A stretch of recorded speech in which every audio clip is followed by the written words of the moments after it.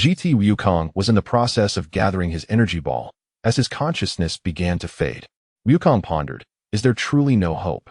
The perfect form of Yixinglong is too formidable. Am I really unable to protect the earth this time? He was unwilling to accept an ending like this. Suddenly, a dazzling beam of light engulfed him, rendering his eyes unable to open.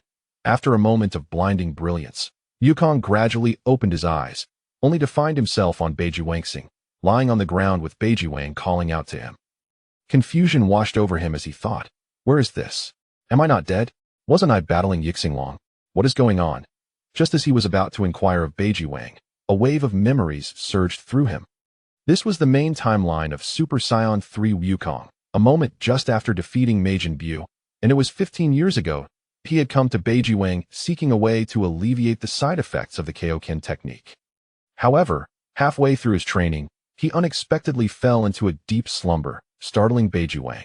Beiji Wang exclaimed, Wukong, why did you suddenly fall asleep while training so well? Is the side effect of the Kaioken becoming more severe? GT Wukong chuckled, rubbing his head. I'm fine, I just haven't been resting well while trying to become stronger. Beiji Wang sighed with relief. That's good to hear. You scared me.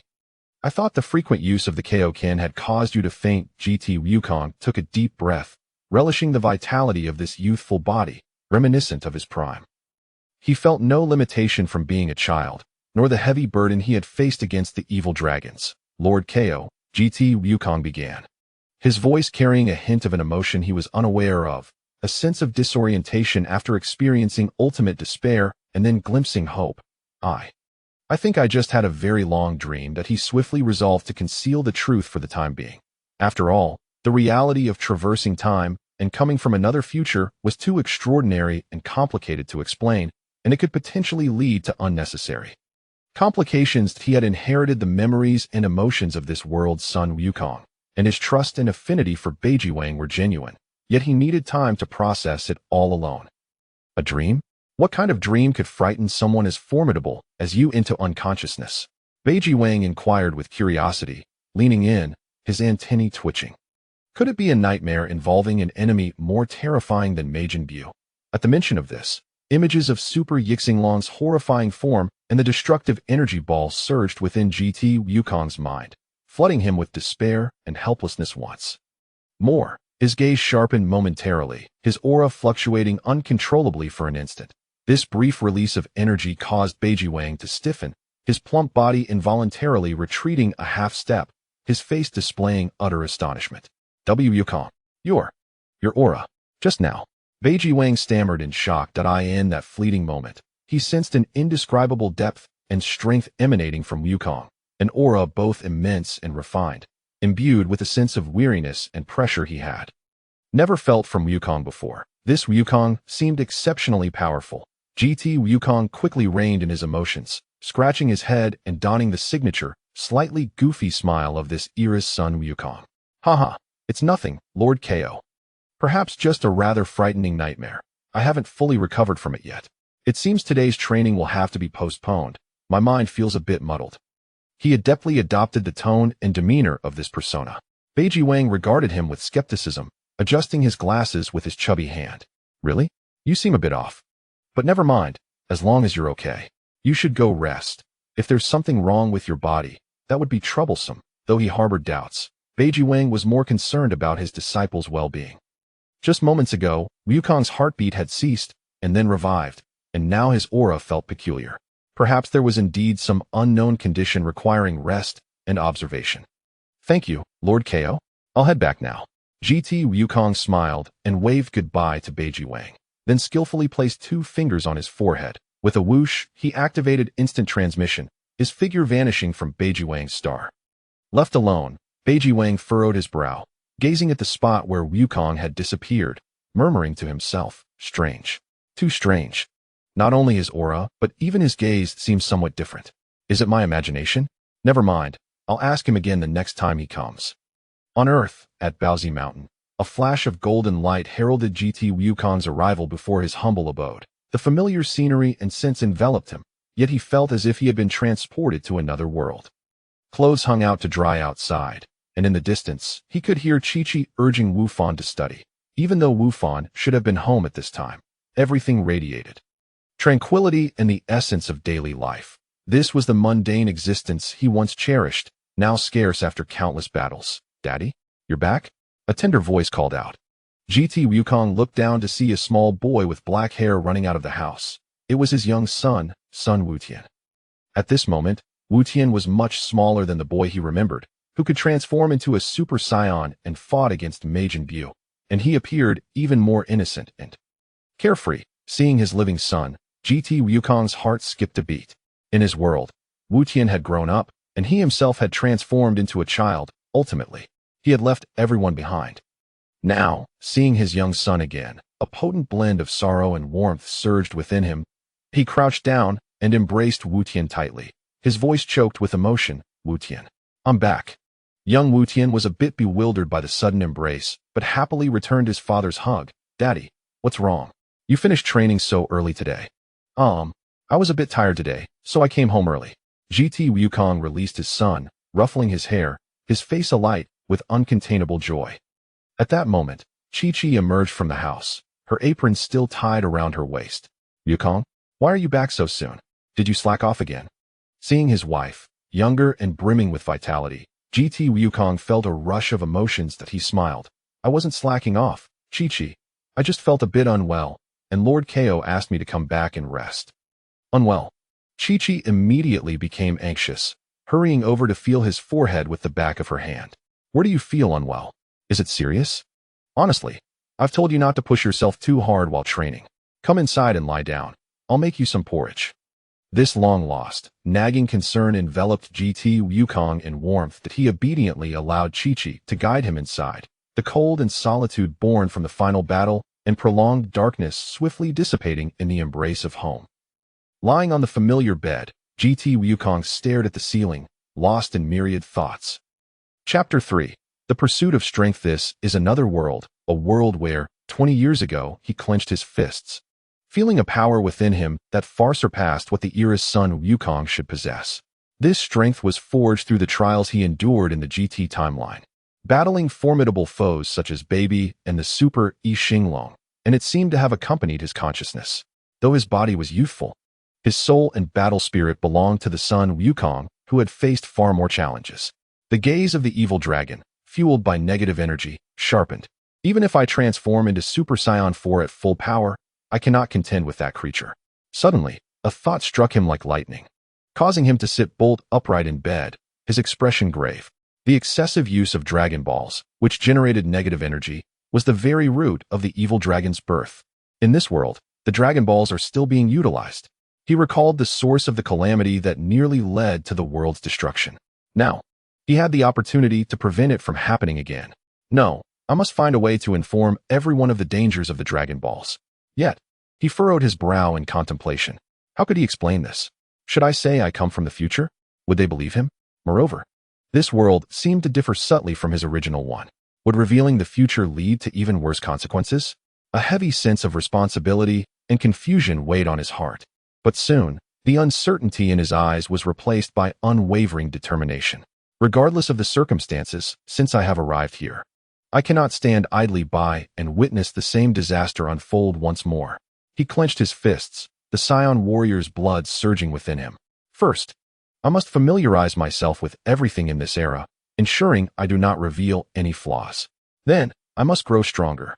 Enemies like the Super Saiyan must be confronted with power that transcends even Super Saiyan 4. Finally, I must find a way to avert the birth of the evil dragon." His gaze seemed to pierce through the roof, gazing toward the distant horizon. Vegeta, Gohan, Piccolo, Trunks. He longed to see these comrades again and, especially, to warn them of the impending crisis. GT's son Wukong's heart brimmed with resolve. "This time, I will protect everyone. Safeguard this world." The battle belonging to GT's son Wukong quietly began a new chapter in this seemingly peaceful era. Unbeknownst to him, his arrival had already set the course of this world's fate on an unexpected trajectory. The perplexity of the North Kai was merely the beginning. In the distance, within the underground gravity chamber of the Capsule Corporation, the fervently training Vegeta suddenly paused, his brow furrowed as he gazed toward the direction of Baozi Mountain. Did I just sense Kakarot's energy? Was it an illusion? He shook his head and immersed himself back into his rigorous training. The gears of fate had begun to turn faster. GT Sun Wukong spent several relatively tranquil days at Baozi Mountain. He endeavored to adapt to the rhythm of life in this era, mimicking his behaviors from this period as he accompanied Wu Tian, enduring Chi-Chi's nurturing nagging. Each time he utilized this youthful and powerful body, he became increasingly convinced that he brought not merely memories, but also a profound understanding garnered through relentless struggle. Chapter 4. The gathering. He could sense that even in his ordinary state, the quality of his energy and the precision of his control were far superior to his former self in this era. Should he transform into Super Saiyan? He hesitated to attempt it, fearing that such overwhelming power might attract unwarranted attention, especially from that energy-sensitive Saiyan prince. Yet, beneath the calm surface, currents of tension flowed. A few days later, Bulma called him, using that iconic, snail-shaped cute telephone. "Hello, Wukong. Are you all right?" Bulma's voice was as lively as ever, tinged with concern. "Lord Kai contacted me earlier and said you fainted suddenly? Really, at your age, you should take better care of yourself." GT Sun Wukong picked up the receiver, feeling warmth in his heart at Bulma's youthful voice. "Ah, Bulma. I'm fine, just a bit tired, but I'm good now." "Really? Don't push yourself." Bulma paused, her tone shifting to excitement. "By the way, this weekend, we're having a small gathering at my place to celebrate Gohan's successful exam. Though that kid surely got another perfect score, how boring. And it's been ages since everyone has seen each other. Chi-Chi and Wu Tian will be there too, so you must come." Gathering. GT Sun Wukong's heart skipped a beat. This meant he would face all his familiar companions at once: Vegeta, Piccolo, Krillin, Tianjin Fan, and others. This was both an opportunity and a monumental challenge. He needed to perfectly embody the Sun Wukong of this era, revealing no signs of inconsistency. Yet, a thought began to sprout in his mind. Perhaps this was also a chance to subtly guide everyone to consider the potential risks of the Dragon Balls without exposing the truth. "All right, I will definitely come." GT Sun Wukong suppressed the turmoil within him and responded cheerfully. On the weekend, at Capsule Corporation in West City, Bulma's expansive courtyard was filled with sunshine. Umbrellas and long tables were set up on the grass, laden with a variety of delicacies, most of which were prepared for Wukong. The children, Wu Tian and Little Trunks, were already frolicking together, awkwardly practicing flight techniques as they chased each other in the air. Krillin, Tianjin Fan, Jiaozi, and Yamcha arrived one after another, creating a warm and lively atmosphere. Piccolo, as usual, stood apart, arms crossed, in the shade of a tree. Yet his gaze softened as he watched the playful children. GT Sun Wukong arrived with Chi-Chi and Wu Tian. Observing the familiar faces before him, each appeared younger than he remembered, radiating a rare peace and ease post-view. Seeing Krillin and Yamcha, with whom he had fought against the evil dragon and who once faced despair, carefree in this moment, deepened his resolve to change the future. He made an effort to relax, mimicking his past demeanor as he greeted everyone. "Hey, everyone. Long time no see. Oh, Wukong. It seems you're really all right, looking quite spirited." Krillin approached with a smile, patting his arm. "I heard you fainted. That's quite rare." Yamcha teased. GT Sun Wukong chuckled in response, but his gaze drifted involuntarily toward the distance. He knew that his greatest test was about to arrive. Chapter 5. The Dragon Ball. At that moment, a familiar and powerful energy approached rapidly. Everyone sensed it and turned their heads. There, Vegeta strode forward in standard Saiyan battle attire, his expression as impassive as ever. Clearly, he had been forcibly pulled from the gravity chamber by Bulma. A hint of annoyance on his face. His gaze swept over the crowd, finally landing on Sun Wukong, his brow slightly furrowing. GT Sun Wukong's heart raced. He could feel Vegeta's gaze linger on him for a brief moment. "Humph, Kakarot, I heard you were weak enough to faint." Vegeta began with his trademark taunt. Seemingly unchanged from the past, GT Sun Wukong secretly exhaled, mimicking the appropriate reaction, scratching his head and laughing. "Haha, just an accident." Vegeta snorted, saying no more as he walked over to the table and picked up a drink, yet his peripheral vision remained fixed on Sun Wukong. The gathering continued smoothly, with everyone enjoying the food and chatting about recent events in a joyful atmosphere. GT Sun Wukong navigated carefully, spending most of his time indulging in the feast, using food to minimize his speaking opportunities, which rather suited his character as Sun Wukong. However, the conversation inadvertently shifted to Longzhu. Bulma lamented that the jewelry style she wished for last time had already become outdated, while Colleen chuckled. recalling how the last wish with the Longzhu had successfully healed an elderly gentleman with a broken leg. GT Wukong slowed his eating, sensing that the moment might be ripe.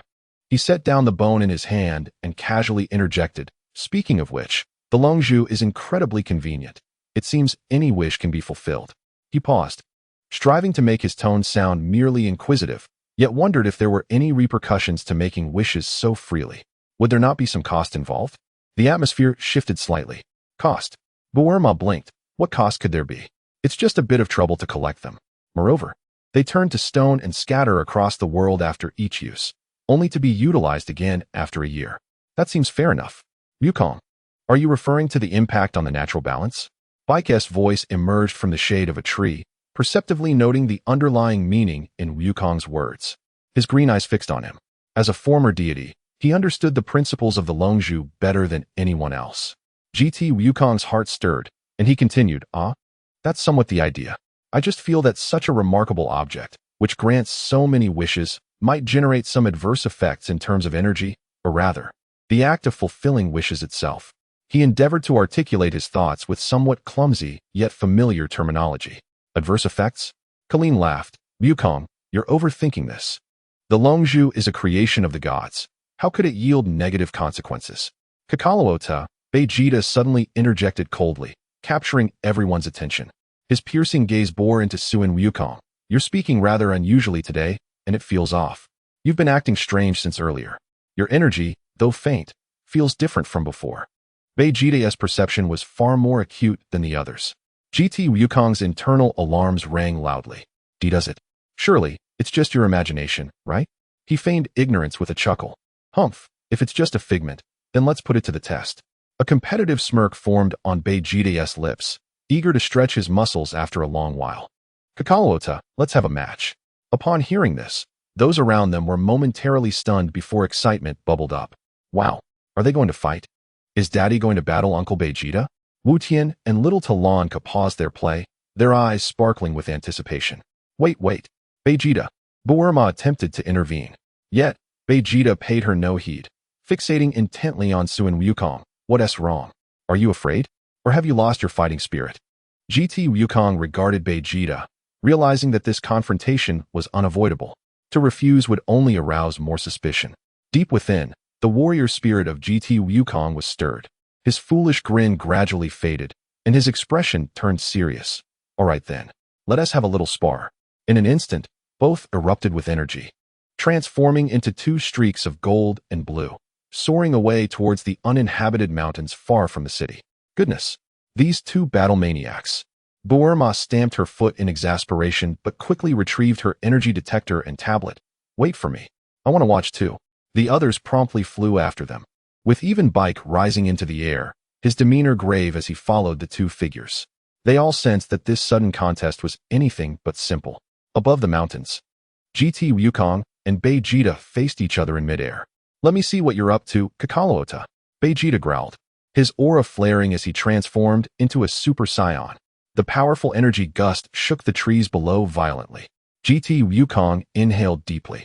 He knew that relying solely on the strength of this era's Suin Wukong would likely not suffice against a serious Vegeta.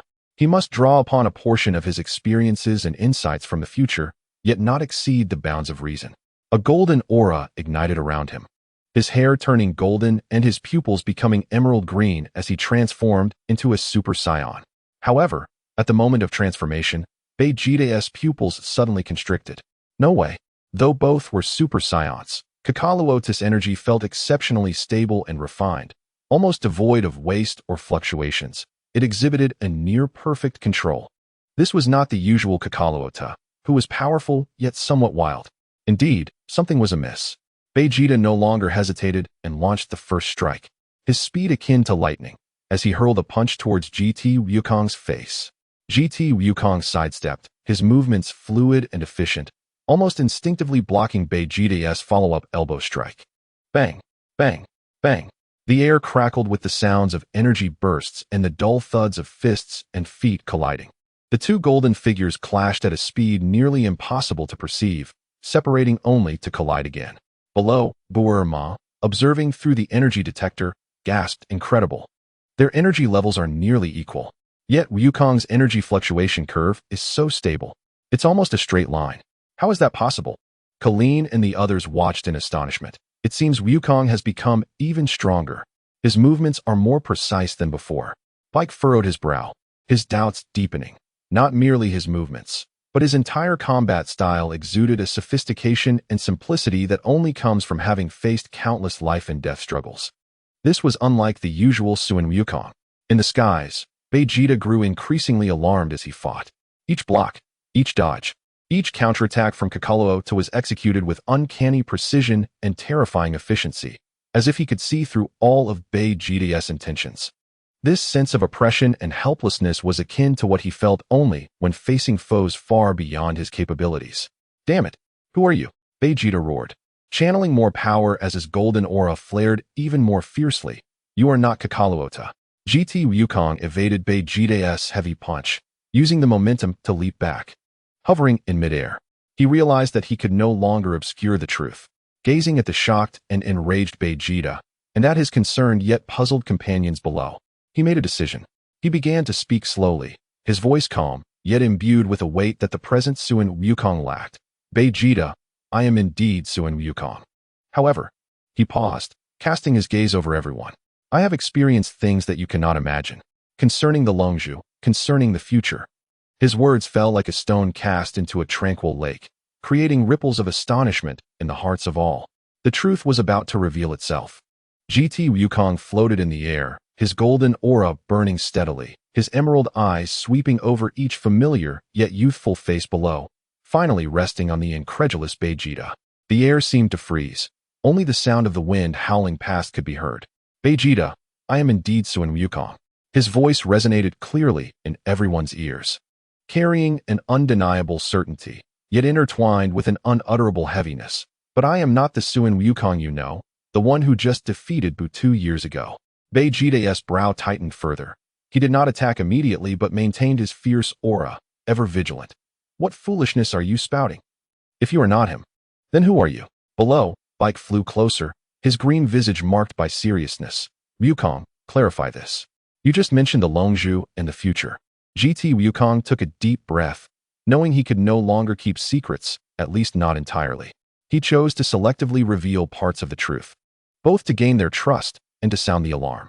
"I hail from a distant future," he spoke slowly, each word resonating with gravity. "A future that has suffered unimaginable disasters due to the excessive use of the Longzhu." "Excessive use of the Longzhu?" Kurlin, filled with confusion, echoed. What calamity could the Dragon Balls possibly bring? Aren't they simply miraculous artifacts that grant wishes? GT Wukong's tone shifted abruptly, infused with fervor, as a flicker of anguish crossed his eyes, reminiscent of apocalyptic visions. Reviving the deceased, curing ailments, recovering lost items, even indulging in selfish desires repeatedly, year after year.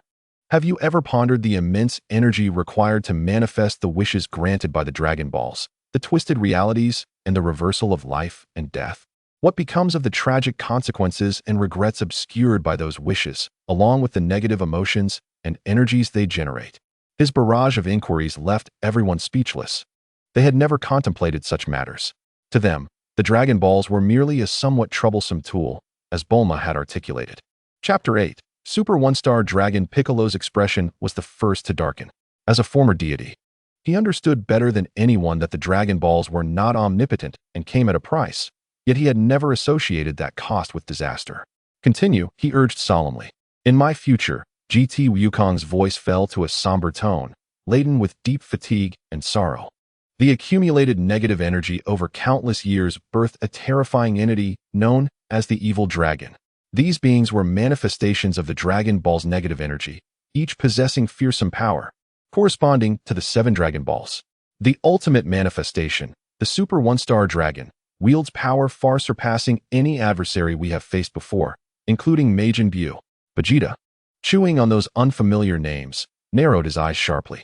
"You claim to hail from the future? Where is your proof? Did you arrive in Bulma's time machine?" He was aware that Bulma's father had once theorized about time travel.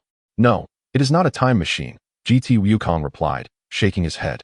"I was engulfed by the negative energy blast of the Super One-Star Dragon during the final battle, my consciousness adrift in darkness, and somehow, I found myself in this era." In this body, he gestured to himself. When I awoke, I was on King Kai's planet.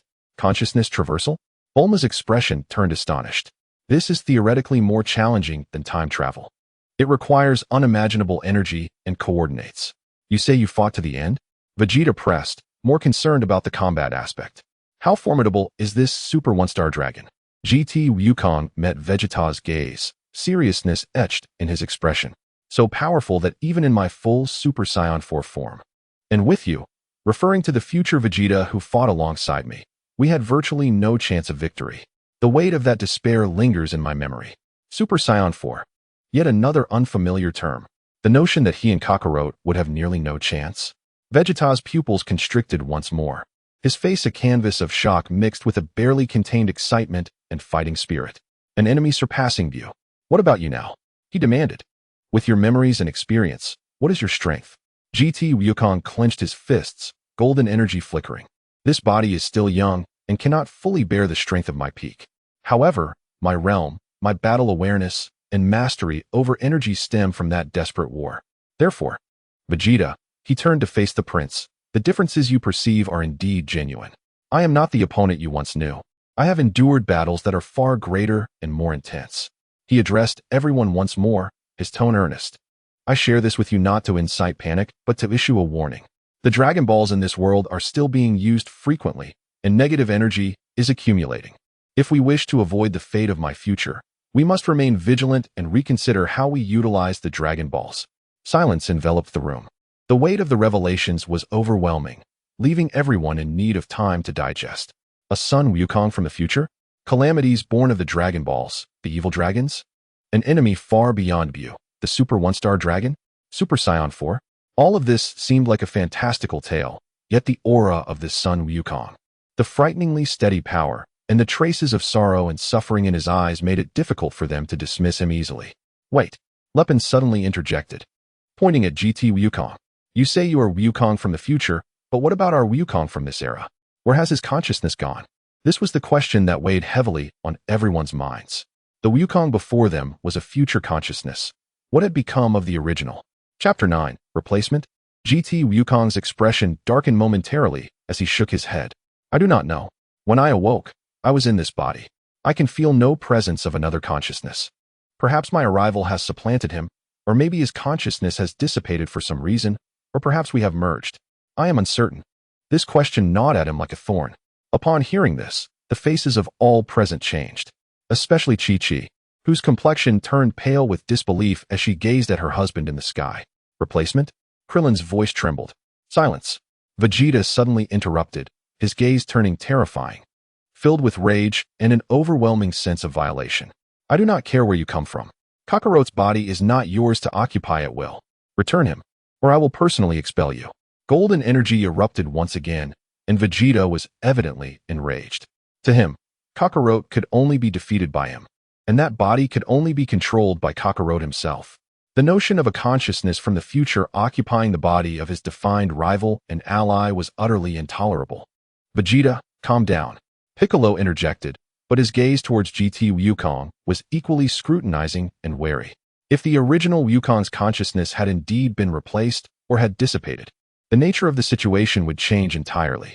GT Wukong observed the rising suspicion, fear, and hostility in his companion's eyes. A sharp pang of pain struck his heart. He understood this was an inevitable reaction. I cannot prove where the original me has gone. He faced Vegeta's fury with composure, his voice calm, yet sincere. But I swear upon the honor of the Saiyans that I harbor no ill intent. My greatest wish in arriving in this era is to avert that disaster and protect everyone. I will cherish this body, this life, and fight with it until the very last moment. Perhaps this is what the original me desired. Who would heed your sweet words? Vegeta roared, gathering radiant golden light in his palm, preparing his ultimate move. He did not hesitate to unleash his signature attack. A colossal energy beam, imbued with a sense of destruction, hurtled towards GT Wukong. Stop, Vegeta! Bulma screamed in alarm. GT Wukong's gaze sharpened. He recognized he could no longer hold back and must display sufficient strength and sincerity.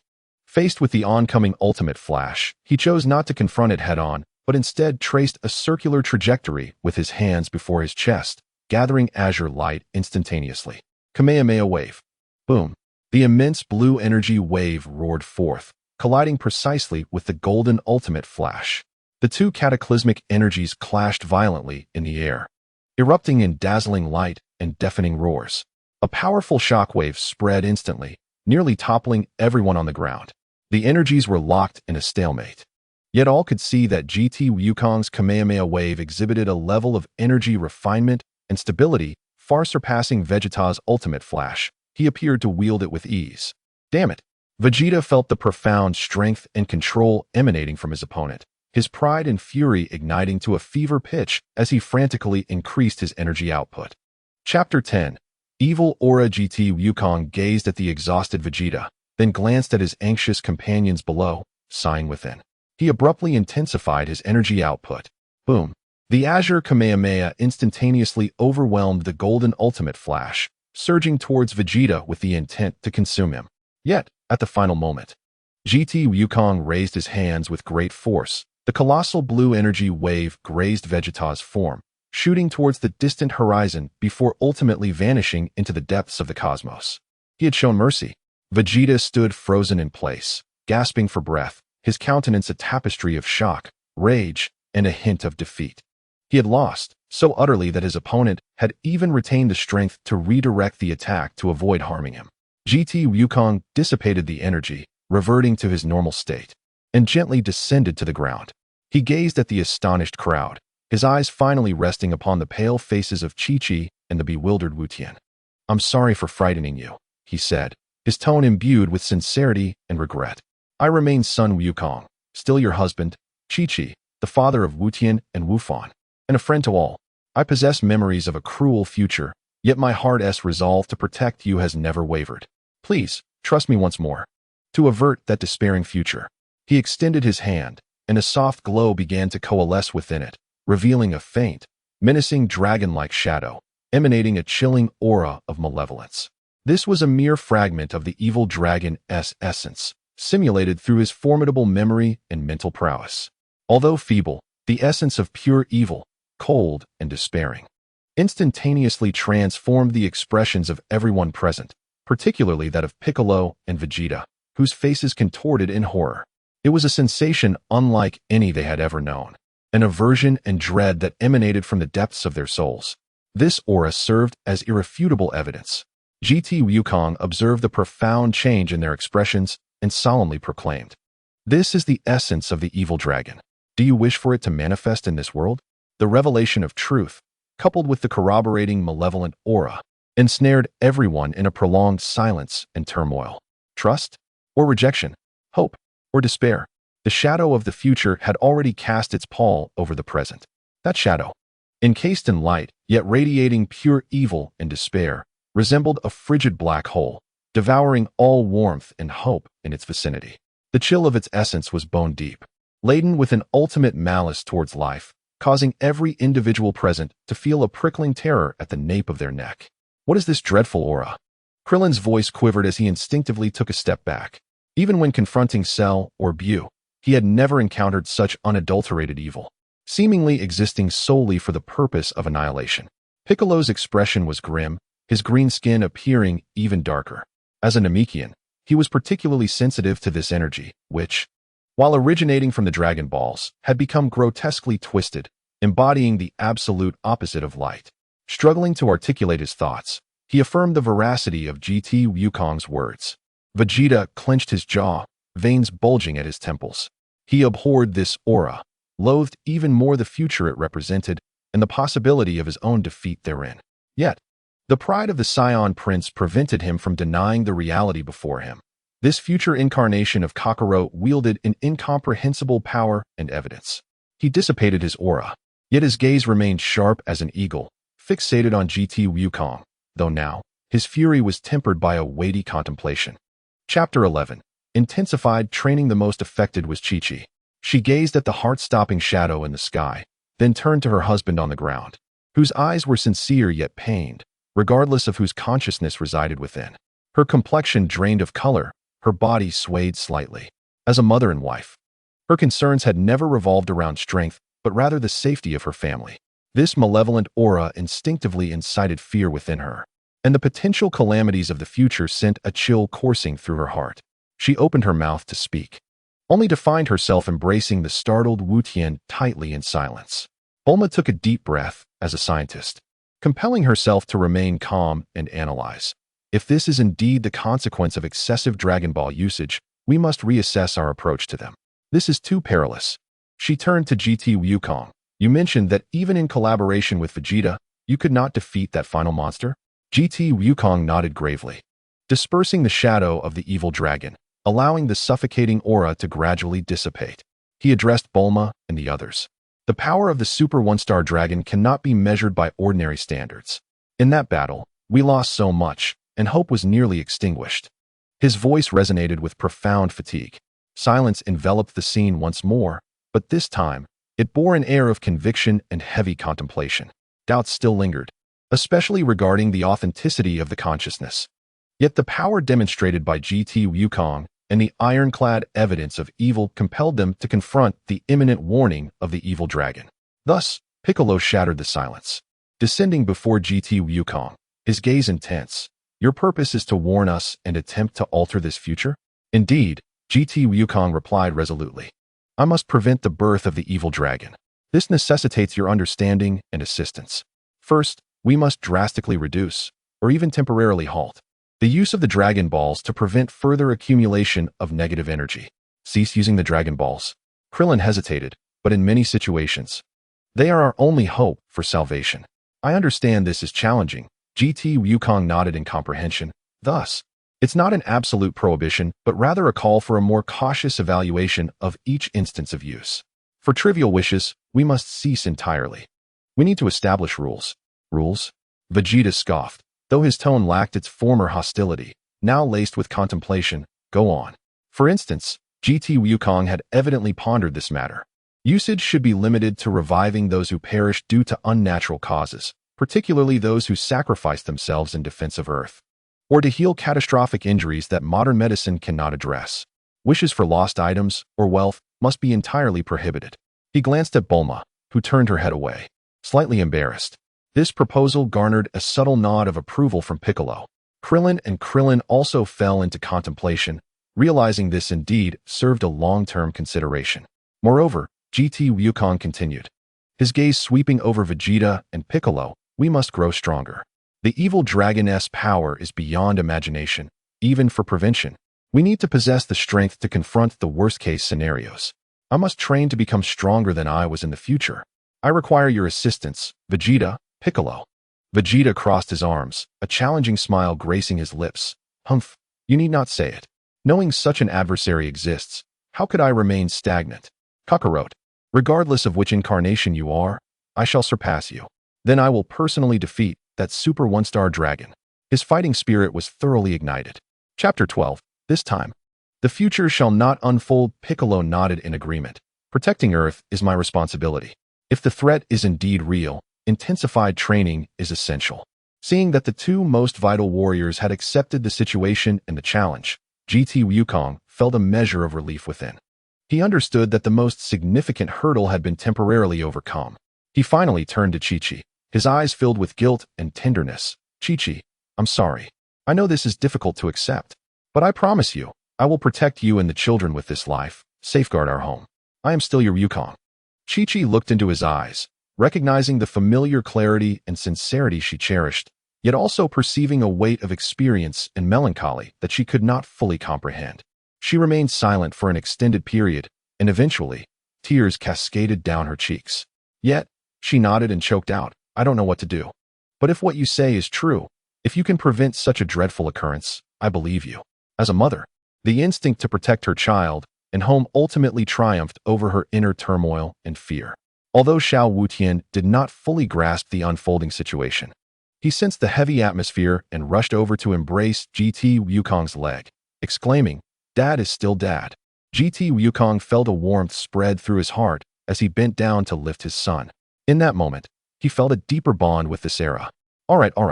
Bulma clapped her hands, attempting to lighten the mood. Since we have clarified matters for the time being, let us leave it at that for now. The future can be dealt with later. What is important now is that the gathering is not over yet. Moreover, It seems we need to convene a more serious meeting regarding the management of Dragon Ball usage. Her words eased the tense atmosphere somewhat.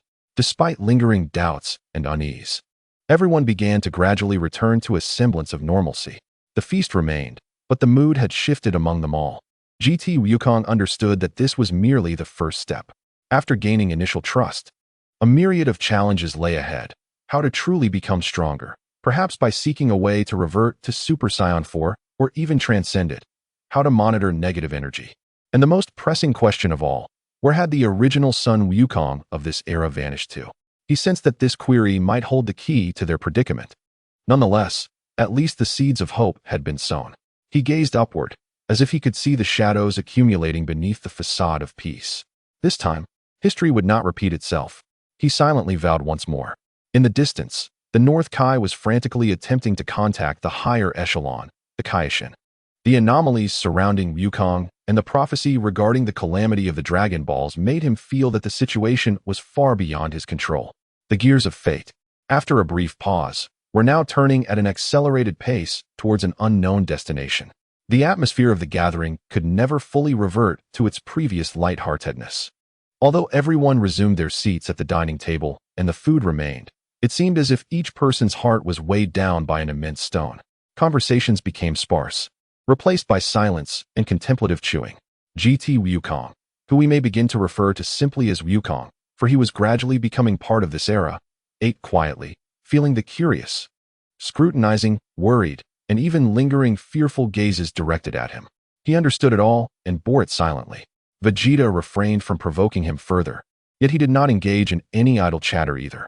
He leaned against a large tree with his arms crossed, eyes tightly shut, brows furrowed, clearly lost in his own thoughts and the yearning to grow stronger. Occasionally, he would open his eyes, casting a sharp glance at Wukong, his expression complex. A mixture of reluctance, battle spirit, and an indescribable curiosity. Chapter 13. Super Saiyan 4. Piccolo directly approached Wukong and sat beside him. "We need more information," he stated bluntly, his voice low to avoid alarming the children. "Regarding the evil dragons, do you know their individual abilities? The order of their appearance? Any weaknesses?" As the calm strategist, Piccolo had already begun contemplating countermeasures. Wukong set down his food and replied earnestly, "Their powers and traits correspond to the Dragon Balls and the type of accumulated negative energy. For instance, the 4-star dragon is linked to my grandfather's legacy. He is relatively rational and even once aided us. However, most of them are extremely malevolent and powerful.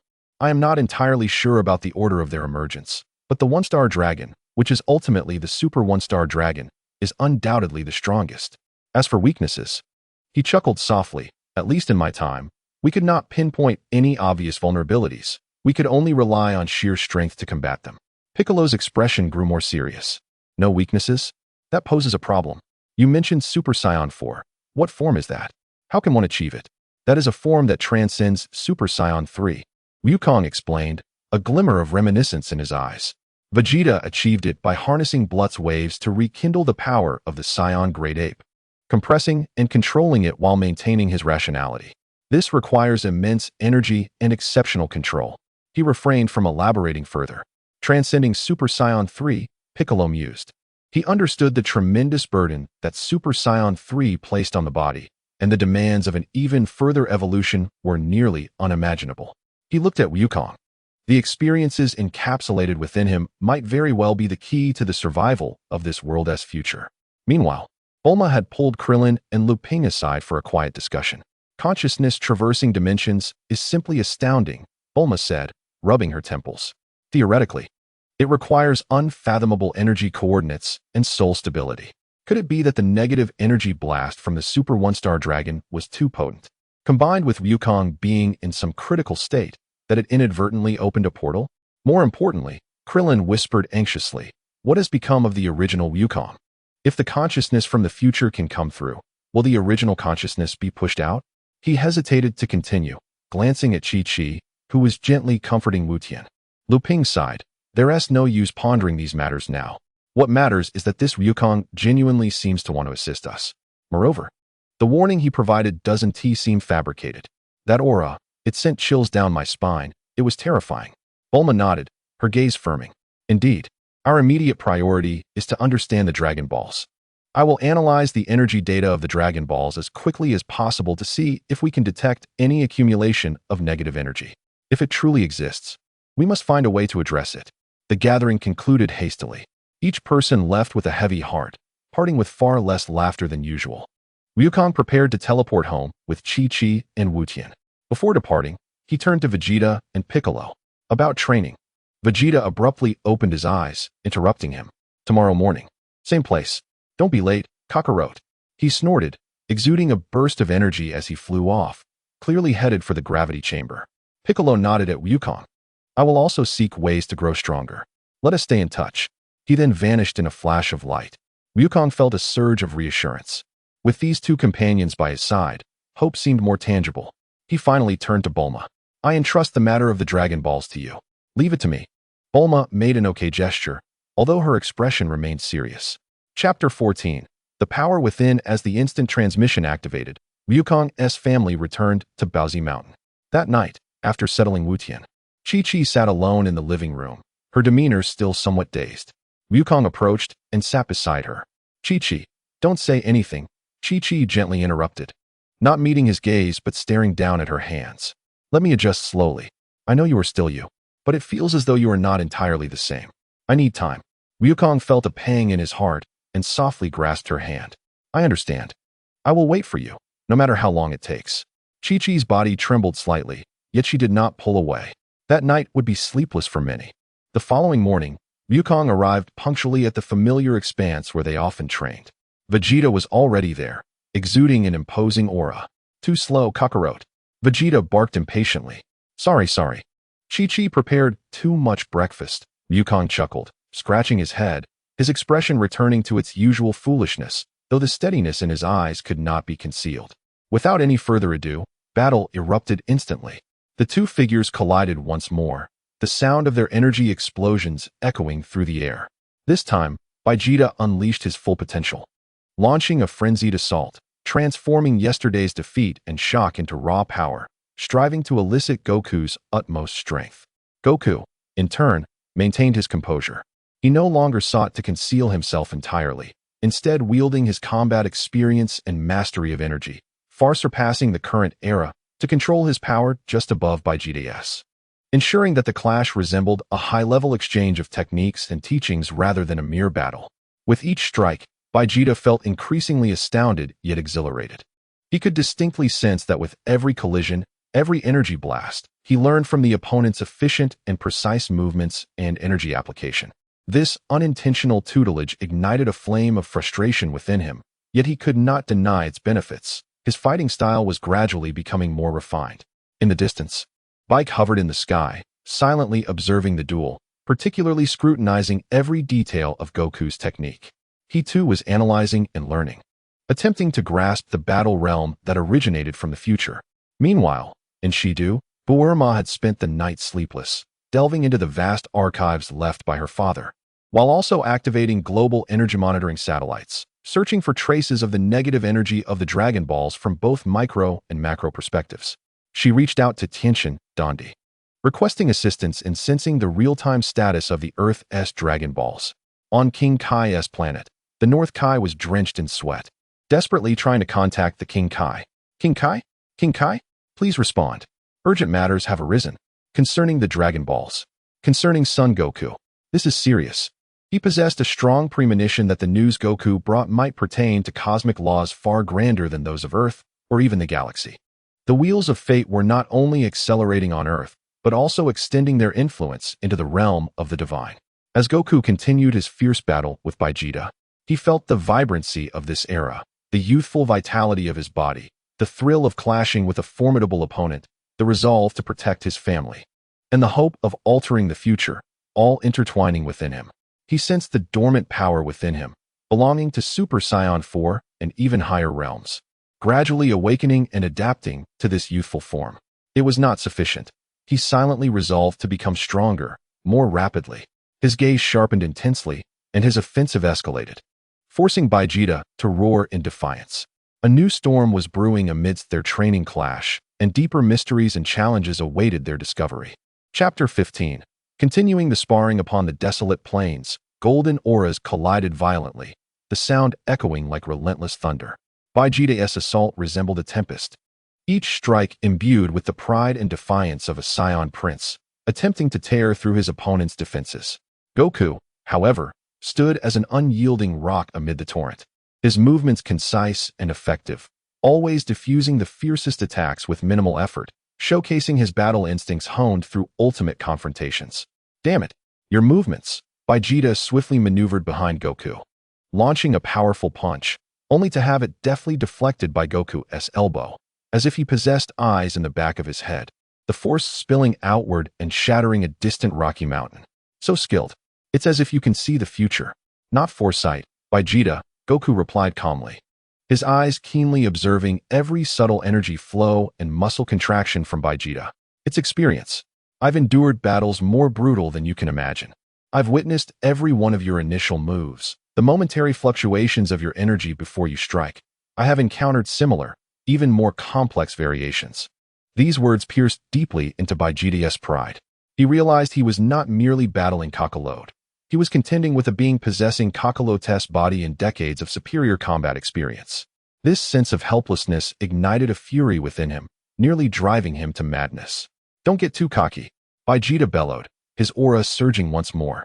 Golden light dazzling as he forcibly elevated his power to a new threshold.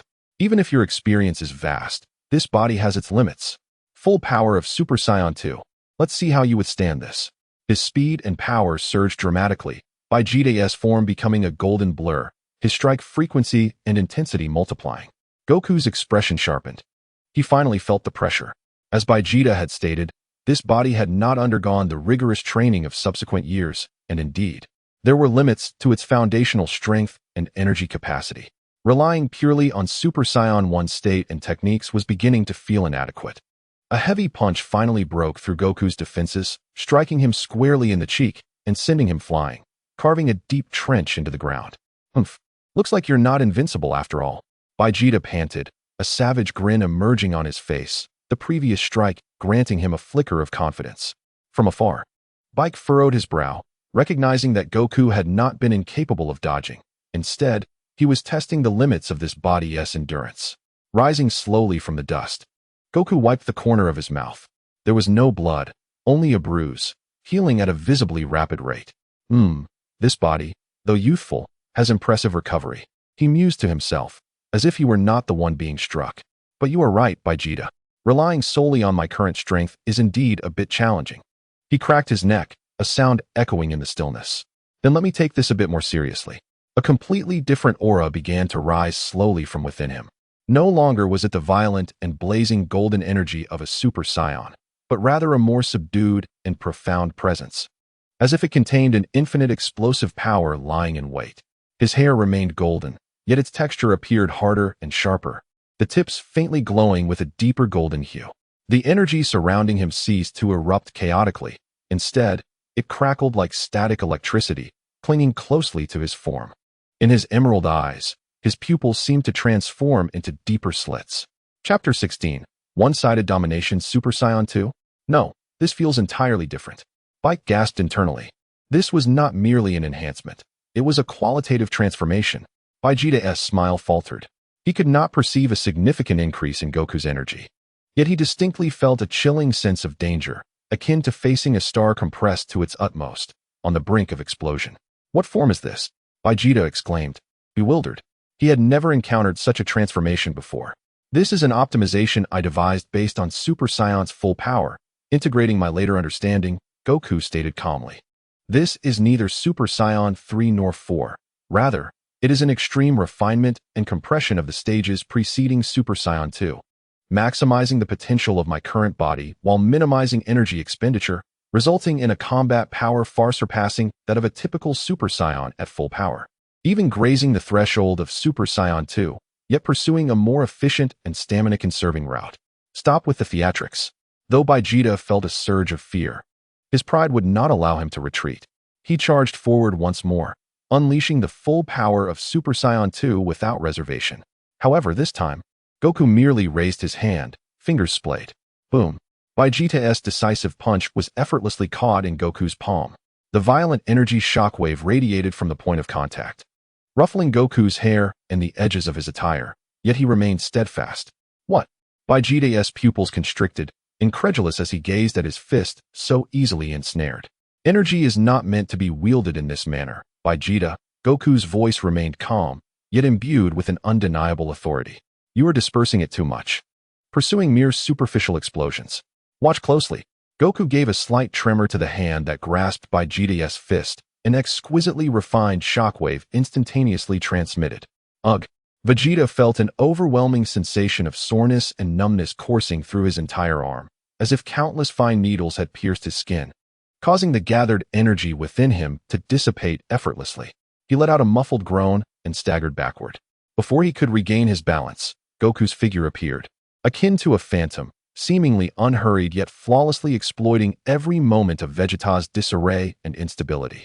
With a swift motion, a knife hand strike landed with casual precision on the vulnerable part of Vegeta's blocking arm, shattering his defense.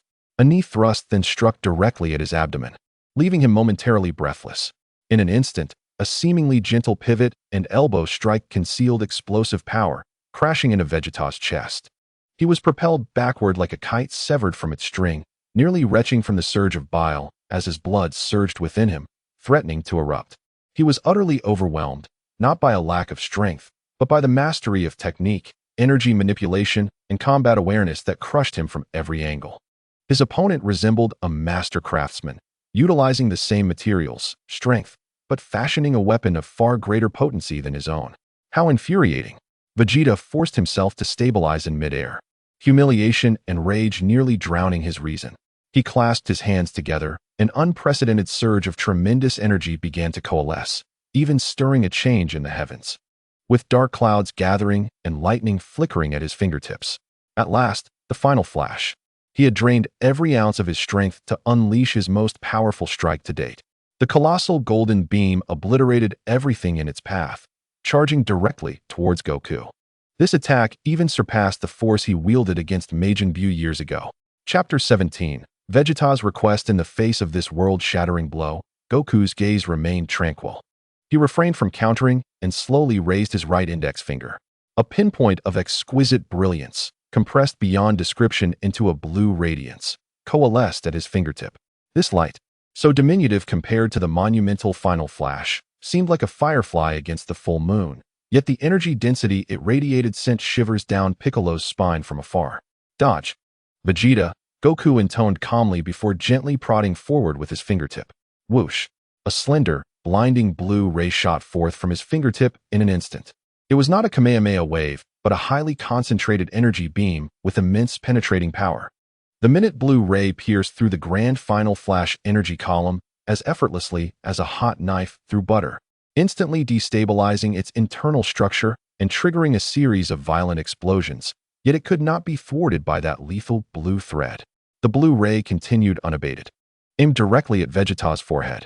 In his eyes, all that remained was the ever-enlarging visage of death's blue light. His entire body chilled, rendering him incapable of evasion. His thoughts froze. In the final fraction of a second, the blue ray slightly diverted, grazing past Vegeta's temple and severing a few strands of hair before vanishing into the distant sky. Boom! The breached final flash energy column finally spiraled out of control, igniting a cataclysmic explosion in midair as golden energy torrents raged chaotically. The explosion's light illuminated Vegeta's dazed and pale face, leaving him frozen in place, cold sweat saturating his battle attire. In that fleeting moment, he had acutely sensed the breath of death, so vivid, so near. Goku dissipated the light at his fingertip and the aura surrounding him, returning to his ordinary state as he gently descended to the ground. He said nothing, merely observing Vegeta. As the residual shock waves of the explosion calmed, only the sound of the wind and Vegeta's heavy breathing remained in the desolate expanse. Piccolo descended from afar, standing beside Goku. Gazing at the disoriented Vegeta, his eyes filled with astonishment. He had witnessed clearly that it was not merely a disparity in power levels. It was a dimensional difference in technique and comprehension. After a prolonged silence, Vegeta gradually raised his head, his gaze a tempest of emotions: rage, humiliation, shock, disbelief, and even a hint of confusion. What was that technique? He rasped. Merely an application of ki, Goku replied calmly. It involves condensing power into a singular point, pursuing ultimate penetration and efficiency rather than widespread devastation. It is particularly effective against large or heavily fortified opponents with minimal energy loss. Vegeta fell silent. For the first time, he clearly recognized the vast chasm that lay between himself and this Kakarot before him. It was not solely a matter of strength, but a divergence in the paths leading to higher realms. The proud Saiyan prince experienced a flicker of self-doubt and an unprecedented thirst for knowledge within the battlefield. He fixed his gaze intently on Goku, almost forcing the words through clenched teeth. Teach me. These two words, spoken by the proud Saiyan Prince Vegeta, carried the weight of 1,000 burdens. Crashing down upon the silent wasteland, the air seemed to thicken, leaving only his heavy, reluctant breaths and his eyes, filled with humiliation and fervent desire, locked onto Goku. Standing nearby, Piccolo's expression was inscrutable, yet the slight constriction of his pupils revealed the turmoil within. He had never anticipated that the ever-proud Vegeta, who regarded Kakarot as his sole rival and goal, would utter such a request. Goku gazed at Vegeta. The facade of carefree foolishness long vanished, replaced by a profound calm and understanding. He perceived in Vegeta's eyes, amidst the shattered pride, a more essential yearning for strength and the pursuit of higher realms. This desire transcended personal dignity. Chapter 18. Training Vegeta. After a moment of silence, Goku slowly nodded. All right. There was no mockery, no triumph, only a simple affirmation, as if it were the most natural thing in the world. He stepped forward, approaching Vegeta. Tension radiated from Vegeta, who remained in a defensive stance, his eyes wary as if fearing another round of humiliation. Relax, Vegeta, Goku said in a calm tone. If you remain tense and combative, you will be unable to sense the flow and changes of your ki. He extended his finger, once more gathering a faint blue glow at its tip. Yet this time it bore no aggression, merely a gentle sphere of light dancing at his fingertip. First, forget about forms, Goku began to explain, his tone that of a patient mentor. Super Saiyan 1, 2, even 3, they are merely various manifestations of power, results rather than the essence. Overemphasis on forms can blind you to the nature of energy. The light sphere at his fingertip began to shift, its color oscillating between gold and blue, its form fluctuating between stability and agitation. Observe, this is the stable flow of ki in its ordinary state. This represents the Super Saiyan state, where ki is forcibly activated, becoming vibrant yet somewhat chaotic.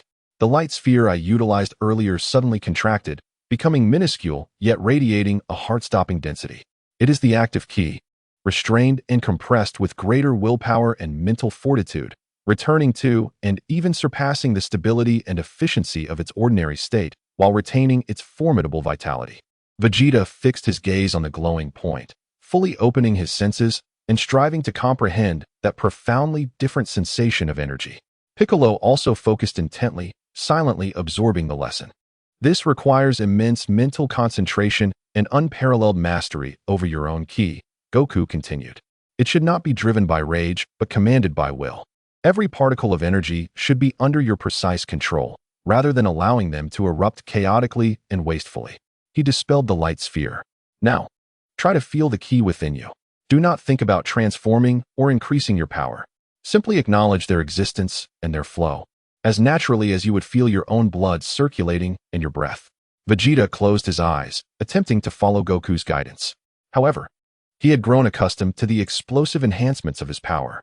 Suddenly, he attempted to calm his mind and attune himself to the subtle flow of energy, only to find it exceedingly awkward and challenging. His brows knitted tightly, beads of sweat forming on his forehead, and the golden aura surrounding him flickered erratically, nearly failing to sustain the Super Saiyan 2 form. He clicked his tongue in annoyance, feeling like a novice. No need to rush, Goku's voice resonated once more. This requires practice.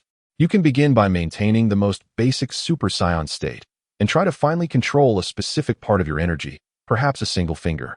Goku demonstrated by raising his right index finger, the tip enveloped in the golden aura of a Super Saiyan, yet the flame was gentle as a candle, with no energy wasted. Focus solely on the energy at your fingertip, allowing it to change form according to your will. Even if it's just to make it slightly brighter or darker, he advised. Vegeta followed suit, lifting his hand and observing the wild fluctuations at his fingertip, struggling to rein in the chaotic energy with sheer willpower. However, The energy acted like a wild stallion, completely unmanageable. At that moment, Piccolo silently raised his hand as well, green energy coalescing at his fingertip. Initially, this energy also exhibited some turbulence, but soon, influenced by the Namekian's innate powerful mental fortitude and his more composed demeanor, it gradually stabilized. Although it lacked the refinement of Goku's, it was beginning to take shape. Vegeta caught sight of Piccolo's progress, and his expression darkened further, his pride once again wounded, causing his own energy to become even more chaotic. Vegeta, Goku's tone turned serious. Your arrogance is your greatest obstacle at this moment. Set it aside. Acknowledging your shortcomings and learning is not shameful on the path to power. Stubbornness and stagnation, however, are. These words struck Vegeta like a cold shower, jolting him. He took a deep breath, glancing at Goku's calm demeanor and then at the silently practicing Piccolo, and ultimately gritted his teeth. He forced himself to suppress all frustration and resentment, redirecting his full attention to the faint yet tumultuous energy at his fingertip. As time passed, the scene in the wasteland became peculiar. A future Son Goku was instructing the Vegeta and Piccolo of this era in energy control training that far exceeded the current understanding. Vegeta encountered countless failures, his energy spiraling out of control multiple times, nearly injuring himself. Yet with each setback, he wore a grim expression and silently began anew.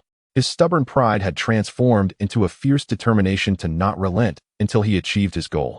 Gradually, the restless golden light at his fingertip began to show signs of stability. Although still far inferior to Goku's, it was no longer entirely chaotic. Piccolo made even swifter progress, his green energy beginning to take initial shape, even attempting slight compression. Goku observed them, a glimmer of satisfaction flickering in his eyes. He understood that this was merely the first step, yet a crucial one. Only by learning to utilize their existing power more efficiently could they lay the strongest foundation for future ascension to higher realms, whether Super Saiyan 3 or Super Saiyan 4. Just as their training was gaining momentum, Goku, Vegeta, and Piccolo simultaneously lifted their heads, gazing toward the direction of Shido. A powerful and malevolent energy suddenly erupted. Though not the pinnacle of strength, the essence and attributes of this energy were unmistakable. This energy is a mix of chaos and desire, Piccolo murmured, his expression shifting slightly. It resembles the faint version of that evil energy you simulated yesterday. Vegeta interjected, his gaze sharpening instantly. Goku's heart sank. Has a negative energy manifested so quickly? Or has my arrival accelerated the disruption of some balance? Without hesitation, he commanded, Piccolo, remain here to continue your practice and protect everyone. Vegeta, we move. Humph. I don't need your orders. Vegeta retorted defiantly, yet his actions were swift as he ascended into the air, his aura erupting. Goku placed his finger to his forehead, instantaneously locking onto the source of the malevolent energy. In the next moment, both he and Vegeta vanished from the wasteland. Piccolo watched their departing figures, his brow furrowed, then turned his focus back to his fingertip, practicing with even greater intensity. He understood that a crisis had quietly descended, and they must grow stronger and swiftly. In the industrial district on the outskirts of Shido, a sudden chaos unfolded. A grotesque humanoid creature, composed of a mixture of discarded industrial waste and sludge, rampaged through the factories, emanating a nauseating aura of evil, and emitted unintelligible roars while chasing terrified workers. It seemed newly birthed, its power continuously augmenting. As Goku and Vegeta materialized above the industrial area, the air shimmered with distortion.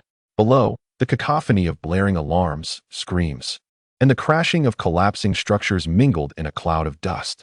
The creature stood approximately 3 meters tall, a twisted amalgamation of corroded metal pipes, shattered concrete, viscous black oil, and sludge, swinging its robust arms made of rebar to strike a fleeing worker. It lacked a distinct face, only a constantly dripping hollow that emitted a roar filled with chaos and greed. Though its evil aura was significantly weaker than the one Goku had simulated, the repulsive filth and hatred for life were eerily similar. Trash. Vegeta scoffed, too lazy to transform, diving downwards at an astonishing speed. He raised his hand in midair, palm aimed at the creature's descending arm, and a highly concentrated energy blast shot forth. Boom. The energy blast severed the creature's arm with precision, scattering fragments of metal and sludge everywhere. The creature let out a shrill wail, staggering backward as its severed limb writhed, drawing more sludge and debris from the surroundings. Attempting to reassemble. Vegeta landed on the ground, his brow furrowing slightly. He sensed that a portion of the energy expended from his attack seemed to have been absorbed by the creature. Though minuscule, the sensation was unsettling. Be careful, Vegeta. Goku's voice rang from above, now in an optimized Super Saiyan form, his aura stable and profound. This creature's energy reaction is strange. It absorbs surrounding negative emotions and dissipated energy. As if to validate Goku's words, the creature's severed arm rapidly reformed, even thicker than before, and its malevolent aura noticeably intensified. It seemed enraged by Vegeta's attack, its hollow face turning toward him, unleashing an invisible mental assault. Vegeta experienced a slight dizziness and nausea, as if countless malicious whispers echoed in his mind, attempting to disrupt his focus. He grunted, the formidable will of a Saiyan forcibly dispelling the discomfort, though his expression darkened. Mental attack? A troublesome adversary. Vegeta ceased his bravado, unleashing his aura explosively, transforming into Super Saiyan 2. The golden flame dispersed the surrounding filth. The core lies within that thickest sludge. Goku's keen gaze swiftly pinpointed a rolling mass of black viscous substance at the creature's chest, exuding the most potent evil aura. Ordinary physical strikes and energy blasts would be ineffective, perhaps even advantageous for it. A highly concentrated energy strike must be unleashed instantaneously to obliterate the core, preventing any chance for absorption and regeneration. A perfect opportunity to test this morning's practice. Vegeta's eyes narrowed, forcibly suppressing the restless energy within. Recalling Goku's teachings on control, he raised his right hand, fingers splayed, as golden energy began to surge wildly within his palm. However, this time he did not allow it to erupt uncontrollably. Instead, he endeavored to restrain and compress it with sheer willpower. Yet, the ever-impulsive Vegeta found himself unaccustomed to such meticulous control. The energy sphere in his palm fluctuated erratically, expanding and contracting violently, emanating an ominous aura. Clearly far from being highly concentrated. Damn it! The veins on Vegeta's forehead bulged, feeling more strained than during a thousand-fold gravity training. At that moment, the creature seemed to sense the instability and potency of the energy in Vegeta's hand, instinctively perceiving it as the greatest threat. It roared and lunged at Vegeta, its other intact arm crashing down with ferocious wind, while an invisible psychic shockwave erupted, hurtling towards Vegeta. Chapter 21. Crisis. Vegeta was fully focused on controlling the energy when he was interrupted. His concentration faltered, and the energy sphere nearly spiraled out of control. He had to divert his attention to evade the creature's heavy strike, causing him to appear somewhat clumsy. Its assault was capable of disrupting the control of energy. Vegeta exclaimed in anger, executing a roll to dodge the blow, which left a sizable crater in the ground. I know. Goku's voice suddenly emerged from above the creature. Unbeknownst to them, he had silently circled behind it, and the point of intensely compressed blue light at his fingertip ignited once more, resembling a blue star in the dark night. Therefore, we must act swiftly. Whoosh! The blue beam shot forth soundlessly, traveling at breakneck speed and striking precisely at the creature's roiling black core. The creature seemed to sense the lethal threat, emitting a shrill cry of fear as it desperately attempted to evade and activate its muddy defenses. But it was too late. The blue ray penetrated through layers of sludge and debris without any hindrance, striking the black core directly. Time seemed to freeze for an instant. In the following moment, there was no earth-shattering explosion, only a sound reminiscent of something being thoroughly purified. As the blue ray impacted, the black core melted away rapidly, akin to an ice cube cast into a blazing sun, evaporating.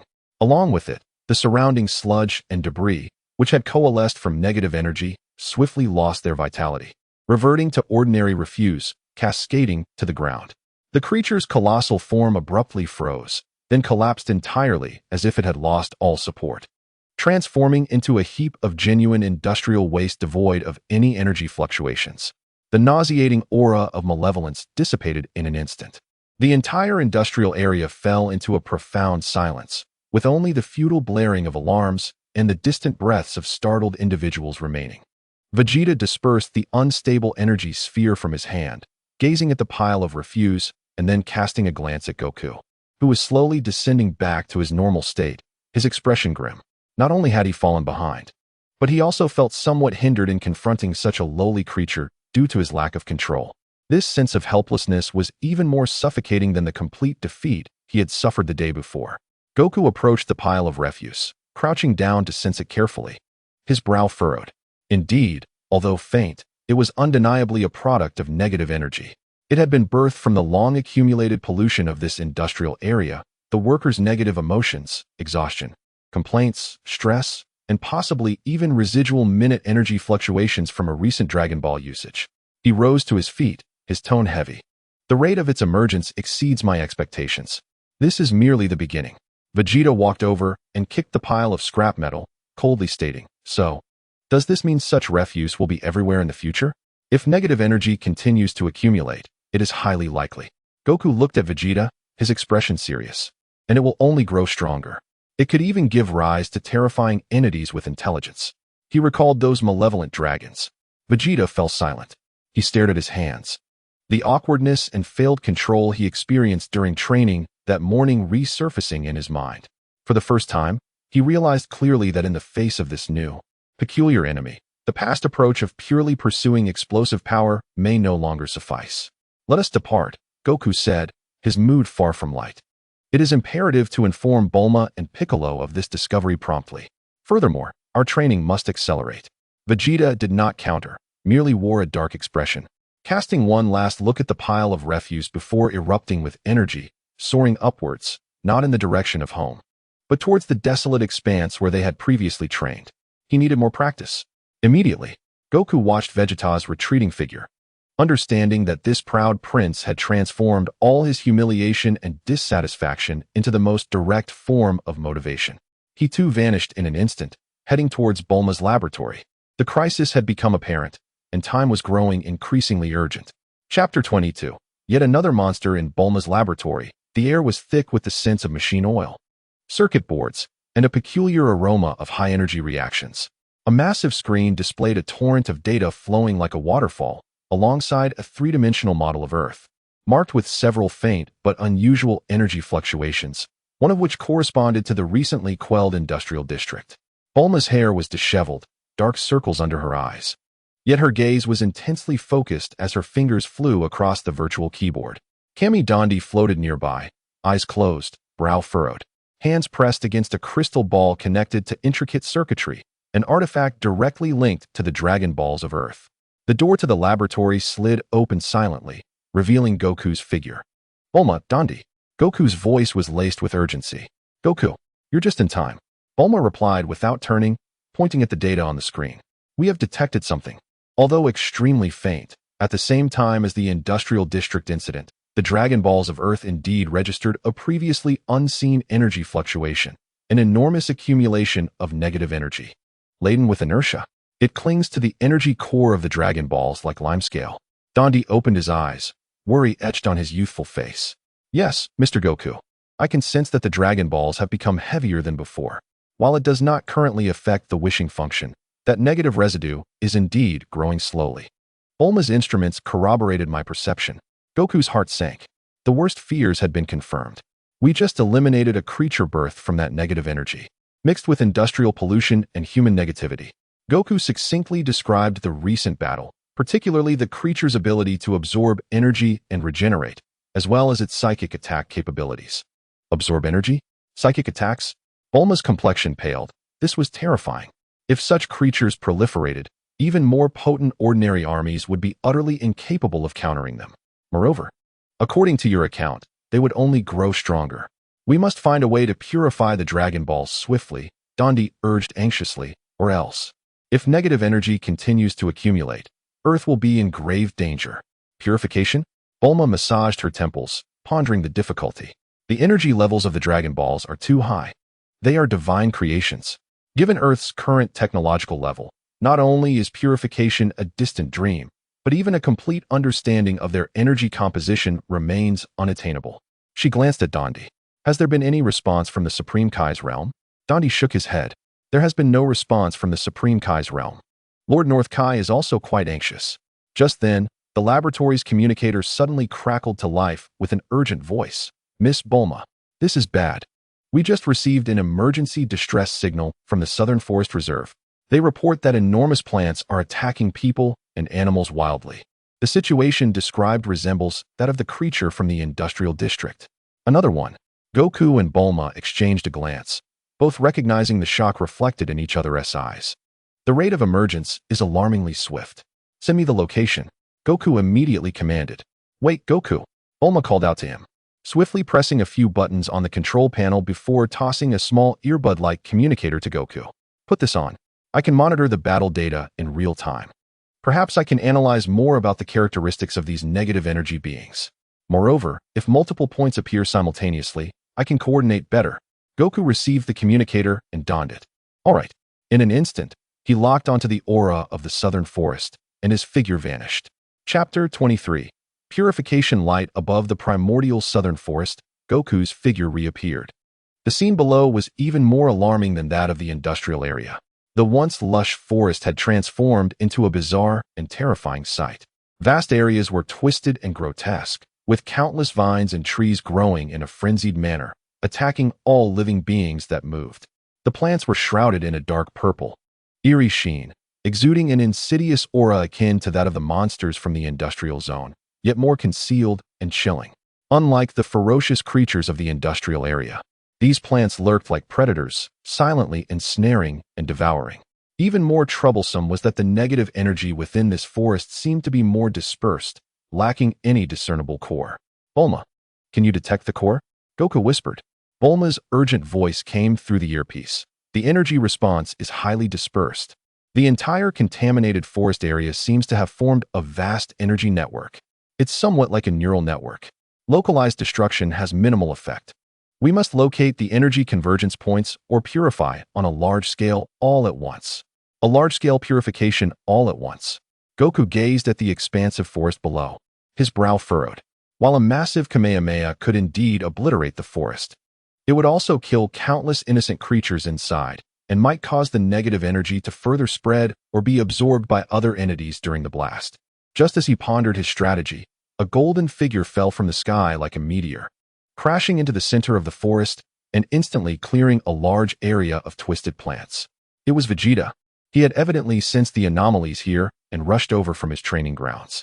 Maintaining his Super Saiyan 2 form, his expression was even darker than before, his eyes burning with a near-manic determination. Kakarot, stay out of this. This is my fight. Vegeta shouted at Goku in midair, taking on the challenge himself. He abandoned any attempts at refined energy control and resorted to the most direct approach, maximum speed and power. He transformed into a golden lightning bolt, darting through the twisted forest, where his fists and feet struck like a tempest, obliterating the animated plants and vines with ferocity. His attacks were wild yet effective, clearing vast swathes of contaminated flora. However, both Goku and Bulma, through their detectors, could see that the weak negative energy released by the shattered plants did not dissipate. Instead, it slowly sank into the ground like mist or was absorbed by other more distant contaminated plants. Vegeta, this won't work. Goku shouted from above. The energy isn't dispersing. It will be absorbed by elsewhere. We need to purify it. Shut up. I know. Vegeta roared, his movements unwavering. Did he not realize?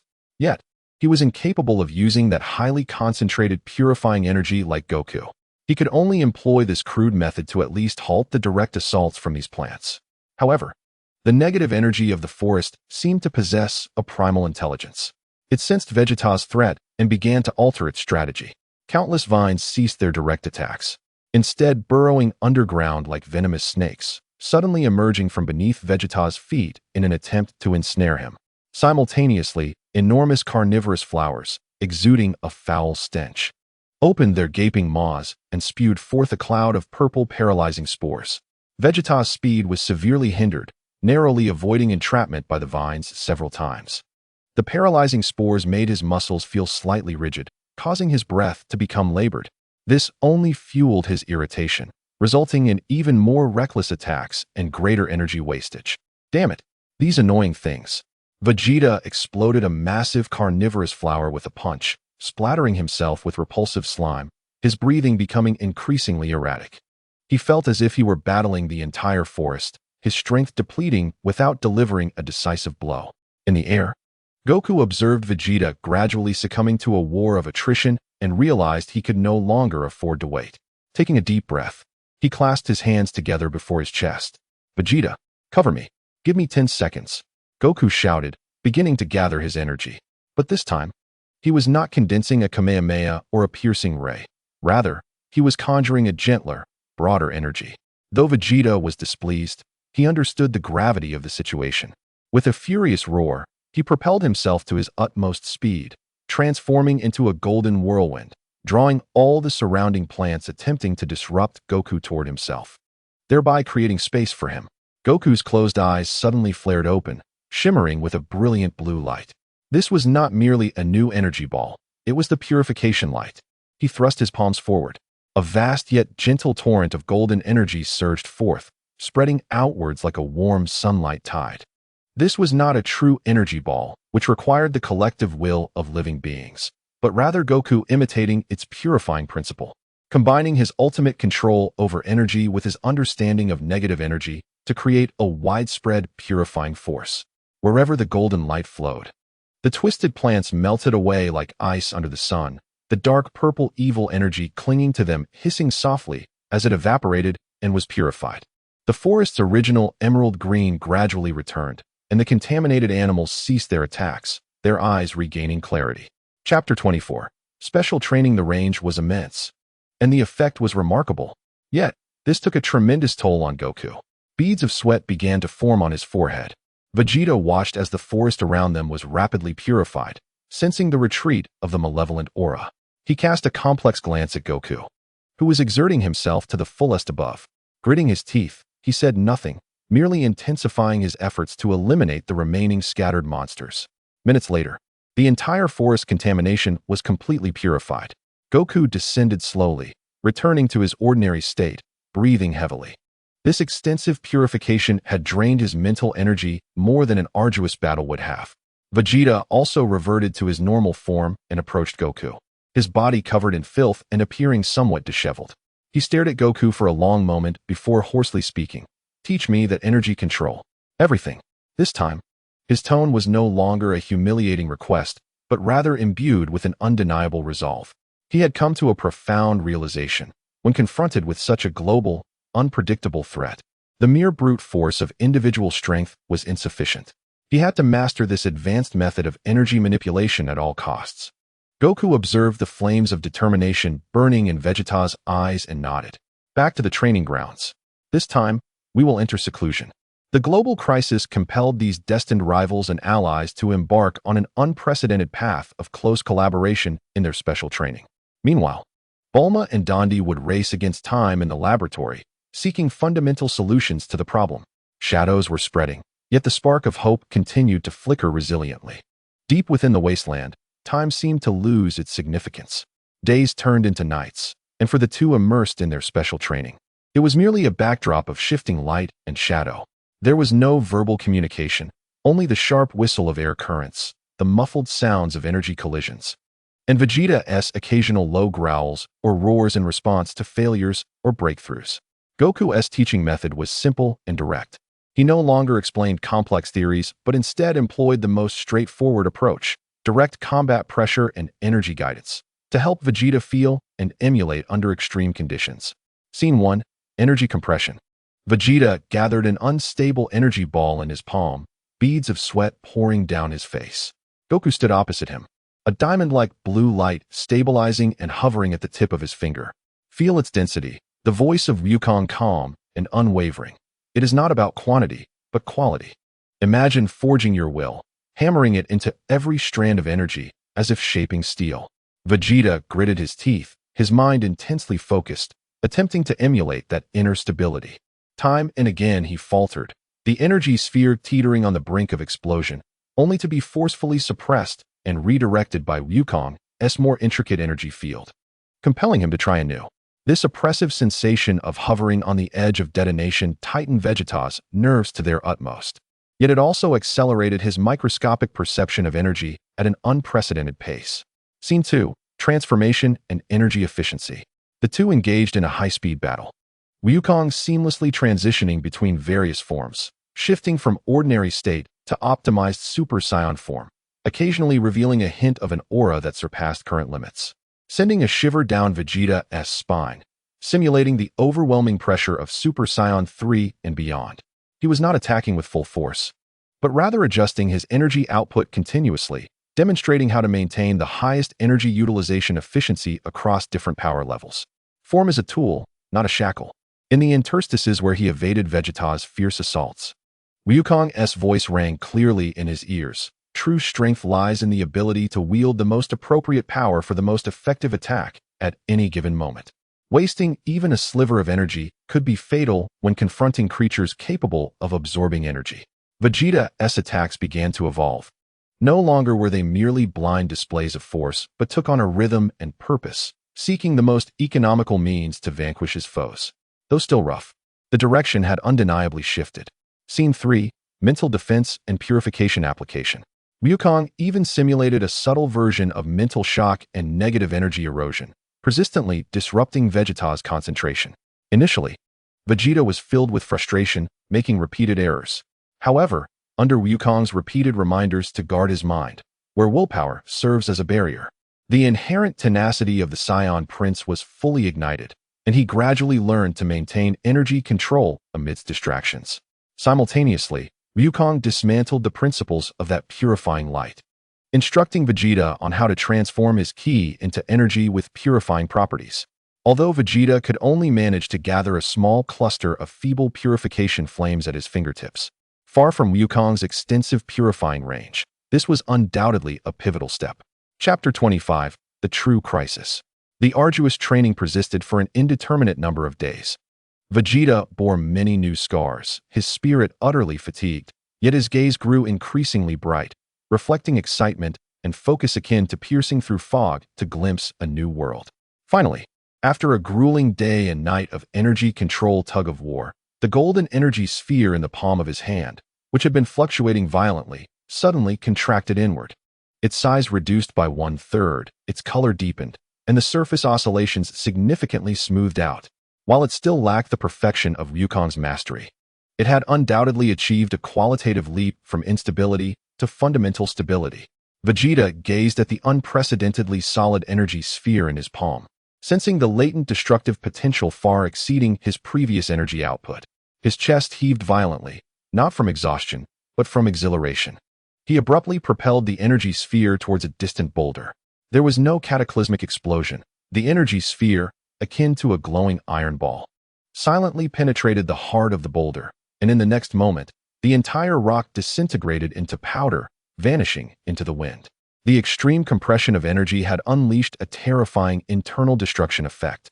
"I did it," Vegeta murmured, savoring this entirely new experience of power. Wukong stood nearby, a slight weariness tempered with satisfaction gracing his features. "Well done, Vegeta. You've made your entrance." Just then, the communicators they wore, which Bulma had later sent to Vegeta as well, simultaneously blared to life with Bulma's urgent, even frightened voice. "Wukong, Vegeta, come back quickly. Something big has happened. The Dragon Balls are lighting up on their own, and above the Temple of the Gods, a massive black tornado has appeared." Dandy said the negative energy of the Dragon Balls is being actively activated and extracted by some force. Something is about to emerge. Wukong and Vegeta's expressions changed dramatically, actively activating negative energy. This far exceeded their expectations. Could it be that the emergence of the evil dragon was not a natural accumulation, but rather orchestrated by unseen hands? "Let us go." Without a moment's hesitation, the two erupted with energy, transforming into golden and azure streaks of light, racing towards the Temple of the Gods at their utmost speed. The true crisis seemed to have arrived ahead of schedule, in a form and speed they had not anticipated. The Temple of the Gods, this sacred place suspended among the clouds, which should have been tranquil and serene, was now enveloped in a suffocating oppression. The once clear sky was replaced by a massive, swirling vortex of pitch-black clouds, with lightning snakes dancing at its center, not natural lightning, but a flow of energy radiating ominous purple-black light.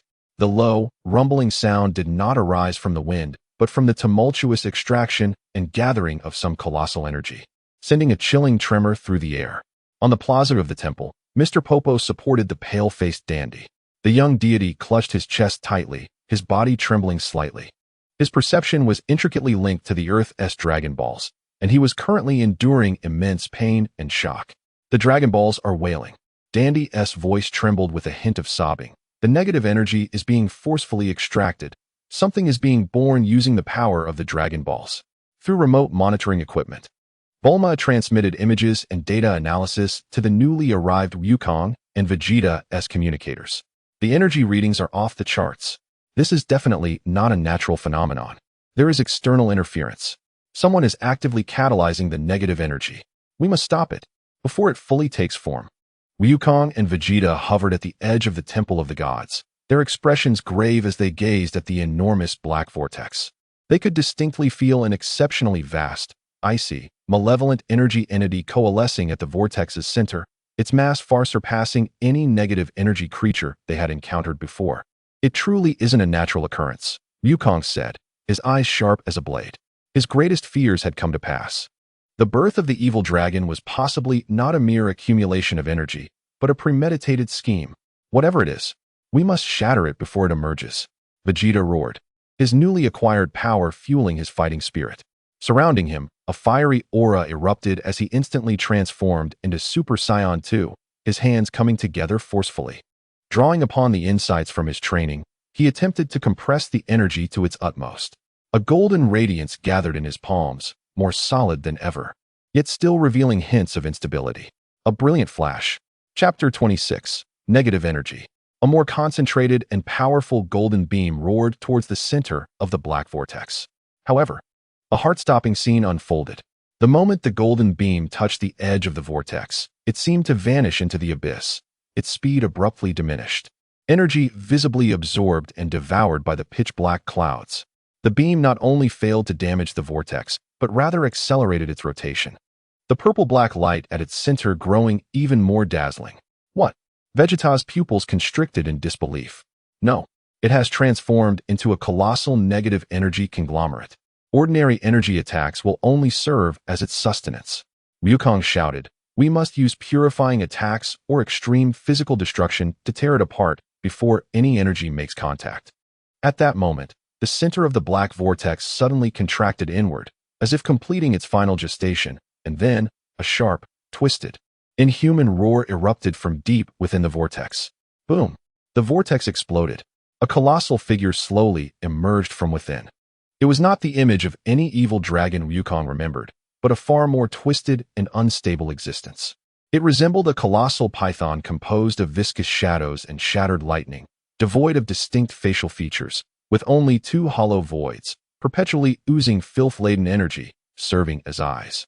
Its form twisted and morphed, at times extending claws forged from negative energy, other times revealing a gaping maw filled with razor-sharp fangs, emanating waves of repugnant mental pollution. This was merely the preliminary aggregation of negative energy, yet to fully coalesce into a specific malevolent dragon. Goku discerned this instantaneously, recognizing its potent energy absorption and psychic assault characteristics. Vegeta, be cautious. The shadowy python emitted a silent shriek, a formidable mental shockwave expanding outward like a tsunami.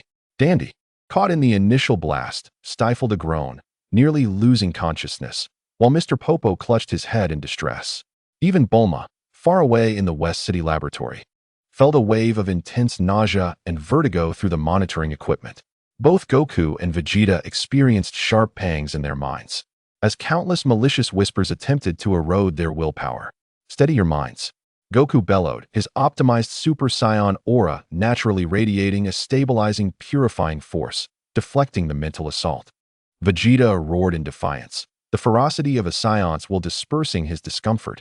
Yet his energy became slightly chaotic, nearly losing control of the power he had just mastered. Igniting his fury further, the shadowy python seemed to target the stronger and more threatening Vegeta, its massive form lunging at him with an insatiable hunger. Its gaping maw resembling a black hole, exuding a powerful suction, intent on consuming not only Vegeta, but also the surging energy enveloping him. You think I'm your food? Vegeta seethed with rage. Yet he knew he could not rely on his ki blast any longer. He instantly heightened his energy to its peak, attempting to evade with speed. But the Ma's suction was overwhelmingly powerful, slowing his movements. Just as he seemed destined for consumption, Goku's voice thundered in his ear, Vegeta, Use that. Vegeta's gaze sharpened, instantly comprehending Goku's intent. He abandoned his evasive maneuvers and charged toward the massive mouth, channeling all his strength and newfound control into his right fist. His fist did not emanate a dazzling aura. Instead, it coalesced into a layer of highly compressed, dark golden energy. This technique embodied the ultimate refinement of energy, transforming it into a devastating physical force. Break for me, Vegeta roared, pouring his entire essence and will into the punch as it struck the python's upper jaw. There was no explosion, but rather a muted sound akin to tearing thick leather. Vegeta's fist, imbued with all his might, pierced through the python's body, composed of negative energy. The dark golden energy erupted within the python, creating countless intricate energy fissures. The shadowy python let out a piercing shriek of agony, its massive body thrashing violently. As the punctured area belched forth dark mist, temporarily unable to absorb energy for healing. Now, Kakarot. Vegeta seized the moment to retreat, calling out loudly. Chapter 27. The ancient power Goku, already prepared, faced his palms together, quickly forming an energy sphere radiating warm and peaceful light, yet brimming with ultimate purifying power. This was an improved version of the purification light, now even more concentrated and targeted. Purify. Goku thrust the energy sphere toward the wound inflicted by Vegeta on the python. The purification light reacted violently upon entering the python's body, like a droplet falling into boiling oil. The pure purifying energy clashed fiercely with the tainted negative energy, canceling each other out, producing blinding white light and hissing sounds. The python's form began to collapse and evaporate rapidly around the wound, struggling in a frenzy, roaring in an effort to mobilize more negative energy to resist. However, Vegeta's punch, containing an implosive effect, had shattered its energy structure, while Goku's purification light acted like a lethal poison, spreading relentlessly. Ultimately, with a mournful wail of unwillingness, the massive shadowy python completely disintegrated into nothingness. The black vortex in the sky gradually dissipated, restoring its original clarity. The Temple of the Gods temporarily regained its tranquility, though the atmosphere grew heavier. Dandy sat exhausted on the ground, while Mr. Popo hurried to attend to him. Vegeta, panting heavily, examined his singed fist and glanced at Goku. Though their collaboration had succeeded, it left him with lingering trepidation. This was merely an incomplete aggregation, yet it proved to be such a formidable adversary. Goku descended, his expression equally grave. It was summoned. He gazed at the restored sky, his tone somber. The accumulation of negative energy is foundational, but that surge of activation and extraction stemmed from a higher-level existence. Something is watching over the Dragon Balls of Earth, or rather, fixated on these negative energies. Vegeta wiped away a trickle of blood from the corner of his mouth, a remnant of the previous psychic assault, his gaze icy. Whatever it is, if it dares to come, we will eradicate it. Yet both were acutely aware that the true battle had only just begun, and their opponent might be far more terrifying than they could fathom. Bulma's voice quivered through the communicator. The energy source tracking seems to originate from the depths of the universe, or even from other dimensions. An unknown shadow, a formidable foe, has already revealed a terrifying glimpse. Though they had successfully vanquished the unformed negative energy aggregation during the battle at the Temple of the Gods, the elation of victory was fleeting, quickly supplanted by deeper concerns. The summoning power from an unknown source felt like a cold, poisonous thorn embedded in each heart. The atmosphere within the laboratory was nearly frozen. Bulma's eyes were bloodshot, as a multitude of floating screens displayed a dizzying array of data streams, energy spectrum analyses, and spatial fluctuation models. We cannot fully track it. The source of the energy signals appears to permeate from a higher dimensional space. Our three-dimensional universe coordinate system cannot accurately pinpoint it. She anxiously tugged at her hair, feeling the absurdity akin to attempting to illustrate the internal structure of a cube on paper. Dandy sat weakly nearby, his hands still resting on the crystal ball, his complexion pale. I can sense that power is ancient and profoundly dark. It seems intimately familiar with the energy structure of the Dragon Balls, precisely prying open the sediment of negative energy like a key in a lock. This is no coincidence. Ancient? Dark? Bulma spun around suddenly. What about the Kaioshin realm? Have they not responded yet? This clearly involves an incursion on the level of cosmic law. We cannot remain passive. Dandy shook his head helplessly. Lord North Kaioshin is still attempting to reach them, But the Kaioshin realm seems to be isolated by an invisible barrier, and even our prayers cannot penetrate. Bulma slammed her fist on the control panel. Damn it! Are we to be mere victims, waiting for an unknown force to repeatedly catalyze monsters? She inhaled deeply, forcing herself to remain calm. No, we cannot sit idly by. If we cannot trace the source, we must bolster our defenses. Dandy, can we impose a firewall around the Dragon Balls? Or temporarily shield them from external energy contact? Dandy's expression faltered. The Dragon Balls are divine creations, and their energy levels are difficult for me to modify permanently with my current abilities. Perhaps we need greater divine power or to uncover the principles behind the creation of the Dragon Balls.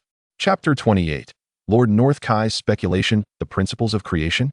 Bulma's eyes lit up as she hurried to a dusty filing cabinet, rummaging through its contents. My father seems to have left behind some speculative papers regarding the energy of the Namekian Dragon Balls.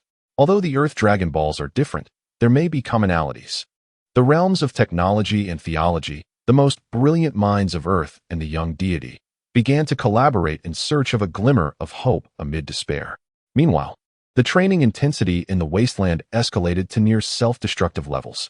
After his pride was utterly shattered, Vegeta transformed this into an almost obsessive fervor for training. He no longer required Wukong's supervision and had become his own most stringent instructor. By day, he practiced fervently the art of energy compression and restrained attacks, using massive boulders as targets, striving for the utmost concentration of power. He aimed for his next strike to be potent enough to obliterate the core of the negative energy monsters without Wukong's assistance. Through failure and adjustment, his control over energy solidified and improved at an astonishing pace. By night, he sat cross-legged, focusing not just on physical training, but also delving into an unprecedented concentration on spiritual cultivation. He resisted the increasingly intense mental assaults simulated by Wukong, honing the resilient heart that belonged to a warrior. He even began to actively expand his perception to catch the subtle, unusual energy fluctuations in the space around him, attempting to anticipate potential attacks. Wukong, silently guarding him, was also engaged in his own training. He sought to guide this youthful body to touch the deeper, wild, and potent powers of Super Saiyan 4. However, each approach to that critical threshold was met with a powerful repulsion, as if this body still lacked some vital key or medium. Was it the Bruisbo, or perhaps a greater external pressure? Wukong pondered. He vaguely sensed that to replicate, or even surpass Super Saiyan 4 in this era, a different catalyst from the GT era might be necessary. Occasionally, in profound silence, Wukong would feel a fleeting sensation deep within his consciousness, as if a faint, flickering presence akin to a candle in the wind was resonating. That feeling vanished almost instantly, eluding capture, yet it stirred a thought within him. Was it a clue about the original consciousness of Sun Wukong in this era, or merely an illusion? Meanwhile, on Beijia Wanxing, the plump King Kai was nearly driven to madness. He had exhausted all known methods of communication, even resorting to several ancient, taboo communication techniques that required immense life energy. Yet he was unable to penetrate the invisible barrier isolating the King Kai world. What if even the King Kai god was unreachable? Could something have happened on their side? It was inconceivable. Who could threaten the King Kai god? Clutching his head, Beijia Wang paced anxiously around his planet. Suddenly, he halted, recalling an ancient legend long forgotten, a tale of a void, sealed by the King Kai race at the dawn of cosmic order, that fed on negative emotions and destruction. The legend spoke of a power within that existence capable of distorting reality and severing the divine realm. Could it be them? Beijia Wang's face turned pale at this terrifying speculation, his tendrils stiffening. If that were the case, it would not just be a crisis for Earth, but for the entire universe and even the structure of the divine system. He could not afford to delay, igniting more of his life energy. He desperately broadcasted this hypothesis along with the unusual circumstances on Earth in the most primal and exhausting cosmic communication method to all possible higher beings, including the destroyer gods, and even the Grand Priest. After sending the message, Beijia Wang collapsed to the ground, exhausted, praying that some deity would notice this faint distress signal. In the untraceable dimensional rift, a pair of malicious eyes, seemingly forged from pure darkness, coldly observed Earth. Though the first attempt at catalysis was thwarted, it had collected valuable data. The Saiyans' intriguing resistance, particularly that individual imbued with the essence of different timelines, intrigued it. A cold, emotionless voice echoed in the void. Noting that the accumulation of negative energy was still too slow, it required more nourishment. It began to sow faint strands of power, like seeds, towards Earth and other planets rich in life energy, yet harboring internal contradictions and negative emotions. These forces would not directly catalyze monsters, but would subtly amplify the darker aspects of living beings: greed, jealousy, rage, despair, accelerating the generation of negative energy. Thus commenced an unseen sowing operation. Conflicts, wars, and even intense negative emotions among individuals on Earth could serve as the fuse for the next large-scale assault. Wukong and Vegeta sensed an inexplicable palpitation during their training, as if something ominous was unfolding. They raised their gazes to the sky. Though the heavens were clear, a sense of impending storm hung in the air. Vegeta, I have a premonition that greater troubles are on the horizon. Wukong spoke gravely. Humph, let them come. I shall annihilate them. Vegeta clenched his fists, a more stable golden aura flickering at his fingertips, his gaze sharp as a blade. Next time, I won't allow it to take form. A storm brewed in an unknown corner, and the time for the Z-Warriors grew increasingly scarce. They had to become stronger before the next wave of attacks arrived, and find a means to counter the mastermind behind it all. In the distant depths of the universe, would the faint signal sent by Beijia Wang reach a supreme being? All remained uncertain. Days passed, and while Earth's surface seemed to regain its former tranquility, it was merely the calm before the storm.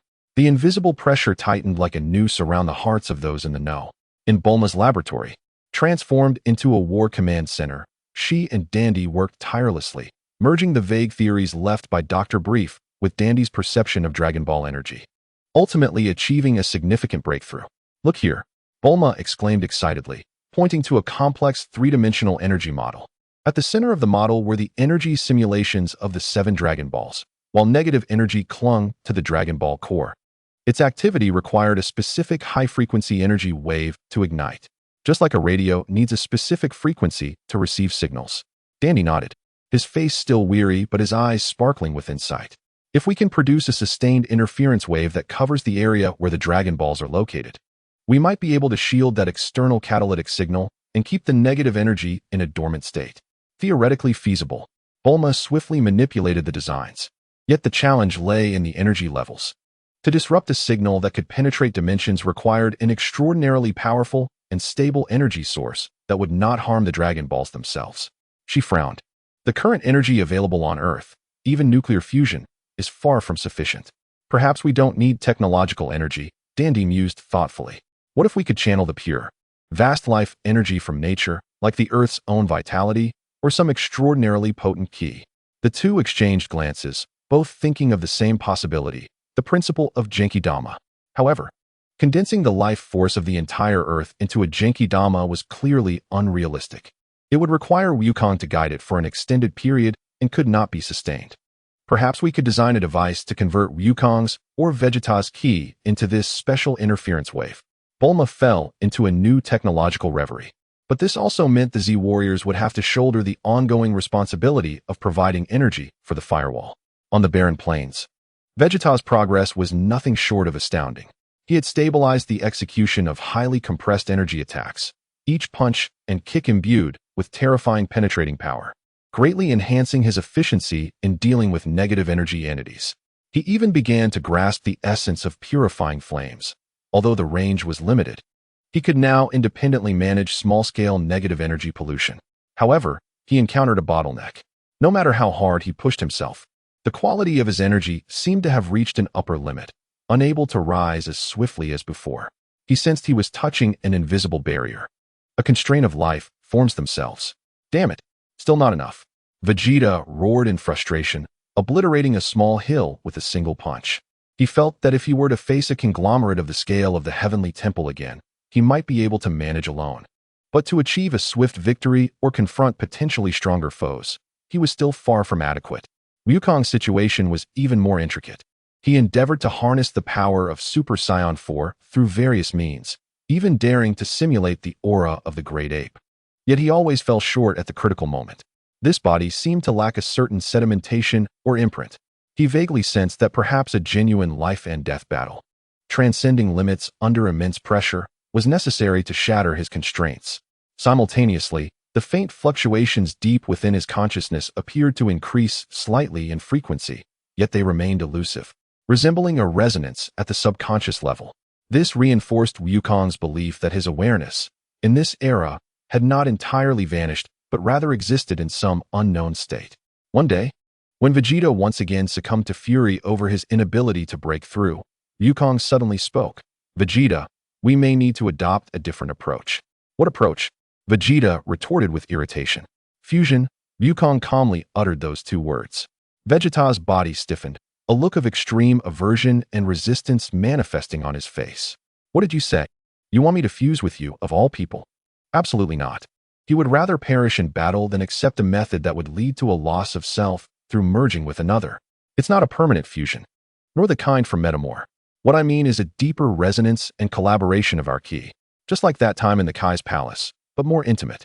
We temporarily merge our ki to unleash a power that transcends our individual strengths, to face formidable foes we cannot confront alone."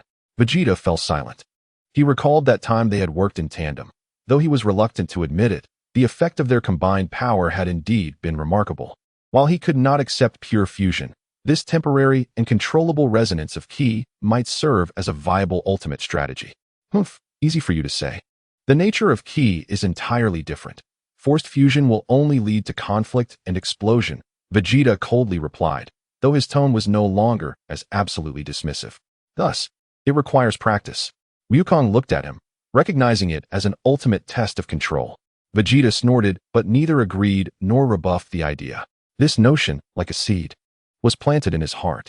Meanwhile, as the North Kai struggled to hold on, nearly depleting his life energy and on the brink of collapse, he finally received a faint response.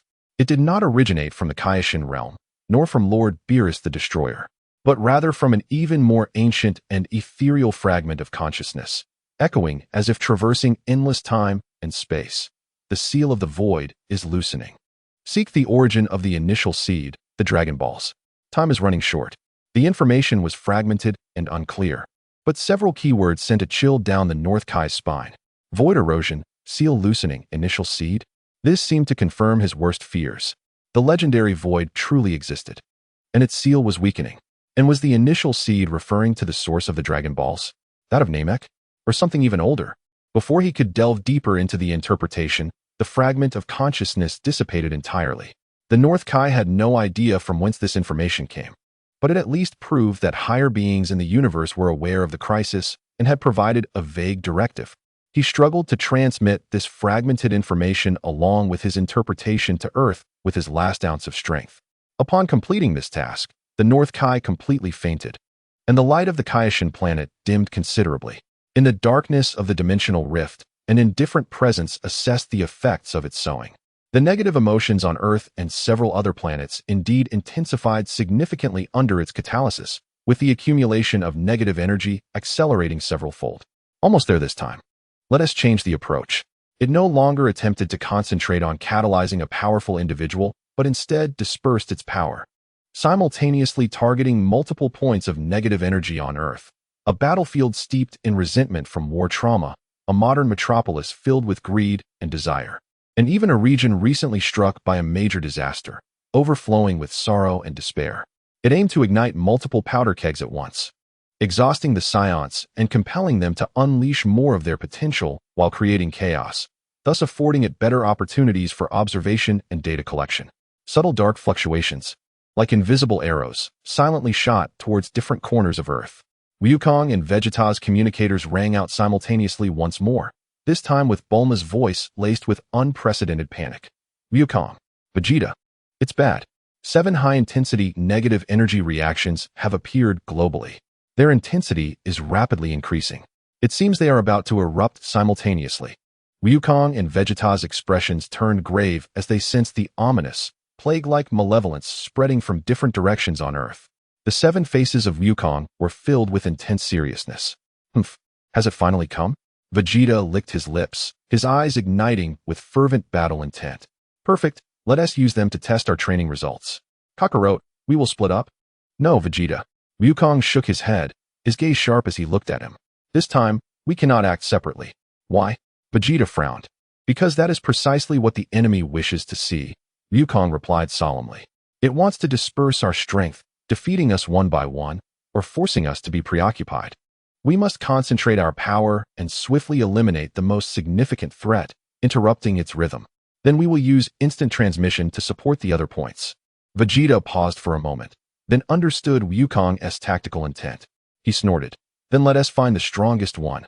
Let us go. The two instantly locked onto a direction where the energy reaction was most intense, filled with frenzied battle intent and the aura of death, the site of the ancient battlefield. In the next moment, their figures vanished from the wasteland. A global crisis erupted in full force, and the Z warriors faced an unprecedented challenge. Their choices and battles would determine the fate of Earth and even the entire universe. Above the ancient battlefield site, the space warped as Wukong and Vegeta suddenly appeared. The scene below sent shivers down their spines. The desolate land of the former battlefield was now enveloped in an impenetrable dark red mist. The air thick with the sense of rust, decay, and an overwhelming aura of hatred. Countless translucent, distorted shadowy figures wailed and writhed within the fog. Manifestations of vengeful spirits formed from the mingled resentments of countless fallen warriors from centuries past. At the center of these malevolent spirits, a towering knight, constructed from shattered armor, rusted weapons, and accumulated bones, was gradually taking shape. It rode a steed similarly forged from bones and resentment, its hollow eye sockets ablaze with two blood-red flames. Wielding a massive energy spear entwined with dark energy that had already coalesced, its aura far surpassed that of the unfinished aggregation from the Kaya's palace. Brimming with violent battle intent, the chilling cold of death, and boundless hatred for the living. This creature has absorbed the resentment of the entire battlefield. Vegeta sensed the suffocating pressure, his expression grave, yet the flames of battle in his eyes burned even brighter. Its core lies in the chest, protected by the armor and bones. Wukong's keen gaze pierced through the illusion. Beware of its attacks, which carry strong mental shockwaves and the aura of death. As if to confirm Wukong's warning, the skeletal knight emitted a silent roar. A powerful mental shockwave combined with the wails of battlefield souls surged forth like tangible sound waves.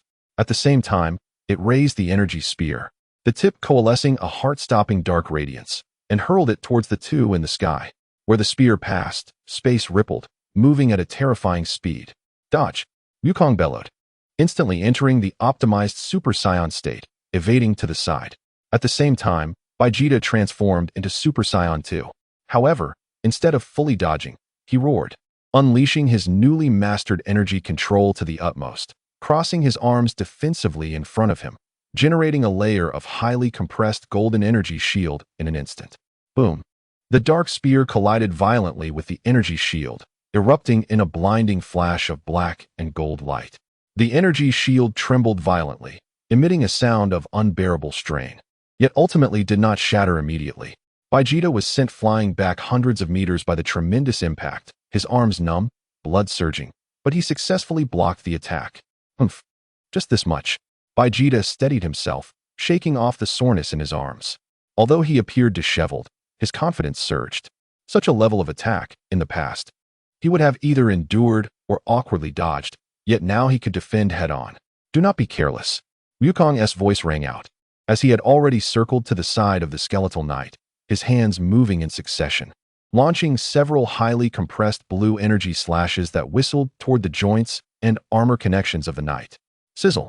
The energy slashes struck true, igniting a series of sparks and black smoke. The skeletal knight staggered, emitting a low growl of fury, with visible damage appearing on the struck areas. Yet soon more malevolent energy surged in to repair the damage. The rate of repair was alarmingly swift. Wukong frowned. Then let us attack faster than it can recover. Vegeta roared as he charged forward, condensing his energy to the utmost, his fists resembling two dark golden drill bits, unleashing a tempest of close-range assaults. Each punch contained terrifying penetrating power, aiming directly at the damaged areas inflicted by Wukong. Thud! Thud! Thud! The massive form of the skeletal knight was forced to retreat repeatedly, its bones cracking, armor shattering, and its repair speed clearly unable to keep pace with the destruction. It angrily swung its reconstituted energy spear in a sweeping motion. But Vegeta adeptly blocked or dodged with his agile movements and energy shield. Wukong was not idle either. He maneuvered along the battlefield's periphery, continuously using purifying energy to disrupt the skeletal knight's energy absorption and repair, simultaneously launching precise ki blasts at its vital points to divert its attention. The synergy between the two became increasingly harmonious, one focusing on close-range destruction, while the other provided supportive interference, forcing the skeletal knight into a state of rage, yet unable to mount an effective counterattack. Chapter 33. The Skeletal Knight, however. The Skeletal Knight had absorbed the resentment of the entire ancient battlefield, its energy reserves immensely vast. Finding itself unable to break through after prolonged assault, it abruptly changed tactics. No longer attempting to attack the agile duo, it violently thrust its energy spear into the ground. Rumble. A massive dark red magic circle instantaneously unfolded, encompassing the entirety of the ancient battlefield. Within the formation, the anguished wails of innumerable vengeful spirits materialized, forming black chains that extended from the ground and the void, ensnaring Wukong and Vegeta. These chains not only bound their movements, but also directly eroded their spirit and energy. This is bad. A domain-type skill. Wukong felt his movements slow, the energy within him becoming sluggish, as the whispers of countless resentments violently assailed his mental defenses. Vegeta's situation was even graver. As the primary attacker in close quarters, he became ensnared by even more chains. Though the furious Saiyan spirit could temporarily resist, it severely impacted his attack rhythm and energy control. He attempted to unleash energy to shatter the chains, but they kept coming. As soon as he broke one batch, more immediately ensnared him. Kakarado, think of something. Vegeta shouted in anger, brandishing his energy blade to cleave the chains, yet felt as if he were sinking into quicksand, unable to move. Seizing the opportunity, the Skeletal Knight condensed a more powerful dark energy, preparing to deliver a fatal blow.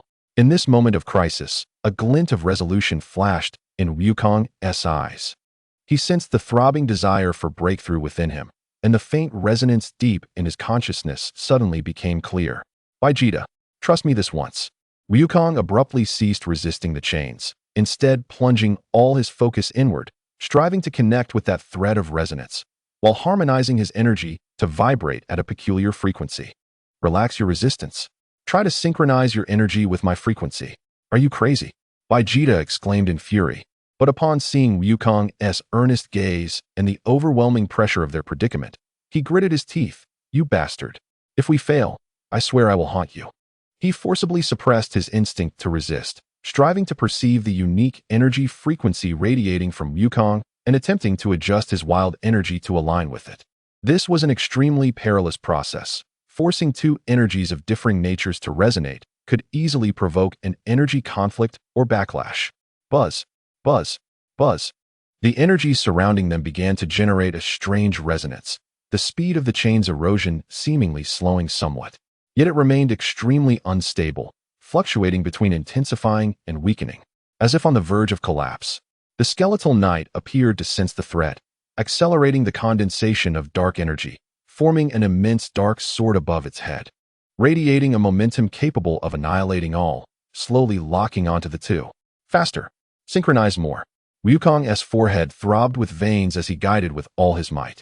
Vegeta's face reddened, sweat soaking through his combat suit, as he desperately controlled his unruly energy, just as the dark giant sword was about to descend with catastrophic force. Buzz. A wave of resonance, far more stable and powerful than before, finally erupted between the two. Golden flames of energy intertwined with blue streams of light. Although they did not fuse, they created a transient effect of energetic synergy. The chains of resentment that ensnared them shattered and dissipated like ice melting in the sunlight under the impact of this synergy. Now, Wukong and Vegeta roared in unison. Without verbal exchange, their minds connected. Vegeta concentrated all his strength into his right fist, the dark golden light condensing to its utmost, even distorting the surrounding space slightly. Meanwhile, Wukong thrust both hands forward, unleashing a purifying light of unprecedented magnitude, precisely striking the core defense of the Skeletal Knight's chest. The purifying light clashed violently with the dark energy, temporarily neutralizing part of its core defense. Following this, Vegeta's punch, imbued with a portion of their synergistic power, struck the weakened core point with the swiftness of teleportation. Chapter 34. The evil dragon's embryo time seemed to freeze for a moment. Crack. Boom. There was no ear-splitting explosion, only a muffled sound, as if something had shattered completely from within. The core of the skeletal knight's chest, along with the heavy surrounding armor, was directly penetrated and obliterated by Vegeta's punch. The colossal body froze in place, the crimson flames in its eyes extinguishing in an instant. In the next moment, the massive skeletal knight, along with its steed, began to crumble like sand sculptures, disintegrating into a cloud of black ash. The dark red mist and the wails of vengeful spirits on the ancient battlefield swiftly dissipated, and sunlight once again bathed the land. As the resonant state dissolved, Wukong and Vegeta landed back on the ground, both slightly panting. The immense expenditure during that moment of synergy was substantial, yet it afforded them a glimpse into a novel level of power. Vegeta gazed at his fist, still lingering with residual synergistic energy, his expression complex. He detested fusion. Yet this temporary collaboration, preserving individual consciousness, did not seem so bad.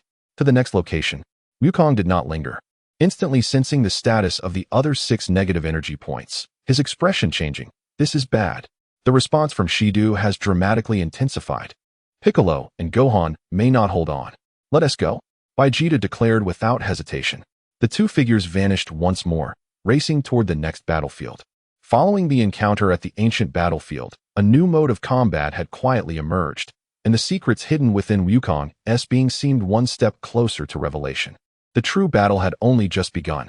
In the southern forest, an area once purified by Wukong now lay in desolation, a veritable zone of death. It is not the previous distortion of activation, but rather a profound silence and void. All colors have been stripped away, trees, soil, rocks, and even the air manifest an unsettling shade of ashen white, as if the entire space has been bleached by some unseen force. At the center of this realm, a colossal, unstable black hole slowly rotates, voraciously consuming the negative energy that converges from every corner of the globe, akin to a tidal wave of darkness. This black hole is not a celestial body of the universe, but a conduit entirely composed of negative energy, linking to an unknown dimension. Its powerful pull tears at everything surrounding it. Even light cannot escape. Wukong, Vegeta, Bic, and Wufan hover at the edge of the gray-white area, their expressions graver than ever before. Merely standing here, they feel their energy and vitality being gradually stripped away, drawn toward that black hole. This entity absorbs the negative energy of the entire Earth, and even begins to siphon the life force of the planet itself. Bic's voice trembles ever so slightly. As a Namekian closely connected to Earth's life, his perception is the most profound. It must be stopped, before it fully manifests. Wufan clenches his fists. The aura of his mysterious state appears somewhat dim in this desolate land. How can we halt it? Vegeta glares intently at the black hole, feeling that any energy attack approaching would be swallowed instantly. If we get too close, we too will be consumed. Just then, the rotation speed of the black hole abruptly slows, its voracious consumption seemingly reaching a critical point. An indescribable terror emanates from the black hole's center, erupting like a tsunami. The gray-white space begins to violently tremble, black fissures spreading through the air like a spider's web. It is emerging. Wukong roars, his aura exploding to its peak. The optimized Super Saiyan state's golden radiance strenuously resisting the pull and pressure. In the astonished gaze of the four, an enormous claw composed entirely of pure darkness slowly extends from the black hole, gripping its edge. Following closely behind is a second claw. Then, a grotesque head, covered in dark scales, rises, featuring a singular, massive eye ablaze with chaotic flames, coldly surveying the entire planet. Chapter 35. Super Saiyan 4. Its form continues to crawl out of the black hole, seemingly endless. Even the portion revealed radiates energy levels surpassing view, and it is still growing wildly. This is no longer merely a conglomerate of negative energy, but a terrifying existence from the negative dimension itself. It is the true embryonic form of an evil dragon, or perhaps the messenger of the mastermind behind all evil dragons dispatched into this world. Is this the enemy at the level of Super Saiyan? Wufan's voice is tinged with despair. No, this is not its complete form. Wukong fixates on that singular eye. The oppressive sensation he remembers from Super Saiyan is similar, yet this seems even more primal and frenzied. It continues to absorb energy. It must be interrupted. How to do so? Vegeta roars in anger, attempting to unleash a highly compressed energy beam. But the moment it nears the black hole, it is distorted and consumed, not even causing a ripple. The one-eyed monster appears to have noticed these for insignificant insects. Its eye swivels, locking onto them. There is no roar, no movement, merely an invisible mental assault infused with the intent of ultimate destruction, striking their consciousness like an unseen hammer. Ugh! Wufan and Bick simultaneously grunt in pain, clutching their heads and recoiling. Their mental defenses crumble before this onslaught. Even Vegeta feels darkness engulf him, his consciousness nearly dissipating. Only Wukong. At the moment of that mental impact, he feels a long-dormant resonance deep within his consciousness explode forth. A clearer, more resolute will protects his core consciousness like a solid rock. Maintain your focus. Resist with will. A familiar voice resonates directly in his mind. It is the voice of Sun Wukong from this world. Though still faint, it is filled with undeniable strength. Simultaneously, Wukong senses an ancient and wild power, lying dormant deep within this body, seemingly stirred by both the external extreme pressure and the internal conscious resonance, beginning to awaken. Is that the power of the great ape? No, it is something deeper. Vegeta, Bick, Wufan. Wukong suddenly opens his eyes wide, a glimmer of golden feral light flashing within. Give me your energy. All of it. Do not resist. What are you planning? Vegeta questions, bewildered. There is no time for explanation. Trust me. Wukong's tone carries an unprecedented resoluteness and authority, as if the wills of two Sun Wukongs overlap at this moment. Seeing Wukong's unwavering gaze and the seemingly hopeless situation before them, Vegeta grits his teeth. You fool. If we fail, we all perish. Bick, Wufan, do as he says, though Bick and Wufan do not fully understand. Their trust in Wukong compels them to unreservedly direct their energy toward him. 3 powerful auras surge into his body, and Wukong feels as if he might explode. Yet, he forcefully channels this energy, mixing it with the wild power he has awakened, all directed toward that bottleneck. Outdoors. The second wave of the one-eyed monster's attack has already brewed. The chaotic flames in its eye burn fiercely. A dark breath capable of annihilating matter begins to coalesce. At this critical juncture, Wukong unleashes a roar that reverberates through the heavens and earth. His body erupts with an unprecedented golden aura.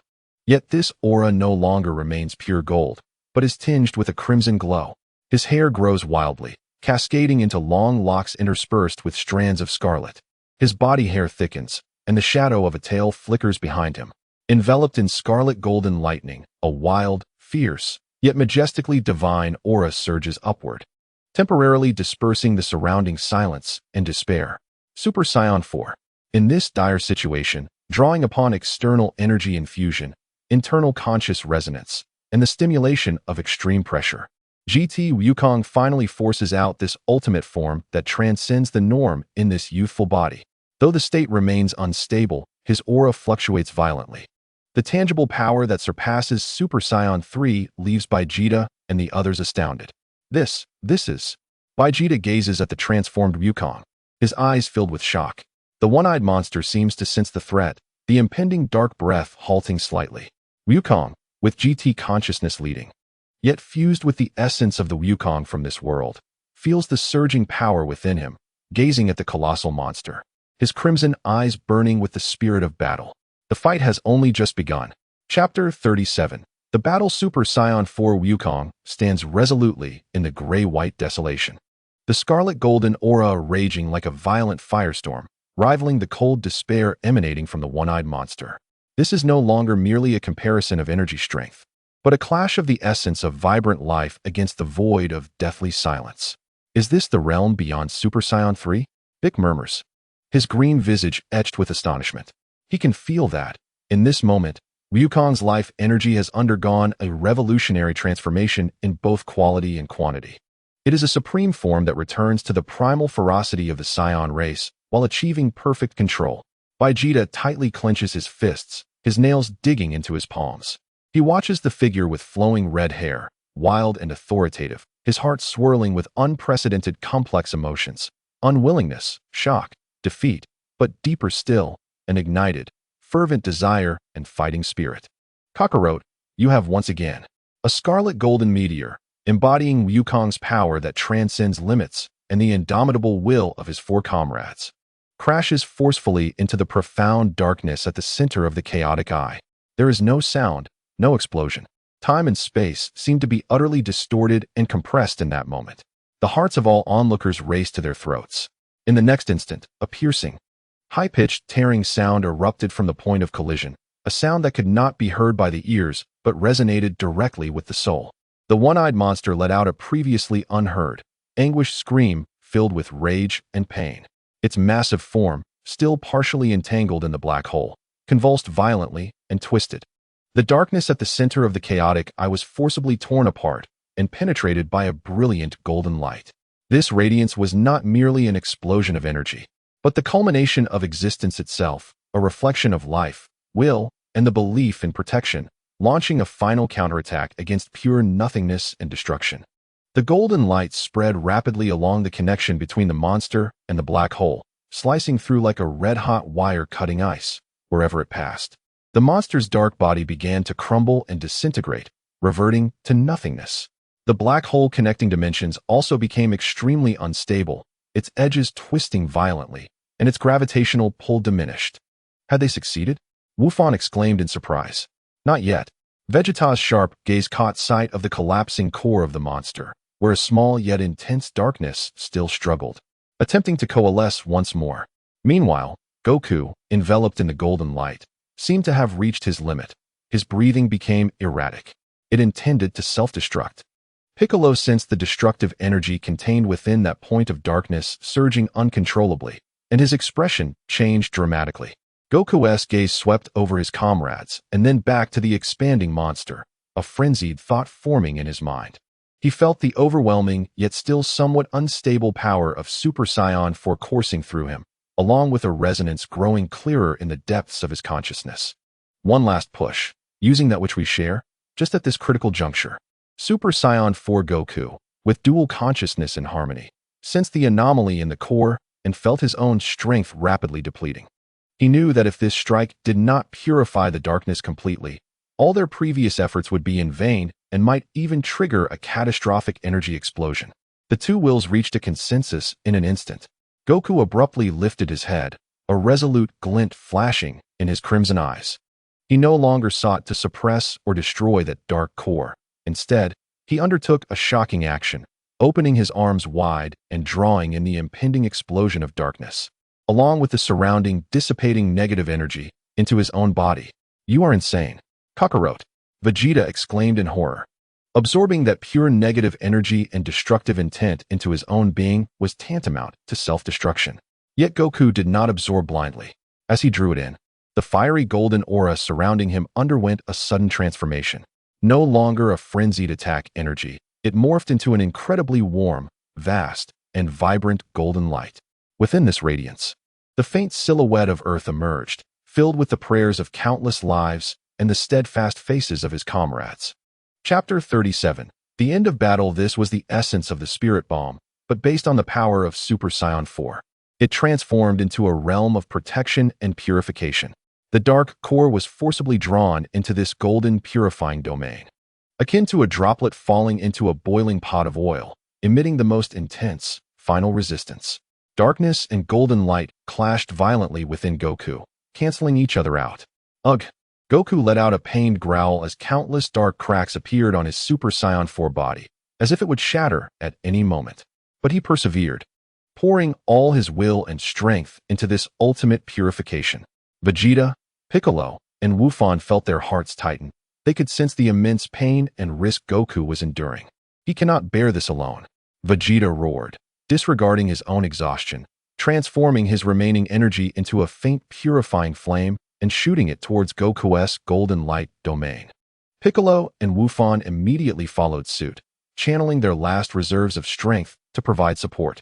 This small external assistance was like the final straw that broke the camel's back. A glimmer of light in the darkness. The fierce conflict within Goku reached its peak, and then, with a soft yet resonant sound that seemed to echo in the depths of every soul, a quiet explosion occurred. The extreme darkness, along with all surrounding negative energy, finally dissipated under the combined ultimate purification of their collective strength, transforming into nothingness. The remnants of the one-eyed monster completely disintegrated, and the unstable black hole emitted a reluctant wail before abruptly collapsing and vanishing. The gray-white realm of death that enveloped the southern forest began to swiftly recede, colors returning, and faint vitality flowing anew. Sunlight pierced through the thinning clouds of negative energy, cascading down upon the earth. The golden light surrounding Super Saiyan 4 Goku gradually retracted as he fell, exhausted. His Super Saiyan 4 form automatically deactivated, reverting to his ordinary black-haired state. His complexion pale as paper, his breath faint. Vegeta rushed forward, catching the descending Goku. "Hey, Kakarot, are you still alive?" Vegeta's voice carried an urgency he was unaware of. Goku slowly opened his eyes, filled with weariness yet tinged with a hint of relief. "Heh, I'm not dead yet." He glanced at Piccolo and Wufan, then looked toward the tranquil sky in the distance, softly saying, "For now, it's over." But everyone knew this was far from the end. The puppet master behind all this still existed, and the issue of negative energy concerning the Dragon Balls had not been eradicated. Moreover, following this fierce battle, the boundaries between the two consciousnesses within Goku seemed to have grown even more blurred. New challenges and mysteries had already been laid. The smoke from the battle in the southern forest gradually dissipated, but the aftermath was far from concluded. Goku, now a complete being with two wills perfectly fused, was weak. Yet the light in his eyes was clearer and more resolute than ever. With Vegeta almost half supporting him, the group returned to Bulma's laboratory. Dandy sensed Goku's energy, his youthful face displaying surprise and confusion. "Goku, your energy feels different somehow? More complete?" Goku smiled, not elaborating on the profound process of consciousness fusion, simply stating, "I've come to understand certain things." His gaze fell upon the complex Dragon Ball energy model in the center of the laboratory. "Bulma, Dandy, I have an idea regarding the negative energy of the Dragon Balls." All eyes turned towards him. "We have always pondered how to purify or shield against negative energy."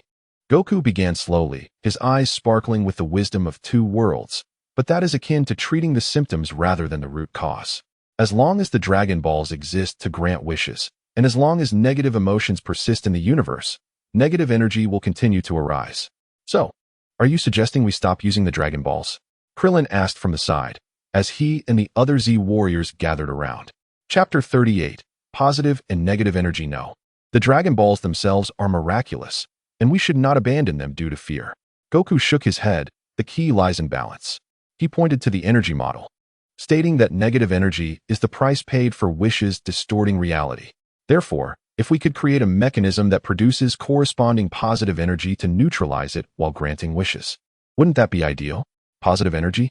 Bulma pondered. Perhaps the hope, gratitude, and joy that arise from fulfilling wishes can be transformed into energy? Precisely. Goku nodded. Much like the spirit bomb, which gathers the hopes of all living beings for survival. If we can harness the positive effects of wishing and convert them into a stable form of energy, it could theoretically offset negative energy. Bulma's eyes lit up. As a scientist, she immediately recognized the feasibility, but noted that it would require modifying the fundamental energy rules of the Dragon Balls. This is akin to recreating the Dragon Balls. With the technological prowess of Earth and the divine might of Dandi, it seems the Dragon Balls of Earth may not suffice. Goku's gaze turned toward the starry sky, pondering the Dragon Balls of Namek, or perhaps even those of an ancient lineage. The message conveyed by the North Kai hinted at the primordial seeds and the origins of the Dragon Balls. Perhaps the answers do not lie within our immediate vicinity, but rather in the profound depths of the cosmos. As these words were spoken, a contemplative silence enveloped the group. This heralded a potentially grand cosmic adventure aimed at uncovering the origins of the Dragon Balls. "No matter where it leads, I shall follow," Vegeta declared, crossing his arms and speaking coldly. This battle had unveiled to him higher peaks, and he was resolute in not remaining stagnant. Moreover, he found himself intrigued by Goku's references to those ancient Dragon Balls. "We shall join as well." Gohan, along with Krillin and Lepin, expressed their eagerness. The crisis facing Earth had made them acutely aware that the responsibility of safeguarding their home necessitated greater strength. Hold on, Bulma interjected, reminding everyone that even if they were to embark on a cosmic journey, preparations must first be made. Spaceships, equipment, supplies, and we must wait for Goku, the ailing patient. To recover, the group turned their attention to Goku, whose complexion remained pale, and they all chuckled, the tense atmosphere easing considerably. In the ensuing days, Earth experienced a rare tranquility.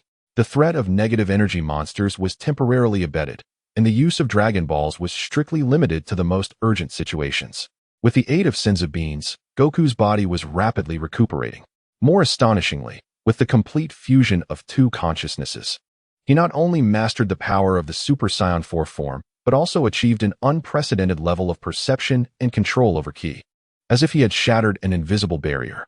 One night, Goku sat alone atop the roof of the Capsule Corporation, gazing at the vast expanse of stars.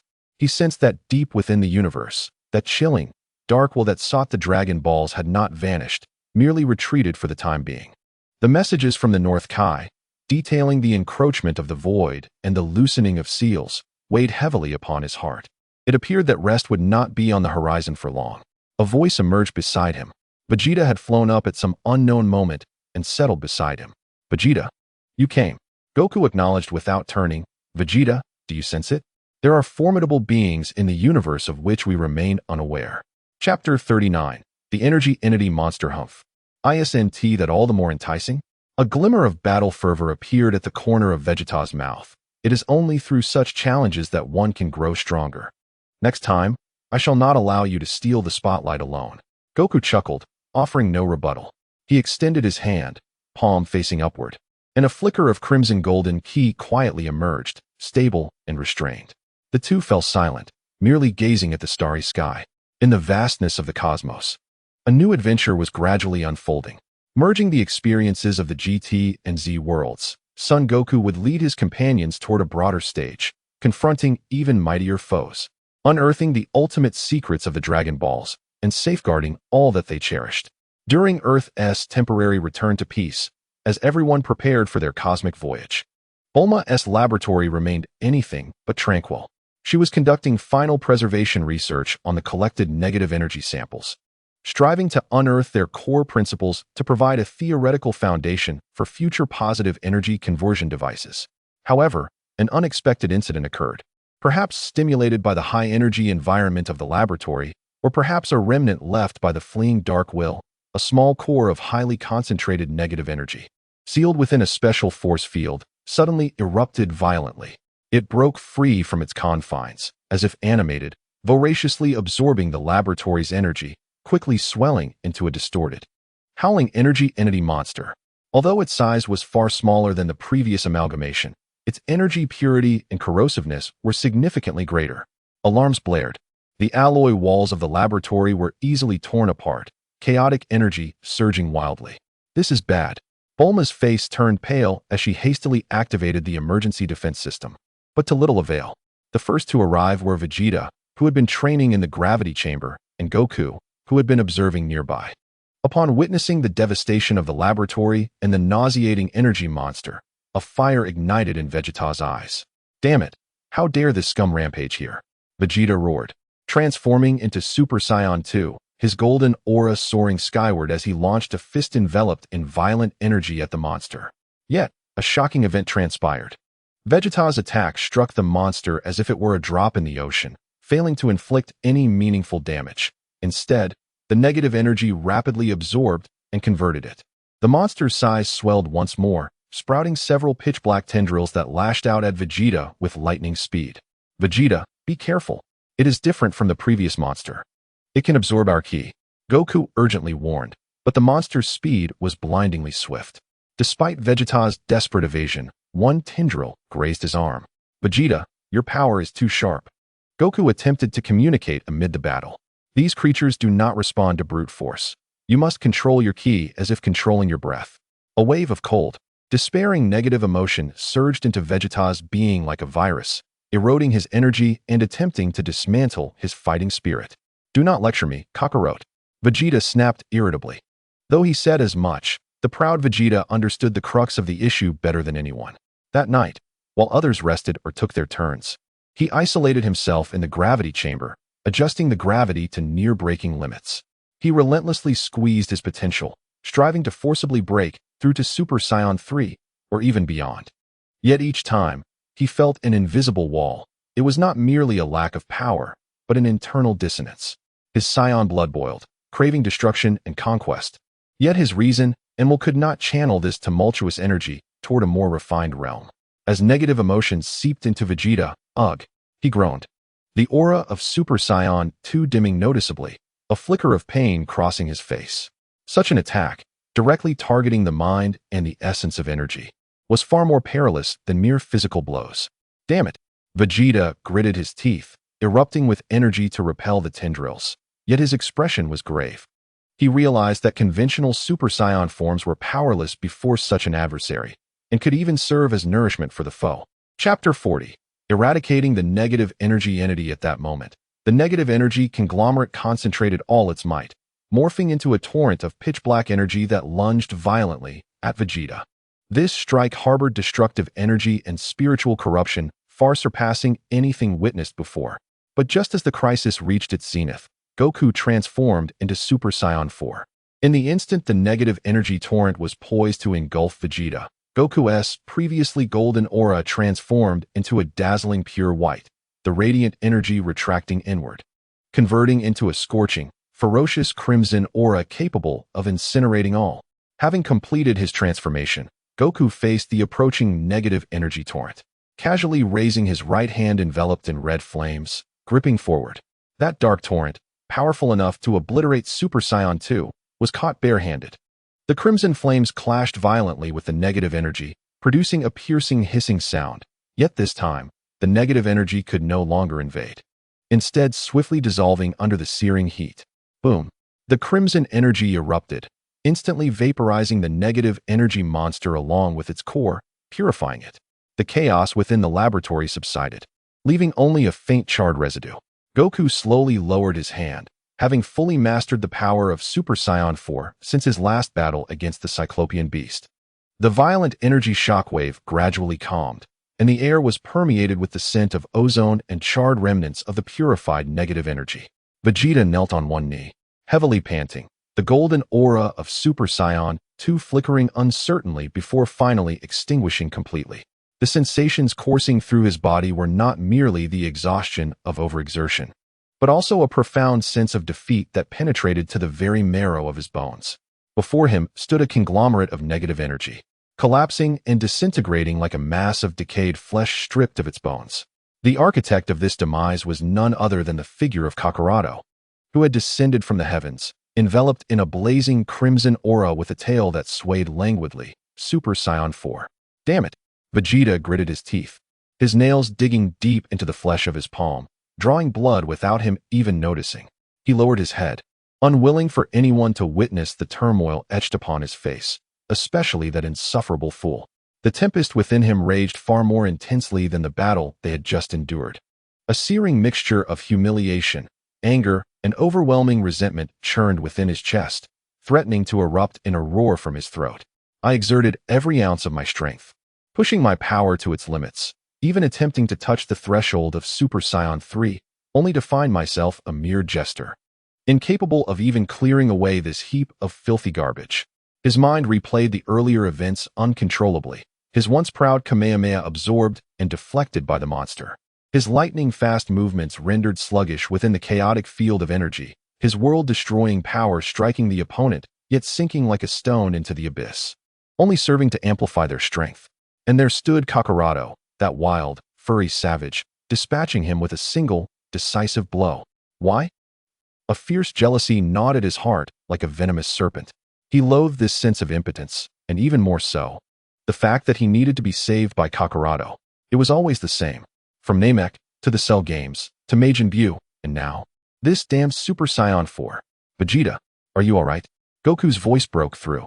Vegeta snapped his head up, his countenance regaining its usual coldness and arrogance, firmly repressing all turbulent emotions beneath a facade of ice. Rising to his feet, he brushed the dust off his battle suit and replied curtly, "Humph. This level of power is hardly sufficient to harm me." In this moment, he cast a glance at Goku, whose crimson form was blindingly radiant. The fire reignited in Vegeta's eyes, but this time it was no longer a mere fury. It was a battle intent infused with humiliation, defiance, and an unwavering determination. "I swear by the honor of the Saiyan Prince." The power of Super Saiyan 4. No, a strength greater than yours. I will master it. I will surpass you in my own way. Just wait, Kakarado. Next time, it will be I, Vegeta, standing here to save the day. He turned away from Goku, directing his gaze towards the horizon. The final battle awaited them. Yet Vegeta knew that before that moment arrived, he must first grow stronger. Bulma observed with anxious eyes and rushed over to Vegeta. Vegeta, this reckless behavior is futile. If Super Saiyan 4 is merely a stronger power, what distinguishes it from Super Saiyan 3? Goku has said that it is a balance, a harmony between instinct and reason. How can you achieve this if you cannot even confront your own tail? The mention of his tail left Vegeta momentarily stunned. The Saiyan tail had once symbolized pride, as well as the essence of their transformation into great apes. However, since the battle on Earth, it had been severed by Yajirobe. Bulma's words pierced deeply, penetrating the innermost recesses of his heart he had long avoided. Her statement struck like lightning, dispelling the fog that had clouded Vegeta's mind for years. The unification of instinct and reason. He found himself immobilized, as memories surged uncontrollably. The moonlit nights on planet Vegeta, the arduous and perilous training to control the great ape transformation. The humiliation of hiding his tail as an unstable element while enslaved by Frieza. The excruciating pain and rage when Yajirobe had ambushed him and severed his tail on Earth. He had always regarded this embodiment of Saiyan ferocity as a weakness, a disgrace, a hindrance to his pursuit of perfect power. This revolutionary notion stirred up a sense of agitation and resistance within him, yet Bulma's piercing words and the powerful, harmonious image of Goku as Super Saiyan 4 left him with no room for rebuttal. His pride would not allow him to remain forever in the shadows. Meddling. Vegeta retorted defiantly, but the frenzy in his gaze had diminished, replaced by a profound contemplation. He refrained from immediately rushing into the gravity chamber for self-punishing training. Instead, he fell into an unusual silence. After several encounters, Vegeta's sense of defeat grew increasingly unbearable. Days later, after deciding to venture into the depths of the universe in search of the origins of the Dragon Balls, Bulma and her team remarkably transformed a spaceship, the Hope, integrating the latest Earth technology with Namekian biotechnology. This vessel not only possessed warp capabilities, but was also equipped with a high-intensity gravity training room. As anticipated, all negative energy converged in the southern region, forming an unprecedented and terrifying existence. It was no longer a mere accumulation of matter, but rather a colossal vortex, half energy, half entity. At its center pulsated an evil core akin to a black sun. It exuded a suffocating pressure of despair, beginning to warp the very fabric of space around it. Goku, having perfectly fused his consciousness, Vegeta, Gohan, and Piccolo joined forces in a fierce struggle, yet the situation was grim. This ultimate void shadow could not only absorb and reflect energy attacks, but also directly assault the soul, magnifying inner fears and weaknesses. Gohan and Piccolo soon suffered mental trauma, their fighting spirit diminishing. Goku, relying on the steadfastness of Super Saiyan 4 and the power of his fused soul, barely held on, yet he too found himself ensnared. Vegeta's predicament was the direst. His pride and eagerness to prove himself became the enemy's most effective point of penetration. Countless illusions flashed before his eyes, Frieza's mocking laughter, the disappointed gaze of King Vegeta, the repeated scenes of his defeats against Goku.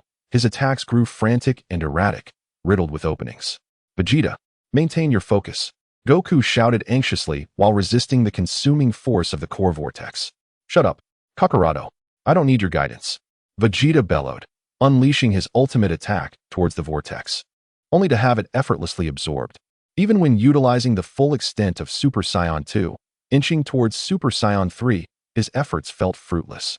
His Kamehameha was often absorbed by the enemy, and his rapid movements faltered under the disruptive emotional field of the foe. The pure destructive power he took pride in appeared clumsy against such an unconventional adversary. Damn it! Once again, Vegeta's ultimate attack was consumed by the enemy. Though he remained silent, the tight clench of his fists and the veins bulging on his forehead revealed the fury and discontent brewing within him. Goku, Gohan, and Piccolo fought valiantly, yet the outlook was bleak. This ultimate void shadow could absorb and reflect energy attacks, while also assaulting the soul and amplifying inner fears and weaknesses.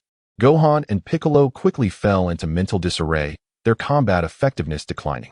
Goku, relying on the stability of Super Saiyan 4 and the strength of his fused soul. Struggled to sustain himself, but was ensnared. Vegeta, you must hold your mind. Goku shouted urgently while fending off the vortex's consuming force. In the heat of battle, Goku found himself temporarily trapped. Piccolo and Gohan fought desperately, but began to falter. The embodiment of hatred morphed into shadows of Frieza, Cell, and Majin Buu, incessantly mocking Vegeta's history of failure, provoking his proud ego. Look, Prince Vegeta, you are forever a loser, always living in Kakaroto's shadow. Your pride is worthless. Your power is fragile. Vegeta's mental defenses teetered on the brink of collapse. At that moment of utmost confusion, the attack from the ultimate void shadow surged toward him. In that fleeting instant, his mind went blank. Anger, resentment, fear, all emotions erupted, yet what ultimately crystallized was an incredibly pure intent to protect, not to surpass anyone, nor to prove anything, but solely to protect his son and safeguard his companions. Begone, accompanied by a roar that tore through his chest. A certain shackle within Vegeta was shattered. He felt a force, far older, more primal, and more powerful than the transformation into a Super Saiyan, erupting from the depths of his bloodline. His body began to undergo a violent transformation. His physique became more robust, crimson fur rapidly sprouted, and his black hair cascaded down to his waist like flames. Surrounding him was no longer a golden aura, but a deep red flame interspersed with lightning, akin to burning blood. However, unlike Goku's effortless transformation, Vegeta's metamorphosis was filled with anguish and struggle. His rationality clashed violently with his primal ferocity. His gaze alternated between clarity and bestial intensity. Vegeta, control it. In the distance, Goku, having broken free from his restraints, shouted, remember what you are protecting. It is not a burden, but the anchor of your power. Protect Trunks. In that turbulent moment, Vegeta's consciousness grasped a lifeline. He no longer attempted to suppress that wild power, but sought to understand and guide it. He centered his protective instincts for his companions and used the Saiyans' primal battle instinct as fuel. Gradually, the chaos in his eyes faded, replaced by a calm wildness, a wisdom-laden ferocity. The deep red flame stabilized and became more refined. He had finally mastered this power. Super Saiyan 4 Vegeta was born. Chapter 43. The essence of the shadow of nihility. At this moment, Vegeta's appearance resembled Goku's, yet his aura was entirely different. His presence was sharper, more concentrated, exuding a king's oppressive aura. He slowly raised his hand, and a seemingly ordinary energy blast shot forth. However, upon striking the embodiment of hatred, it unleashed a terrifying effect that did not merely destroy but disintegrated its very essence of resentment. This is the true power of this prince. Vegeta's voice was deep and filled with authority. He gazed at the massive embodiment, devoid of confusion or rage, only absolute confidence and control. He exchanged a glance with Goku, and without the need for words, the two Super Saiyan 4 warriors launched their assault simultaneously. The intertwining beams of crimson and deep red were no longer a simple coordination, but created a marvelous resonance. Their powers appeared to complement each other, forming an even more potent purifying effect, ultimately annihilating the embodiment of hatred. As the battle concluded, Vegeta gently landed, reverting to his original form. He examined his hands, feeling the familiar yet foreign, complete and powerful energy within him. It seems you have finally found your path, Goku said as he approached with a smile. Vegeta snorted. But this time, a barely perceptible smile graced his lips. Do not get too complacent, Kakarot. This is merely the beginning. The road to greater strength shall be paved by me, Vegeta. Just as Vegeta finished his statement, at the moment the last remnants of the embodiment of hatred were completely purified, an unexpected change occurred. In the heart of the southern forest, the area most severely corroded by negative energy, the ground did not settle, but trembled violently. The purple-black clouds, which had begun to dissipate, seemed to be seized by an invisible giant hand, collapsing inward at a frenzied pace. The sky did not brighten. Instead, it rapidly darkened, as if night had descended prematurely, with only a point of extreme darkness in the forest center, devouring all light. What is happening? Did not the energy response disappear? Gohan exclaimed, sensing the disquieting pressure ahead. Piccolo's expression turned grave. No, what we eliminated was merely a vanguard, or perhaps a decoy. The true core has been lurking underground, absorbing the energy we released during the battle. Goku furrowed his brow, In his Super Saiyan 4 state, his perception far exceeded that of ordinary beings. He could sense that the presence beneath the ground possessed a cold malice, ancient and alien to this universe. Boom. The earth shattered completely. The land in the forest center buckled upward like fragile eggshells, breaking apart. A colossal figure, not composed of matter but formed from pure void and twisted rules, slowly ascended. It had no fixed shape, appearing as a constantly flowing black rift, its edges flickering with chaotic temporal distortions. It emitted not an aura but a denial of existence. Wherever it passed, the very fabric of space cried out and disintegrated. The essence of the shadow of nihility, or rather, a tentacle it had sent into this universe. Vegeta's crimson-slit pupils narrowed, and the deep red flame instinctively surged, displaying a formidable wariness. He sensed a distinctly different threat. This was not a disparity in strength, but a fundamental restraint. His annihilation energy seemed drastically less effective against this moving void.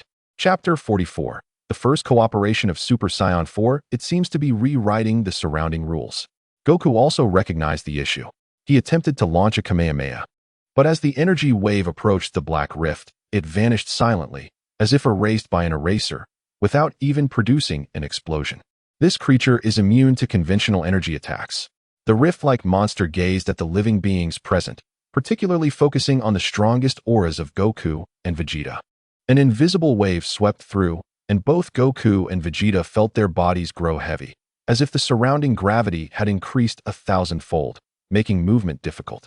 Worse still, the energy within them began to uncontrollably dissipate outward. It was absorbing their energy. "You bastard! How dare you siphon the prince's power?" Vegeta roared, the deep red flame exploding forth as he forcibly stabilized his energy, yet it was evidently much more strenuous than when he had faced the embodiment of hatred. Goku attempted to instantaneously move, but discovered the surrounding spatial structure was extremely unstable, making precise positioning impossible. No, the space is in disarray. Conventional means are nearly ineffective. The tremendous power of Super Saiyan 4 appeared somewhat helpless in the face of this rule-level adversary. "Kakarot!" Vegeta suddenly shouted, his gaze fixed on the encroaching black rift. His mind racing. This creature does not respond to brute force.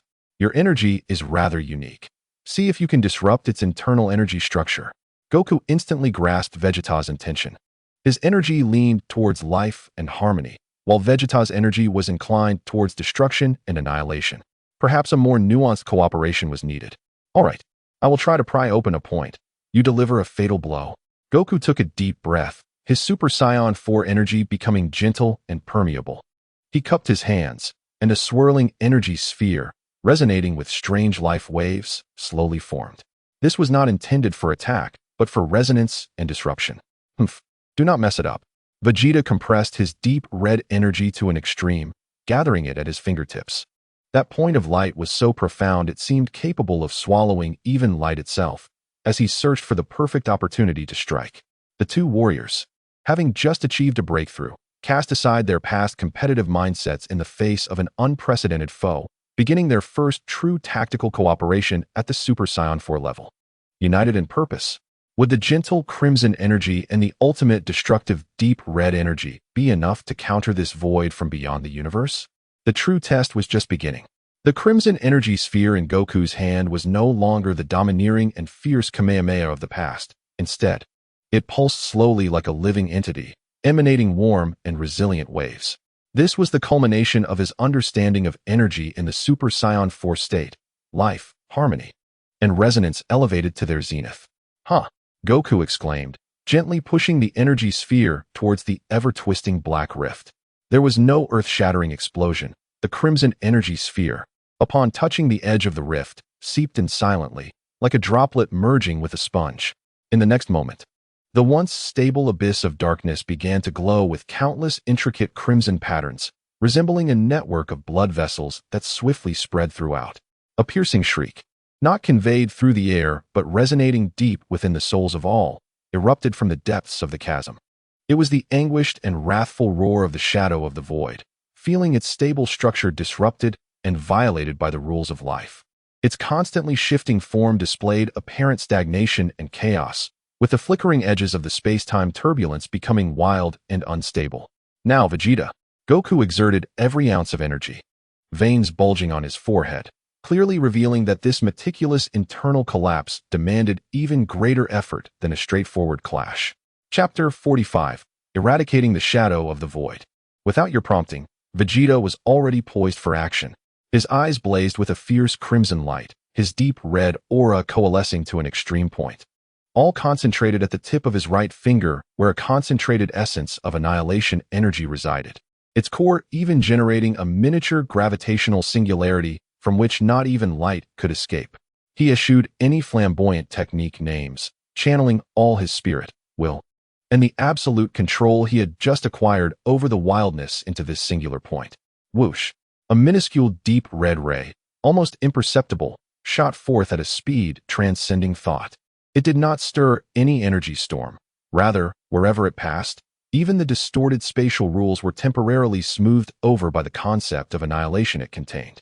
This ray struck precisely at the point marked and disturbed by Goku's life energy, the anchor point of the shadow of the void in this reality, as well as its structural vulnerability. Time seemed to freeze once more. The deep red ray penetrated the dark chasm, devoid of explosion or flash. Instead, a far more chilling spectacle ensued. Centered around the impact point, the black fissure ignited like ignited paper, swiftly turning grayish-white before dissipating into the most fundamental particles. This annihilation effect rapidly expanded, replacing the void with an even more absolute absence. The shadow of the void emitted a final, silent wail filled with reluctance, as its immense dark form was completely erased from the fabric of the universe within mere seconds, as if wiped away by an eraser from a pencil drawing. The darkness in the sky instantly faded, sunlight once again pouring over the southern forest. Although the earth lay in ruins, that overwhelming, cold malice had vanished. The spatial structure normalized, and the gravitational field stabilized. Goku and Vegeta simultaneously relinquished their Super Saiyan 4 transformations and descended to the ground, both slightly panting. Their faces weary, yet their gazes radiantly bright. The recent battle had not merely been a contest of strength, but rather a profound practical exercise in understanding the essence of energy and the rules governing it. Did we succeed? Gohan gazed incredulously at the now tranquil sky.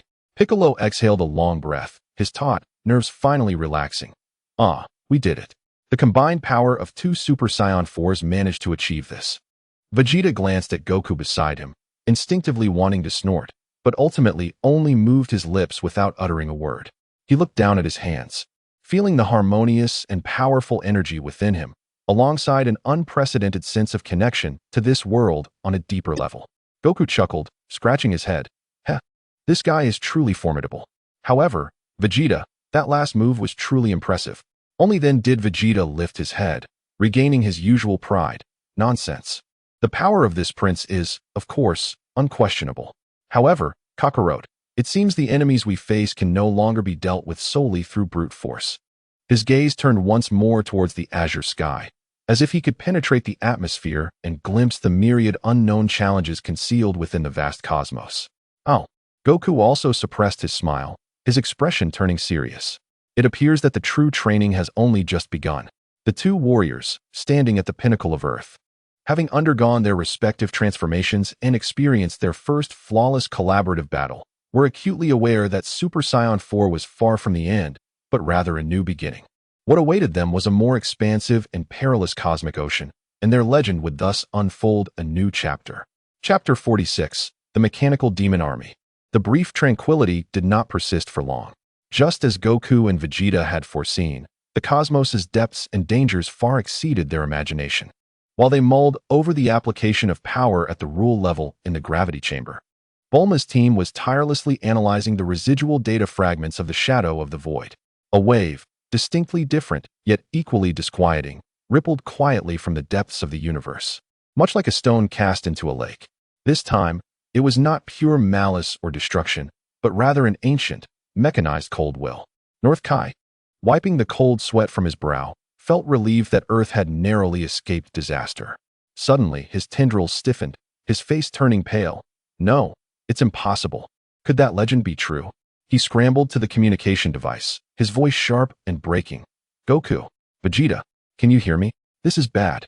Goku and Vegeta simultaneously looked up, frowning at a particular point in the sky. Lord Kai? What's wrong? Goku asked, puzzled. Another reckless foe has arrived? Vegeta scoffed, though his eyes reflected a newfound caution, sensing a colossal energy source unlike any he had encountered before, one that was non-biological. It's them. They have awakened. The North Kai's voice was filled with despair, the mechanical demon army of the cosmic cleansers. Legends spoke of them being created by an ancient civilization long since perished, designed to purify any star domain deemed imbalanced or polluted. They are heading your way. Their target is the Dragon Balls. The Dragon Balls? Goku blinked in surprise. Indeed. Although the shadow of the void has been eliminated, the violent clash with the negative energy of the Dragon Balls, combined with your final piercing move that shattered the rules, created an energy ripple that was far too powerful. This likely triggered the purification protocol of the mechanical demon army. In their ancient logic, a Dragon Ball capable of generating such abnormal and dangerous energy is deemed a cosmic virus that must be eradicated. No sooner had he spoken than the cosmos outside Earth began to warp, not through a wormhole, but rather a more violent reality overlay. A massive metallic construct, akin to a planet, the mothership of the mechanical demon army, slowly intruded into the solar system, followed by tens of thousands of mechanical warriors of various forms, exuding an icy, murderous aura. They were silent, yet exuded an oppressive force capable of crushing anything in their path. These mechanical warriors were entirely different from Frieza's minions. They harbored no emotions, no fear, possessed exceedingly high energy levels, and exhibited remarkable resistance to pure ki attacks, even demonstrating an ability to learn and adapt. What a joke! Just finished dealing with the rule-breaking monstrosity, and now a horde of metal clumps arrives. Vegeta seethed, his crimson aura erupting as he instantly transformed into Super Saiyan 4. Kakarot. Enough with the chatter. Destroy them all before they reach Earth. Wait, Vegeta. Goku intervened, his gaze fixed intently on the colossal mothership. They don't seem to be biological entities. Moreover, their target is the Dragon Balls. A bold thought flashed through Goku's mind. He turned to Bulma. Bulma, can you temporarily shield or disguise the energy signal of the Dragon Balls? Bulma rapidly operated at the console. I'll give it a try. But their technological level may far exceed ours. We can't deceive them for long. Not for long. Goku's eyes sparkled with determination. Vegeta, we'll go directly inside that behemoth. Chapter 47. Inside the mechanical demon mothership. What? Are you insane? Vegeta frowned. Don't you see? Goku pointed outside. They are solely fixated on the Dragon Balls and seem to have no direct intention of attacking Earth itself. This indicates that their actions follow a strict logical protocol. Rather than expending energy on the endless minions outside, it would be far more prudent to penetrate directly into the heart of their core program, either to modify or obliterate it. This approach is undoubtedly more effective than a head-on confrontation. Vegeta was momentarily taken aback, but soon grasped Goku's intent. Indeed, this is the most efficient method when faced with such non-living adversaries. A dangerous smirk curled at the corner of his mouth. To strike at the core, is it? Humph. That suits this prince's style perfectly. Gohan, Piccolo, the minions outside are in your capable hands. Safeguard the Dragon Balls and the Earth. After Goku imparted his instructions, he exchanged nods with Vegeta. In the next instant, the two transformed into streaks of crimson and deep red, not charging towards the vanguard of the mechanical army, but rather circumventing the mass with astonishing speed and angles, making a beeline for the colossal mothership resembling a miniature planet. Meanwhile, on Earth, Dondi and Mr. Popo were anxiously attempting to gather the 7 Dragon Balls to enact a sealing spell. Far away in the Kaioshin realm, the old Kaioshin was also alerted. He sifted through ancient scriptures, his expression grave as he murmured, the mechanical demon, a formidable creation that even the Kaioshin find troublesome, seemingly touches upon the taboo of the creation code. Goku, Vegeta, your challenge this time is at the pinnacle of technology, or perhaps in the realm of the divine. Inside the mechanical demon mothership, it was not a conventional cabin, but rather an infinitely extending, self-reconstructing metallic labyrinth. Countless streams of energy surged through transparent conduits, and the cold logic of commands ebbed and flowed like a tide. Ubiquitous scanning beams and defense systems unleashed attacks potent enough to vaporize stars upon any intruder. In their Super Saiyan 4 forms, Goku and Vegeta navigated the maze-like corridors at breakneck speed, evading lethal assaults. Kakarot, can you locate the core? Vegeta inquired. Shattering a suddenly appearing giant defense robot with a punch, his brow furrowed. The structure here is constantly shifting, as if it possesses a life of its own. It is moving, and it seems there is not just one core. Goku closed his eyes to sense the surroundings, realizing that the mothership itself was a vast living program. We must locate its primary logic terminal. Suddenly, the metallic wall ahead melted like mercury, coalescing into a massive humanoid silhouette composed of pure energy and liquid metal, exuding a pressure far exceeding that of all the mechanical warriors outside. Identification: high-energy life form intrusion. Threat level: maximum. Execution: annihilation protocol. The cold voice resonated directly in their minds. It appears we have located the administrator. Vegeta cackled with glee, his deep red aura flaring anew. Let us see how you fare against me. However, the administrator's combat prowess was beyond imagination. It not only possessed immense strength, but could also predict the trajectories of their attacks, generating the most effective defenses and countermeasures in real time. Its combat style was a flawless tactic based entirely on logical calculations. Its computational speed is astonishing. Goku narrowly evaded an energy slash. Our combat data is being analyzed and assimilated by it. Then let us unleash a power it cannot comprehend. Vegeta roared, gathering his annihilation finger once more, but this time, a distorted force field manifested before the administrator, deflecting part of the annihilation energy's effect. Chapter 48. The Grand Elder of Namek Unknown Rule Attack Detected. Activating Rule Level Defense Module. Analysis Reconstruction. It can even adapt to rule-based attacks? Vegeta's pupils constricted.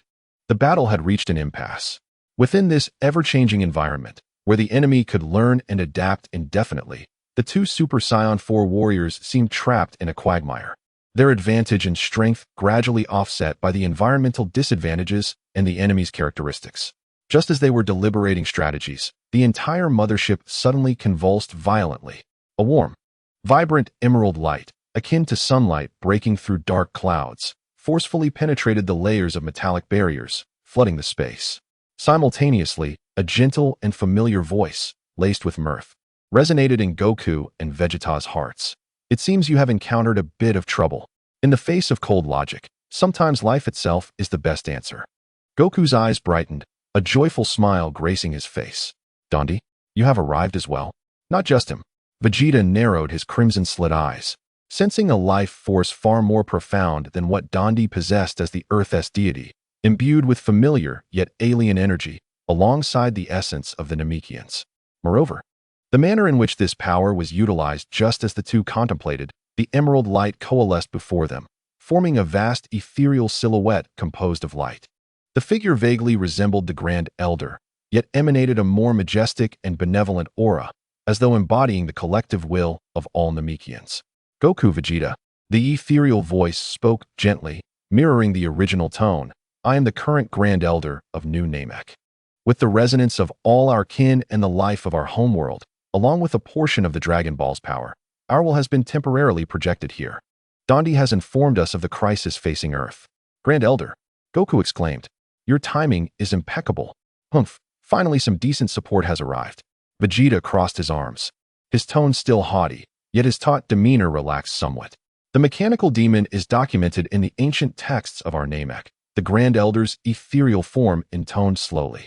They adhere to absolute logic. While pure strength is undoubtedly significant in combating them, it is even more critical to disrupt their core logic. Their purification protocol essentially rejects anomalies and disorder. Life, especially life imbued with potential and creativity, is in itself the greatest form of disorder within the universe's vast order. No sooner had the Grand Elder finished speaking than another burst of light illuminated the space. Goku was taken aback to see the old Kaioshin kid, accompanied by King Kai of the North, materializing within the mechanical demon's interior.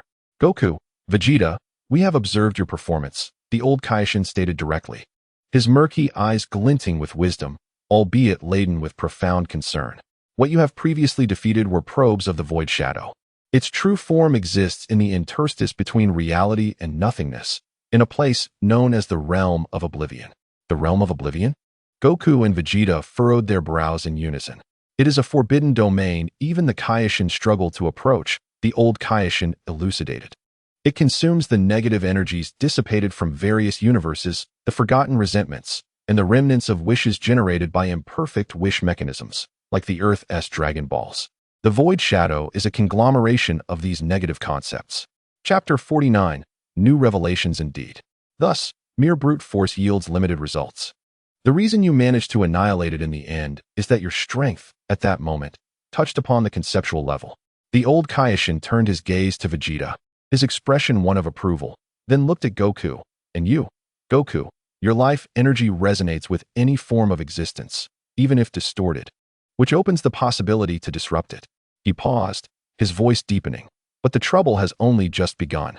Your battle with the Void Shadow has created energy fluctuations that are too unique, attracting the attention of certain entities.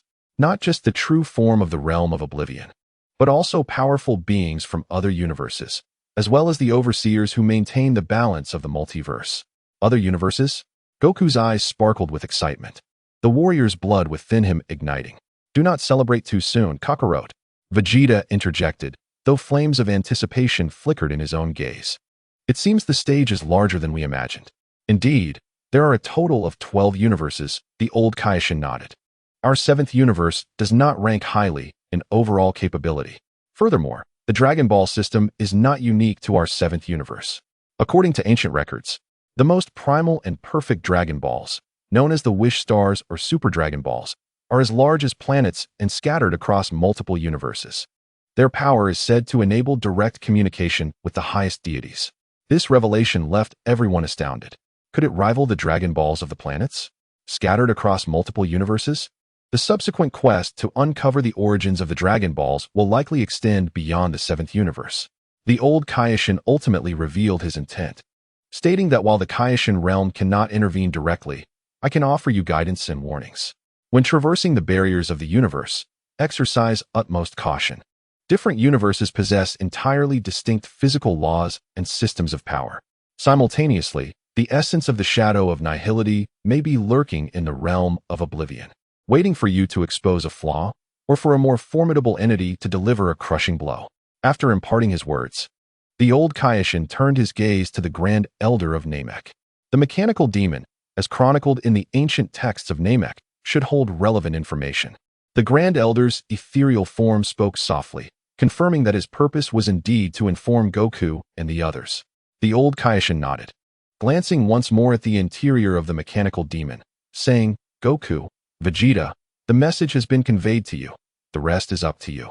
With that, he chose to refrain from interfering in their battle and turned toward Jebet, who understood the cue. In an instant, a flash of light enveloped the old Kaioshin and Jebet, as if they had never been present. Goku appeared bewildered by the sudden departure. The Grand Elder then addressed Goku and Vegeta, stating, Soon, we will temporarily disrupt the mechanical logic of this area with a life energy field, creating an opportunity for you. However, this disruption cannot be sustained, nor can it directly dismantle them. Locating and rewriting the core protocols, or discovering the source of their power, is the only method to thoroughly resolve this crisis. No sooner had he spoken than the verdant life energy field rippled outward like waves, enveloping Goku, Vegeta, and the liquid metal administrator. Instantly, the surface of the administrator's body shimmered with unstable ripples, and data streams flickered wildly in its cold electronic eyes, clearly indicating it was under significant duress. Chapter 50. The Chaos Devourer detecting high-dimensional life energy interference. The logic core is experiencing unknown disturbances, computational capabilities reduced by 173. Reassessing the threat, its movements noticeably slowed, and its predictions became less precise. Now is the moment, Goku shouted, unleashing a surge of crimson energy. Vegeta, you flank left while I go right. Let us shatter its rhythm with sheer power and speed, just as I desire. Vegeta grinned maniacally, his deep red aura erupting like a volcanic blast. The two warriors abandoned intricate strategies in favor of the raw speed and explosive strength that Saiyans excel at. Boom, boom, boom. The echoes of fists, kicks, and energy blasts reverberated once more, but this time, the situation was markedly different. Stripped of its flawless computational support, the administrator, though still formidable, could no longer respond with the same composure to the tempestuous onslaught of the two Super Saiyan 4 warriors. Its defenses began to show cracks, and its counterattacks grew sluggish. It appeared that its core logic was focused on protecting a certain location deep within the mother ship. Goku, sensing the flow of energy while moving at high speed, urged. Follow me. The two, attuned to each other's thoughts, simultaneously unleashed their power, delivering a heavy blow that temporarily scattered the disoriented administrator into liquid metal and energy particles. They transformed into two streaks of light, racing towards the direction that Goku had sensed. Under the protection of the life energy field, the surrounding metallic labyrinth posed significantly less obstruction, allowing them to pierce through layer upon layer of barriers until they arrived at an astonishing location. No longer was this a cold metallic realm, but a vast central hall constructed of crystalline structures. At the heart of the hall, a swirling vortex of light, composed of countless zeros and ones, hovered, embodying the core of the mechanical demon's main logic terminal, the Genesis code. Below the core, an intricate web of energy conduits converged toward a heavily sealed chamber. Through the translucent energy barrier, 7 ominous crystals, pulsating with a malevolent glow, could be discerned, arranged in a manner strikingly reminiscent of the 7 Dragon Balls. Are they mimicking the structure of the Dragon Balls? Vegeta exclaimed in shock. No, those are anti-Dragon Balls. The Grand Elder's ethereal voice resonated with gravity. The mechanical demon, during its prolonged purification process, captured and analyzed certain energy signatures of the Dragon Balls, attempting to create a fully controlled wishing mechanism for executing absolute order. They intend to use these anti-Dragon Balls not to eliminate the Earth's Dragon Balls, but to overlay and rewrite the foundational rules of the Dragon Balls, transforming them into instruments for their cosmic purification. The truth was unveiled. The mechanical demon's ambitions were far more terrifying than mere annihilation. They sought to usurp the wonders of the universe. We cannot allow them to succeed. Goku's resolve hardened as he assumed the stance for the Kamehameha, crimson energy gathering with fervor. The two prepared to unleash their final, decisive strike, one that would determine the fate of the universe against the colossal Genesis Code core and the anti-Dragon Balls it safeguarded. At that moment, the Genesis Code core seemed to sense the impending threat, its rotation accelerating dramatically, and the energy levels of the entire central hall surged exponentially. A cold, emotionless voice echoed throughout the hall, detecting an ultimate threat to the ultimate order. Initiating Final Purification Protocol. Logic lock disengaged. Releasing Original Code Chaos Devourer. At the center of the light vortex, an unfathomably dark point, capable of devouring all light and logic, began to expand rapidly. The final confrontation escalated to an unprecedented dimension. Goku and Vegeta were about to face the mechanical demon's ultimate and most horrific trump card. Chapter 51. Battling the chaos vortex. The darkness at the heart of the light vortex expanded swiftly, no longer mere void, but an entity that consumed all. It was not nothingness, but the culmination of chaotic logic, the tomb of order, the ultimate nemesis of all structured energy and information. The moment it manifested, the emerald glow of the Grand Elder's life energy field dimmed as if drenched in thick ink, dissolving as the entire crystalline hall trembled violently, as if unable to withstand its presence. The logic lock has been disengaged. Chaos Devourer, eliminate all anomalies. The chilling voice reverberated as the mass of darkness began to morph. Lacking a fixed form, it occasionally resembled roiling storm clouds, extending distorted tendrils composed purely of entropy. Wherever it passed, even the Genesis Code light streams that formed the hall were shredded, consumed, and transformed into the most rudimentary, disordered energy particles. This creature feels far more troublesome than the shadow of nihility. Goku sensed the energy around him being forcibly tugged apart, disintegrating. The stability of his Super Saiyan force state was under siege. It consumed the very structure of existence. Vegeta keenly discerned the essence of the threat. His deep red aura flickered violently, recognizing that energy, matter, and even the orderly existence of space and time were its sustenance. A chaotic tendril lashed out, and Goku narrowly evaded it, as the space he had occupied was instantly erased, not shattered, but transformed into an indescribable state of non-structure. Vegeta unleashed an energy wave. Yet upon contact with the chaos, it was disintegrated and consumed, seemingly strengthening the darkness. This won't do. Energy attacks only empower it, Vegeta bellowed. Then let us employ a method that does not rely on external energy. Goku's gaze sharpened as he drew in his aura, enhancing his physical form. His crimson figure shot forth like a bolt of lightning, delivering a punch infused with all his strength toward the core of chaos. Boom! His fist indeed struck the entity, But the feedback was a horrifying sense of depletion. Goku felt his energy, even his life force, being rapidly siphoned away. He hastily retreated, his fist now shrouded in a layer of ashen hue. Kakarot. Vegeta stepped forward, forming a barrier of deep red energy to temporarily shield against the pursuing tendrils. We cannot brute force this. This thing has no conventional weaknesses. Life cannot penetrate it. The Grand Elder's voice grew intermittent, as life energy faltered against the chaos. Its essence was anti-life, anti-logic. We must discover the singularity of order. The singularity of order? Goku pondered urgently while evading further attacks. Vegeta furrowed his brow. The innate combat instincts of the Saiyan race, coupled with his recently elevated state, drove him to frantically seek a solution. Analysis indicated that the target was attempting a logical resistance, futile. The realm of chaos was expanding. It was anticipated that within 37 standard units of time, all orderly structures within this universe would be assimilated. The cold proclamation resonated like a death knell, for the singularity of order could only exist within absolute chaos. Suddenly, a vision flashed through Vegeta's mind, the moment he and Wukong resonated in their confrontation against the Void Shadow. Two utterly distinct, yet equally supreme forces of order. Kakarot. Vegeta turned sharply to Wukong, a fierce light burning in his crimson-slit pupils. Do you remember how we defeated that void? Wukong instantly grasped the implication. You mean, indeed, this entity devours order, but what if two entirely opposing yet equally potent orders collide within it, creating a tumult? Vegeta's voice tinged with madness. It seeks to consume. Then let it indulge. Let our paths explode it. Chapter 52. Crisis averted. This was an exceedingly perilous plan. They would actively enter the belly of the Chaos Devourer, where the paths of Wukong, representing life and creation, and Vegeta, embodying destruction and finality, would erupt simultaneously. It was akin to igniting two suns at the center of a powder keg. Haha, how delightful. Wukong laughed heartily, his eyes devoid of fear, brimming only with fervent battle spirit. Let us do it. Vegeta. Humph. Now that's more like it. A proud smile curved Vegeta's lips. Without hesitation, they elevated their energy to the zenith of Super Saiyan 4. The crimson and deep red auras blazed like two opposing stars, burning with unprecedented brilliance. Let us go. They no longer evaded.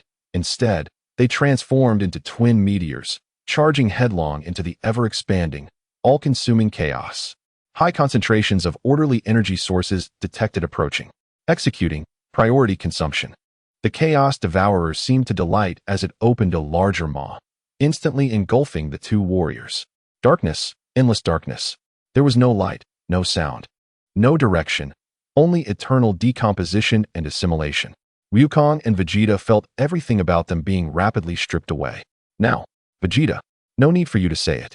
In the core of chaos, the two warriors stood back to back, unleashing all their will, all their beliefs, all their understanding of their paths without reservation. Tenfold Kamehameha. Wukong roared. The crimson light transformed from warm vitality into the creative light that defines existence. This light sought to forcibly carve order within chaos, to establish rules. Gallic Gun, the final cry. Vegeta bellowed. The deep red energy morphed from mere destruction into the concluding force that returns all to the void, guiding everything to its destined end. This power aimed to lead chaos itself towards ultimate annihilation. Creation and conclusion, two extreme opposing forces of order, collided within the belly of chaos. This was not an explosion, but a war of concepts. One sought to create from nothing, while the other aimed to reduce existence to nothing. Buzz. The Chaos Devourer twisted violently, shaking. It could neither comprehend nor digest these two ultimate orders existing simultaneously, yet in complete contradiction. Its internal structure emitted a lament of unbearable strain. The consumption process forcibly reversed. Error. Error. Logical conflict. Unable to parse. Incompatible existence. System overload. The cold alarm transformed into a piercing shriek. Boom. From within, the dark body of the Chaos Devourer erupted with countless intertwining beams of crimson and deep red. It resembled a balloon inflated to its limit, and after a brief stalemate, bang. An indescribable roar reverberated through the entire mothership, even reaching the vastness of outer space. The Chaos Devourer, along with the entire core of the Genesis Code, disintegrated utterly under the extreme internal conflict, annihilated. A tremendous shockwave of energy swept through the central hall, instantly reducing the 7 Dragon Balls to dust. As the light faded, Wukong and Vegeta knelt on one knee, reverting from their transformations, panting heavily. Their bodies marred with scars from the chaos, yet their gazes shone with an extraordinary brightness. They had succeeded. With the core lost, the vast mechanical demon mothership began to disassemble, and the external mechanical legions ceased their activities, like toys deprived of power. The crisis was averted once more. Chapter 53. Heirs of the Sequence. We did it. Wukong grinned. Although weary, his face radiated joy. Humph, of course, we would succeed. Vegeta struggled to rise, still maintaining his regal pride, yet the look he cast towards Wukong had transformed entirely, regarding him as an equal, indeed an indispensable comrade. The ethereal form of the Grand Elder solidified somewhat, radiating satisfaction. Wukong, Vegeta, you have proven that even in the face of absolute chaos, the will and choice of life can forge a miraculous future. However, just when everyone believed all was concluded, a faint, pure white light suddenly emanated from where the core had once been. This light contained an ancient and sacred essence that transcended machinery and even the Dragon Balls of Namek. A gentle, neutral voice resonated directly within the hearts of all living beings. Detection of Chaos Purification Protocol completion. In accordance with inheritance conditions, heirs of the sequence, Son Wukong, Vegeta, you have proven yourselves worthy and capable of wielding the primal force. The legacy database of the ancient stellar civilization is now accessible to you. The white light gradually unfolded, forming a luminous gateway leading to the unknown. Wukong and Vegeta exchanged glances. A new door of adventure had seemingly opened in a manner they could not have anticipated. This time, what lay ahead would reveal the true ancient secrets of the Dragon Ball universe. That pure white light resembled the first ray of starlight from the dawn of the cosmos. Appearing so sacred and resplendent in this space rendered particularly void by the chaos's annihilation. The slowly opening gateway radiated a gentle yet irresistible allure, flowing with torrents of information, imbued with unfathomable antiquity and vastness. What is this? Vegeta warily scrutinized the gateway, instinctively entering a state of readiness, despite being at the end of his strength. Wukong, however, wore a face of curiosity and excitement, sensing an essence that differed from the divinity of the Kaioshin and the majesty of the Destroyer, a kind of all-encompassing presence, rich with the wisdom and vicissitudes of endless time. It speaks of the legacy of the stars. Sounds impressive. Is it something older than the Super Dragon Balls? The Grand Elder's ethereal form gazed at the glowing portal with awe and contemplation. Ancient prophecies have mentioned that before the birth of the Dragon Balls, before the gods delineated realms, there existed a magnificent civilization that touched the roots of the universe. They did not rely on force or divine power, but instead crafted incredible miracles through unparalleled wisdom and an understanding of the essence of life. It seems that the mechanical demon was merely a trivial safeguard they left behind. This, however, is their true legacy. Are we the heirs? Wukong pointed to himself, then glanced at Vegeta, grinning widely. Vegeta, did you hear that? It seems we stumbled upon great fortune again. Vegeta scoffed, but the wariness in his gaze gradually transformed into a fervent desire for exploration. Humph, whatever civilization could create such troublesome machinery must have left something significant behind. It wouldn't hurt to take a look. Perhaps it holds the key for my further advancement. He never missed an opportunity to grow stronger, especially when it involved secrets pertaining to the roots of the universe. Wukong, Vegeta, the Grand Elder's tone grew serious. This legacy harbors immense knowledge, but it may also carry equal risks. Your will and power have been acknowledged, but the path ahead is uncertain. You must proceed with caution. Chapter 54. The Corridor of Stars. Rest assured, Great Elder. Wukong patted his chest confidently, for we are indeed formidable. Moreover, we have this fellow with us. He forcefully slapped Vegeta's shoulder. Vegeta disdainfully shrugged off his hand, saying, "Do not touch me, Kakarot. Let us go." The two took a brief moment to catch their breath, suppressing their fatigue and wounds. They exchanged a resolute glance and stepped forth, boldly crossing the luminous threshold, as if traversing a warm membrane of water. The scene before them transformed instantaneously. They found themselves not in another tangible space, but rather floating within an infinite cosmos of information. Surrounding them were flowing ribbons of starlight, each beam composed of countless intricate symbols, images, sounds, and fragments of history. They witnessed the grandeur of supernova explosions, heard the stirring of primordial life's inception, and perceived the grand epic of civilizations rising and falling. Welcome to the corridor of stars, inheritors. A gentle, neutral voice resonated, seemingly emanating from everywhere. This is the repository and legacy of knowledge of the Observer civilization, which you refer to as the ultra-ancient civilization. We record, we comprehend, but we do not interfere. The mechanical demon god is one of our regulatory devices designed to prevent the universe from prematurely succumbing to heat death due to excessive anomalies. As the voice explained, the flowing information began to coalesce, presenting a clear vision before Wukong and Vegeta, the origin of Dragon Balls. They beheld the primordial crystallization of wishes, not crafted by the Namekians or any deity, but formed from pure possibility and will amidst the aftermath of the Big Bang. The Namekians merely discovered the means to harness them later. The truth of negative energy, it is not merely a cost. It is the entropy increase generated by the distortion of wishes in reality, an inevitable process of order descending into chaos, akin to life inevitably leading to death. The divine system, the Kaioshin, the destroyers, the angels, and even the Omni King are not eternal beings. They resemble roles or programs within the universe's self-management, maintaining balance, with their system itself infused with the shadow of the Observer civilization's design. The fate of the Saiyans.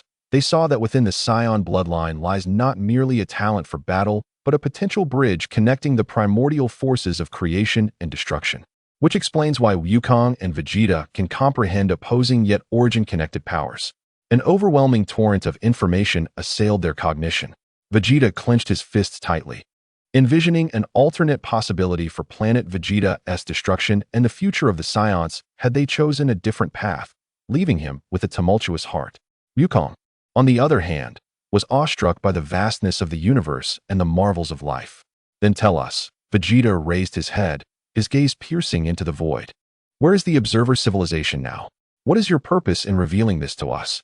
We have merged with the universe itself, becoming part of the background rules. The voice answered calmly. The legacy is initiated only because we detected that the variables have surpassed the critical threshold. The shadow of nihility is not a natural phenomenon.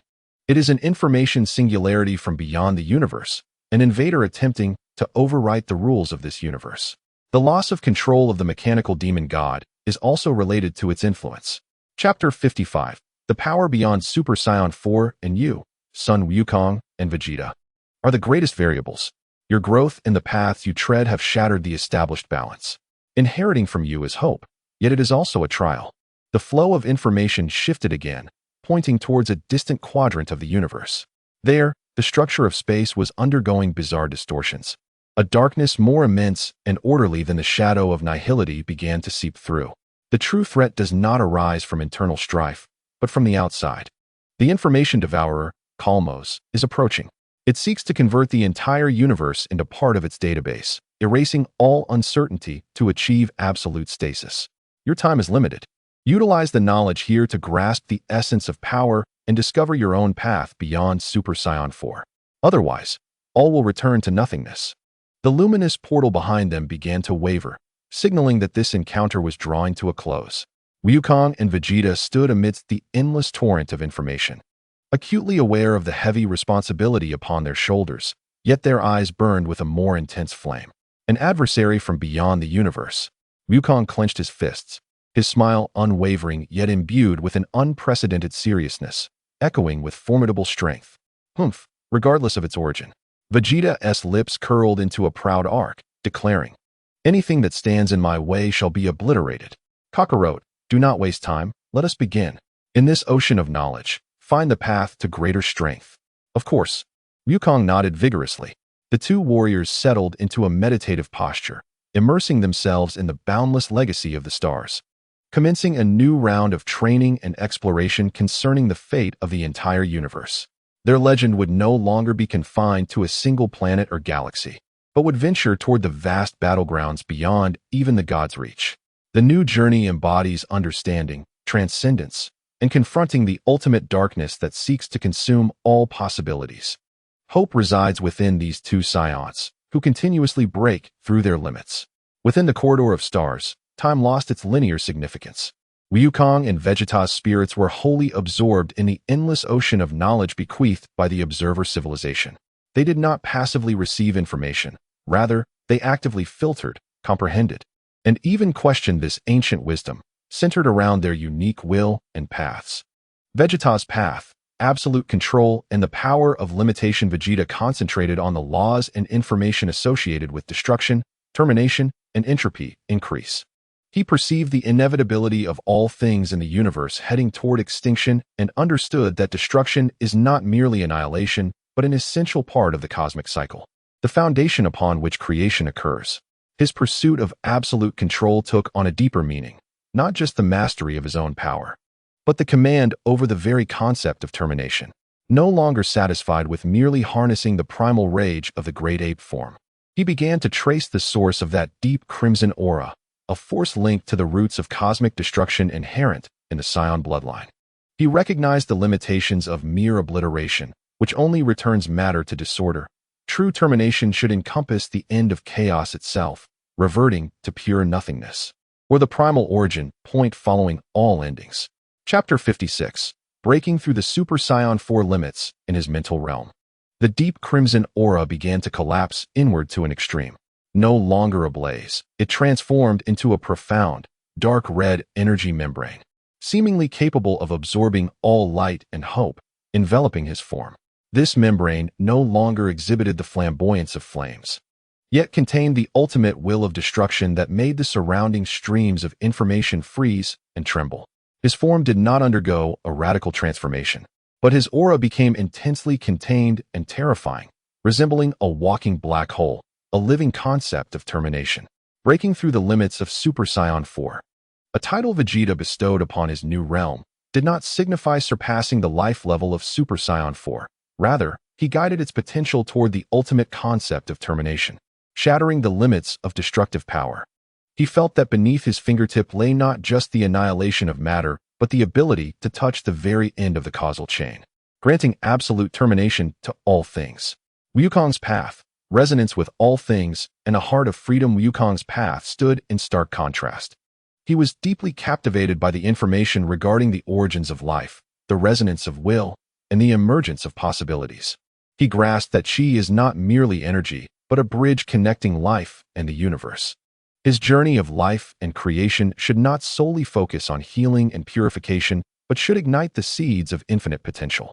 He recalled his encounters and bonds with Upa, Klin, the King Kai, and countless beings throughout the universe, reminiscing about the hope embodied in the energy spheres that gathered the light of countless lives. His strength has never belonged exclusively to himself. On the foundation of the wild rationality of Super Saiyan 4, he began to attempt to connect his consciousness with a broader existence, not merely life, but also the stars, dust, and even the flowing essence of time and space. Within his spiritual realm, the crimson flames gradually became transparent, as if merging into the surrounding stream of information. His form oscillated between clarity and obscurity, as though breathing in sync with the entire cosmic corridor. He no longer sought to control his chi deliberately. Instead, he allowed it to flow naturally, akin to the pulsation of the universe itself. An exquisite tranquility and vitality manifested simultaneously within him. The Super Saiyan 4 state, akin to a state of transcendence, bore resemblance to the boundary-breaking prowess of Vegeta, representing a new realm that Goku had entered. He retained the appearance of Super Saiyan 4, yet his essence transformed into something ethereal and elusive. It seemed as though he existed in a state reminiscent of the utmost freedom, not through divine techniques, but derived from his innate resonance with all things. His attacks would no longer be confined to form. They could be initiated from any angle and in any manner, embodying the natural strikes infused with the power of the environment. His defense integrated with the surroundings, rendering attacks as though they were striking against emptiness.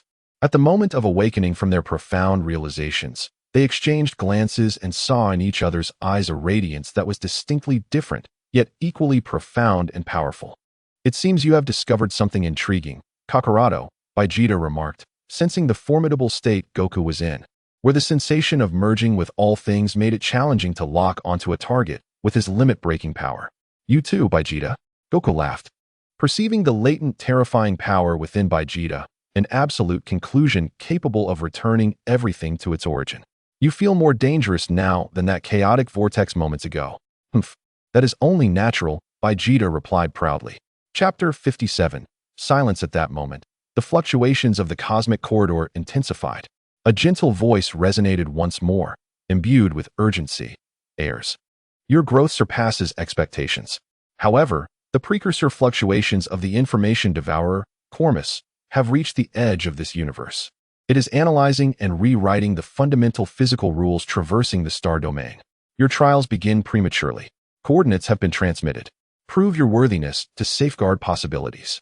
A new gateway of light opened before them, emanating a disconcerting sensation of physical constants being forcibly altered.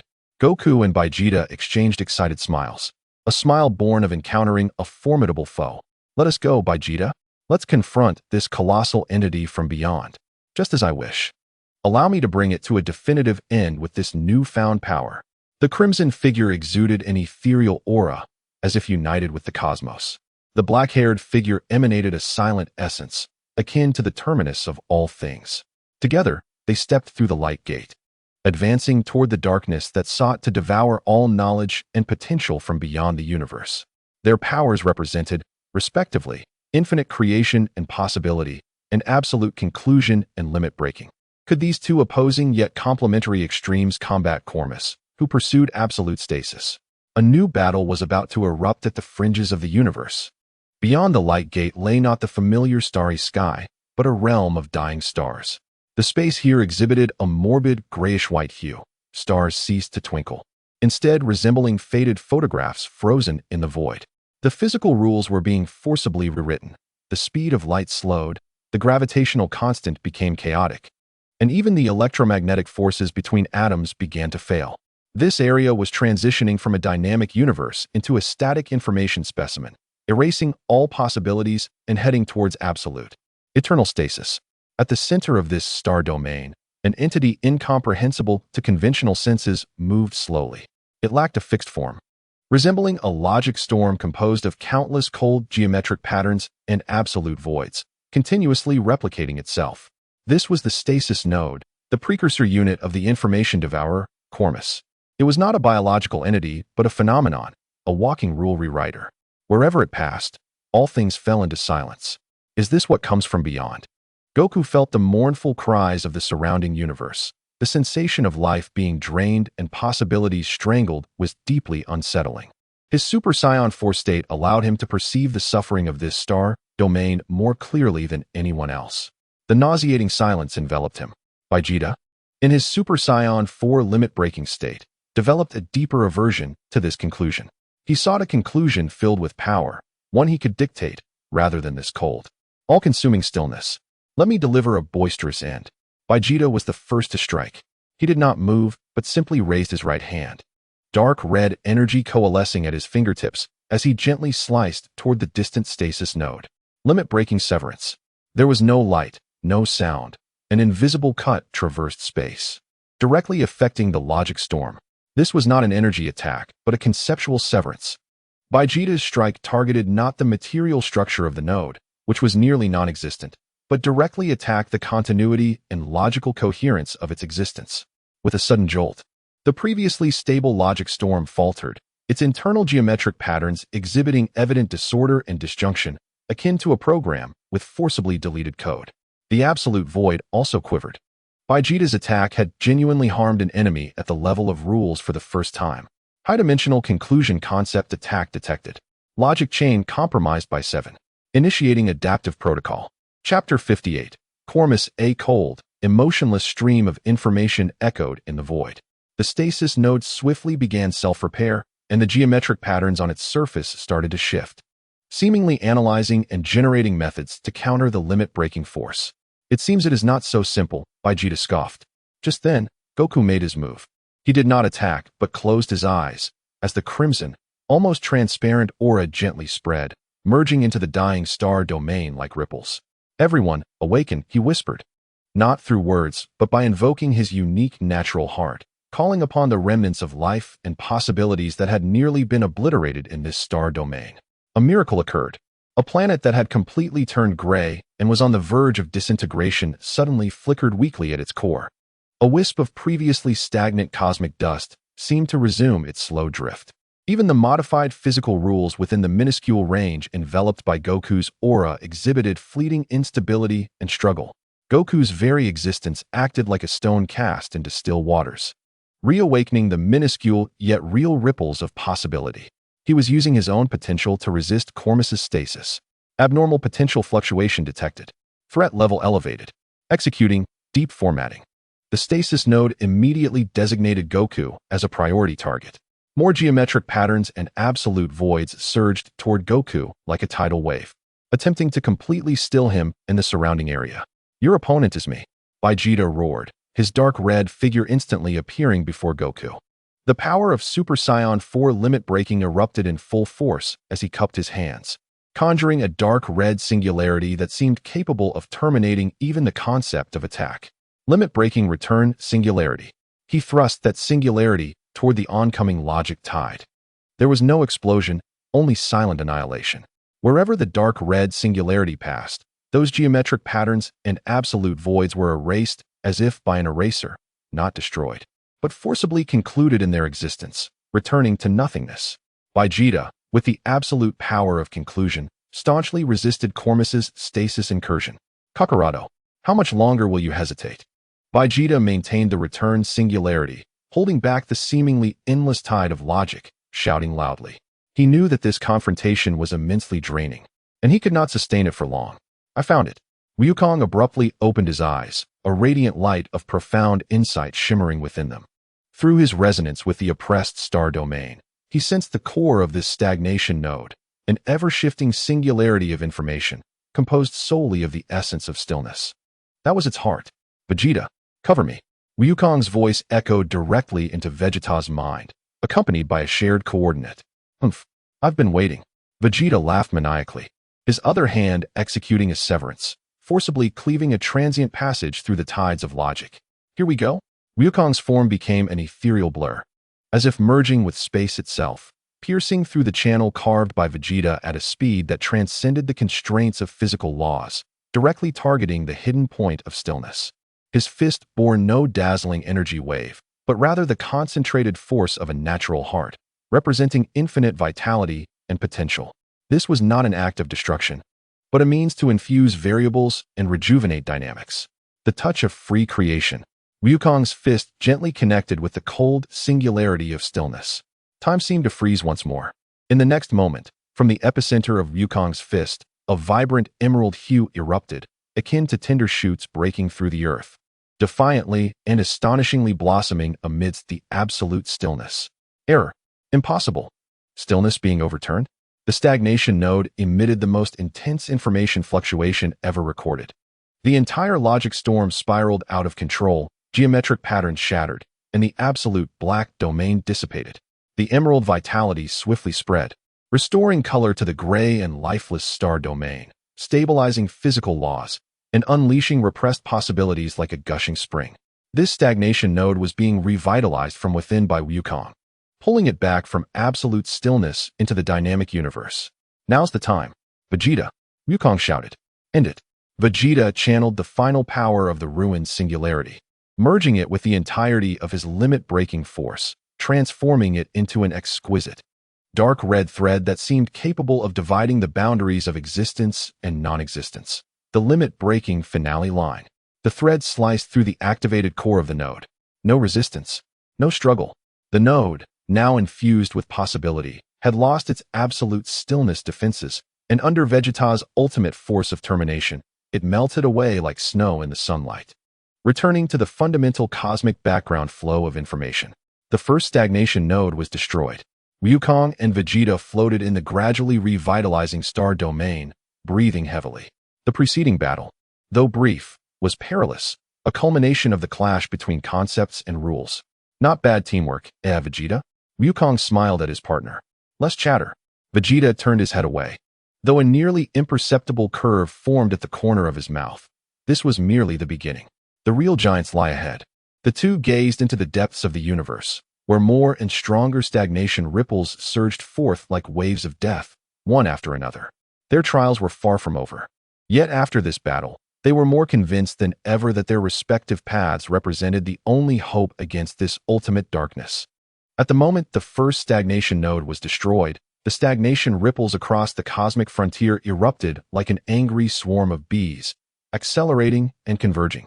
No longer scattered nodes, but a tsunami sweeping in, its scale and intensity exceeding dozens of times before. TSK, seems like taking one down has provoked the main entity. Vegeta felt the overwhelming will attempting to freeze everything, as the dark red limit-breaking energy membrane trembled violently, revealing the immense pressure he was enduring.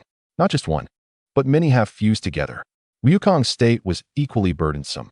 His state of free mind allowed him to perceive that this was not merely a simple aggregation of numbers, but countless stagnation nodes were interlinking, forming a far larger and more complex network of stillness, like a net of death, enveloping the entire universe. The energy network's reach not only rendered matter and energy stagnant, but even the flow of time began to thicken and slow, ultimately approaching a standstill. The star domain, which had just begun to regain vitality, was once again plunging into gray at an accelerated pace. Threat confirmed. Executing final purification protocol. Deploy absolute stillness field. A grander, colder will emanated from the center of the network. It cannot be allowed to unfold completely. Wukong bellowed, pushing his free power to its utmost limits. His form seemingly fracturing into countless entities, each attempting to resonate simultaneously with multiple critical points within the network, delaying its formation. The emerald life force flickered defiantly where his avatar stood, like a candle in a storm. Though faint, it steadfastly resisted the encroaching absolute stillness. However, the oppressive force of the network was overwhelming. Each of Wukong's avatars felt an indescribable weight, as if the entirety of the universe pressed down upon them. His consciousness resonating with the cosmos was being forcibly severed. Kakarot, Vegeta, witnessing Wukong's plight, felt a flicker of anxiety in his eyes. His limit-breaking power was formidable, yet against this vast, self-repairing network, his severance and ruined singularity proved insufficient, akin to using a dagger to cut through an ocean. This cannot continue. We lack the strength to withstand it. A long-forgotten sense of impending doom surged within Vegeta. Yet this time, the pressure brought not despair, but a more fervent resolve. He looked at Wukong, who was struggling to hold on, then at the nearly all-encompassing network of stillness. Must our paths of creation and termination be fought separately? A bolder, even audacious thought flashed through Vegeta's mind like lightning. Kakarot. Vegeta's voice brimmed with unprecedented determination, even trembling slightly. Trust me this time. Do not resist. Channel all your essence, your possibilities, towards me. Wukong paused at Vegeta's words, instantly comprehending his intention. He sought to inject the creative power representing infinite possibilities into the limit-breaking body that embodied absolute termination. This was akin to merging fire and water. An exceedingly dangerous and unprecedented endeavor, one not even recorded in the annals of observer civilization's knowledge. A moment's carelessness could lead to their mutual annihilation. Yet, gazing into Vegeta's eyes, ablaze with enlightenment and trust, Wukong hesitated not for an instant. All right. One word encapsulated his unwavering trust. Wukong relinquished all defenses, transforming the ultimate power of Super Saiyan 4, resonating with the universe and containing the essence of infinite vitality, into the purest, warmest emerald stream of light, actively directing it towards Vegeta. Come on, Vegeta roared, opening the core of his Super Saiyan 4 limit-breaking state. The dark red energy membrane, signifying the end of all things, eagerly welcomed the emerald stream of light, which represented the genesis of life. Boom! An indescribable transformation erupted within Vegeta. The green of imagination and creation collided with the dark red of termination and limitation. These two extreme, ostensibly contradictory forces, under Vegeta's unwavering will transcending all, achieved an unfathomable fusion. There was no explosion, but rather a merging and sublimation. The dark red energy membrane enveloping Vegeta's exterior ceased to be a void of silence, as countless star-like lights of creation began to emerge from its depths. The vibrant green vitality infused by Wukong no longer spread gently, but was instead imbued with an unparalleled sharpness, exuding a decisive power of creation and definition. A wholly new aura, transcending the limits of both constraint and freedom, erupted explosively from Vegeta. His form underwent yet another transformation, becoming more perfectly harmonious. The crimson fur was edged with intertwining dark red and emerald energy patterns, while his black hair danced wildly in the absence of wind, its tips adorned with a faint light reminiscent of a nascent universe. The energy field surrounding him encompassed both the annihilation of all things and the hope of new beginnings. This was the unprecedented realm Vegeta had stepped into at this moment, the culmination of his Ultra Instinct's ultimate limit. He forcefully unified two profoundly opposing essences, momentarily becoming an entity wielding the dual powers of termination and creation. He raised his hand, no longer merely dark red or emerald, but a fusion of both colors. An energy manifesting in his palm, forming a spear that seemed to embody the cosmic scenes of both genesis and extinction. Cormus, taste this. The spear of genesis and termination. Vegeta expended all his strength to hurl this spear, imbued with contradictory and unifying principles, towards the core of the stasis network. Where the spear passed, the spectacle was both bizarre and magnificent. The terminal force at its tip forcibly dismantled the stagnant network structure, returning it to nothingness, while the creative power emanating from the spear instantaneously reshaped a vibrant new space-time that adhered to the original cosmic laws within the disintegrating void. It was not destruction, but a forceful formatting and rewriting on a cosmic scale. The stasis rules imposed by Cormus were forcibly terminated and dynamically reconstituted. Error. Unable to parse. Unknown disruptive interference encountered at the level of rules. Logic core collapse. The stasis network emitted an unprecedented, nearly despairing shriek of information. The entire network began to collapse rapidly from the point struck by the spear, like a lit fuse, disintegrating into a chaotic stream of information, which was then reintegrated into the dynamic cycle of the universe by the spear's creative aftermath. Cormus's vanguard was utterly defeated by this incomprehensible strike. As the brilliance faded, Vegeta half knelt in the void, his new form dissipating instantly, reverting to the ordinary appearance of Ultra Instinct, gasping heavily, his complexion pale, clearly exhausted and suffering from backlash. Wukong, too, appeared somewhat weakened, his power nearly drained. Yet their gazes shone brighter than ever.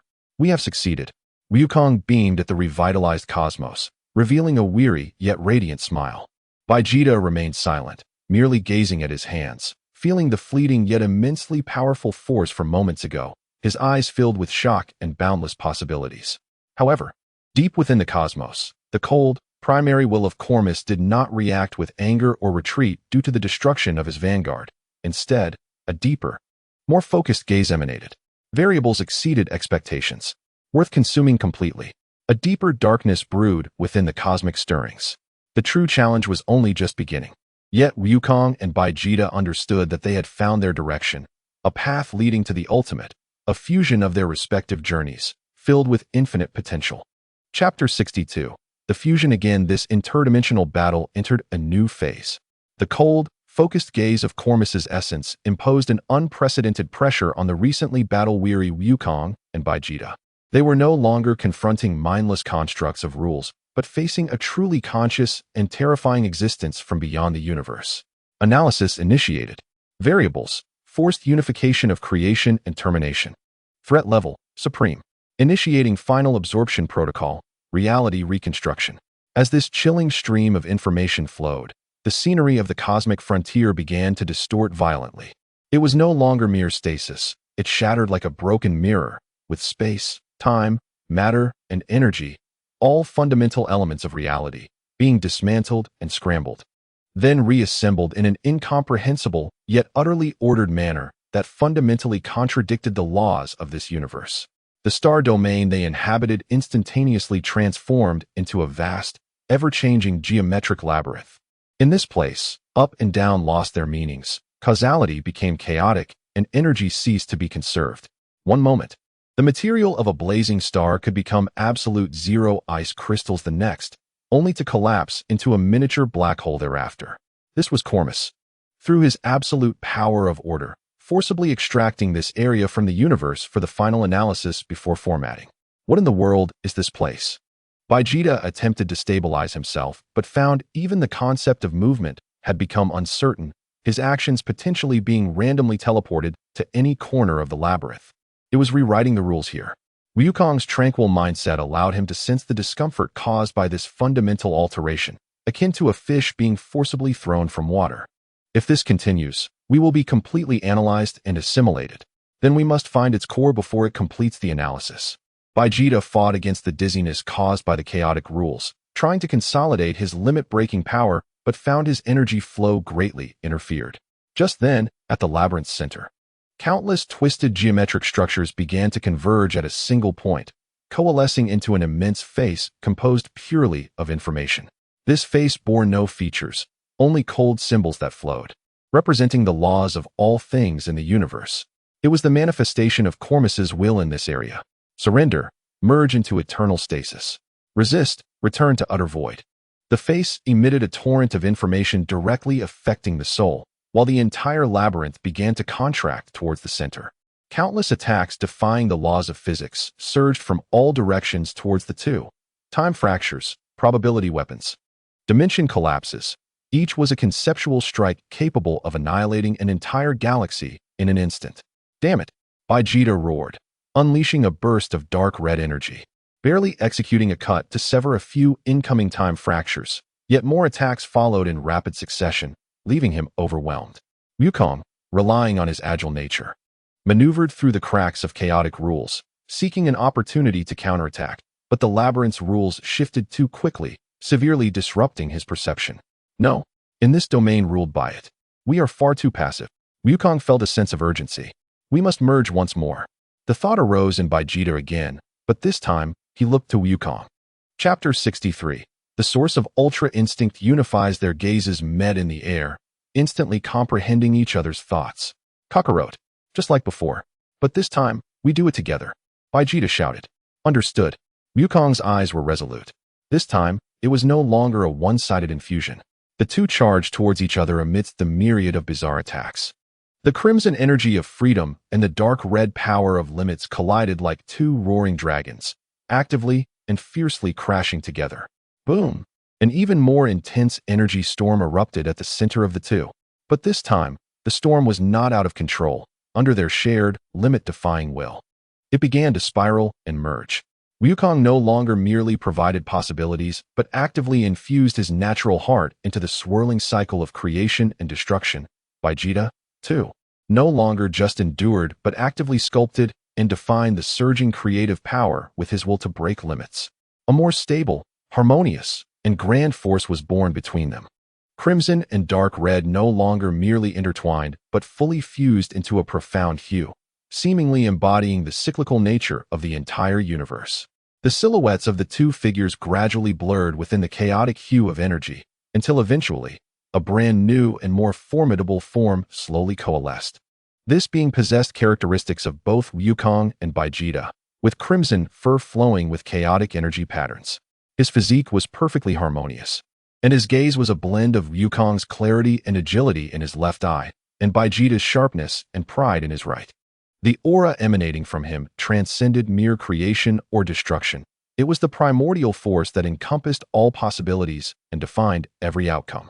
This was the culmination of the ultimate form achieved through the complete fusion of their wills and powers.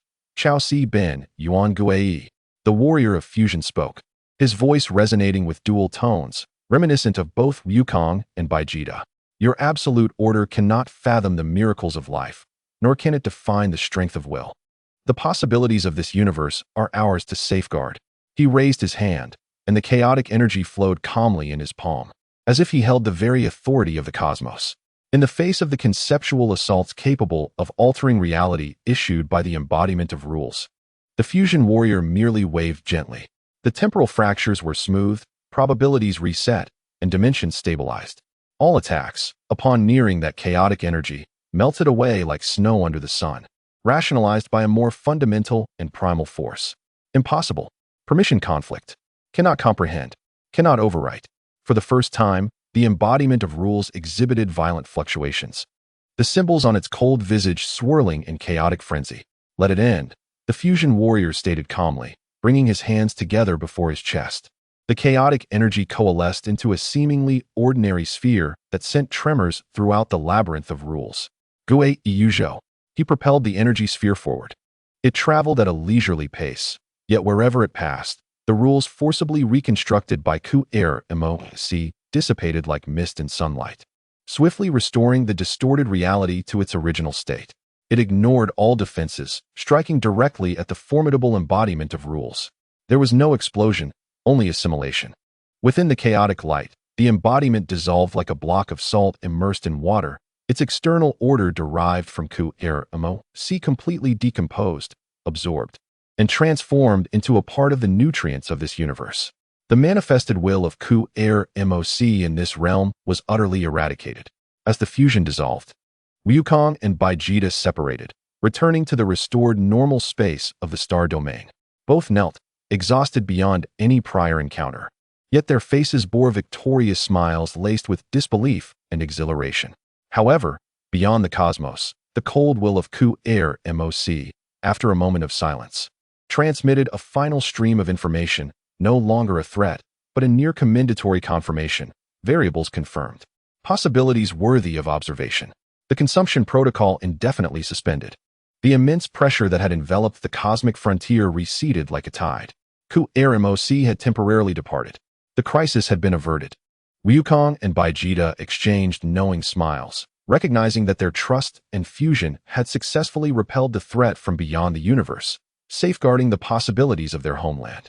They understood that the realm of Chao Si Ben Yuan Gue had opened the door to higher levels of power. Chapter 64.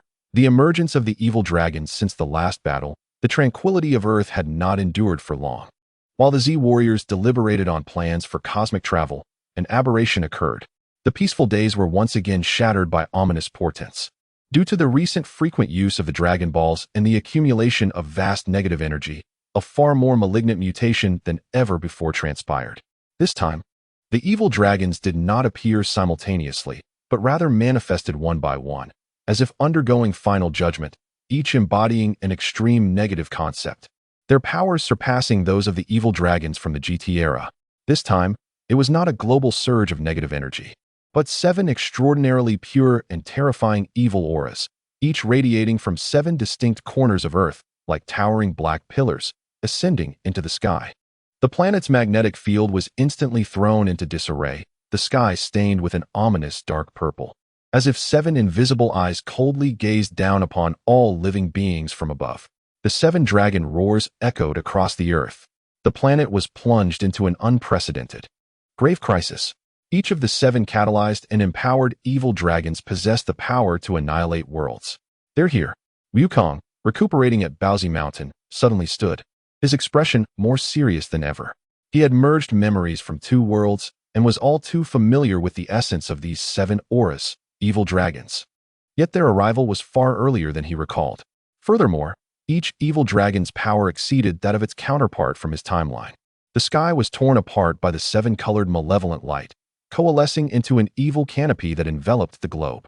7 Dragon Balls hovered at the nodes of this canopy, their internal shadows writhing, heralding the impending disaster.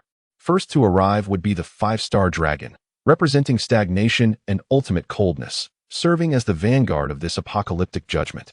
The 5-star dragon, everlasting cold abyss, was composed entirely of crystalline concepts of absolute zero, its form elegant yet lethal, reminiscent of an ice-sculpted ancient dragon in the starry sky. Its scales refracted no light, instead consuming all surrounding energy and illumination. Understanding skill, everlasting domain. It does not merely lower temperature, but rather deprives all molecular movement and energy transfer within its domain of possibility. The flow of time drastically slows under its influence, approaching a standstill. Any form of energy, including ki blasts, within the domain would rapidly freeze, losing its vitality. The connection between a living being's mind and body would become exceedingly sluggish, until it was completely frozen. Causality freeze. This is not a direct attack, but rather freezes the very causality of the attack itself. Any assault directed toward it would see its cause delayed and its effect diminished, even rendered impossible. Touch of absolute zero. Any matter or energy that comes into direct contact with it will see its internal quantum motion utterly cease, becoming eternally still. Skill causality freeze. This is not a direct attack, but rather freezes the very causality of the attack itself. Any assault directed toward it would see its cause delayed and its effect diminished, even rendered impossible. Bulma. Location. Vegeta's voice crackled through the communicator, filled with chilling battle intent. Coordinates locked. 7 points dispersed across the globe. Energy readings at each are nearing or even exceeding that of the one-eyed monster previously encountered in the southern forest. Bulma's voice trembled with fear. They seem to have been birthed directly from the Dragon Balls. Chapter 65. The five-star dragon, the Arctic, Earth's cold pole, had now become the epicenter of absolute stillness. The space emitted a mournful cry under immense pressure, fracturing like glass. As the elegant and massive dark form of the five-star dragon slowly emerged, it did not roar, merely existing quietly, as its everlasting domain expanded rapidly and silently from its center. Wherever the domain reached, the air solidified, snowflakes hung suspended in midair, as if time itself had been paused. The Z warriors, observing from several kilometers away, instantly sensed a lethal threat. I can't move. Krillin attempted to raise his hand, only to find that even the slightest movement required immense mental and physical exertion, as if struggling in solidified cement. Sun Wukong's Super Saiyan aura flickered violently, as if it could extinguish at any moment. Energy was dissipating within the domain at an alarming rate. Moreover, operating it was exceedingly difficult. Piccolo's expression turned grave. His Mekankasapo was gathering in his palm, yet he felt the energy as if it were mired in a quagmire, proving difficult to unleash effectively. It was not merely low temperatures. A more fundamental rule had been altered. Enough of this nonsense. Vegeta was the first to react, his fury propelling him into the Super Saiyan 4 breakthrough state. His dark red aura soaring into the sky as he attempted to tear through this unsettling stillness with absolute destructive force. Breakthrough. The intangible blade, capable of severing the connection between stars, cleaved towards Wuxing Long. However, upon entering the realm of eternal silence, the very motion of the strike was abruptly decelerated. Its inherent destructive energy swiftly frozen and dissipated during transmission. By the time it reached Wuxing Long, it had become as powerless as a gentle breeze. What?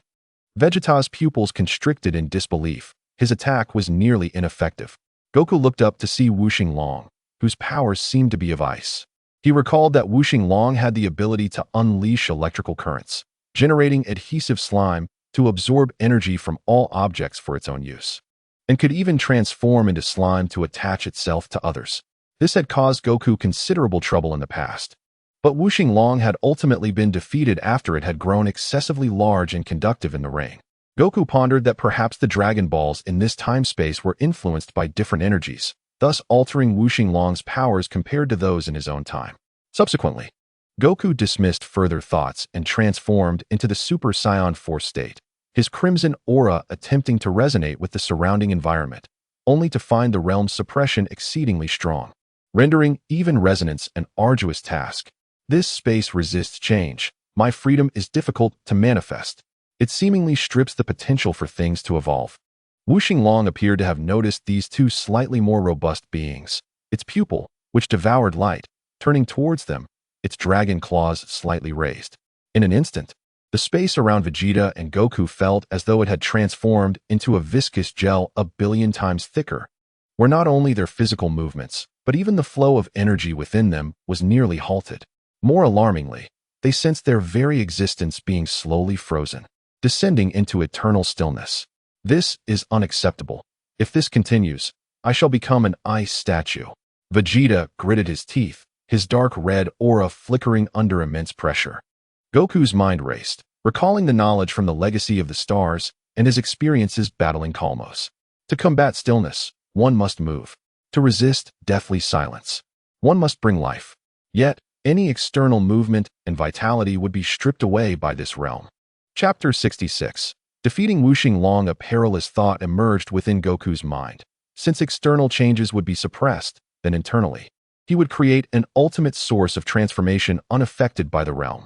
Vegeta, cover me. I need time.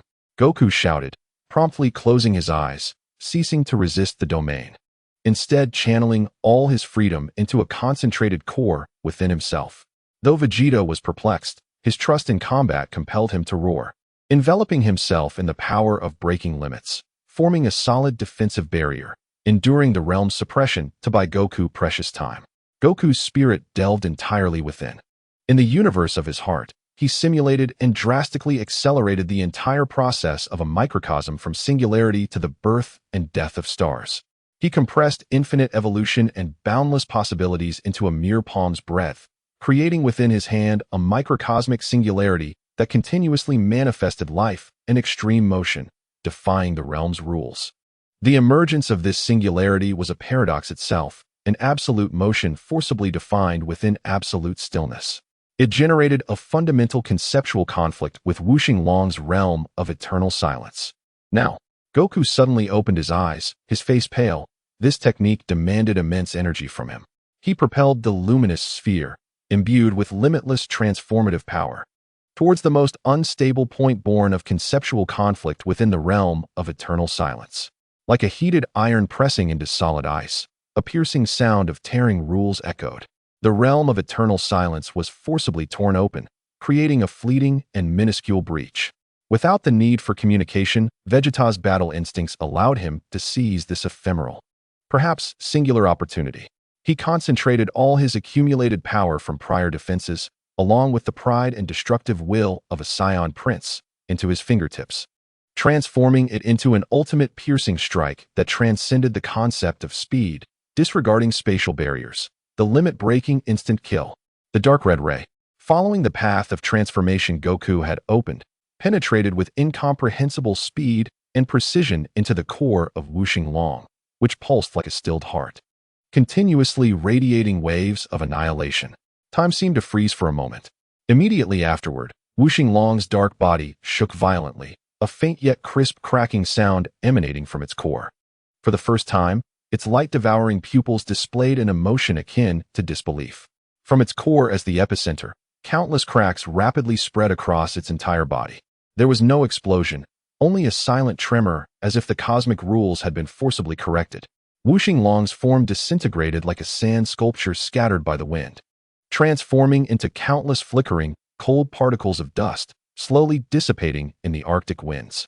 The sinister sky above, representing stillness and coldness, faintly brightened, as if a cold eye were slowly opening.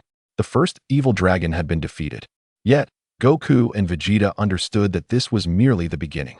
6 more evil dragons, each embodying different horrific concepts, awaited them, and their strength had already been significantly depleted in the battle against Wuxing. Chapter 67. The profound silence brought by Wuxing had yet to fade from their memories when a more insidious and pervasive erosion began. This was not a physical decay, but rather the dissolution of civilizational traces and the disintegration of existential significance. Historical records became blurred, technological creations lost functionality, cultural symbols inverted in meaning, and even the Z fighters' memories of techniques and combat began to grow hazy, as if being slowly erased by an invisible eraser. Amidst the shadows of the urban ruins, Wuxing, composed of forgetfulness, decay, and useless information, gradually ascended. It lacked a fixed and graceful form, resembling a distorted conglomerate of constantly churning, viscous data sludge and conceptual remnants. Within its decaying realm, all order and structure accelerated towards chaos and deconstruction. The formula for Kikaho became indistinct. Krillin, in terror, realized that his most familiar technique could not coalesce as smoothly as usual. Vegeta furrowed his brow, sensing his exquisite mastery over the power of breaking limits slipping away, as if some crucial knowledge was evaporating from his mind. What is interfering with my will? Even Goku's resonance of freedom was affected, his connection to the planet's life network becoming intermittent and filled with static. It is an attack on the informational level. It is corroding our cognition and memories. Piccolo, sensitive to mental energy due to his demon lineage, was the first to perceive the essence of the situation. He attempted to construct a defense with his powerful mental energy, but it was like trying to hold back the tide with a sandcastle, yielding limited results. Sun Wukong stepped forward, focusing the power of his mysterious state on mental protection. Everyone, let us connect our mental energies. We need a stable mental anchor to resist this erosion. Under his guidance, Piccolo, Krillin, and others gathered their ki and mental energy, forming a temporary barrier. Shimmering with steadfast will, barely holding their ground amid the decaying tide. Meanwhile, Goku endeavored to delve into the planet's life history with his freedom, seeking to awaken the forgotten. Primal and resilient survival instincts and evolutionary powers inherent to life itself. An ancient and magnificent vitality was slowly drawn forth from the depths of the earth. Vegeta, amidst the crisis of blurred memories and malfunctioning techniques, found himself ignited by the ferocity buried deep within his Saiyan bloodline. He cast aside all the complex techniques he had learned and returned to the most primal, purest impulse of destruction, an innate desire for annihilation inscribed in his very genes. The original roar of breaking limits. A raw, domineering, and unreasonable pure destructive energy erupted from within him, temporarily disregarding the decay of the informational level, as it did not rely on complex knowledge or order. Now, Wukong bellowed, channeling the primordial life force of the celestial bodies into a surging torrent of vitality. Vegeta, comprehending the gravity of the moment, concentrated the primal roar of destructive power into a singular point. Under the protection of a mental anchor, the life torrent and the destruction's roar, two seemingly opposing forces, yet both originating from the essence of life, launched an assault akin to the primordial shockwave that split the heavens and the earth, forcefully penetrating the core of the Erxinglong, which was composed of chaotic information and decaying concepts. There was no violent explosion, only the jarring screech reminiscent of billions of data streams being forcibly formatted. The Erxinglong's murky form boiled violently under the dual impact of life and destruction, evaporating as its source of decay was thoroughly dispersed and purified. The malevolent canopy in the sky, symbolizing decay and disorder, flickered to life. Chapter 68. Shadow Hunt. Six-star dragon. Just as the tide of decay from the Erxinglong receded, an even more unsettling transformation enveloped the earth. It was not an eruption of energy or an erosion of spirit, but rather a subtle distortion of physical laws.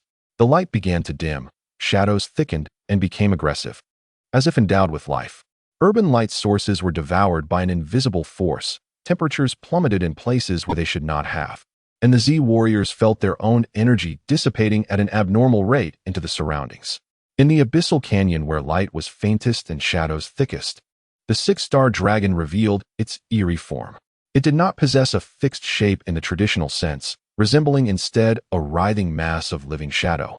Its edges blurred as if merging with the surrounding darkness. It embodied the antithesis of light and the absolute absorption of energy within its domain of darkness, light, heat. Kinetic energy and even life energy were continuously consumed, assimilated, and transformed into its own power, thereby amplifying the extent and efficacy of its realm. My energy is waning. Krillin realized in terror that the key necessary to maintain his Super Saiyan state was dissipating at a rate far beyond normal, as if being siphoned by the surrounding intangible darkness. Vegeta snorted disdainfully, his dark red aura blazing as he attempted to forcibly dispel the darkness with his overwhelming power. However, the brilliance of his aura waned upon reaching the edge of the domain, as if devoured by a black hole, rendering the darkness even more profound. A domain that can even consume light? Even Goku's state of tranquility was affected. He tried to resonate with the surrounding energy, only to find that the energy flow within the domain was singular and tyrannical, only entering, never exiting, all converging towards the core of the six-star dragon. It is absorbing all energy. Do not recklessly unleash wide-range energy attacks. Piccolo calmly assessed, attempting to execute rapid point-to-point strikes with his Mechanicsapo, but the green energy beam, upon entering the darkness, vanished without a trace, creating not even a ripple. Son Gohan gathered a massive energy sphere, striving to forcibly breach the darkness with a pure torrent of energy. However, as the energy sphere flew, it shrank continuously, its energy being drained rapidly, ultimately dissipating entirely before reaching the six-star dragon. The six-star dragon needed no active assault.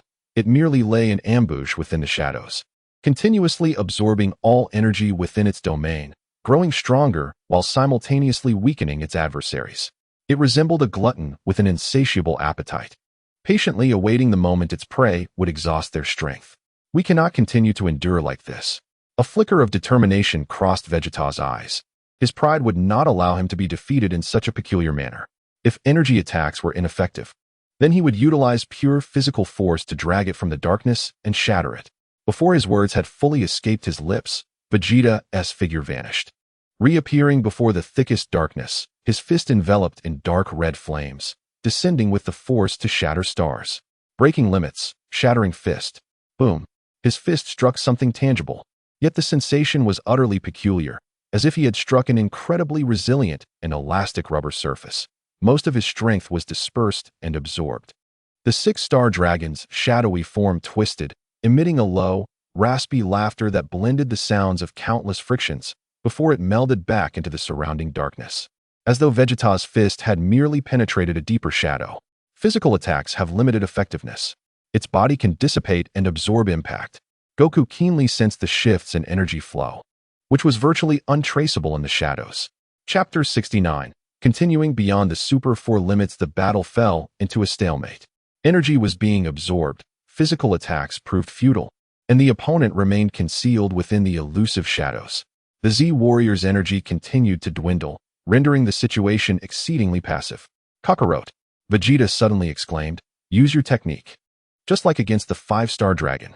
Since it consumes change and energy, let us give it something it cannot absorb. In an instant, Goku understood. He closed his eyes once more, concentrating his Zai power to its utmost. But this time he did not create a microcosm. Instead, he concentrated his very essence and willpower, discarding all external energy fluctuations, forming an anchor of existence that was pure to the extreme, embodying a state of selflessness. He stood there, seemingly out of place in the engulfing environment, an entity that could neither be assimilated nor absorbed. This manifestation of pure existence clashed fundamentally with the 6-star dragon's void of absolute consumption.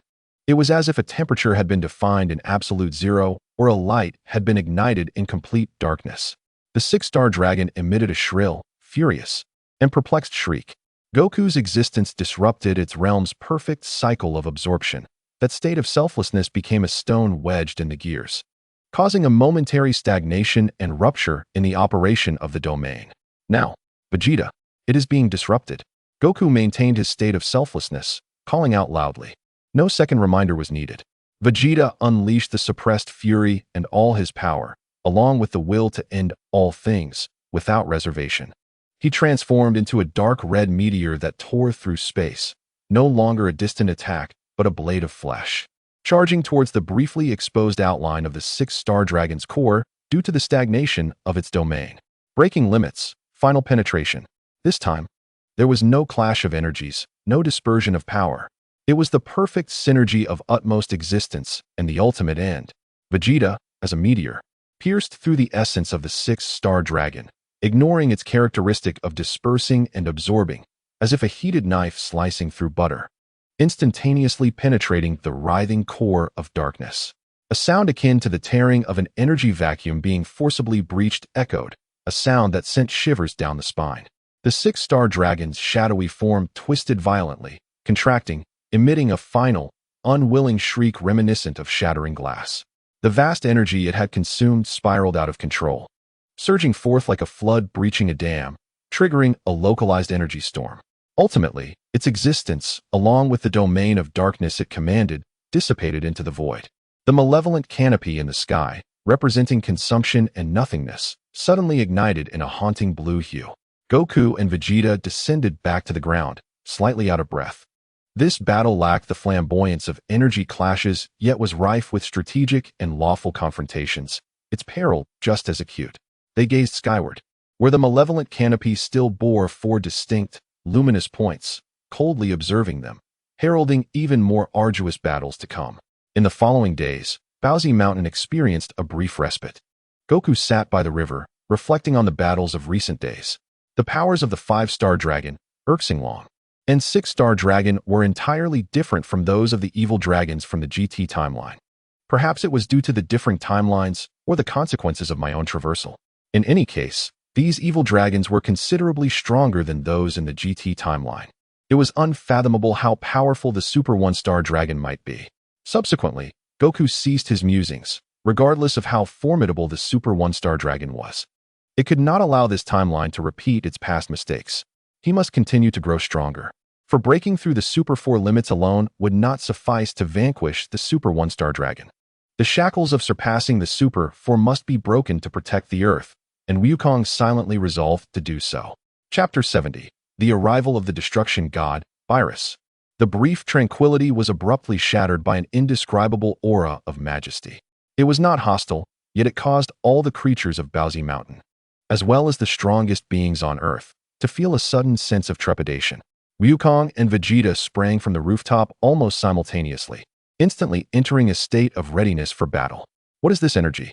Vegeta's face paled, cold sweat beating at his temples. This aura resonated faintly with the ancient fear of destruction that coursed through his bloodline. Has it arrived? So soon? Wukong's expression was unusually grave. He could sense that this presence surpassed any adversary he had faced before, yet he was certain it was not the malicious dragon, as this energy seemed devoid of hostility. However, it was exactly as anticipated. A purple figure and a blue figure materialized before them in the air, silent as phantoms. It was none other than the destruction god Beerus and his angelic attendant, Weisu.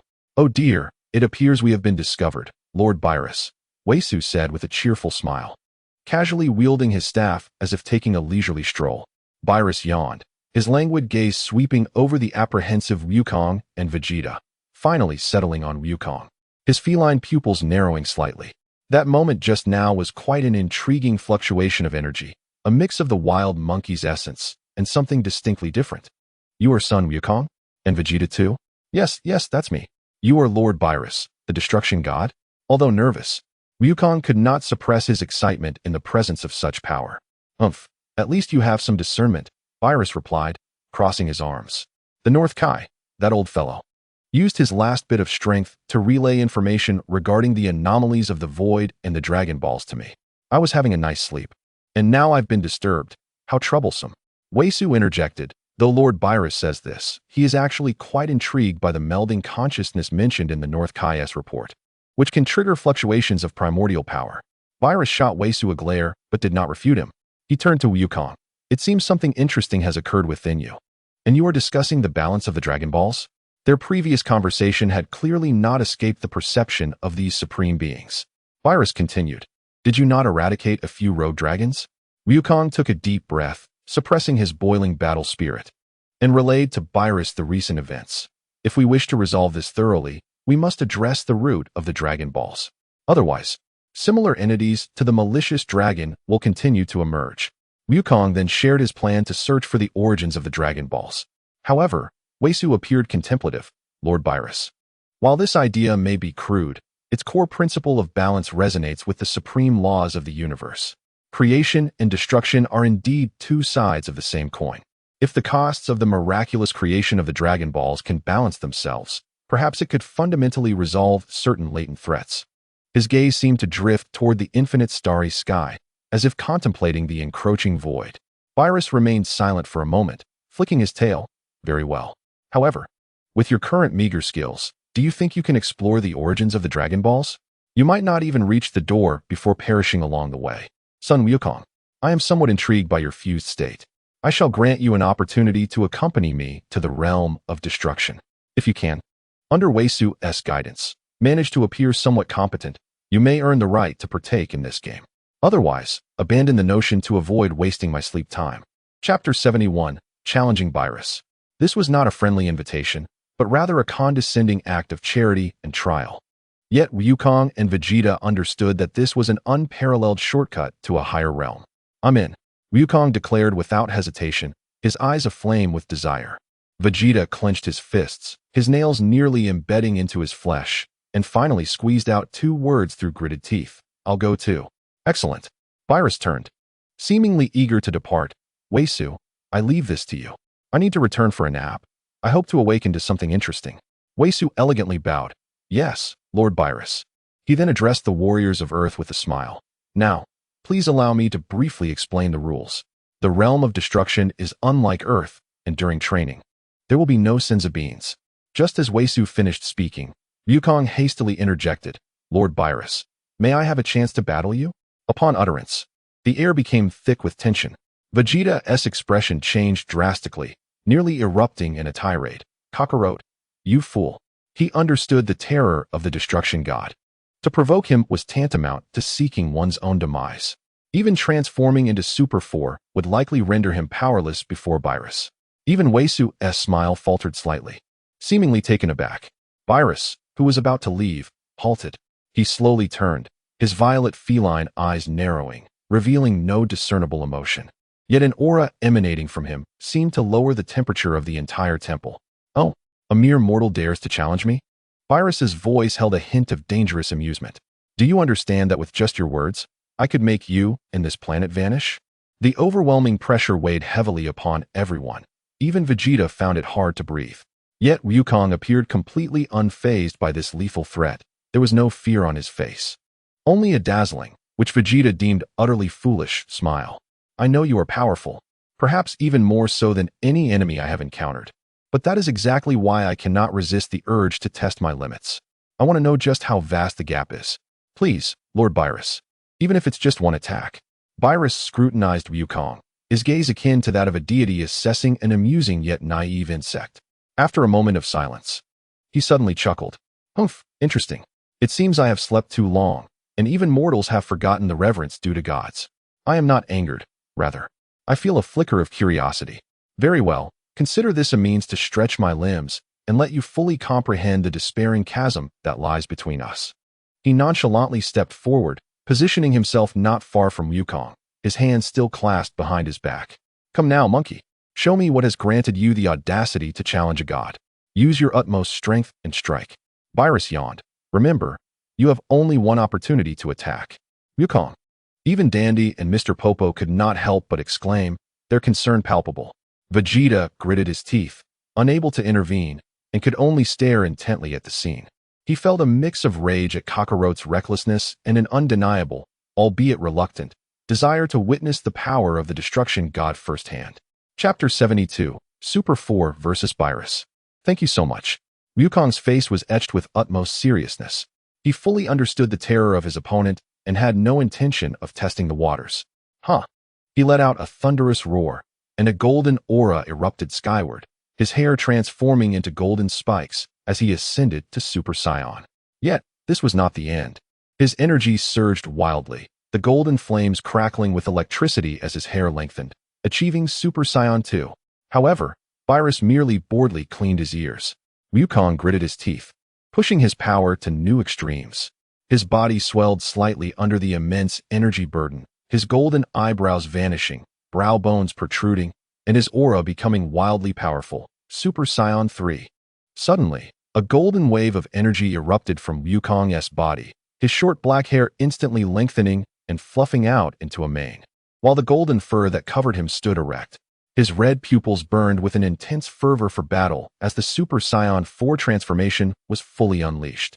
Following this, the golden aura surrounding Wukong surged dramatically, the previously uniform golden fur glimmering with iridescence, and the black mane sprouting crimson streaks. Although the outline of the Super Saiyan 4 form remained unchanged, every inch of muscle erupted with a ferocious energy that broke through all limits. The boundary of Super Saiyan 4 had been shattered. A tremendous storm of energy swept through the entire temple, scattering even the distant sea of clouds. This was a terrifying power capable of shaking the very earth. "Oh, it can transform like this? Now that's intriguing." Beerus finally lifted his eyelids slightly, yet his gaze remained as disinterested as if he were watching an inconsequential performance. "This is my current limit. Prepare yourself, Lord Beerus." Wukong concentrated all of his strength into his right fist, transforming into a golden flash that tore through space, wielding the power to shatter stars, and charged towards the casually relaxed Beerus, who had his hands behind his back. In the face of this astonishing strike, Beerus merely observed until the moment Wukong's fist was about to make contact with his body. He moved. No one could discern how he did it. As it seemed incredibly casual, he merely raised a single finger. In the next instant, time appeared to stand still. Wukong's fist, infused with the full might of Super Saiyan 3 and capable of annihilating star systems, was effortlessly halted by Beerus's slender finger. There was no explosion, no shockwave. All the power vanished without a trace, as if it had sunk into the depths of the ocean. Wukong's expression froze, his pupils narrowing in utter shock. He felt as if all his strength had struck not flesh and blood, but an unfathomable, indestructible barrier of the universe. Upon witnessing this scene, Vegeta's energy erupted. and in the next moment, golden fur burst forth from his neck. Unlike Wukong's fluffy mane, Vegeta's fur appeared sharper, each strand adhering closely to his muscular lines. Resembling metallic needles coated in gold, spreading from his shoulder armor down to his forearms, and even covering his tightly clenched fists with fine golden fuzz. Tautening with the pressure of his grip, his short black hair stood upright, the tips radiating a cold, golden glow, while the once deep violet of his pupils turned a vivid crimson, devoid of Wukong's fervor, imbued only with a chilling battle intent and an obsession with strength.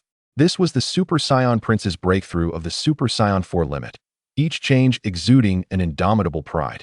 Chapter 73. Complete defeat. Vegeta and Wukong exchanged glances, instantly teleporting into the air. The crimson and gold flames in their palms intertwined into a spiraling band of light. The peak energy of their Super Saiyan 4 forms erupted simultaneously. Vegeta's final flash fused with Wukong's Kamehameha in midair, transforming into a two-colored energy pillar capable of tearing through the clouds as it hurtled towards Beerus. Should this attack land, even a god of destruction would be compelled to take it seriously. Wukong roared, pouring all his energy into the strike. While Vegeta's red pupils were filled with an unyielding determination, his golden fur trembling slightly from the energy overload. Beerus finally abandoned his indifferent stance, raising his hand to brush past his robes, a faint purple aura of destruction swirling around him. At last, you've shown some semblance of effort. Just as the words left his mouth, he suddenly teleported in front of the energy pillar and gently pressed his palm down. There was no cataclysmic collision. The two-colored energy column was as if swallowed by an invisible black hole, dissipating instantly within the darkness of destruction emanating from his palm. Wukong and Vegeta's pupils constricted in shock. Before they could adjust their positions, Beerus had already appeared behind Vegeta, lightly elbowing his back. With a puff, Vegeta expelled a mouthful of turbulent breath, his Super Saiyan 4 energy dimming significantly, his body plummeting like a severed kite towards the ground, creating a deep crater in the rock below. Vegeta! Wukong shouted furiously, lunging at Beerus, his Super Saiyan claws slicing through the air towards Beerus's throat. Beerus sidestepped effortlessly, the destructive energy from his fingertips grazing Wukong's arm, instantly scorching the golden fur to charred black. In the next moment, Beerus seized Wukong's wrist and hurled him skyward, then teleported above him, driving his knee forcefully into Wukong's abdomen. Wukong's scream echoed through the realm of destruction as the energy within him burst forth like a flood. The brilliance of the Super Saiyan 4 flickering erratically before fading into a golden light, reverting to his normal state as he crashed to the ground. Vegeta struggled to rise from the pit, blood trickling from the corner of his mouth, yet he attempted to gather energy in his hand, only to be firmly suppressed by Beerus's gaze, which bore down upon him like the weight of a god, rendering him unable to move even a finger. Enough! Beerus brushed the dust from his sleeves, his amber gaze sweeping over the fallen Wukong and Vegeta. Your potential is commendable, but you are still light years away from the realm of a god of destruction. Wukong lay on the ground, his chest heaving violently, yet he suddenly grinned. How strong! Lord Beerus, next time, I will definitely win. Vegeta heard this and spat a mouthful of bloodied saliva in frustration, yet he refrained from retorting. Deep down, he understood that this utter defeat stemmed from an absolute disparity in power. Whis floated over with a gentle smile, waving his hand to erect a light blue protective barrier. Lord Beerus, they have indeed given their all. Perhaps in the next training session, you will witness something even more intriguing? Beerus glanced at the two, turning to stride towards the god of destruction's palace. I hope so, otherwise, this nap will not be pleasant. Whis timely waved his staff, enveloping the two in a soothing light that stabilized their faltering bodies, though their injuries remained severe. Beerus gazed down at the two on the ground and yawned. It seems we must wait a bit longer for something interesting. Whis, these two oblivious wild monkeys. I leave their education in your capable hands. Chapter 74. Whis' special training. With that, he did not linger, vanishing in a flash. Whis approached the collapsed Wukong and Vegeta, observing the lingering defiance and astonishment in their eyes, and softly said, Now, you two should have a preliminary understanding of the realm of gods, correct? Then, let our training commence from the very beginning. Whis' words seemed to carry a peculiar magic, calming Wukong and Vegeta's restless spirits. He did not impose a thousandfold gravity like the King Kai, nor did he summon any tangible opponents. He merely tapped his staff lightly. In an instant, the surrounding environment remained unchanged, yet Wukong and Vegeta's perceptions were utterly transformed. What they saw was no longer the desolate rocks and starry sky, but countless flowing, intertwined lines and points. Energy ceased to be in formless flame. It manifested as streams or storms with concrete shapes and colors. The structure of space resembled a transparent honeycomb, and the passage of time appeared like a visible hourglass. They could even hear the deep humming of the rules governing the realm of destruction, a cold, grand, and undeniable rhythm. Wukong's eyes widened as he attempted to comprehend this torrent of information, his mind spinning.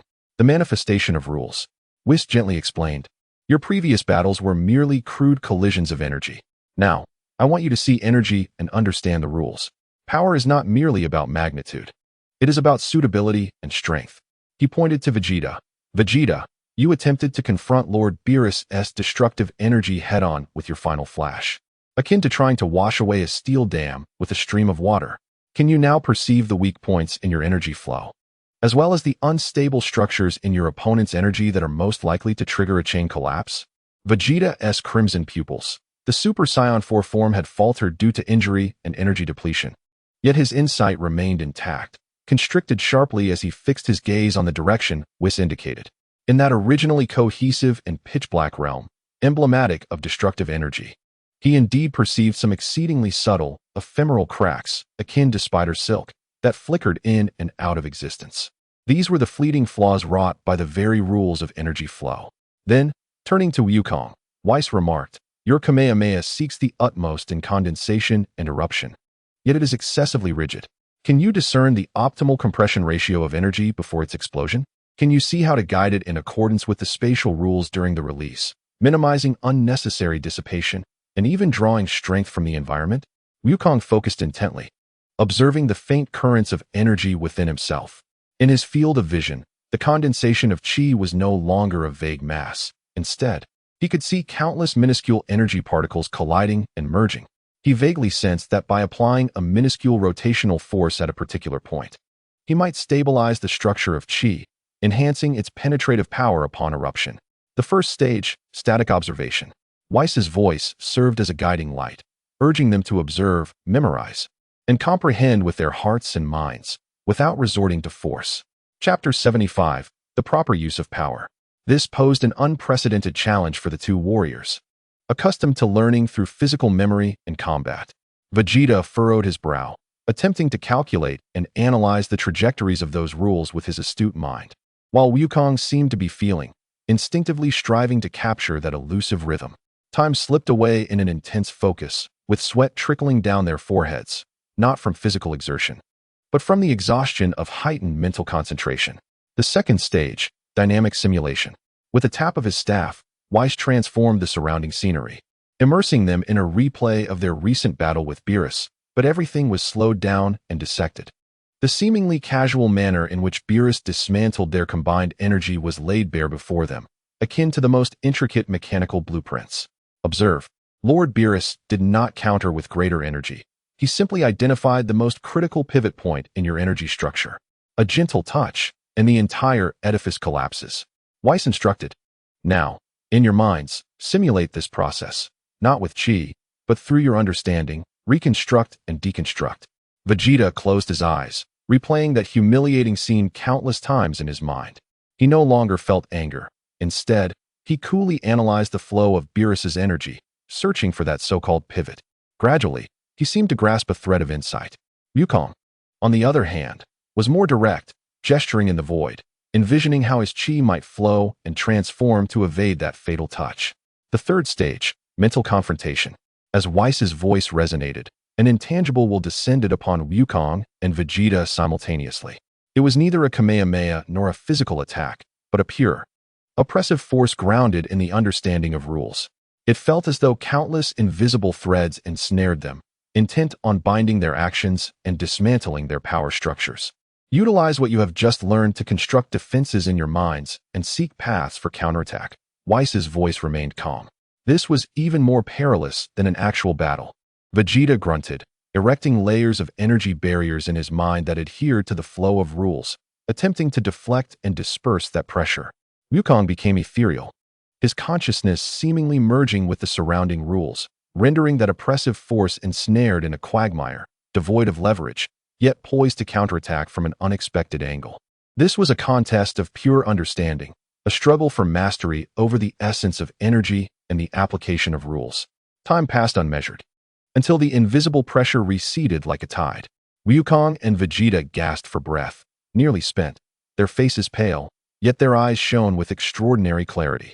Although their bodies remained grievously injured, their spirits seemed to have undergone a profound rebirth. Their perspective on power had irrevocably transformed. Excellent, Weiss nodded in satisfaction. The initial perception of rules and application of intent has been accomplished. This is infinitely more significant than mere accumulation of power. When your bodies recover and you integrate this understanding into actual combat, a genuine qualitative transformation will occur. He waved his hand, dissolving the intricate rules of perception, restoring the Destroyer-S realm to its original state. Rest now. Remember this sensation, Weiss smiled, next time, when Lord Beerus awakens. He may find two monkeys who have begun to comprehend the art of utilizing power, rather than merely squandering it. Wukong and Vegeta exchanged a glance, each seeing the shock and enlightenment reflected in the other's eyes. Starting from zero did not imply merely beginning anew with chi. Rather, it entailed embarking once more from a cognitive level, traversing a path toward the domain of deities, one that was more arduous yet infinitely broader. Chapter 76, Sparring. Weiss's training methods had utterly redefined Wukong and Vegeta's understanding of strength. There were no burdensome, sweat-drenched workouts, no earth-shaking clashes, only silent observation, endless deductions, and perilous mental offensives and defenses. Their bodies slowly recovered under Weiss's divine nurturing, while their spirits and wills underwent a transformative trial. Days later, when the first hint of an unusual aura disturbed the tranquility of the Destroyer-S palace, Beerus's eyelids flickered slightly from his throne. Outside the palace, on the desolate plain, Wukong and Vegeta stood opposite each other, still marked by unhealed scars, yet their presence exuded an aura vastly different from just days prior. They did not emanate explosive energy. Instead, their power was refined to its utmost, merging seamlessly with the spatial fabric of the Destroyer's realm, so much so that they might easily be overlooked without careful perception. Let us begin, Kakarot. Vegeta spoke first, his voice calm yet imbued with a metallic chill. He raised his hand, palm upward, and an orb of highly compressed dark golden energy silently materialized. This was not merely a rudimentary form of the ultimate flash. Upon closer inspection, countless minute energy filaments flowed across the orb's surface in a complex pattern, weaving a structure that was both extraordinarily stable and full of explosive potential, with no energy leaking. All destructive force contained within. Wukong grinned, his gaze clear and focused. His hands were not clasped, but casually positioned at his sides. Yet the space around him began to subtly distort, as if innumerable invisible currents of chi resonated around him. Hey, this time I won't charge in recklessly like last time. Without a shout or warning, the dark golden energy orb in Vegeta's hand vanished, only to reappear before Wukong in an instant, not in a direct line, but along an eerie arc, bypassing Wukong's most resilient mental defenses to strike at an ostensibly inconsequential connection point in his energy flow. This was the initial application of his understanding of energy rules, honed through static observation and dynamic simulation, seeking weaknesses for precise strikes. However, just as the energy orb was about to strike that connection point, Wukong's figure transformed into a blurred illusion, not evading through sheer speed, but through a marvelous resonance of the chi circulating around him with the spatial rules, causing the spatial structure at that critical point to undergo an almost imperceptible shift at the last moment. The dark golden energy orb grazed the hem of his clothing, crashing into the distant ground, resulting not in a deafening explosion, but in a muted thud, creating an exceptionally deep, smoothly edged pit, with all the energy perfectly contained within the smallest possible area. Humph! Well dodged, Vegeta's eyes narrowed, undeterred. He waved both hands, unleashing dozens of smaller, faster energy bullets that homed in on Wukong, each targeting the fleeting, ephemeral gaps in his energy flow. This resembled a precision sniper operation, testing their insight and anticipation of the microscopic structure of energy. Wukong, like a solitary boat amidst a storm, swayed in a seemingly erratic manner. yet in harmony with a certain natural rhythm, flickering and dodging. He did not take a single direct hit, always managing to evade the most perilous moments with minimal movement, deftly guiding his own energy or the spatial rules around him, allowing those lethal energy blasts to barely graze past him. His approach leaned more towards the embryonic form of effortless mastery, relying on his body's instinctual perception of danger and the fusion with his environment to respond. Chapter 77. The Domain of the Divine in an Instant. The arena was filled with countless dark golden streaks of light pursuing a silvery phantom, colliding silently, yet dangerously. There were no brilliant explosions, no rampant energy storms. All power was confined within an exceedingly small range, showcasing a nearly artistic mastery of energy and rules in combat. Oh, at the entrance of the Destruction God's palace, Beerus had somehow appeared, arms crossed, the lazy expression on his face fading to reveal a hint of genuine astonishment. These two wild monkeys are rather intriguing. He could see that the total energy utilized by Wukong and by Vegeta was far less than the full power eruption in the Super Saiyan 4 form before. Yet the efficiency and threat level of their battle had escalated significantly. They no longer charged mindlessly at each other. Instead, they began to think, calculate, and apply the rules like true warriors of the divine domain. In the midst of battle, Vegeta, unable to break through, exhibited a flicker of determination in his eyes. He ceased the relentless barrage of energy blasts, retracting his aura once more.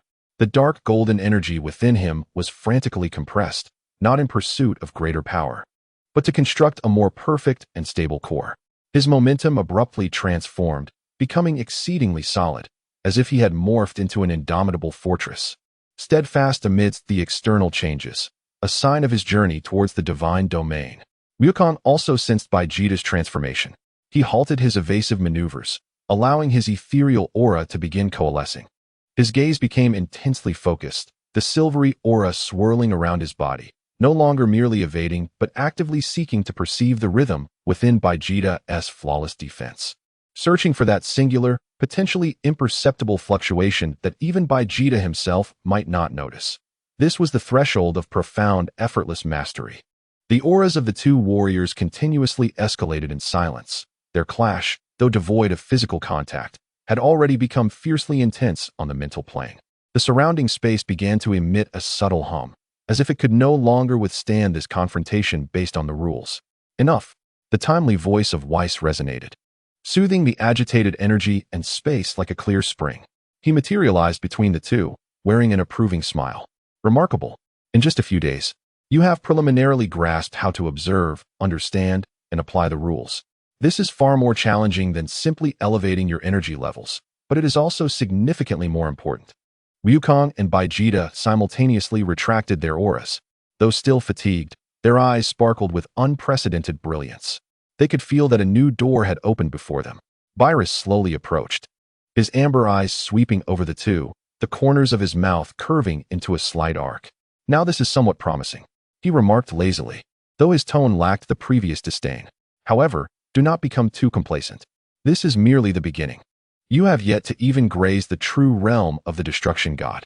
He turned to Whis. Is it time to take them to that place? Whis nodded with a smile. Indeed, it is the right time, Lord Beerus. Upon hearing this, Wukong and Vegeta felt a shiver of anticipation and caution in their hearts. That place. It sounded as though the next stage of their training would be even more rigorous, yet also closer to the core of the divine domain they yearned to reach. Chapter 78. The corridor of the source of laws. The staff in Whis' hand radiated a gentle glow once more. This time it did not alter their perception, but directly acted upon the very fabric of space. The surrounding scenery rippled like a reflection in water, becoming blurred, and in the next moment, Wukong and Vegeta found themselves no longer on the desolate plain. They were immersed in a space that defied precise verbal description. Beneath their feet lay not solid ground, but a flowing river of light, interwoven with countless intricate runes and energy veins. Above them, there was no sky, only continuously shifting geometric shapes and swirling colors, as if the very laws of the universe at its inception were being vividly enacted here. The air was saturated with an overwhelming energy, not gentle, but filled with a violent essence of creation and destruction, colliding, obliterating, and then being reborn. This is the corridor of the source of laws. Weiss's voice echoed in this strange space, sounding ethereal and distant, a manifestation of the foundational codes that constitute the operational rules of our known universe. Here, time is not linear, space is not constant, and causality may even be distorted. Virus's figure also appeared nearby, arms crossed, seemingly accustomed to the environment. Yet his gaze held less laziness and more scrutiny. Training here, one misstep could lead not merely to injury, but to assimilation by some fundamental law or banishment into the chaotic currents of time and space. He warned, though his tone carried a hint of expectation. Eager to see how these two Saiyans would cope, Wukong and Vegeta felt an unprecedented pressure, not merely at the energy level, but a cognitive shock. The observations, understanding, and application of rules they had learned before appeared trivial in this realm. Here, the very rules themselves were in constant flux, conflict, and reorganization. The first phase, Weiss's voice pulled them back from their astonishment, adapting to chaos. No sooner had he spoken than the once relatively orderly river of light erupted into chaos. Countless fragments of rules swept in like snowflakes in a storm, each containing a distinctly different rule power. In some areas, gravity surged 1,000-fold in an instant, while in others, the flow of time accelerated or decelerated abruptly. In some places, energy transmission was completely severed, while in others, destructive energy torrents spawned out of thin air. This was no longer merely adapting to a single rule. It was about instantaneously discerning, adjusting oneself, and finding that slender thread of survival amidst the multitude of chaotic and conflicting rules. Ugh! Wukong let out a cry. His body nearly contorted under the strain of multiple rules pulling at him. Instinctively, he entered the ethereal state he had previously comprehended, attempting to merge. But the chaotic rules made assimilation exceedingly difficult. He was like a leaf caught in a storm, passively rolling and colliding within the torrent of rules, facing peril at every turn. Vegeta's situation was equally dire. The absolute defense he attempted to construct was riddled with flaws under the simultaneous assault of countless rules. Just as he secured against the distorted gravity, the accelerated time disrupted his rhythm, followed swiftly by the slicing of spatial rifts. He grunted, blood spilling from the corner of his mouth, yet the tenacity in his gaze burned ever brighter. No longer pursuing the perfect global defense, he concentrated his intent to the utmost, precisely capturing the few rules that posed the greatest threat to him, executing instantaneous, extreme, micromanipulative defenses and deflections. Chapter 79. The Ultimate Test. This was an ultimate test of spirit, will, and calculation. The second phase, Weiss's voice, served as a guiding beacon, seeking order amidst chaos. With his words, brief, relatively stable law nodes began to emerge within the chaotic storm of rules. These nodes were like calm within the storm, embodying a singular and pure rule power. Capture them, understand them, temporarily harness them. Weiss instructed. Amidst the tumult, Wukong keenly sensed a stable node emanating a gentle silver light. He gritted his teeth against the discomfort, extending his intent like tendrils toward that node, attempting to resonate with it. Initially, it was exceedingly challenging. His intent faced repeated setbacks amidst the chaos. However, relying on his inherent affinity for energy and environment, he finally managed to touch and temporarily stabilize that node during a fleeting lull in the rule fluctuations. Instantly, a small area around him became stable, granting him a moment to breathe. Vegeta fixated on a dark red energy convergence node. His approach was more domineering, directly employing his highly concentrated willpower to strike the node like a battering ram, forcefully analyzing its structure, then mimicking and mastering it. Although the process was brutal and consumed tremendous resources, he indeed managed to harness the power of that node in a short span, significantly amplifying the speed and potency of his subsequent energy attacks. The two began to struggle, learn, and grow amidst the chaotic sea of laws. No longer passive recipients, they took the initiative to hunt beneficial law nodes, utilizing them to combat other chaotic rules, and even attempted to briefly combine the powers of different nodes. This process was immensely arduous, with the consumption of mental energy far exceeding any prior training. Under Whiss's protection, their bodies did not collapse, yet the fatigue of their minds surged like relentless tides. Beerus observed as the two progressed from their initial clumsiness to gradually finding their footing in chaos, even beginning to awkwardly utilize the rules, a flicker of approval crossing his gaze. In the third phase, Whiss's voice resonated again. carrying a note of seriousness as it confronted the source. The staff shone brilliantly, and the flowing river of light began to converge with the geometric vortex above, ultimately forming a colossal, continuously rotating door composed of countless symbols of law. Cross through it, Whis stated, and you shall face the projection of the source of laws. There are no concrete rules, only pure possibilities and the power of definition. What you can comprehend and how long you can endure depends solely on yourselves. Remember, your thoughts will possess the true power to shape reality, but you will also bear the equal backlash. Goku and Vegeta gazed at the door that seemed to encapsulate the universe's ultimate mysteries, feeling the soul-shaking and insatiable aura emanating from it. They took a deep breath. Suppressing all fatigue and fear, their eyes filled only with the flames of determination and exploration. Without hesitation, they stepped forward simultaneously, resolutely entering the door constructed of rules. Their figures instantly engulfed by boundless radiance. Whis and Beerus remained outside the door. Such reckless individuals, Beerus scoffed, yet his gaze remained fixed on the door. Only such individuals could potentially touch the true essence of divinity. Whis's smile bore a hint of profound meaning. Let us hope for the best, Lord Beerus. Perhaps they can indeed bring forth some miracles that even we could not foresee.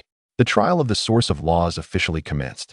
Awaiting Goku and Vegeta would be the ultimate test that transcended the understanding of rules, directly targeting the essence of power. In the moment Goku and Vegeta were about to channel their newfound divine power in preparation for Beerus's trial, an unexpected transformation occurred. The power within them, stemming from the source of laws, resonated with some ancient legacy deep within their Saiyan bloodline, creating an unprecedented harmony. This resonance was not born of anger or obsession, but rather awakened a higher existence's significance. Goku's silver radiance abruptly surged, not out of control, but seemingly responding to an unseen call. He sensed something within him shattering its shackles, a warm, vast, life-filled red energy surging forth from the depths of every cell. This was not a transformation achievable through the dragon's wishes, nor was it the Super Saiyan God that required the energy of 5 Saiyans to manifest. This was uniquely his, Son Wukong's, higher-level divine power, awakened from within after experiencing the baptism of the source of laws and integrating the essence of ultimate freedom into his bloodline. What is this? Goku marveled at his hands as the silver radiance intertwined with the crimson divine aura. His short black hair danced without wind, transforming into a blazing red akin to flames, while his eyebrows took on a hue of crimson. The deep silver in his eyes did not fade. Instead, it appeared even more mysterious and regal against the red backdrop. His aura became immensely divine and vast, no longer merely powerful, but imbued with a sense of encompassing all, coexisting with the universe. The red luminescence flowed within the scarlet flames, rendering his existence both tangible and ethereal, simultaneously present and omnipresent. This was the Super Saiyan God, the perfect fusion of an ethereal heart and the divine blood of a Saiyan. Almost simultaneously, Vegeta also felt the boiling of his bloodline. From the core of his dark purple aura, constructed of absolute will, a fierce red light suddenly erupted. It was as if a battle spirit, unyielding and eternal, ignited within the cold, absolute order. His path was one of dominion and conquest, yet at this moment, the will of conquest awakened the oldest, purest divine power within the bloodline of the Saiyan Prince. This power acknowledged his pride, validated his undeniable self, and elevated him to the realm of divinity. This power, Vegeta roared, the deep dark purple aura not only surviving the crimson onslaught, but also serving as a pedestal for the soaring scarlet flames. His black hair transformed into a fiery red, yet the style appeared more formidable, and the coldness and authority in his gaze became even more imposing against the crimson hue. His dark purple realm of ultimate self did not vanish. Instead, it merged with the aura of the Super Saiyan God, forming a unique Super Saiyan God form. Within his domain, the sacred and destructive opposing forces achieved a strange balance and unity. The two floated in the air, the scarlet divine flames illuminating the desolate sky of the destroyer realm, with silver and dark purple weaving together as unique patterns, exuding a majestic aura far surpassing any of their previous forms, truly stepping into the realm of the divine. Beerus observed the two having completed their transformation. The languor that had always adorned his face finally dissipated, replaced by an expression of utmost seriousness, even tinged with a hint of excitement. Oh, not merely a preliminary use of divine power, but you have directly invoked the divine realm deep within your bloodline, melding it with the paths you have comprehended? Beerus flexed his wrist, the purple energy of destruction igniting like flames, signaling that the warm-up could conclude. Let this king enjoy your dual Super Saiyan god forms. Whis stood at a distance, his smile radiant. What an astonishing development. It appears that the experience of the source of laws has not only granted them an understanding of the rules, but also acted as a catalyst to awaken the dormant divine blood within them. Lord Beerus, you may truly find worthy opponents this time. Goku clenched his crimson fist intertwined with silver, feeling the seemingly endless power that merged with the universe. A pure and excited smile gracing his face. Lord Beerus, we should be able to entertain you now. Vegeta raised his hand, the energies of dark purple and crimson coalescing in his palm, emanating a heart-stirring pulse. A new round of battle was imminent, and this time, it would be a true clash of gods. As the battle commenced, the scarlet and dark purple divine flames clashed violently with the deep purple destructive energy, creating brilliant and lethal energy nebulae that erupted in the eternally desolate realm of destruction. Goku's Super Saiyan God state rendered him elusive. His figure flickered unpredictably within the space, not merely relying on speed, but as if he had become a part of the flow of space itself. Beerus's seemingly unavoidable strikes were always narrowly evaded by him at the last moment, the terrifying destructive force often only tearing through the remnants of his shadow. Occasionally, Goku's counterattacks were exquisite. He could guide the turbulent energy from Beerus's attacks, blending it with his own crimson divine power to form a bizarre energy vortex that recoiled towards Beerus, though unable to inflict substantial damage. It forced the destroyer to momentarily divert his focus. This is getting interesting. In the eyes of Bylus, a flicker of astonishment passed, for Goku's combat style indeed brought him a long-lost sense of novelty. On the other hand, Vegeta's Super Saiyan God embodied an entirely different approach. He was as steadfast as a rock and as ferocious as a raging monarch. Although his domain, interwoven with dark purple and crimson, could not wholly withstand Bylus's power, it could forcibly redefine the rules within a limited range, momentarily redirecting and diminishing the oncoming destructive energy. His assaults were domineering and unparalleled, each strike infused with his entire will and divine power, eschewing the pursuit of vast energy diffusion in favor of condensing destructive force to an extreme, forming energy spikes of formidable penetration, endeavoring to breach Bylus's defenses. On one occasion, he even managed to seize upon a minuscule flaw in Bylus's guard, delivering a hand strike imbued with negation that nearly struck Bylus's shoulder armor. Although ultimately repelled by a stronger divine force, it left behind a faint energy scorch. The mere wild monkey Bylus licked his lips, excitement intensifying in his gaze. Vegeta's method of confronting divine authority with absolute self-will, though crude, bore a raw destructiveness that he found admirable. For a moment, the scene presented an illusion of back-and-forth engagement. The two newly ascended Super Saiyan gods, through their unique realms and just-awakened divine powers, were unexpectedly entangled in a fierce battle against a god of destruction utilizing only a fraction of his strength, with thunderous roars resonating across the skies. However, this balance was as fragile as glass. The playful skirmish was nearing its end. Bylus's voice remained calm, yet the purple divine flames coursing around him seemed to surge in density by several magnitudes in an instant. It was not an increase in energy quantity, but a transformation in its quality, becoming more refined and absolute. Chapter 82. Dreadful defeat. He still had not employed more than 50% of his strength, yet the manner in which he wielded it had already transformed. As Goku once again evaded with fluid grace, Bylus casually raised his hand and gently grasped the space around him. Crack! The very space upon which Goku relied for evasion, resonating with him, seemed to be crushed by an invisible force in an instant. The rules of space were forcibly rewritten, solidifying like an iron plate. And Goku's freedom abruptly lost its foundation. His body came to a sudden halt, as though ensnared in an intangible mire. What? Goku's face changed dramatically.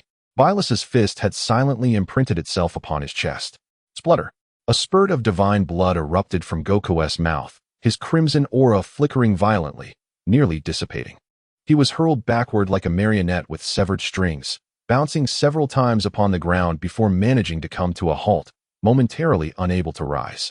Almost simultaneously, Vegeta gathered all his divine energy and unleashed his mightiest strike, dark purple and crimson energy transforming into a light spear that tore through everything, aimed directly at Bylus's face. Bylus did not even adopt a defensive posture. He merely cast a languid glance at the light spear. The attack, infused with Vegeta's entire will and divine power, faltered when it was merely a foot away from Bylus, as if it had encountered an invisible wall, its speed plummeting, its structure beginning to collapse, ultimately dissolving silently like ice under sunlight, leaving not even a ripple in its wake. Your denial is still insufficient to interfere with my existence. Bylus's voice resonated like a final verdict.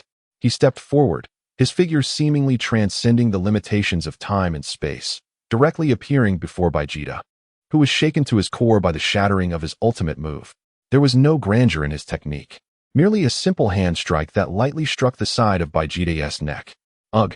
Vegeta's pupils expanded in an instant, the dark purple and crimson domain surrounding him shattering like broken glass, the divine flames extinguishing completely, consciousness plunging into darkness as he collapsed, devoid of all combat capability. In a heartbeat, the situation reversed, from a seemingly evenly matched conflict to a complete and indisputable obliteration. Bylus stood undisturbed, not even a hint of disarray in his breath. He glanced at the fallen Vegeta and then at the struggling Goku, slowly retracting his divine power. Do you understand? His voice echoed in the silent ruins. The touch of the realm merely granted you an entrance ticket. However, the depth of the accumulated divine power and the understanding of authority will determine how far you can traverse this path. Whis quietly appeared in the arena, waving his hand to sprinkle healing light, gently stating, "Do not be disheartened." To have compelled Lord Bylus to regard the quality of power with even a modicum of seriousness upon your initial awakening of divine strength is a miracle in itself. The subsequent journey lies in how you can continuously refine and expand this quality until you can truly stand shoulder to shoulder with the divine. Goku lay on the ground, listening to Whis' words, gazing at the unconscious Vegeta nearby, and clenched his fists tightly, though tinged with defeat.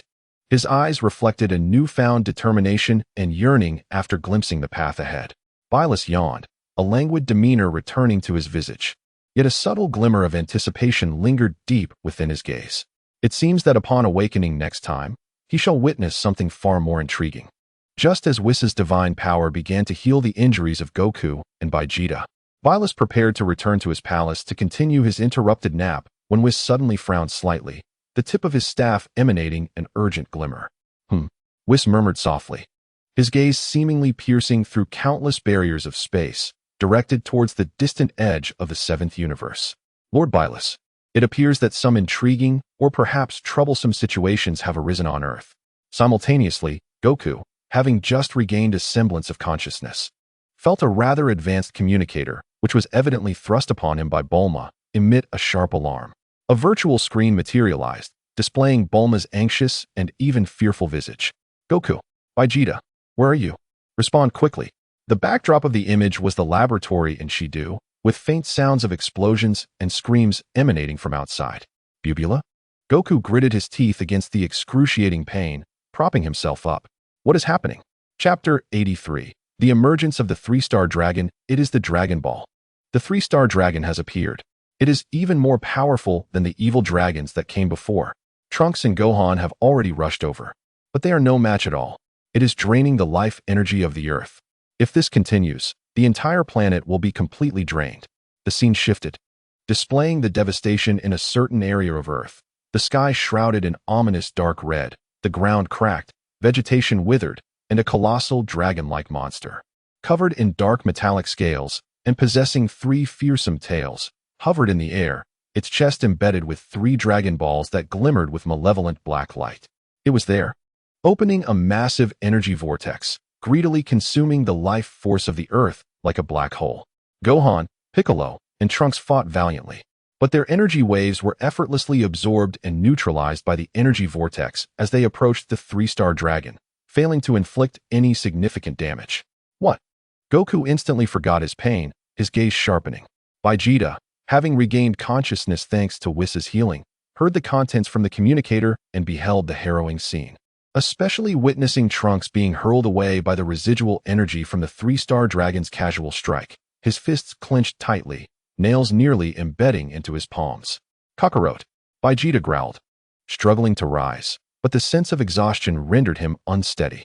Byleth yawned, appearing rather uninterested in the crisis on Earth. Just another trivial commotion? How bothersome. Yet Whis smiled, saying, Lord Byleth, this might be an excellent opportunity to test their training results. Moreover, if Earth is destroyed, your culinary supply may be compromised. Byleth twitched his ears at this, a flicker of indecision crossing his face, before ultimately waving his hand in annoyance. Enough already. Whis, hurry and send these two troublesome fellows away. Do not let their noise disturb my slumber. Whis then turned to Wukong and Vegeta, remarking that it seemed their holiday had come to an abrupt end. He cautioned them that their adversary was a manifestation of negative Dragon Ball energy, and conventional methods of assault might yield limited results. He urged them to employ the divine realm they had just begun to comprehend. With a gentle tap of his staff on the ground, a magnificent, multicolored teleportation array enveloped Wukong and Vegeta in an instant. Wait, we haven't finished speaking, Wukong protested. But he was soon filled with a gentle yet vast divine energy that not only healed the wounds inflicted by Beerus, but also seemed to stabilize their recently awakened Super Saiyan god form slightly. A parting gift, Whis' voice echoed within the array. In a flash of light, Wukong and Vegeta's figures vanished from the realm of the destroyer.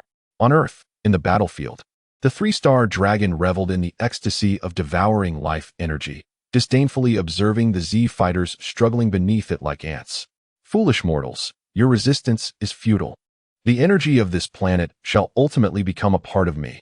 Just as it prepared to unleash a broader devouring attack, the sky appeared to tear open, and two scarlet meteors, exuding an unparalleled divine aura and immense pressure, crashed down, perfectly positioning themselves between the Z fighters and the three-star dragon. As the dust settled, Wukong and Vegeta emerged, enveloped in a stable crimson divine flame. Wukong's eyes shimmered with silver light, his aura ethereal and vast. Vegeta's gaze was icy, with a dark purple willpower field flickering ominously, radiating absolute authority.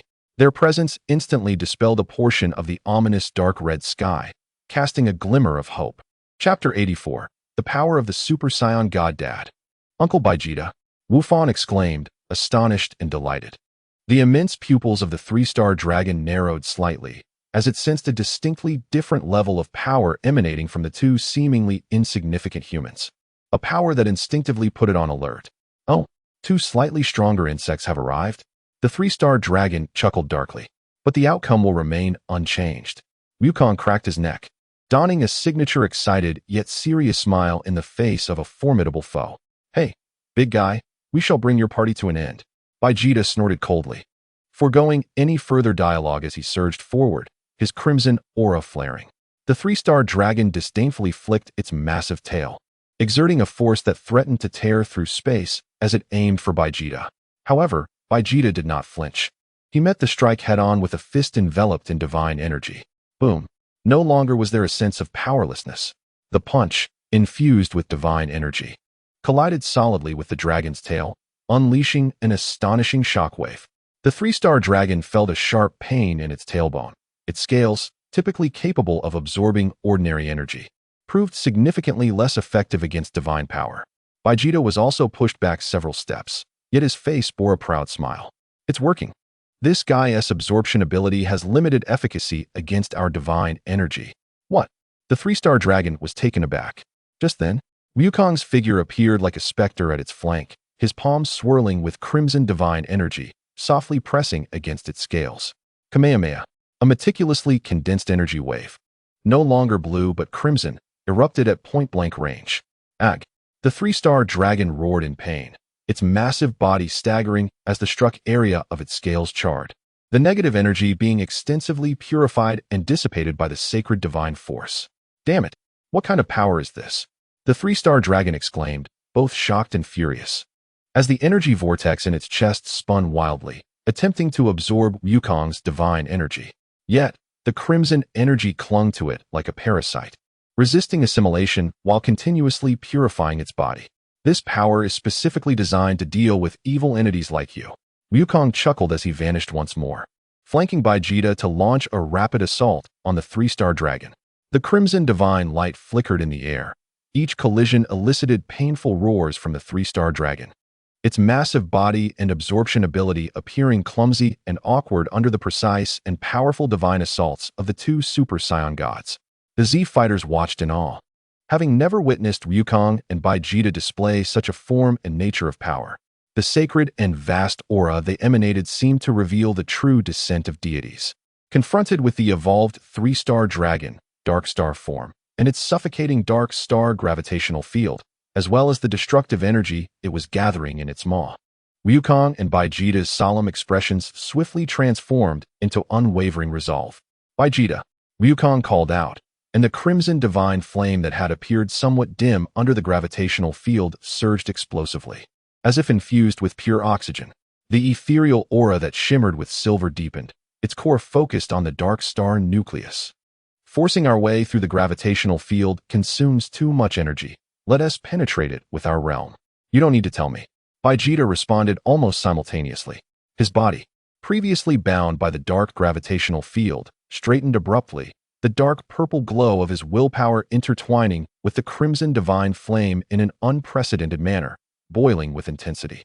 Rather than attempting to resist the pull of the gravitational field with brute force, he concentrated all his will and divine power inward, compressing and condensing it into an absolute point of self-existence. This prince's existence is not something you can easily assimilate. Chapter 85. The annihilation of the three-star dragon. The transformation in their auras triggered a qualitative change. Wukong's figure became increasingly indistinct within the dark star gravitational field. He ceased resisting the gravitational pull and instead appeared to become part of the very gravity, like a fish swimming upstream. His movements still influenced by the environment, but no longer completely restrained. His mastery of the ultimate instinct evolved further under pressure, as he began to integrate and guide the very rules of this dark gravitational field. Meanwhile, Vegeta stood firm like an unyielding rock amidst a storm. No matter how the gravitational field tore at him, his sense of existence grew stronger. His extreme self-will even began to erode the surrounding dark gravitational field, establishing a small yet absolute domain governed by his Vegeta principles. What? The three-star dragon sensed the shift in the gravitational field, and for the first time, a flicker of fear appeared in its cold eyes. It could no longer hesitate. The dark star annihilation wave, now fully formed with terrifying energy, surged forth. A torrent of pitch-black energy capable of reducing continental plates to nothingness, roaring towards the two trapped in the gravitational field. However, in the face of this destructive strike, Wukong moved. In a moment of peril, his figure transcended the conventional concept of movement, seemingly appearing at another point in space, not with instant transmission, but as if he existed simultaneously at all positions along the attack's trajectory, choosing the one that would not be struck. The dark star annihilation wave passed through the afterimage he left behind, turning the distant skyline into a void. Impossible, the three-star dragon gasped. Meanwhile, Vegeta did not evade at all. He faced the roaring torrent of black energy, raising his right hand with pride, fingers splayed.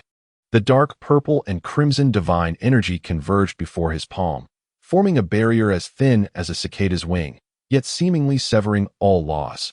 A diamond shield of absolute dominion. Boom. The dark star annihilation wave struck solidly against the shield. Yet, contrary to expectations of the shield shattering and Vegeta being consumed, that cataclysmic black torrent dispersed upon contact, as if crashing against a rocky shore, disintegrating into chaos. Not absorbed, nor negated, but rather its very foundation was forcibly denied by the barrier infused with Vegeta's ultimate self-will, refusing to accept its existence. Are you done playing? Vegeta's cold voice rang out as he slowly lowered his hand, the shield dissipating. His eyes, ablaze with crimson and dark purple brilliance, locked onto the incredulous three-star dragon. Now it is our turn. In the next instant, Wukong and Vegeta's figures simultaneously vanished from their original positions. No longer were their attacks reliant on evasive maneuvers. Wukong appeared directly above the head of the Sanqing Long, his right hand raised high, not in a fist, but with fingers poised like a blade. His entire palm was enveloped in an ethereal silver glow and a fierce crimson divine light, as if it had transformed into the sharpest entity in existence. With a silent yet powerful strike, He executed the Shunjisho Dao Duan Yuan, not aimed at the body of the Sanqing Long, but targeting the energy connection between its dark star core and its true form. This blow contained profound insights into the essence of energy flow and its severance. The Sanqing Long sensed the imminent threat and desperately summoned its power for defense, yet when S-hand blade seemingly disregarded the hastily erected layers of dark energy protection, slicing through the invisible tether with unparalleled precision. Almost in the same millisecond, Vegeta materialized directly in front of the Sanqing Long, his right fist drawn to his waist, transforming into a miniature, light-devouring dark red singularity, causing the surrounding space to warp slightly due to its presence. Zhongji Shangguan. He unleashed a punch, devoid of grandiose beams. Only a slender, penetrating dark red ray, piercing directly toward the dark star core, which flickered violently due to the severed connection, becoming unstable. This strike represented the utmost negation, as Vegeta concentrated his destructive will to the extreme, erasing the very essence of existence. A sharp sound resonated as an S-hand blade severed the energy source, while Vegeta's singularity ray accurately struck the destabilized dark star core. The massive form of the Sanqing Long froze momentarily, a distinct crack quickly spreading across its forehead's dark star core. And then an intensely blinding pure white light erupted from the fissure. How could I, the master of negative energy, be defeated? The Sanqing Long let out a final wail filled with disbelief and resentment as its body began to dissolve from the inside out, akin to ice and snow melting under sunlight, purifying into countless luminous specks. The suffocating dark star gravitational field collapsed instantaneously, the dark red in the sky completely faded, and warm sunlight bathed the earth once more. Although the battlefield lay in ruins, the terrifying force that devoured life had vanished without a trace. Ultimately, the Sanqing Long dissipated entirely, leaving behind 3 cracked Dragon Balls, their glow dimmed, resembling fragile orbs that could shatter at any moment, gently falling to the ground. Wukong and Vegeta descended slowly, their crimson divine flames gradually subsiding. They gazed at the 3 Dragon Balls, breathing heavily. In this battle, they had finally resolved the crisis on Earth through the formidable power they had truly attained in the realm of the divine. The Z fighters erupted into cheers of relief. Gathering around them, Wukong scratched his head and smiled at Vegeta. It seems Mr. Weiss's training really paid off. Vegeta crossed his arms, snorting in response. Though his expression remained haughty, a flicker of relief passed through his eyes. He glanced toward the approaching Trunks and Bulma, who had arrived by plane, the corners of his mouth subtly curling upward. After the defeat of the Sanqing Long, Earth enjoyed a brief period of tranquility. Wukong relished the time spent with his family, even taking the opportunity to guide Vatan and Trunks in their training. Vegeta, on the other hand, devoted most of his time to the gravity chamber, continually solidifying and exploring the potential of his Super Saiyan God form, occasionally participating in family activities at Bulma's insistence. The Z fighters also took time to recuperate and mend the wounds inflicted by battle. However, this tranquility did not last long. A few nights later, an unusual phenomenon appeared in the sky. Unlike the dark red brought forth by the Sanqing Long, 7 stars emitting an eerie glow abruptly materialized in the night sky. Arranged in a spoon-like formation, their brilliance overshadowing the true stars, casting a pallor over the Earth. Simultaneously, Dragon Ball radars worldwide malfunctioned, and those who had previously made wishes using the Dragon Balls felt an inexplicable surge of intense unease and agitation. In West City, at the Capsule Corporation, Bulma stared at the scrambled Dragon Ball radar screen, her face paling. Not again? This reaction is exponentially stronger than when the Sanqing Long appeared. And there are 7 signal sources? They seem to resonate with each other. Wukong, who was having dinner at home, abruptly set down his utensils and instantly stepped outside, gravely gazing at the 7 peculiar stars. The aura they emanated was wicked and overwhelmingly powerful, far surpassing that of the Sanqing Long. In the gravity chamber, Vegeta abruptly halted his training, sensing the overwhelming evil presence, his brow furrowing. Humph, these pesky creatures just won't quit. This time it seems we've got something worthwhile. 7 of them, no less. A thunderous roar echoed across the earth as 7 dark pillars of energy, each imbued with different negative attributes, surged skyward, piercing the heavens. Unlike the appearance of the Sanqing Long, these 7 forces did not scatter but rapidly converged and fused in the high altitude. A terrifying pressure far exceeding that of the Sanqing Long's dark star form swept over the entire planet like a tangible tsunami. The oceans roared, the ground trembled, volcanoes erupted. An extreme weather phenomena erupted globally. The 7 malevolent stars in the sky shone brightly, and ultimately, at the convergence of their light, a colossal figure gradually began to materialize.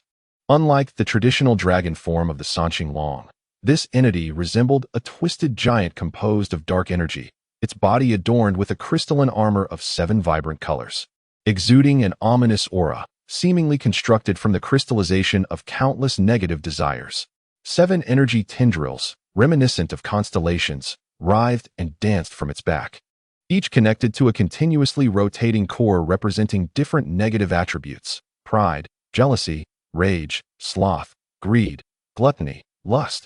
Its head bore no distinct features, only a swirling mass of chaotic energy reflecting the myriad of malevolence in the world. Its mere presence began to warp the surrounding reality. The city below it. Its buildings crumbled silently, life energy forcibly stripped away, merging into its chaotic form. Ordinary attacks could not even approach it, disintegrated and absorbed by the naturally formed 7 deadly sin force fields surrounding it. This entity was far more powerful than the Sanqing Long, existing on an entirely different dimension. Cold sweat trickled down Piccolo's forehead as he realized that even with all his strength, he would likely be unable to budge it even a fraction. Dad, Uncle Vegeta. Wu Fine anxiously looked at the two beside him. Wukong and Vegeta exchanged glances, both recognizing the extreme gravity reflected in each other's eyes. They could distinctly sense that the power level of this 7-star dragon had undoubtedly reached the realm of the divine, even surpassing that of the Sanqing Long they had previously faced. Did the 7 cores correspond to 7 types of negative energy? Wukong clenched his fists, the crimson divine aura beginning to rise uncontrollably, realizing that yet another fierce battle awaited them. Vegeta's lips curled into a near-arrogant smirk, as dark purple willpower and crimson divine flames intertwined. Humph, perfect. I'll use you to test just how far this prince's power has grown. Kakarot, don't hold me back. Hey, that's what I should be saying. Wukong grinned, his battle spirit ignited. 2 crimson beams of divine light soared once more, like meteors piercing the despairing night sky, resolutely charging toward the embodiment of ultimate evil and chaos, the 7-star dragon. The tendrils behind the 7-star dragon swayed like dancers of death, gluttony, greed, and lust. 3 tendrils simultaneously glowed with a sinister light, its chaotic form seemingly transforming into a black hole that absorbed everything. Feel the insatiable desire. The gluttony tendril pointed toward home. In an instant, Wukong felt his crimson divine energy within him become restless, as if it possessed its own will, desperately attempting to break free from his control, dissipating outward. Even more terrifying was that the surrounding energy, including the faint auras of the Z fighters in the distance, were being drawn uncontrollably toward the 7-star dragon. It not only seeks to absorb energy, but also to deprive its adversary of control over their own power. Chapter 88. Narrow Victory My Chi. Wukong strained to stabilize his mind, the silver radiance coursing rapidly as he attempted to regain mastery over the restless divine energy, yet his movements became increasingly stiff and sluggish. Meanwhile, the tentacles of gluttony aimed at Vegeta, who had just soared from the pit, preparing to retaliate. However, he felt the dark purple and crimson flames surrounding him were, as if ensnared by an invisible maw, being mercilessly torn apart and devoured. Any energy he released, whether for offense or defense, was significantly weakened the moment it departed his body, even becoming nourishment for the Qixing Long. This was far more domineering than the absorption of the Sanqing Long, an unreasonable and forceful plunder. Damn it, can even the energy of my attacks be consumed? Vegeta was compelled to restrain his aura, compressing his power to an extreme degree, which severely limited his offensive capabilities. The most insidious was the brilliance of the lust tentacles, which did not directly attack the body or energy, but instead affected the depths of the mind. A moment of daze overcame Wukong and Vegeta, as cherished and desired images uncontrollably flashed before them. The warm smiles of family, the serene and peaceful earth, and the exhilarating battles with formidable foes. These beautiful memories and visions were twisted into temptations urging them to abandon resistance and succumb to the illusionary trap, relentlessly assaulting their fighting spirit. Bulma, Trunks. and Vegeta's gaze momentarily clouded, causing the absolute domain surrounding him to waver slightly. Chi-Chi, Gohan, and Wukong also exhibited a hint of vulnerability, their ethereal state nearly shattered. The seven deadly sins, far from acting in isolation, intertwined and layered to create a compound suppression that evoked despair. Pride crushed will, sloth hindered action, envy fragmented strength. Wrath annihilated the body, greed stripped control, gluttony consumed energy, and lust ensnared the mind. Under the shadow of these seven domains, Wukong and Vegeta found themselves ensnared in a web, possessing formidable divine power, yet unable to wield it effectively, the situation precarious. Haha, do you see? This is the weakness of humanity, the shackles from which you cannot escape. The Qixing Long let out a maniacal laugh, its chaotic arm lifting once more. The seven tentacles' brilliance reaching a peak, evidently preparing for a final strike. In utter submersion, become a part of me. Seven sins converge into chaotic power. A surge of chaotic energy, potent enough to dim stars and disrupt the laws of existence, began to coalesce before the Qixing Long's chest. A singularity of ultimate destruction compressed from all the world's negative emotions and energies. Yet, in this absolute adversity, Wukong and Vegeta's gazes suddenly locked onto one another. Vegeta, Wukong bellowed, do you remember what Lord Beerus said? The accumulation of quantity and the depth of authority. Vegeta's pupils constricted suddenly. The image of Beerus overpowering them flashed across his mind. It was not merely a disparity in strength, but a chasm in the understanding of the essence of power. Shut up, Kakarot. This prince's path shall be forged by my own hands. Vegeta roared like a beast, no longer attempting to resist all seven deadly sins, but instead, he fiercely compressed and concentrated all his spirit, will, pride, and the hidden guardian heart for his family. His dark purple self-ultimate domain no longer expanded outward but collapsed inward, ultimately coalescing into a minuscule yet radiant core of self at his heart, shining with indomitable light. Let the myriad sins of the outside world erode. I shall remain steadfast. In this moment, the ultimate self transformed into the most unyielding fortress. Chapter 89. Resonance of the Divine. Almost simultaneously, Wukong also closed his eyes. He completely relinquished all resistance to external disturbances, even abandoning the notion of active guidance. He immersed his spirit entirely into the realm of resonance with all things, ceasing to act, but becoming a flowing energy, a vibrating space, a part of the operational rules of the seven deadly sins. His aura became faint, his form seemingly on the verge of dissipating into the cosmos, merging with the vast chaotic energy field. This was a venture into a deeper layer of the ultimate state of freedom. The chaotic power coalesced by the Qixing Long was on the verge of erupting. In that fleeting instant, Vegeta moved. With the absolute mental defense granted by his core self, he temporarily became immune to the spiritual disturbances of pride and lust. Ignoring greed's pull on his power, he compressed all the divine energy he could muster, untouched by gluttony, into his fingertips, no longer a mere energy impact but a singular, ultimate dark red star radiance, the self-ultimate's annihilation. He no longer assaulted the body of the Qixing Long, but instead shot this star radiance toward the central node of the energy flow of those seven tentacles. He aimed to forcibly disrupt the coordination of the seven deadly sins. Meanwhile, Wukong, in his state of merging, clearly perceived the unique and fleeting purification gap arising from the slight dissonance in the energy structure of the chaotic power. In the very moment before the energy erupted, his form appeared like a phantom directly in front of the point of annihilation, hands clasped together, radiating an extraordinarily pure, gentle, yet resolute crimson divine light. Resonating with the essence of divinity, he did not attack, but transformed himself into a catalyst, infusing the harmony and rhythm of life's laws he understood through that purification gap into the ultimate chaos. Boom! Amidst the cataclysmic roar, the chaotic power erupted. Yet the anticipated scene of all-consuming annihilation did not fully materialize. Vegeta's annihilation successfully struck the energy core, though not completely shattering it.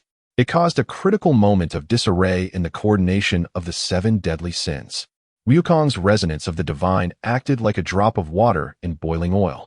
It did not quell the explosion, but triggered a chain reaction. Inside the devastating chaotic energy, violent self-conflicts and cancellations erupted. The sacred purification power, and the nefarious chaotic force mutually annihilating, ultimately reducing the might of the explosion significantly.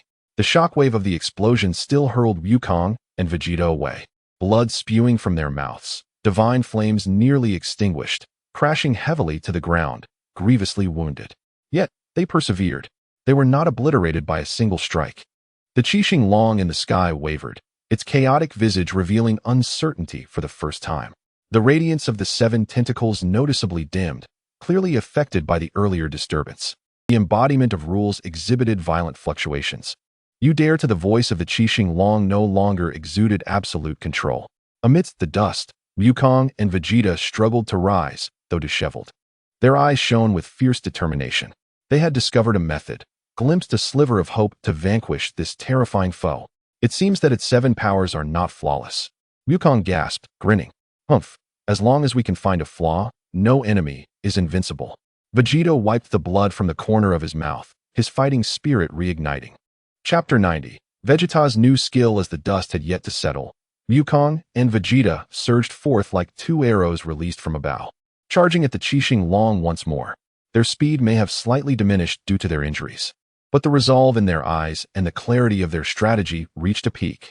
We cannot afford to give it the opportunity to wield multiple abilities simultaneously, Wukong shouted as he dashed forward, his merging state not entirely dissolved, but rather more exquisite. He no longer attempted to immerse himself in the entire field of the 7 deadly sins, but concentrated his perception, like the most precise radar, scanning the subtle rhythms and transitional gaps of the energy flow of the 7 tentacles behind the Qixing Long. Vegeta. I will disrupt its energy coordination. You focus on the assault, perfectly aligned with my intentions, Vegeta roared in response.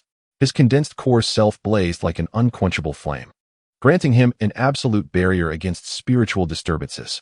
He poured all his strength, fury, and pride into the forthcoming attack. The dark purple and crimson divine power ceased its pursuit of vastness, instead compressing, condensing, and transforming above his arms with an unprecedented efficiency into 2 blades seemingly capable of severing causality. The Qixing Long, evidently aware of the impending threat, flickered its tentacles behind it, attempting once more to weave the despairing web of the 7 deadly sins. The oppressive weight of arrogance descended first, seeking to crush Vegeta once again. However, employing the same tactic a second time would prove futile. Vegeta roared, his speed unyielding, as the core of his being radiated a steadfast light, rendering the mental pressure inconsequential. The realm of sloth swiftly enveloped Goku, attempting to ensnare him in a quagmire of lethargy once more. Within this domain, Goku's form became erratic. He chose not to resist the feeling of sluggishness but instead flowed with its rhythm, akin to a fish gliding effortlessly in water. Though his trajectory was peculiar, he consistently evaded the most lethal obstacles at critical moments. His mastery of the Tao allowed him to anticipate and utilize the minuscule fluctuations generated during the transition of the power of the 7 sins. The tentacles of jealousy ignited, attempting to replicate Vegeta's strength once more. Humph. Vegeta had prepared for this.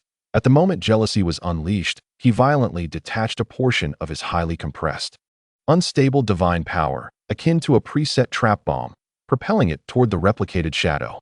The copy had barely formed before being engulfed by the preordained self-destructing energy, obliterating it entirely. The shockwave of fury followed closely behind. This time, Goku did not evade.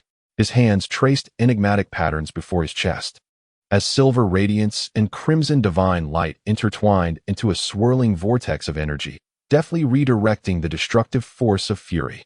Upon contact with the vortex, the devastating energy was guided away, narrowly missing both of them, and instead crashing into a distant, uninhabited mountain, vaporizing it instantly. The forces of greed and gluttony converged simultaneously, attempting to seize control and devour energy. Now was the moment. A surge of silver light erupted in Goku's eyes. He acutely perceived the fleeting overload turbulence produced when the Qixing Long simultaneously activated multiple capabilities. Recognizing this moment as the synergy of the 7 sins diminished to its lowest point, Vegeta, its core, words were unnecessary. Vegeta accelerated to his utmost limit, transforming into a dark red streak of light that tore through space, striking directly at the heart of the Qixing Long, where the energies of its 7 tentacles converged. His arms became 2 blades of annihilation, crossing to unleash the self-destructive force of the dual stars. This strike embodied his ultimate negation of existence itself. The Qixing Long let out a furious roar, hastily gathering all its strength to coalesce a thick, seven-colored chaotic shield before it. Clang! The piercing sound of energy tearing filled the air. Vegeta's dual blades struck fiercely against the shield, resulting in a stalemate. A terrifying shockwave radiated outward, once again plowing the earth. Chapter 91. The battle concludes. Kakarot. Vegeta bellowed, channeling all his power into the dual blades, resolutely pressing against the shield to create the final singular opportunity for Goku. In that instant of Vegeta and the shield standoff, Goku's form transcended the confines of space, appearing above the unprotected back of the Qixing Long. He raised his hands high, gathering all the silver light and crimson divine power in an unprecedented manner, compressing it not into a Kamehameha, but forming within his palms a minuscule source of purification that seemed to encapsulate the very rhythm of life throughout the universe. This source of purification epitomized his ultimate understanding of life, harmony, and evolution while in a state of Tao fusion.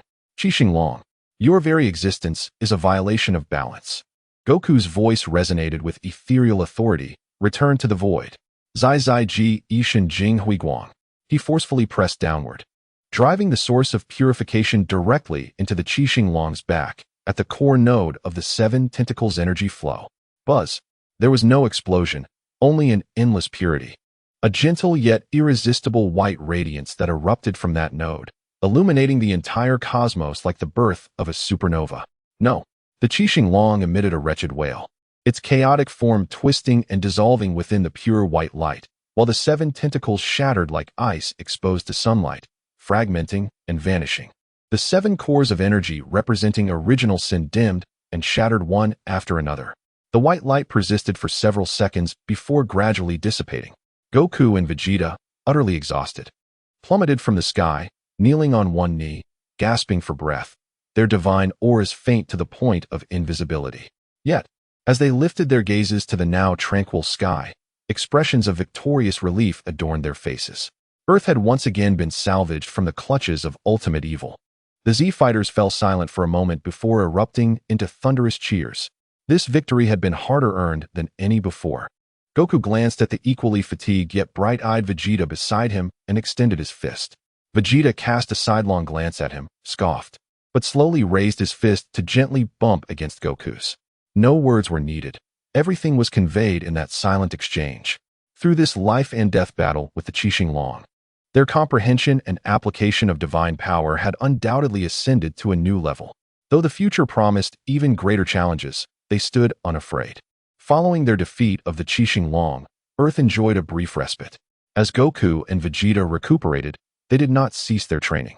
Their encounter with the Qixing Long had made them acutely aware that merely grasping the Super Saiyan God power was far from sufficient. They required a deeper breakthrough to fully harness that sacred power and elevate it to greater heights. Several weeks later, in the realm of destruction, Whis elegantly savored the pudding brought from Earth while observing Goku and Vegeta training on a distant plane, nodding slightly. It seemed that their confrontation with the Qixing Long had greatly benefited them. On the battlefield, Goku and Vegeta's figures darted past one another at high speed. The crimson divine light no longer merely enveloping them, but appearing to meld seamlessly with their bodies, flowing more naturally, consuming less energy while becoming more potent. Their auras, compared to before, were less raw and unrefined, now possessing a greater depth and sophistication. Chapter 92. The Qixing Long appears. Just as the two prepared to engage once more and test their newfound powers, Whis suddenly lifted his head, casting his gaze towards the distant seventh universe. Oh my! It appears that the visitors to Earth truly come one after another. Almost simultaneously with Whis's words, Goku and Vegeta felt an exceptionally unique presence, even more concerning than the Qixing Long, erupting in the direction of Earth. Earth, the recently rebuilt city, was once again shrouded in panic. The sky had not darkened ominously but instead exhibited a strange, absolutely balanced gray. The wind ceased, the clouds froze, and even sounds seemed to be erased by some force, plunging the world into a suffocating silence. In the space once occupied by the Qixing Long, a new dragon-like monster quietly emerged. It was neither the ferocity of the Sanxing Long nor the chaos of the Qixing Long. Its form was elongated and elegant, covered entirely in silver-gray scales reminiscent of intricate machinery. It possessed 4 long tails that swayed behind it like balancing wings. Most striking was the Dragon Ball at its chest, which rotated slowly, emanating a cold and rational brilliance. Its gaze bore no brutality or madness, only an absolute calm that surveyed all beings and perceived everything. It was the Qixing Long, embodying the forces of balance and order, or rather, a power of balance twisted to its extreme. It paid no heed to the terrified crowd below or the Z fighters on high alert. Its objective was singular, focused solely on those 2 entities radiating the strongest waves of divine power. This individual feels distinctly different from those encountered previously. Baiku experiences a chilling sensation, a sense of helplessness when confronted by an adversary characterized by absolute rationality and devoid of flaws. Its aura is peculiar, seemingly devoid of any weaknesses, yet paradoxically brimming with vulnerabilities, leaving Wu Fan feeling extraordinarily challenged. At that moment, 2 deep crimson beams of light tore through the gray sky, heralding the sudden arrival of Wukong and Bei Jita, who positioned themselves before the 4-star dragon. The icy pupils of the 4-star dragon swept over the 2, and the 4-star Dragon Ball on its chest flickered ominously, activating the domain of absolute balance. In the face of the 4-star dragon's enigmatic domain, Wukong and Bei Jita found themselves embroiled in an unprecedented struggle. Their powers were forcibly suppressed to the same level, and any effort to transcend these limits was akin to a stone sinking into the sea. The 4-star dragon's cold, precise, and unwavering balance strikes surged forth relentlessly from all angles, each collision causing their blood to boil and the essence of divinity to dim further. Cursed, I cannot unleash my full strength, Bei Jita roared, dispersing a beam of gray energy with a punch, only to be staggered back by another attack that struck from the side. His self-assertion attempted to negate this balance, but that rule was as solid as the fundamental laws of the universe, difficult to shake in a short time. Its domain solidified the surrounding rules, making it challenging for Wukong to fully integrate his own freedom. Wukong's situation was similarly dire. Relying on his superb agility and foresight, he narrowly evaded lethal strikes time and again, yet unable to unleash his true power, felt as though he were fighting with his hands and feet bound, experiencing profound frustration.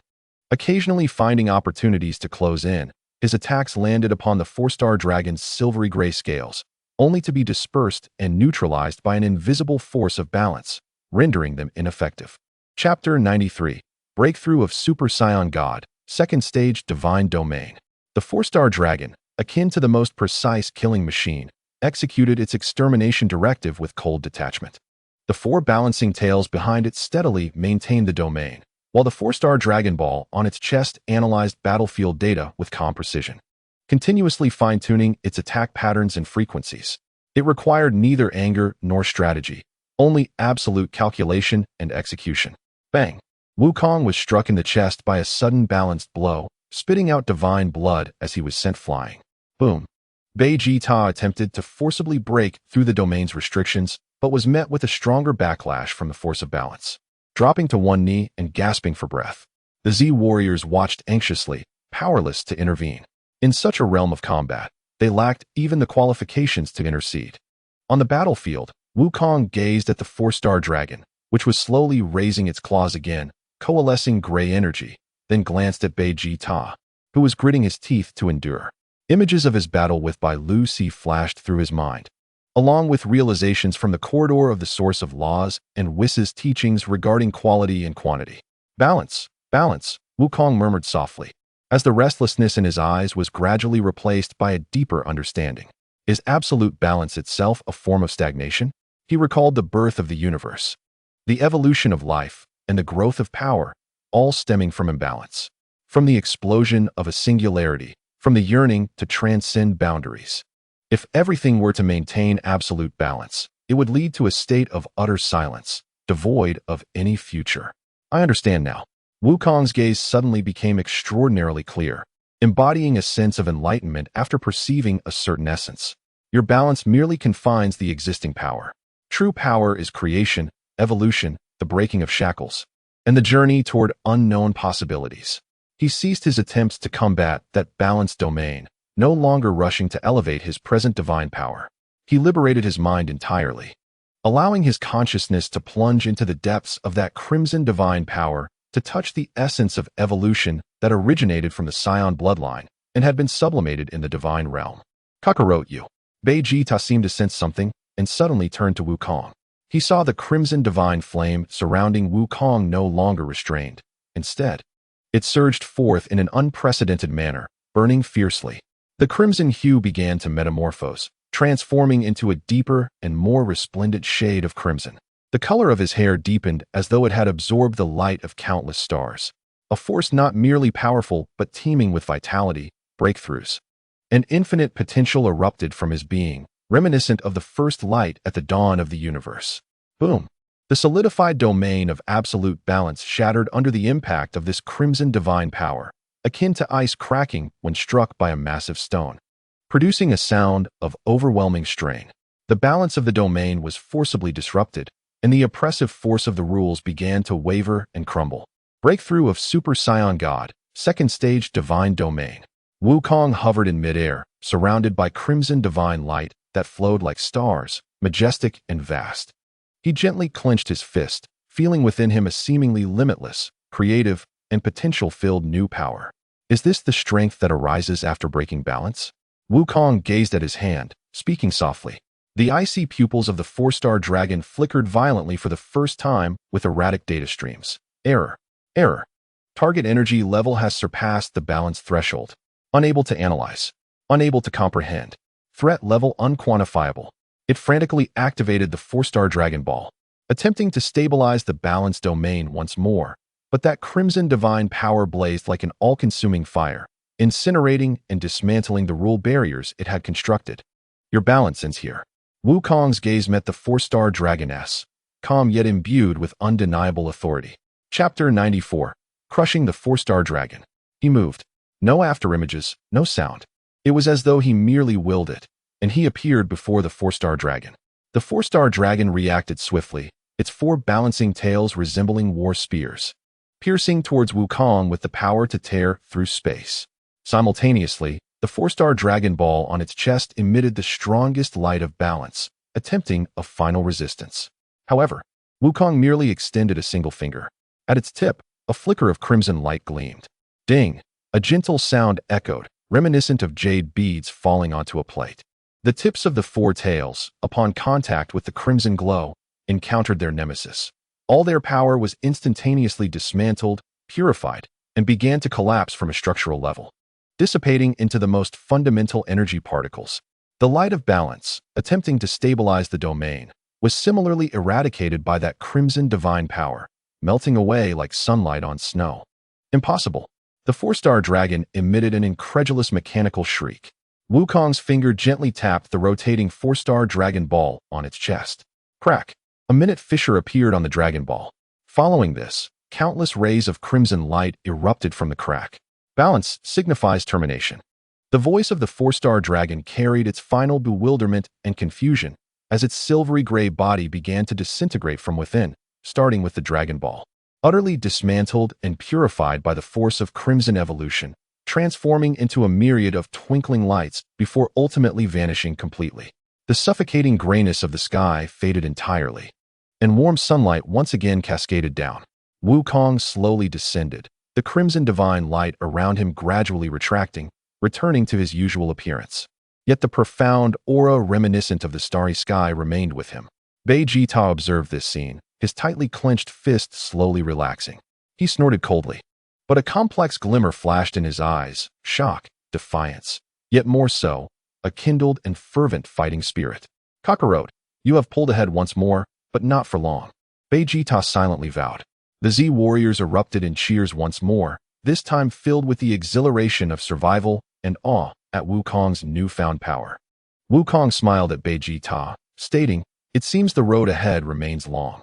Vegeta turned away, huffing, "Do not revel too much. The breakthrough of this prince is imminent. The crisis on Earth has been averted once more."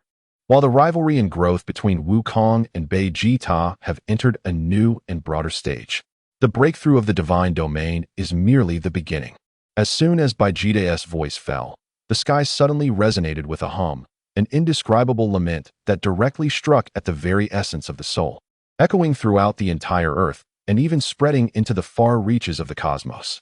This time, the sky did not darken or turn gray. Instead, it lost all color. It was neither black nor white, but a hue of utter despair, as if the very concept of existence was being stripped away into a void. The wind, sound, energy, and light all seemed to lose their inherent properties, descending into complete nothingness. In the same space where the Sixing Long had vanished, a point of profound black began to emerge. This was not the black of color, but the embodiment of nothingness. It rapidly expanded, ultimately coalescing into a dragon-shaped monstrosity, which, though not immense in size, instilled a sense of dread and fear of extinction in all who beheld it. Its form resembled a flowing shadow, devoid of clear scales, menacing claws, or even a fixed shape, as if it could dissolve into the surrounding void at any moment. The only evidence of its existence was a slowly pulsing dragon ball embedded in its chest, suggesting a breach in the fabric of the universe. Chapter 95. The emergence of Yixing Long. It was the ultimate and most formidable evil dragon, Yixing Long, representing the ultimate malevolence of nothingness and return. It emitted no sound, yet its will to obliterate existence resonated clearly within the consciousness of every living being. Everything originates from nothing and returns to nothing. Struggles are in vain. It did not even regard the poised Wukong and Vegeta, merely floating there as the space, energy, and laws around it silently vanished, reverting to the most primal void. Wukong and Vegeta found their momentary joy in victory replaced by an unprecedented gravity. They could distinctly sense that the power level of this Yixing Long was entirely different from all the foes they had previously encountered. It involved concepts of existence and nothingness that transcended mere rules. Vegeta and Wukong inhaled deeply as the crimson divine light surrounding them reignited, attempting to combat the encroaching sensation of void, only to discover that their divine power tended to assimilate and revert to nothing upon contact with that realm. The analysis of the new energy reaction indicated a high threat level, executing ultimate purification into nothingness. Yixing Long slowly turned towards the two, and the breach in its chest Dragon Ball suddenly widened its gravitational pull. An irresistible force aimed to draw all existence back into the void bore down upon Wukong and Vegeta. The crimson and dark red divine lights surrounding them began to dim and thin at a visibly alarming rate. Even their bodies felt an intrinsic sense of detachment. This is bad. If this continues, we shall be lost along with this space. Wukong felt a twinge of long-forgotten helplessness. Yet, the power of Yixing Long seemed boundless. As the realm of nothingness steadily expanded, just having completed a breakthrough and stepping into a new domain, Wukong found himself facing an unprecedented ultimate test regarding the very essence of existence. Confronted with Yixing Long's power that eroded existence itself, Wukong poured forth all his strength. The crimson divine realm broke through with divine power akin to the primordial light of creation, fiercely resisting the lament of universal demise. Where the crimson light reached, the stripped colors and attributes momentarily recovered, and the expansion of nothingness was barely contained. However, the power of Yixing Long appeared inexhaustible, the Dragon Ball in its chest, like a black hole of the universe, continuously emitted a terrifying gravitational pull that sought to revert everything to nothingness. Though Wukong's crimson divine power was formidable, it was being incessantly consumed and assimilated, its range gradually compressed. Beads of sweat began to form on his forehead, and his breathing became labored. Kakarado. Vegeta gazed at the struggling Wukong, feeling his own dark red divine power sharply deplete in that void, and an overwhelming sense of unwillingness and rage ignited within him. His pursuit of ultimate self was one of domination and conclusion, yet at this moment, he could barely maintain his own existence. My path as a prince cannot end here. Vegeta roared within his heart. He recalled the countless competitions with Wukong, the memories of Bulma and Telank, the pride of being a Saiyan prince, and the innumerable times he had risen from the abyss. I, Vegeta, am destined to stand at the pinnacle. How can I be consumed by this void that lacks even existence? Chapter 96. Vegeta's Super Saiyan God's second stage. The intensity of emotion ignited a profound resonance within his bloodline and divine power. His dark red divine energy no longer merely projected the will of conclusion outward, It began to compress inward, coalescing and transforming at an extreme level. A far deeper, more subdued, yet also more terrifying dark red energy erupted from Vegeta's being. Its hue was as profound as congealed blood, akin to the core of a supernova on the verge of eruption. The energy surrounding him ceased to be a flowing flame and transformed into a substantial dark red crystalline form enveloping his body, sculpting a battle armor that exuded both the power of destruction and aesthetic beauty. His hair deepened in dark red purity, and the will in his gaze ignited into burning dark red flames. An aura of absolute domination and the end of all things, mingled with Vegeta's indomitable pride, surged forth explosively. This power forcibly carved out a domain of conclusion that belonged to him, Vegeta, within the realm of nothingness. Vegeta's Super Saiyan God's second stage awakened to its conclusion. Ishinglong. Vegeta's voice resonated like a proclamation from the abyss, imbued with chilling intent and unwavering confidence. Your nothingness shall be terminated by this prince's conclusion. He stepped forward violently, and the dark red crystalline domain of conclusion collided fiercely with the realm of nothingness of Ishinglong, producing a roar akin to the clash of two worlds. The encroachment of nothingness was forcibly repelled. What? The previously unperturbed Ishinglong experienced the first tremor of unexpected fluctuation within its formless consciousness. The new form of existence disrupted the process of return. Vegeta, you succeeded. Wukong felt the pressure lighten, glancing at his comrade, whose aura had transformed dramatically with surprise. Enough chatter, Kakarado. Focus with me. Vegeta did not turn back, his dark red pupils locked onto Ishinglong, its core being that Dragon Ball. Use your evolutionary power to disrupt it. I shall deliver the final blow. Understood. Wukong understood the implication as the crimson divine light surged once more, transforming from mere resistance into countless luminous threads filled with life and potential, akin to agile tendrils encircling the breach in Ishinglong's chest. These threads were not an attack. They continually injected change, growth, and the concept of non-nothingness into the Dragon Ball, attempting to dismantle that absolute void from within. A futile struggle. Ishinglong attempted to summon the power of nothingness to obliterate these threads, yet Wukong's evolutionary power proved remarkably resilient. They seemed to possess life, adapting and changing, tenaciously ensnaring the Dragon Ball, causing its operation to become sluggish and chaotic. Now's the time. Vegeta made his move. He transformed into a dark red meteor piercing through nothingness, retracting his right fist to his waist, compressing the dark red crystalline power of conclusion in an unprecedented manner. The space surrounding his fist shattered under the strain of this ultimate will of conclusion, revealing the chaotic void beyond. Behold, this is my answer, Vegeta, transcending limits. Vegeta's roar resounded through the heavens, the ultimate self-ideation, the conclusion-breaking fist. With a single punch. No sound, no explosion of light. Only a straight trajectory of dark red, seemingly piercing through both existence and nothingness. This punch contained Vegeta's ultimate denial of existence itself. Wherever it passed, even nothingness was forcibly defined as a state of conclusion. Chapter 97. The resurrection of Ishinglong for the first time. The formless body of Ishinglong twisted violently, sensing a mortal threat. It fervently mobilized all its forces, attempting to drag both Vegeta and that punch into the abyss of nothingness. However, under the interference of Wukong's evolved power, a fatal gap appeared in its defenses. With a soft thud, that dark red trajectory struck the pulsating flaw of the Dragon Ball with pinpoint accuracy. Time seemed to freeze at that very moment. Immediately after, a crisp cracking sound emanated from within the Dragon Ball. The Dragon Ball, which represented ultimate nullity, was now covered with a web of cracks, and the dark red force of annihilation surged forth from the fissures. The intangible consciousness of the Ishinglong emitted its final, bewildered wave of energy, questioning why the void would be brought to an end. Its body began to shatter like a broken mirror, and the realm of nothingness that enveloped the world collapsed and dissipated. Colors, sounds, energies, everything belonging to existence returned. Ultimately, in a silent flicker, the Ishinglong completely vanished, leaving behind a Dragon Ball, marred with cracks and devoid of light, plummeting from the sky.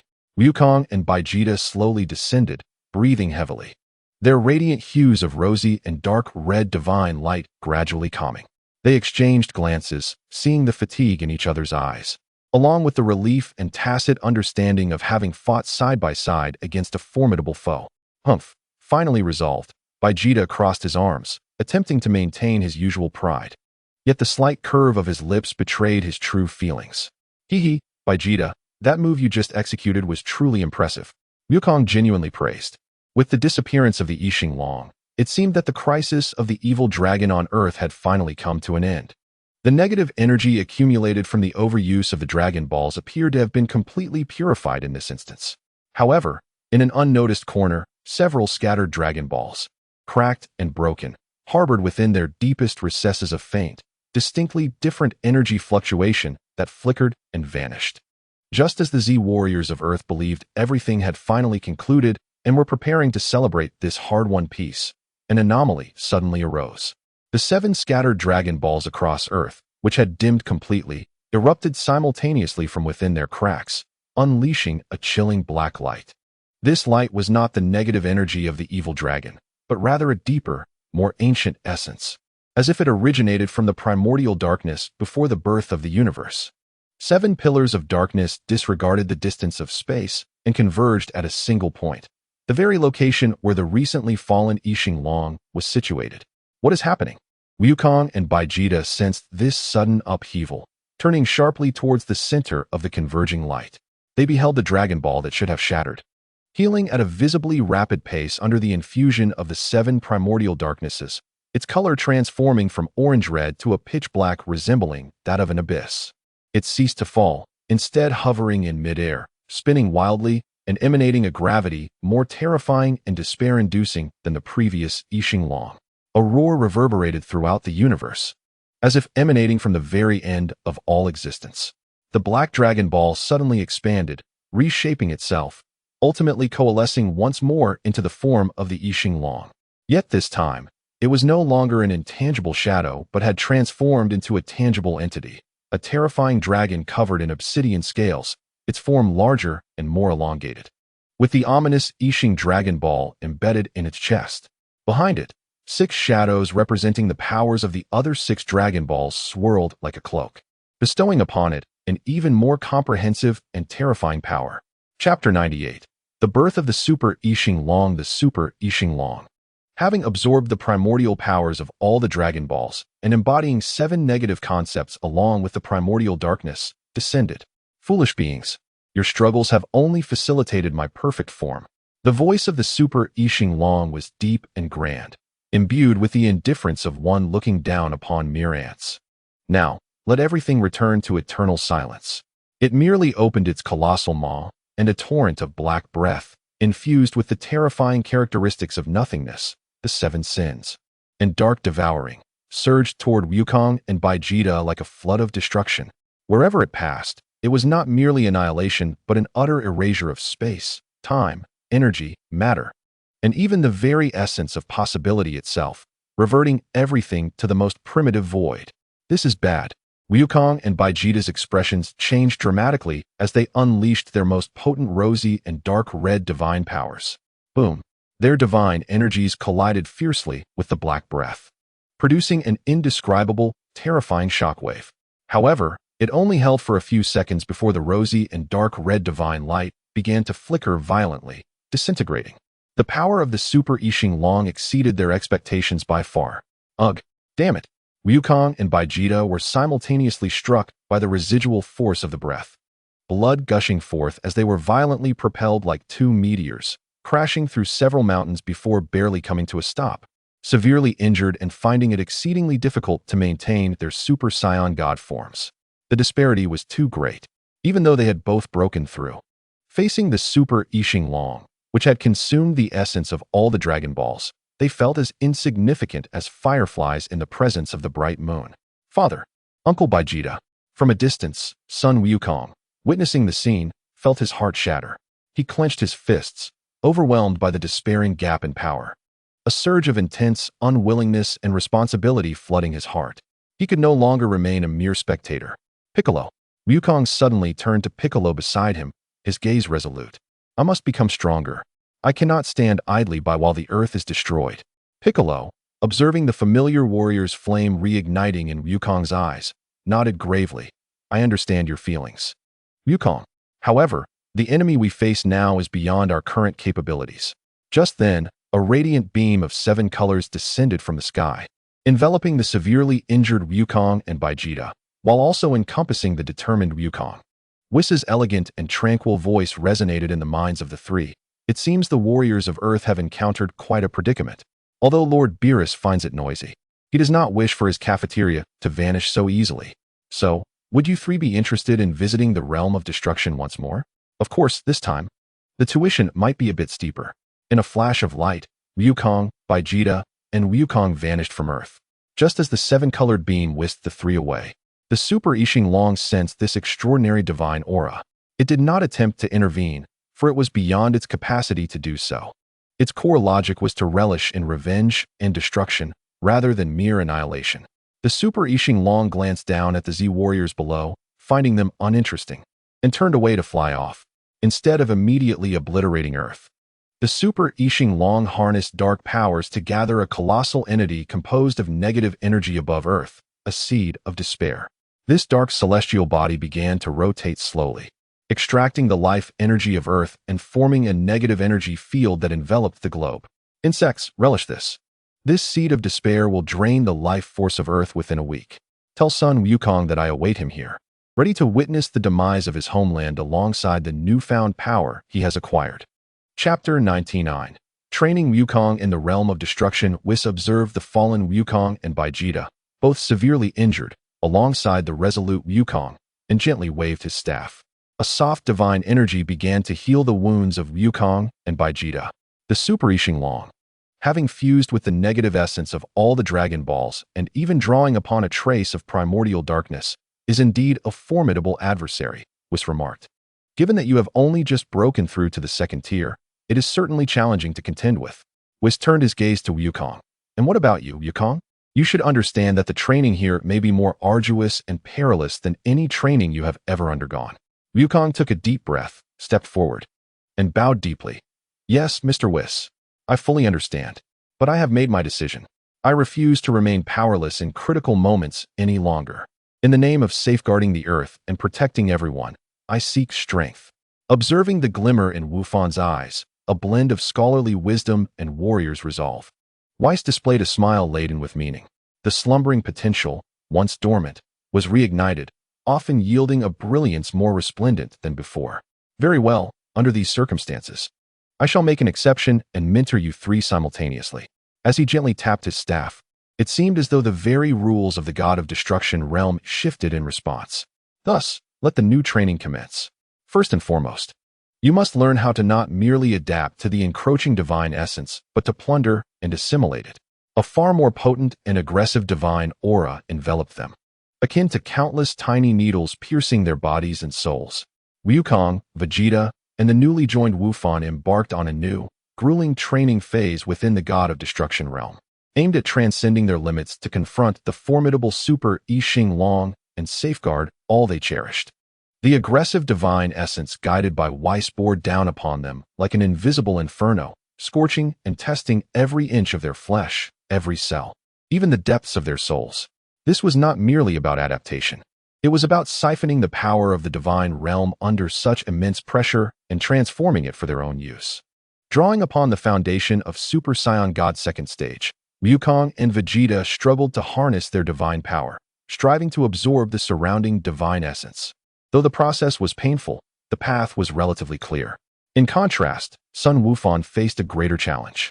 He had not ascended the Super Saiyan path traversed by his father and uncle Vegeta.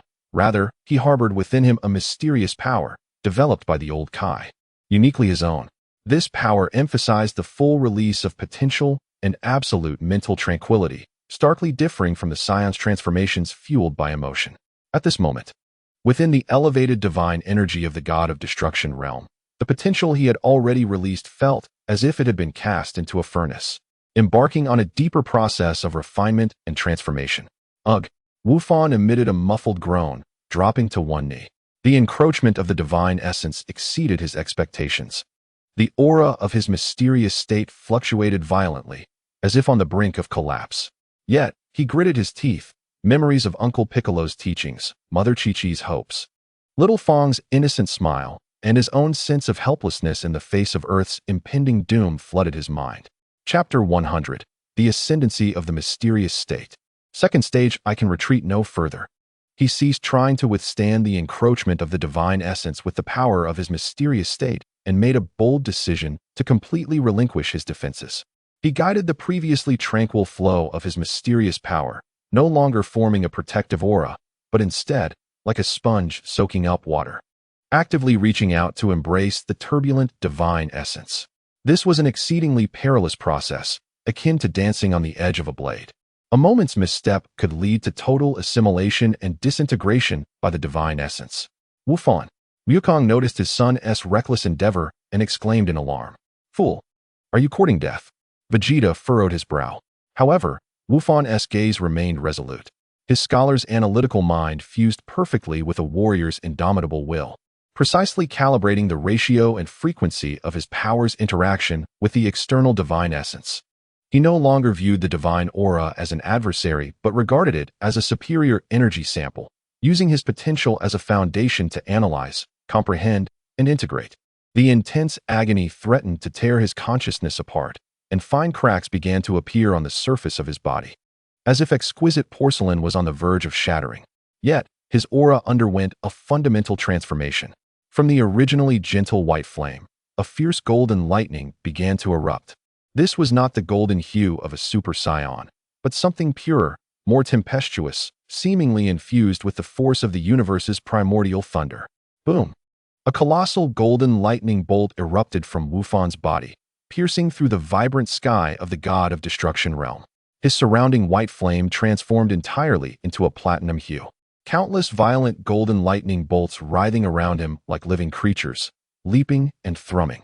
His hair remained black, yet the tips were adorned with a flowing platinum glow. The very space and his eyes transformed, upon which Goku moved into a colossal majestic golden hue. A vast, ancient aura, reminiscent of the most primal force of life itself, swept forth. This power level reached the heights of Super Saiyan God, yet its nature was more reserved, deeper, brimming with boundless potential and explosiveness. The ascendancy of the mysterious state. Second stage, also known as the lightning mysterious state. Wu Fan gradually levitated, his platinum aura and golden lightning ebbing and flowing with grace. He felt an unprecedented power within him, one of complete mastery, akin to an extension of his own being, distinctly different from any form he had previously encountered. Is this the power I possess now? Wu Fan gazed at his hands as golden lightning danced at his fingertips. Weiss observed the breakthrough achieved by Wu Fan with genuine astonishment and admiration in his eyes. Truly remarkable adaptability and development. Instead of following the traditional emotional transformation path of the Saiyans, you have forcibly fused your potential with the divine realm, carving out a divine path uniquely your own. Wu Fan, you indeed harbor extraordinary potential that surpasses your father's. Wukong's eyes widened, and he soon broke into a radiant and proud smile. Fantastic. Wu Fan, you did it. Vegeta scoffed, yet his gaze held an unusual hint of acknowledgement. Humph. At least you haven't squandered that so-called potential of yours. Wu Fan's pioneering breakthrough undoubtedly infused the team with immense confidence. He demonstrated that one could reach the realm of the divine without relying on the path of Super Saiyan. Excellent. Weiss clapped his hands, drawing the trio's attention back. Now that Wu Fan has discovered his path, the subsequent training will become more specific. You will no longer face the unconscious divine essence, but rather the tangible shadows of rules. With a gentle tap of his staff, the environment around them shifted once more, and countless shadow monsters, composed purely of rules with various bizarre abilities, emerged from the void, emitting silent roars as they lunged toward them. Chapter 101. Continuing the intensified training over the next 2 days, the God of Destruction realm transformed into a true crucible. Under the assault of the manifested shadows of rules orchestrated by Weiss, Wukong, Vegeta, and Wu Fan underwent unimaginable trials.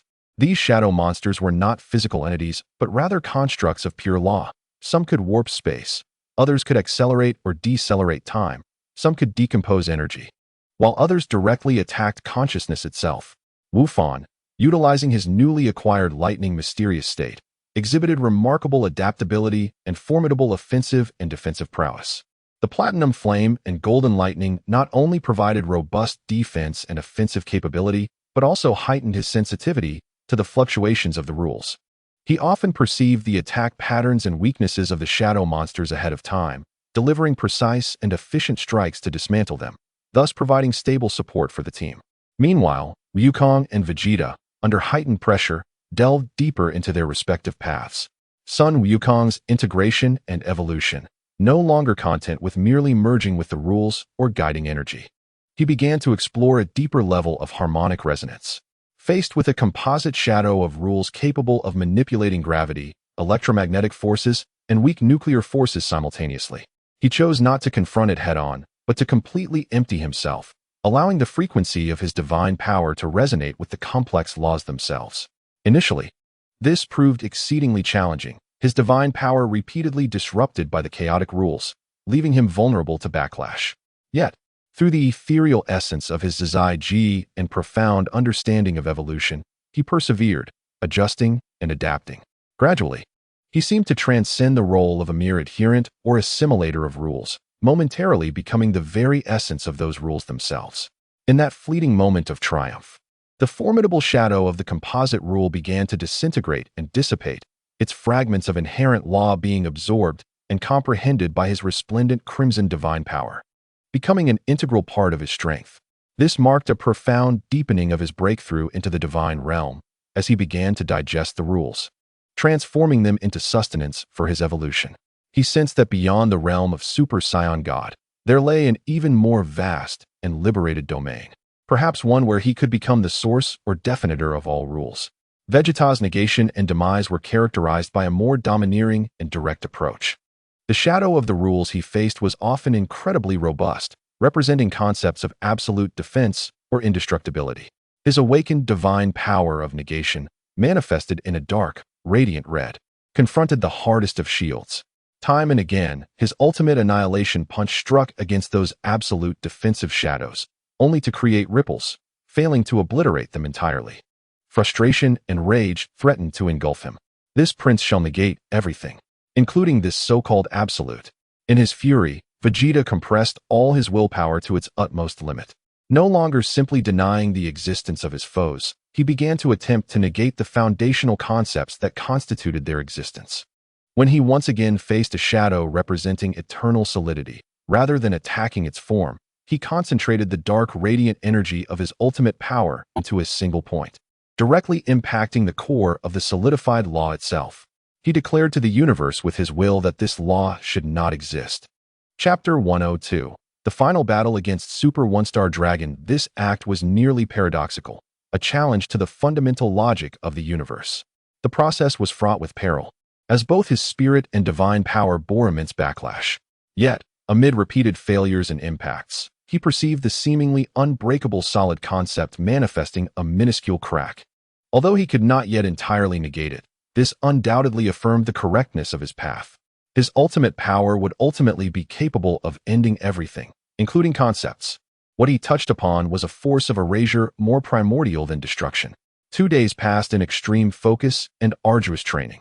When Whis waved away all the shadows of rules, Goku and Vegeta, though still fatigued, bore expressions markedly different from 2 days prior. Their countenance reflected a determination and eagerness, having glimpsed a higher peak and found the path to ascend. Goku's resplendent crimson divine power flowed more naturally and harmoniously, as if it contained boundless potential for evolution. Vegeta's dark radiant energy became more introspective and profound, his ultimate will of negation seemingly capable of freezing souls.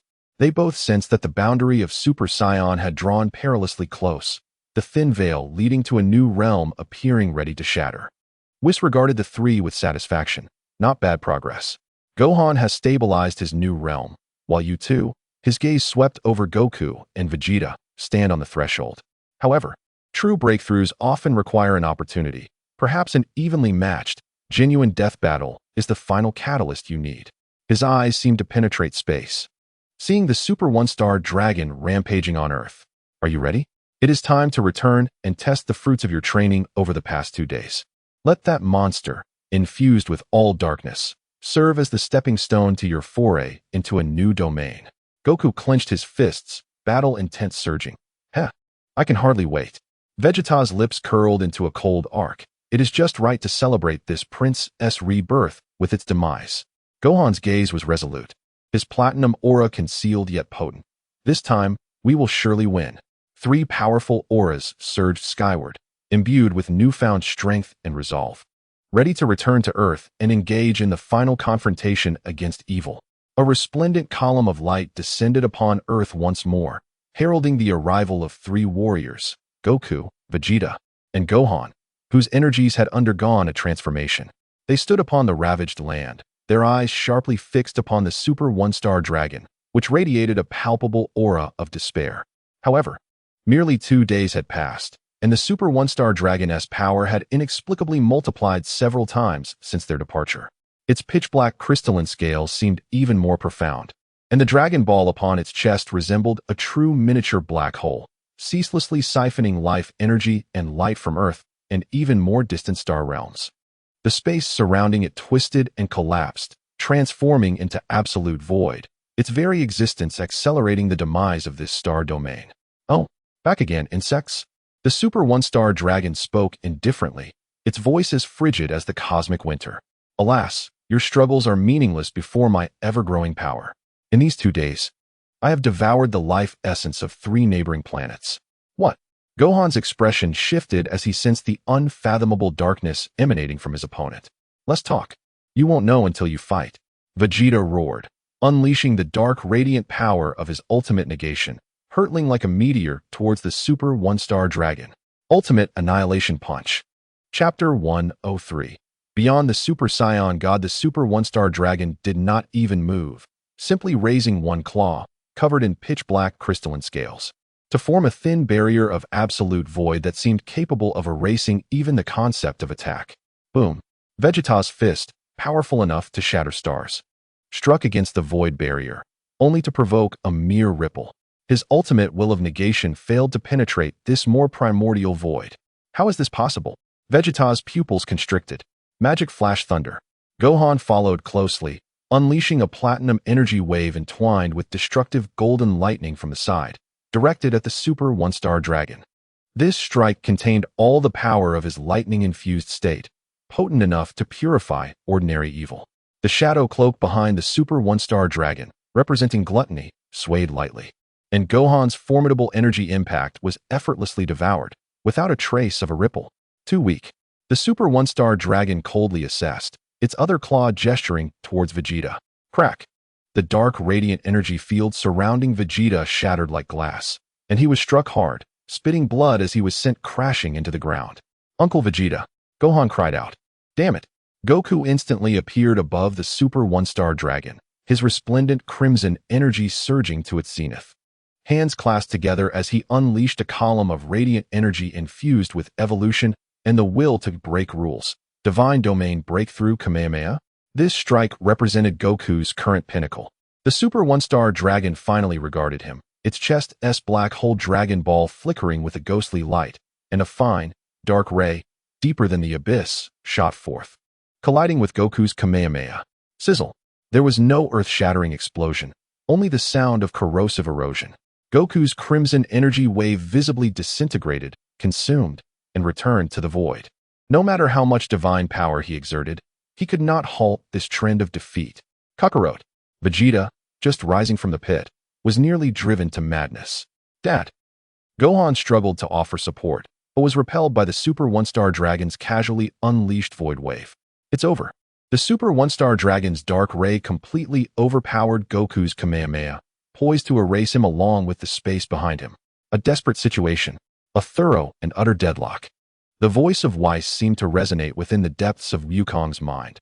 True breakthroughs often require a catalyst, perhaps a battle of equal strength, a genuine life-and-death struggle. Is the final impetus you need. Wukong gazed at the all-consuming pitch-black ray, feeling the boiling yet futile crimson divine power within him, and glanced at the severely injured Vegeta and the struggling Wufan. An overwhelming sense of unwillingness, yet profound calmness surged within him. The reason he traversed to this timeline was precisely to avoid repeating the past. Was not the enemy before him the very opponent he had longed to defeat? I cannot fall here. In that fleeting moment of life and death, Wukong relinquished all thoughts, all techniques, and cast aside every distraction. He poured all his heart, will, and the purest love for battle and transcendence into the depths of that crimson divine power. What he sought was not to conform to the rules, nor to resonate in harmony, but to transcend, to surpass everything that exists, to transcend the limits of Super Saiyan God. Chapter 104. Super Blue. A wave of indescribable terrifying energy erupted explosively from Wukong's body. The crimson divine light reached a critical threshold, undergoing a complete transformation. The profound crimson rapidly faded, replaced by an incredibly pure, tranquil, yet infused with world-destroying power azure hue. This blue, akin to the deepest cosmic starry sky, reminiscent of eternal ice frozen in time.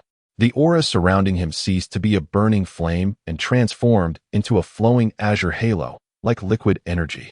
His hair turned from red to a sapphire-like hue, and his pupils became a calm, majestic ice blue, an overwhelming divine might, far surpassing the second tier of Super Saiyan God, swept across the entire earth, even shaking the distant realm of destruction, Beerus. This was transcending Super Saiyan God, colloquially known as Super Blue. What is this power? For the first time, the previously indifferent consciousness of the Super One-Star Dragon experienced a wave of shock. It sensed that the energy level and qualitative transformation of this Saiyan before it had undergone a seismic shift. Wukong, Super Blue, slowly raised his head, his ice-blue pupils devoid of any emotion, only absolute calmness and control. He gazed at the pitch-black ray that was mere inches away, simply extending a finger. At his fingertip, a glimmer of azure light flickered. The pitch-black ray, powerful enough to obliterate the second tier of Super Saiyan God, upon contact with the azure light, froze silently as if encountering its nemesis, then shattered into the most fundamental particles of energy, dissipating into nothingness. Now, Wukong, Super Blue's voice, calm yet imbued with supreme authority, resonated throughout the silent world. It is my turn.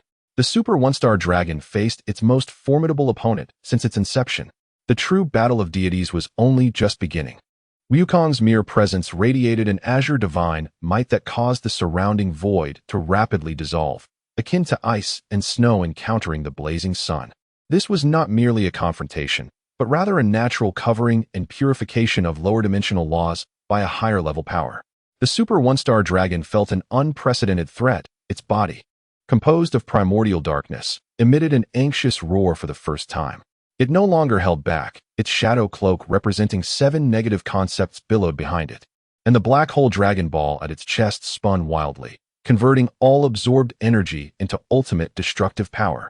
Original Darkness Return Cannon, a torrent of pitch-black energy, wide enough to engulf mountains and containing the essence of returning all things to nothingness, surged towards Super Blue Wukong like a cosmic flood unleashed. This strike was capable of easily annihilating an entire star system. Facing this world-destroying attack, Super Blue Wukong's gaze remained as tranquil as an ice-covered lake. He did not adopt any defensive or evasive posture, merely raised his right hand slowly, fingers outstretched, aimed at the roaring torrent of darkness. A thin barrier, seemingly composed of countless delicate blue lattices, quietly appeared before his palm. This barrier appeared fragile, yet exuded an aura of absolute order and the definition of existence. The pitch-black Original Darkness Return Cannon violently collided with the azure barrier. Chapter 105. Defeating the Super One-Star Dragon. The anticipated violent clash did not occur. The terrifying torrent of energy capable of annihilating star systems, upon contact with the blue barrier, seemed to strike an indestructible cosmic bulwark. All impact, all destructive energy, was silently absorbed, decomposed, and reconstructed by that barrier. The Super One-Star Dragon stared in disbelief as its ultimate strike, which had consolidated countless life essences and dark powers, upon touching the barrier, not only failed to cause any destruction but was transformed into the purest attribute-less energy, flowing gently like a docile stream into the azure halo enveloping Super Blue Wukong, becoming a part of his power. An absolute overpowering, a fundamental disparity in power levels. This is impossible. The Super One-Star Dragon roared in disbelief. I am the embodiment of nothingness. How could I be overcome by the power of existence? Before it could finish speaking, Super Blue Wukong had materialized before it like a phantom. There were no spatial fluctuations, no traces of speed, as if he was always meant to be there. The Super One-Star Dragon reacted swiftly. Its four massive tails covered in pitch-black crystalline scales lashed out like venomous whips from four angles. Each strike contained the power to deconstruct matter and erase concepts. However, Wukong casually raised his left hand, his fingers gliding over the tips of the four massive tails as if strumming a piano string, gently brushing against them. Clink, clink, clink, clink. For crisp sounds rang out like shattered glass. The four tails, capable of shattering stars and embodying the concept of destruction, began to fracture from their tips upon contact with Wukong's fingers. This was not a physical destruction, but a direct purification and negation of the dark concepts constituting their existence by the higher-level azure divine power. The shattered portions transformed into pure light points, dissipating into the void. The Super One-Star Dragon emitted a pained wail, its severed tails spewing forth not blood, but uncontrolled, dissipating dark energy. It went completely berserk, the black hole Dragon Ball on its chest expanding recklessly, attempting to swallow Super Blue Wukong along with this space, assimilating it into nothingness. Futile. Wukong finally spoke, his voice cold and indifferent. He clenched his right fist, the azure divine light compressing inward in an unprecedented manner, becoming so dazzling it resembled holding a miniature blue star. He did not invoke any technique's name, but simply thrust his fist toward the wildly spinning black hole Dragon Ball. This punch appeared slow, yet transcended the confines of time and space. This punch was devoid of any extravagance, yet contained absolute control over the laws of existence. This punch epitomized the perfect fusion of divine might, realm, and will, a true judgment of a deity upon a blasphemer. Puff! The fist made contact with the black hole Dragon Ball. There was no explosion, no deafening sound, only a faint noise akin to a bubble bursting.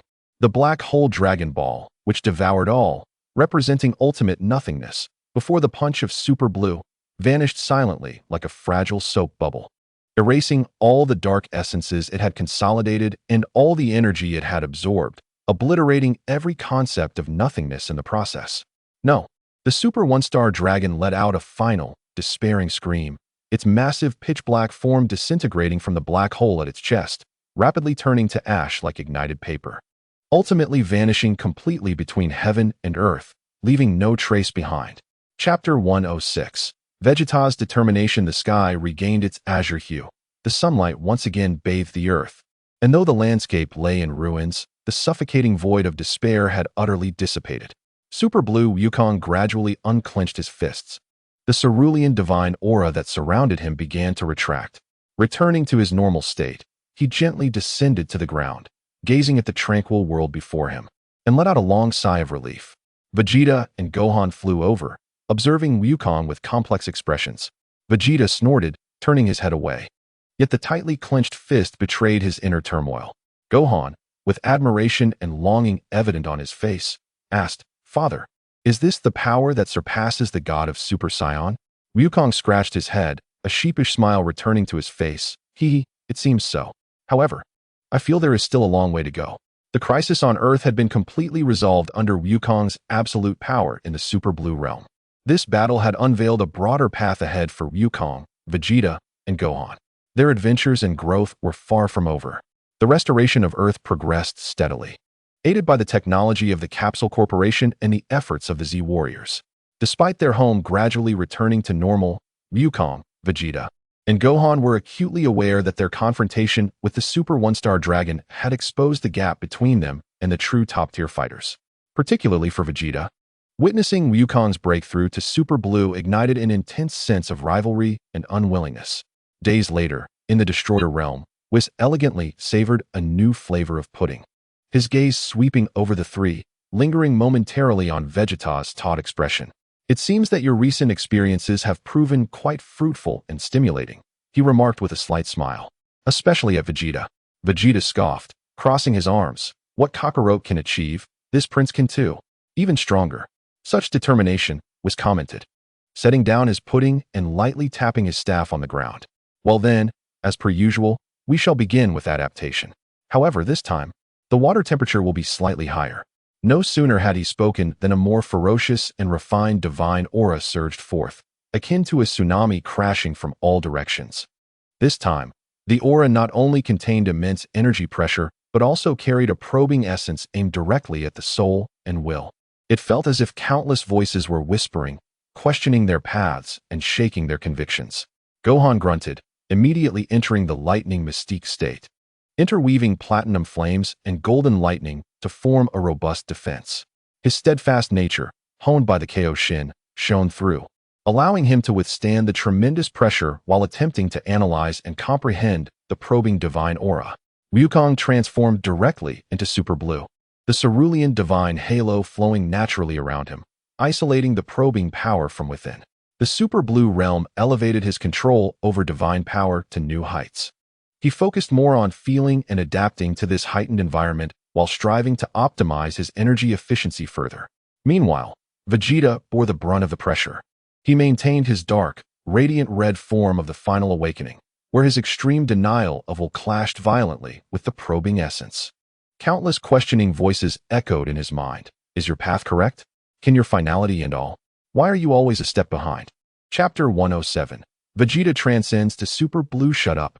Vegeta roared within, the dark red flames raging as he forcibly resisted the mental onslaught. Yet, his divine energy quickly depleted, and his body began to tremble slightly.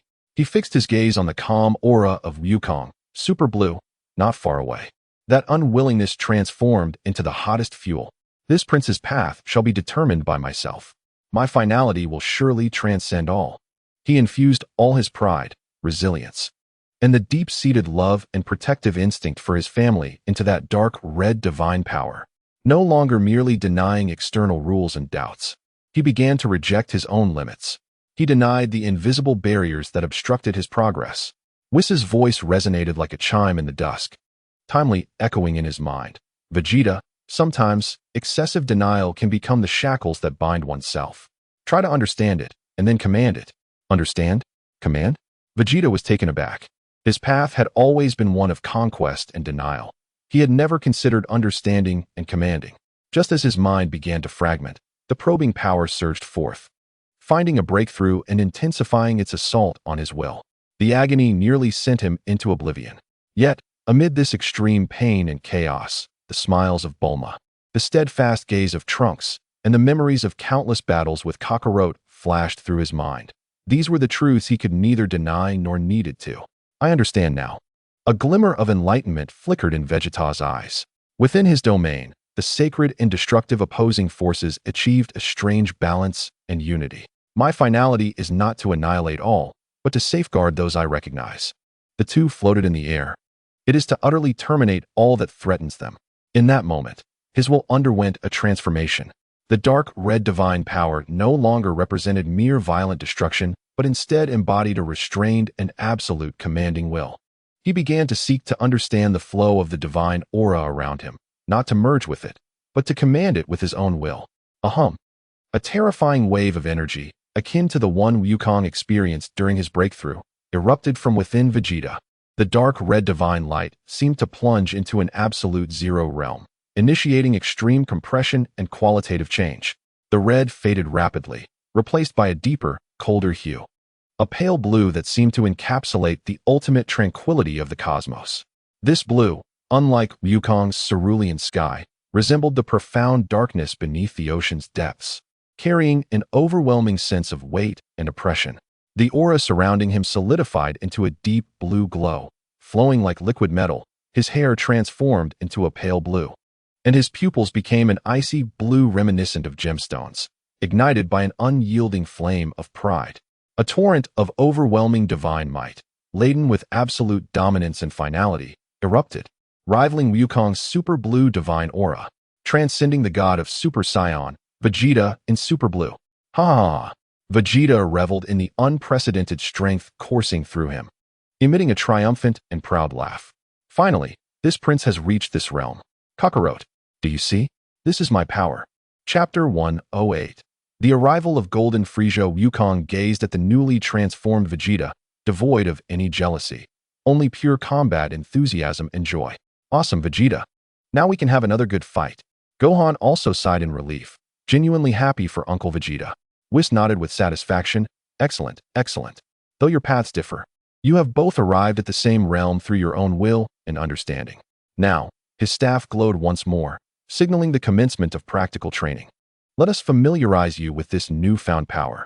As Wukong, Vegeta, and Gohan engaged in arduous training within the Destroyer realm, gradually mastering the secrets of Super Blue power.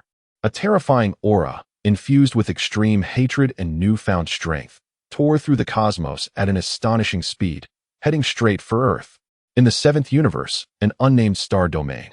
The eerie laughter of Frieza echoed within the floating spaceship in the cosmos, more twisted yet unmistakably his, filled with profound resentment and the ecstasy of imminent power. Wukong, Vegeta, and those damned Saiyans, the humiliation you inflicted upon me shall soon be washed away with your blood and the annihilation of that planet. He recalled each agonizing moment spent struggling on the edge of hell, remembering the mysterious whispers that revealed to him the method of unlocking potential through extreme pain and hatred. He paid a price that nearly tore his soul apart, enduring torment far worse than death. Having never practiced before, he finally ascended to a higher realm after just a few months of training. The golden Frieza has arrived. As the light faded, Frieza's new form emerged majestically in the void. His once pure white exoskeleton transformed into a luxurious and cold golden hue, his physique elongated and streamlined, muscles brimming with explosive power. The purple accents became a deep abyssal shade, creating a stark and malevolent contrast with the gold. The crown atop his head and the spikes at the end of his tail glimmered in dazzling gold, exuding an overwhelming imperial pressure that was almost suffocating. Most chilling were his scarlet eyes, burning with the flames of vengeance and absolute confidence. He flexed his fingers, feeling the surge of terrifying power within him that far exceeded his ultimate form, a sinister yet satisfied grin spreading across his lips. Without a moment's hesitation, he transformed into a golden meteor streaking across the starry expanse, moving at a speed that defied the laws of physics, fueled by endless hatred and a will to destroy. Heading straight towards Earth, that planet he loathed deeply. On Earth, in West City, the wounds from the recent battle against the Super Saiyan dragon had not yet healed. Bulma was presiding over a meeting regarding the city's reconstruction progress at Capsule Corporation. Suddenly, the piercing wail of the global alarm system blared at the highest level. Warning! Warning! An immeasurable high-energy reaction is approaching Earth at superluminal speed. Energy levels surpassing any historical records detected. Target locked above West City. The meeting room fell into an immediate silence, quickly engulfed by panic. People rushed to the windows, witnessing the once clear sky seemingly torn apart by an invisible hand. A golden star of disaster suddenly halted above West City in a manner that defied all known laws of physics. The pressure emanating from it was more terrifying than any enemy faced before, pressing down like a tangible mountain, leaving the air in the entire city feeling as if it had solidified. What is that? Is it Frieza's army? This energy is terrifying. It's even worse than that evil dragon, Trunks remarked. Frieza gracefully hovered in the air, looking down at the crowd below, who were scurrying about like ants. A cruel and delighted smile gracing his face. Chapter 109, Gohan's Resolve. This energy is Frieza? Goku abruptly broke free from his clash with the shadow of the rules, his face etched with disbelief. This guy is resurrected, and the feeling of this energy is so strange, even more dangerous than before. Vegeta also halted his movements. Frowning deeply, he sensed that this energy contained not just sheer strength, but an obsessive madness willing to pay any price. Is this relentless pest aiming to destroy Earth in revenge against us? Whis calmly nodded, lightly tapping his staff against the ground, revealing an image of Earth's periphery, where a massive spherical spaceship was breaking through the atmosphere, the arrogant and vengeful silhouette of Golden Frieza clearly visible. It seems our cafeteria is encountering a bit of trouble, Whis remarked with a smile. While training is important, protecting what matters is also one of a warrior's responsibilities. Shall we go back to take a look? Without a moment's hesitation, Goku and Vegeta exchanged glances, instantly reaching a consensus. Of course, we must go back. Goku clenched his fists, the azure aura swirling gently. Humph. Just in time to test out the new power I've mastered, Vegeta smirked coldly. The multicolored beams of light descended once more, enveloping Goku, Vegeta, and the now significantly more powerful son Gohan, who had been diligently training nearby. In a flash, the three disappeared from the realm of destruction. On Earth, above West City, Golden Frieza hovered in the air, reveling in the terrified screams of humanity below as he prepared to issue his destructive command. Suddenly, three figures descended like meteors, firmly positioning themselves before him. It was the returning Goku, Vegeta, and Son Gohan. At last, have the detestable Saiyans arrived? Frieza's eyes brimmed with hatred upon seeing Goku and Vegeta. This time, I have acquired even greater power, and I shall annihilate you along with this damned planet. Frieza, a calm yet resolute voice interrupted him. Son Gohan stepped forward, blocking the ready-to-strike Goku and Vegeta, his gaze sharp as a blade, the aura around him steadily rising. No longer was he the little boy in need of protection. He had transformed into a formidable scholar warrior. Father, Uncle Vegeta. Gohan did not turn back, his gaze fixed firmly on Frieza. This battle, please leave it to me. What? Vegeta raised an eyebrow. Gohan, don't be reckless. This guy's energy is very unusual. Goku was also taken aback, yet he sensed a determination in his son unlike any before. Gohan took a deep breath and explained, I can sense it. Frieza's power has indeed grown, saturated with hatred and destruction. However, precisely because of this, I must step forward. His voice grew increasingly steady. In the realm of destruction, while I have not directly grasped the divine realm like Father and Uncle Vegeta, I have found my own path, combining the latent power bestowed by the old Kai with the controlled energy guided by Whis. My strength emphasizes the will to protect and pure explosive force. He looked at Frieza, his eyes filled with scrutiny. Frieza embodies the epitome of evil and destruction. If I cannot defeat him on my own, how can I face future adversaries that may be even more terrifying than the Super Saiyan dragon? I need to use this battle to validate my path, to prove it to myself and to everyone. Chapter 110, Mysterious Gohan Second Stage vs. Golden Frieza. His words resonated deeply, moving both Goku and Vegeta. They could feel that Gohan was no longer the child needing their protection. He had grown into a warrior of unwavering conviction and formidable strength.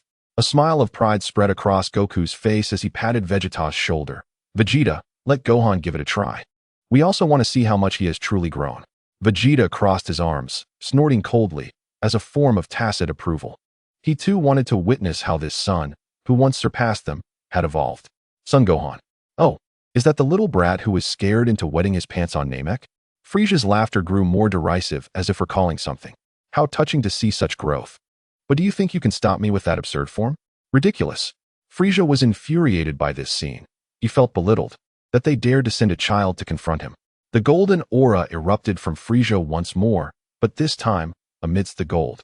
There seemed to be a hint of ominous crimson, making the energy even more violent and unstable.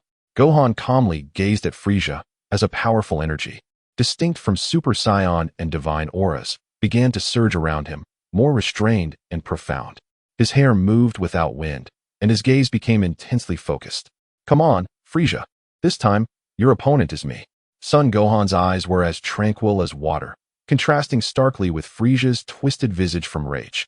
The energy swirling around him was neither the blazing gold nor the icy blue of Super Saiyan, but a deep, silver luminescence, as if containing the vastness of the cosmos, with subtle, arc-like crimson sparks dancing within.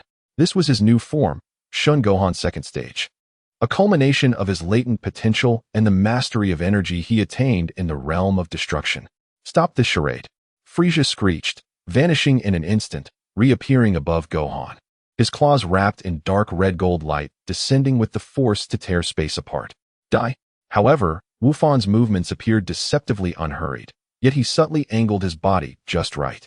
Frieza's razor-sharp claws grazed the edge of his garment, while the ferocious energy carved out unfathomable chasms in the earth below, failing to inflict even the slightest harm upon Wufan.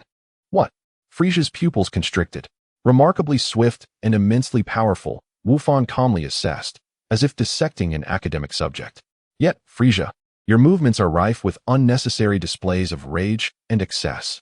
Though your energy is formidable, it lacks cohesion.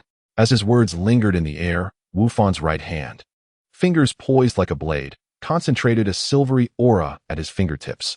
Rather than targeting Frieza's body, he directed his focus towards a crucial node within the flow of Frieza's energy. With a soft thud, the chaotic energy coalescing on Frieza's right arm suddenly dissipated. Akin to a balloon being punctured, causing his entire momentum to falter, leaving his arm tingling with numbness. How is this possible? Frieza, both astonished and furious, swiftly retreated, incredulously gazing at his arm. He could not fathom how his adversary, who had not exhibited an overwhelming energy level, could so effortlessly dismantle his attack. In the distance, Vegeta's eyes flickered with surprise. Oh, he can actually perceive the nodes of energy flow? This kid has certainly not been idle in the realm of the destroyers. Chapter 111. The emergence of Black Wukong. Wukong grinned broadly. Wufan's combat style is increasingly reminiscent of Piccolo, eerily calm. Frieza was utterly incensed. He ceased to hold back. With a swift motion, he clasped his hands together, dark red-golden energy swirling maniacally, forming an ever-expanding sphere that exuded an aura of annihilation, clearly surpassing any of his previous assaults. You damned little imp. You shall vanish along with this land. Death Destruction Ball. The colossal energy sphere roared forward, a harbinger of devastation, barreling towards Wufan. Confronted with a strike potent enough to submerge tectonic plates, Wufan drew a deep breath. He resolved to no longer merely evade or disrupt. His arms traced a perfect circular arc before him, as a massive, slowly rotating vortex of silvery energy materialized. Your power stems from hatred and destruction, while my strength exists to protect. He thrust his palms forward with vigor. Divine Strike Cannon, a beam of light, honed to perfection, not seeking sheer size, but absolute penetrating power and purifying effect, erupted from the vortex's core. It lacked the exaggerated force of Frieza's energy sphere, yet effortlessly pierced through the massive Death Destruction Ball, akin to a hot knife slicing through butter. The energy sphere faltered midair, then erupted violently from within, resulting in a cataclysmic explosion. The sky seemed to tear open, unleashing a terrifying energy storm. Frieza was hurled back by the shockwave of the explosion, charred and in disarray. Just as he regained his composure, a silvery figure pierced through the smoke of the blast, materializing before him. It was Wufan. His expression remained serene. Yet the silvery aura around his right fist had reached its zenith, warping the surrounding space. It is over, Frieza. He unleashed a punch, unadorned yet imbued with the might of cosmic creation and destruction. No. Frieza barely managed to emit a desperate scream before the forceful blow struck his chest. A sickening crack echoed as Frieza's golden form plummeted like a meteor, crashing into the earth and stirring up a cloud of dust. The golden aura surrounding him extinguished in an instant, the ominous dark red energy dissipating, leaving him utterly drained and devoid of combat strength. Wufan gradually descended, retracting his silvery aura. He adjusted his glasses, his breath steady, as if he had merely completed a routine exercise. He glanced at the barely conscious Frieza in the crater and remarked coolly, "Your strength is derived from the power of hatred and destruction. Frieza, you will never comprehend how the resolve to protect can render one immensely powerful." Wufan, Wukong exclaimed, patting his son's shoulder with pride. Although Vegeta remained silent, a subtle acknowledgement flickered in his gaze towards Wufan. However, Wufan understood that Frieza's current form was not yet stable. He had not fully mastered it. As the battle progressed, Frieza's strength would wane. Otherwise, defeating him would not have been achievable. This encounter also served as a test of the mysterious second-tier power. Wufan silently resolved to continue growing stronger in order to protect everyone. Son Wufan, once a prodigious youth, had now, in his own manner, proclaimed his return and growth to the universe. No longer reliant on explosive rage, he now stood among the elite, armed with calm wisdom, unwavering conviction, and honed strength, a steadfast guardian of Earth. Just as Wukong celebrated this heartfelt moment with Wufan, a distinct, yet equally unsettling energy tore through the tranquility of the air without warning. It was not merely a presence. It resembled a mournful cry through time and space. The onlookers abruptly looked up, witnessing a corner of the sky shatter like broken glass, revealing a distortion, an ominous rift flickering with purple-black lightning. A sense of oppressive malice, mingled with a familiar aura, began to permeate the atmosphere. What is this sensation? Wufan's previously calmed energy surged anew, his brow furrowed as he sensed a profoundly evil presence. Yet it bore traces of Saiyan energy. Vegeta's voice turned icy as he replied, his gaze sharp as an eagle's, fixated on the rift. Wukong's smile had vanished, replaced by an unprecedented gravity. He sensed an energy both familiar and grotesquely distorted, a feeling more peculiar and unsettling than any adversary he had faced. Hee. A light-hearted yet malevolent laughter emanated from the rift, followed by a figure slowly stepping forth. He bore the same short hair as Wukong, clad in a similar black bodysuit and gray armor, draped in a sleeveless black cloak. Most startlingly, his visage was an exact replica of Sun Wukong. Yet in his eyes, there resided neither clarity nor openness, only boundless arrogance, cruelty, and a blatant disregard for life. Another me? Wukong was taken aback. The future Black Wukong, or rather Zamasu, the existence that arose after swapping bodies with Wukong using the Super Dragon Balls, elegantly raised his hand, admiring Wukong's palm, a wicked smile curling at his lips. Ah, it seems I have arrived at quite an intriguing juncture in time. Sensing the myriad of human lives beneath him, so pitifully insignificant, brought him unrestrained delight. His gaze swept over the poised Wukong, Vegeta, and Wufan, ultimately settling on Wukong. But what intrigues me the most is you, Sun Wukong. The smile of Black Wukong morphed into a dangerous and aggressive grin, a perfect sacrificial offering for his plan to eradicate his original self. You bastard. What are you? Vegeta bellowed, his super blue aura surging. He could not tolerate someone donning the face of his most despised rival, Kakarot. Me? Black Wukong chuckled lightly, instantly exploding with energy, transforming into Super Saiyan Rose. The pink aura blazed like a flame, radiating a divine essence rivaling Super Blue, yet imbued with sacrilege and foreboding. I am the savior, upholding justice and divine will, here to execute the ultimate judgment upon filthy humanity. As for this body, it is merely a somewhat special vessel necessary for realizing my grand ideals. He extended a finger, disdainfully pointing at the assembled warriors. And you shall be the first remnants of the old era to be purged before the birth of the new world. Cease your grandiloquence. Wukong's countenance darkened, and the cerulean aura erupted with a thunderous intensity. Regardless of your identity, should you dare to commit malevolence in my presence, I shall never offer you forgiveness. Humph. Heike Wukong tilted his head, his smile unwavering, challenging. Let us see if you can endure the original me. Experience the despair of being surpassed and annihilated by oneself. Chapter 112.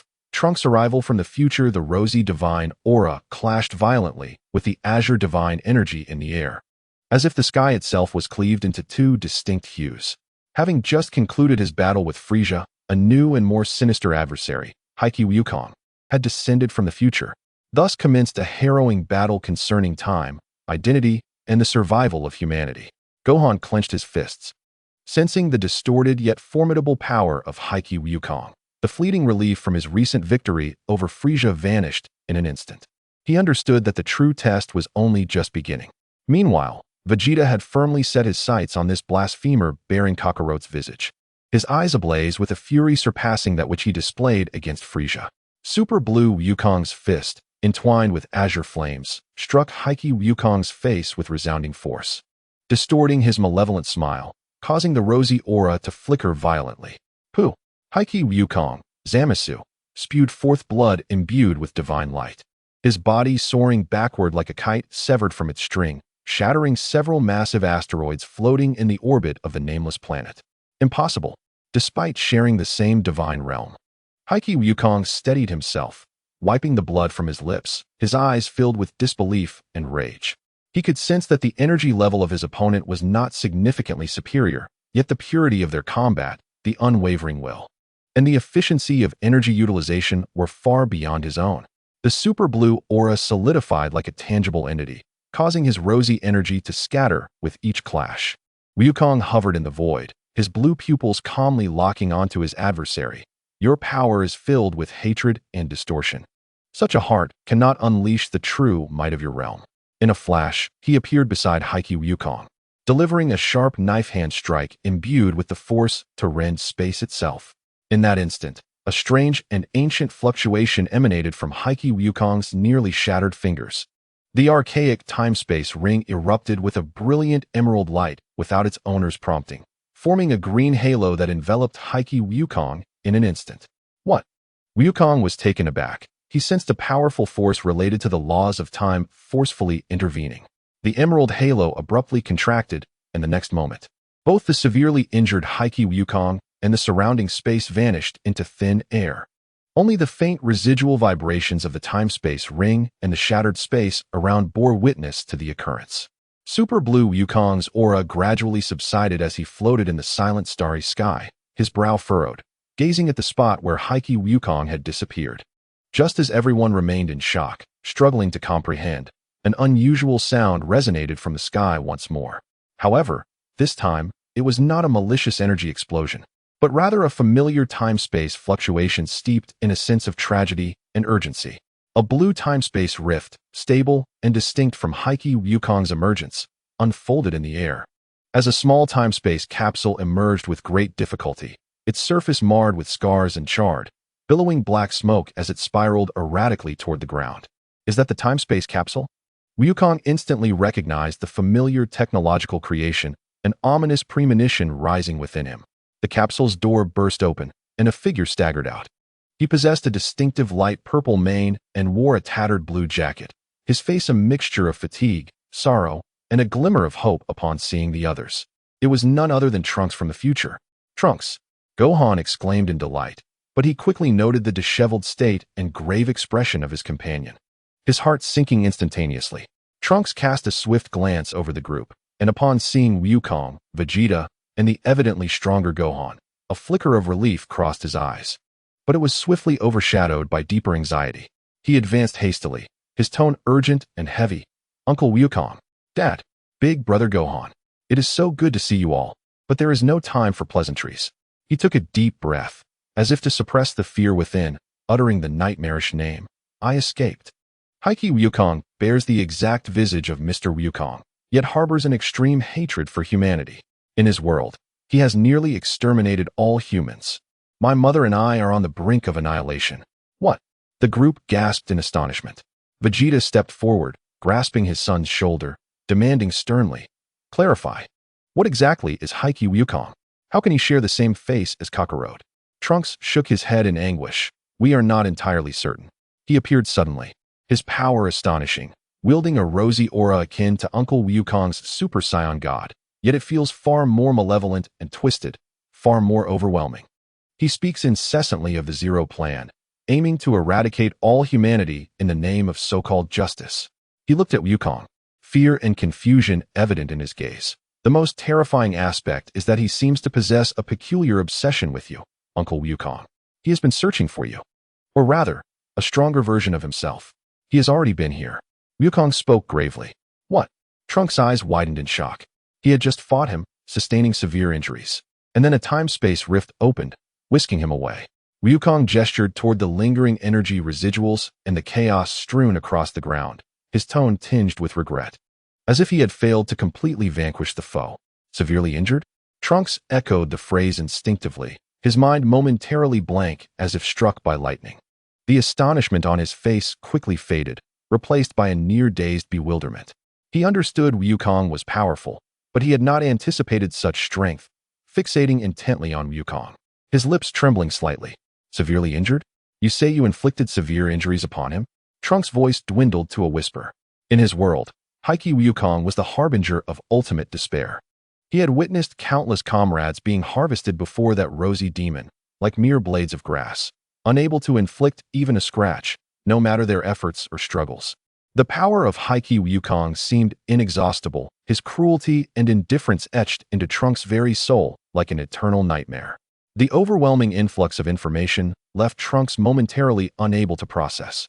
He glanced at the calm Wukong, tinged with a hint of regret, then at his father, who remained silent yet exuded an air of certainty, and finally at Gohan, who, though quiet, radiated a profound strength.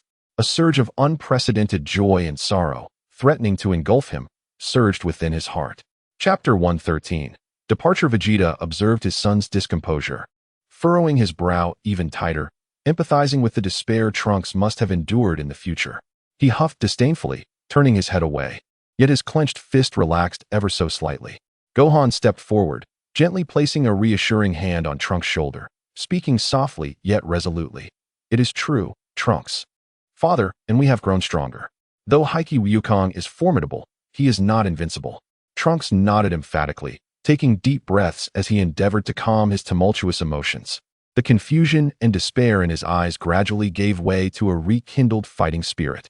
He gazed at Wukong, his eyes brimming with unprecedented trust and reverence. Trunks inhaled deeply once more, striving to maintain steadiness in his voice, though the indelible fear remained difficult to fully conceal. In our era, approximately a year ago, calamity descended without warning. His gaze turned towards the distance, as if he could once again see that despondent sky. The first to appear was the being who proclaimed himself Zama's, adorned with green skin and earrings, declaring humanity as the scourge of the universe that must be eradicated entirely. He was formidable, yet at that time, we managed to gather our strengths and hold our ground against him. However, it was not long before an even more terrifying entity, Black Wukong, emerged. Trunks's voice grew somber. He bore the face of Uncle Wukong, yet emitted an entirely different, malevolent aura. His power was unfathomable. He wielded a pink-hued energy, reminiscent of Super Saiyan God, but far more ferocious and destructive, as though it were a desecration of divine power. He looked at Wukong, confusion and fear flickering in his eyes. The most incomprehensible aspect of him was his ability. It seemed he could not be killed, no matter how grievous our attacks were. Even if we pierced his heart or crushed his skull, he could swiftly regenerate in a remarkably short time, as if he possessed an immortal body. Furthermore, his strength grew with each death, akin to a relentless evolution through battle. Immortality, growing stronger with each conflict? Vegeta's brow furrowed. This sounded like a nightmarish adversary. Indeed. Trunks nodded in anguish. Our most elite warriors fell before him one after another. Countless cities turned to ashes at a mere wave of his hand. He reveled in slaughter, calling it purification and the execution of justice. He clenched his fists. With Zama's as his ally, we stood no chance whatsoever. They dubbed their scheme the Human Zero Plan, aimed at eliminating all humanity across time and space. Mother speculated that they might have utilized a wish-granting mechanism akin to the Dragon Balls to bestow Black Wukong with Uncle Wukong's body and immortal traits, possibly even involving the Super Dragon Balls. Super Dragon Balls? Wukong scratched his head, as if he had heard of them before. The key to their time travel. Trunks raised his hand, pointing to his wrist, then looking at the spot where Black Wukong had vanished, was an artifact known as the Time Ring. It was a treasure only gods could wield, allowing free passage through various timelines. This explained how they could so precisely locate our world. Now having found this place as well. So, they comprised an immortal god and a monster who occupied my body and could continually grow stronger? Wukong summarized, his expression grave. This was indeed the most bizarre and troublesome combination he had ever encountered. Trunks nodded vigorously. Taking a deep breath, he posed the crucial question. Yes, so, Uncle Wukong, how did you manage to inflict such severe injuries on him just now? In my world, we could not truly harm him, no matter how hard we tried. Upon hearing this question, Wukong and Vegeta exchanged glances, a confident smile curling at their lips. Well, Wukong scratched his head, chuckling. It is because we possess a different kind of power. As soon as he spoke, a profound, vast azure aura, seemingly imbued with the primordial forces of the universe, suddenly surged forth from Wukong. His hair and eyebrows transformed into a sapphire hue, and divine, majestic lightning danced around him. Super Saiyan Blue. Almost simultaneously, Vegeta let out a snort, enveloped in a similarly resplendent azure aura, standing shoulder to shoulder with Wukong, emanating an equally formidable pressure. What is this? Trunks' pupils constricted to pinpoints, his mouth slightly agape, his entire being frozen as if struck by lightning. He could distinctly perceive that this azure energy level far surpassed any form he had ever known, even purer and deeper than the pink aura exhibited by Black Wukong in his era. This was a fundamental transcendence, the higher stage of Super Saiyan God. Trunks' voice trembled with sheer astonishment. In his desolate future, they had never even touched Super Saiyan God, yet before him stood Uncle Wukong and his father, having reached such a realm. Indeed, Vegeta crossed his arms, explaining with pride, this is the Super Blue form, surpassing Super Saiyan God. Black Wukong's immortality and adaptability are indeed troublesome, but in the face of absolute power, they are not insurmountable. It was with this strength that we severely wounded him just now. Hope, like a surging tide, instantly flooded Trunks' heart. He had thought that immense sacrifices would be necessary to grasp even a sliver of hope, yet unexpectedly, at this point in time, hope presented itself before him in such a stunning manner. However, we must not be careless. Gohan reminded calmly. Trunks mentioned that Black Wukong grows stronger with each battle. We must become even more powerful to ensure that in our next encounter, we possess the absolute strength to suppress or even annihilate him. Wukong reigned in his super blue form, his gaze sharp. Gohan is right. We need specialized training. Vegeta, to the hyperbolic time chamber. Humph, that's exactly what I want. Vegeta agreed without hesitation. Kakarot, this time I will not lag behind you. Without delay, the group immediately set off for the sacred world of the Kais. With the assistance of Mr. Popo and Dend, Wukong, Vegeta, and the resolute Gohan re-entered that secluded training sanctuary, the hyperbolic time chamber. Within that chamber, during a long and arduous year, equivalent to merely one day outside, the three, leveraging their super blue foundation and competitive spirit, relentlessly challenged their limits. They engaged in frenzied training focused on energy control, output efficiency, and endurance regarding the super blue form. Wukong and Vegeta subtly grazed the deeper layers of the super blue form's power, a more restrained yet ferocious essence, as if explosive energy was gestating within the azure depths. Representing the embryonic form of super blue full power, commonly referred to as Super Blue Stage 2. Although they had not fully mastered it, their strength had undeniably soared once again. When the three emerged from the hyperbolic time chamber, radiating a much more potent aura, Trunks sensed the calm, yet terrifying power they exuded, bolstering his confidence. After a swift repair and energy replenishment by Bulma, the time capsule was ready. Wukong, Vegeta, Gohan, and Trunks resolutely entered the capsule. Coordinates set, let's depart. As Trunks operated, the time capsule roared to life, transforming into a streak of light, plunging into the torrent of time, hurtling towards that future shrouded in despair. A climactic battle across time and space, for the ultimate future of all humanity, was about to erupt in Trunks' world. Chapter 114, Super Blue Stage 2. The time capsule shattered the barriers of time, arriving once more in that desolate future. The sky remained a sickly yellow, smoke suffused the air, yet this time, the malevolent aura permeating the atmosphere was heavier and more suffocating than before. As the group stepped out of the capsule, a pink silhouette materialized like a specter atop the ruins. It was Black Wukong. His aura was no longer merely pink. It now intertwined with ominous dark golden glimmers, his power exponentially amplified. A twisted smile of madness and delight adorned his face, as if he had just savored an exquisite delicacy. He cackled, "Ah, we meet again, my dear original. I must thank you for your hospitality last time, as it allowed me to touch upon a new level of power at the brink of death." Vegeta's pupils constricted. This bastard had indeed grown stronger. Enough with the chatter. This time, I will annihilate you completely.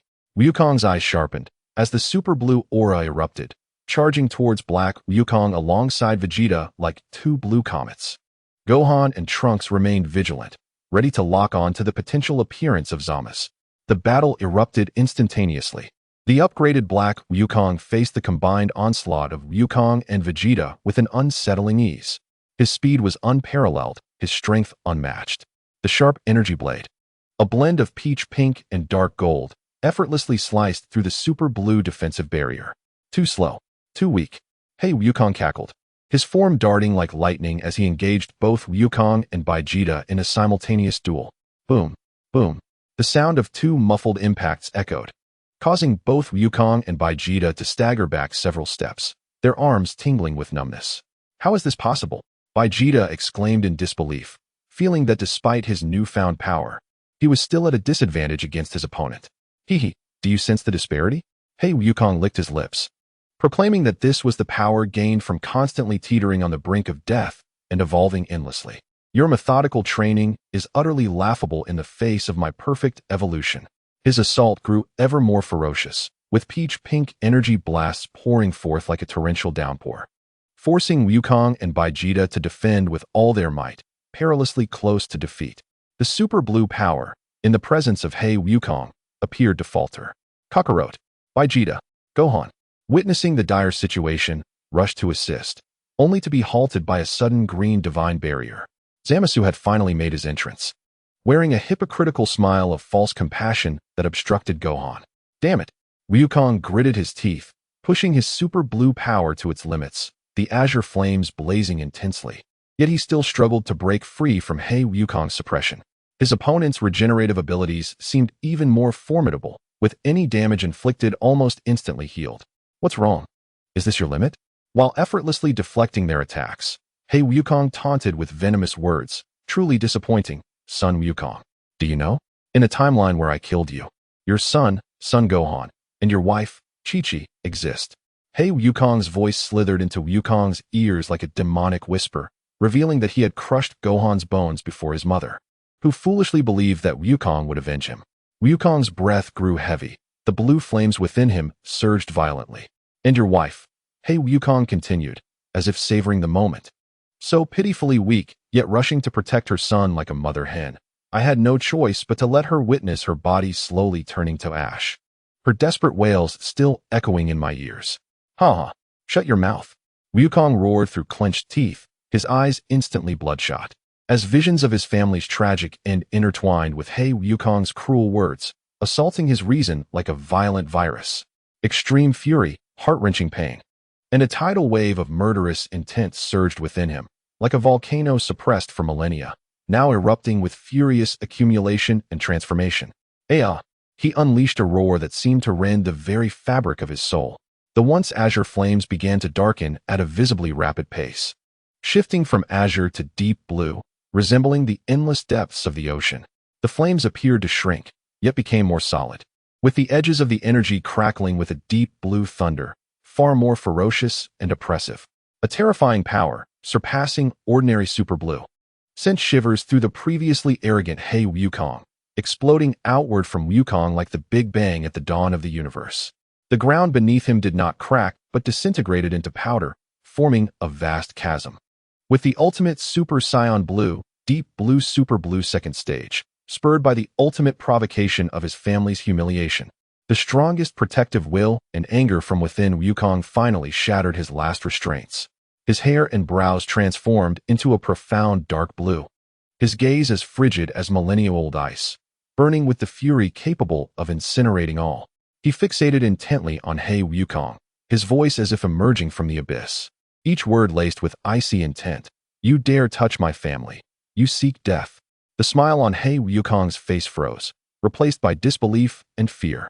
He sensed a genuine lethal threat emanating from this deep blue aura. How can this be? Wukong's form vanished in an instant, reappearing before He Wukong, his dark blue fist appearing slow, yet bearing the weight of an entire galaxy, defying space and time as it came crashing down. Blood debts must be repaid. Not good. He Wukong hastily concentrated all his strength into his arms to block. Boom!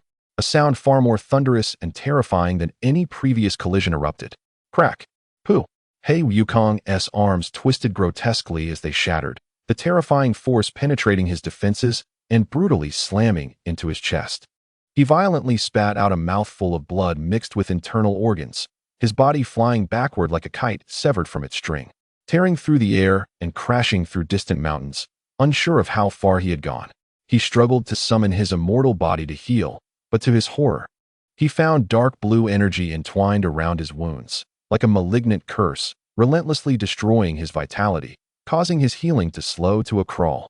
Deep blue Wukong hovered in the air, the dark blue flames swirling around him like tangible waves of wrath. His cold gaze locked onto the struggling He Wukong amid the ruins of the distant mountains, his expression devoid of any pity, only exuding chilling judgment. He Wukong painfully crawled from the rubble, attempting to channel divine power to repair his shattered arms and chest. Yet the dark blue energy coiling around his wounds acted like a most vicious curse, stubbornly impeding his regeneration.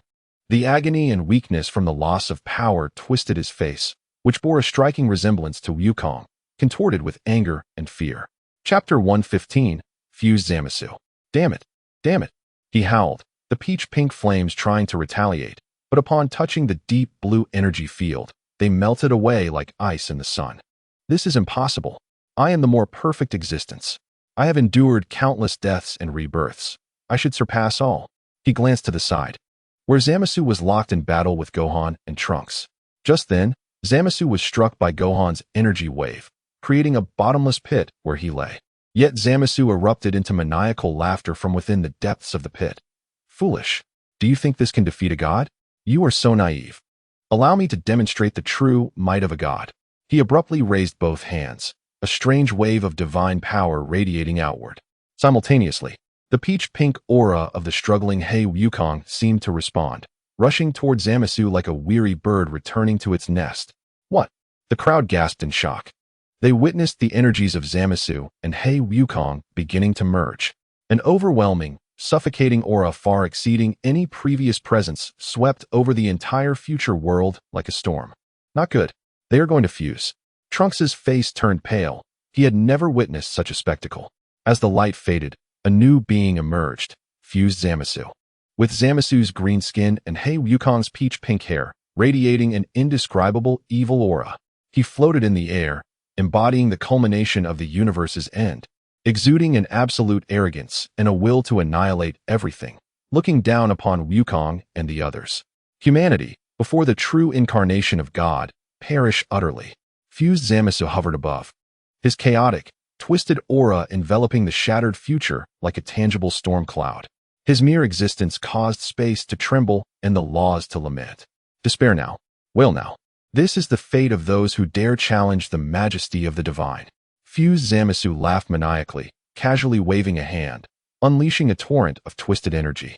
A mix of peach pink and emerald green, cascading toward the crowd like a celestial river. Be careful.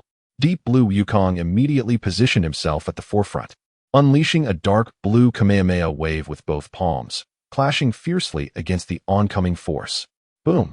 Two energies capable of annihilating galaxies clashed in midair, generating shockwaves that once again plowed the earth several meters deep. Wukong gritted his teeth as the ground beneath him crumbled incessantly, forcing him to retreat slowly under immense pressure. Kakarado. Vegeta instantly entered his super blue state, amplifying his power to the utmost, unleashing the ultimate flash to join the fray. Meanwhile, Gohan's God Kamehameha and Trunks' full force slash arrived simultaneously. Together, the four of them barely managed to counter the distorted energy torrent, yet each one was left gasping, clearly drained from the exertion. How futile your struggles are. The fusion Zamasu flickered, appearing like a phantom behind Vegeta, and unleashed a punch imbued with chaotic energy. With a thud, Vegeta had no time to fully turn and block, and was struck fiercely in the back, causing his super blue form to shatter and blood to spew forth as he was sent flying. Father! Trunks' eyes widened in anger. Vegeta! Wukong roared, unleashing a deep blue aura that exploded as he closed the distance, his dark blue fist crashing towards the fusion Zamasu like a tempest. Yet, the speed and power of the fusion Zamasu surpassed all comprehension. He effortlessly blocked and dodged Wukong's fierce onslaught, and even a mere counterattack sent Wukong reeling, his deep blue aura fluctuating violently. Too slow. Too weak. Fusion Zamasu delivered a kick to Wukong's abdomen, launching him like a cannonball into the distant earth, kicking up a cloud of dust. The immortal and perfect God is beyond the understanding of mere mortals like you. Gohan and Trunks fought desperately, but they could not even breach his defenses, instead being sent flying by the energy he casually released, wounded and collapsing to the ground. The situation took a dire turn. The fused Zamasu had reached a level of power that was utterly despairing, far exceeding anyone's imagination. Amidst the dust, Wukong struggled to rise, his deep blue aura dimming. Vegeta, clutching his chest, managed to fly back to his side, and as they exchanged glances, they both saw the weight of gravity and a hint of helplessness in each other's eyes. Kakarado has but one option left. Vegeta wiped the blood from the corner of his mouth and spoke solemnly. He was referring to the fusion or pod era fusion. This was the only method they could conceive to counter this absolute power. Wukong instantly understood his meaning and nodded emphatically. All right. The two quickly distanced themselves, preparing to perform the fusion dance. Oh, you wish to gain power through that ridiculous ritual? Fusion Zamasu observed with interest, making no attempt to interfere. His face alight with mockery, for before a true god, any petty trick is in vain. However, just as Wukong and Vegeta were about to synchronize their movements, a strange glimmer flashed in Fusion Zamasu's eyes. He raised his hand suddenly, and an invisible, soul-targeting pressure descended upon them. The realm of the gods trembled with the quivering of souls. Buzz! Wukong and Vegeta felt as though their brains had been pierced by a million needles simultaneously, their minds blanking out, their internal energy thrown into chaos, and the power they had just summoned dissipated in an instant, forcibly interrupting the fusion dance. Both groaned in unison. dropping to one knee, their heads pounding. Fusion? Before a god, your souls cannot even synchronize. Fusion Zamasu laughed triumphantly. Do you see? This is the absolute disparity. The last hope seemed to have been extinguished. Even the path of fusion had been blocked, leaving everyone in a true deadlock. Fusion Zamasu reveled in their despair, beginning to gather even greater chaotic energy, preparing to deliver the final blow that would obliterate these defiant insects along with this very space-time. It is over, insects. Return to the void along with this filthy world. A massive sphere of chaotic energy, sufficient to reconstruct the laws of existence, formed in his hands. The aura of destruction causing the entire planet to tremble. Wukong and the others struggled to rise, yet felt an unprecedented sense of helplessness. Was there truly no way out? At that critical moment, a voice resonated in Wukong's heart. It was Weiss. Through the connection across time and space, a crucial message arrived. Wukong, Vegeta, listen closely. His immortality stems from the wish of the Super Dragon Balls combined with the Kaioshin's divinity, forming a paradoxical concept of absolute immortality. Conventional power cannot destroy a concept, but it can disrupt its foundation. His foundation lies in that twisted sense of justice and hatred for humanity. Strike at it with your utmost emotions and will. Create a miracle. Simultaneously, Trunks, lying on the ground, gazed at the ravaged homeland, witnessing his family fighting desperately and listening to the blasphemous words of Fusion Zamasu. An indescribable sorrow, anger, and determination to protect coalesced in his chest, transcending the bloodline of Saiyans and Earthlings within him, along with all the hopes and prayers carried through time, felt ignited in that moment. Chapter 116. The Tournament of Power. His body began to emanate a light unlike Ki. A light of hope. It was the wishes of countless departed souls, the indomitable will of future humanity, materialized upon him. Father, Uncle Wukong, Brother Gohan. Trunks struggled to rise. Raising his hands high, the warm and steadfast light of hope forming a bridge connecting Wukong, Vegeta, and Gohan. We cannot give up. For all worlds. For the future. Trunks shouted hoarsely. Feeling the light and will transmitted by Trunks, Wukong, Vegeta, and Gohan felt as though they were infused with new strength. It was not an enhancement of Ki, but a resonance and elevation of their souls. Indeed, how can we fall here? Wukong roared, his deep blue aura igniting once more, now subtly mingled with a pure white hue reminiscent of hope. I am the Prince of the Saiyans. Vegeta stood tall again, his super blue aura also undergoing a transformation, now imbued with a weight of protection. For everyone, Gohan's God Kamehameha shimmered even more brilliantly, sanctified. The three combined their powers with the hope-filled light that Trunks had summoned, forming an unprecedented torrent of energy, infused with human emotions, Saiyan fighting spirit, and divine will. This is our conviction. The four shouted in unison, directing this energy, embodying all their beliefs, towards the impending sphere of destruction crafted by Fusion Zamasu. Light of hope versus chaotic doom. Two energies, representing entirely different concepts, collided fiercely. There was no explosion. Instead, they began a violent mutual annihilation and erosion. No, impossible. How could the humble emotions of humanity possibly contend with divine will? Fusion Zamasu screamed in terror, feeling his foundation of absolute immortality tremble and crack under the impact of the radiant light filled with infinite possibilities and hope. For the potential of humanity knows no bounds. Wukong roared, pouring all his will into it. The seven-colored light overwhelmed the chaotic energy, engulfing the terrified Fusion Zamasu. In the aftermath of the brilliance, Fusion Zamasu's form vanished, along with his indestructible concept, completely purified and annihilated by the torrent of hope and will. The sky of the future world, once tinged with yellow, began to fade gradually as a long-lost, pure ray of sunlight pierced through the clouds, showering this battle-scarred land. The battle, at long last, came to an end, not through sheer brute force, but by the enduring hope harbored within the hearts of all benevolent beings. The sky of the future world gradually regained its crystalline blue hue, the sunlight warmly bathing the earth. The survivors emerged from their shelters, savoring this long-awaited peace. Meanwhile, Wukong, Vegeta, Gohan, and Trunks stood amidst the ruins of their fierce battle, weary yet filled with the dawn of victory in their eyes. It is over. Trunks gazed at the waning light of hope in his hands, tears welling up once more, but this time, they were tears of joy. Ah, Thanks to you, Trunks. Wukong patted his shoulder, a radiant smile on his face. You have shown us that beyond Ki, there exists an even greater power. Humph, merely a clever trick, that's all. Vegeta crossed his arms, yet his gaze lacked the usual arrogance, replaced by a hint of acknowledgement. Indeed, to unleash such power in a moment of despair signifies your growth. Trunks, however, the joy of victory was fleeting.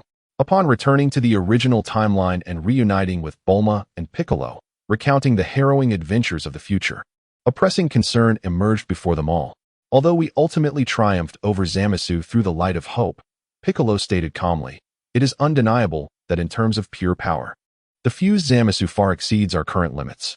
Had it not been for Trunks triggering a miracle, the outcome might have been dire. Whis, savoring the delicacies of Earth, interjected gracefully, indeed.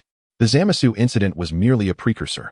The universe harbors unimaginable powers and concepts, and relying solely on the traditional Saiyan combat methods and the existing realm of gods is woefully inadequate. Moreover, he paused, casting a glance at Goku and Vegeta. You must have sensed it as well. When invoking the light of hope, your energy exhibited a subtle transformation. Goku and Vegeta exchanged a knowing glance and nodded in agreement. Yes, it feels as if my energy has become more responsive, or perhaps more attuned to my thoughts. Goku scratched his head, attempting to articulate his perception. It is the resonance of will and energy reaching a higher echelon, Vegeta concluded with precision. That brilliance served as a prologue, granting us a glimpse into a path where we could thoroughly integrate our beliefs into our power. Precisely so. Whis set down his cup, thus. To prepare for potentially more formidable foes than Zamasu in the future, a more systematic and profound training regimen is required. The realm of destruction remains the optimal choice. Lord Beerus seems to have developed a slight interest in your recent performance. Consequently, following a brief respite, Goku and Vegeta accompanied Whis once more to the realm of destruction, embarking on a new, more rigorous training phase. This time, their objective was not merely to enhance their energy or master a particular form, but to delve deeper into the essence of Zai Ji and Zai's Ji, striving to achieve a perfect fusion of will, emotion, and divine power. While exploring the resonance power they inadvertently touched upon during the battle with Zamasu, the days of training were monotonous and arduous. Under Whis' guidance, Goku no longer merely sought automatic physical responses. Instead, he endeavored to transform Zai into a state of mind, seamlessly connecting divine power with his instincts for battle and protection. Vegeta focused intently on unearthing the principles of destruction contained within the essence of destruction, attempting to infuse the Saiyan pride and protective conviction into that ultimate force of annihilation, resulting in subtle transformations.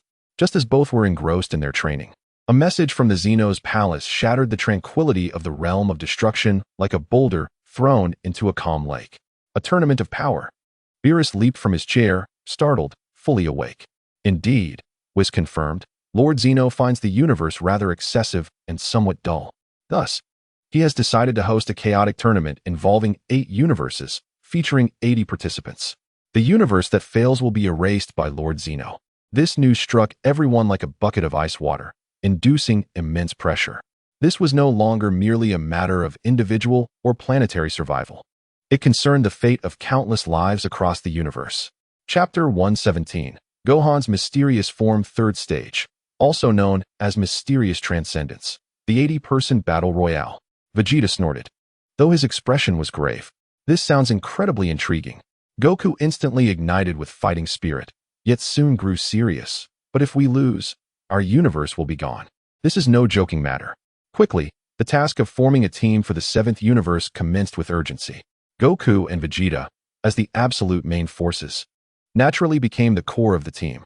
They would apply the fruits of their training in the realm of destruction and the invaluable experiences gained from the battle against Zamasu to the selection and training of their teammates. The tournament of power, for Goku and Vegeta, was no longer merely a pursuit of formidable foes. It had evolved into an ultimate trial to test their training results and protect their homeland. Armed with the light of hope born from despair and the newly honed strength from their training, they, alongside the warriors of the 7th universe, stepped onto that brutally harsh arena, which held the fate of numerous universes in its balance. The preparation and training of the 7th universe proceeded fervently under Whis' guidance and Beerus' occasional supervision. Within the gravity chamber and the peculiar environment of the realm of destruction, the warriors pushed themselves to their limits. The progress of Goku and Vegeta was evident. Goku's mastery of Zaiji became increasingly refined. The duration of his silver-haired form significantly extended, and occasionally he could even incorporate a hint of the rhythm of Zai's in his super blue state.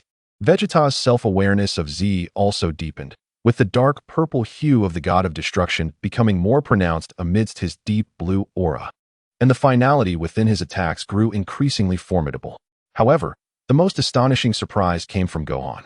Under Piccolo's almost rigorous guidance and driven by his unwavering belief in protecting everything, Gohan once again entered a profound state of meditation. He recalled the resonance of the light of hope from the future Trunks, the words of the Elder Kaioshin as he developed his potential, and reflected upon his own pursuit, one distinct from that of his father and Uncle Vegeta, not merely the joy of battle, but the strength gained for the sake of protection. Merging wisdom with power, my strength is not to surpass anyone, but to safeguard all those who need protection, Gohan shouted inwardly, and that long-dormant mysterious power was once more awakened, yet this time, it was not a mere eruption of energy. Boom. A presence far deeper and more restrained than the mysterious form radiated from Gohan, expanding outward. The silvery light shimmering around him transformed from blinding arcs into a soft, flowing brilliance akin to water ripples, as if it contained boundless wisdom and potential. His hair remained black, yet the tips were adorned with a flowing silver halo resembling starlight. And his pupils transformed into a pure silvery hue, revealing a depth that discerned the essence of existence. His aura did not exert the overwhelming pressure characteristic of Super Blue or Zaiji. Rather, it exuded a sense of harmony and vastness, as if connected to the latent possibilities of the entire universe. This was indeed the ultimate stage of potential development previously prophesied by the Elder Kaioshin, mysterious transcendence, also known as the third stage of the mysterious form.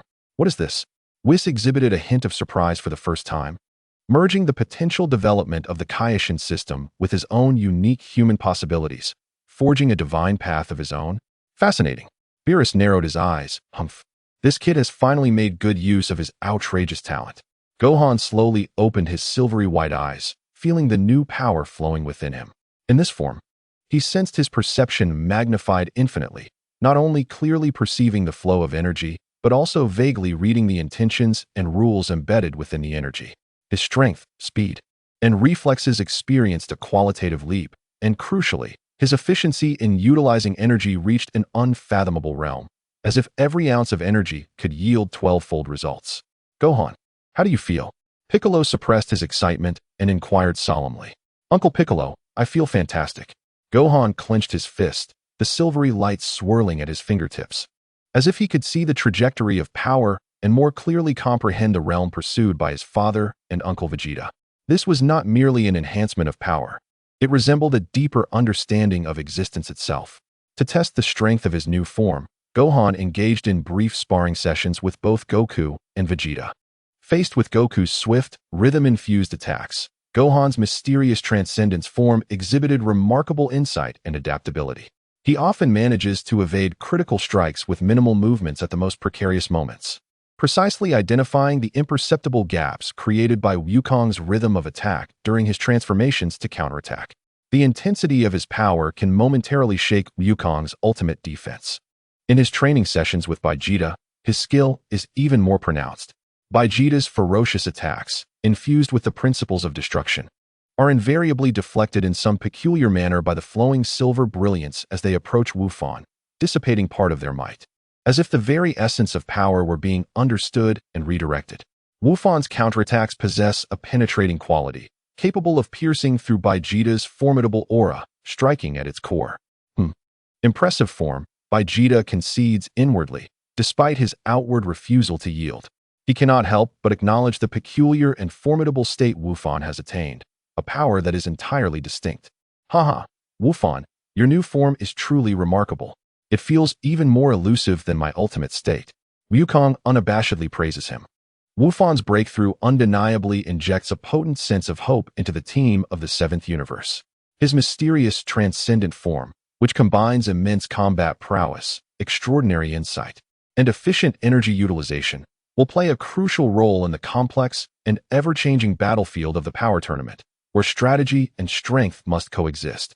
The 10-man team of the 7th universe is finally prepared to face the impending battle for the survival of the cosmos with a more refined demeanor. Armed with newfound strength and unwavering conviction, they await the moment the power tournament commences, just as Wufan successfully ascends to his mysterious transcendent form. Bringing immense hope to the 7th universe, Vegeta, on the other side, feels his pride and fighting spirit ignited. Kakarot's son has actually reached this stage, Vegeta reflects. Gazing at Wufan's figure, shimmering with a starry radiance in the distance, his fists clenching involuntarily. This is not jealousy, but rather the dignity of a Saiyan prince and an innate competitive spirit that refuses to be overshadowed by anyone, surging within him like molten lava. What nonsense! This prince's journey cannot possibly end here. Chapter 118. Vegeta's Super Blue Second Stage. Without further ado, he turns towards the most turbulent and chaotic energy maelstrom within the realm of destruction. This area is filled with untamed fragments of destructive energy and distorted temporal forces, posing a risk of downfall even to ordinary deities. Vegeta seems to be quite stimulated. Whis observes with a smile as he watches Vegeta's resolute silhouette. Let him indulge.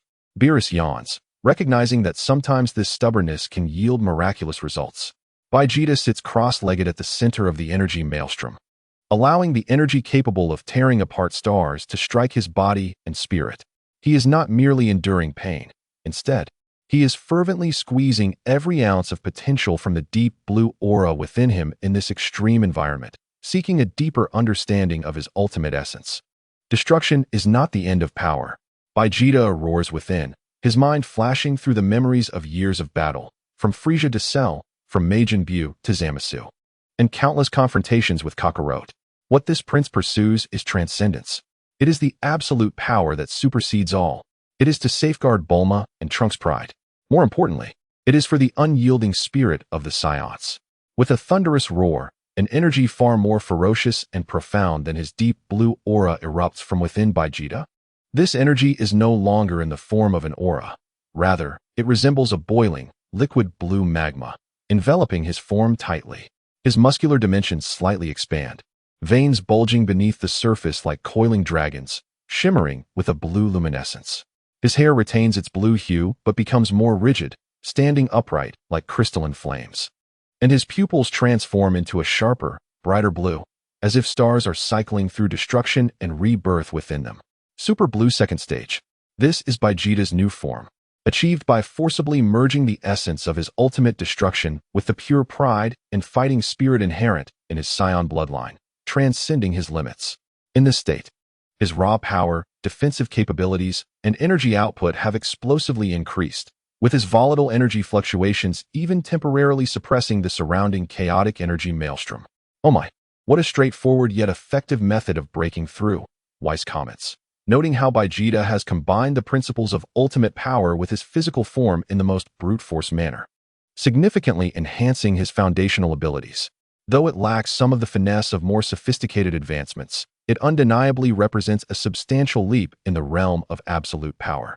Beerus also widens his eyes. TSK, this guy always finds a way to grow stronger without regard for consequences. Vegeta revels in the terrifying power surging within him. Capable of shattering stars with a single punch, a proud smile curling at the corners of his mouth. He suddenly lifts his head, his gaze piercing like lightning, directed at Wufan, who has just finished sparring. Wufan, let's test your new form against me. Wufan senses Vegeta's unabashed, primal aura, and within his silver pupils flickers a hint of seriousness, but more prominently, an eagerness for battle arises. All right, Uncle Vegeta. The two stand poised on the training ground, one exuding a harmonious and vast aura, the silver brilliance flowing, while the other radiates a volatile energy, ablaze in blue light, representing Vegeta's Super Blue Second Stage. Prepare yourself. Ultimate Flash. Vegeta bellows, thrusting his hands forward. This time, the Ultimate Flash is no longer a massive torrent of energy, but has been compressed into an intensely solid beam.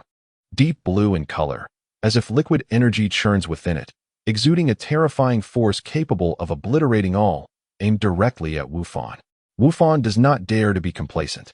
His silver aura surges instantly, his hands coming together before his chest, unleashing an energy wave imbued with boundless wisdom and potential, shimmering with prismatic light, a cannon of transcendence. With a fierce determination, he fires. Boom! The two vastly different yet equally potent energies collide with ferocious intensity. There are no extravagant techniques, only the purest clash of strength and will. The deep blue beam of destruction and the radiant wave of wisdom erode and annihilate each other, erupting into a terrifying shockwave that engulfs the entire training ground. The earth fractures, space warps, and even Wukong, observing from a distance, is compelled to erect a barrier to withstand the residual shock. The energy clash endures for several seconds, and ultimately, as both energies reach a critical point, they explode. A blinding light momentarily robs everyone of their sight. As the light subsides, Vegeta and Wufan remain standing, their auras slightly disordered, yet clearly unharmed. A draw. Haha, that's fantastic. Vegeta, you've become incredibly strong. Wukong exclaims excitedly. Humph, barely adequate, Vegeta replies, reining in his aura. Though he remains silent, he internally acknowledges Wufan's current strength. Vegeta's Super Blue second stage has reached a new pinnacle in absolute power, while Wufan's mysterious transcendence excels in energy utilization and insight, with both achieving unparalleled heights in their respective domains, rendering their overall strength nearly equal.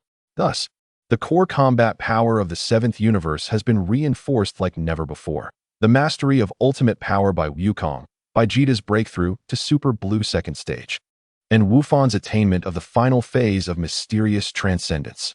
These three formidable forces form the most solid foundation for the seventh universe as it approaches the forthcoming power tournament. With this newfound strength and confidence, they are poised to step onto the stage that will determine the fate of the universe.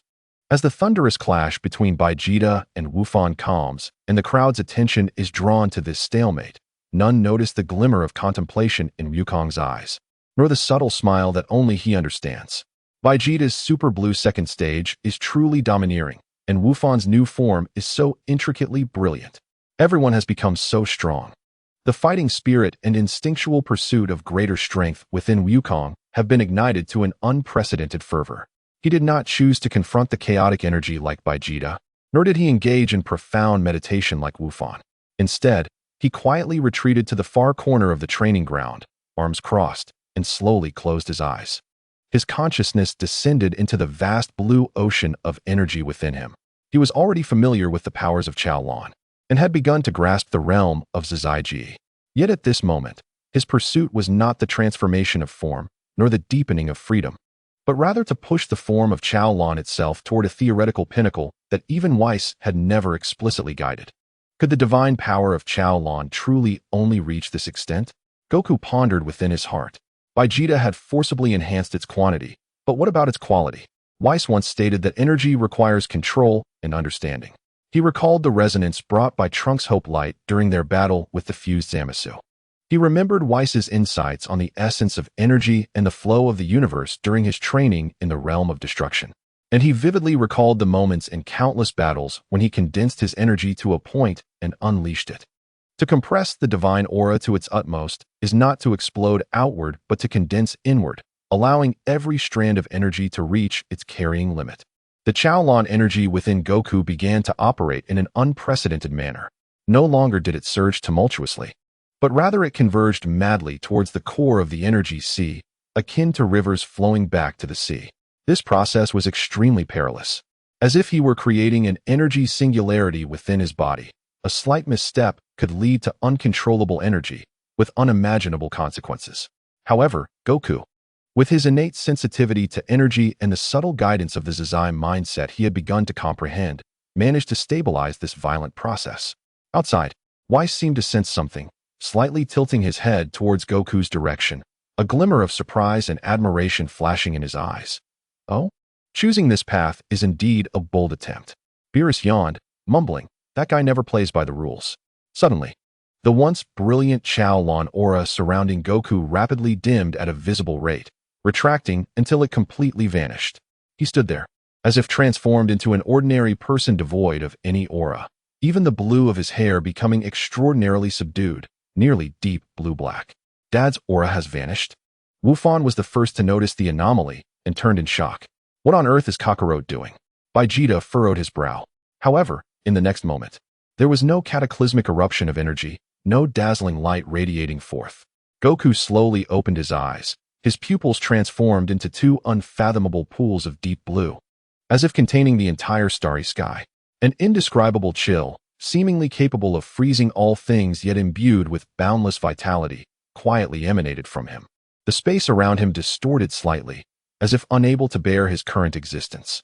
This was the ultimate form he achieved after compressing and refining the divine power of Chao Lan to its essence, returning to simplicity, the Chao Lan jigging. This feeling, Goku raised his hand, sensing the power within him, silent yet brimming with infinite possibilities like a cosmic singularity. The power had not increased in quantity, but it felt heavier, each unit of power seemingly possessing mass. He casually threw a punch forward. With a soft sound, there was no energy wave, no sonic boom. Yet the space before his fist was torn open like fragile glass, leaving a thin, enduring black crack that would not heal. This was pure energy density at its utmost, directly exerting pressure on reality. Weiss gently applauded. Splendid. By suppressing the vitality of the divine aura to its lowest, you have elevated its density and mass to the theoretical limit of its current form. This is not an increase in quantity, but a qualitative leap. Congratulations, Goku. You have touched upon the pinnacle of the Chao Lan form, also known as the third stage of Chao Lan. Vegeta and Wufan stared at Goku in astonishment, especially Vegeta, who could feel that although the energy fluctuations had been subdued to nearly nothing, the latent destructive power contained within had reached an unfathomable level. Following a distinctly different yet equally peak path from his own Chao Lan second stage. Haha, it seems I have succeeded. Goku ruffled his hair, regaining his usual smile. But his deep blue pupils still revealed his uniqueness. Let us call this form Chao Lan jigging. I feel as though I could fight for a long time without tiring, implying that energy efficiency had reached its peak with minimal consumption. As the power tournament approached, the selection process for the seventh universe was also imminent. In the Temple of the Realm of Destruction, a discussion, or rather a debate, regarding the candidates was unfolding. 10 individuals. We must select the 10 who best represent the strength of the seventh universe. Beerus, agitated, scratched his head. The universe that loses will be erased by the Omni King. We cannot be careless. Weiss elegantly flipped through a tablet-like device displaying data on all potential powerhouses of the seventh universe. We will screen based on overall strength, potential, special abilities, and, adaptability to the tournament rules. Core members, without question Son Goku. Chao Lan jigging, Zazai Ji, absolute trump card. Vegeta, Chao Lan's second stage, self-enhancement, embodiment of power and technique. Sun Wufan, mysterious transcendence, perfect fusion of wisdom and strength, tactical core. Main strength, a balance of power and experience. Piccolo, the most outstanding warrior from Namek, possessing formidable regenerative abilities and tactical acumen, seamlessly coordinating with Wufan. His selection is indisputable. Majin Buu, fat with an almost immortal body, immense magical abilities, and infinite stamina, he is a super disruptor on the battlefield, although sometimes unreliable. His strategic value cannot be overlooked.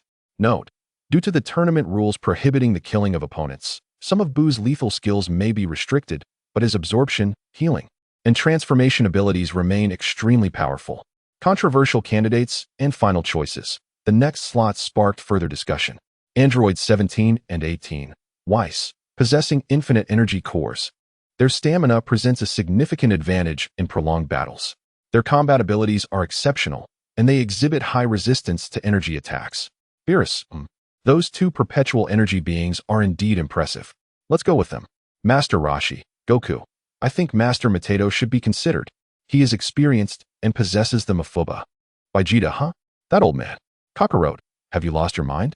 Weiss, although Master Roshi's aura is not strong, his martial arts realm and understanding of energy application are indeed unique in certain aspects, potentially yielding surprising results. After much debate, considering Master Roshi's experience and guidance for young warriors, as well as his potential tactical value, he begrudgingly secured a slot. Krillin, Goku. Krillin is my best friend, and he is very clever. Vegeta, a bald guy whose combat power is negligible. Beerus, what we need are fighters. Wufan, Uncle Krillin's energy sphere and tactical thinking could be very useful in team battles. Ultimately, Considering his synergy with Goku and his relatively outstanding strength and rich combat experience among Earth warriors, Krillin was selected with difficulty. The fierce competition for the final slot. The last seat was to be contested between Lepin, drinking tea, and Mr. Satan, just joking. Wait, Lord Beerus, I think of someone. Goku stroked his chin, his eyes sparkling with excitement. Who? Beerus asked impatiently. Goku grinned, revealing a hint of mischief. Frieza. What? Kakarot. Are you insane? Vegeta was the first to roar. Let that bastard join? He will definitely ambush us from behind. Chapter 120. The last competitor, Frieza Goku. Is this proposal not excessively perilous? Even number 17 expressed his skepticism. Father, Frieza. Gohan's face was also edged with concern. Beerus was seething with rage, exclaiming no, absolutely not. As long as that guy doesn't resort to a sneak attack, we can't allow him to participate. In the face of overwhelming opposition, Goku, however, remained resolute. Listen to me. We are merely one spot short, and with an additional powerful ally, our odds of victory increase. Moreover, Frieza's golden form should have become more stable. He then turned to Vegeta. Vegeta, weren't you once a villain? Yet now you fight alongside us. That's different. Vegeta's face flushed with anger. Hee. I think it's worth a try. Goku chuckled while scratching his head. If it comes to it, I'll just have to fight him again to make him comply.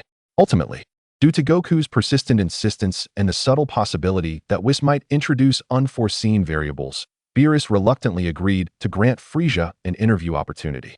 Deep within the ominous depths of hell, Frieza sat upon his throne of magma and bones, relishing a brief moment of tranquility amidst eternal torment. Suddenly, he sensed a familiar yet profoundly detestable aura rapidly approaching. A cold glint flickered in Frieza's golden eyes. That aura. Son Goku. With a twist in space, Son Goku's figure materialized directly before Frieza's throne, his face adorned with an infuriatingly cheerful smile. Frieza, it's been a while. Son Goku. Frieza's voice was icy and piercing, a golden aura enveloping him as he growled. You dare to appear before me? Have you grown tired of living? Perfect. Let me avenge our previous encounters. He instantly transformed into his golden Frieza form, a terrifying pressure sweeping across hell. Yet, in the face of Frieza's overwhelming might, Goku stood unfazed, not even transforming into a Super Saiyan. He tilted his head slightly, sensing Frieza's aura. Oh, indeed. This golden form has become more stable and significantly stronger. Frieza furrowed his brow, noticing the peculiar state of Son Goku, whose powerful aura was nearly imperceptible, yet emanated an unfathomable sense of danger, akin to a serene surface concealing a fathomless abyss. Stop pretending to be mysterious. Frieza was unwilling to waste more words, his figure flashing as he lunged at Goku's throat with claws imbued with destructive energy. Death beam. Ha! Frieza suddenly let out a low, amused laugh. How intriguing. Son Goku, are you requesting my assistance? Asking a defeated foe to save your universe? More or less. Goku admitted candidly, moreover. There will be formidable warriors from the other 7 universes at the tournament. Perhaps even stronger than me. Don't you wish to meet them? This statement precisely struck Frieza's competitive spirit. Stronger than Son Goku? This piqued his immense interest. Then what is the cost? Frieza resumed his elegant, yet perilous posture. Why should I, the Emperor of the Universe, assist you? If you help us win, I'll persuade Mr. Whis and Lord Beerus to revive you. How does that sound? Goku presented his prepared bargaining chip. Revive. The 2 syllables struck Frieza's heart like a hammer. He had long suffered the endless torments of hell, and returning to the real universe was his fervent desire. After a moment of silence, Frieza revealed his signature smile, a blend of cruelty and cunning. Very well, Son Goku. I shall participate in this so-called tournament of power. However, do not expect me to cooperate fully with you. I will act according to my own methods. And as long as victory belongs to Universe 7, our deal will be fulfilled, correct? Absolutely. Goku readily agreed. Then it's settled. With Frieza's agreement, Goku felt a heavy burden lift from his heart. Yet he sensed that although Frieza was powerful, his aura seemed to have reached a plateau. He scratched his face, as if suddenly recalling something. By the way, Frieza, your current golden form is indeed impressive, but I believe you can further advance. Frieza was about to mock Goku's naivety, but his expression subtly shifted as his tail involuntarily twitched. Oh, what do you mean, Son Goku? Goku waved his hand enthusiastically. The tournament of power is about to commence, and time is of the essence. However, We have a place called the Room of Spirit and Time, where one day inside equals only 1 hour outside. We can train for several hours in there. Perhaps you will discover the key to your breakthrough. The Room of Spirit and Time? Frieza narrowed his eyes. Having heard of certain properties of the Dragon Balls on Namek, regarding such time-related mystical places with caution, perceiving it as a potential trap. I have no reason to deceive you. With my current strength, I could easily defeat you, Goku asserted. Although he was reluctant, the truth of Goku's words was undeniable. Son Goku, I shall trust you this once. Let me see if this Room of Spirit and Time is truly as miraculous as you claim. Lead the way. Inside the Room of Spirit and Time, an expanse of pure white stretched infinitely. The heavy atmospheric pressure and peculiar environment caused Frieza to frown slightly, but he quickly adapted. We have only a few hours, so make the most of it, Goku exclaimed, unleashing a powerful aura as he transformed into Super Saiyan Blue, serving as Frieza's training partner and benchmark. Frieza remained silent, letting out a low growl as brilliant golden light erupted from him, morphing into the sleek golden Frieza form. Boom, boom, boom. The two engaged once more in fierce combat within this extraordinary space, exchanging energy blasts and martial strikes. Yet, unlike the deadly battles on Namek and Earth, this felt more like an extreme training session. Goku continuously guided and stimulated Frieza, even pointing out the stagnation in his energy flow. Chapter 121. The perfect form of Golden Frieza. Also known as the second stage initially, Frieza retained his customary arrogance, but soon, through the practical experience and profound awareness of his own power, he distinctly identified the source of the awkwardness and uncontrollable energy loss. The power of his golden form surged like a raging torrent, while his previous method of control resembled an attempt to forcibly dam a flood rather than channeling a river. Not enough. Not enough. Frieza murmured during each clash, his golden aura fluctuating violently. It must be more stable, more contained. Let this power flow as naturally as breathing. He recalled Goku's Super Saiyan Blue form, where his aura was exceptionally refined, with energy almost entirely retained. A realization began to blossom within him. Perfect compression and control. Suddenly, after a fierce exchange of blows with Goku, Frieza leveraged the momentum to retreat, hovering in midair. He closed his eyes, and the previously chaotic golden aura began to visibly converge inward, collapsing. Oh, here it comes. Goku sensed the shift in Frieza's aura and immediately halted, watching with both tension and anticipation. The once dazzling golden radiance gradually transformed into a profound shade, no longer a blinding gold, but shifting towards a deeper, richer, dark gold. The surface of Frieza's body became purer, as if the metal itself was glowing, with more fluid lines and slightly refined muscle contours, appearing more harmonious and perfect. The previously overwhelming sense of chaotic energy dissipated, replaced by an unfathomable and terrifying pressure. Moments later, Frieza slowly opened his eyes, his purple irises gleaming with cold confidence. He examined his dark golden palm, feeling the vast, oceanic power within him, both immense and controllable. He gently clenched his fist, causing the surrounding space to tremble. Energy consumption had drastically decreased, stability had increased exponentially, and his strength surpassed that of his previous golden form. Hee ha ha ha. Frieza emitted a laughter more exhilarating and commanding than ever before, triumphant. This is the epitome of perfection in gold, surpassing the limits of limits. The perfect form of Golden Frieza, also known as Golden Frieza's second stage. Goku sensed the unfathomable energy emanating from his opponent, a smile gracing his face. Frieza, at last, you have transcended. With this, the odds of victory for our seventh universe have increased significantly. Frieza gracefully descended to the ground, effortlessly harnessing the power of his perfected form. Not a single ounce of energy spilling over.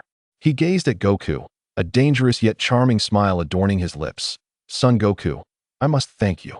You not only granted me a chance at resurrection, but also helped me attain this flawless state. Now, I eagerly anticipate the so-called tournament of power. I only hope the other universe's warriors do not disappoint me too greatly. After their training concluded, the two departed from the hyperbolic time chamber. Only moments remained until the commencement of the tournament of power. With newfound strength, Frieza would introduce an utterly unpredictable variable into this multiversal melee. The ultimate 10th member of the 7th universe, Frieza, forcibly joined the fray in this highly unstable manner. Would the stage of the Tournament of Power become even more unpredictable and fraught with peril due to the inclusion of this unstable element? In the realm of Xeno, an enormous inverted pyramid arena floated amidst an eternal void, bearing the weight of the existence of 8 universes. 80 warriors, their energies either ferocious, restrained, enigmatic, or divine, gathered here like 80 stars poised for collision. In the 7th universe's camp, a deep, dark golden hue stood out in stark contrast to the surrounding clamor. Perfect form Frieza stood with arms crossed, his tail elegantly swaying, a cold smile of superiority never fading from his lips. His aura was nearly deathly silent, creating a striking contrast with the vibrant energy of Vegeta and the eager fists of Goku at his side. This was not weakness, but rather absolute control, perfectly imprisoning destructive energy within, akin to a flawlessly polished black diamond, concealing the brilliance capable of tearing everything asunder. "Hey, Kakarot," Vegeta frowned, his instincts as a warrior screaming in alarm. That guy felt entirely different. The subdued pressure he exuded was far more unsettling than the ostentation of his previous golden form. Goku grinned, excitement igniting in his eyes. He had found his own path. Meanwhile, Son Gohan adjusted his goggles, his gaze sharp as he surveyed the powerful warriors from other universes, the energy of his mysterious form flowing steadily within him. Majin Buu, curious and innocent, licked his lollipop while looking around. Beneath his naive exterior lay immeasurable chaotic power. Piccolo remained calm as a mountain, his wisdom and battle experience rendering him the most reliable tactical core of the team. Android 17 and Android 18 wore stoic expressions, their infinite energy reactors operating steadily, prepared for a protracted battle. Earth warriors like Krillin, Tien, and Master Roshi, though slightly weaker in energy, bore resolute and unyielding gazes. Ding! The bell announcing the end and beginning of destiny shattered the final tranquility. 80 formidable auras erupted like a volcano, intertwining energy flames creating a chaotic spectrum of colors, with shouts, explosions, and collisions merging into a symphony of destruction. The Tournament of Power had finally begun. As the chaos commenced, the crowd surged like a tidal wave. A warrior from the 2nd universe, clad in a battle suit reminiscent of a Saiyan, yet wilder in style, with blood-red markings adorning his body, charged toward the 7th universe camp like a fierce tiger. His name was Cabancer, the strongest berserk Saiyan of the 2nd universe, known for his ferocity and bloodlust in battle. 7th universe's soft-shelled shrimp. Come taste the true blood of a warrior nation. Cabancer laughed maniacally, throwing a punch at the seemingly frail Son Gohan. Gohan's expression sharpened, sidestepping while forming a knife hand with his right hand, channeling highly concentrated energy to precisely strike at Cabancer's wrist. Boom! The energies collided, both warriors retreating half a step.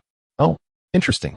Cabancer licked his lips, his blood markings glowing faintly as his energy surged, but it was still insufficient. Blood rage. His muscles bulged, crimson flames thick as blood enveloping him. His speed and power surged, transforming him into a scarlet blur as he unleashed a barrage of strikes at Gohan. Gohan remained composed, fully mobilizing the power of his mysterious form. Rather than clash head-on, he danced around Cabancer with exquisite footwork and far superior combat intelligence. He moved like a storm-battered seabird, always evading the most ferocious attacks and waiting for his chance to counter. "Your attack is filled with wildness, yet lacks control," Gohan calmly assessed, delivering a precise ki blast to Cabancer's elbow, causing him to miss his punch and stagger. "Shut up with your preaching," Cabancer roared, bringing his hands together to form a dark red energy sphere that twisted and absorbed surrounding light. Blood devour star explosion. The energy sphere emanated an ominous pull, as if it could swallow space itself. Gohan took a deep breath, determination flashing in his eyes. He chose not to counter the wave, but instead concentrated all his energy into his palms, advancing toward the dark red energy sphere. "Fool, you seek your own demise," Cabancer rejoiced. Just before contact, Gohan slammed his palms against either side of the energy sphere, not meeting it head-on but guiding and deconstructing its structure with a clever vibrational frequency.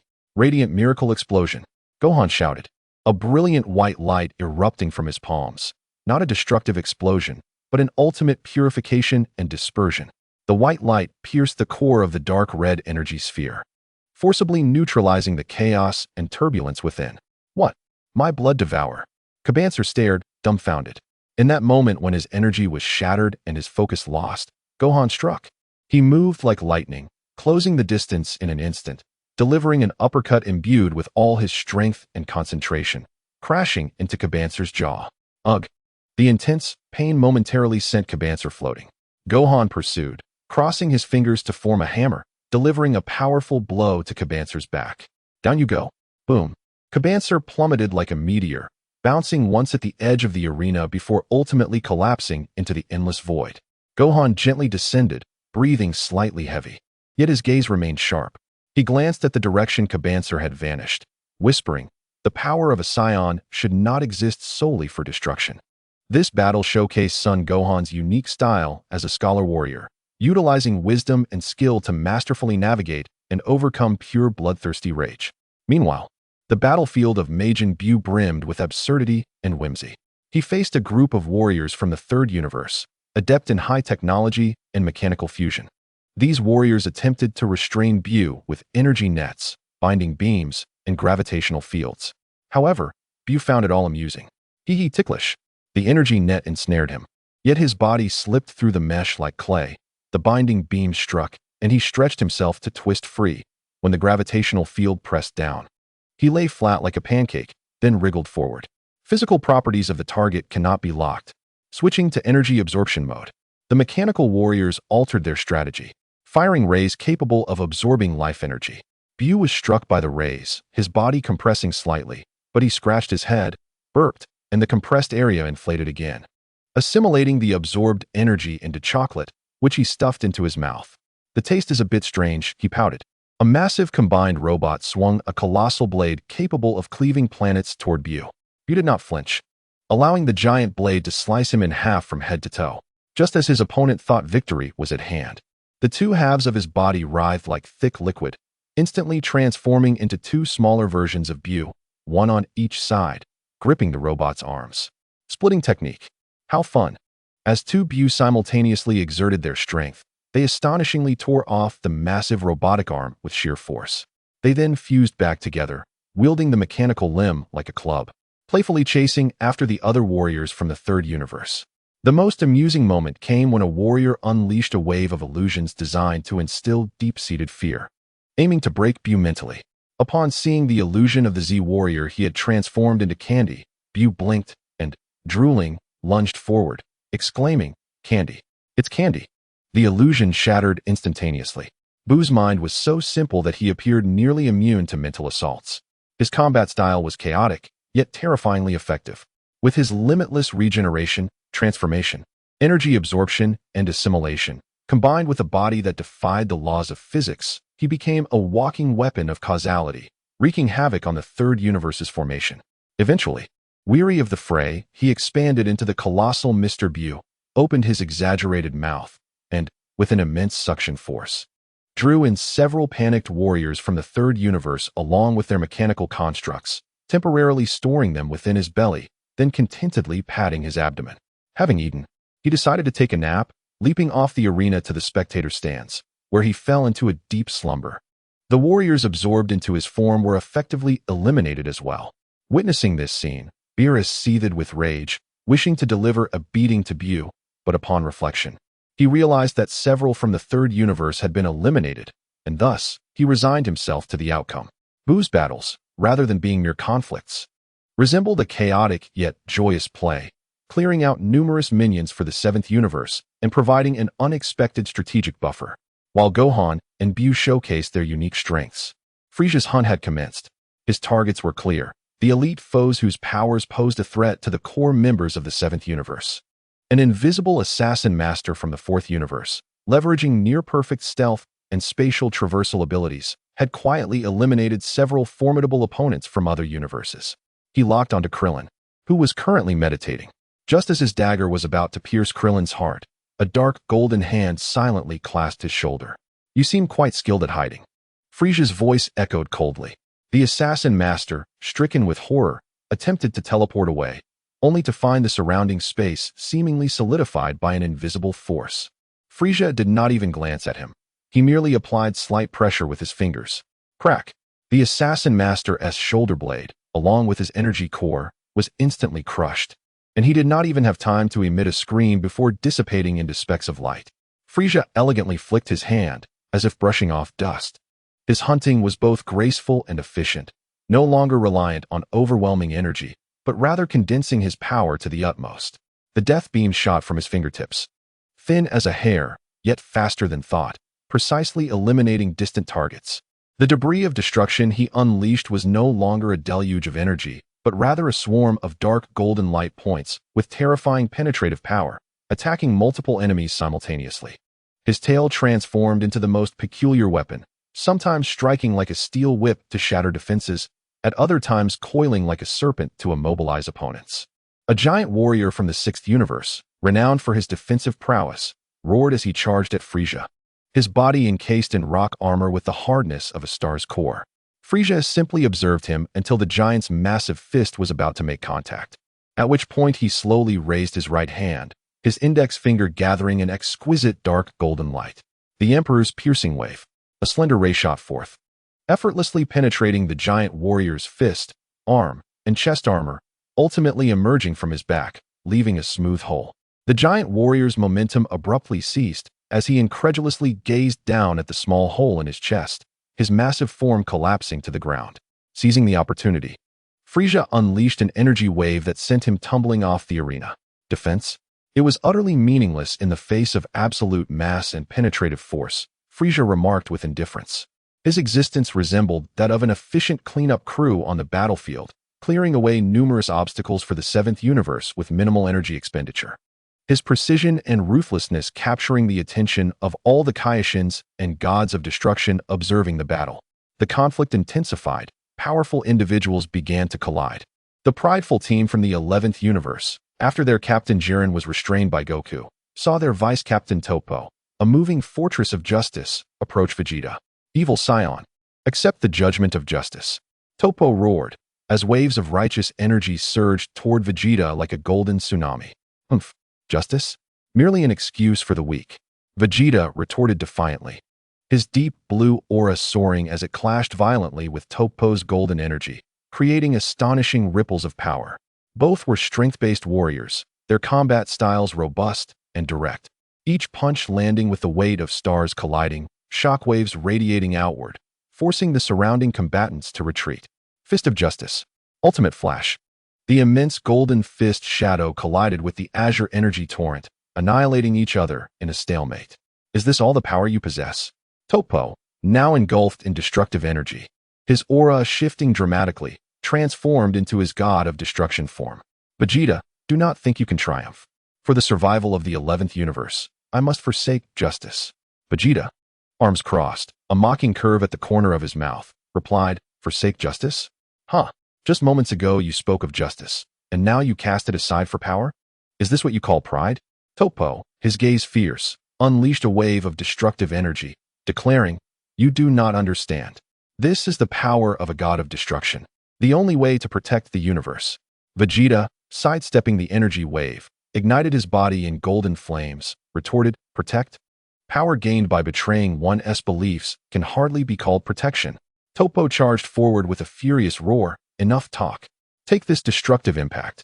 Before his words could fully register, he had already lunged at Vegeta, unleashing the all-consuming force of destruction towards Vegeta's chest. Vegeta's pupils constricted as he instinctively crossed his arms to block, but upon contact with that energy, it felt like crashing against a red-hot iron pillar. The dark purple energy exploded, radiating through his arms and tearing a gap in his golden aura. Ugh, Vegeta groaned, the sound of cracking bones echoing as he was propelled backward, crashing heavily against the energy barrier at the edge of the arena. The barrier rippled in response as he slid down to the ground, kneeling on one knee. A metallic taste filling his mouth as blood trickled from the corner of his lips, staining his damaged battle suit. Toppo, retracting his fist and observing the gasping Vegeta, taunted, "What's wrong? Is your belief's power insufficient to withstand even a single blow from destructive force?" Vegeta slowly lifted his head, wiping the blood from his lips. His golden aura still flickering, albeit weakly, his gaze remaining sharp. "Is this your full capability? And you dare call yourself a god of destruction?" Vegeta gritted his teeth, the raw, destructive energy coursing through him, causing even his Saiyan cells to tremble. Yet he, Vegeta, the prince of the Saiyans, would never fall here. He recalled Bulma, Trunks, the countless days and nights of grueling training in the gravity chamber, and his vow to surpass Goku. How could I, Vegeta, lose to a wretch like you? Fury and pride ignited within him. The deep blue aura began to fluctuate violently, its color deepening as it transformed into something more profound and solid. Aya!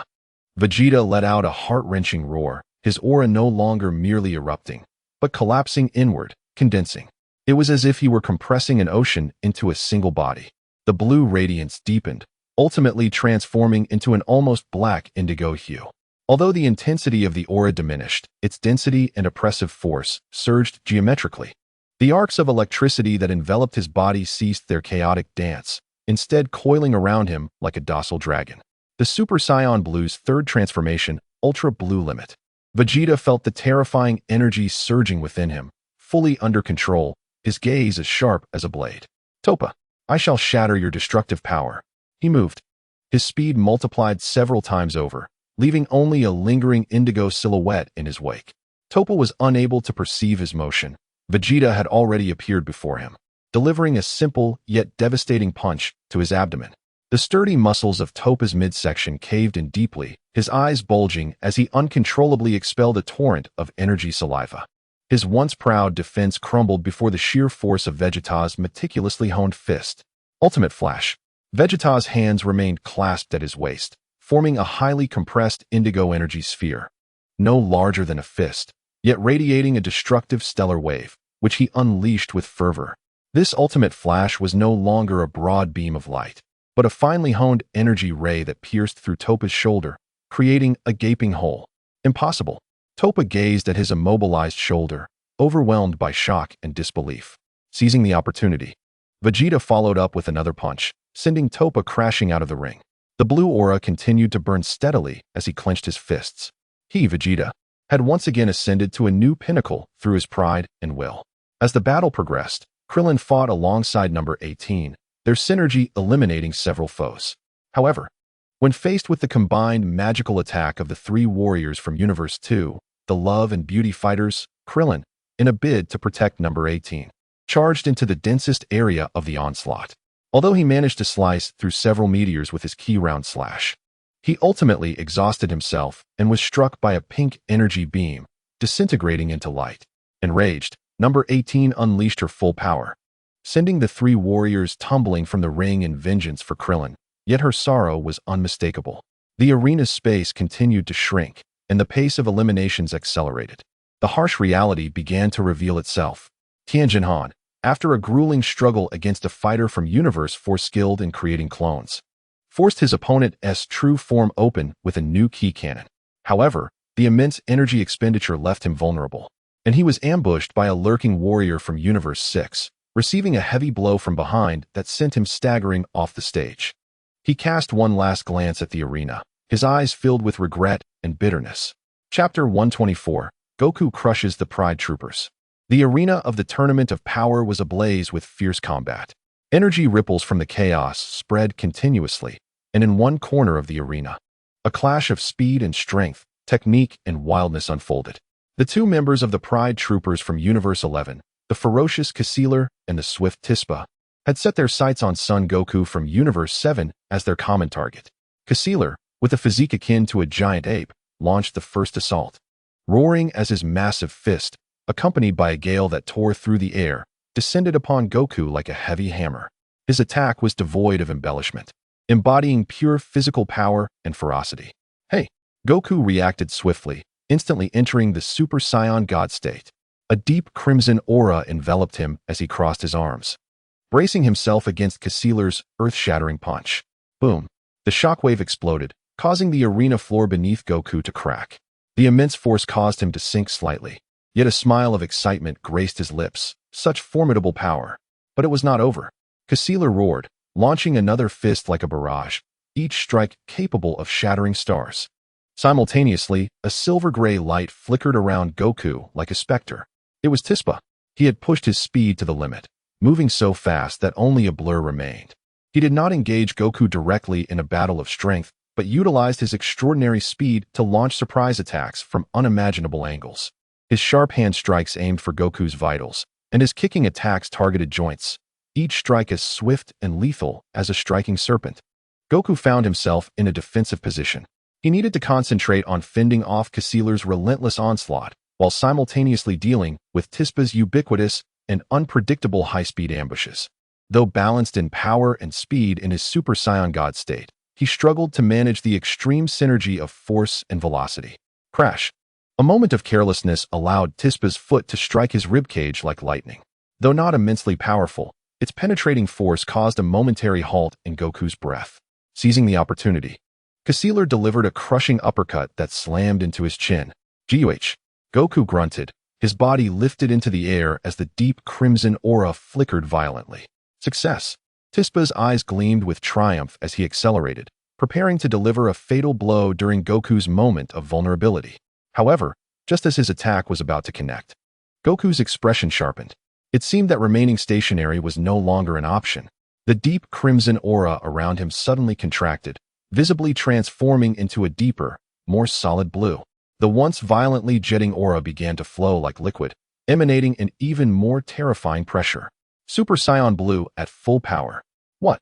Tispa's attack collided with Goku's newly transformed protective aura, feeling as if he had struck an invisible iron wall, the recoil causing his arms to tingle. Goku forcibly twisted in midair, his gaze locking onto the astonished Tispa, who had momentarily paused. Your speed is impressive, Goku stated with a calm demeanor. But it is not beyond capture. He moved. The deep blue figure blurred, no longer reliant on energy bursts for linear speed, but integrating more intricate instant transmission techniques and anticipating the flow of energy. Tispa's proud swiftness paled in comparison to Goku's heightened perception and reaction. He could clearly trace Tispa's movement trajectory.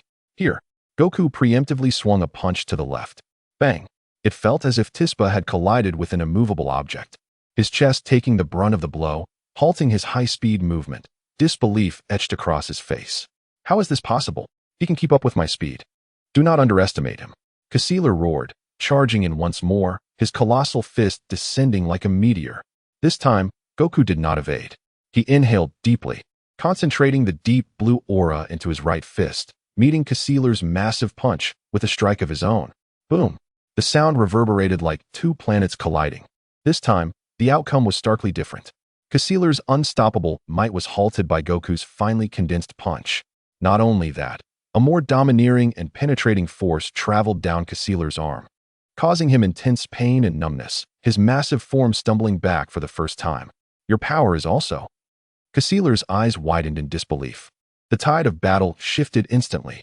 In his third transformation of Ultra Blue, Goku dominated both in absolute power and reaction speed, completely overpowering the combined efforts of Caeciliar and Tispa.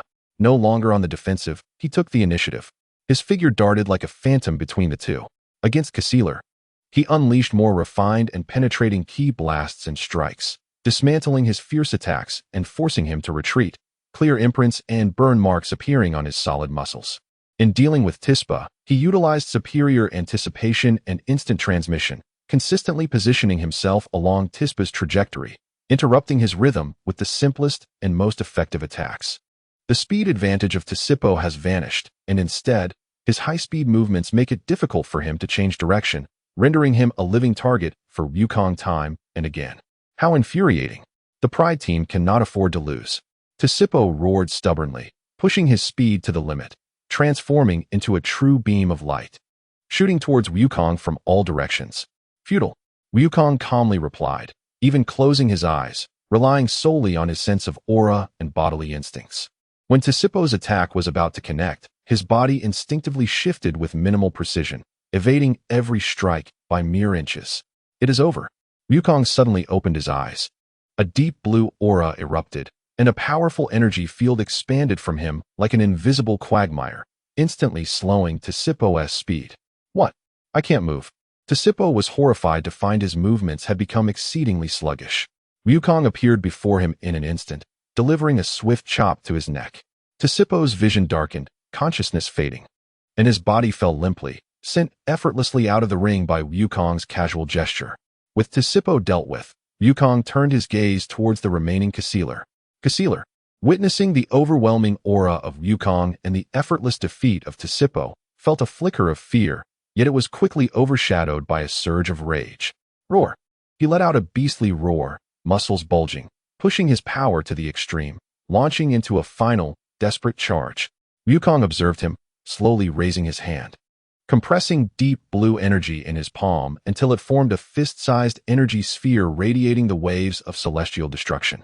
The Kamehameha, a profound blue beam, transformed from a massive torrent into a concentrated energy ray, piercing through Caecili's shoulder, leaving a gaping hole. Caecili's charge came to an abrupt halt. He glanced at his shoulder, then at Wukong, and ultimately, succumbing to the pain, his massive body crashed to the ground. Wukong seized the opportunity to unleash an energy blast out of the ring. The battle concluded. Wukong exhaled slowly, the deep blue aura around him gradually retracting. With absolute strength, he flawlessly crushed the combination of power and speed from the 11th universe, once again showcasing the astonishing potential and growth of the Saiyans from the 7th universe. Chapter 125. Wugohin vs. Hit. The chaotic battle continued, with Master Roshi employing his extensive experience and unique techniques like the Mafuba to resolve crises multiple times, even managing to seal a formidable opponent. However, when confronted with an energy shockwave casually unleashed by Jiren, the insurmountable disparity in power could not be bridged, and he, along with his companion, was blasted out of the arena. Piccolo demonstrated remarkable tactical acumen in battle, coordinating with his allies to rescue those in peril. Trunks' voice dwindled to a whisper. He engaged in a battle of wits and strength against the 6th universe's Namekian Saiyan and the powerful Pibara, ultimately using his superior combat experience and cunning strategies to corner them, eliminating both with an amplified Mekankasapo. Yet, he too suffered immense exhaustion. And when faced with the super speed attacks of Tissippo from the 11th universe, he valiantly resisted but ultimately succumbed to the gap in speed. Wugohin, after an intense battle with the 2nd universe's warrior Ribrian and her companions, using the awakened mysterious form of immense power to eliminate them, had barely a moment to catch his breath when a chilling aura suddenly locked onto him. Before him stood the legendary assassin from the 6th universe, Hit. Silent and stoic, Hit seemed to stand apart from the surrounding fervor of battle, creating an absolute domain of death. The fight was on the verge of eruption. Wugohin, fully aware of the terror posed by his opponent, dared not hold back in the slightest. With a low shout, his aura surged once more. Silver light intertwining with crackling arcs of electricity, representing a higher stage achieved by merging the latent powers developed by Uncle Piccolo with his inherent Saiyan talents. Known as the mysterious form, 3rd stage. The overwhelming energy caused the space around him to warp slightly. Here he comes. Wugohin narrowed his pupils as Hit's figure vanished without warning. In an instant, the next moment, Hit appeared at Wugohin's side, delivering a hand strike imbued with the power to freeze time. To the onlookers, this seemed nearly impossible to defend against. However, having entered the 3rd stage, Wugohin's perception abilities had reached their zenith. Although he could not entirely escape the 2-second freeze, his body, driven by instinctual energy and reflexes that surpassed limits, managed to make slight evasive movements. Whoosh! The hand strike grazed Wugohin's cheek, leaving a bloody mark. He broke into a cold sweat, yet his heart raced. I dodged it, though barely. His movements were not entirely untraceable. A subtle ripple of surprise appeared on Hit's otherwise impassive face. Did he actually see through my time skip? The ensuing battle transformed into a breathtaking contest of speed and anticipation. Hit's attacks came in relentless waves, as he repeatedly executed time skips, launching a torrent of strikes during the frozen moments. His fists, feet, and hand strikes sought Wugohin's vital points, yet just before impact, he restrained his force in adherence to the no-kill rule, redirecting his strikes to other areas. Wugohin adapted. He pushed his ki to its pinnacle and under the mysterious form. 3rd stage, his body seemed to gain a will of its own, continuously attuning to the rhythm of Hit's time skips under extreme pressure. From initially struggling to evade, he progressed to blocking with his arms, and even launched counterattacks on occasion. I've begun to get used to your time skip, Wugohin shouted, seizing an opening in Hit's offensive, delivering a powerful punch that sent a wave of ki crashing toward Hit. Hit's eyes narrowed, and he activated time skip once more, effortlessly evading the ki blast, appearing behind Wugohin in an instant. Yet, just as he prepared to strike, Wugohin abruptly pivoted, seizing Hit's wrist with his other hand, which had been poised for action. What? The crowd gasped. I predicted your prediction. Wugahin panted heavily, yet his gaze remained remarkably sharp. I have nearly deciphered your movement trajectory. Hit regarded his captured wrist in silence for a moment before finally speaking. Impressive. You are the first to adapt to the time skip during combat. This battle transcends mere speed. It is a supreme contest of prediction and counter-prediction. Hit ceased holding back, employing the time skip to its utmost limits, while Wugahin, relying on his extraordinary combat talent and calm demeanor, narrowly navigated through perilous moments. The two clashed from the center of the arena to its edges, their movements leaving only afterimages, the sounds of their energy clashes resonating throughout. Wugahin seized a moment, unleashing a ki blast with all his might. Hit immediately activated time skip to evade. However, this time, Wugahin's anticipation reached its peak. He did not target Hit's previous position, but rather struck at an area that appeared devoid of presence. Bang! Hit's figure coincidentally emerged there, as though colliding with the ki blast, and he was hit squarely, his body uncontrollably propelled backward, teetering on the very edge of the arena. Yet, the King of Assassins would not easily be defeated. In the moment before he fell, Hit's eyes glimmered with determination. Allow me to accompany you on this journey. He spoke coldly. He activated time skip once more, but this time, the goal was not to attack, but to bind. A twisted, semi-transparent energy cage materialized in an instant, ensnaring both Wugahin, who had just exerted too much energy without time to recover, and himself within. This is the time skip cage. Wugahin felt the flow of time around him thicken, making movement exceedingly arduous. This cage, formed of frozen time, enveloped them both, plummeting into the void beyond the arena. Wugahin struggled desperately, attempting to shatter the cage. Yet Hit's strength firmly maintained it. During the descent, the two individuals exchanged a glance across the distorted temporal force field. In their eyes, there was no hatred, only an acknowledgement of a formidable opponent. In the next moment, the effect of the time distortion dissipated. The voice of the referee resonated throughout the arena. From the 6th universe, Hit. From the 7th universe, Sun Wukong. Both have fallen from the stage. Eliminated. With Wukong's elimination, the warriors of the 7th universe, amidst their bloody struggles, dwindled in number, and the scene grew increasingly grim. As the number of fighters on the stage dwindled to fewer than 20, Jiren from the 11th universe finally opened his eyes from meditation. His calm gaze swept across the battlefield, bringing with it a palpable sense of despair. He moved. With a simple step, the space beneath him seemed to contract, and he instantly appeared before number 17, who was engaged in fierce combat with a member of the Pride Troopers.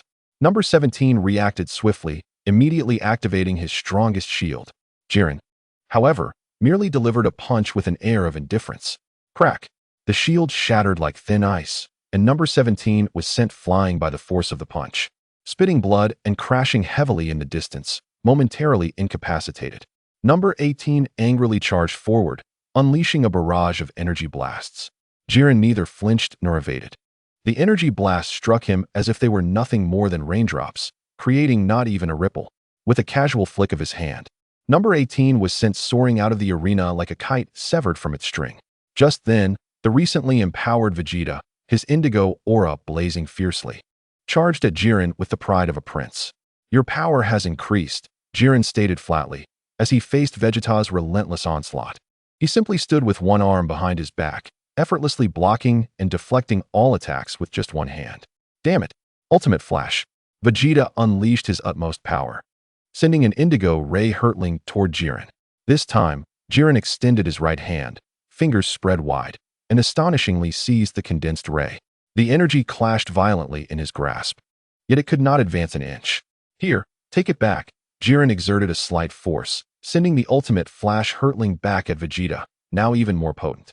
Vegeta's pupils constricted as he braced for impact, but was still blasted away by his own attack, his indigo aura becoming chaotic and suffering considerable injury. Wukong. In an instant, Wukong appeared behind Jiren, his Ultra Instinct power erupting as he delivered a punch aimed at Jiren's back. Jiren, as if he had eyes on the back of his head, turned and countered with a palm strike. The clash of fists and palm resulted in an explosive shockwave, far surpassing previous encounters. Wukong grunted, being pushed back several meters, his arm numb and his face etched with astonishment. He had summoned power equal to Vegeta's Ultra Instinct, yet still found himself at a disadvantage in their direct confrontation. Chapter 126. The three strongest of the seventh universe versus Jiren. Jiren stood unmoving, with only slight cracks forming on the stage beneath him. Is this all you are capable of? For the first time, he uttered words laden with disappointment. Wukong and Vegeta stood side by side, exchanging glances that reflected their shared gravity and resolve. Alone, they had no chance of victory. It seems we have no choice but to temporarily ally, Vegeta stated, wiping the blood from the corner of his mouth. Together, Wukong nodded in agreement. Once more, they unleashed the power of their ultra instincts, launching a simultaneous assault on Jiren from both sides. Wukong took the offensive, utilizing the principles of ultra instinct to evade Jiren's counterattacks, while Vegeta sought openings to unleash lethal energy strikes. However, Jiren's strength was unfathomable. He remained composed, skillfully deflecting their attacks with his fists, even finding opportunities to counterattack, pushing both warriors into peril once more. Looks like our Saiyan friends are in quite the predicament, Frieza's voice rang out, laced with a hint of mockery.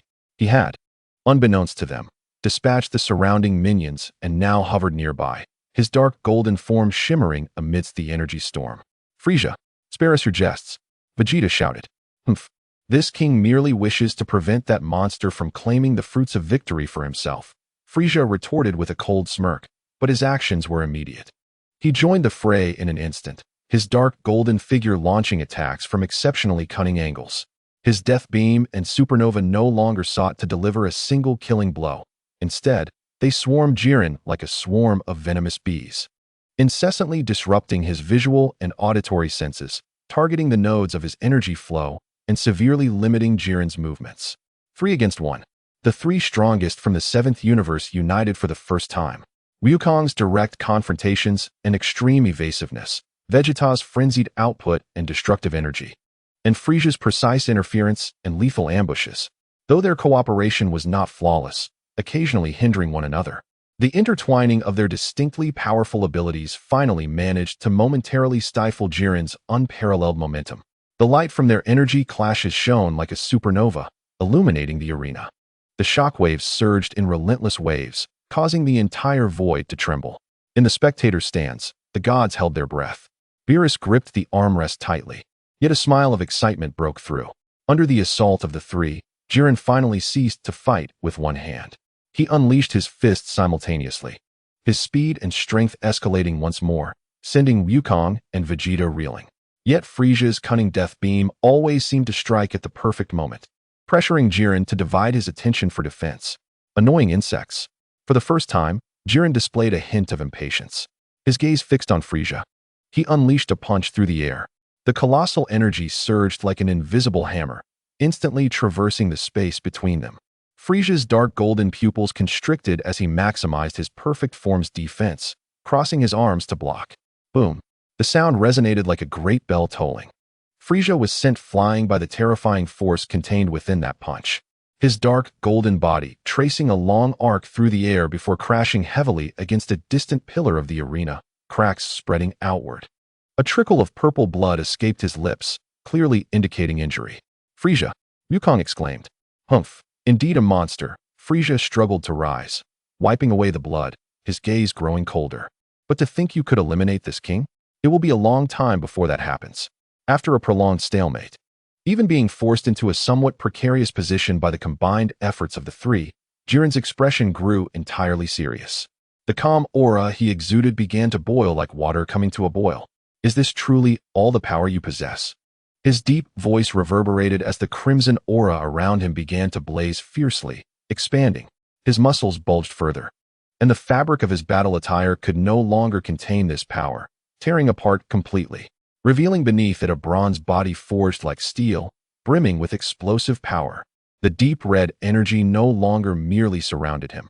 It flowed across his surface like a living entity, as if donning him in a suit of energy armor. Jiren's transformation into his ultimate form, liberated from all power constraints. The pressure emanating from him surged to unprecedented levels. Merely standing there, the aura he radiated left Wukong, Vegeta, and Frieza in awe of an unfathomable power. Is this truly his true strength?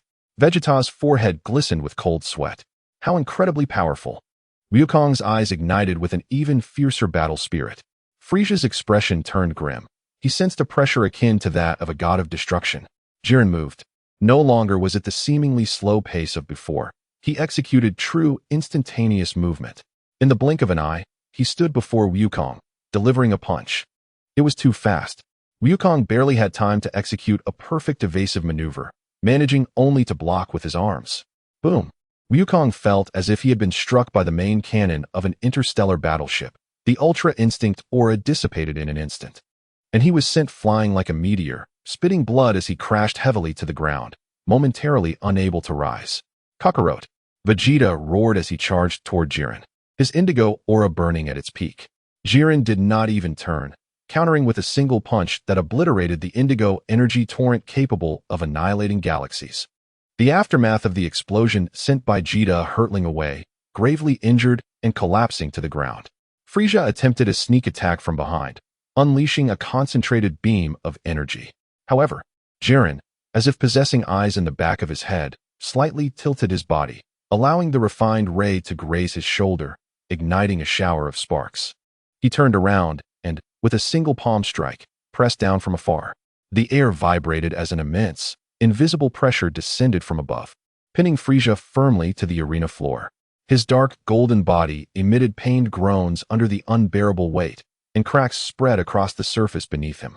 He struggled, yet found himself as immobile as an insect trapped in amber. In an instant, the three strongest warriors of the seventh universe were all defeated. Despair, akin to an icy abyss, consumed the hearts of all the seventh universe members watching the battle. Rise, Son Goku. Just as Goku's consciousness began to fade, he heard the familiar, ethereal voice of Whis. Was it transmitted through the spectator seats? No, it was not.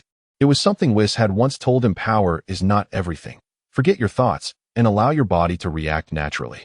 Goku lay on the ground, pain coursing through him, while Jiren's formidable figure loomed like a nightmare. Yet, Whis's reminder and fragments of past training converged in this moment. Forget techniques. Forget victory or defeat. Forget fear. Entrust everything to the instincts of the body. He struggled to lift his head, gazing at Jiren, who approached step by step, exuding a destructive aura that felt palpable.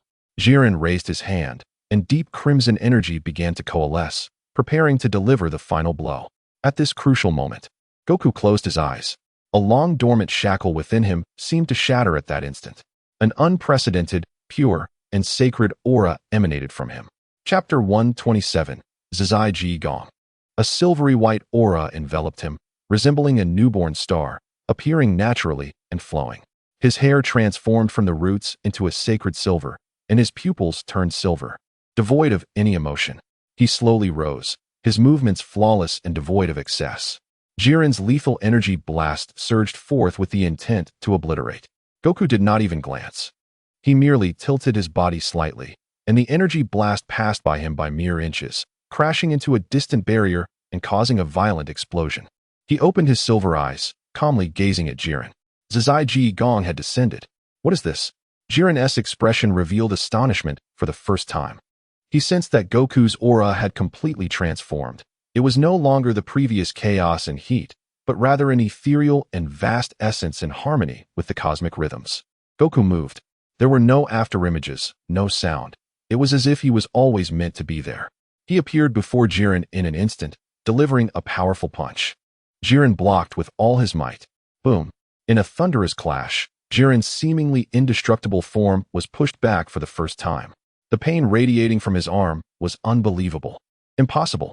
Jiren roared, crimson flames erupting as his speed and power surged to their limits, launching a torrential counterattack.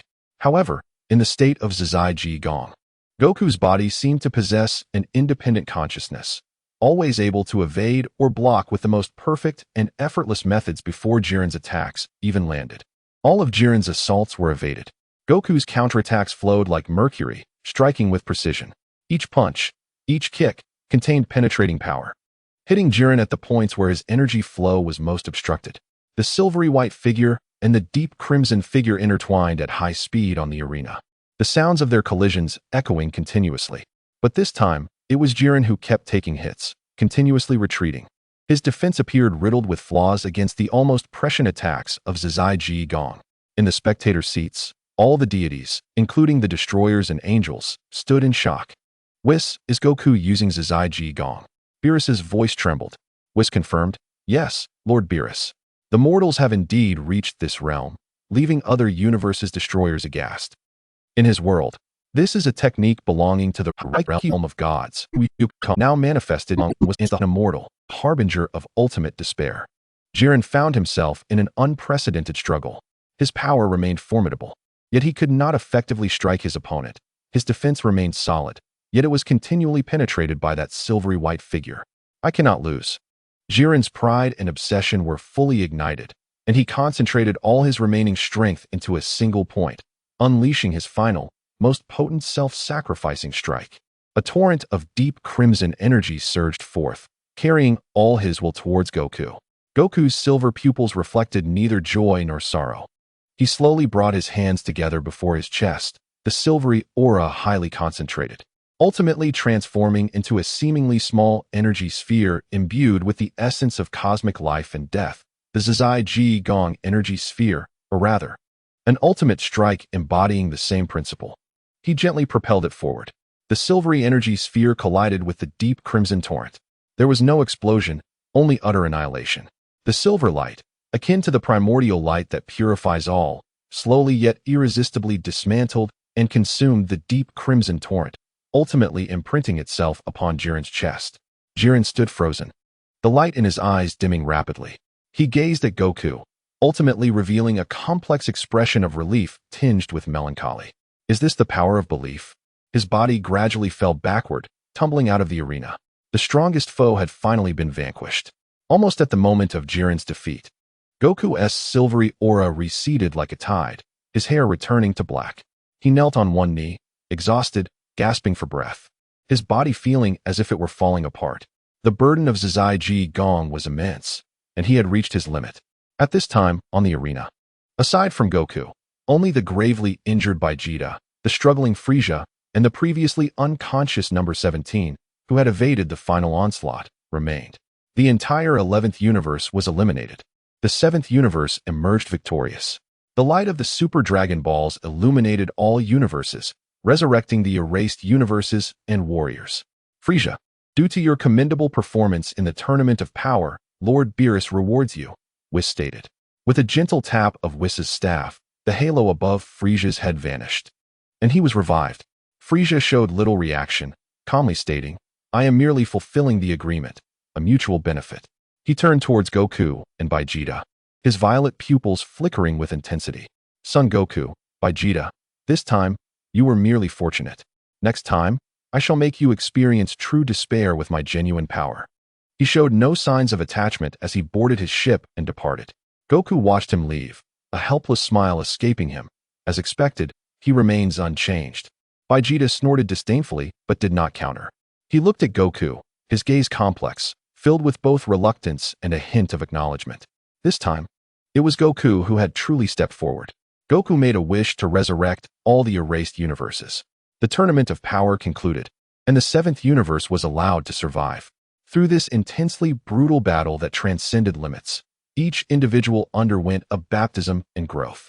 Gohan's wisdom, Vegeta's ultimate state, Frieza's perfection, and Goku's Zizai Ji Gong that touched the realm of the gods. The power level of the 7th universe had ascended to a new height.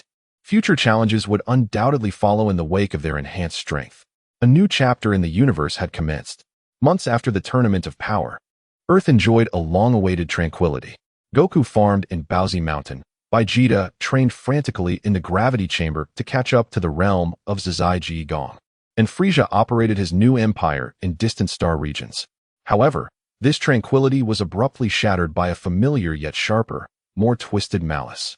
In the skies above Shidu, the atmosphere shattered like glass, a gaping rift in time and space opened grotesquely, from which not the peach blossom hue emerged, but a deeper, more ominous rose-red aura.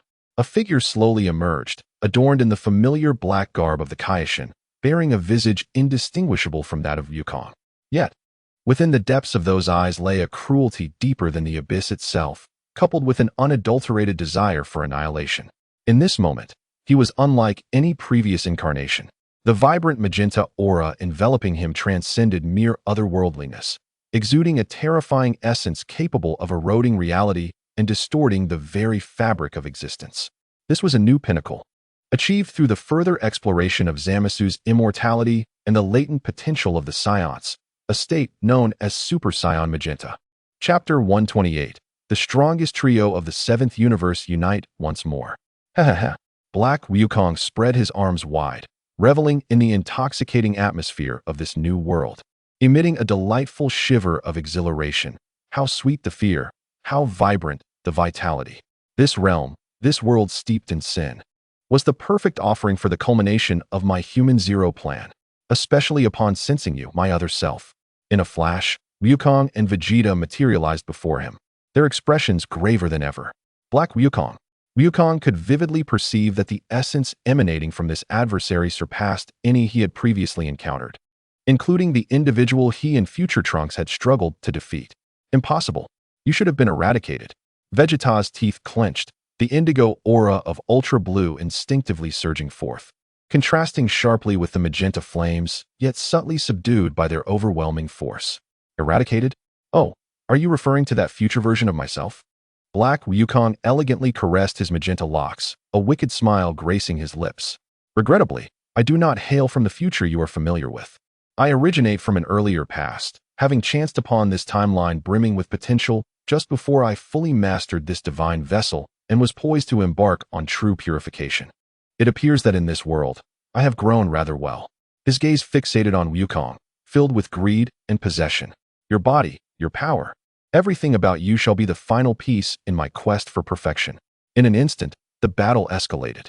Black Wukong darted forward, appearing before Vegeta as if teleporting. His fist, cloaked in magenta flames, striking out seemingly at random. Do not underestimate me. Vegeta roared, the indigo aura flaring to its zenith as he unleashed a full-powered punch. Boom! The collision of fists reverberated through the heavens. Yet, the outcome was chilling. The sound of shattered bones echoed as Vegeta was struck as if by a celestial body, spewing forth a torrent of blood as he was sent hurtling backward, crashing through several floating mountains before finally coming to a halt, the indigo flames dimming in an instant. In just one blow, the Vegeta who had transcended Ultra Blue was grievously wounded and defeated. Vegeta. Wukong's eyes widened in fury as he instantly entered Ultra Blue, his azure aura surging with resolute intent toward Black Wukong. Oh, are you angry? Excellent. Let me witness your power. Black Wukong stood his ground, the magenta flames writhing like a living creature, forming an invisible barrier. Wukong's fist struck the barrier. A force potent enough to shatter stars met with resistance akin to a drop in the ocean, creating mere ripples of magenta. Too weak. Is this all your might? Black Wukong shook his head in disappointment, casually waving his hand as the magenta energy lashed out like a whip, moving faster than perception could grasp. Thud. Wukong's battle attire was instantly torn, revealing a wound deep enough to expose bone, and he too was violently struck away, nearly dispersing his Ultra Blue state. The overwhelming disparity in power. This Black Wukong, transcending the Ultra Blue realm, had strength that eclipsed even that pinnacle, perhaps even brushing against the threshold of a divine domain. Ha. Such a delightful expression of despair. Black Wukong reveled in the defeat of Wukong and Vegeta, preparing to deliver the final blow when a cold, imposing voice resonated. Which wild dog dares to wreak havoc in my domain? A golden light flashed as Frieza elegantly hovered in midair, his perfected form now exhibiting even greater might. Oh, another intriguing character. Your essence is quite unique, brimming with extreme control and a desire for destruction, somewhat akin to ourselves. Black Wukong regarded Frieza with keen interest. Similar? Do not dare compare this king to your grotesque form, lacking humanity. Frieza sneered, his purple eyes glinting with murderous intent. Disturbing my tranquility comes at a cost. As his words fell, the air thickened, light seemingly drawn away. Frieza's figure floated, his golden aura surging like molten lava, accompanied by a sharp, hissing sound. His once cold eyes now sparkled with blinding gold, the surrounding energy coalescing into spiral rings that swept debris and dust skyward. The contours of his muscles were sharply defined in the luminescence, golden scales shimmering as if coated in burning metal, every breath causing the space to tremble. A deep, mocking laughter intertwined with the roar of energy, heralding the awakening of the true hunter. Golden Frieza, ultimate form, also known as Golden Frieza's third stage. Frieza suddenly vanished. In the next instant, he appeared behind Black Wukong, his dark golden tail resembling a spear that tore through space, aiming directly for his heart. Black Wukong's magenta flames instinctively formed a protective barrier, swirling to deflect the attack. However, the power concentrated in Frieza's tail was so refined that it pierced through the fiery vortex. Black Wukong slightly turned, the tail grazing his ribs, igniting a flurry of magenta sparks and a faint sting. Not bad for penetration. Black Wukong licked his lips, his gaze turning dangerously sharp. But is that all? He grasped Frieza's still retracting tail, the magenta flames coiling around it like a parasite, infused with a corrosive energy intent on dismantling Frieza's defenses. Frieza's expression shifted slightly, dark golden energy erupting as he forcefully shook off Black Wukong's grip, retracting his tail, which bore the faintest trace of corrosion. Your energy can taint that of others? Frieza's eyes grew colder. This is the manifestation of divine will, purifying all that is unclean. Black Wukong spread his arms wide, countless magenta energy crystals coalescing around him. Akin to a starry sky, a calamity of starfall. The crystals, seemingly alive, shot toward Frieza from all directions, their velocity unmatched, their trajectories cunning. Imbued with that strange corrosive property, Frieza's hands moved, golden shards of destruction raining down like a deluge, colliding with the magenta crystals in a cataclysm of annihilation. In that moment, the sky was suffused with dark gold and magenta light, the explosions resounding endlessly. The two moved at high speed in the air, continuously clashing. Frieza's strikes were refined, precise, and efficient, each aimed at vital points, while Black Wukong's power was wild, peculiar, and corrosive, with astonishing recovery. It was a fierce, indecisive struggle. Kakarot, can you still move? Vegeta struggled to return to the battlefield, though gravely injured. The pride of a prince forbade him from retreat. Wukong forcibly suppressed his injuries, reigniting the flames of Ultra Blue. The three exchanged glances, instantly reaching a consensus. They must unite.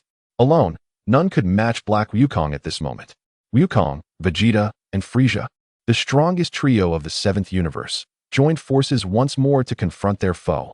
Wukong disrupted the enemy with instant transmission. Vegeta unleashed a powerful attack with his ultimate flash, while Frieza executed precise strikes with his death beam and melee skills to restrain. Their coordination, honed through the tournament of power, was more seamless than ever. Yet, the power of Black Wukong in the magenta realm was terrifying. His magenta flames not only boasted formidable defense, but also fierce offensive capabilities, and the bizarre corrosiveness rapidly drained their strength, leaving their bodies marred with tainted wounds. More alarmingly, Zamasu's immortality seemed to have evolved with this transformation, allowing him to recover swiftly from even the most punishing blows amidst the flow of magenta flames. Futile, futile, futile.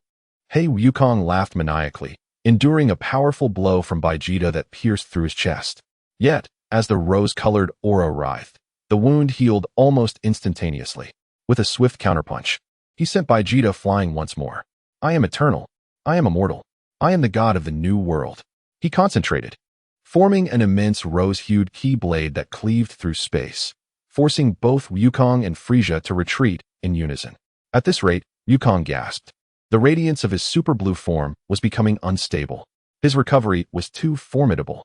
Unless he could be utterly obliterated in an instant, Vegeta knelt, his indigo aura flickering uncertainly.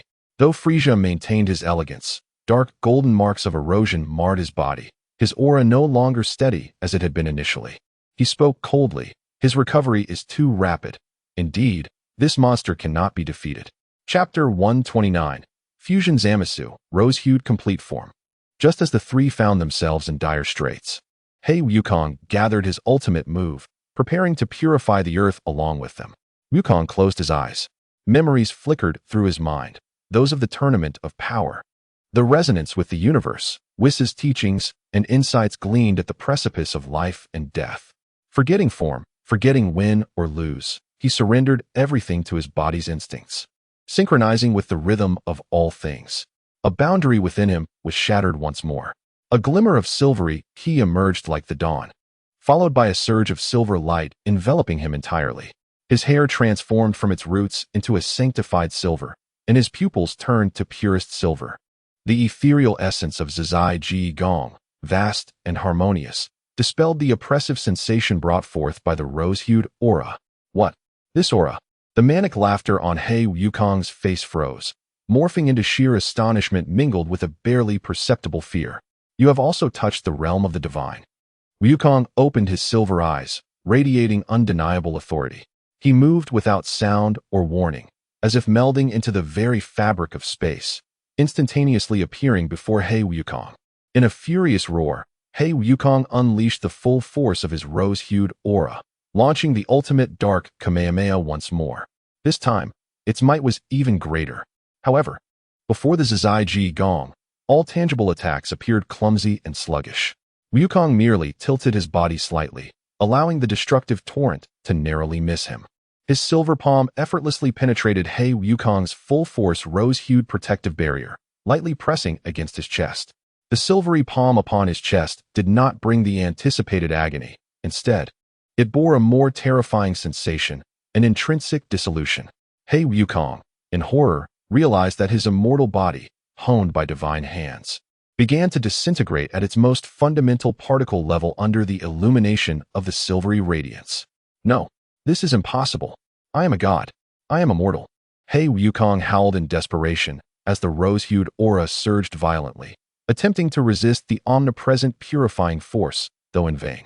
The Zizai Ji Gong invoked the very essence of the universe's primordial rhythm, inherently countering the incomplete divine form of Zamasu, which relied on theft and distortion.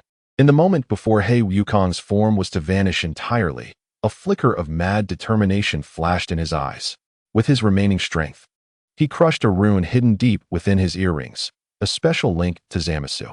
Zamasu, in the name of the divine, resonate. In the distant realm of Kaioshin, the apprentice Kaioshin Zamasu, deep in meditation, suddenly opened his eyes wide. He sensed the despairing call of his other self, teetering on the brink of destruction, and the shared, almost obsessive belief in the Zero Mortals plan. Another me? Zamasu hesitated not for an instant, as his faint yet pure divine power resonated with the remaining rose-hued divine energy of He Wukong. A dazzling pink beam descended from the heavens, enveloping the waning He Wukong, while another beam from the Kaioshin realm crossed dimensions. At the intersection of the two beams, an incomprehensible phenomenon unfolded. The remnants of He Wukong's body and consciousness began a forced fusion with the Zamasu arriving from across dimensions. Guided by the laws of the Patera earrings and their shared belief, an intensely radiant rose-hued glow erupted, even temporarily dispelling the brilliance of Wukong's silvery aura. A force far more powerful, more complete, and imbued with a deeper malice than before surged forth like a tempest. As the light dissipated, a completely new figure hovered in the air. He retained Wukong's basic outline, yet his skin bore an unhealthy grayish-white hue, his forehead adorned with a mane of gray hair, and his ears donned Patera earrings, one side Kaioshin green, the other He Wukong's brown. Around him blazed a darker, more profound aura, akin to liquid gemstones. His countenance radiated an absolute indifference and cruelty, viewing all as mere fodder. Fusion Zamasu, rose-hued complete form, was born. Ha ha ha. Fusion Zamasu reveled in the unprecedented completeness of divine power coursing through him, unleashing a laugh more deranged than He Wukong's. This is the true form of divinity. A complete divine body, complete divine power, and the absolute judgment over mere mortals. Son Wukong, thank you for facilitating this perfect step. Wukong's silver eyes flickered subtly. He could sense that this adversary was utterly transformed. It was not merely a surge in power, but a qualitative shift in completeness. The previous flaws in He Wukong's immortality were absent in Fusion Zamasu, whose divine form seemed wholly natural, the essence of immortality deeply rooted, intertwined with some negative rule of the universe. Foolish mortals, tremble before true divine might. Fusion Zamasu raised a hand, dark rose-hued energy coalescing in his palm. No longer a mere ki blast, but transforming into countless sacred chains entwined with black lightning. These chains appeared alive, traversing space, ensnaring Wukong from all directions. Imbued with powerful sealing and purifying energies, subtly interfering with Wukong's synchronization with the cosmic rhythm. Wukong evaded with Zizai Ji Gong, his movements still fluid. Yet those chains seemed to predict his actions, continuously tightening the encirclement, constricting his space to maneuver. Kakarado, Vegeta, having regained some strength, felt his heart sink upon witnessing this scene. He sensed that even with Wukong mastering Zizai Ji Gong, he was ensnared in a bitter struggle against this complete divine entity. The opponent's power level, immortality, and that bizarre divine technique were all exceedingly formidable. This cannot continue. Vegeta clenched his fists, determination flashing in his eyes. He gazed at the silver figure above, one he deeply loathed, yet perhaps the only glimmer of hope. Kakarado, stop trying to be brave alone. This being is beyond what we can handle alone. Wukong, dodging a few chains, caught a glimpse at Vegeta, instantly comprehending his intent. Vegeta wanted to fuse? What was he hesitating for? Vegeta gritted his teeth, unwilling to watch this false god annihilate everything. This is a strategy, a temporary one. Wukong understood in his heart that he was no match for Fusion Zamasu. Chapter 130, Fusion Warrior Vegeto. The two raised their arms simultaneously, revealing the Patera earrings on their fingers. How humiliating, Vegeta scoffed. Two beams of light, one silver, one indigo, intersected in the sky. The Patera earrings radiated a dazzling light, forcibly drawing their bodies and consciousness together, merging. An explosion of brilliance more resplendent and harmonious than the birth of Fusion Zamasu erupted, as if containing infinite possibilities. A formidable presence, transcending all other energies in the vicinity, enveloped the heavens and the earth with a blend of ethereal grace and arrogant might. From the radiant light emerged a brand new warrior, clad in unique armor of black adorned with orange trim. His physique was both well-proportioned and athletic, and his handsome visage bore a hint of rebellious pride, with a lock of hair gently swaying in the wind. He subtly flexed his wrist, feeling the surge of unprecedented power coursing within him, and a confident, powerful smile graced his lips. This was the fusion of Wukong and Vegeta. The maniacal laughter on the face of the fused Zamasu vanished entirely, replaced by an unprecedented gravity and a flicker of disbelief. A fusion? And this sensation, Vegeta did not grant him a moment to ponder. He vanished in an instant, reappearing before the fused Zamasu with a speed that surpassed the limits of sight. Your divine play is about to conclude. With those unassuming words, Vegeta unleashed a punch. Though lacking cataclysmic force, it contained the precision of Zizai Ji Gong and the destructive power of Vegeta's ultimate strength. Zamasu hastily conjured a dark crimson shield. Crack! The shield shattered like paper. Vegeta's fist landed squarely on his face. With a sound akin to a supernova striking, the fused Zamasu was sent hurtling backward, twisting through the air and crashing into the distant earth, raising clouds of dust 1,000 meters high. An absolute onslaught. The amalgamation of Wukong's Zizai Ji Gong and Vegeta's Super Saiyan Blue, along with the touch of destruction's boundary, had propelled Vegeta to an unfathomable level of power. Even the fully realized Zamasu appeared utterly feeble in his presence. This calamity wrought by the distortion of time and space had finally met its ultimate adjudicator. The climactic battle between Vegeta and the fused Zamasu was only just beginning. Amidst the swirling dust, the figure of Zamasu ascended, his gray-white face twisted with rage and fury. Vegeta's earlier blow had not only shattered his defenses, but had also shaken the arrogance he had just established as the perfect deity. The dark crimson flames surged like boiling blood, mending the fissures on his face. Unforgivable. Blasphemer. Zamasu spread his arms wide, and the negative energy of the entire planet seemed to converge upon him, painting the sky an ominous dark red. Behold the true power of a deity. Divine domain, purification of evil. With a hum, a vast dark crimson domain unfurled, encompassing the entire battlefield. Within this domain, gravity became chaotic. Space warped, and countless spikes, chains, and distorted humanoid phantoms formed from negative energy surged towards Vegeta like a tide. This was not merely a physical assault. It harbored an eerie power that directly eroded the soul, amplifying one's darkest inclinations. Yet, in the face of this overwhelming divine domain, Vegeta merely hummed lightly, his handsome face betraying no trace of tension, instead displaying a glimmer of playful intrigue, as if to say, a domain? How ostentatious. He did not adopt any overt defensive posture. His body radiated a harmonious halo of silver and indigo that flickered slightly. In the next moment, a breathtaking scene unfolded. All energy attacks, phantasms, whether spikes or chains, that encroached upon his body within a certain radius melted away silently like snowflakes engulfed in flame the instant they touched that halo, disintegrating. The realm of Zizai Ji Gong allowed every cell in his body to autonomously respond to crises, invulnerable to all methods. What? Zamasu's pupils constricted. His divine domain could not breach his proximity? Was divine power so minuscule? Bajit's voice unexpectedly resonated near Zamasu's ear. He had penetrated all obstacles and stood before him. If this were true, it was profoundly disappointing. A simple, direct knife-hand strike, yet imbued with the power to rend the stars, aimed at Zamasu's neck. Startled, Zamasu crossed his arms to block, condensing dark crimson divine power into a tangible shield. Crack! Boom! The shield shattered once more, and Zamasu was forcefully driven into the earth, creating a massive crater. This time, Bajit did not afford him a moment's respite, his figure shadowing Zamasu as he plummeted into the pit. Bajit's fist transformed into a silver-blue tempest, striking Zamasu at a speed exceeding that of light.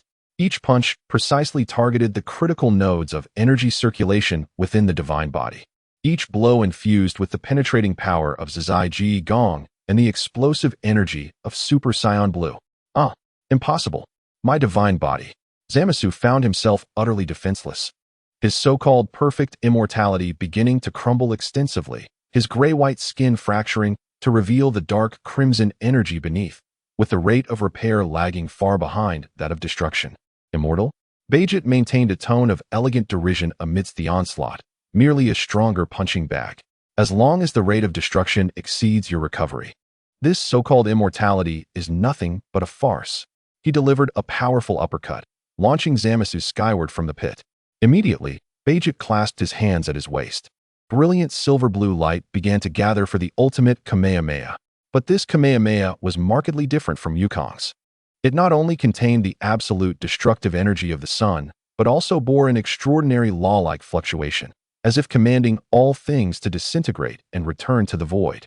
This transformation arose from the fusion of Wukong's understanding of the essence of energy and Bajita's grasp of the concept of destruction. Let it end. Ultimate Zizai Kamehameha. A colossal silver-blue beam shot into the sky, striking true upon Zamasu, who was still attempting to reform his body in midair. No, Zamasu screamed in despair, condensing all his dark crimson divine power into a massive, rune-engraved divine wall, attempting to resist. There was no stalemate, no explosion. The instant the silver-blue beam made contact with the divine wall, the shield, which encapsulated Zamasu's last hope, disintegrated rapidly as if it had met its nemesis. Dissipating from the point of contact, the beam surged forth, completely engulfing Zamasu. In an agonizingly piercing scream, Zamasu's divine form began to collapse at the molecular level, unraveling. The dark crimson flames were purified and dispelled by the silver-blue radiance, and his distorted soul emitted its final wail amidst the brilliance. Yet, at the moment when his divine body was on the verge of total obliteration, an unexpected transformation occurred. Zamasu's overwhelming obsession with the Zero Plan, combined with the residual fusion laws of the Patera earrings and the incomplete divine position he had usurped, triggered an unforeseen resonance. His dissipating energy and fragments of his soul did not vanish entirely. Instead, they were forcibly attracted, compressed, and merged with the vast negative energy he had unleashed, enveloping the planet. I am justice. I am the law. Zamasu's remaining spiritual fluctuations reverberated through the cosmos like a curse, reconstructing this realm with divine intent, divine assimilation. The entire earth, nay, the entire space enveloped by the dark crimson domain, began to tremble violently. The land, sky, clouds, and even the air, all substances and energies began to be tainted by that ominous dark crimson hue. Zamasu relinquished his individual form. He spread his remaining consciousness and divinity like a virus, beginning a forced fusion with the entire planet, the entire space. The sky transformed into his visage, the earth became his torso, mountains his bones, rivers his flowing malice. A colossal entity, comprising the very planet itself, was emerging in his likeness. This was a more formidable existence than his individual form. He was the environment, and the environment was him. To destroy his body was to annihilate the entire planet, to obliterate this space. Do you see it, you ants? The entire cosmos reverberates with the maddening and distorted voice of Zamasu, declaring, "I have become one with this world. I am this realm. To destroy me is to annihilate everything. How can you oppose a world?" As he cackles, Vegeta hovers mid-air, observing the terrifying transformation of the world around him. His brow slightly furrowed.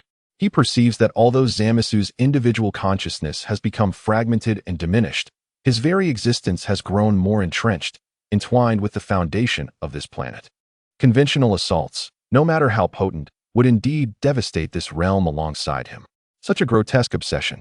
Shaking his head, Vegeta's voice drips with disdain, lamenting the absurdity of sacrificing oneself to become a twisted abomination for such a ridiculous ideology.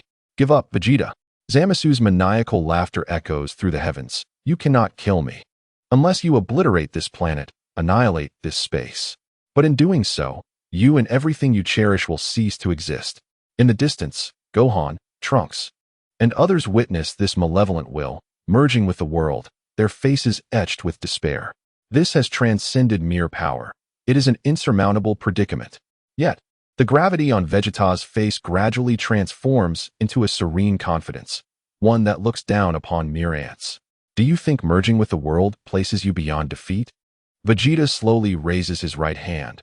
The silver-blue aura begins to retract, not diminishing, but rather compressing to an extreme, ultimately coalescing into a minuscule yet brilliantly radiant silver-white point at his fingertip, as if it contained the essence of the universe's creation and destruction. The space surrounding this point subtly warps and trembles. "You are mistaken, Zamasu." Vegeta's voice is calm, yet imbued with the power to pierce through illusions. "What you have merged with is merely a planet, a finite space. True power." The silver-white light at his fingertips suddenly intensifies, resembling a miniature supernova. It is capable of defining existence itself. Before his words concluded, Vegeta's form moved. He did not strike at any specific part of Zamasu, who had transformed into the very essence of the world, but instead became a silver stream of light traversing the cosmos, moving with unparalleled speed through the tainted crimson space. Slicing through it, his fingertip grazed the sky, and the painted heavens appeared as if wiped clean by an eraser, revealing their original blue. His figure swept across the earth, causing the dark crimson soil to rapidly fade, restoring its true nature. Wherever he passed, Zamasu's divine essence and energy, entwined with all things, were eradicated as if darkness dispelled by sunlight, directly erased from the realm of existence by the most fundamental purifying force. This was not destruction, it was restoration, a forceful return to the rightful path of the distorted laws. "No, this cannot be. My divinity, my existence, it is being stripped away." Zamasu's terrified screams echoed through the cosmos, sensing the connection to the world being forcibly severed and purified by a higher, more primal power. What Vegeta unleashed was the ultimate technique born from the fusion of perfect self-mastery and the essence of destruction that Vegeta comprehended. It was not mere destruction, but an absolute correction of abnormal existence. Ultimately, all the silver light converged into a single point, revealing Vegeta's figure once more. He floated at the center of what was once the battlefield. The resplendent silver light at his fingertip now vanished. The world returned to tranquility. The dark crimson domain had entirely disappeared. The sky was azure, and though the land bore scars, it no longer carried the nauseating aura of Zamasu. All traces of evil divine energy were utterly purified and erased, leaving no remnants. The frenzied voice of Zamasu had long since dissipated into the wind, no longer a whisper. All evidence of his existence was obliterated from this realm by Vegeta's absolute power. Gradually descending to the ground, Vegeta released his fusion. Goku and Vegeta separated, both kneeling from exhaustion, yet gazing up at the clear sky, knowing that this arduous battle had truly come to an end. "Is it over?" Trunks murmured, seemingly in disbelief. Goku wiped his brow, revealing a weary yet relieved smile. "This time, it has truly been resolved." Vegeta scoffed, mustering the strength to stand tall. "Humph. The time-wasting fool has finally been silenced." The god born from obsession ultimately transformed into nothingness under an even greater power, along with its fixation. Chapter 132. The arrival of the super androids with the threat of Zamasu utterly extinguished, the seventh universe welcomed a brief peace. However, in the shadowy recesses of the cosmos, some unknown forces never ceased their pursuit of power. The legacy left by Dr. Gero extended far beyond androids 17 and 18 on Earth. Throughout his extensive research career, his mad concepts and unfinished prototype data had been scattered and concealed in secret bases across the universe or entrusted to certain collaborators as contingency plans or bargaining chips. Among these, a backup containing the initial concepts and core data for super androids 13, 14, and 15 fell into the hands of a cosmic pirate group known as the Black Star Group. The leader of this group, the Collector Galama, was a mad scientist and formidable warrior with a pathological obsession for collecting and transforming powerful fighters, his reputation instilling fear throughout the cosmic black market. Galama was not content with Dr. Gero's original designs. He utilized the vast resources of his group and acquired cutting-edge technology, combining them with rare materials collected from various corners of the cosmos, including meteorite cores imbued with strange energies and genetic samples from ancient warrior races, to conduct years of in-depth modifications and enhancements to the 3 android prototypes. When the energy fluctuations from the divine battle with Zamasu rippled across the universe, Galama astutely detected the divine traits contained within. He took the risk of dispatching agents, incurring significant costs to collect the exceedingly minute energy remnants left after the battle. Though they could not compare to the divine fragments acquired by Dr. Masu, this residue was sufficient for him to complete his masterpiece. Within the mobile fortress laboratory hidden deep in the asteroid belt of the Black Star Group, 3 uniquely designed androids radiating powerful energy fluctuations stood silently within their incubation pods. Super Android 13, tall and robust, with a bald head and deep blue skin, clad in a tight black combat suit with heavy shoulder armor. He was endowed with the trait of absolute power, housing a supersized high-compression energy core, combined with the genes of the ancient giant race, achieving an astonishing level of pure strength and defense. Super Android 14, lean and agile, with silver short hair and a stern visage. Dressed in a white combat suit with red trim, he was granted the traits of extreme speed and energy manipulation, with optimized reaction speed and energy output efficiency, excelling in various high-penetration energy attacks. Super Android 15, relatively well-proportioned, with green skin, wearing a battle helmet resembling a jester's cap and a loose purple combat robe. He was endowed with special abilities and tactical analysis traits, capable of interfering with energy flows, creating illusions, and even briefly predicting opponents' actions, making him a troublesome support and control fighter. Galama injected the collected divine battle energy remnants into the cores of the 3, and although he could not replicate the divine core of Android 12, he significantly heightened their energy limits and resistance to higher energies, especially those of a divine nature. Perfect. My masterpiece is finally complete.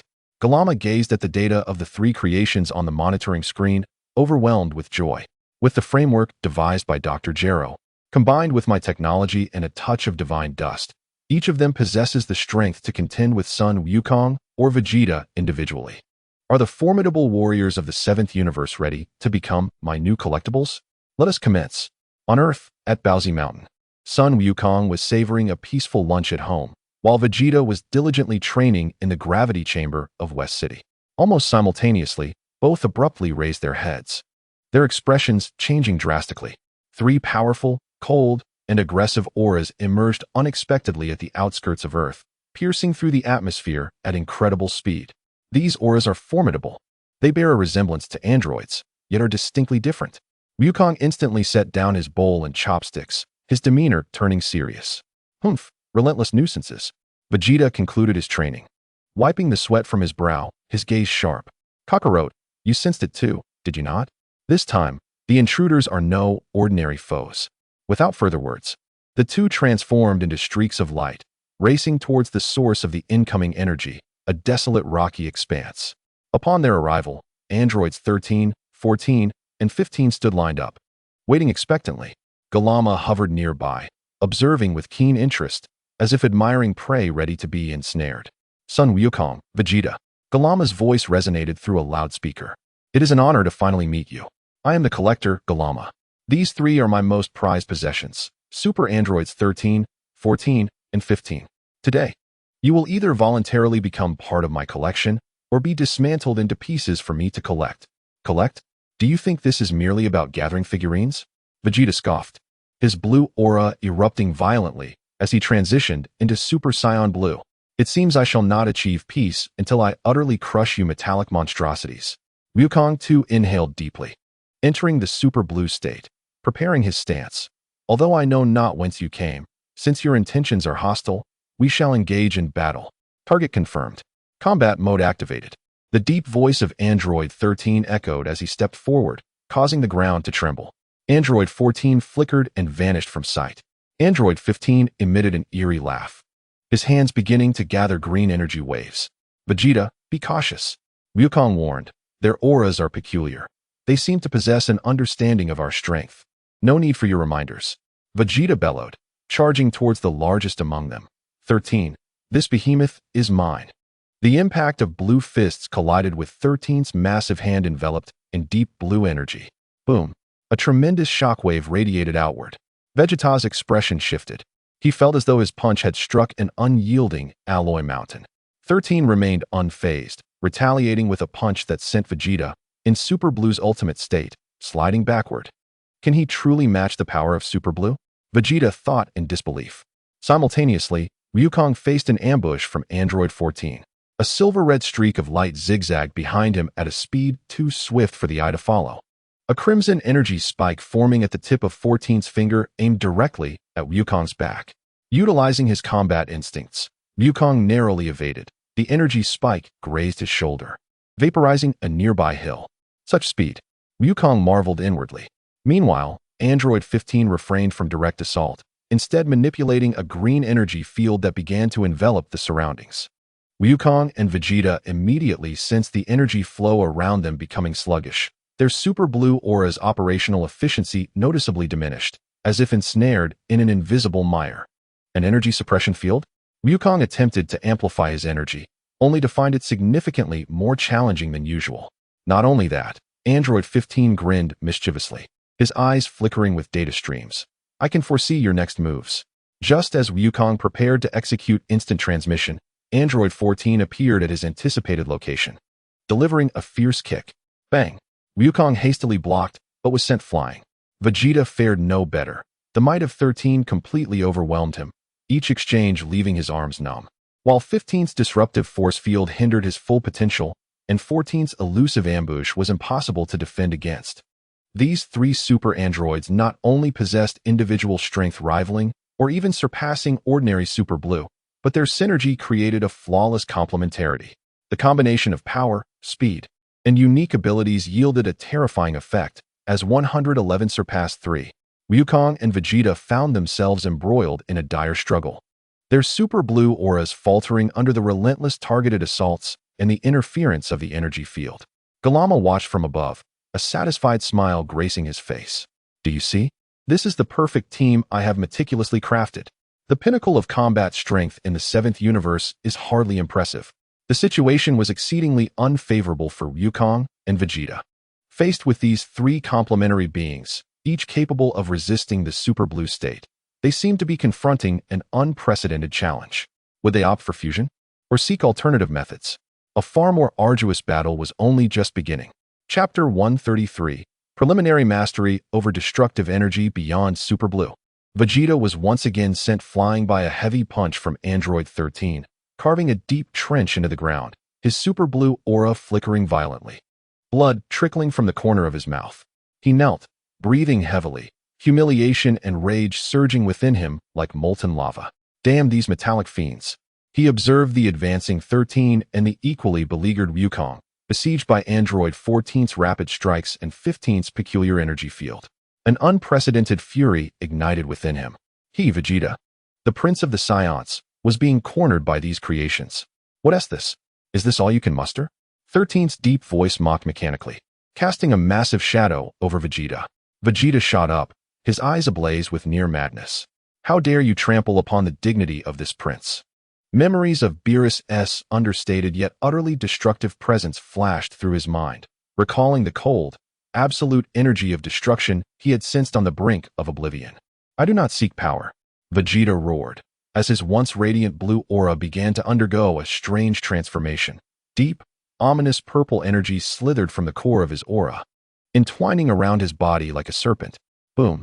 An aura entirely distinct from Super Blue, embodying pure destructive intent, erupted forth. Vegeta's hair retained its blue hue, yet the tips were tainted with an eerie purple, his aura now a swirling tapestry of blue and purple, pulsating with ominous violet arcs of energy. His gaze turned icy, imbued with indifference towards existence and a yearning for annihilation. Preliminary mastery over destructive energy beyond super blue. What is that aura? Galama's smile faltered, sensing an entirely different, soul-chilling power emanating from Vegeta. Destruction.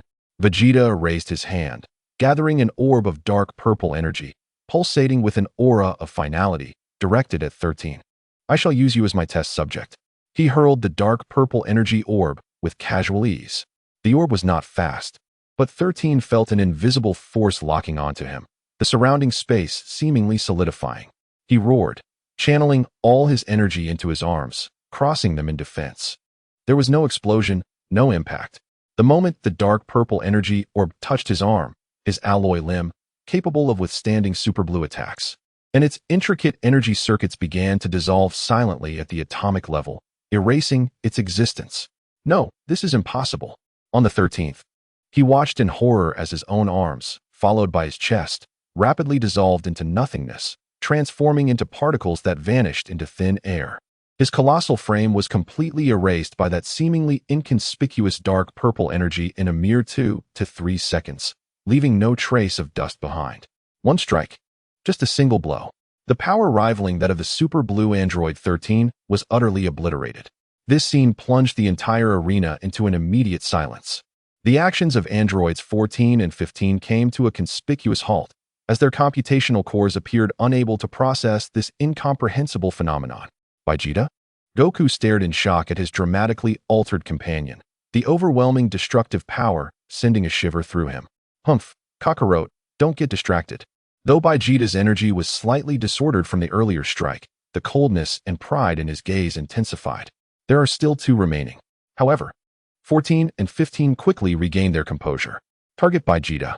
Energy properties have mutated. Prioritize elimination. Screamed 15. 14. Focus all efforts on interfering with Son Goku. Do not allow them to unite. Once more, 14's form blurred, transforming into countless afterimages as he unleashed a frenzied assault on Goku, ensnaring him and preventing escape.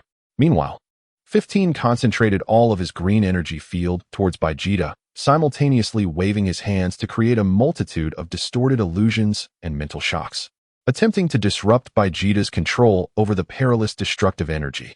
Vegeta let out a low grunt, having only just begun to grasp the destructive energy, which was already precarious. It now fluctuated violently under 15's relentless interference, showing signs of backlash. He attempted to consolidate the destructive energy to strike 15, but the mental disruption made it difficult to lock onto his target. Damn it, just a little more. Vegeta's forehead throbbed with veins as he resisted the mental assault and energy suppression. At this critical juncture, a transformation occurred. The sky suddenly darkened, and an icy, malevolent, and immensely powerful golden aura enveloped the battlefield as if a king had descended. Ho ho ho, what a lively scene. A familiar yet loathsome voice rang out. Son Goku. Vegeta, it seems you are facing quite a predicament. Floating gracefully above, Frieza maintained his ultimate form as Golden Frieza, his aura more solid and stable, even exuding a hint of a deeper oppressive force reminiscent of Vegeta. Frieza? Goku and Vegeta exclaimed in unison. How did you get here? Goku inquired while fending off 14's attacks. Ho ho ho, sensing such intriguing energy fluctuations, how could this king possibly miss it? Frieza's smile was dangerous, and seeing you in such a disheveled state genuinely pleases me. However, his gaze swept over 14 and 15 before settling on the struggling Vegeta, a glint of interest flashing in his eyes. Letting these ignorant metal lumps run rampant in my chosen playground is quite displeasing. Frieza slowly raised his finger, condensing a highly compressed golden energy imbued with destructive fluctuations. Consider this a favor, and let me stretch my muscles a bit. Death Beam Barrage. Countless slender, yet lethal golden beams shot forth with the precision of a tempest, targeting the occupied 15. These beams not only traveled at astonishing speeds, but also contained an incredibly concentrated energy that, to some extent, penetrated 15's green energy field. Caught off guard, 15 desperately attempted to evade and defend, yet was struck by several beams, causing his body to erupt in bursts of electrical sparks and emit anguished cries, instantly reducing his interference with Vegeta. "You!" 15 shouted, both shocked and furious. "Humph, scum should refrain from excessive chatter." Frieza elegantly withdrew his finger, observing the now less pressured Vegeta.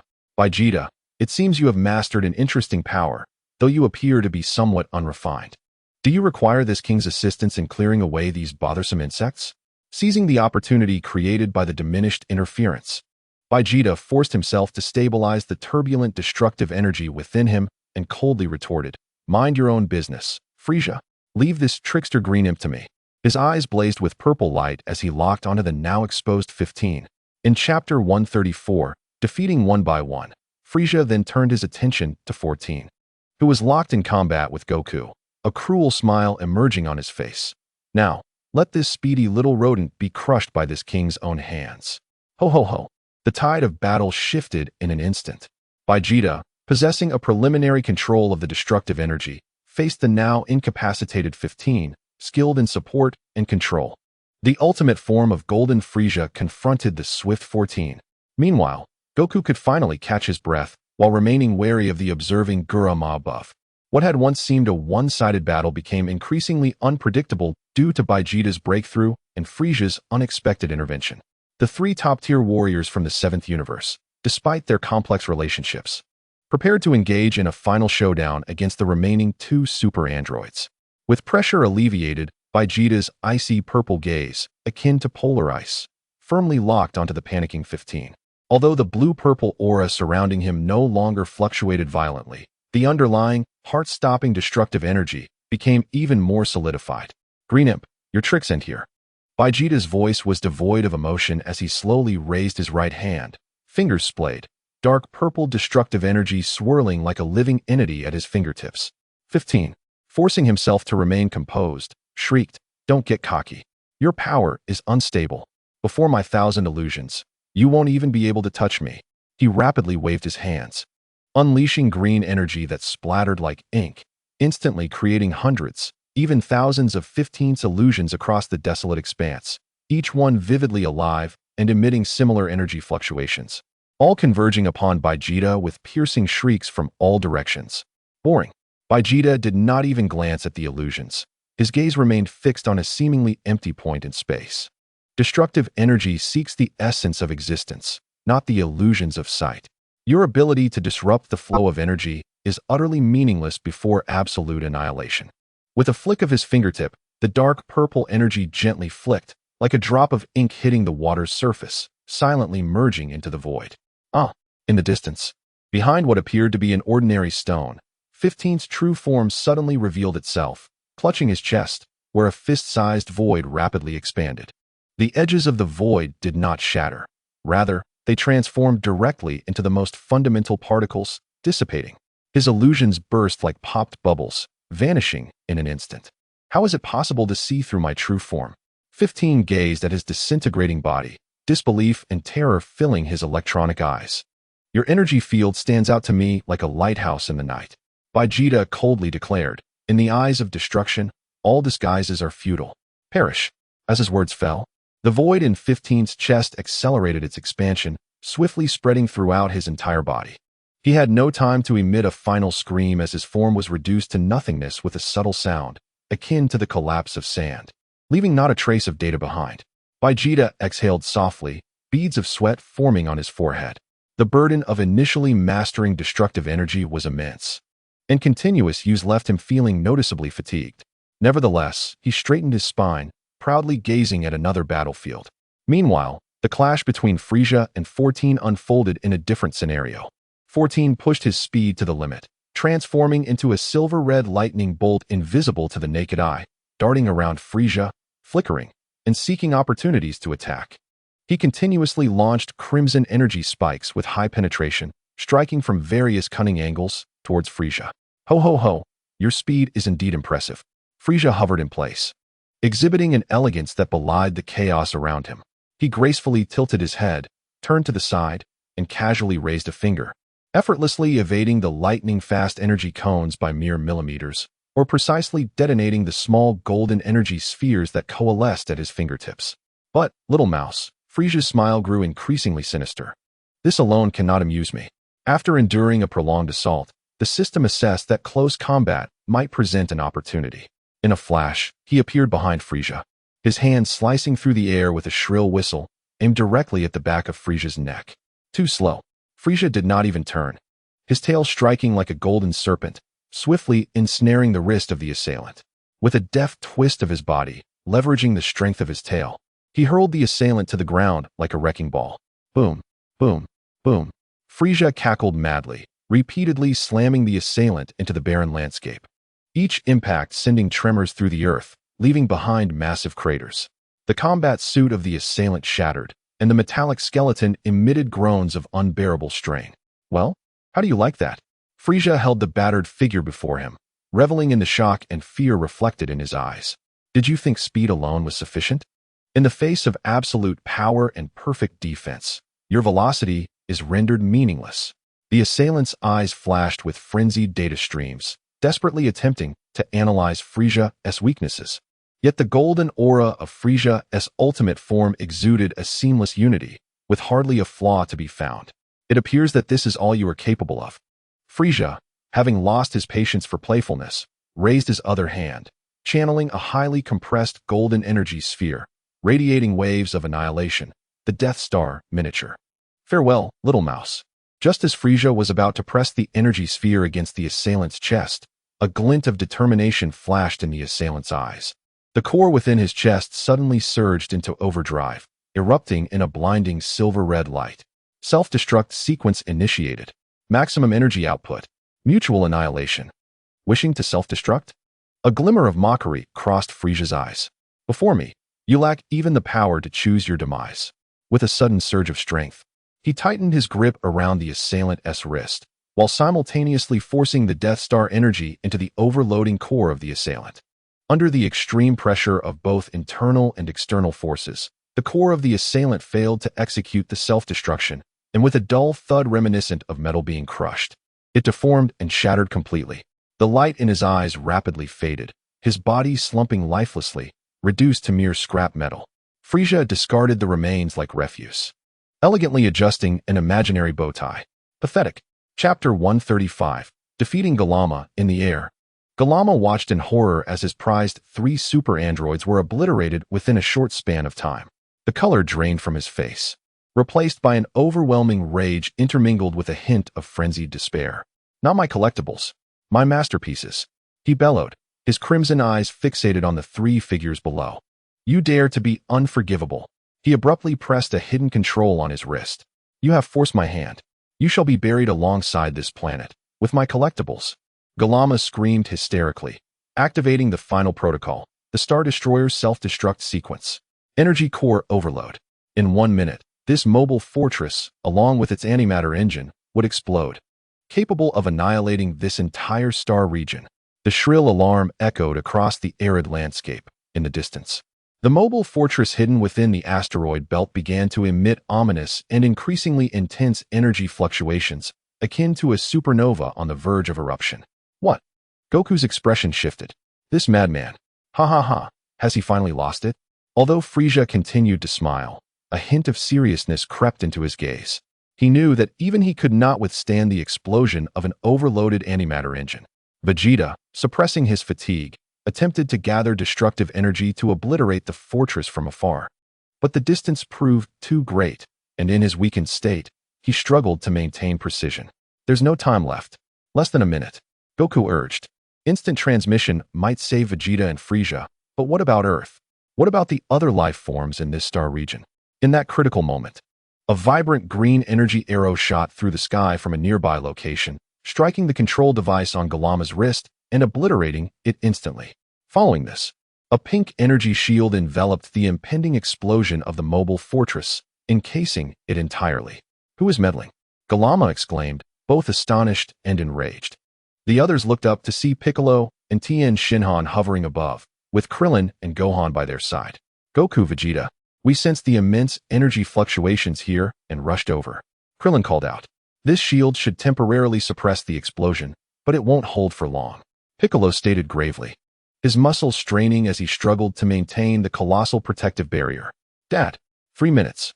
We can only hold it for a maximum of 3 minutes, Gohan declared, entering a mysterious third tier of his transformation. Tien's forehead bulged with veins, his third eye gleaming with light as they assisted Piccolo in stabilizing the energy structure. 3 minutes will suffice. A resolute glint shone in Goku's eyes as he turned to Vegeta and Frieza. We must utterly eliminate that fellow and the core of the fortress before then. Humph, do you even need to say that? Vegeta grunted, forcing every ounce of energy he had left, his blue-purple aura flaring once more. Ha ha ha, a final flourish? Very well, I shall begrudgingly lend my strength.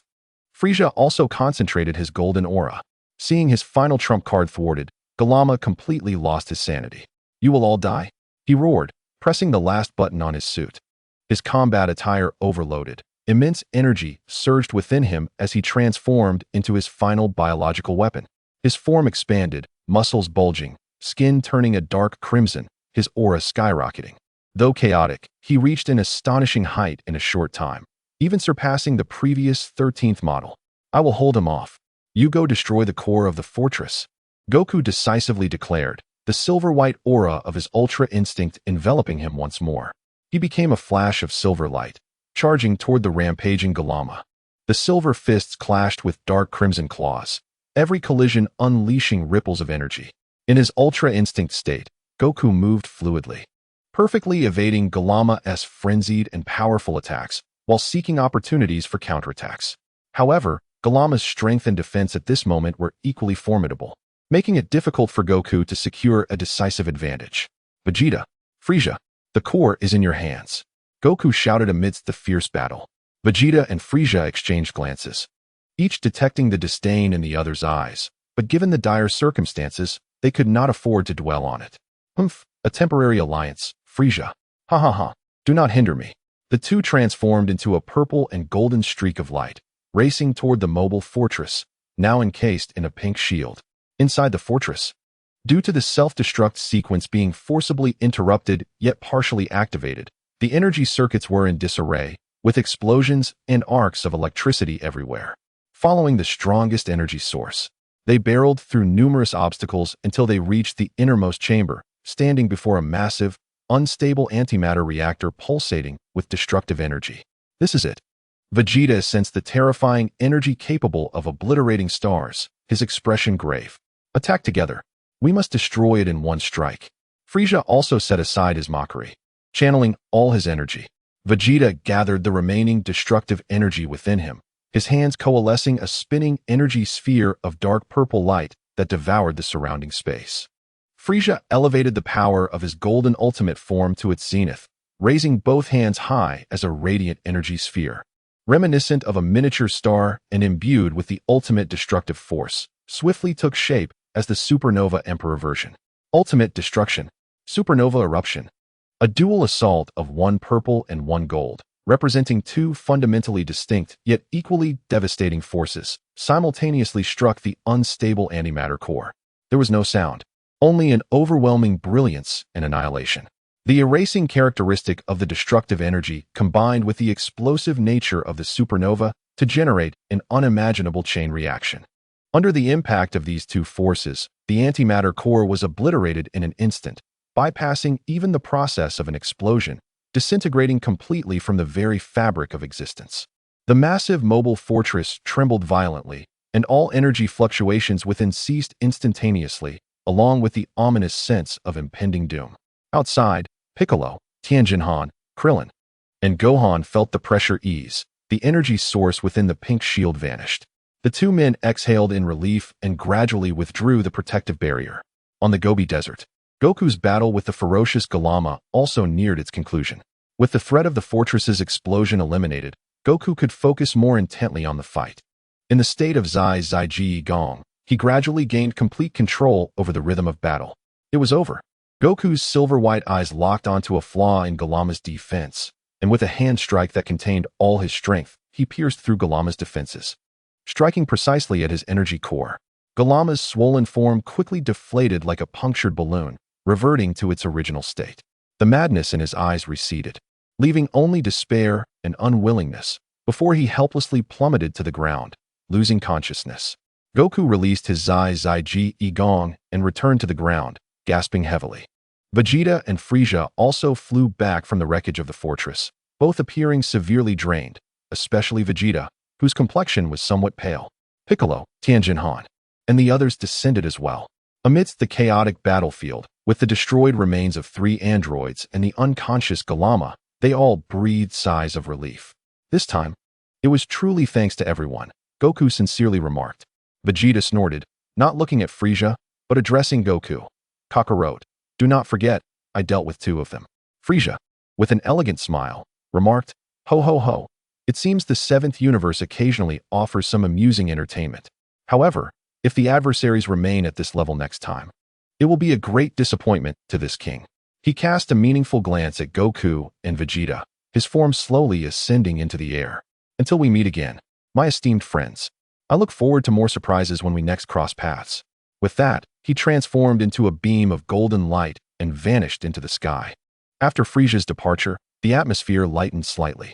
Vegeta, that form of yours, Goku inquired curiously. Humph, merely a brush with the threshold of higher powers, Vegeta replied, albeit tired. With a hint of pride in his tone, the energy of destruction is far from the end. Goodness, everyone has become so formidable, Krillin remarked, scratching his bald head. We must strive even harder.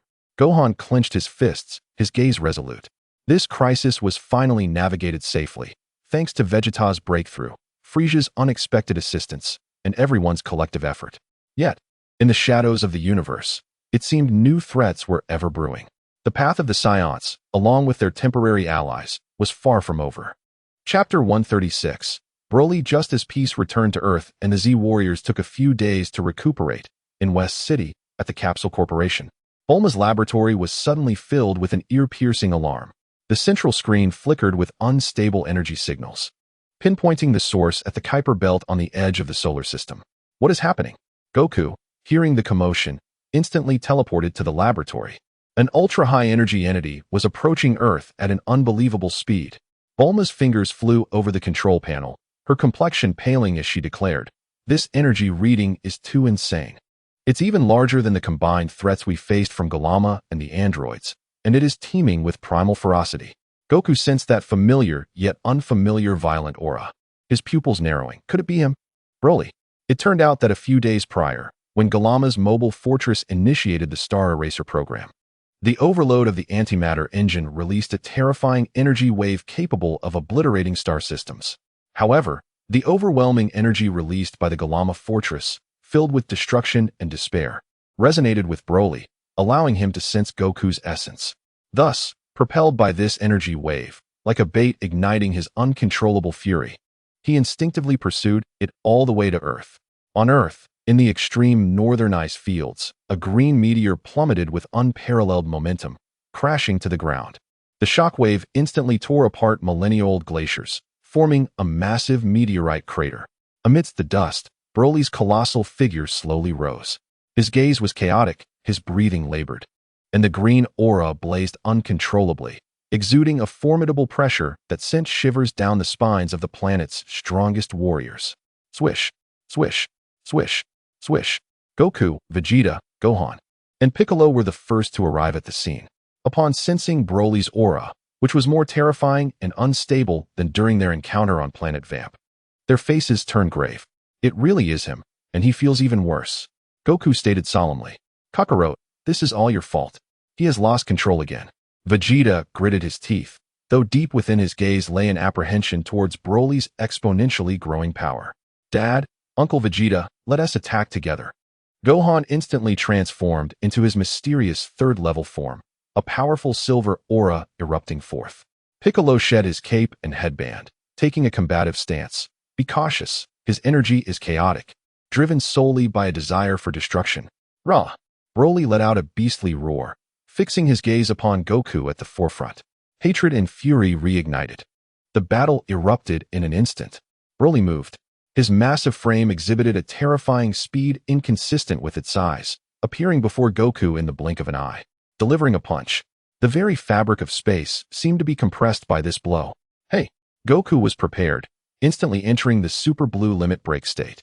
His blue figure flowing like water as he deftly evaded the punch, while simultaneously striking towards Broly's neck. However, Broly's defense was astonishing, his muscles taut. Goku's attack barely made an impact. Huh. Vegeta surged in from the side, enveloped in deep blue energy, delivering a heavy knee strike to Broly's ribs. Masenko. Piccolo unleashed a massive energy wave, striking Broly from behind. Kamehameha. Gohan did not hesitate to unleash his full power, a colossal blue beam engulfing Broly. Boom, boom, boom. The violent explosions leveled the ice fields once more. Yet, amidst the smoke, the green aura not only did not diminish but surged wildly as if doused with gasoline, instantly transforming into the legendary Super Saiyan form with golden hair. Rah! Broly endured all attacks, his body further adapting and evolving under the onslaught. His muscles bulged even more, and within the green aura, golden lightning began to flicker, his power soaring once again, morphing into the green-haired Broly, known as the Super Saiyan full power form.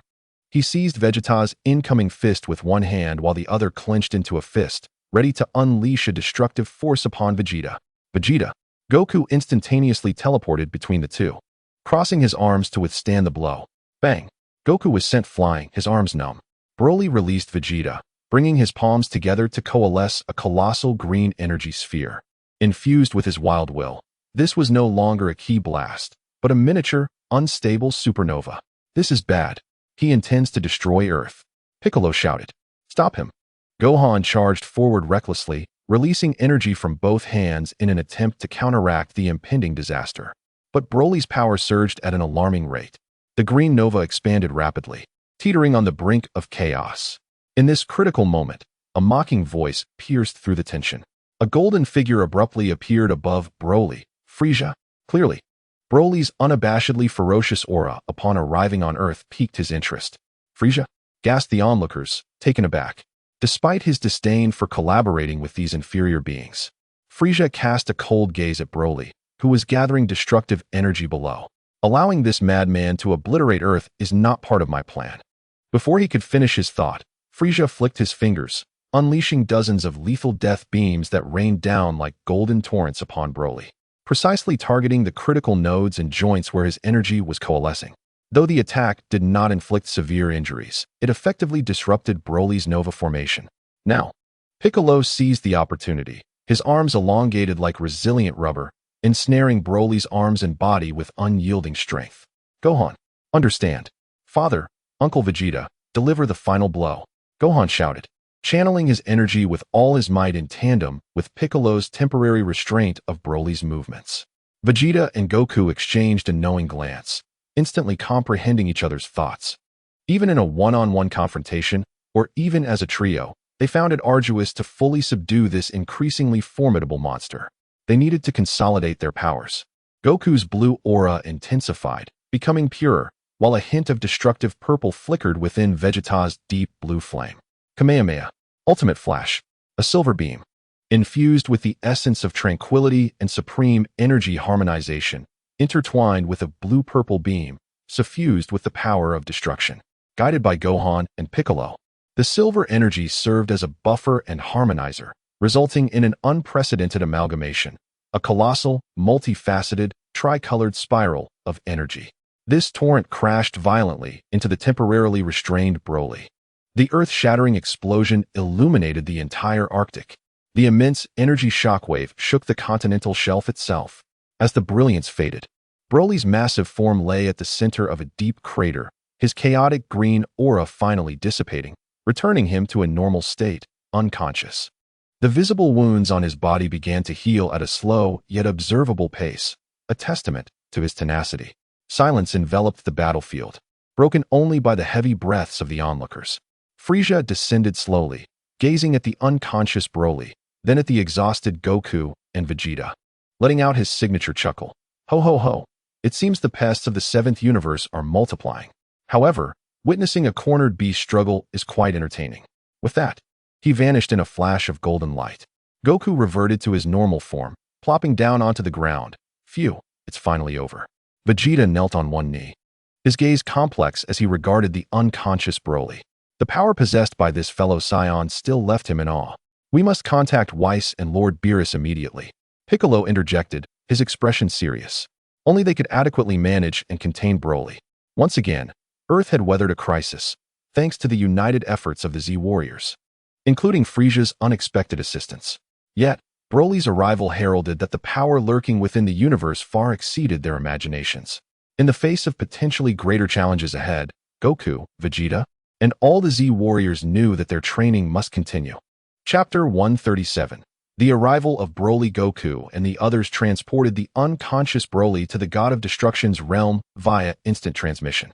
The tranquil and serene atmosphere of the divine world, seemingly perched at the pinnacle of the universe, rippled slightly under Broly's wild energy, even in his unconscious state. Reminiscent of a slumbering volcano, Beerus lay languidly on a soft cushion, savoring the delectable pudding crafted by Whis. Upon sensing their arrival, particularly Broly's presence, he cracked one eye open, revealing a hint of displeasure. "Humph, Son Goku, Vegeta, what troublesome creature have you brought to my realm this time? Your presence is so disruptive that I can hardly enjoy my pudding."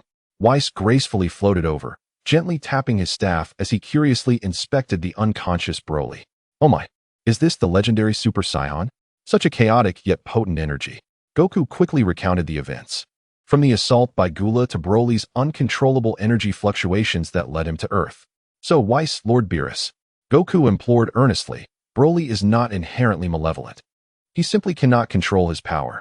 If this continues, he poses a danger to himself and others. Please, train him to master his abilities." Though Vegeta remained silent, he tacitly supported Goku's plea. He understood that allowing Broly to remain unchecked would inevitably lead to disaster. Beerus yawned, his expression one of disdain. "What a bother. I have to concern myself with these Saiyans to this extent." Whis, however, smiled, gently tapping Broly's forehead with his staff. Indeed a very unique physique.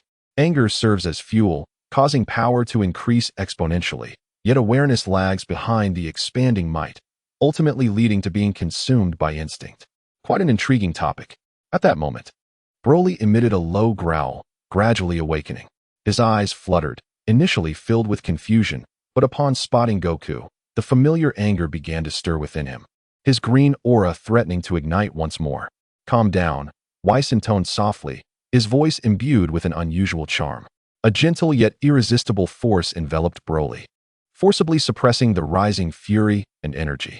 Broly stared at Whis in astonishment, feeling his power rendered impotent before another, as if tumultuous waves crashed against an invisible dam. "It seems you indeed require some guidance," Whis said with a smile. "Here, you may unleash your power without fear of destruction. However, the first lesson is not about becoming stronger, but learning to still your heart." Whis' training approach differed remarkably from that used with Goku and Vegeta. 1. Extreme environmental training. Whis first transported Broly to various extreme environments within the God of Destruction's realm, violent energy flows, rapidly shifting gravitational fields, and mind-bending illusion corridors.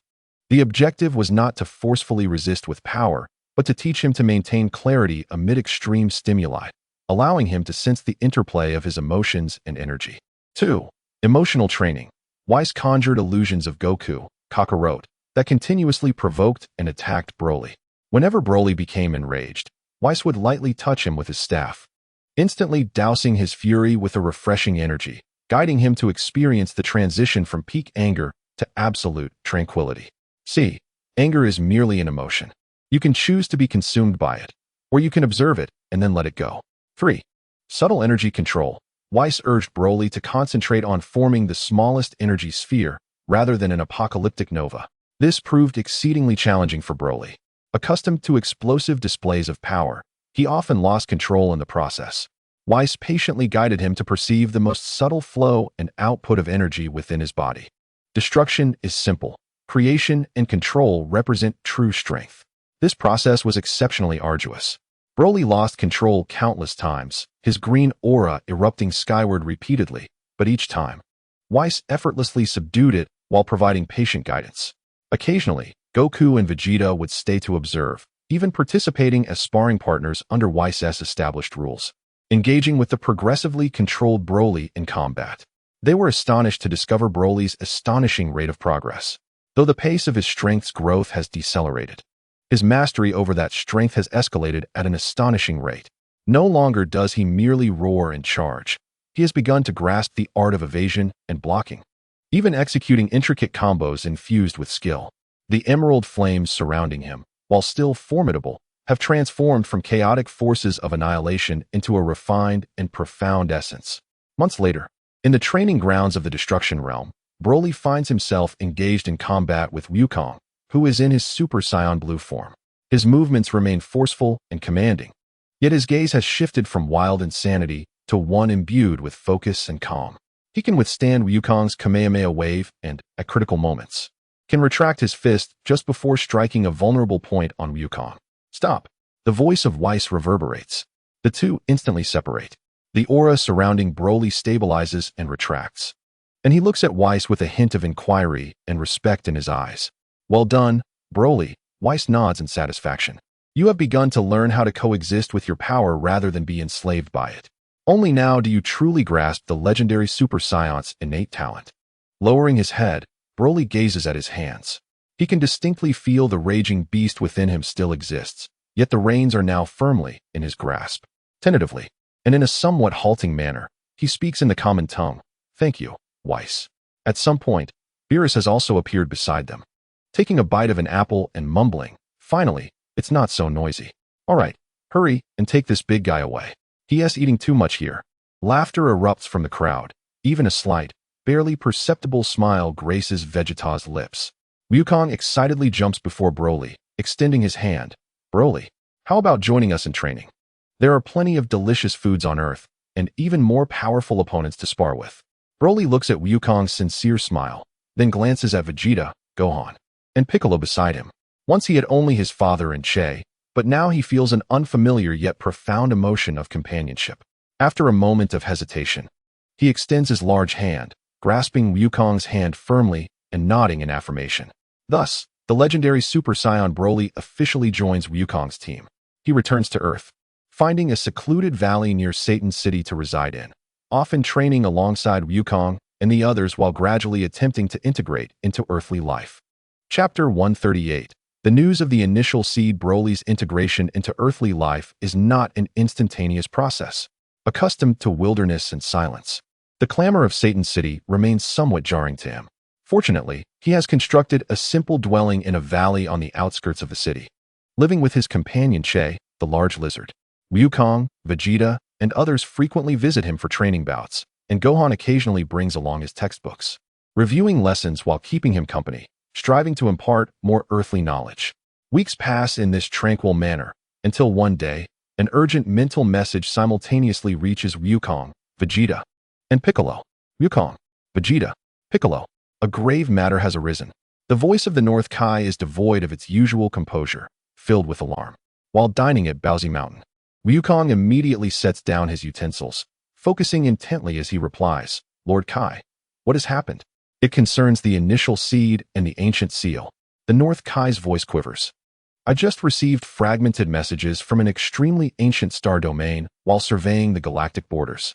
It is said that in the dawn of the universe, scattered throughout were initial seeds, containing the most primordial and pure life energy. As the North Kai narrates, the veil lifts from a cosmic secret long obscured by the passage of time. Origin of the initial seed. In an era long before the current cosmic order took shape, known as the primordial chaos period, the rules were not yet firmly established, and energy and matter were in a fierce cycle of creation and destruction. During this process, some crystals, embodying the most fundamental and vast life energy, scattered like seeds across the nascent universe, termed initial seeds. These seeds are not physical plants, but are highly concentrated, almost conceptual sources of life. They possess nearly limitless potential.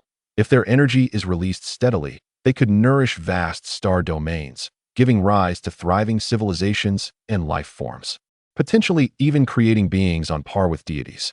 Theoretically, they could realize miracles of a creation-level magnitude. Let us elucidate this sudden cosmic crisis regarding the initial seed and the ancient seal, unveiling the terrifying threat lurking behind that could rival or even surpass the demon realm. However, the pinnacle of life has also attracted the pinnacle of death. The pure life energy emitted by the initial seed acts as a beacon in the darkness, drawing forth the terrifying entities known as void devourers, which inhabit the interstices of dimensions. These beings are not life forms in the conventional sense. They are more akin to the embodiment of rules, the antithesis of existence, whose purpose is to consume all energy, matter, and even the fabric of time and space itself.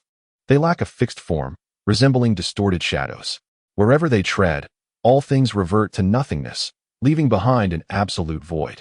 Among the most powerful of these void devourers, those referred to as the annihilation shadows by ancient deities, possibly the earliest generation of Kaioshin, destroyers, or even more archaic entities, pose a significant threat.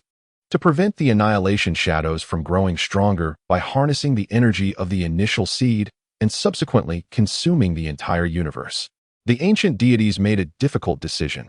They could not utterly destroy the initial seed, as that might jeopardize the foundation of cosmic life energy. So they opted for sealing it away. They employed immense divine power to construct powerful multilayered divine seals around the initial seed, completely masking its energy fluctuations and traces of existence, isolating it from detection by the void devourers. One such initial seed has been sealed within a hidden dimensional node near the Adrat star system. As eons pass, deities rise and fall, and records of the initial seed and annihilation shadows have faded into vague legends. Even current Kaioshin and destroyers may not fully comprehend the details. Yet, no seal is impervious to the ravages of time, perhaps due to the periodic fluctuations of cosmic energy or certain unforeseen disturbances, such as the previous intense battles. Especially those involving time and divine power conflicts, like the Black Wukong incident and Broly's rampage. The ancient seal near the Adrat star system has begun to crack. The vast and pure life energy of the initial seed is now leaking out, much like air escaping from a punctured balloon. 1. Energy attraction, as the North Kai noted. This leaking energy serves as a lighthouse in the darkness, attracting not only those power-seeking warriors in the universe, such as Frieza, who may take an interest, and other strong beings across different universes who may sense it, but more alarmingly, it could very well re-attract those void devourers lurking in the cosmic shadows, sensitive to life energy. Should they discover and consume the initial seed, their power would expand to unimaginable levels, making it exceedingly difficult for even the destroyers to confront them alone. 2. Energy out of control. The sheer magnitude of the initial seed's energy, if unbound by the seal, could give rise to extraordinarily terrifying phenomena at its point of leakage. It might instantly transform an entire star domain into a hell of raging life energy, distorting all matter into incomprehensible monstrosities, or, due to its excessive energy mass, could trigger a collapse of spatial structures over a wide area, creating an ever-expanding void that devours everything. In summary, Wukong concludes, his expression more serious than ever, we not only need to prevent the villains from seizing that seed, but we must also contend with the monsters that could be drawn to it, intent on annihilating all, while simultaneously finding a way to seal the leaking breach. Indeed, Wukong. The North Kai's voice is filled with urgency, and time is of the essence. The rift of the seal is expanding, and the intensity of the leaked energy is escalating every moment. We must hasten to Yaddalate Star and locate the core of the seal before the situation becomes irretrievable and restore it. Otherwise, the seventh universe, and indeed all surrounding universes, may face a cataclysm. Chapter 139. Departure to Yaddalate. This is a threat that surpasses any adversary encountered before. It is not a specific powerful being, but rather a latent peril left from the dawn of the universe, entailing a fundamental conflict between life and void. Wukong by Vegeta and the potentially involved Fu Sha will confront a true battle for the survival of the universe, racing against time and directly opposing the unknown horrors from the cosmic shadows. One of these threats is said to lie near an ancient star system known as Yaddalate. Yaddalate. Wukong was taken aback. Is that not the planet that taught me instant transmission? Indeed, but that is not the core issue. The North Supreme Kai spoke urgently. To suppress the overwhelming energy of the primordial seed and prevent it from growing uncontrollably or being exploited by evil forces, ancient deities established a powerful seal around it. However, I sense just now that the seal has begun to weaken. Vegeta interjected with a serious tone. What will happen if the seal weakens? In the worst-case scenario, the energy of the primordial seed will erupt completely, its immense life energy giving rise to unimaginable monsters or directly triggering spatial collapse, devouring entire star systems. Even more terrifying is that this pure energy fluctuation acts like a beacon in the dark, attracting various powerful beings from across the universe to contend for it. The ensuing chaos and warfare could very well engulf a substantial portion of the universe. Someone must go to the Yadalate star system to ascertain the truth behind the seal's weakening and stabilize it before the situation becomes irreversible, or at the very least, ensure that the primordial seed does not fall into the hands of malevolent individuals. This mission can only be entrusted to you. The news spread rapidly. At the Capsule Corporation, Bulma began to urgently modify a large spacecraft to enable it for long-distance jumps, equipping it with sufficient supplies and training facilities. This mission sounds perilous, yet it also presents an exceptional opportunity for adventure. Wukong excitedly rubbed his hands together, his eyes sparkling with the thrill of exploration. Humph, Kakarot, you fool. All you know is adventure. Vegeta crossed his arms, yet his gaze was equally sharp. Is the primordial seed imbued with the universe's original life energy? It certainly sounds worth investigating. Vic analyzed. The situation is unknown.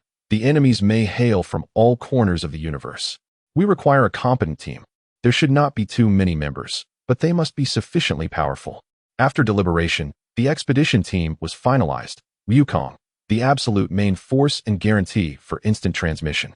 Vegeta, an equally formidable main force, possessing extensive survival experience in the universe. Wu Fan, as a critical combatant. His scholarly perspective may play a key role in analyzing ancient civilizations and seals. Bick, the tactical brain and wisdom of the team. The Namekian's perception of nature and magic may provide insights into the seal. Broly, the newly added ultimate weapon. This mission, filled with undiscovered battles, is the perfect opportunity to test his training results and truly integrate him into the team.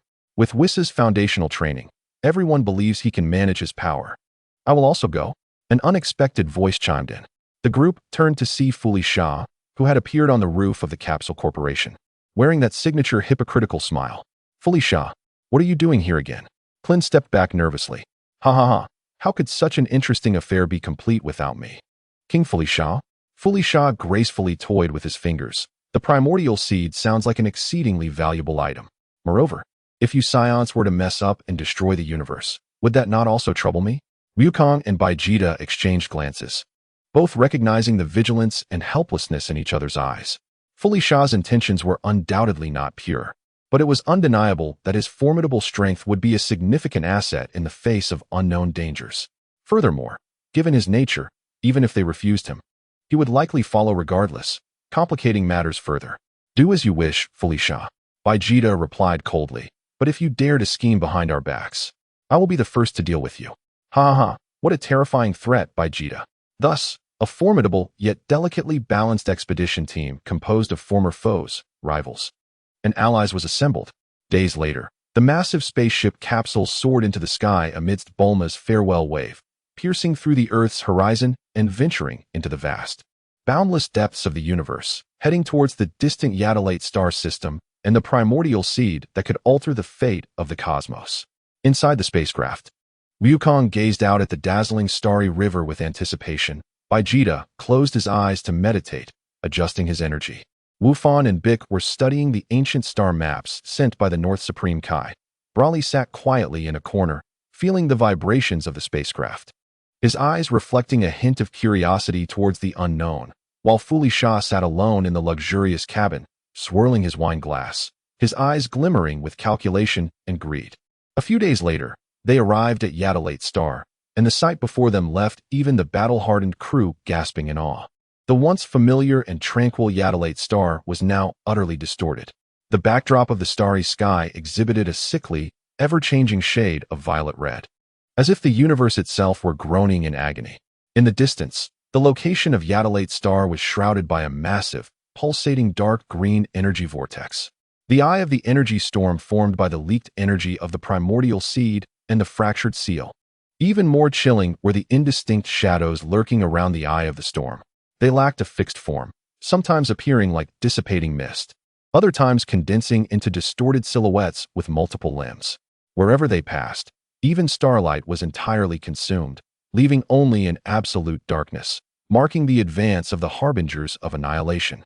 They had been lured by the leaked life energy, akin to sharks sensing blood, instinctively crashing against and devouring the fragile boundaries of the seal. Is that the void devourer?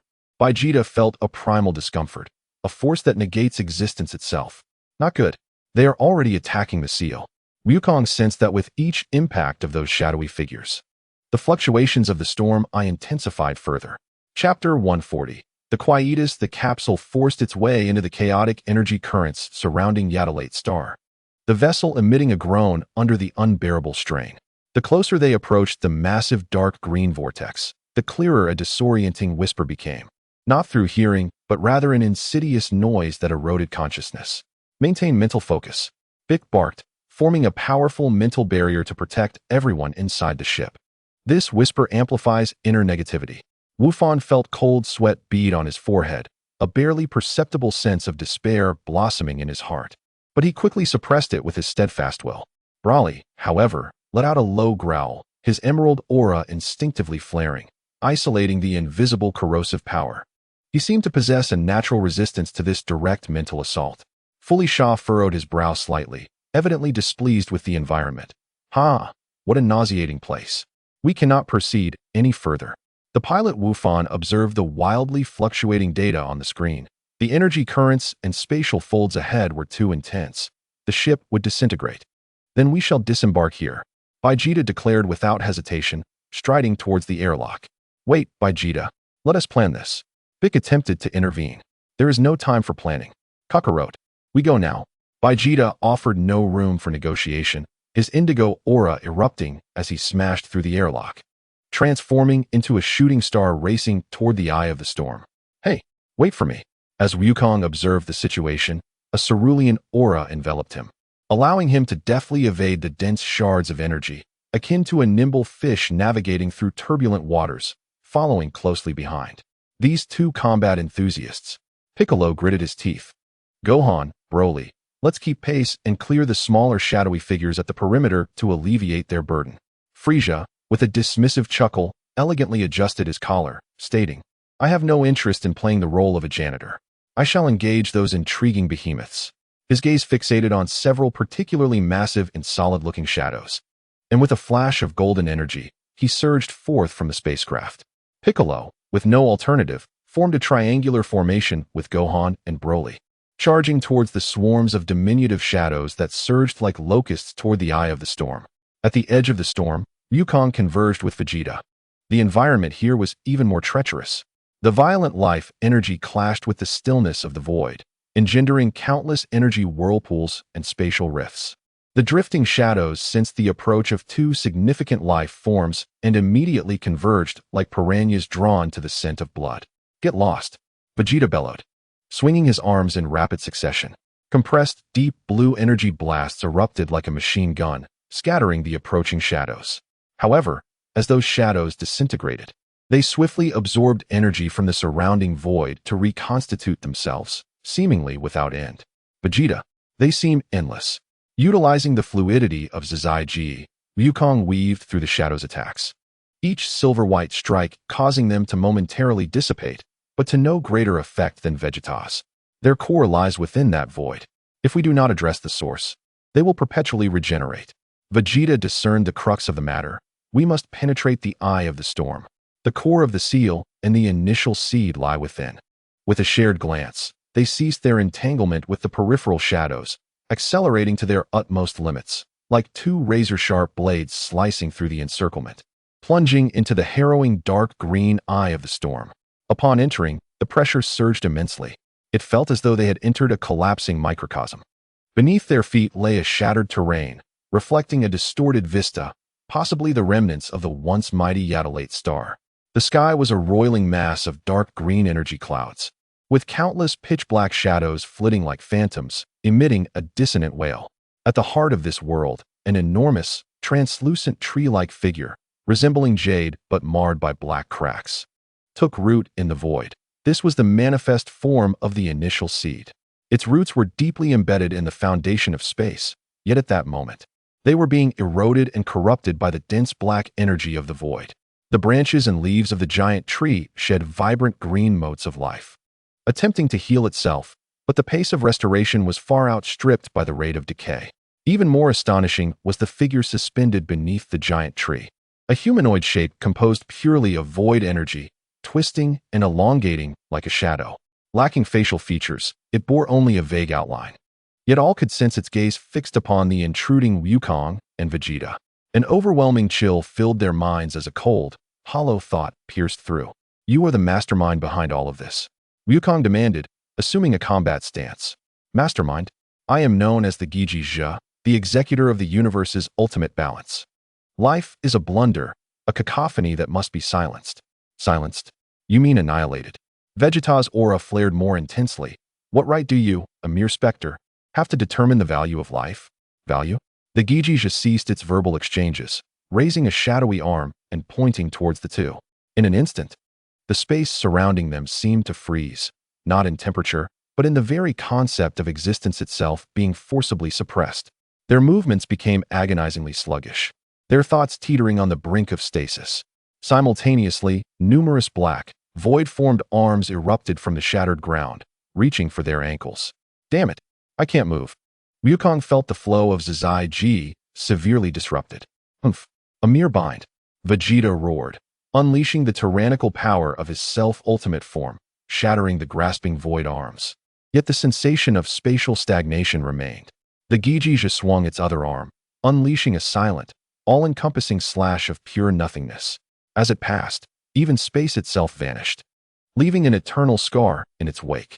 This strike was unavoidable. They could only endure it. Kamehameha. Wukong poured all his strength into his hands, a brilliant blue beam roaring forth to meet the oncoming void slash. Ultimate flash. Vegeta held nothing back, unleashing a torrent of indigo destruction simultaneously. The earth-shattering explosion reverberated within the eye of the storm. The ultimate clash of life energy and void energy ensued. Light and darkness devoured one another, annihilating all in their path. The shockwave obliterated the nearby shadows and caused the immense figure of the initial seed to tremble violently. When the radiance faded, Wukong and Vegeta knelt upon the ground, panting heavily, the recent attack having nearly depleted the majority of their energy. The Giji Zhe, its shadowy form dimmed slightly, yet it was far from defeated. Do you comprehend the disparity now? Life has its limits, while the void is endless. The Giji Zhe raised its hand once more, more void energy coalescing before it, evidently preparing to unleash a more formidable assault. Wukong and Vegeta exchanged glances, observing the cracking, struggling initial seed behind them, a sense of futility rising within them. This adversary was more formidable than any they had faced before. Lacking a physical form, its energy was nearly boundless, and its very existence negated the foundation of their power. In this moment of despair, a mocking voice suddenly echoed from the side. Well, it seems you two are in quite the predicament. Enough with the chatter if you want to help. Vegeta retorted, displeased. Frieza, having appeared at an unknown moment not far away, bore a somewhat disheveled golden aura, with traces of void energy erosion upon him, yet he retained that infuriating grin. He had evidently just gone through a fierce battle, having cleared several powerful shadows from the perimeter. His golden aura flared once more as he gathered a foreboding energy in both hands. While I am reluctant to collaborate with you, occasionally ridding the universe of refuse can serve as a distraction. Faced with this unprecedented foe, former adversaries were once again compelled to stand united. Confronted by the Giji Zhe, whose void energy continued to coalesce ominously, Wukong, Vegeta, and even Frieza felt an unprecedented pressure. Yet, at this moment, retreat was not an option. Vegeta strained to stand upright, his purple-black aura of destruction dim yet more solid, emanating an indomitable will. Frieza's golden energy, along with Vegeta's purple-black and Wukong's silver-blue, created a delicate standoff amidst the collapsing space. Wukong focused intently on the Giji Zhe, the perception granted by Zizai Ji, allowing him to keenly sense the imminent eruption of annihilative energy. We must attack simultaneously. Focus our power. Do I need to tell you that? Vegeta shouted, elevating his remaining energy to its peak, clasping his hands at his waist. A dark purple energy sphere encapsulating ultimate destruction rapidly taking form, warping the surrounding space under its pressure. An intense glint flickered in Frieza's eyes as he raised his hands high. A golden energy sphere, radiant like a miniature sun, pulsating with terrifying heat and destructive waves. Expanding instantly, supernova death. Wukong closed his eyes, his entire being enveloped in a serene and profound silver-white aura, with his hands gently cradling an orb of silver-blue light. which appeared soft yet contained the intricately complex forces akin to the workings of the universe. He summoned the essence of the GT Goku energy sphere. He endeavored to harness the life, energy, and natural laws surrounding him, which had not yet been completely consumed. Let the futile struggle return to silence. The thought of the GT's resonated like a final decree, as the densely concentrated darkness before him erupted violently, transforming into an all-consuming torrent of void, silently sweeping across the landscape, leaving desolation in its wake. Now is the time. Go forth. Fire away. 3 resonant roars erupted simultaneously. The dark purple wave of destruction, the golden supernova explosion, and the silver-blue light of the laws converged into an unprecedented tricolored spiral of energy, fiercely colliding with the annihilating torrent of void. Boom. This clash transcended mere sound. It was a violent confrontation of concepts and laws. At the boundary where light and darkness met, the very fabric of space shattered inch by inch, and the flow of time became chaotic. The energies of life and nothingness annihilated each other, unleashing a terrifying spectacle that could overshadow even the mightiest stars. Outside, struggling against the shadow of darkness, Piccolo, Gohan, and Broly felt the shock wave emanating from the eye of the storm, shaking the very foundations of the universe. Father, Uncle Vegeta, Gohan exclaimed. Such an intense clash of energies. They have joined forces again. Piccolo gazed incredulously towards the eye of the storm, where 3 familiar yet formidable auras clashed madly against a despairing darkness. Broly let out a low growl, dispersing a massive shadow with a single punch. The green aura flickered slightly, responding to the fierce battle at the core. But he steadfastly remembered Whis' teachings, channeling this combat spirit into an even greater force to protect their current front. Within the eye of the storm, the stalemate continued. The tricolored spiral energy column held fast against the torrent of void, neither side yielding. Yet, Wukong, Vegeta, and Frieza could sense their energies rapidly depleting, while the void appeared boundless. Damn, does this guy's energy truly have no limits? Vegeta bit down hard enough to draw blood. At this rate, we will be the first to collapse. Wukong felt his strength waning swiftly. Even the state of Zizai GT began to falter. Frieza's countenance darkened, the brilliance of his golden form flickering uncertainly. It seems this investment might lead to total loss. The hollow thoughts of the GTs reverberated once more, carrying an ominous confirmation. Life ultimately has its end, while nothingness endures eternally. Just as the 3 were on the verge of exhaustion, the torrent of void began to advance slowly. It's not over yet. A piercing roar erupted from the side. Gohan, enveloped in a blazing silver-white aura, unleashed the full power of his 3rd mysterious form, charging in like a meteor. He thrust his hands forward, unleashing a massive burst of demonic light that struck the flank of the void torrent. Almost simultaneously, numerous precisely aimed demonic energy blasts shot forth like sniper bullets towards the energy node of the GTs, which was Piccolo. Seizing the opportunity created by Gohan, he launched a decisive counterattack. And finally, a soul-shattering roar resounded. Broly's colossal form surged into the eye of the energy storm, his ever-increasing legendary power manifesting as pure energy, smashing down upon the end of the tricolored spiral energy column, infusing it with unimaginable might. Gohan, Piccolo, Wukong beamed at his timely allies, a revitalized smile breaking through his fatigued visage. Finally, you've arrived. Vegeta felt a rush of energy, extracting more strength. Well, our lineup is complete. Frieza sighed in relief, albeit slightly. Chapter 142, a stronger path with the addition of the formidable trio, Gohan, Piccolo, and Broly. The previously disadvantaged tricolored spiral energy column surged with newfound vigor, forcefully overwhelming the torrent of void and crashing down upon the GTs itself. Impossible. How can life converge such radiance? The shadowy form of the GTs emitted signals of pain for the first time under the combined assault of 6 powerful beings, its shape twisting violently, disintegrating, as the pure darkness was continuously dispelled and purified by the brilliant light.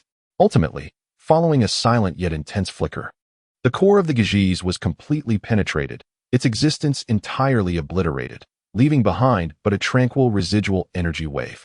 The dark green storm enveloping the star system began to dissipate slowly, the shattered void gradually mending under the life-giving radiance of the primordial tree. The drifting shadows of obliteration lost their source, vanishing as swiftly as snow under the sun. The massive silhouette of the primordial tree ceased its trembling.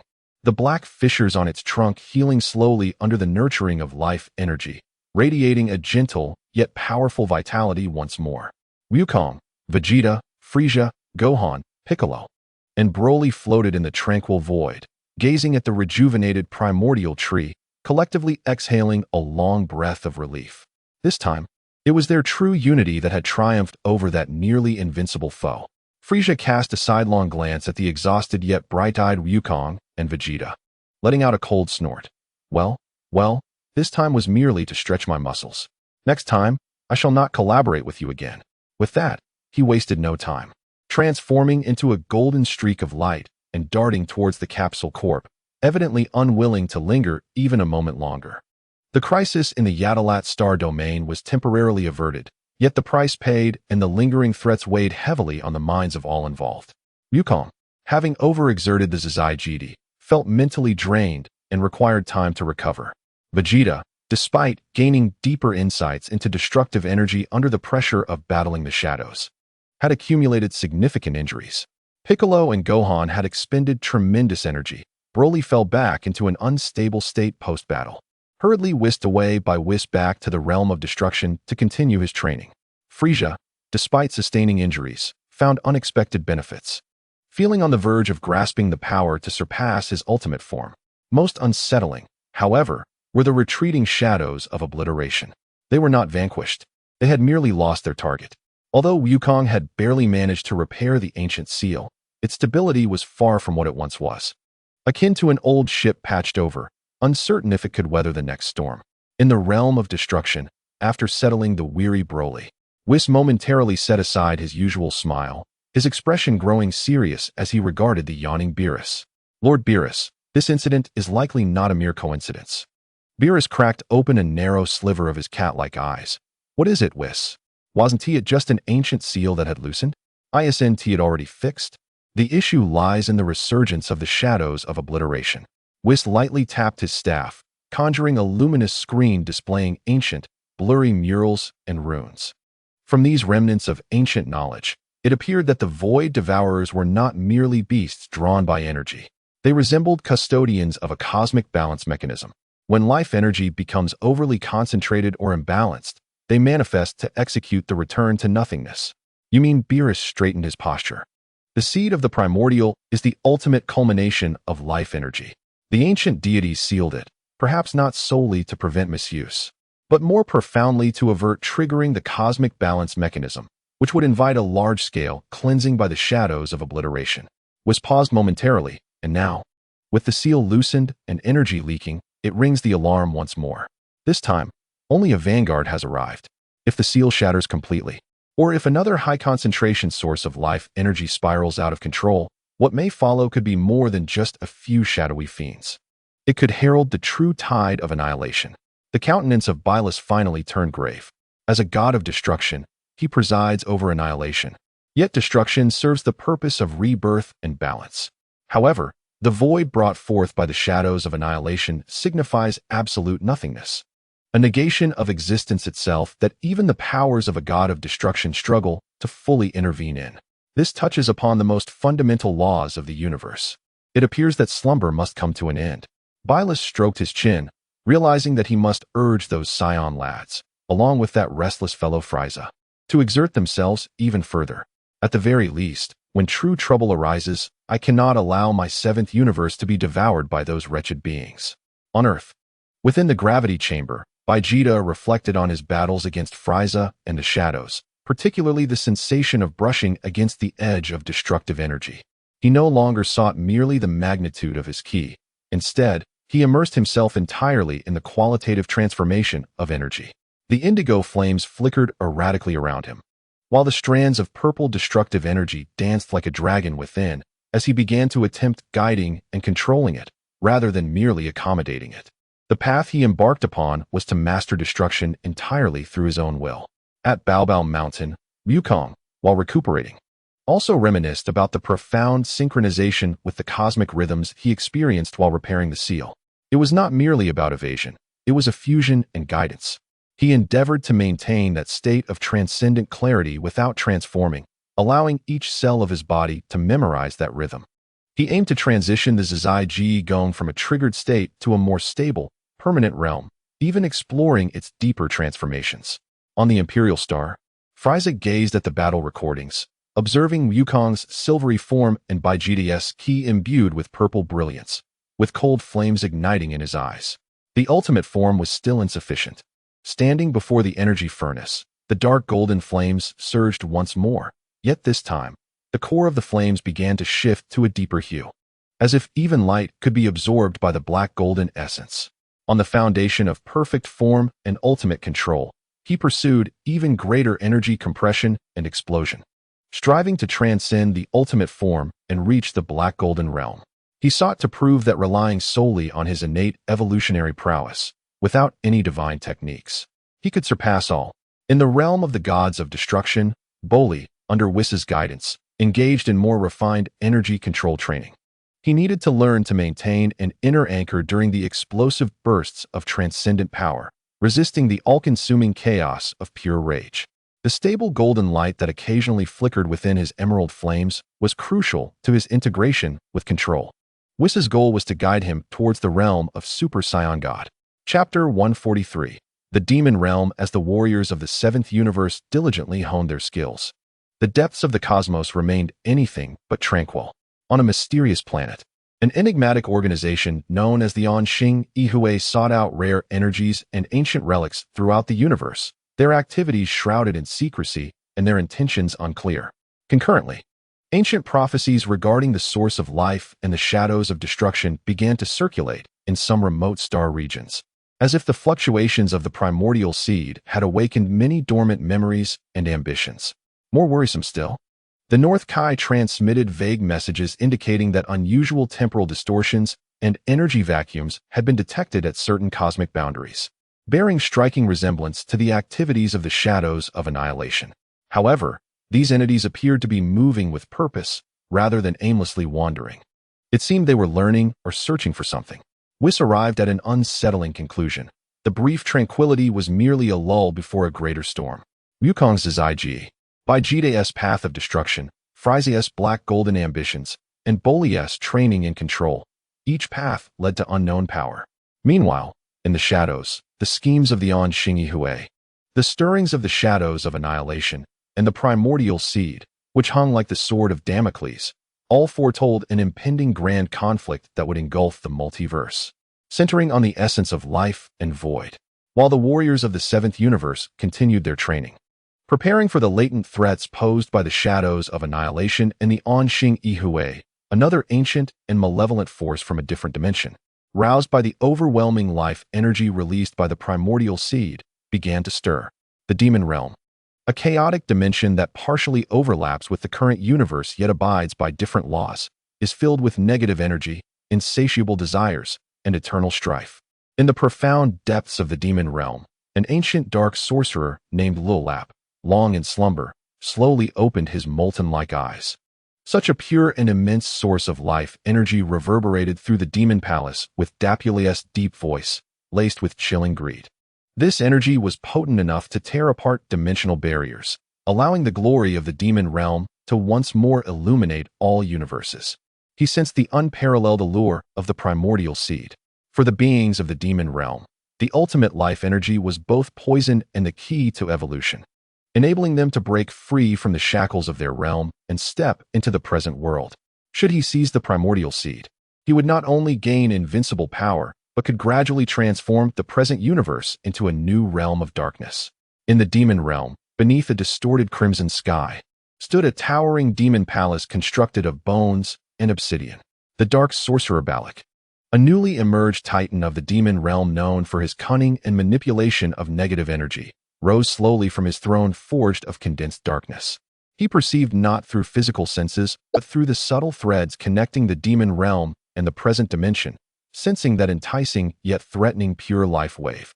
Akin to a refreshing rain, the primordial seed's allure, Balak's voice echoed like the whispers of countless souls, tinged with an irrepressible yearning, the legendary source of cosmic life. If harnessed for his own use, would not only elevate his dark magic to unprecedented heights, but could even erode the barriers of reality, allowing the domain of the demon realm to permanently engulf those vibrant, foolish worlds. His gaze pierced through the murky dimensional walls of the demon realm, as if he beheld the verdant glow shining within the Yatalate star system. He knew that he was not alone in his ambitions. Many shared his thoughts. Those shadows of annihilation drifting through the cosmic obscurity and the secret of Anshingi Hui were likely already stirring. However, brute force was not the optimal strategy.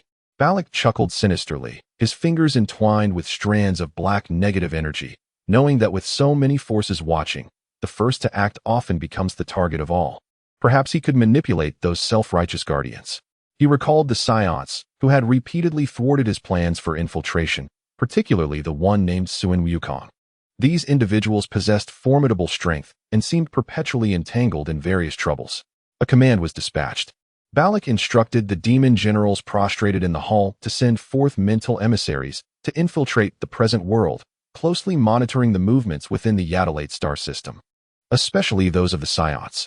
Do not initiate an attack, but ensure we are the first to be informed of any changes regarding the primordial seed and the movements of other contenders. Yes, Master Balak, responded the demon generals. Dissipating into black smoke, Balak returned to his throne, his eyes glinting with calculated intent. The Anshingi Hui sought it for research. The shadows of annihilation desired its complete silence, while I wished to transform it into an eternal source of darkness belonging to the demon realm. Suin Wukong, by Vegeta.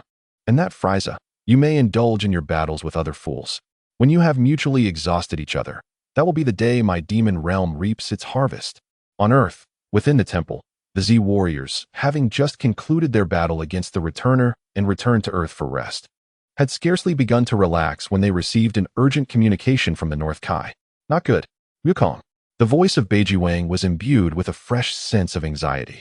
In addition to the unsettling movements of the Jimia Moying and the prying eyes of the Anshingi Hui, I now sensed abnormal energy ripples emanating from the direction of the Magia. That wave, saturated with negative desires and corrosive undertones, unmistakably heralded the disturbance caused by those beings from the Magia. Magia? Bike's expression turned exceedingly grave. Creatures from the Magia possess an insatiable thirst for life energy and employ it in perverse ways. Should they acquire the Chushiji Zhong, the consequences would be unimaginable. It could potentially give rise to an eternal realm of darkness enveloping the entire universe. Vegeta snorted in annoyance. Trouble comes one after another. It seems that seed is a harbinger of disaster. Gohan, filled with concern, remarked, we now face threats from at least 3 distinct directions. The nihilistic Moying, the mysterious council, and the Magia itself. What should we do? After a brief silence, Wukong clenched his fists, his gaze growing increasingly resolute. No matter how many enemies come, no matter how formidable they may be, as long as they seek to destroy our universe, we will fight to the bitter end. He looked towards Vegeta, Bike, Gohan, and Broly. Everyone, it seems our training cannot wane. We must grow stronger. Next time, the enemy could strike from any direction, in ways we cannot even fathom. A hint of battle spirit curved Vegeta's lips. Humph, just as I like it. My destructive energy requires more sharpening. Though Broly remained silent, he nodded firmly, embodying the legendary potential of the Super Saiyan, which had yet to reach its zenith. Bike observed the spirited group and spoke solemnly, while we enhance our strength, we must also bolster our intelligence gathering and monitoring of cosmic factions. We cannot afford to respond passively as we did this time.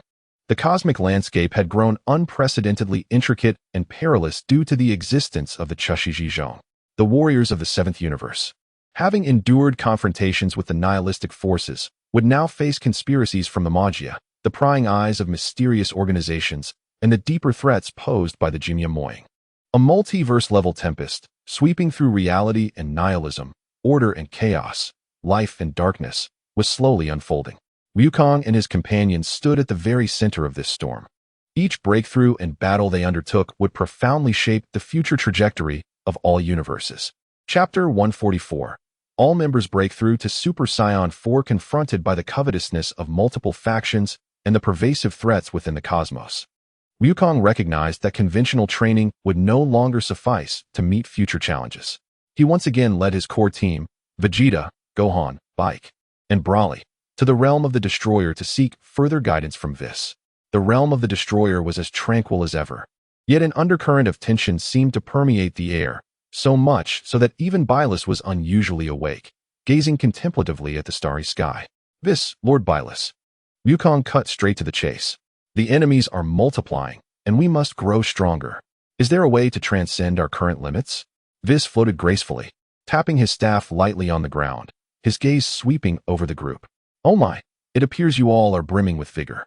The existing forms, Super Blue, Zizai-Ji, Zhuo-Ji, and even the legendary powers, are far from reaching their ultimate destination. The forms of power are not singular. The key lies in understanding their essence and discovering the path that suits you best. He first turned his attention to Son Wukong. Gohan, within you lies an extraordinarily unique potential, one that even Wukong and Vegeta may not possess. Your strength arises from the will to protect, rather than mere combat desire. The path of the Super Saiyan God requires a pure Saiyan heart, yet your heart is more intricate and profound. Perhaps you should attempt to return to the more ancient essence of the Saiyan and guide it with your distinctive will. Under Vis's guidance, Gohan entered the Spirit Time Room, the Destroyer Realm version. Vis urged him to confront the primal impulse of protection within his heart, recalling the fury and determination he unleashed during the Cell Games, driven by the need to protect his loved ones. At the same time, he guided him to merge the tranquility of his mysterious form with that fury. After enduring a grueling mental and physical trial, Gohan finally underwent a transformation. His hair began to grow rapidly, cascading into long, shoulder-length black locks, while his body became enveloped in red fur, and a robust tail sprouted anew. Red shadowing encircled his eyes. This was Gohan's Super Saiyan 4th form. Yet, unlike the Super Saiyan 4 forms of Wukong and Vegeta, Gohan's aura was more restrained, with a silver-white luminescence subtly flowing within the crimson flames, signifying the fusion of the calmness of his mysterious form with the raw power of this transformation, endowing it with both primal strength and utmost control. Is this my path? Gohan pondered as he felt the surging yet manageable power within him. Next, Vis turned to Broly. Broly, your power emanates from the primal rage and growth instinct inherent to life itself, nearly limitless. However, the realm of the divine necessitates not merely quantity, but a qualitative metamorphosis, a deeper understanding of life energy. Vis elaborated, what you need to learn is not suppression, but elevation. He instructed Broly to join Wukong, Vegeta, and Gohan in a 5-person Super Saiyan God ritual. When the 5 righteous-hearted Saiyans, Wukong, Vegeta, Gohan, along with the temporarily summoned Son Goten and Trunks, infused their heart energy into Broly, a miracle unfolded.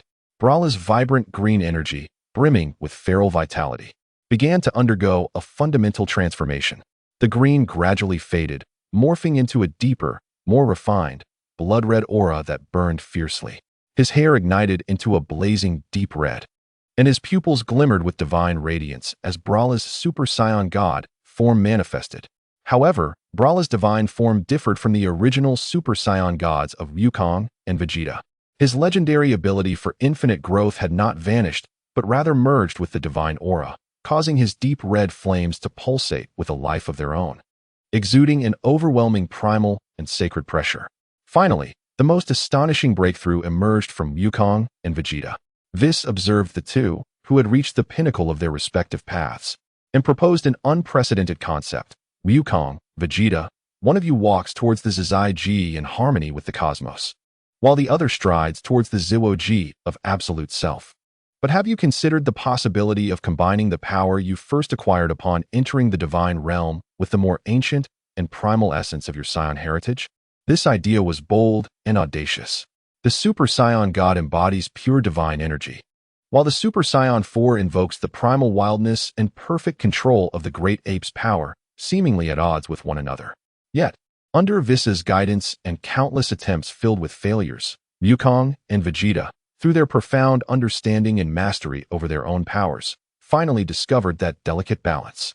Wukong was the first to unleash his aura, transforming into Super Saiyan 4th, with red fur and black hair, wild and formidable. Then, rather than reverting from this form, he took a deep breath, immersing himself in the sensation he felt when he first transformed into a Super Saiyan God. A divine, deep red aura surged forth from his being, not replacing the Super Saiyan 4 state, but enveloping and merging with it like a second skin.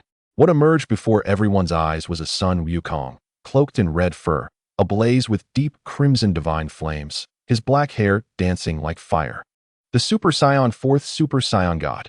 This form harmoniously combined the wild strength and robust physique of the Super Saiyan 4 with the divine energy, resulting in a geometric leap in energy efficiency and combat prowess. Vegeta, too, would not be outdone, accomplishing this remarkable feat as well.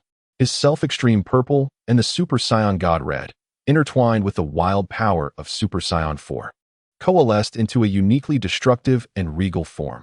The Super Saiyan 4th stage, Super Saiyan God. Observing the completed breakthroughs of his companions, even Beerus widened his eyes in astonishment, murmuring, "These Saiyans are indeed defying logic more and more."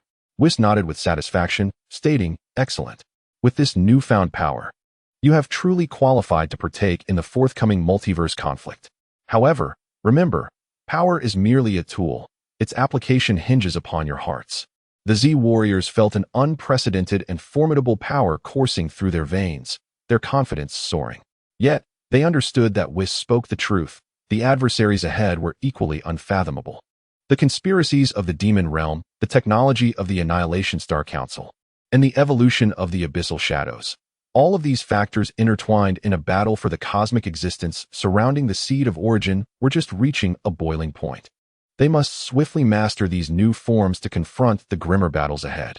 Chapter 145, The Ultimate Form of Divine Unity. Golden Bick as Wukong, by Vegeta, Wufan, and Broly familiarized themselves with their new powers and prepared for the impending great battle. Bick stood upon the slightly scorched terrain of the Destruction God Realm, gazing into the distance. His eyes remained sharp and composed, yet hidden within was a trace of discernible gravity. While his companions surged in strength, he felt as though he remained stagnant, confronted with an imminent threat that could surpass imagination. He sought a greater power, not only as a strategist, but also as a frontline warrior. Whis seemed to perceive his thoughts, gracefully floating to his side. "Bick, it appears you harbor some doubts." Whis smiled, lightly tapping his staff. "The potential of your Namekian lineage is equally unfathomable. You are the descendants of dragons, inherently linked to the life, energy, and creative principles of the universe. What you lack is not the totality of power, but a qualitative transformation, a complete integration of all your latent potentials, including the combat prowess of the Namekian warrior, the wisdom of a deity, and the accumulated essence from your assimilation with Earth, guiding you towards a higher plane of existence." Bick raised his head, his gaze resolute. "What must I do?" Unlike the Saiyans, who relied on bloodline and emotional surges, Namekian's evolution required understanding and fusion. Whis elucidated, "You must deeply perceive the essence of energy in the universe, comprehend the balance between creation and destruction, and perfectly unify the seemingly disparate powers within you, such as the fury of your Dark Lord persona and the sanctity of your divine self. This process may prove more arduous than mere combat." Under Whis's guidance, Bick entered a state of profound meditation. His consciousness delved inward, reflecting upon his lengthy life journey, from an embodiment of evil to merging back with the divine, and ultimately becoming a guardian of Earth and a mentor to Sun Wufan, battling formidable foes time and again. He envisioned the intertwined energies within him, the deep green fury representing his combat instinct, the pure white light symbolizing his divine responsibility and dragon creation, and the more refined ordinary ki acquired through training. Although these forces coexisted, they had not yet truly fused. Unifying them, Bick silently affirmed, "I am neither a pure deity nor a pure demon. I am Bick. My power exists to protect, to strike when necessary, and to create miracles at pivotal moments." His formidable willpower acted as a crucible, beginning to forge and refine all energies within him. The deep green energy clashed violently with the pure white light, repelling each other as if attempting to tear him apart. This was more unbearable than any physical pain. It was a profound upheaval and reconstruction of his very essence. Yet Bix will remain steadfast as a rock. He recalled the bond he shared with Wukong, their friendship intertwined with rivalry, the father-son-like affection with Wufan, and the years spent fighting alongside Ulzi warriors. These experiences shaped him into a unique Namekian warrior. Fusion, with a shout from within. The conflicting deep green and pure white finally shattered their boundaries, catalyzed by Bik's extreme will, resulting in an astonishing metamorphosis. A brand new, resplendent, and noble golden energy, akin to the rising sun, erupted from within him. Simultaneously, Bik's appearance began to undergo remarkable changes. Skin color. His former green skin transformed into a deeper, metallic-hued dark green, reminiscent of jade forged through trials. Patterns and muscles. The red patterns on his body grew more intricate and luminous, resembling flowing magma. His muscular lines became more fluid and explosive, and his physique appeared slightly more robust, exuding a sense of power. Horns and aura. His horns seemed sharper, and the aura surrounding him was no longer green or white, but a flowing golden flame akin to liquid gold. This aura not only harbored unparalleled strength, but also emanated a sacred dignity and the unique creative essence of the dragon race. Golden Bik, or rather, the ultimate form of divine unity, was born.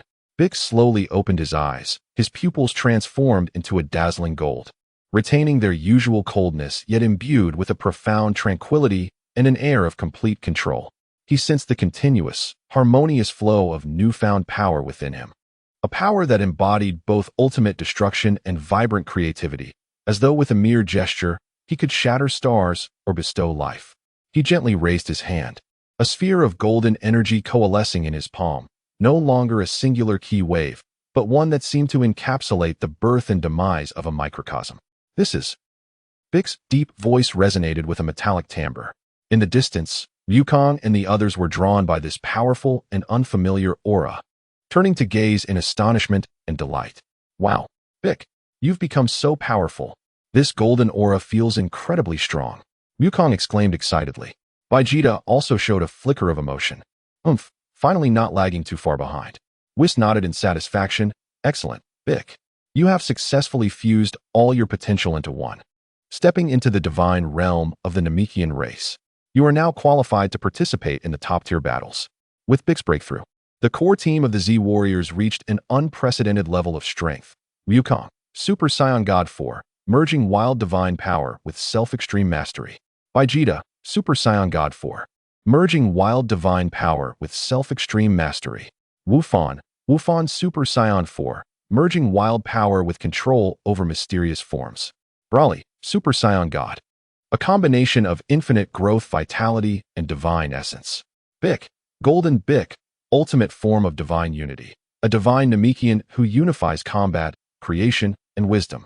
This formidable Z Warrior team, arguably the strongest in history, stood ready, regardless of the impending storms and tempests posed by the conspiracies of the demon realm.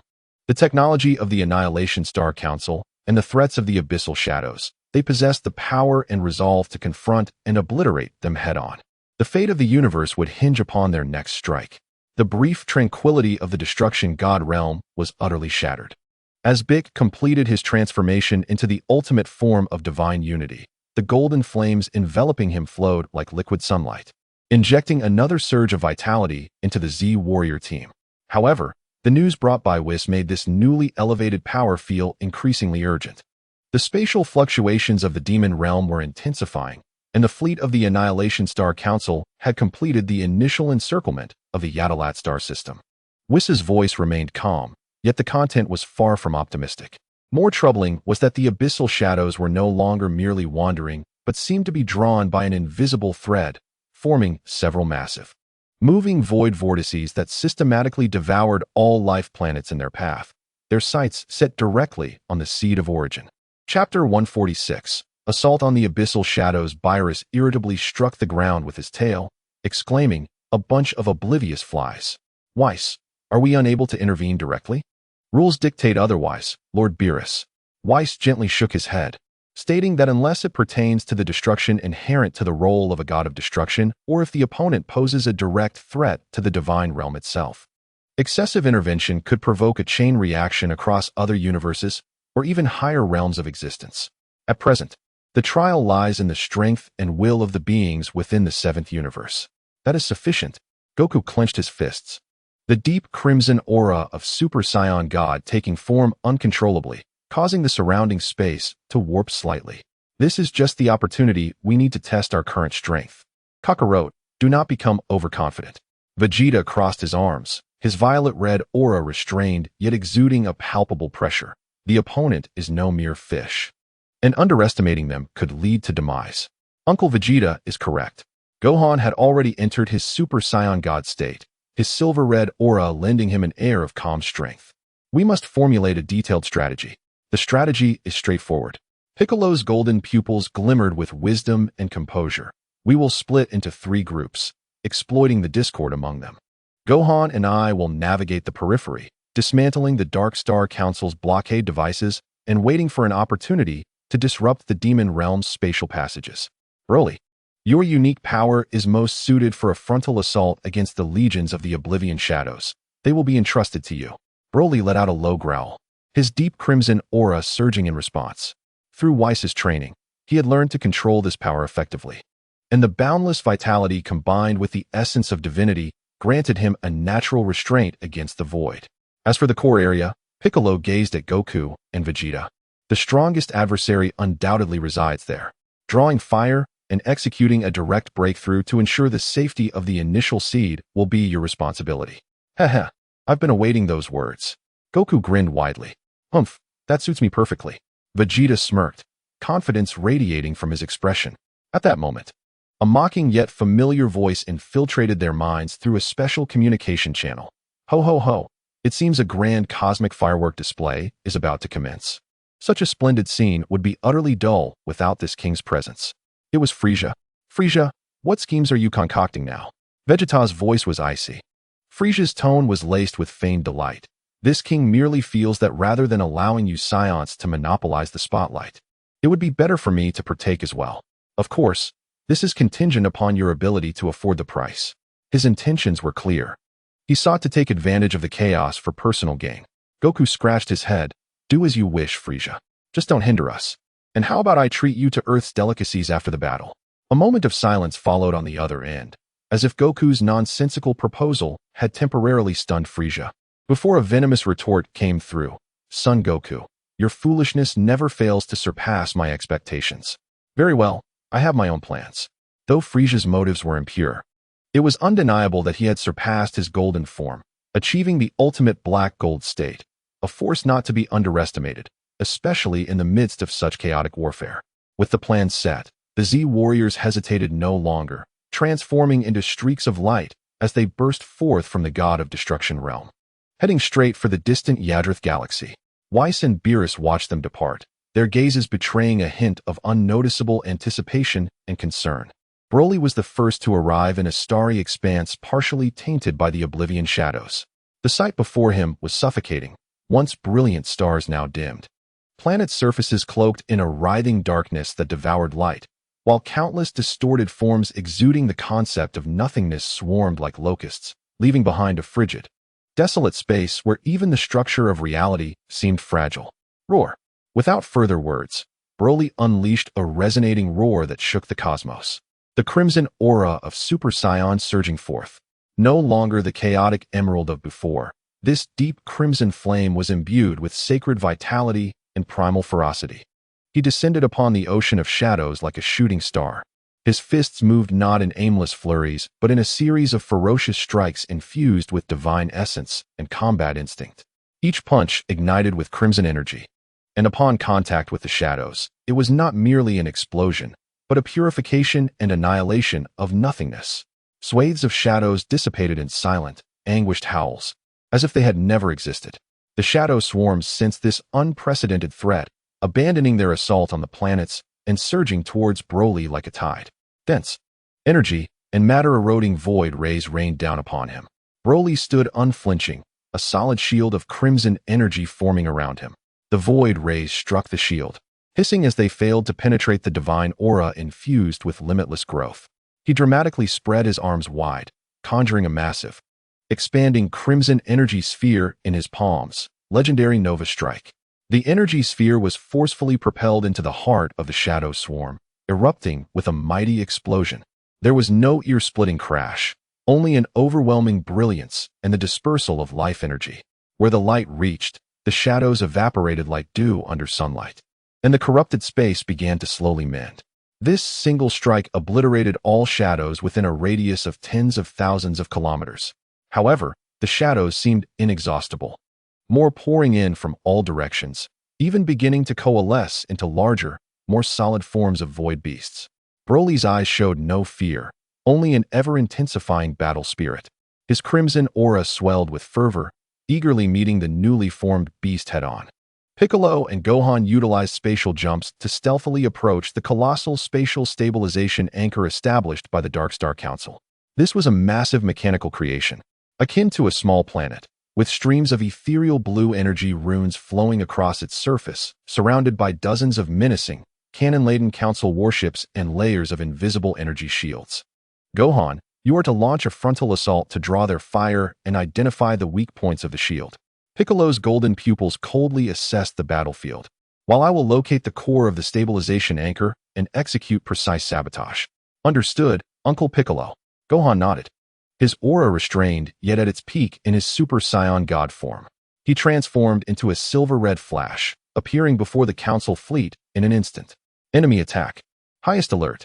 The alarm on the council warship blared with a piercing shriek, dense energy firepower pouring down on Gohan like a torrential storm. Gohan's figure weaved through the barrage of fire, his movements fluid and graceful, perfectly inheriting the essence of Goku's ultra instinct.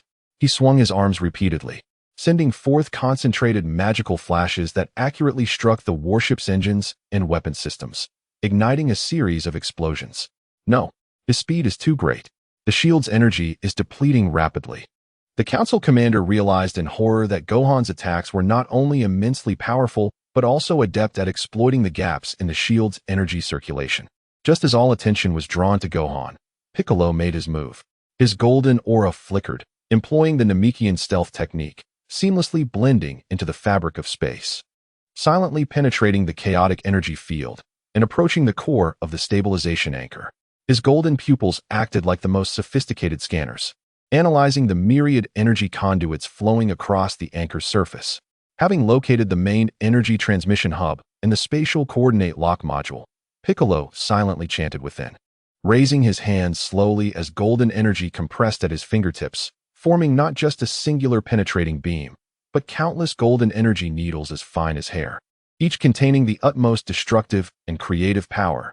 Holy Destruction Piercer, Piccolo internally whispered, unleashing a multitude of golden energy needles that, as if endowed with life, accurately targeted the critical nodes he had locked onto. Puff, puff, puff, puff. In a series of subtle sounds, the surface of the stabilization anchor erupted with a flurry of sparks, the ethereal blue energy streams instantly turning chaotic and overloaded. The colossal mechanical creation emitted a deafening roar, overwhelmed by its own weight, while the outer spatial shielding flickered violently, becoming erratic with distinct fissures appearing. Success. Wufan sensed the diminishing force of the blockade, invigorating his spirit. However, at that very moment, a chilling shadowy spell, akin to a venomous serpent, lunged from the void, aimed directly at Bike, who was maintaining the spell. It was an ambush from the demon realm. They had indeed colluded with the Anshin Council. Bike uncle, be careful, Wufan exclaimed, wishing to rush to his aid. But it was too late. A glint of cold light flashed in Bike's golden pupils. Without even turning around, he struck back with a palm, manifesting a colossal golden barrier adorned with ancient runes. Boom! The shadowy magic collided with the barrier, producing a fierce corrosive sound, yet it could not budge an inch. Bike slowly turned, gazing at the ornate black-robed mage of the demon realm emerging from the shadows as golden flames began to rise. Have the insects of the demon realm finally lost their patience? Just as Bike and Wufan destabilized the anchor, Suin Wukong and Vegeta tore through the fissured shielding field with their formidable power, plunging into the core of the Yade Lata star system. The scene here was even more terrifying. A massive, emerald-green primordial seed floated in the void, yet the surrounding space was utterly warped, resembling a vast, pulsating wound. The flagship of the Anshin Council, a colossal pyramid-like battleship acting as a mobile fortress, extended countless energy tendrils, attempting to capture and analyze the energy structure of the primordial seed. Meanwhile, on the other side, the demon army had already descended, led by the demon Lord Balak himself. He floated upon a throne swirling with demonic energy, surrounded by several powerful demon lords and an endless horde of demons. Suin Wukong, Vegeta, we have awaited you. Balak's voice reverberated with the unique resonance of the demon realm, brimming with greed and malice. Offer up the primordial seed, and perhaps we can leave your corpses intact. Dream on. Wukong bellowed, unleashing a surge of Super Saiyan 4's crimson flames, intertwining ferocity with a divine aura, making him resemble a descending war deity. Enough of the chatter. Prepare to die. Vegeta's Super Saiyan 4 form manifested as well, the violet-red flames exuding an unmistakable will of self-perfection, exuding an air of destruction and finality. The battle erupted in an instant. Wukong charged directly at the demon Lord Balak. Balak wielded his wand, unleashing dark arrows, corrosive waves, and psychic shockwaves. A torrent of formidable dark magic surged toward Wukong. However, in his new form, Wukong's speed, strength, and reflexes reached unprecedented heights. He utilized the evasion instinct of Zizai Ji Zhao, weaving through the dense magical onslaught, leaving behind crimson afterimages with each movement. Kamehameha, seizing an opening. Wukong thrust both hands forward, no longer emitting a blue beam, but a Kamehameha entwined with deep crimson divine flames and silver glimmers. Its power and speed far surpassing anything before. Balak's expression shifted, hastily raising a thick, dark barrier. The Kamehameha struck the barrier fiercely, erupting in blinding light as it violently trembled, revealing cracks. Impossible. Balak could hardly believe that his magic was being suppressed by the sheer force of Wukong's energy. Meanwhile, Vegeta charged into the Anshin Council's fleet and the demon lords like a tiger among sheep. He disdainfully avoided dodging. As his self-perfection's violet-red flames formed an absolute domain, the Council's energy projectile struck against it as if hitting a bottomless pit. With one hand clenched, he condensed destructive energy into countless purple energy orbs, accurately targeting the core of each battleship as if they possessed tracking capabilities. Destruction barrage. Vegeta coldly uttered 4 words. Boom, boom, boom, boom. A continuous series of explosions erupted within the Council's fleet, resembling a grand display of deathly fireworks. Simultaneously, with his other fist, he smashed a charging demon lord, obliterating both him and his weapon. However, the enemy was simply too numerous and powerful. The flagship of the Anshin Council began charging its main cannon, emanating a horrifying energy fluctuation that threatened Wukong and Vegeta. Several demon lords joined forces to cast a large curse formation, attempting to weaken the two's powers. At this critical moment, a dark golden torrent of energy, steeped in the essence of utter destruction, swept across the battlefield like a sword of divine punishment, instantly evaporating several charging council subships and 2 demon lords. Ha ha. It appears you truly struggle without me. Frieza's irritating voice echoed. He hovered nearby, his dark golden form enveloped in black and gold energy. These tin cans and demon scum are quite the eyesore. Although his motivations were far from pure, Frieza's interference instantly disrupted the enemy's deployment, alleviating pressure on Wukong and Vegeta. Frieza, who asked you to meddle? Vegeta retorted with dissatisfaction, yet seized the opportunity to unleash another ultimate flash, destabilizing the flagship's shield. Ha ha ha, I merely wish for you not to die too easily. Frieza elegantly dodged the demon's attacks, his death beams striking key targets on the battlefield with surgical precision. Chapter 148. The arrival of various forces. Frieza's dark golden form exuded an unprecedented sense of oppression. The black and gold energy not only brought destruction but also possessed an eerie quality of devouring light. His intervention, akin to a boulder thrown into an already tumultuous pond, completely altered the balance of the battle. Witnessing the substantial losses of the Anshin Council's fleet and the consecutive defeats of demon lords while Sun Wukong and Vegeta grew increasingly formidable with Frieza's assistance, Balak's twisted visage finally revealed an expression of uncertainty. Damn it, the growth rate of these Saiyans, along with that bastard Frieza. Balak thought rapidly, realizing that the energy fluctuations of the primordial seed were too intense. Continuing to stalemate would likely attract even more troublesome entities or cause the seed itself to undergo unpredictable mutations. A tactical retreat was the best course of action. He decisively waved his wand, conjuring a massive dark portal behind the demon army. Retreat. All forces withdraw to the demon realm. Balak roared unwillingly, being the first to enter the portal. The remaining demon lords and creatures surged in like a tide, vanishing in an instant. The Anshin Council, recognizing the futility of the situation, also understood it was time to withdraw.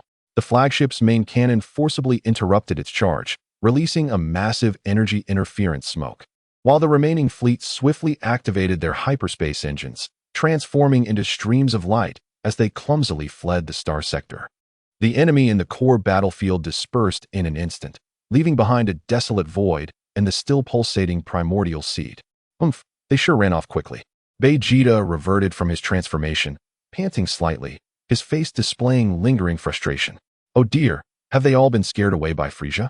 Yukon also returned to his normal state, scratching his head as he looked at Frieza. However, Frieza, that form of yours was indeed impressive. Frieza elegantly adjusted his non-existent collar, his dark golden form gradually receding to his golden form, ultimately returning to his base form. A signature insincere smile adorned his face. Ha ha. Merely a little trick I devised during my leisure time, nothing noteworthy. However, you two, Suin Wukong and Vegeta, it seems you have not been idle in your training during my absence. Yet, beneath his gaze lay a flicker of seriousness. The progress of the Saiyans had once again exceeded his expectations. At that moment, Baek and Wufan had also dealt with the external foes and converged with Baoyalai. The deep crimson flames surrounding Baoyalai gradually subsided. Though silent, the clarity and control in his eyes after the fierce battle demonstrated his refined mastery over his own power. The crisis had been temporarily averted. Piccolo gazed at the gradually calming initial seed, his golden pupils still reflecting a sense of vigilance. However, the Demon Realm and the Anshin Council would not let this setback go unpunished. After this defeat, they would undoubtedly return with greater preparation. Moreover, Gohan was concerned about the state of the initial seed. The emerald light orb still emitted a somewhat chaotic glow, evidently affected by the previous battle. Silence enveloped the group. Although they had repelled a formidable foe, the shadow looming over their hearts had yet to dissipate. The Z warriors, weary yet alert, returned to Earth, informing Bulma and Dondi of their experiences in the Adalat star system and heightening the planet's defenses. Bulma began to utilize the data gathered from the remnants of the Anshin Council to attempt an upgrade of Earth's defense systems. However, the peaceful days lasted less than a month. The first to sense the anomaly were Piccolo and Dondi. As the guardian deities of Earth, they were exceptionally sensitive to the planet's energy fluctuations. A powerful and malevolent aura was traversing space, locking onto Earth. Dandy's face turned pale as he spoke. Piccolo's golden eyes scanned the sky. There was not just one, but three distinctly powerful presences. They had tracked their way here, almost simultaneously. An urgent telepathic message from King Kai arrived. Goku, Vegeta, be cautious. The Demon Realm, the Anshin Council, and the remnants of the Oblivion Shadows have somehow managed to simultaneously locate Earth. They are heading your way. Their targets are you and the life energy of those who resonated with the initial seed. Everyone understood. Having suffered a setback in the Adalat star system, the adversaries realized that scattering their forces would lead to defeat. Thus, they momentarily set aside their internal conflicts to unite their efforts against the Z warrior stronghold, Earth. This was both an act of vengeance and an attempt to eliminate the most formidable guardians who posed a threat to their ambitions. The once azure sky of Earth was once again shrouded in ominous shadows. Three colossal rifts in space, emanating the purple-black malice of the Demon Realm, the eerie blue technological aura of the Anshin Council, and the suffocating gray void of the Oblivion Shadows, slowly unfolded in Earth's outer orbit. The legions from these three factions descended simultaneously for the first time. The representative of the Demon Realm, the Blood Demon Warrior Karuz. He was the most formidable battle maniac under Balak, having abandoned most of his magical abilities to specialize in physical prowess and destructive energy. He was massive, with skin resembling molten lava, horns adorning his head, wielding a colossal sword of flame with eternal demonic fire. His aura was violent and pure, far surpassing any opponent encountered before. The representative of the Anshin Council, the ultimate cyborg. He was the pinnacle of the Council's biological and mechanical technologies. His body a perfect fusion of memory metal and biological tissue, capable of instantly analyzing an opponent's combat patterns and evolving countermeasures. His eyes glowed with a cold red light, surrounded by a morphing energy weapon platform. His energy level was exceedingly high, exuding an overwhelming pressure of non-life and extreme rationality. The representative of the Oblivion Shadows, the weaver of nihility, Erebus. This was not an ordinary shadow, but a unique entity with a degree of self-awareness and commandability. It took the form of a constantly twisting and stretching gray humanoid shadow with no fixed face, only two hollow eye sockets. While it lacked significant physical attack power, it could widely release an erasure domain and summon and enhance other Oblivion shadows, making it a troublesome support and control-type enemy. Any one of these three possessed terrifying strength capable of matching or even surpassing the formidable foes previously encountered in the Adalat star system. Now, with the three joining forces, the level of threat escalated exponentially. The Z warriors assembled: Goku, Vegeta, Gohan, Piccolo, Broly, and the recently arrived Son Goten, Trunks, along with veteran Z warriors such as Krillin and Tien Shinhan, stood ready. Earth was a home they could not afford to lose. Chapter 149. The battle begins. The battle erupted simultaneously outside Earth's atmosphere and in multiple desolate regions. To avoid inflicting catastrophic damage on Earth, the Z warriors took the initiative to draw the main battlefield into outer space and remote star systems. Goku and Vegeta faced off against the Blood Demon warrior Karuz and the Ultimate Cyborg. Goku and Vegeta transformed once more into Super Saiyan 4, their crimson and violet auras illuminating the dark void of space. Karuz cackled madly, wielding his fiery sword with a single slash. He tore through the void with black energy blades crisscrossing wildly. Goku evaded with the agile movements of Ultra Instinct, intertwining his fists and feet with divine flames. Engaging Karuz in a breathtaking close-quarters brawl, each collision released devastating shockwaves, causing distant asteroid belts to tremble. Vegeta confronted the Ultimate Cyborg, who, with flickering red eyes, instantly analyzed Vegeta's energy characteristics. A layer of targeted energy deflection armor formed around his body, while shoulder-mounted weapon platforms unleashed numerous tracking energy blasts and binding fields. A mere trick, Vegeta scoffed, pushing his Ultra Instinct to its limits. The violet-red aura erupted like a domain, forcefully dispersing the binding fields. Ignoring the energy blasts, he surged towards the Ultimate Cyborg at a speed beyond sight, delivering a devastating punch infused with destructive energy. Boom! The Ultimate Cyborg was sent flying, the armor on its surface cracking instantly, yet the fissures began to repair at a visible speed. Target combat power re-evaluated, threat level extremely high. Activating hyper-evolution mode. The cold voice of the Ultimate Cyborg echoed, its energy surging again, and its body structure began to undergo subtle changes, drastically enhancing its speed and strength. Meanwhile, on the desolate plains of Mars, Broly faced the Weaver of Nihility, Erebus. The barren surroundings were perfect for him to unleash his full potential. Erebus floated in the air, its gray erasure domain swiftly expanding from its center, causing everything within, light and matter, to slowly fade away. At the same time, it waved its shadow-like arms, and countless powerful Oblivion shadows surged forth from the rifts in the void, charging at Broly. Roar! Broly, as a Super Saiyan, unleashed his deep crimson aura, a tempest of life force that resolutely resisted Erebus's void domain. The boundary between the domain and the aura twisted between life and death, annihilation. His fists struck like meteors, each blow infused with a magnificent life force that evaporated the encroaching shadows. Yet, Erebus's domain was exceptionally troublesome, continuously eroding Broly's aura, while the shadows seemed to be endless. Broly found himself in a war of attrition, his infinitely growing life force clashing with the ultimate void directed by Erebus, a confrontation at the most primal level. On Earth, above the temple, Piccolo, Gohan, and the others defended their homeland against the elite remnants of the three factions. Although their top-tier fighters were drawn away, numerous elite demons, mechanical soldiers from the Council, and small groups of Oblivion shadows attempted to breach the atmosphere to directly assault Earth cities.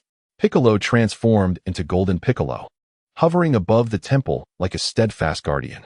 He waved his hands, conjuring a massive golden protective shield that enveloped critical areas, blocking the enemy's initial orbital strikes.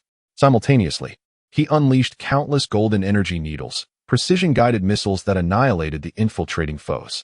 Gohan, in his Super Saiyan 4 form, darted across the battlefield like silver lightning, safeguarding the cities below. His mystic flash was immensely powerful, capable of obliterating a small council warship with a single strike. Goten and Trunks fused into Gotenks. Although their personalities were playful, Their Super Saiyan 3 strength was not to be underestimated, responsible for clearing out stragglers and creating chaos. Krillin, Tien Shinhan, Yamcha, and others formed teams to counter the sporadic enemy landings, protecting civilians. Though their strength may not rival the elite, their experience and courage bridge the gap, with techniques such as Qi Yuan Zhan, New Qi Gong Cannon, and Qi Bomb continuing to play pivotal roles. While Wukong and Vegeta possess formidable power, Karu's ferocious strength and the near-bug evolution and adaptation abilities of the ultimate cyborg render them temporarily unable to secure victory, occasionally finding themselves in a passive state. Broly is ensnared by Erebus's void domain and the seemingly endless shadow of magic, unable to swiftly conclude the battle to assist others. On Earth, although the defensive line remains steadfast, the relentless onslaught of foes continuously drains the energies of the defenders. In this critical moment, Frieza, who had been observing from the battlefield's periphery and occasionally aiding with death beams to eliminate minions, seemed to discern something. His cold gaze swept across the battlefield, finally settling on Piccolo and Wufan, who were desperately holding the Earth's defense, and glancing at Wukong and Vegeta, entangled with two powerful enemies. How unsightly, Saiyans! Frieza's voice echoed across the battlefield, suggesting that ultimately, it would require his intervention to alter this mundane battle. He did not directly assist Wukong or Broly, but transformed into a beam of golden light, charging toward the direction of Piccolo and Wufan, who were maintaining the immense protective shield. Frieza, what do you intend to do? Wufan cautioned, his voice tense. Piccolo furrowed his brow, his golden aura coalescing further. However, Frieza did not attack them. Instead, he halted outside the protective shield, facing the relentless tide of enemy minions and long-range artillery. He gracefully raised his hand, and dark golden energy began to coalesce around him once more. I am weary of this endless garbage, Frieza stated coldly. Allow me to demonstrate the true art of annihilation. Death Supernova Ultimate, a gigantic dark golden energy sphere, containing a tempest of destructive energy, rapidly formed in Frieza's hand, the emanating energy fluctuations even catching the attention of Wukong and others engaged in fierce combat from afar. In the next moment, Frieza thrust this death supernova forcefully into the most densely packed area of the enemy forces. There was no sound, only an overwhelming light and heat, followed by an engulfing darkness that consumed all. The dark golden radiance resembled the Big Bang of the universe's inception, instantly clearing nearly all enemy minions and small to medium-sized warships from Earth's orbit. Even some of the annihilating shadows that attempted to approach were directly obliterated by this ultimate destructive energy. This strike significantly alleviated the pressure on the Earth's defensive line. Piccolo and Wufan were taken aback, not expecting Frieza to so generously extend his assistance. After completing this feat, Frieza appeared to regard it as a trivial task. Clapping his hands and addressing Wufan and Piccolo, "No need to thank me. This was merely a convenient act of garbage collection." His gaze then turned toward the distant battlefield in outer space, where the energies of Wukong and Vegeta seemed to resonate and elevate due to Frieza's astonishing strike and the sudden reduction in pressure on the Earth's defense. It appeared that the two over there were also about to get serious. A meaningful curve appeared at the corner of Frieza's mouth, almost simultaneously with Frieza's words. Wukong and Vegeta's energies surged dramatically once more. Deep red and purplish-red auras intertwined and fused, as if on the verge of breaking through a critical point. Faced with the pressure of formidable enemies and the determination to protect their home, their powers transcended once again in battle. The Earth Defense War entered its final, heated phase. Chapter 150, Super Saiyan 4, Super Saiyan God, Second Stage, Breaking Boundaries. The Death Supernova Ultimate that Frieza unleashed not only swept away the enemy forces in Earth's orbit, but the explosive wave of ultimate destruction acted as a potent catalyst, penetrating space and deeply stimulating Wukong and Vegeta, who were battling in outer space. The conviction to protect their home, the unwillingness to yield in the face of powerful foes, and the yearning for the limits of their own strength ignited at this moment. The ultra-instinct power within them, already at its peak, began a more intense and essential refinement and elevation. Kakarot, Vegeta roared. Having withstood a heavy strike from Karu's and leveraging the force to retreat, as his purplish-red aura surged like bubbling magma. We can no longer continue like this. These pests must be utterly crushed. Ah, I understand, Vegeta. Wukong wiped away a trickle of blood from the corner of his mouth, his deep red aura also fluctuating erratically.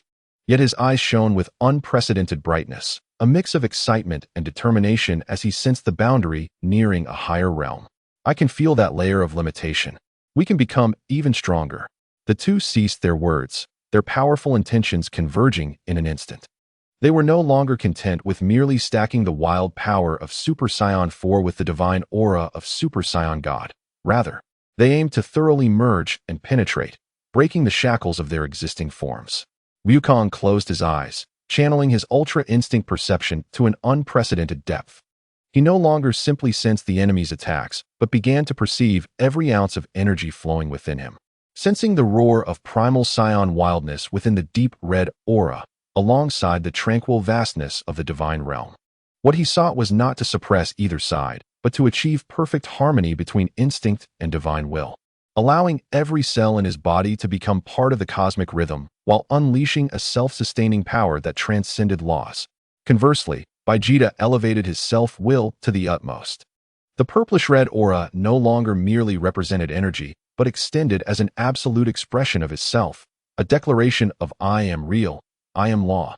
He sought to dominate all powers within him with unparalleled will, branding the unruly primal Saiyan wildness and the pure, sacred essence of the Saiyan God with his own mark, forging a unique, unparalleled power to break boundaries that belonged solely to him. Ea! Both erupted in soul-shattering roars. Wukong's deep red aura began to undergo a wondrous transformation. The color deepened to an almost dark red, and the aura's form transcended simple combustion, morphing into countless tiny, shimmering points of light, akin to silver runes, flowing within the dark red energy torrent. His hair danced wildly without wind, the tips glimmering with a hint of silver, and his pupils transformed into a pure silver hue, as if reflecting the trajectories of the universe's stars. Super Saiyan 4, Super Saiyan God, second stage, breaking boundaries. Vegeta's transformation was equally astonishing. The purplish-red aura rapidly contracted and compressed, no longer a flamboyant explosion, but forming a layer of translucent, liquid crystal-like, purple-black energy armor that contained destructive power. The joints of the armor shimmered with deep red light, resembling flowing magma. His hair became more rigid, like purple-black crystal spikes, and his pupils turned into a pure dark red, devoid of emotion, emanating an absolute domain that solidified space. Super Saiyan 4, Super Saiyan God, second stage, breaking boundaries. The essence of both underwent a qualitative leap. If previously they were a surging river, now they became a vast sea of stars. Merely standing there, the surrounding space began to warp and wail spontaneously. Karuz's magic flame, sword energy dissipated as it approached their bodies. The ultimate cyborg scanning system emitted a piercing overload alarm. What is this power? Karuz's maniacal laughter froze on his face, replaced by unprecedented horror. Impossible.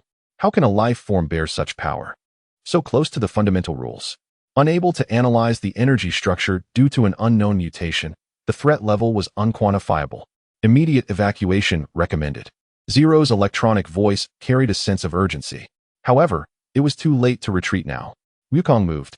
His figure seemed to meld into the very essence of space, transcending mere instantaneous movement, akin to mercury cascading across a surface, infiltrating every nook and cranny. He made no overt motion of attack. Instead, he pierced through Karuz's defenses like a wraith, materializing before him, and with a gentle gesture, unleashed the Zizai Ji Pojiji. The moment his fingertip made contact, Karuz, whose formidable magical body could withstand a planetary explosion, disintegrated silently from the point of contact, as if cast into the void, ceasing to exist. Even the massive sword of magical flames in his grasp was not spared. Karuz could not even utter a scream, his eyes filled with profound terror and confusion, as he was utterly transformed into the fundamental particles of the universe. Meanwhile, Vegeta did not spare Zero a glance. He casually raised his right hand, enveloped in a purple-black energy armor, and grasped the void in Zero's direction. The Ziwoji Pojiwa. The space surrounding the ultimate android was instantly solidified and compressed by absolute will. His body, capable of continuous evolution and adaptation, lost all significance before this conceptual power that transcended all physical and energy realms. Like a toy crushed by an invisible giant hand, the ultimate android's body, along with its core processor, was brutally compressed into an inconsequential singularity before erupting violently, vanishing completely. Instant annihilation. A true, unambiguous instant defeat. The two formidable adversaries who had given Goku and Vegeta a protracted struggle were as fragile as ants before the pair who had transcended into the Poji form. Having dealt with their immediate foes, Goku and Vegeta did not linger. Their senses immediately locked onto Erebus, the Weaver of Nihility, who was still at a stalemate with Broly on Mars, as well as the few remaining enemy flagships in Earth's orbit. Vegeta, you assist Broly on Mars. I shall eliminate the remaining trash, Goku stated, his silver-white eyes betraying no emotion. I need not your direction. Vegeta snorted coldly, his form flickering as he traversed the distance between planets, appearing above the battlefield on Mars. Erebus sensed the terrifying aura of Vegeta, akin to the arrival of ultimate darkness, emitting a sharp, fear-laden mental shriek, attempting to rally all the annihilation shadows and realms of nothingness to resist. Chapter 151. The long-awaited peace. Vegeta merely gazed indifferently down upon the gray expanse and the countless magical shadows, slowly raising his fist, purple-black energy coalescing upon it, as if he held the fate of the entire planet. Before absolute existence, the void bore no meaning. The ultimate destruction. Poji Bingchuan, with a single punch, devoid of light or sound.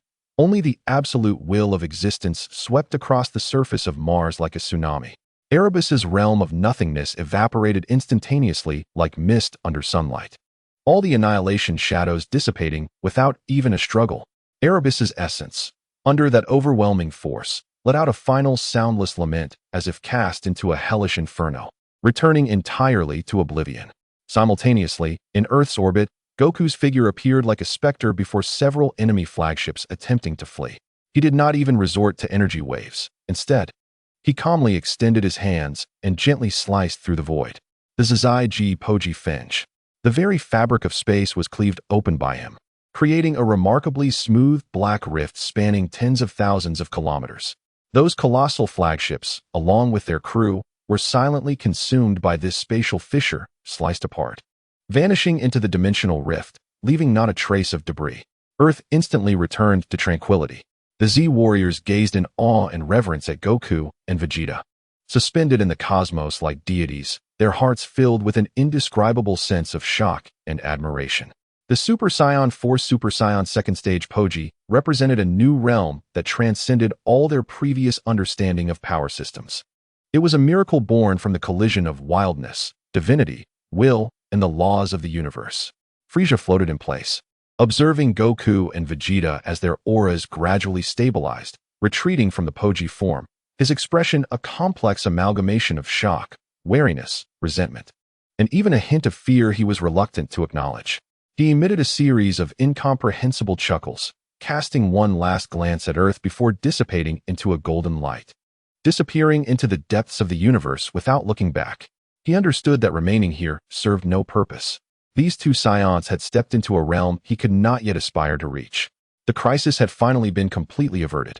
Yet Goku and Vegeta were acutely aware that the pursuit of power was an endless journey. The Poji was not an end, but rather a new beginning.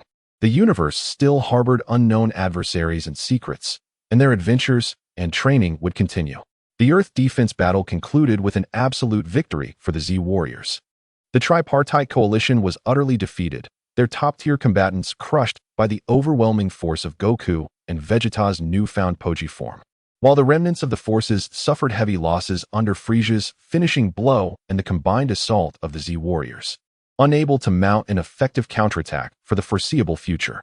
As the smoke cleared, Earth welcomed a long-awaited and genuine tranquility.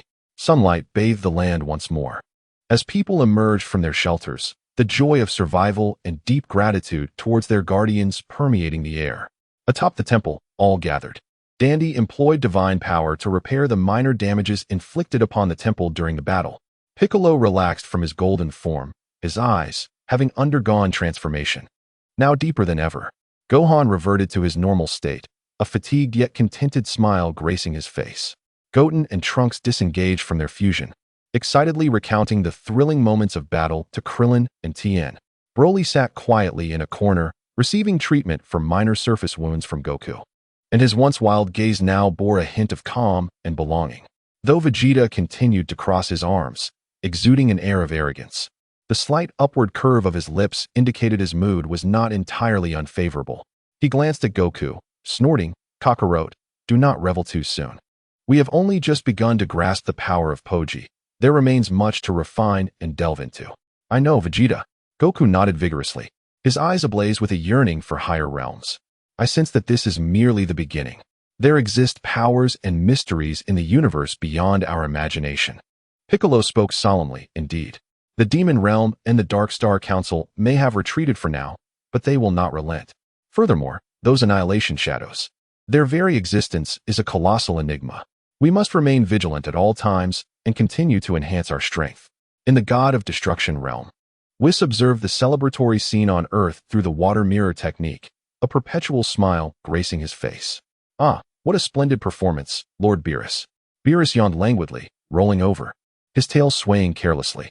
"Mediocre at best. At least they didn't disgrace the seventh universe. However, that Poji form does have some merit. It appears these Saiyans have indeed forged an unprecedented path." "Indeed," Whis nodded, noting the Saiyans' wild instincts, divine essence, and their resonance with the laws of the universe, all integrated to such an extent that it was exceedingly rare throughout the history of all universes. Their future is certainly worth anticipating. "Humph, let them do as they please. As long as they do not disturb my sleep," Beerus muttered, closing his eyes, though a faint smile seemed to linger at the corner of his mouth. On the other side of the universe, Frieza sat alone upon his opulent throne, a holographic image of the final moments of the battle on Earth hovering before him. He gazed upon Goku and Vegeta, their divine-like figures, and their effortless annihilation of formidable foes in the Poji form. The cold glint in his pupils flickering with a complex array of emotions: shock, wariness, resentment, and a deeply suppressed sense of fear. Chao Si Chao Sai Shindi or Jia Pajia Felisa quietly chewed on these words, his fingertips unconsciously tapping on the armrest of the throne. After a prolonged silence, he suddenly let out a deep and eerie laugh. "Ho ho ho, Suin Wukong and Vegeta, you have once again stepped ahead of this king." The laughter abruptly ceased, and his gaze turned sharp and frigid. "However, the vastness of the universe exceeds your imagination. The pursuit of power knows no bounds. This king will never concede defeat." On Earth, at Baozishan, during the night, Wukong's family gathered around the dining table, relishing the delectable dishes prepared by Chi-Chi. Xiaofang listened with excitement as Grandpa Wukong recounted tales of cosmic battles, of course, in a glorified version, her eyes sparkling with admiration. Wu Fan observed this warm scene, filled with tranquility and contentment. He understood that this peace was hard-won and required their potent strength to safeguard it. He gazed out at the starry sky, vast and limitless, harboring infinite possibilities and unknown challenges. Chapter 152, The Ultimate Android, Chaos Buo. Inside the gravity chamber, Vegeta was engaged in high-intensity training, sweat soaking his battle attire. His mind replayed the sensation of absolute control experienced in the Broken Realm form and his anticipation of stronger adversaries to come. In the distant Yadalat star system, the immense primordial seed gradually regained stability and softness after losing external disturbances. Yet, within its depths, the core, slightly stirred by negative energy, seemed to retain an imperceptible mark, waiting to be awakened once more. Following the conclusion of the Earth Defense War, the universe appeared to enter a relatively tranquil phase. However, for the warriors, the true cultivation had only just begun. Though the power of the Chao Si Chao Sai Shindi or Jia Pajia was formidable, it was akin to a divine weapon just unsheathed, requiring meticulous honing to master its brilliance fully. Wukong did not linger in the joy of his breakthrough for long. He was acutely aware that the sensation of nearly merging with the universe in the Broken Realm state, along with the subsequent near-regulatory application of power, was far from the endpoint. He devoted more time to introspection, not frantically increasing pressure in the gravity chamber, but rather sitting quietly beneath the waterfall of Baozishan or floating in the vastness of outer space, striving to feel every subtle flow of energy in the state of Zizai Ji Pajia and to comprehend the significance represented by the silvery runes, attempting to transform this state from an explosive condition into a more stable norm. He even began to experiment with invoking a hint of Broken Realm power without fully entering that state, a supreme test of control. Vegeta's choice was starkly different. He did not halt his progress. Instead, he once again raised the extreme parameters of the gravity chamber. For him, the absolute control felt in the self-ultimate broken realm was the essence of the power he sought. He relentlessly forged his purple-black energy armor, endeavoring to solidify it further, enhancing its defensive capabilities and destructive potential. He even began to contemplate whether he could merge the power of the broken realm with his most proficient techniques, such as the ultimate flash and gamma burst, to create a new technique of greater devastation. Kakaluot was adapting, while this king was determined to conquer this power. This remained his unwavering belief. The temple became a new center for communication. Bike, Wufan, and even the occasionally visiting Broly exchanged insights on the broken realm power with Wukong and Vegeta. Bike analyzed from the perspective of energy structure and rules. Wufan combined academic knowledge to explore this power's impact on the essence of life. Although Broly was not eloquent, his innate perception often provided unique insights. The victory in the Earth Defense War did not render the universe entirely peaceful. The demon realm licked its wounds. The shadow of oblivion lingered in the void. And the most active force remained the Dark Star Council, obsessed with forbidden technology. Among the remnants of the Earth battle, they not only recovered fragments of their technological creations, but also fortuitously discovered a small shard of Majin Buo's cell, imbued with boundless regeneration and chaotic magic. Under the direct guidance of the Dark Star Council's chief scientist and military leader, the Supreme Overlord Mofiazichuo, a mad research project known as the Divine Remnant Project commenced in the depths of the Council's laboratory. They aimed to fuse Buo's near-immortal vitality, limitless adaptability, and chaotic magic with the Council's most advanced biomechanical technology and energy control techniques, creating an ultimate weapon that would obey absolutely and surpass everything. Months later, in the realm of the gods of destruction, Whis furrowed his elegant brow slightly.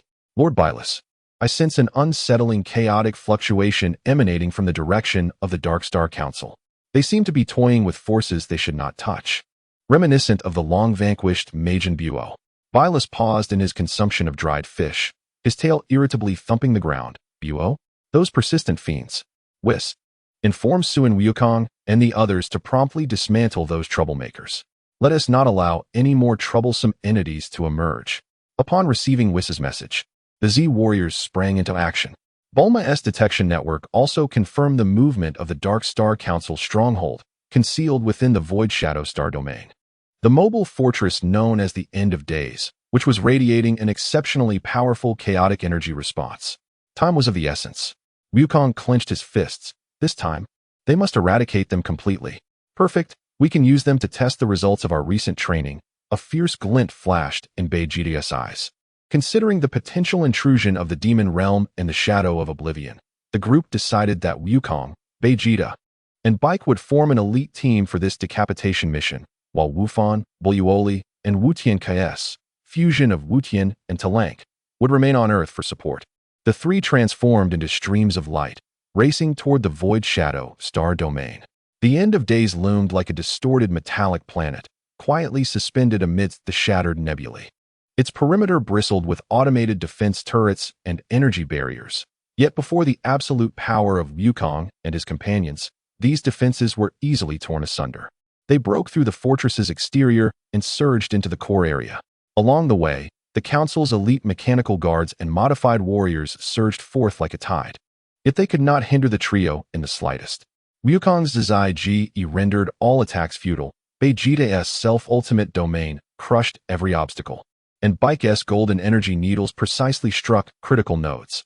Before long, they reached the innermost depths of the fortress, the laboratory for the Divine Remnant Project. In the center of the enormous lab, a vast incubation chamber housed an indescribable being, though it bore the basic outline of a human.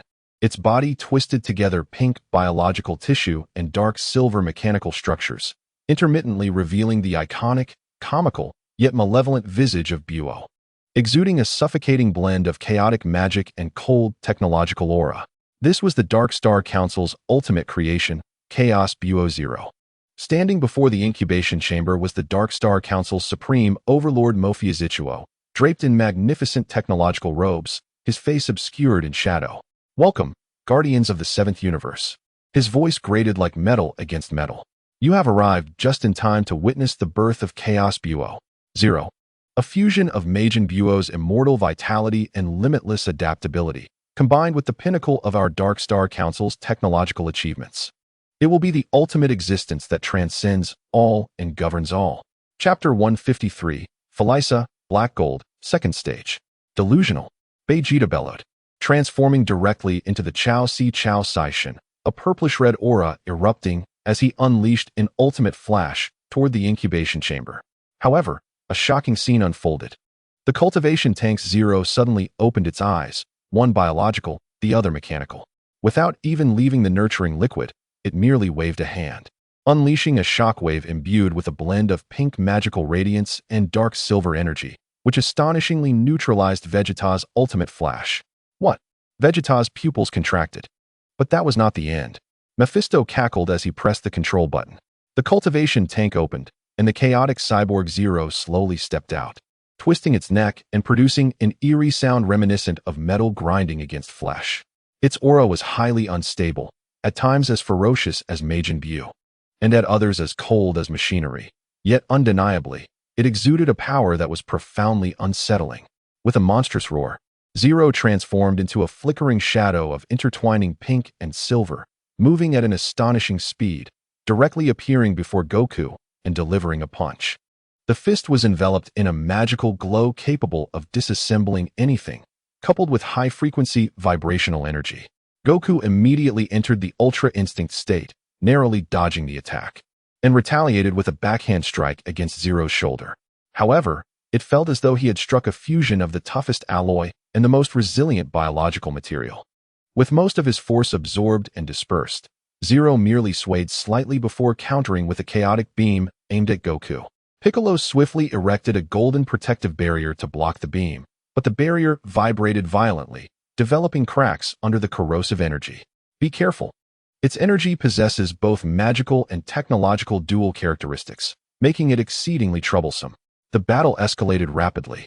Goku, Vegeta, and Piccolo joined forces against the chaotic cyborg Zero.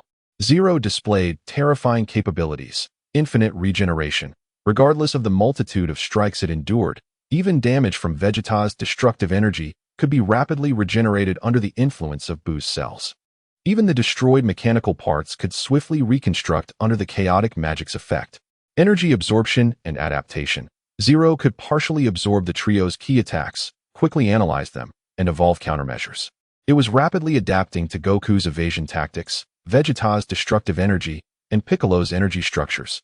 Chaotic magic. It employed various bizarre Buu-style spells, such as Chocolate Beam, attempting to transform Piccolo's barrier into chocolate, splitting proliferation, creating several small clones, and body transformation, turning its arms into gigantic drill bits or energy cannons, making it nearly impossible to guard against. Technological armament. Meanwhile, the technology from the Dark Star was also in play, effortlessly wielding energy shields, gravity field manipulation, and matter disintegration cannons. The three warriors found themselves in a grueling battle. Their attacks struggled to inflict decisive damage on Zero, while its chaotic and highly adaptive assault methods left them overwhelmed.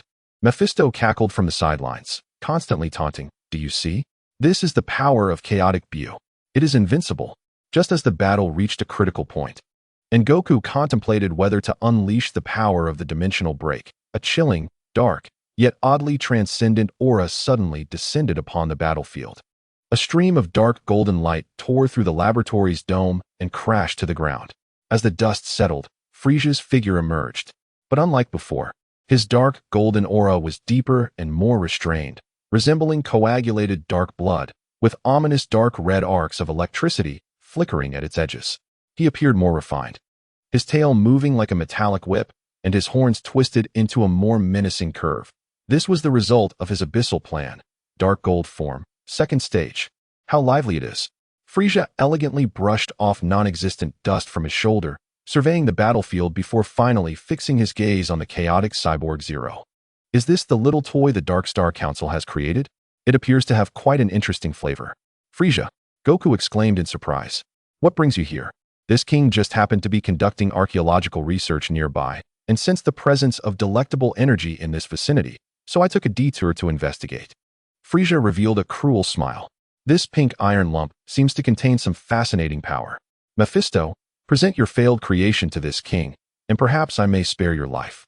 Mephisto, both shocked and furious, retorted, Frieza, how dare you covet the council's divine creation?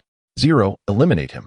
Zero roared, abandoning its assault on Goku and the others, and lunged at Frieza, spewing forth a breath infused with chaotic magic and disintegration energy. Childish tricks. Frieza did not even move, merely raising a hand, and the dark golden aura coalesced into a miniature black hole vortex in his palm. Death's devour. Zero's breath was swallowed entirely by the dark golden vortex, absorbed completely. Frieza licked his lips. Not bad. Now it is my turn. In an instant, he appeared before Zero, his speed having more than doubled. His fist, encased in the black gold aura of the second stage, rained down upon Zero like a barrage of raindrops. Bang, bang, bang, bang. This time, Zero's regeneration speed seemed unable to keep pace with the destruction. Each of Frieza's punches contained ultimate destructive energy and an eerie energy erosion characteristic, not only causing physical damage, but also continuously dismantling Zero's energy structure, suppressing its regeneration. Did you see that, Saiyan monkeys? Frieza taunted as he relentlessly battered Zero. This is the true power of evolution.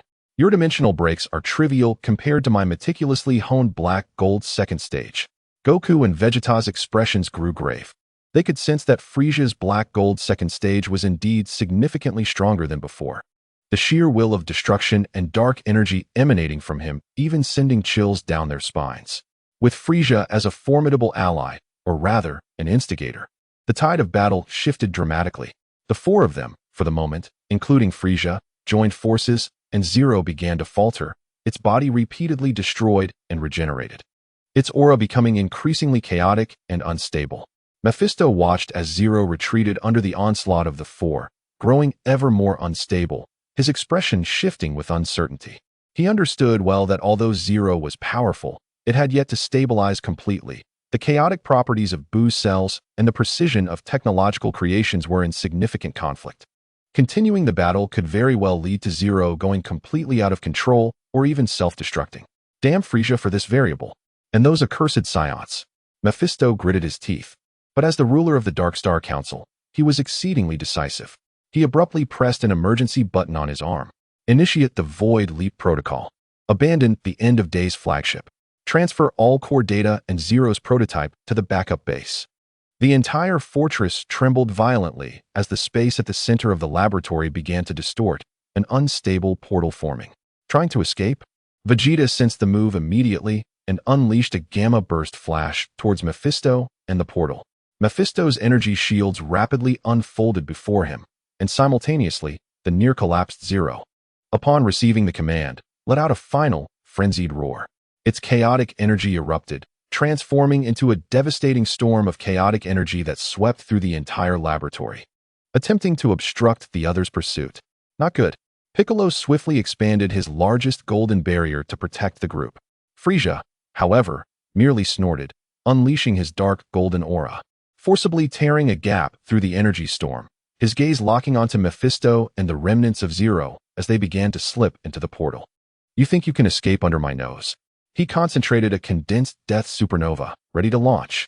However, the portal was exceedingly unstable, rapidly contracting and disappearing under the impact of Zero's self-destructive energy and Mephisto's forced manipulation. Frieza's death supernova struck only empty space, resulting in a violent explosion. As the energy storm subsided, the laboratory lay in ruins, leaving behind only an empty, partially damaged cultivation tank, along with the distant sound of explosions from the fortress structure. Mephisto, accompanied by the unstable Zero prototype and core data, successfully fled. How swiftly he escaped. Frieza reverted to his original form, his expression sour.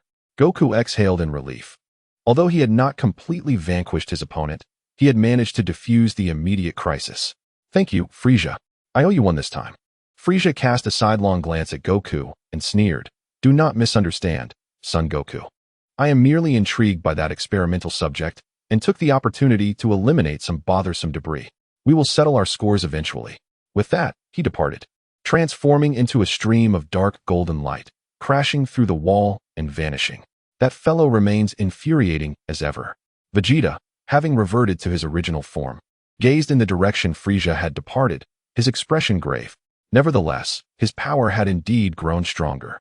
Piccolo analyzed. Although the Anshin Council has lost this fortress, Mephisto has taken away the most critical research results.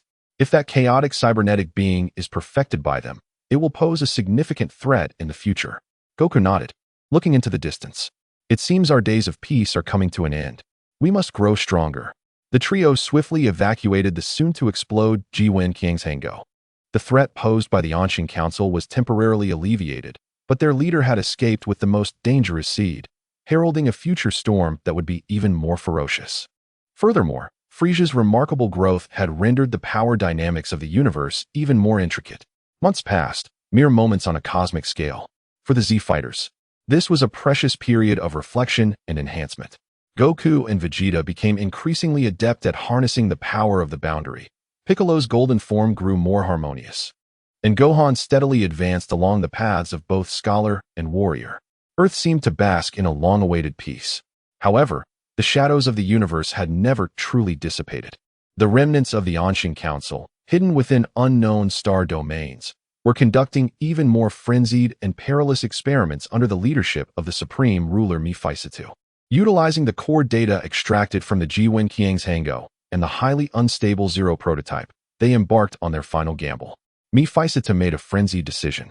He no longer sought to fully control the chaotic magical energy belonging to Majin Buu within Zero's being, but instead aimed to guide and amplify it. They unleashed Zero upon several planets rich in powerful native civilizations, allowing it to devour and absorb the strongest beings on those worlds, driven by Buu's instincts. With each consumption, Zero's power surged, and its form increasingly evolved into a chaotic life form that was pure, chaotic, yet infused with the characteristics of Anshin technology. Ultimately, after the energy of the last victim was completely digested, a new ultimate form of chaotic Buu was born on a desolate planet, drained of life energy.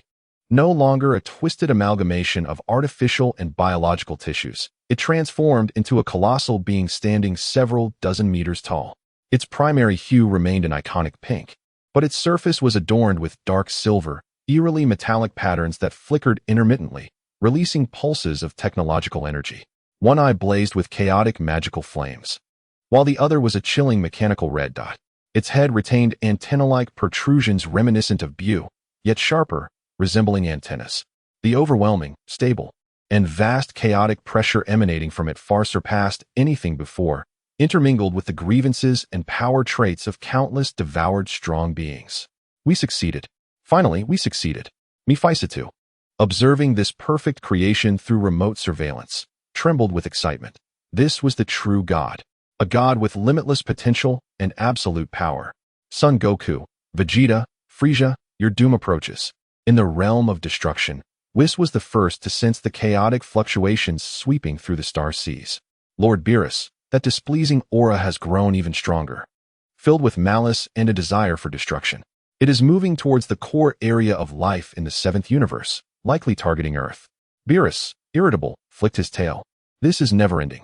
Tell Son Goku if that damned thing encroaches on my nap time again, I will personally obliterate Earth. On Earth, at the West Capital Capsule Corporation, Bulma's global surveillance network issued the highest level of alert. Energy readings soared beyond any previous records, even approaching the fluctuations caused by the boundary-breaking form. Goku, Vegeta, come back now. Bulma's urgent communication spread to all Z-Fighters. Above the temple, Goku, Vegeta, Piccolo, Gohan, Broly, and the recently finished training Goten and Trunks, who could fuse into Gotenks at any moment, all assembled. The atmosphere was tense. Is it here? Goku felt the oppressive sensation from afar, his eyes burning with fighting spirit. This time, we must put an end to this. Vegeta's aura flickered ominously, just in time to test the results of my training over these past months. This time, it shall not escape. Piccolo's golden pupils were filled with vigilance. Its energy response is peculiar. Not only is it powerful, but it also contains an amalgamation of too many different sources, brimming with uncertainty. Chapter 155. The three reunite. There were no superfluous words or tests. A sweeping flow of pink and silver energy surged across the star sea like a harbinger of destruction. directly crashing towards Earth. Where it passed, space twisted and stars dimmed. Block it! Piccolo shouted, joining forces with Gohan, Broly, and Gotenks. A golden protective barrier, silver-red energy waves, deep crimson life energy, and a dazzling fusion technique coalesced into a shield, withstanding this strike that transcended time and space. Boom! Earth trembled violently, and the atmosphere was torn apart. Although they had mitigated the attack, all four were jolted, their blood surging. The less powerful Gotenks nearly disintegrated. The next moment, the colossal form of chaotic Bu in its ultimate state appeared like a demon directly in Earth's outer orbit. Mephisto's projection hovered upon its shoulder, emitting a maniacal laugh. Do you see? This is the power of a god. Tremble, insects. Today, Earth shall become history. Chaotic Bu unleashed a roar mingled with the wails of countless souls, its enormous palm reaching out to Earth. An invisible force, combining potent telekinesis, gravitational control, and energy erosion, instantaneously enveloped the entire planet. The ground cracked, oceans boiled, and calamities erupted worldwide. Damn it! Vegeta roared, transforming into Super Saiyan 4, his purple-red aura soaring into the sky. Dashing towards chaotic Bu, Gamma Burst Flash. A colossal beam of energy roared forth. However, chaotic Bu merely opened its mouth nonchalantly, a pink and silver vortex materializing, which devoured Vegeta's full-powered attack. It belched, seemingly growing even stronger. What? Vegeta's pupils constricted. It can even absorb and digest energy. Gohan exclaimed in shock. Goku immediately transformed into Super Saiyan 4, entering the Ultra Instinct state, attempting to find an opening for an attack. Yet, chaotic Bu's methods were exceedingly unpredictable. It intermittently unleashed a rain of chaotic magical energy covering the globe, shot out disintegration beams from its dark silver patterns, and employed a combination of various abilities acquired through devouring, making it nearly impossible to defend against. Piccolo, Gohan, Broly, and Gotenks struggled to maintain the global defense, fending off the dissipating energy and protecting the fragile Earth, but it was evident that they were straining immensely. Although Goku and Vegeta's fierce assaults could inflict damage upon chaotic Bu, its near-infinite regenerative abilities and its characteristic of continuously absorbing, adapting, and evolving during battle tilted the situation rapidly into an unfavorable direction. Chaotic Bu grew stronger with each encounter, while the Z-Fighter's strength was steadily depleting. Haha, useless. Zero no? The god of chaos. It is invincible. Mephisto's projection boasted triumphantly. As the Earth faced imminent peril, Wukong and Vegeta deliberated whether to resort once more to their energy-draining Kaioken form. Suddenly, a familiar, bone-chilling aura of darkness swept across the battlefield like the frigid winds of winter. Ha ha ha, it appears I have arrived just in time. A mocking voice echoed as Frieza's figure silently emerged at the edge of the fray. He remained in his second stage of black and gold form. Yet his presence seemed even more profound and condensed than months prior, as if he had compressed boundless darkness within himself. Frieza! Wukong exclaimed while deftly evading the chaotic tendrils of Bu's energy. What do you want now? Vegeta inquired, his tone laced with hostility, though his assault did not cease. Frieza floated elegantly, his gaze filled with intrigue as he observed the rampaging chaotic Bu. What an amusing creature. Having consumed such power, it has become quite delectable. I find myself rather intrigued. He turned his attention to the beleaguered Z warriors, particularly Wukong and Vegeta, who were currently locked in combat with Bu. A calculating smile spreading across his face. It seems you find yourselves in a bit of trouble. How about this? I shall assist you in dealing with this pink behemoth, and upon completion, it will belong to me. You wish to devour it? Gohan gasped, realizing Frieza's mad intentions. No way. Vegeta vehemently rejected the notion, insisting that such a dangerous entity must be utterly annihilated. Ha ha ha, do not be so hasty to refuse, Mr. Vegeta, Frieza replied languidly. Given your current predicament, do you truly believe you can obliterate it? Or would you prefer to watch as the Earth is destroyed? A deal with me would at least secure your sanctuary. Wukong deflected a powerful punch from chaotic Bu, gritting his teeth and declaring, Frieza, let us first deal with it. We can discuss the rest later. Frieza's satisfied smile revealed. A wise choice, son Wukong. No sooner had he spoken than he sprang into action. The aura of his second black gold form erupted, moving faster than before. Instead of directly attacking Bu, he flitted like a specter to its side, fingers deftly snapping. Death through 100 strikes. Countless dark golden beams. Exquisitely refined and imbued with terrifying penetrating power and energy-corroding properties, pierced through dozens of energy nodes and regeneration cores on Bu's surface in an instant. Chaotic Bu let out a pained howl as the penetrated areas exhibited a noticeably slowed regeneration rate, even oozing a strange, pink-silver blood. Frieza's assault appeared to effectively stifle its regeneration. Indeed, pure, ultimate destructive energy held a certain restraint against such chaotic creation and regeneration abilities. Frieza coldly analyzed this. Now, let us add an appetizer. He clasped his hands together, forming a miniature black hole of annihilation in his palms, which he forcefully thrust toward chaotic Bu. Sensing the threat, Bu's massive palms swatted at the black hole, attempting to dissipate or absorb it. However, the nature of the death black hole was one of ultimate gravity and annihilation, starkly different from conventional energy. The moment they clashed, Bu's palm twisted and tore under the horrific gravitational force, with vast amounts of tissue being consumed by the black hole's obliteration. Effective. Wukong's eyes lit up. Vegeta, Piccolo, let us strike together. With Frieza as their formidable ally and his unique attacks that could counter Bu's chaotic regeneration, the tide of battle shifted once more. Wukong sought lethal openings with his mastery of Ultra Instinct, while Vegeta unleashed a barrage of destructive energy. Piccolo's golden energy needles provided precise disruptions, with Gohan and the others fully committed to maintaining Earth's defenses and seizing the opportunity to assist. Meanwhile, Frieza, akin to the most perilous assassin, relentlessly weakened and severely injured chaotic Bu with his ultimate destructive energy. Mephisto's projection seethed. Frieza, you fickle wretch. 0. Prioritize eliminating him. Chaotic Bu roared, redirecting the bulk of its assaults toward Frieza as a torrent of chaotic magic surged forth like a tsunami.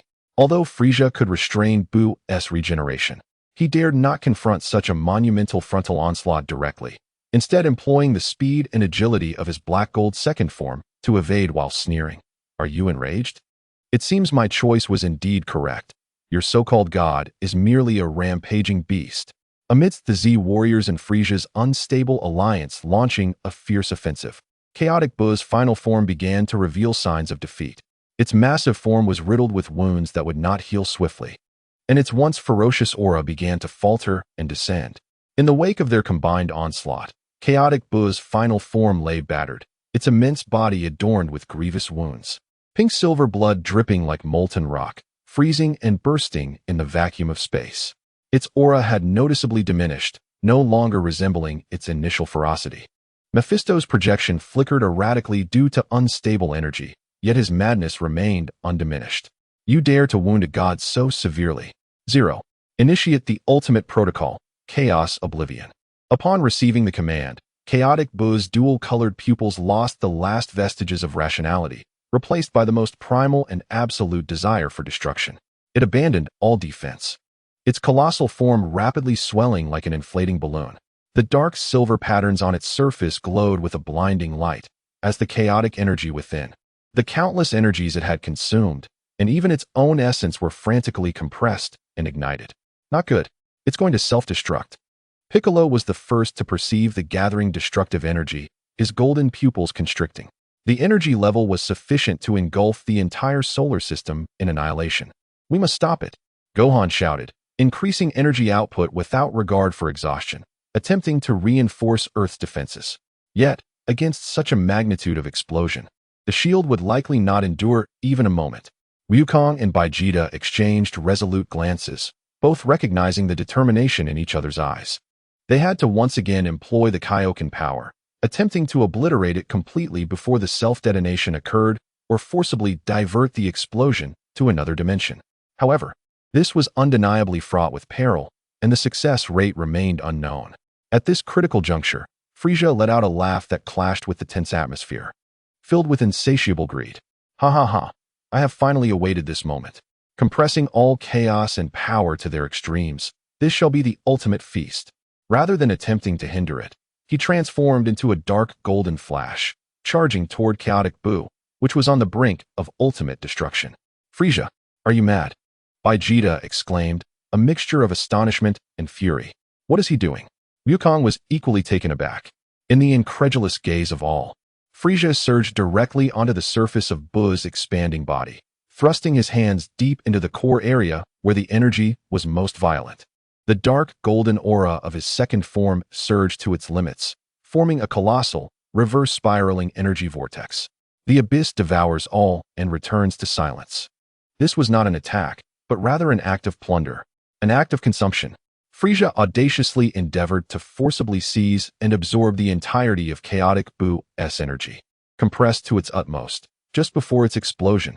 This was an act of insanity, akin to drawing magma from the mouth of an impending volcano. No. Mephisto cried out in despair, realizing that his final trump card had become the enemy's garment. Chaotic Bu emitted a final, reluctant wail as its swollen body burst like a punctured balloon, an overwhelming torrent of chaotic energy surging uncontrollably into Frieza's being. The clash of pink-silver light and dark golden flames engulfed Frieza's form entirely. The terrifying energy capable of annihilating star systems became sustenance for Frieza's ascension. His body groaned under the overwhelming influx of power, skin cracking, yet under the influence of the black gold aura, it forcefully mended. His aura surged at an unfathomable pace, transforming. The dark golden aura began to collapse inward, its hue deepening and purifying, as if transforming into the flowing essence of the dark night itself. The edges of the aura ceased to resemble flickering arcs of electricity, metamorphosing into intricate, dark red patterns reminiscent of a crown's filigree.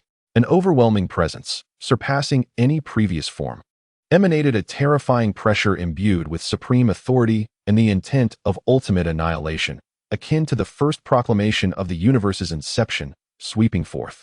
As the light dissipated, Frieza's silhouette reemerged. His physique had become more perfectly elongated, exuding an aura of strength. The dark golden surface of his body appeared even more profound and reserved, as if cloaked in a layer of eternal night. The horns atop his head morphed into a more resplendent, yet fearsome dark golden crown.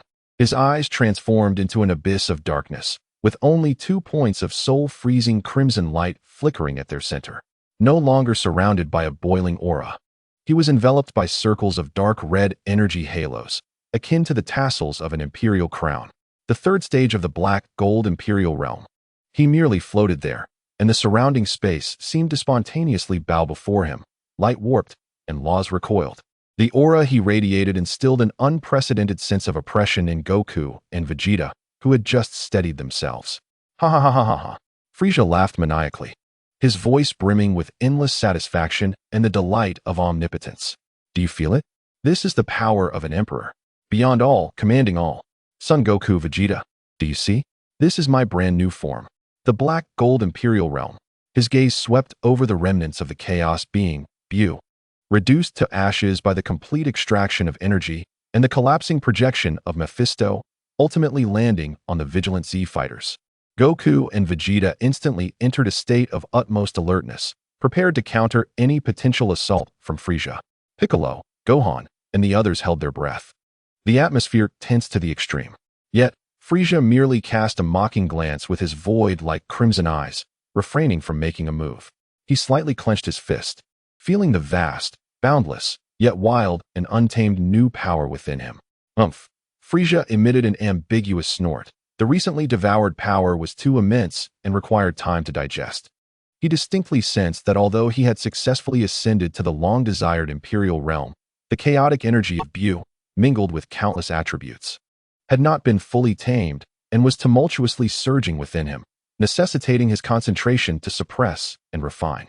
Now was not the optimal moment to fully confront these troublesome Saiyans. For now, I shall let you be. Frieza elegantly turned, the dark red energy halos rippling in the void. Savor this fleeting peace, Saiyans.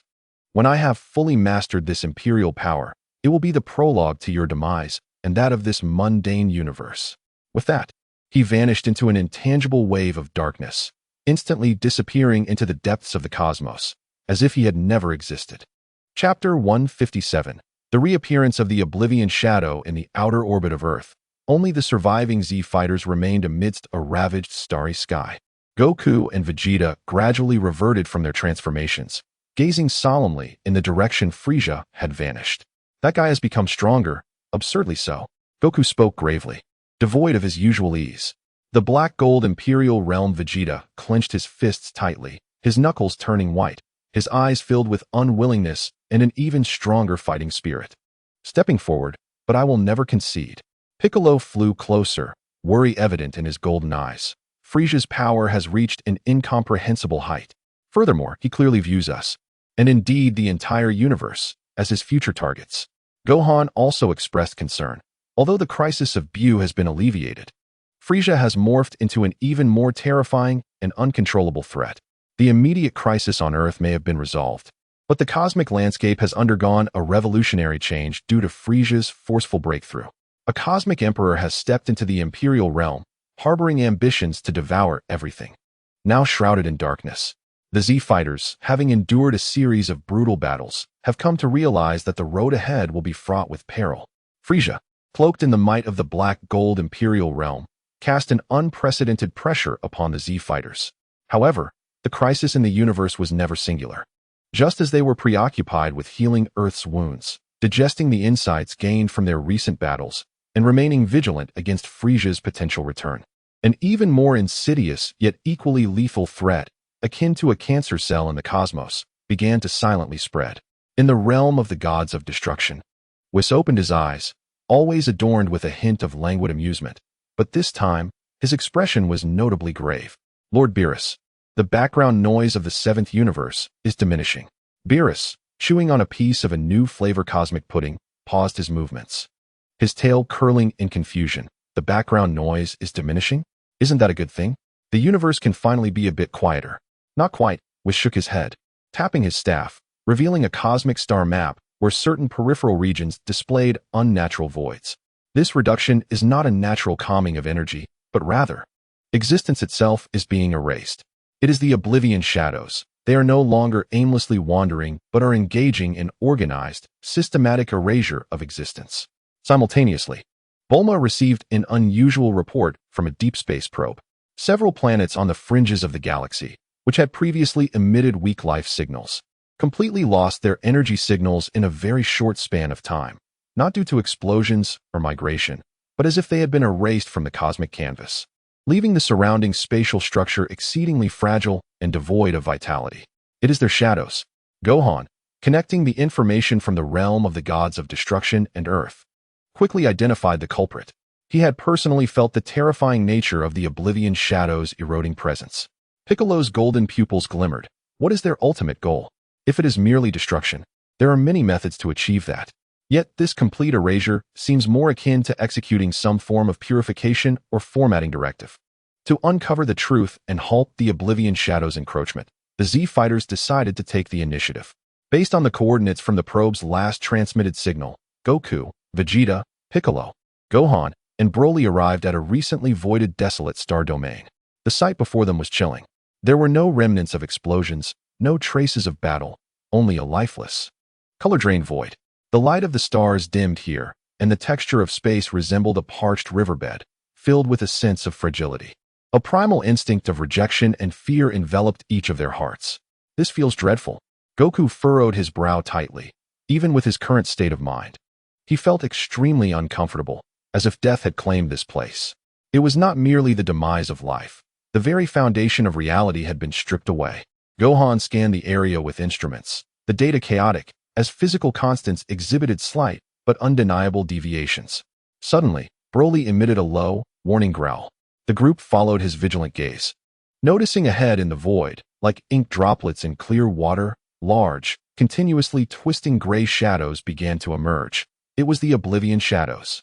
But unlike the scattered foes they had encountered before, these shadows were larger, more solidified, and exuded an aura of nothingness many times stronger. They appeared to be the nodes or guardians of this eroded star domain. Without any communication, the battle erupted instantaneously. Goku charged forward first, in his Super Saiyan God form, delivering a punch imbued with overwhelming life energy towards the leading shadow.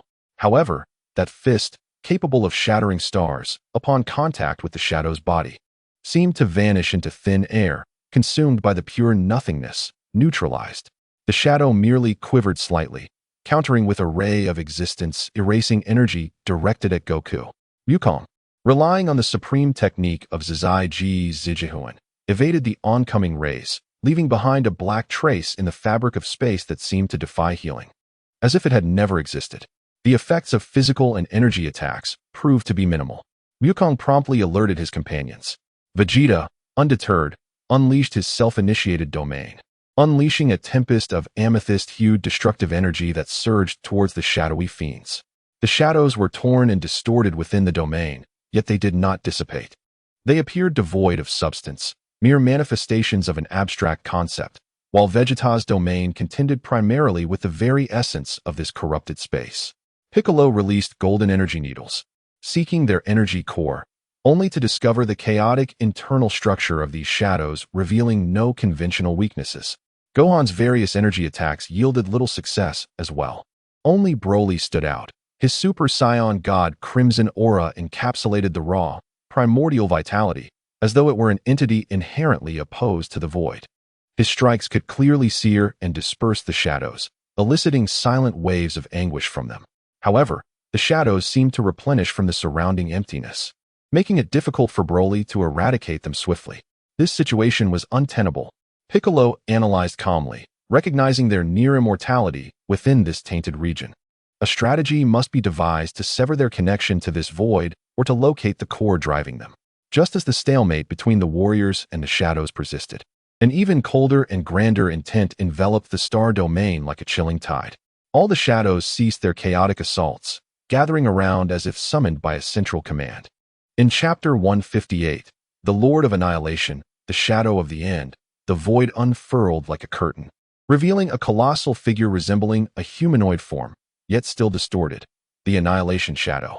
Its body was composed of countless flowing gray runes, and its eyes were two singularities that perpetually annihilated and regenerated, exuding a mind-numbing oppressive force from the weaver of the void.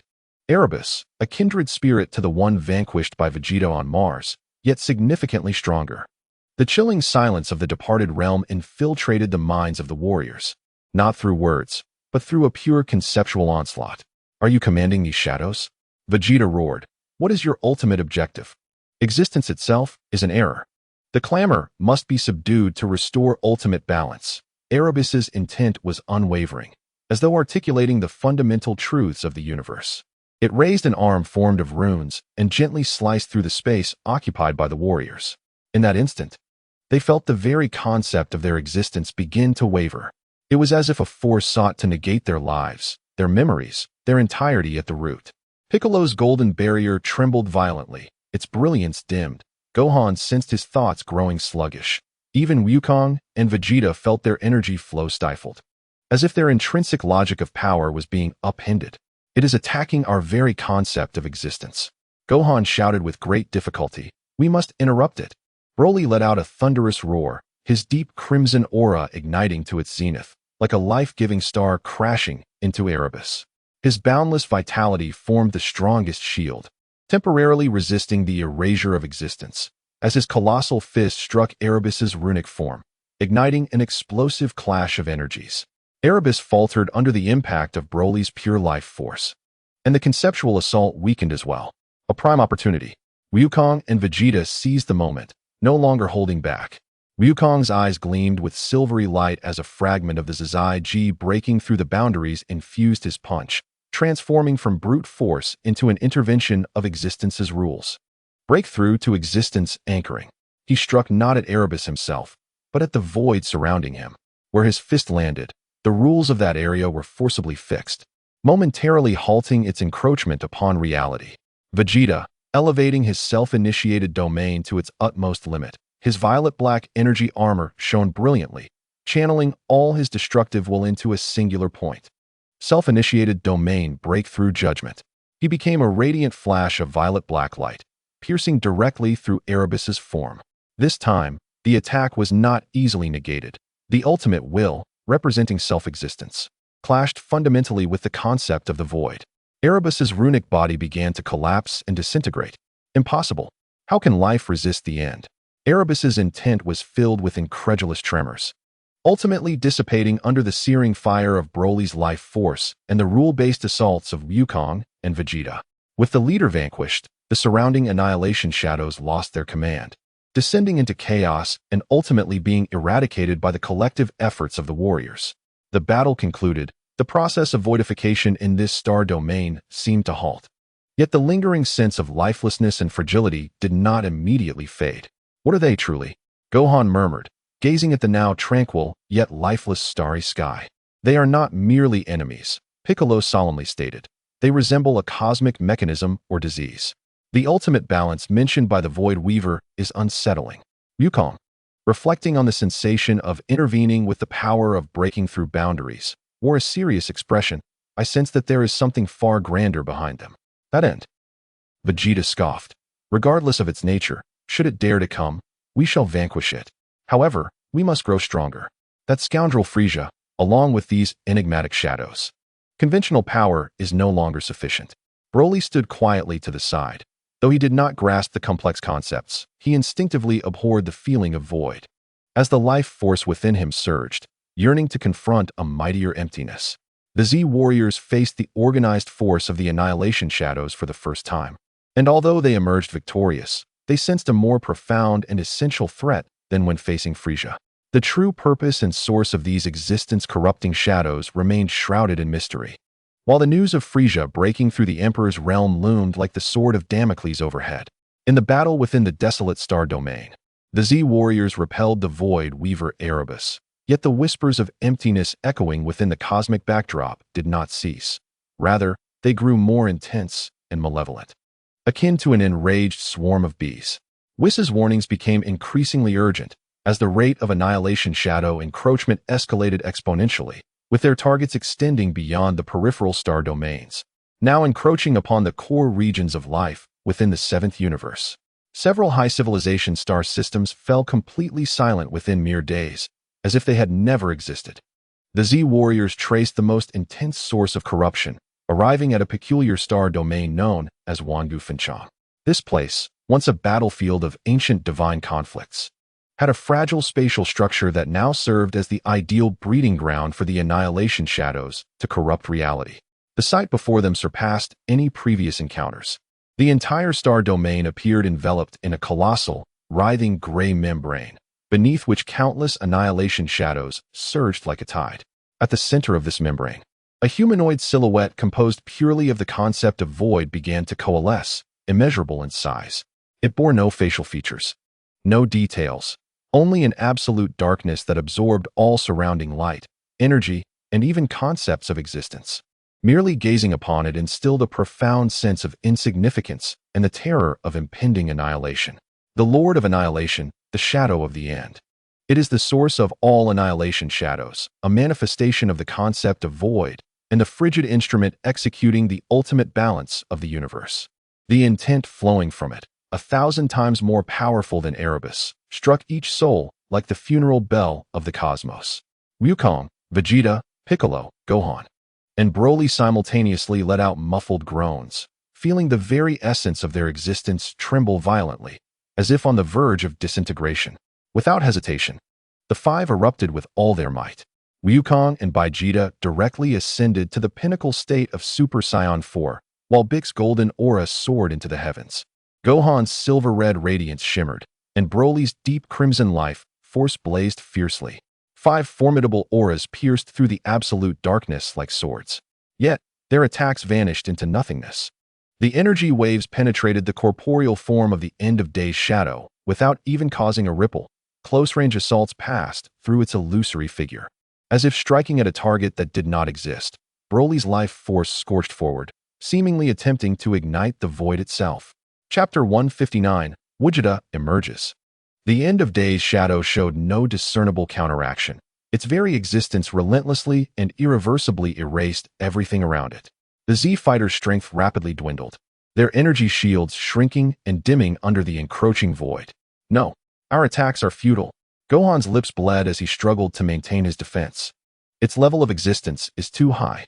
Bix's golden aura fluctuated violently, analyzing that despairing essence. It seemed to embody nothingness itself, rendering our every attack virtually untouchable. Broly roared in defiance, yet his life force was also being swiftly eroded, as if flames confronted absolute zero. Vegeta's self-ultimate domain was compressed to its limit. his purplish-red aura flickering uncertainly as he shouted, "Bastard! Is there truly nothing we can do?" Wukong gritted his teeth, his silver-white eyes frantically calculating, striving to uncover the almost non-existent flaw with his freedom of ultimate instinct. But all that returned was a frigid void. Despair, akin to the cold vacuum of the universe, seized each heart. They exerted their utmost effort, yet could not even inflict damage. The colossal domain of the end of days shadow steadily and mercilessly expanded outward, threatening to completely engulf them into silence. Just as they were about to be wholly consumed by the void, Wukong and Vegeta locked eyes in the air. Memories of countless battles fought side by side, their rivalry as both enemies and friends, and the reluctance of facing this dire predicament together coalesced into an unspoken understanding. Vegeta, Kakarado. Simultaneously, the two retreated rapidly, distancing themselves from the front lines, landing on relatively stable fragments of rock. They faced each other, executing a long-forgotten yet deeply inscribed starting pose of the Metamorph fusion technique. Wukong and Vegeta are about to fuse, Bick exclaimed while desperately maintaining his defense. Have faith in them. Gohan's eyes flickered with a glimmer of hope. If it were Dad and Uncle Vegeta, under the indifferent gaze of the end of days shadow, in that precious moment fought for by their comrades. Wukong and Vegeta's seemingly comical yet profoundly intricate dance steps completed the fusion. A dazzling burst of light erupted. It was not merely a simple accumulation of energy, but a resonance and fusion of two powers pushed to their extremes, yet fundamentally distinct. Wukong's dark red and silver runic energy, infused with freedom of ultimate instinct, reacted violently with Vegeta's purple-black energy armor, which represented self-ultimate instinct, ultimately collapsing and reshaping. As the brilliance faded, a brand new warrior stood tall in the void. His figure was upright, embodying Wukong's balance and Vegeta's vigor.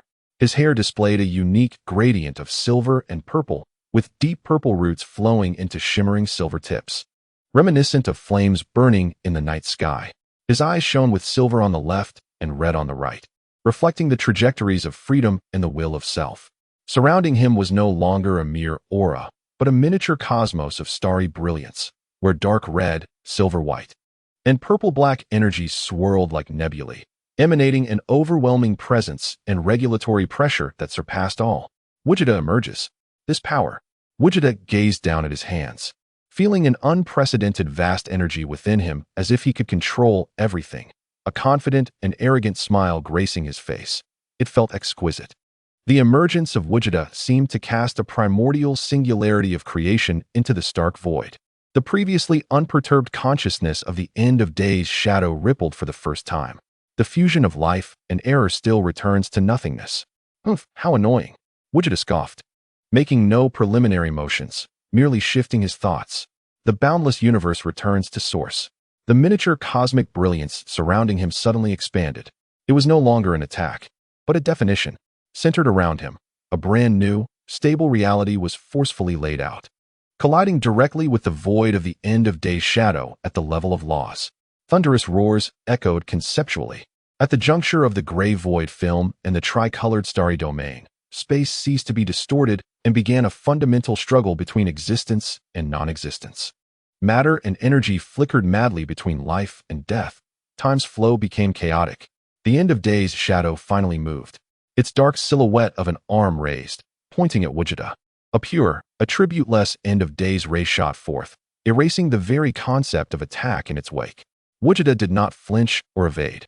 His left eye blazed with silver light, and his right hand enveloped in silver runic energy seemed slow yet transcended time, gently pressing against the ray. Concept of freedom of ultimate instinct deflected. The end of days ray, powerful enough to erase the existence of galaxies, upon touching Vegeta's palm, had its erasing concept forcibly diverted, redirected towards a long-dead nebula, which instantly vanished as if erased by an eraser. Is this all you can muster? A smirk of disdain curled at Vegeta's lips. His right eye flickered with red light as his left hand clenched into a fist, compressing purple-black destructive energy into countless fine, rule-tearing spikes. Self-ultimate instinct reign of destruction.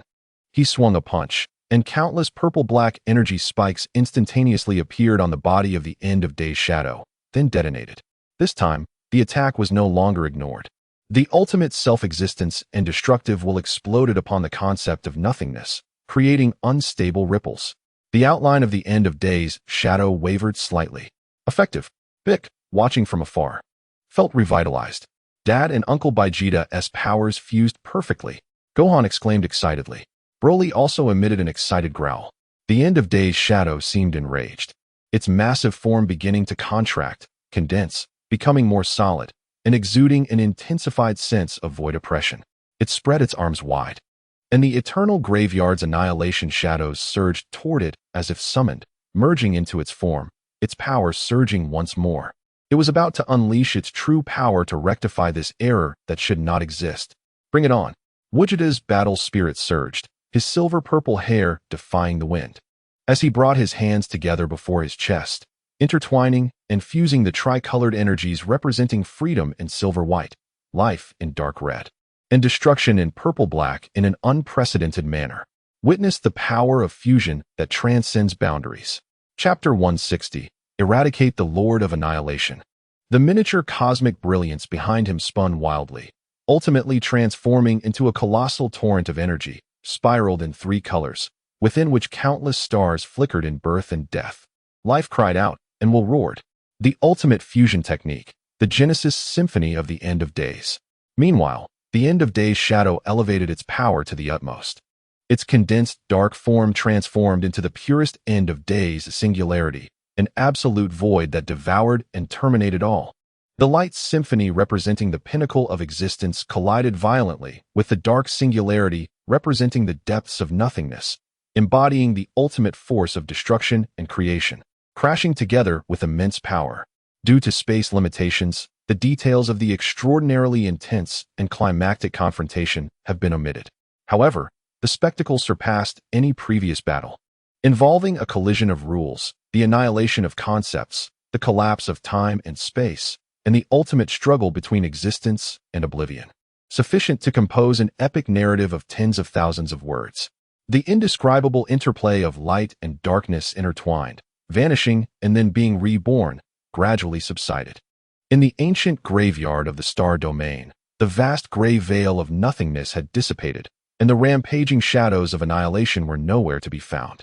Although space remained fragmented, it had been revitalized with the vigor of existence, and the cosmic background noise slowly resumed. Vegeta hovered in the void, his breath somewhat disordered, his silver-purple hair returning to its normal state as he reverted from fusion, transforming back into the panting figures of Wukong and Vegeta. Despite their exhaustion, both of their eyes sparkled with excitement and clarity. In the recent pinnacle of fusion and battle, their understanding of their boundary-breaking powers had deepened yet again. The shadow of Terminus, the embodiment of that concept, had entirely dissipated. Under Vegeta's ultimate strike, which fused existence and creation, will and destruction, even the void itself was forcibly overshadowed and defined by a stronger will, returning to an authentic silence. With a long sigh of relief, Wukong exclaimed, "Finally dealt with that troublesome entity." Although Vegeta feigned indifference, his tightly clenched fists relaxed slightly. Piccolo, Wufan, and Brala flew closer, their faces adorned with the joy of victory and profound fatigue. It seemed that the source of the shadows of annihilation had been severed. Wufan sensed the changes in the universe and remarked, "But behind this ultimate balance, is there a higher existence?" Piccolo remained vigilant and posed a deeper question. Just then, the gentle voice of Whis resonated in everyone's minds. "Well done, everyone. The demise of the shadow of Terminus has temporarily alleviated a significant crisis for the 7th universe. You have proven that the heights achievable by life and will are sufficient to combat and even surpass the coldness of rules." After a brief celebration, the group returned to Earth. The continuous fierce battles, particularly the ultimate confrontation with the Lord of Annihilation, had left them physically and mentally exhausted. Yet it had also bestowed them with invaluable experience and greater strength. On a tranquil night on Earth, Wukong lay on the grass of Baozi Mountain, gazing at the resplendent Milky Way.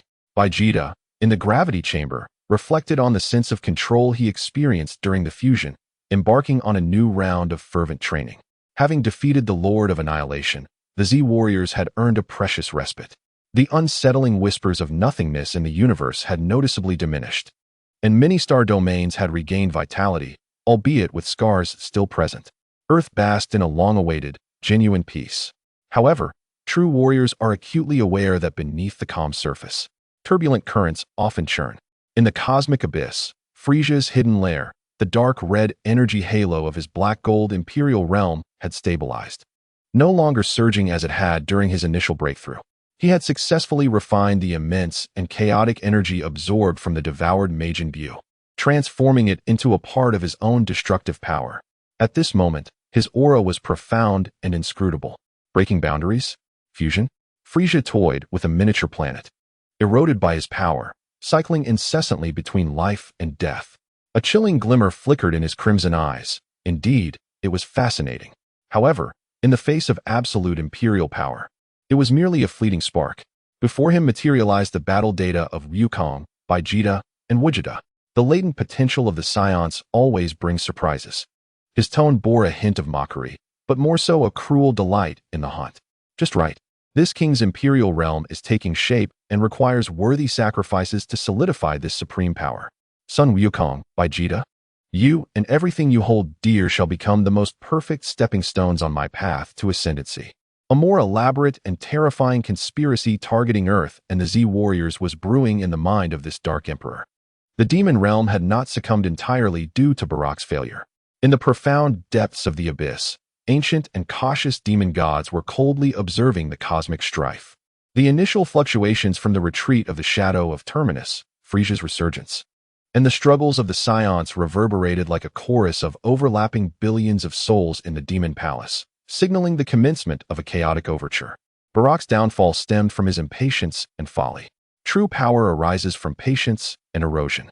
The demon realm altered its strategy, abandoning brute conquest in favor of a more insidious approach, akin to a virus, beginning to infiltrate those civilizations rife with weakness and negative emotions, sowing seeds of chaos and despair to undermine the barriers of life from within, preparing for the ultimate harvest.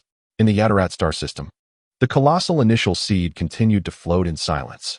Yet, within its core, the mark once touched by the boundary-breaking power of Wukong and Vegeta, as well as the energies from their fierce battles, appeared to grow clearer. It was no longer merely dormant. It began to emit weak, yet rhythmic fluctuations, as if calling forth or selecting. Whis' voice occasionally echoed in the minds of Wukong and Vegeta during their meditation. The source of life is not lifeless. It observes and learns. Your performance seems to have piqued its interest. Perhaps in the near future, it will respond or test you. The warriors of Earth did not grow complacent due to their victory. Wukong immersed himself further in communion with nature, attempting to integrate the state of selfless transcendence into his daily life, pursuing a realm where thoughts alone could break boundaries. He sensed that the culmination of freedom was perhaps not complete selflessness, but rather the discovery of the true self within selflessness. Vegeta, in the gravity chamber, challenged even higher limits, dissatisfied with the fleeting power brought by fusion. He sought to solidify that feeling of omnipotence. The path of self-ultimate transcendence is solitary and tyrannical, yet he firmly believed that the ultimate self could define and even create all laws. Piccolo and Wufan ventured further in the fusion of wisdom and strength, beginning to explore how to interact with the deeper rules of the universe, such as time and causality, within limits. Broly, in the tranquility of life, achieved a deeper harmony with his legendary power. His very existence served as a living totem against all void and destruction. Peace was but a lull before the storm. The shadow of Frieza, the whispers of the demon realm, the secrets of the initial seed, and the potential concerns from the depths of the universe regarding the disruption of balance all loomed like a sword suspended overhead. Chapter 161. The return of Mephisto. The time of peace flowed like sand through fingers, brief yet precious. Just as the Z warriors delved into their training, processing the invaluable experiences gained from their battle with the Lord of Annihilation, a familiar yet deeper malevolent aura erupted suddenly from the dark corners of the universe, akin to a festering wound worsening. Aboard the Shadow Conference-S spaceship, Mephisto had not truly perished. After his disastrous defeat at the hands of Vegeta, and with his reliance on the chaotic Majin Buu devoured by Frieza, the fragments of his resentful and unwilling soul were absorbed and nurtured by the abyssal blood pool of the demon realm's essence. Fueled by his extreme hatred for Son Wukong, Vegeta, and the entirety of the Seventh Universe, coupled with the clandestine influence of the ancient consciousness of the demon realm. Mephisto was reborn in an even more grotesque and terrifying form. He was no longer the robed sorcerer, but had transformed into a towering giant of demonic blood, composed of pure dark red blood and twisted bones. His 100-meter stature flowed with incessant filthy blood, countless vengeful spirits swirling around his surface. Gripping a skeletal staff forged from solidified laws of the demon realm, its tip embedded with a pulsating, ominous, abyssal heart. His aura was far more frenzied than when he controlled the chaotic Majin Buu, closer to the essence of the demon realm, brimming with the ultimate malice of destruction and corruption. Sun Wukong, Vegeta, Frieza. The roar of Mephisto reverberated across the cosmic seas, echoing ominously above the earth, imbued with a profound hatred. The humiliation and destruction you have inflicted upon me shall today be avenged with your very souls. With the essence of all beings in the seventh universe, the glory of the demon realm shall be paved with your corpses. He brandished his skeletal staff, unleashing a torrent of demonic blood that surged toward Earth, corroding the very fabric of space, dimming the stars, as if to drag everything into an eternal abyss of darkness. The alarms on Earth blared suddenly. The Z warriors assembled in an instant. "It is Mephisto," Wu Fan exclaimed in shock, "and he has grown stronger than ever." Wukong furrowed his brow, sensing the nauseating aura of malevolence. This time, he must be utterly destroyed to prevent future calamity. Vegeta's gaze was icy.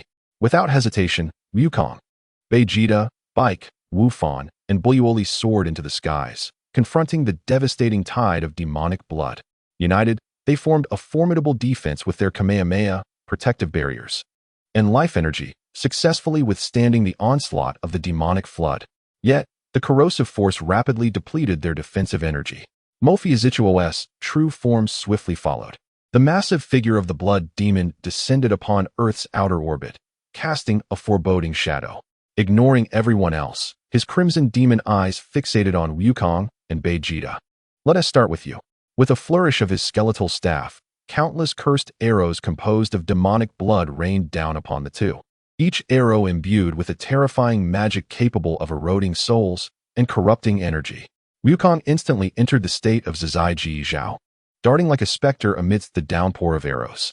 Vegeta unleashed his own extreme intent domain, annihilating the approaching arrows with his violet-red aura. Both transformed into their Super Saiyan 4 forms, launching a counterattack. Kamehameha, ultimate flash breakthrough. Two powerful beams of energy struck Mephisto, erupting in a massive explosion of demonic blood and bones.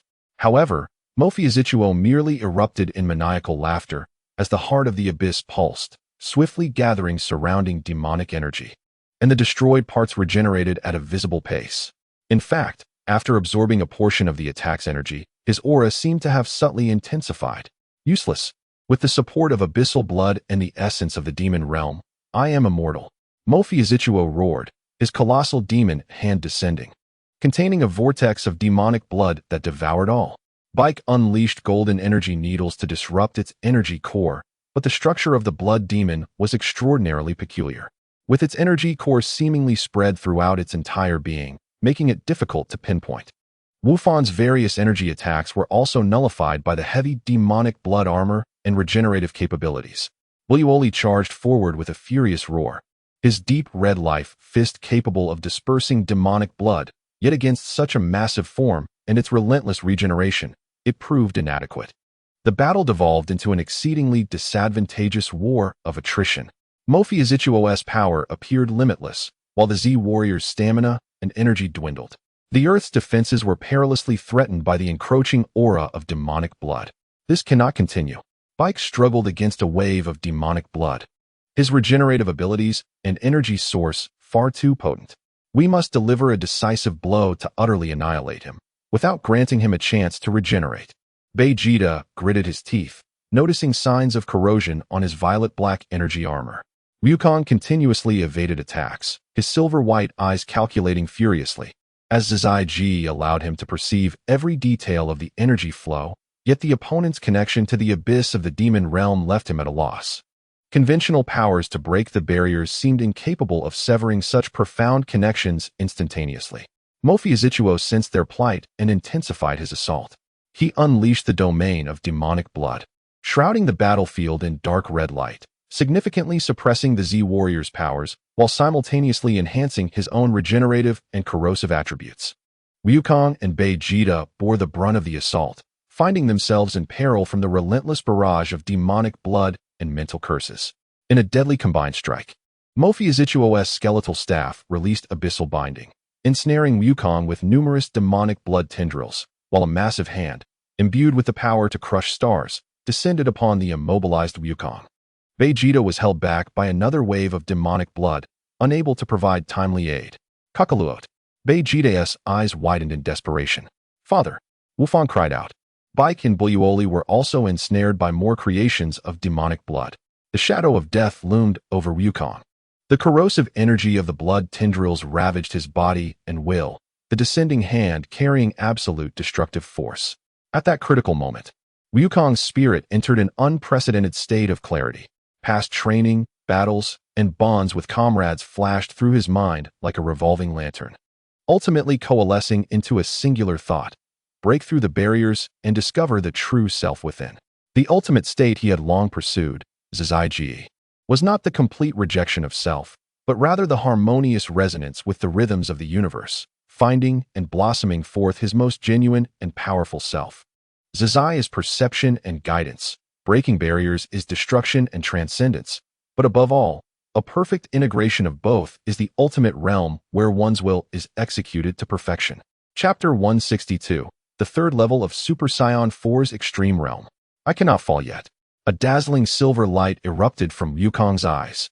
It was no longer the gentle silver radiance of Zizai, but a fierce brilliance akin to a supernova, embodying the utmost light of absolute will. The power of Super Saiyan 4 within him commenced its ultimate transformation. The deep red aura did not change color, but its essence underwent a profound leap. It became denser, as if transforming into flowing energy crystal, the silver runes within ceasing to flicker, instead stabilizing, imprinted deep within the energy. His hair danced wildly without wind. The silver tips no longer mere embellishments, but ignited like burning silver flames, intertwining with the deep red core, forming a unique hue of silver and red. His pupils transformed into pure silver, reflecting the truths and laws of the entire universe. A terrifying aura, surpassing the very act of breaking barriers, more introspective and profound. As if it touched the ultimate edge of power, surged forth from Wukong. The third level of Super Saiyan 4's Extreme Realm. The tendrils of demonic blood entwined around him vaporized in the face of this newfound power, as if they were snow meeting the blazing sun. The enormous hand, just a meter from Wukong's head, was halted by an invisible, overwhelmingly powerful domain of utmost intent, unable to advance further. What? Mephisto sensed the soul-chilling presence and roared in disbelief. This is impossible. What power is this?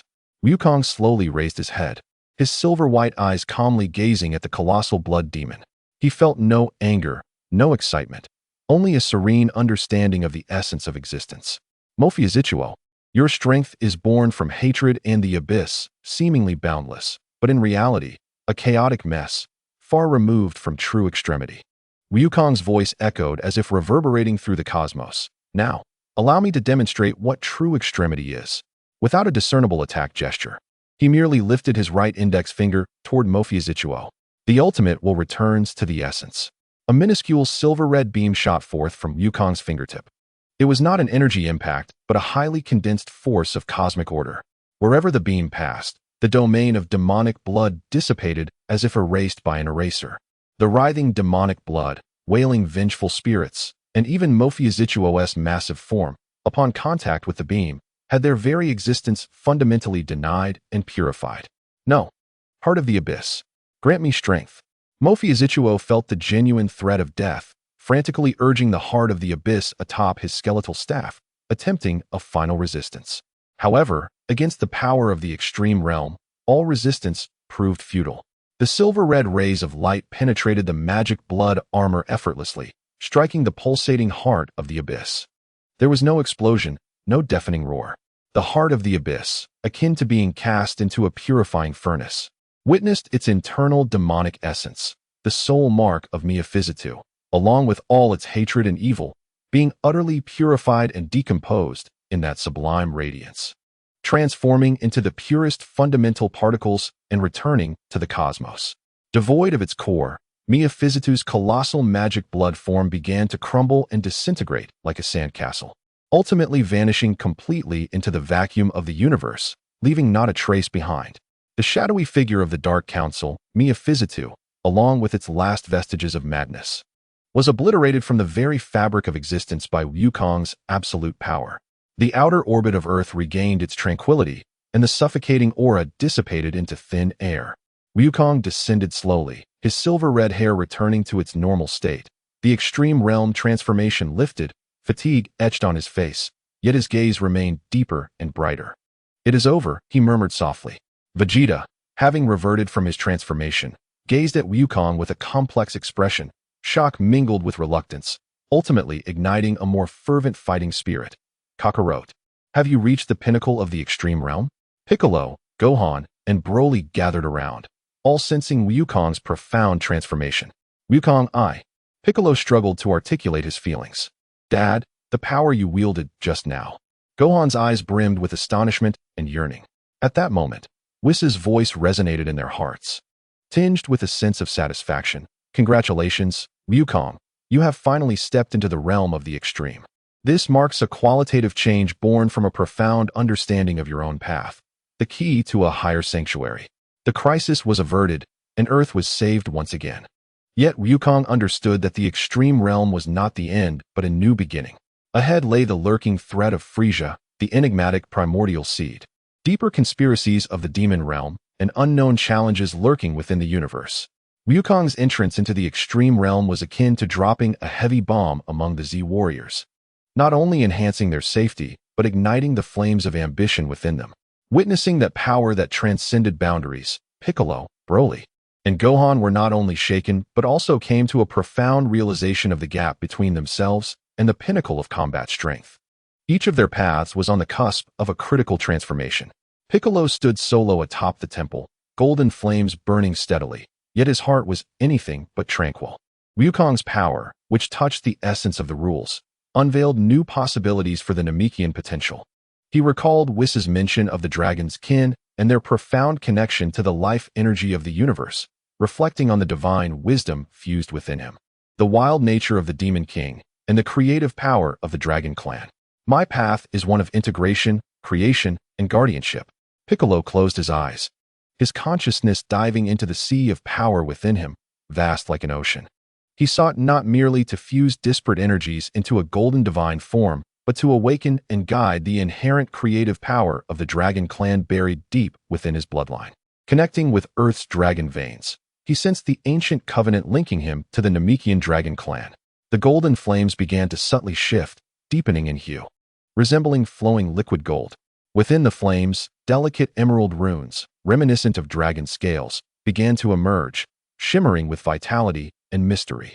Simultaneously, the two antennae on his forehead elongated and sharpened, faintly radiating draconic majesty.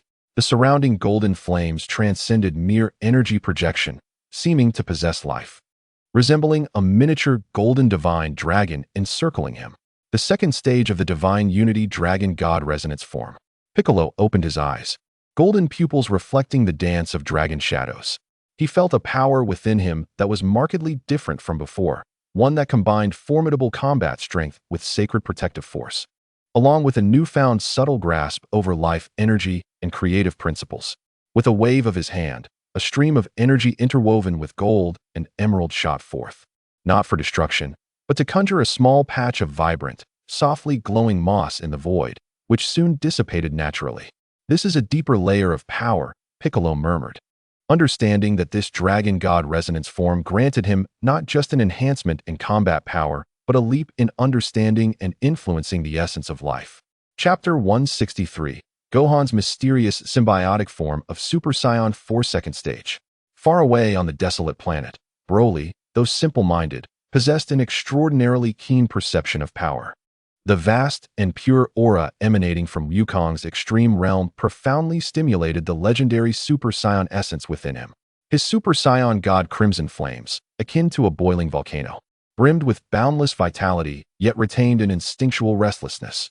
At this moment, influenced by the ultimate, restrained yet willful power of Wukong's extreme realm, Broly's ferocious vitality began to settle and sublime autonomously.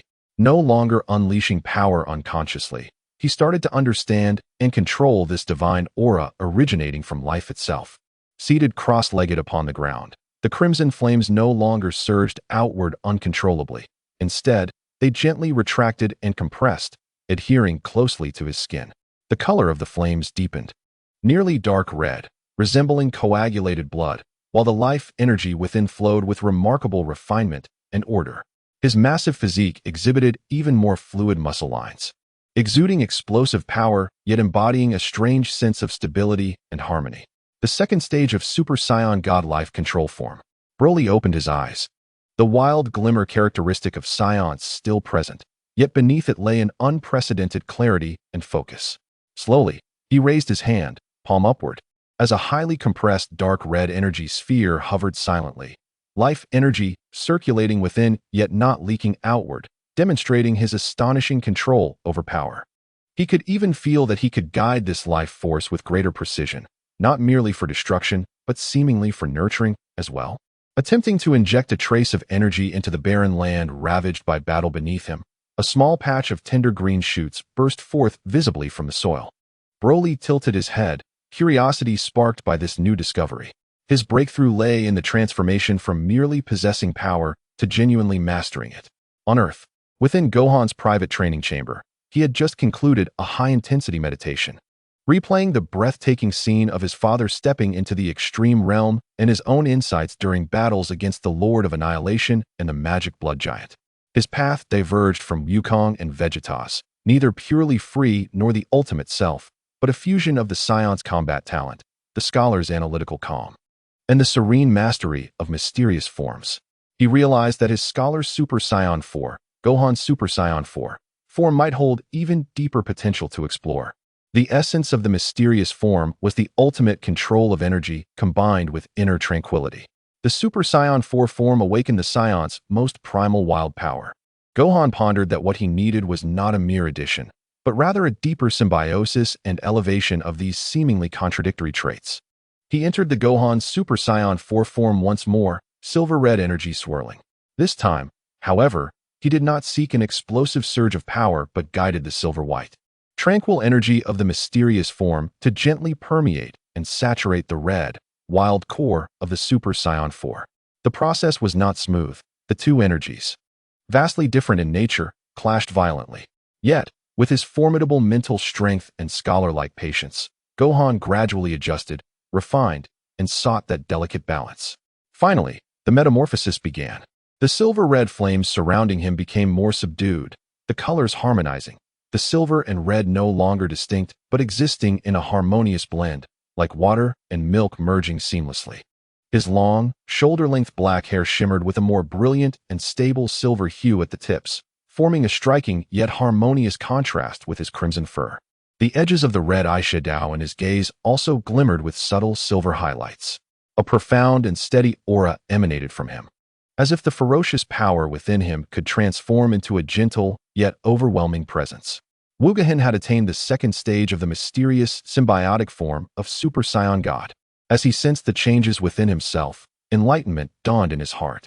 In this form, he could perfectly harness the wild power of Super Saiyan while simultaneously exercising the ultimate control of the mysterious form, enabling him to unleash a might and efficiency far beyond his previous capabilities.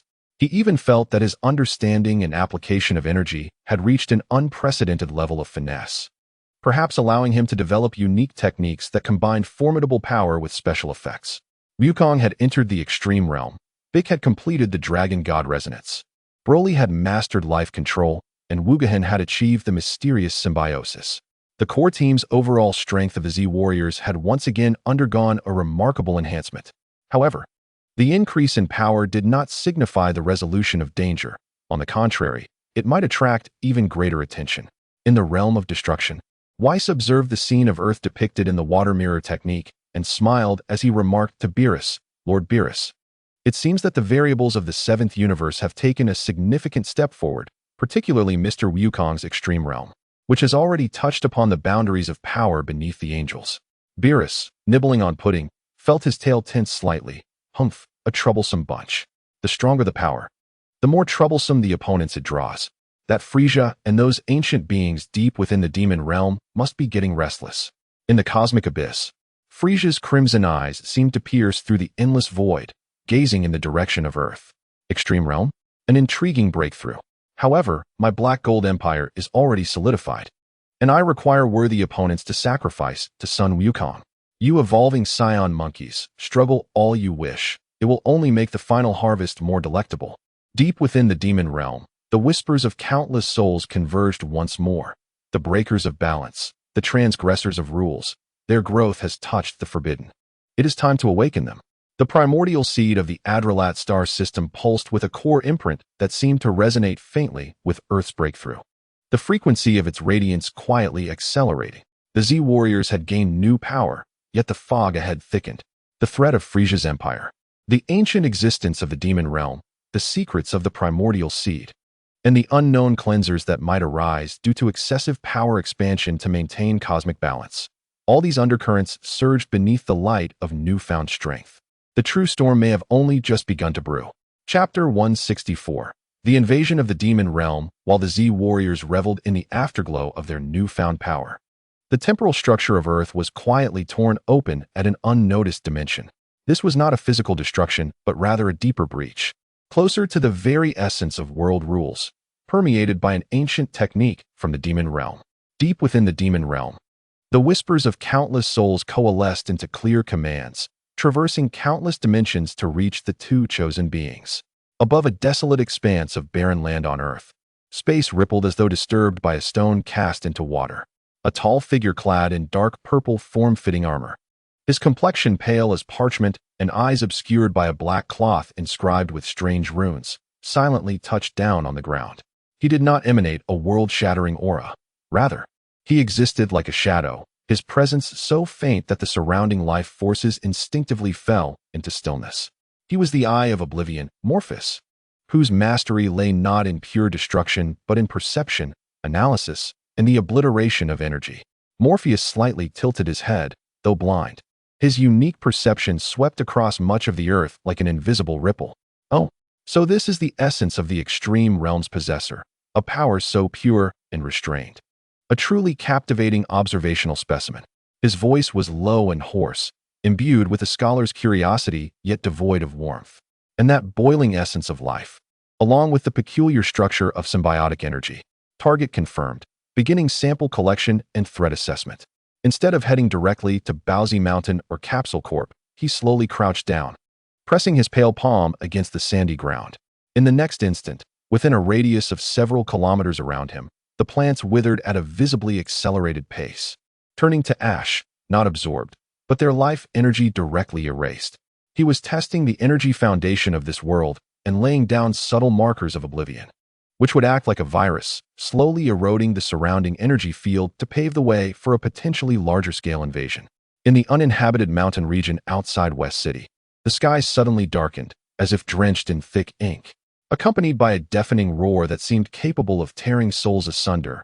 A colossal figure, enveloped in purplish-black destructive energy, plummeted like a meteor. The earth shook violently, and the impact point formed a massive pit over 100 meters in diameter, where infernal flames burned.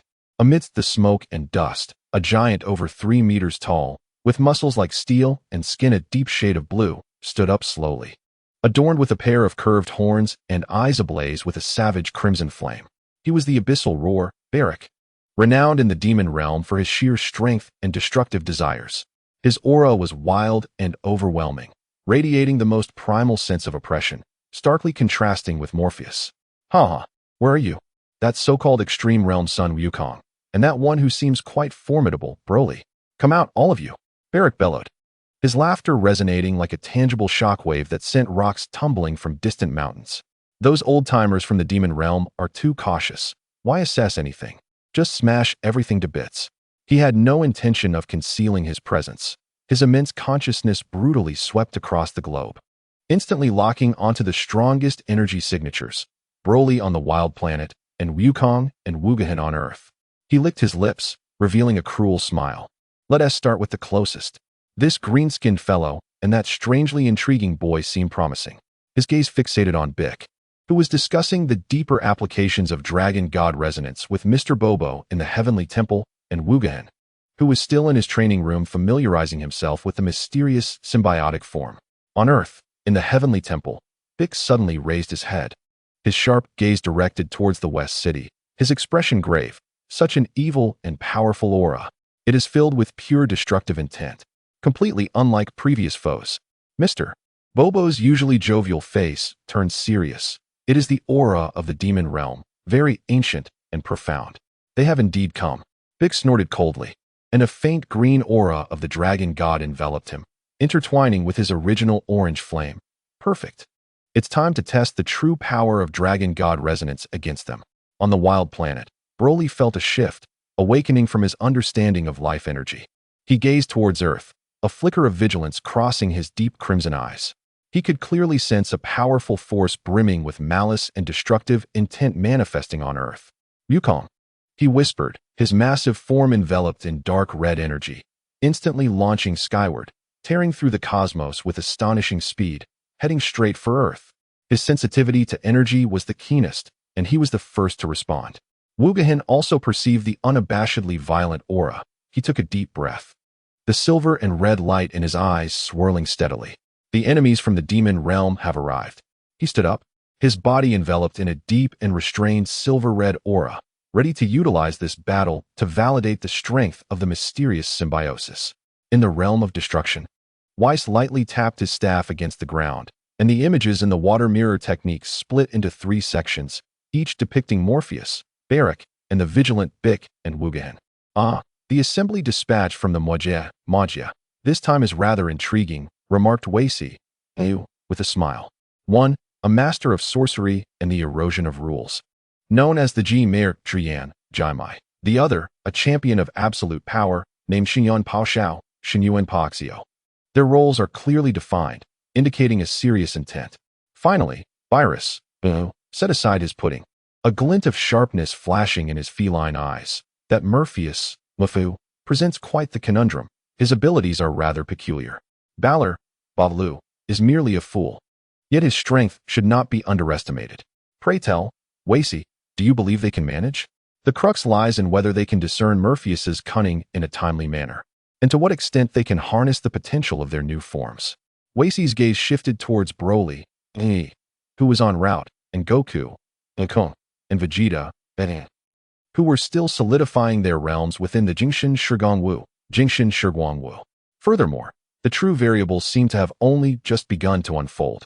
In the depths of the universe, at the headquarters of the Frieza Force, Frieza observed with delight the readings from the detector, revealing 2 formidable magical energies from the Magia that had suddenly emerged on Earth. Let the battle commence. Let it unfold. When you 2 are battered and bruised, it shall be the perfect moment for this king to arrive and claim the remnants. The vanguard of the Magia had already arrived, employing both probing and aggressive tactics. The Z fighters, still unfamiliar with their newfound powers, were about to face a ruthless practical test, while Frieza, lurking in the shadows, along with deeper entities of the Magia, observed with detached interest.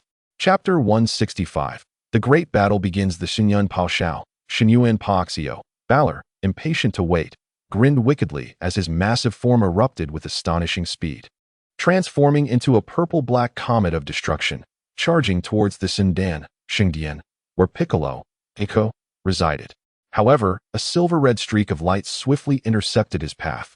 Boom! The collision of fists erupted in a visible ring of shockwaves, leveling several mountains below in an instant. Gohan, Ulfan, hovered steadily in the air, surrounded by a silver-red aura that ebbed and flowed like the tide, quietly dissipating and redirecting Balor's ferocious impact. The silvery radiance at the tips of his hair grew increasingly brilliant amidst the swirling energy. Oh, you possess some merit, lad. A flicker of surprise crossed Balor's blood-red eyes, swiftly replaced by a more intense battle fervor. Your aura feels quite distinct from those Saiyans who merely rely on brute force. Gohan, with a calm demeanor, assumed a combat stance and said, "This place is not suitable for battle. Follow me." He understood the destructive potential of a fight at this level and proactively guided the battlefield, executing rapid movements to lead Balor towards a more remote, desolate area. Meanwhile, Piccolo's presence appeared beside Gohan. Gohan, this fellow's energy feels decidedly off, a pure desire for destruction. Do not underestimate him. The dragon-like aura surrounding Piccolo melded perfectly with his own energy, emanating an ancient and imposing presence. Humph, you two wish to join forces? Just as I desired. Balor cackled madly, his fists colliding and unleashing a more terrifying inferno of magic. Behold the true power from the depths of the Magia, deep abyss eruption. He opened his massive jaws, unleashing a torrent of purple-black destructive energy, akin to a roaring dragon, instantly engulfing the figures of Gohan and Piccolo. Magic Flash Dragon God Wave. Piccolo thrust both hands forward. The Dragon God-infused Magic Flash transformed from a mere shockwave into a spiral of purifying, emerald energy, colliding fiercely with Balor's deep abyss eruption. The two forces clashed in midair, emitting a deafening tearing sound. Seizing the opportunity, Gohan vanished like a specter, materializing behind Balor. His movement was graceful and precise. With his right hand open, he concentrated the silver-red energy within his palm, rotating it. Mystic Penetrating Wave, a highly refined energy beam, embodying the utmost control from his mysterious symbiotic form, shot forth instantly. It did not seek widespread destruction, but concentrated all its might into a single point, piercing directly towards Balor's energy core. Balor reacted with remarkable swiftness, bellowing in rage as his left hand swung back, attempting to swat away Gohan's assault. However, the mystic penetrating wave seemed to possess a life of its own, slightly adjusting its trajectory to evade his palm defense, striking fiercely into his shoulder blade. With a muffled sound, blood burst forth from Balor's shoulder, and he let out a pained roar as his energy output momentarily faltered. Piccolo seized the moment, pushing forward with the Dragon God Wave, completely overwhelming Balor's deep abyss eruption in a cataclysmic explosion. Boom! A colossal sphere of light erupted in the sky above the desolate landscape, hurling Balor's massive form backward, carving a deep trench into the ground. Did we succeed? Piccolo breathed heavily, fixating on the center of the explosion. Amidst the smoke and debris, Balor slowly rose, the wound on his shoulder rapidly healing under the swirling magical flames. Though his rage intensified, "You dare to harm me. Unforgivable." His aura began to surge uncontrollably, the demonic patterns on his skin writhing as his muscles swelled further. The purple-black flames now interspersed with a hint of ominous crimson. "I shall reduce you and this planet to cosmic dust." Deep abyss form unleashed. As the fierce battle raged between Balor, Gohan, and Piccolo, the Jimei Morpheus's preparations were also complete. The dozens of Jimei Daobiao he had set up began to slowly siphon Earth's life energy, gathering it towards himself. He watched with satisfaction the trajectory of the energy flow. However, an immense, blazing aura, filled with boundless vitality, abruptly breached his perception at an incomprehensible speed. This life energy is so wild and vast. Could it be that legendary Saiyan? A clear interest flickered across Morpheus's pale face for the first time. A perfect living specimen. In the next moment, Broly's figure descended like a meteor, landing not far from Morpheus on the desolate terrain, the dark red flames coiling around his body. Yet the concentrated pressure of life emanating from him thickened the surrounding air. His deep crimson pupils locked onto Morpheus with primal vigilance. "You are a villain." Broly's voice was low and resolute. He sensed that this quiet individual before him was far more dangerous than the colossal brute unleashing his energy in the distance, for he was draining the very essence of this land. Morpheus slightly inclined his body, his posture elegant yet devoid of warmth. "Permit me to collect your data." He raised his hand, fingers poised in a grasp. The space surrounding Broly suddenly froze. An invisible, annihilating force targeting the very essence of life began to take effect. The dark red flames enveloping him surged violently, as if pierced by countless invisible needles, disintegrating. Roar! Broly let out a low growl, filled with pain and fury. This form of attack was unprecedented for him. It was neither a physical impact nor an energy clash, but a direct negation of his existence. Life eruption. Following his instincts and newfound control, the vast source of life within Broly boiled forth in an unprecedented manner, compressing, then bursting outward. No longer a chaotic outpouring. It formed an indestructible barrier of life, forcefully repelling the invisible, annihilating force. The dark red flames deepened in hue, resembling blood crystals in the night. He took a decisive step forward, and the barren terrain beneath him, nourished by his life energy, suddenly sprouted a small patch of resilient moss, shimmering with faint light. Morpheus tilted his head slightly. Oh, not only can you resist the annihilation field, but you can also rejuvenate the environment? Astonishing life, tiered data update. Threat level, elevated. His gaze beneath the dark cloth appeared increasingly focused. Then, let us try this life extraction. He formed a strange hand seal, and a gray-white beam, devoid of any energy fluctuations, silently shot towards Broly. Where this ray passed, space itself seemed to lose its color and vitality. Broly's beast-like instincts screamed in alarm. He sensed that if struck by this beam, the boundless life force he prided himself on could be directly stripped away. Chapter 166. Self-Extreme Intent Breakthrough to the Third Stage. Destruction God Realm. Indeed, the capabilities of Morpheus are exceedingly tricky. Bylus gazed intently at the water mirror technique, his tail flicking restlessly. His assault directly targeted the very concepts of life and energy, rendering ordinary energy defenses nearly impotent. Although Broly managed to withstand the onslaught momentarily due to his extraordinary vitality, prolonged resistance would inevitably lead to failure. Wei surmised that while Mr. Wufan and Mr. Bike had tactically subdued Balu initially, the latter's true abyssal form would unleash a terrifying surge of power, creating a grim outlook. In the depths of the universe, Fullus leisurely sipped red wine, observing the intense fluctuations in energy readings on his detector. Ha ha ha, what a splendid performance. These two from the demon realm are more capable than I had anticipated. It seems I must make my entrance sooner than expected. Deep within the spirit time room, Wukong was enveloped by the vast and ethereal aura of the ultimate realm, seemingly connected to the very essence of the universe. Vegeta's self-ultimate breaking aura resembled an eternal blue star, both stable and fierce. The two simultaneously opened their eyes, their sharp gazes piercing through the barriers of the time chamber, sensing the formidable and sinister energies of the demon realm, along with the tumultuous energy fluctuations of their comrades engaged in battle. It appears uninvited guests have arrived, Wukong thought, his expression sharpening. Kakaluot. There is no time for you to adapt slowly. Vegeta scoffed, emanating an aura of authority. It is time to let these demonic scum know the consequences of provoking Saiyans. The two figures transformed into streaks of light, instantly bursting forth from the spirit time room's entrance. As Balu liberated his abyssal form, his power, speed, and regenerative abilities grew exponentially. He ceased utilizing elaborate energy waves, instead suppressing his terrifying demonic energy entirely. Every strike he unleashed bore the horrifying might capable of shattering continents. While violet-black demonic flames writhed as if alive, eroding both the body and energy of his opponents. Wufan and Bike found themselves embroiled in a desperate struggle.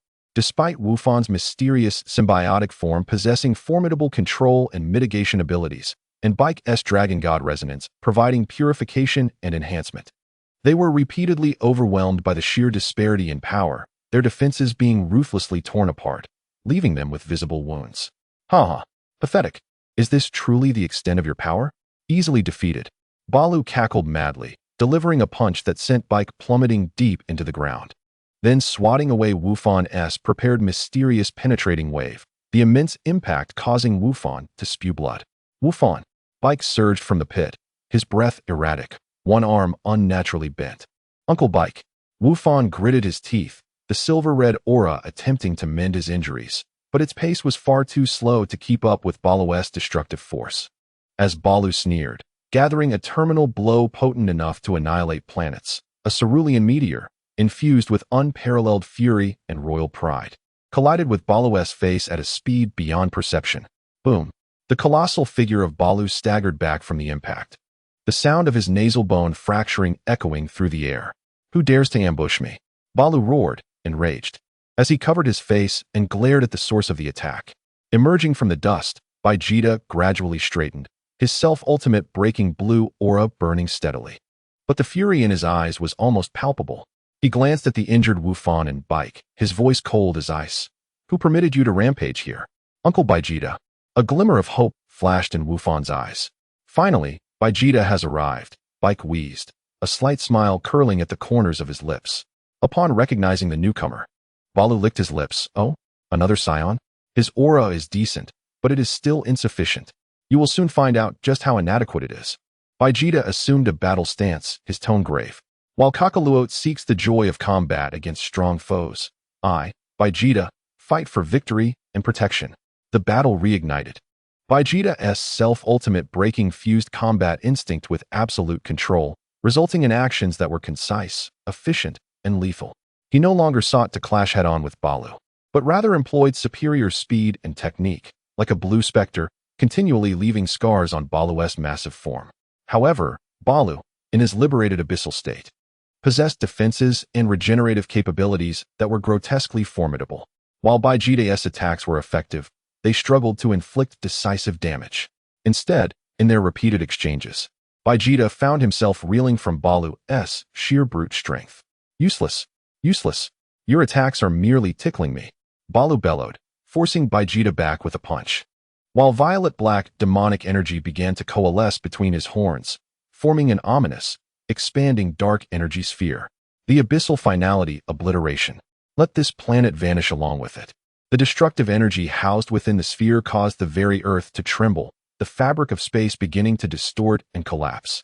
Wufan and Baike's expressions shifted dramatically. Vegeta surveyed the destructive energy sphere, then glanced back at Wufan and Baike, as well as this planet he had long regarded as his second home.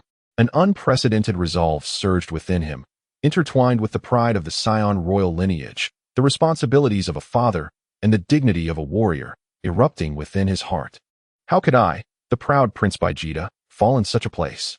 He let out a thunderous roar. My pride and my path are not something you can obstruct. Boom. The self-ultimate breaking aura surrounding him suddenly contracted, then erupted with even greater ferocity. The core of the blue flame, a point of pure essence, seemed to devour all light, began to spread, quickly engulfing the entire aura. No longer a vibrant blue, it transformed into a deep blue reminiscent of the cosmos, interspersed with golden lightning that symbolized absolute dominion. His muscular lines sharpened, his gaze became more piercing and cold, filled with an undeniable sense of dominance. The intensity of his aura instantaneously surpassed previous limits, even subtly overshadowing Balu, who was still condensing his ultimate strike. The third stage of self-ultimate breaking. What? Balu's pupils constricted as he sensed the imminent threat. Your life shall be ended by my hand. Vegeta's voice was deep, imbued with indomitable authority. He raised his right hand, the dark blue energy interwoven with golden lightning compressing furiously in his palm. Not a key wave, but a highly concentrated force of dominion. The ultimate penetrating cannon. A slender beam of dark blue energy, refined to perfection and entwined with golden lightning, was unleashed in an instant. It lacked grandiosity, yet carried the will to pierce through the stars and command all, striking Balu's still-forming core of the obliteration energy sphere. Like piercing a balloon. That terrifying energy sphere, capable of annihilating planets, collapsed in an instant, its energy going haywire, triggering an internal cataclysm. No. Balu's horrified scream was drowned out by the tremendous explosion. This time, the epicenter of the explosion was his very self. Chapter 167. Overwhelm on the other side. Broly faced Morpheus's bizarre life extraction beam. His beastly instincts led him to choose the most direct approach, opting to confront it head-on. He thrust both palms forward, condensing his life energy to its utmost within the life control form, creating a dark red energy barrier before him. The gray-white beam collided with the dark red barrier, producing no explosion, only a painful sound of erosion. Broly's life energy was swiftly stripped away, the barrier rapidly thinning. He emitted a painful grunt, feeling his very vitality ebbing away. Morpheus remained expressionless, struggling his futile. I have already collected your life data.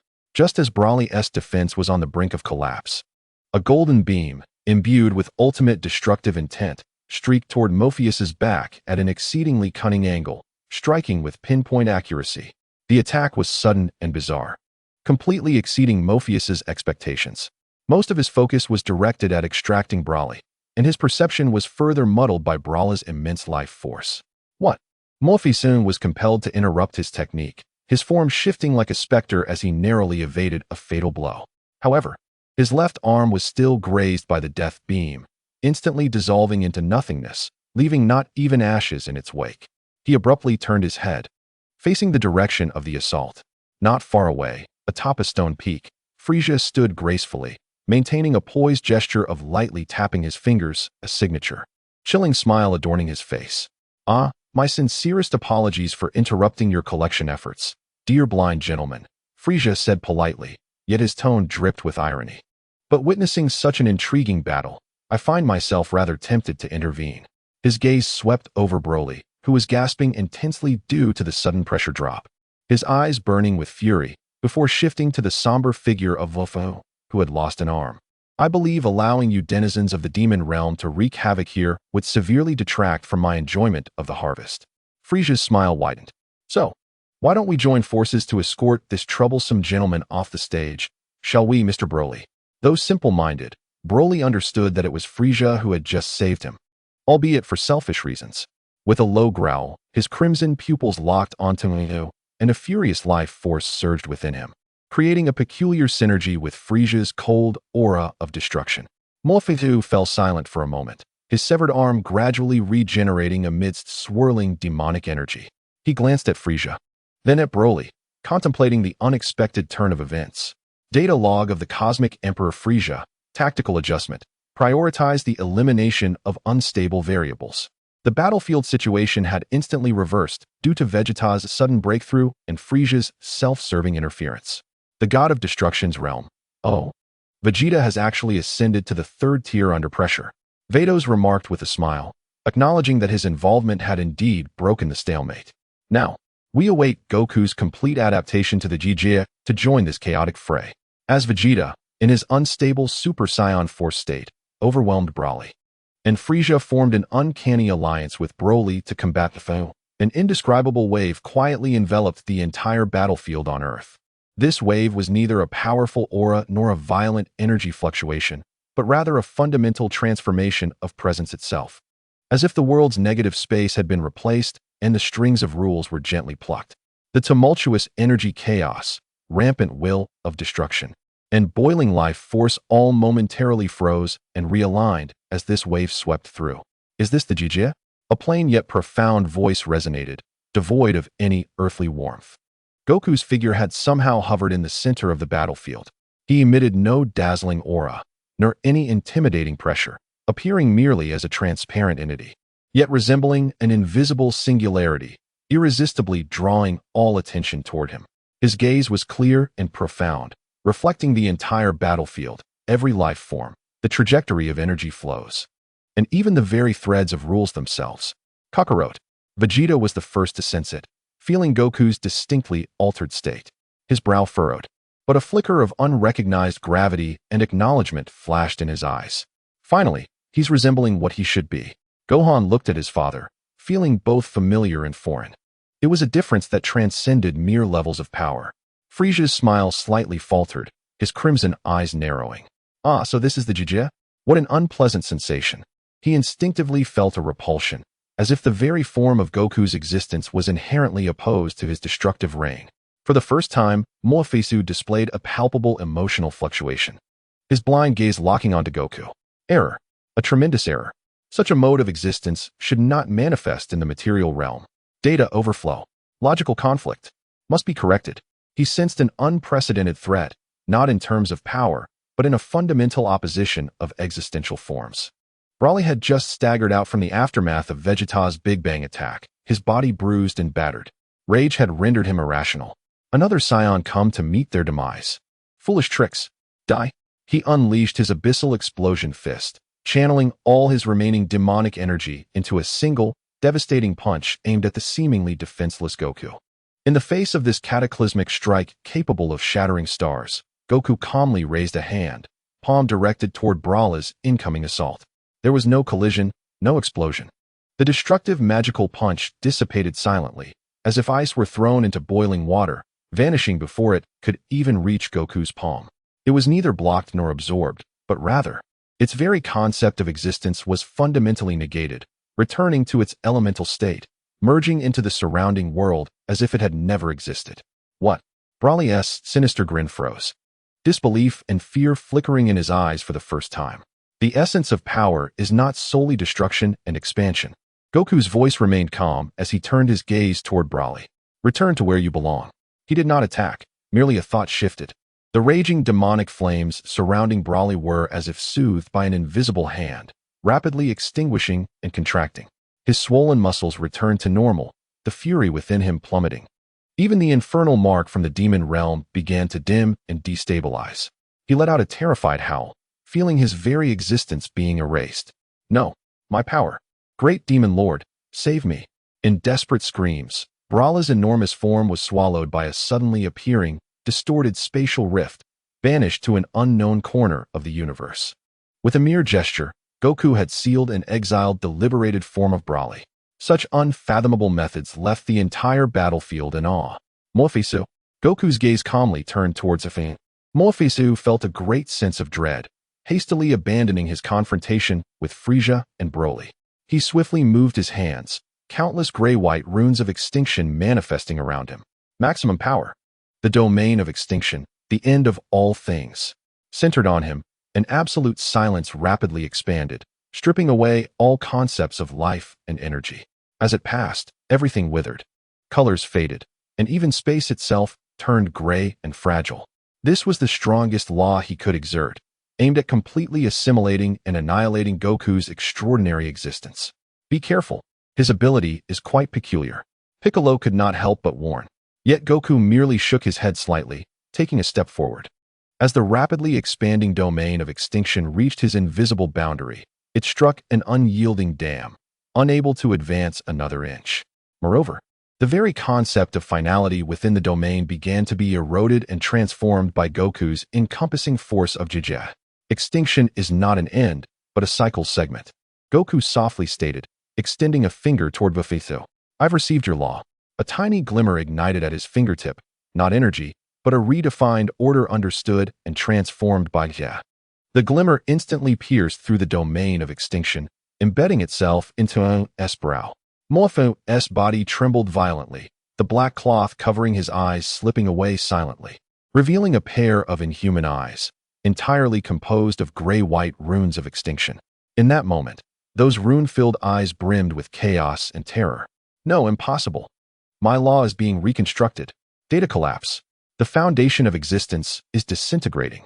His body began to dissolve into countless streams of data, like zeros and ones, which were then rewoven and redefined under a higher will. Ultimately, accompanied by a silent wail, Vafitho completely vanished, as if formatted from the world's database. Perception, understanding, then defining and governing. This is the terror of the Jijit. It is not merely an enhancement of power, but a capacity that borders on authority, standing at a higher dimensional plane of cosmic rules. In an instant, the two great vanguards of the demon realm were either banished or utterly erased. The battlefield fell into a profound silence. Frieza's smile vanished entirely, replaced by an unprecedented gravity and trepidation. He gazed deeply at Wukong, as if attempting to imprint his current state indelibly in his mind. What remarkable power you possess, son Wukong. Frieza's voice was dry, indicating that today's harvesting plan would need to be temporarily shelved. He was acutely aware of his futility in the face of the incomprehensible extreme realm that Wukong embodied. Broly also fell silent, tilting his head as he observed Wukong, his eyes shimmering with a wild light, seemingly striving to comprehend Wukong's current state. His innocent heart could sense that Wukong, at this moment, was no longer the friend he once knew, but something far more expansive. Wukong retracted the invisible force of the realm surrounding him and slowly descended to the ground, a hint of fatigue gracing his features, yet his gaze remained clear. He looked towards his companions, offering a familiar smile. Everyone, are you all right? Vegeta let out a cold snort, dissipating his extreme form. Yet a barely perceptible smirk graced his lips. Humph, at least we didn't drop the ball. Gohan and Piccolo breathed sighs of relief, reverting to their original forms, their faces illuminated by the joy of victory and astonishment at their father's newfound power. However, whether it was Wukong or the perceptive Vegeta and Piccolo, or even Whis and Beerus far away in the God of Destruction realm, they all understood that while the demon realm's probing had been repelled, the true threat may have just begun to awaken. The data mentioned by Morpheus before his demise, logical conflicts, corrections, And the cries of the demon lord before Balrog's banishment foreshadowed a more profound and powerful darkness lurking in the depths of the demon realm, gazing upon them. Frisia's temporary retreat was by no means an act of submission, but rather the brewing of a grander conspiracy. The peace of earth remained a fleeting tranquility before the storm.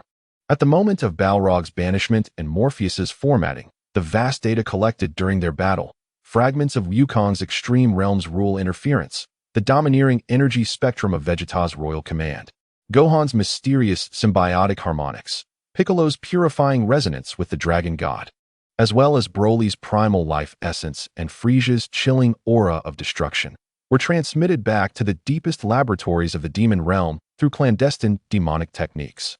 Here, there were no conventional instruments, only writhing, living tissues composed of billions of resentments and dark matter, along with floating arrays of runes endlessly calculating forbidden knowledge.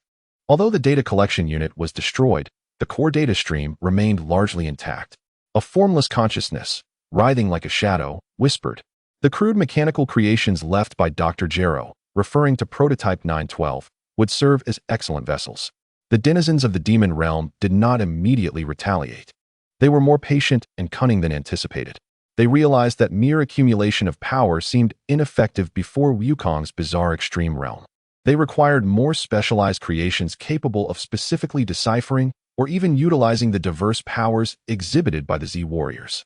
In the warped space-time acceleration field, the technology of the demon realm began a dark fusion with the core technologies of the androids left by Dr. Gero, based on Prototype 9, similar to the early energy-absorbing type of Gero. It integrated fragmented analyses of extreme realm rule fluctuations, aiming to create a special force field that could interfere with or even temporarily assimilate the power of rules. Based on Prototype 10, possibly emphasizing physical strength and regeneration, it infused the ferocity of Broly's life energy and the corrosive essence of abyssal demonic energy, intending to create a physical monster with an indestructible demonic body and endlessly growing power. Based on Prototype 11, perhaps involving special abilities or energy manipulation, it incorporated the data fragments of Morpheus's annihilation laws, attempting to forge a dangerous entity capable of manifesting small-scale rule extraction domains. Based on Prototype 12, possibly related to computer cores or advanced AI, it became the tactical core responsible for processing all combat data, simulating Z-Warriors' combat patterns, and seeking out weaknesses in their energy structures. These newly birthed dark androids, infused with the characteristics of Saiyans, Namekians, frost demons, and even the demon realm itself, underwent brutal debugging and evolution, far surpassing Earth's technological imagination. They were no longer mere killing machines, but weapons customized with specific tactical objectives targeting the weaknesses of each member of the Z-Warriors team. Chapter 169. Android 912. The thread of the demon realm hung like the sword of Damocles, and the Z-Warriors were acutely aware that Earth's training environment could no longer satisfy their needs in facing future crises. At Whis' invitation, Wukong, Vegeta, Gohan, Piccolo, and even Broly ventured to the God of Destruction realm. Here, the flow of time and the pressure of rules were starkly different from the mortal realm, making it an exceptional place to excavate potential and transcend limits. Under Whis' personal guidance, Wukong no longer regarded the extreme realm solely as a combat form, but began to comprehend its essence as a harmonizer of cosmic rules.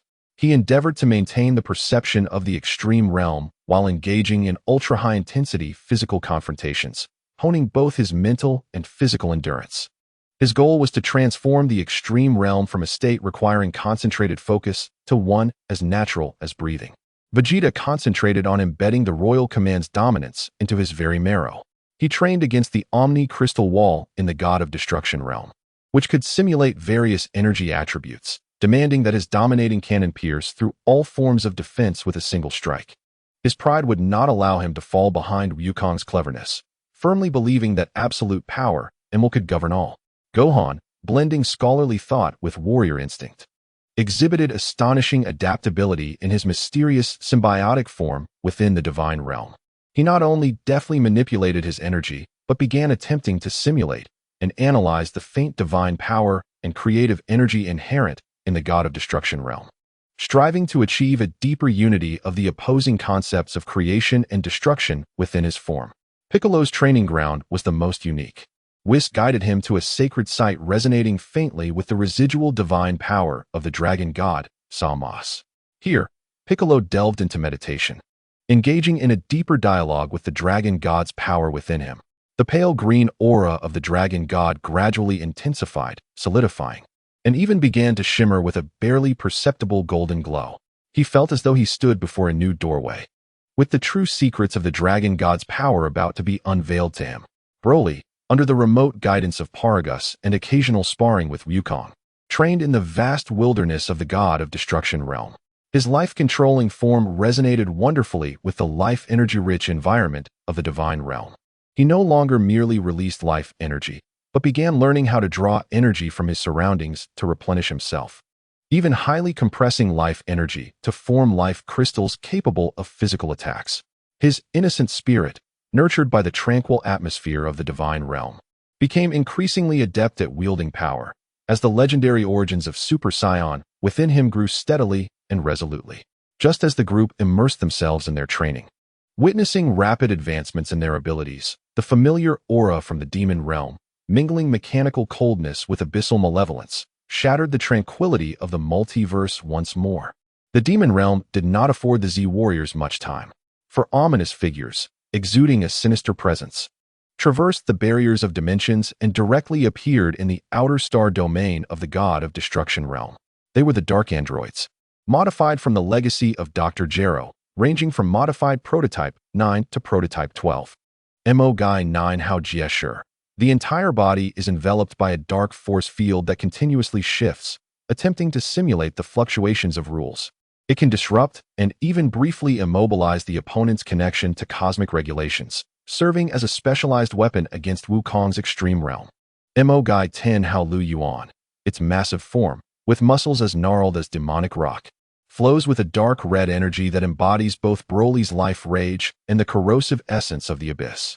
It possesses near-immortal regenerative capabilities and an ever-increasing strength, personifying physical dominance. Mo Guy 11 How Gu. Its form is ethereal, with grayish-white annihilation runes appearing on the palms of its hands. It can manifest a localized domain of rule detachment, nullifying energy attacks within its range and causing structural collapse, specifically countering those reliant on energy and special abilities, such as Wu Fan and Bai Ku. Mo Guy 12 How Shu Now. Its appearance is the most mechanical, with cold data streams flickering in its eyes. It does not engage directly in combat, but hovers outside the battlefield, analyzing data in real time, predicting the actions of the Z-Warriors, and providing optimal tactical strategies to the other three androids. The climactic battle erupts. The Z-Warriors launch a fierce counterattack. Wukong attempts to unfold the extreme realm, but is severely hindered by the disruptive force field of Jieshur, unable to fully exert the power of rule manipulation. Vegeta's kingly dominance clashes fiercely with Lu Yuan, although he gains the upper hand.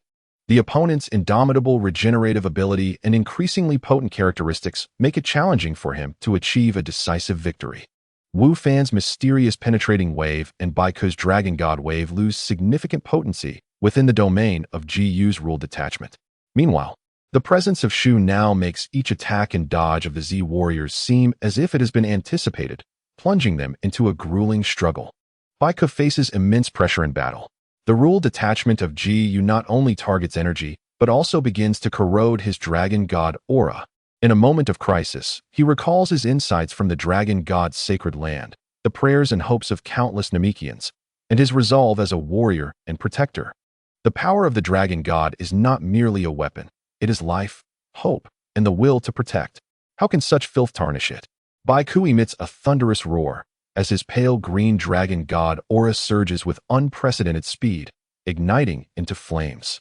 That barely perceptible golden sheen suddenly magnifies, enveloping his entire being.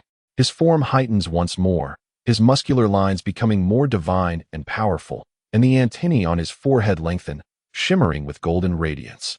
His aura transforms from mere energy to a tangible golden dragon-shaped energy that roars. The third stage of Dragon God resonance, Golden Dragon God form. The surging sacred power sweeps forth, forcibly dispelling the rule detachment domain of Gu. Bai Ku thrusts his palms forward, and the golden dragon god power transforms into countless roaring light dragons, imbued not only with purifying strength, but also enhanced by the authoritative rules of the Dragon God. Dragon God Splendor Break. The golden torrent swiftly engulfs GU, and its annihilation rules melt away like ice and snow before the higher-tier divine dragon power, ultimately culminating in a piercing sound of data collapse, as GU is thoroughly purified and evaporated. Simultaneously, the battle between Broly and Lu Yuan intensifies. Lu Yuan, through the eerie combination of demonic energy and life force, continuously regenerates, growing stronger, even beginning to suppress Broly in return.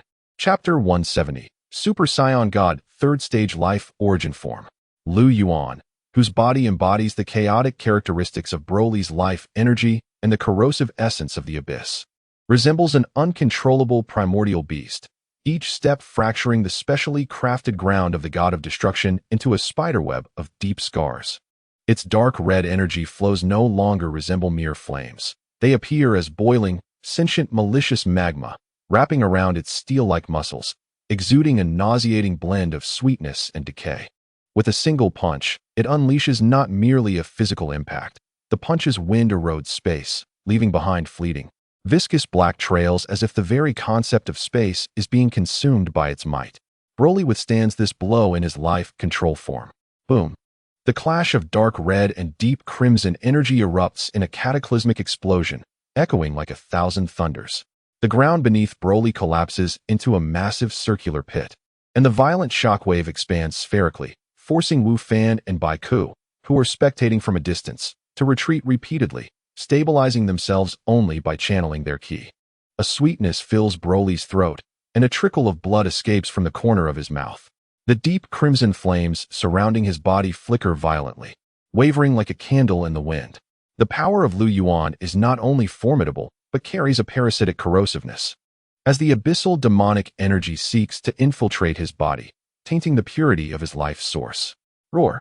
Lu Yuan bellows triumphantly, sensing the diminishing energy of its opponent. Its fists strike like a series of heavy cannons, intertwined with a devastating dark red torrent, ruthlessly pounding towards Broly. Each blow is powerful enough to shatter stars. Broly is compelled to shift from offense to defense, crossing his arms and compressing his life energy in front of him to form a solid dark red energy shield. The shield groans under the relentless barrage, cracks rapidly spreading across its surface. Broly! Wu Fan shouts anxiously, wanting to rush forward to assist. But Bai Ku stops him with an outstretched hand. Do not intervene. Bai Ku's expression is grave, as the golden dragon god aura flows around him. Sensing the abnormal energy fluctuations at the battlefield center, the power within him is undergoing a transformation we cannot comprehend. Reckless intervention may yield adverse effects. At this moment, Broly endures immense pressure from both external and internal forces. Externally, Lu Yuan unleashes seemingly endless savage attacks, each collision causing his blood to surge and his organs to feel dislocated. Internally, the invading abyssal demonic energy slithers through his energy channels like venomous serpents, attempting to corrupt his core. The excruciating pain washes over him like tidal waves, stimulating the primal, wild essence that belongs to the legendary Super Saiyan within him. That deeply buried power begins to stir uneasily, yearning to break free and tear apart everything before it in the most direct, savage manner. It is a familiar feeling of destruction rising within him, but this time, it is different from before. The pure and vibrant environment of the god of destruction, Wukong's patient guidance in controlling power during their sparring sessions, and the ever-present concern of his father Paragus, along with the tender green he inadvertently nurtured with life energy on the desolate planet. All these images flicker through his pure, yet not ignorant heart like a revolving lantern. Power is not merely for destruction. He roars within, resisting the primal urge that arises from instinct. He remembers Wukong's gaze that saw him as a friend rather than a monster, and the land beneath his feet that flourished because of him. Life is not only about growth, but also about protection. This thought of guardianship strikes like lightning through the darkness, illuminating his confused mind.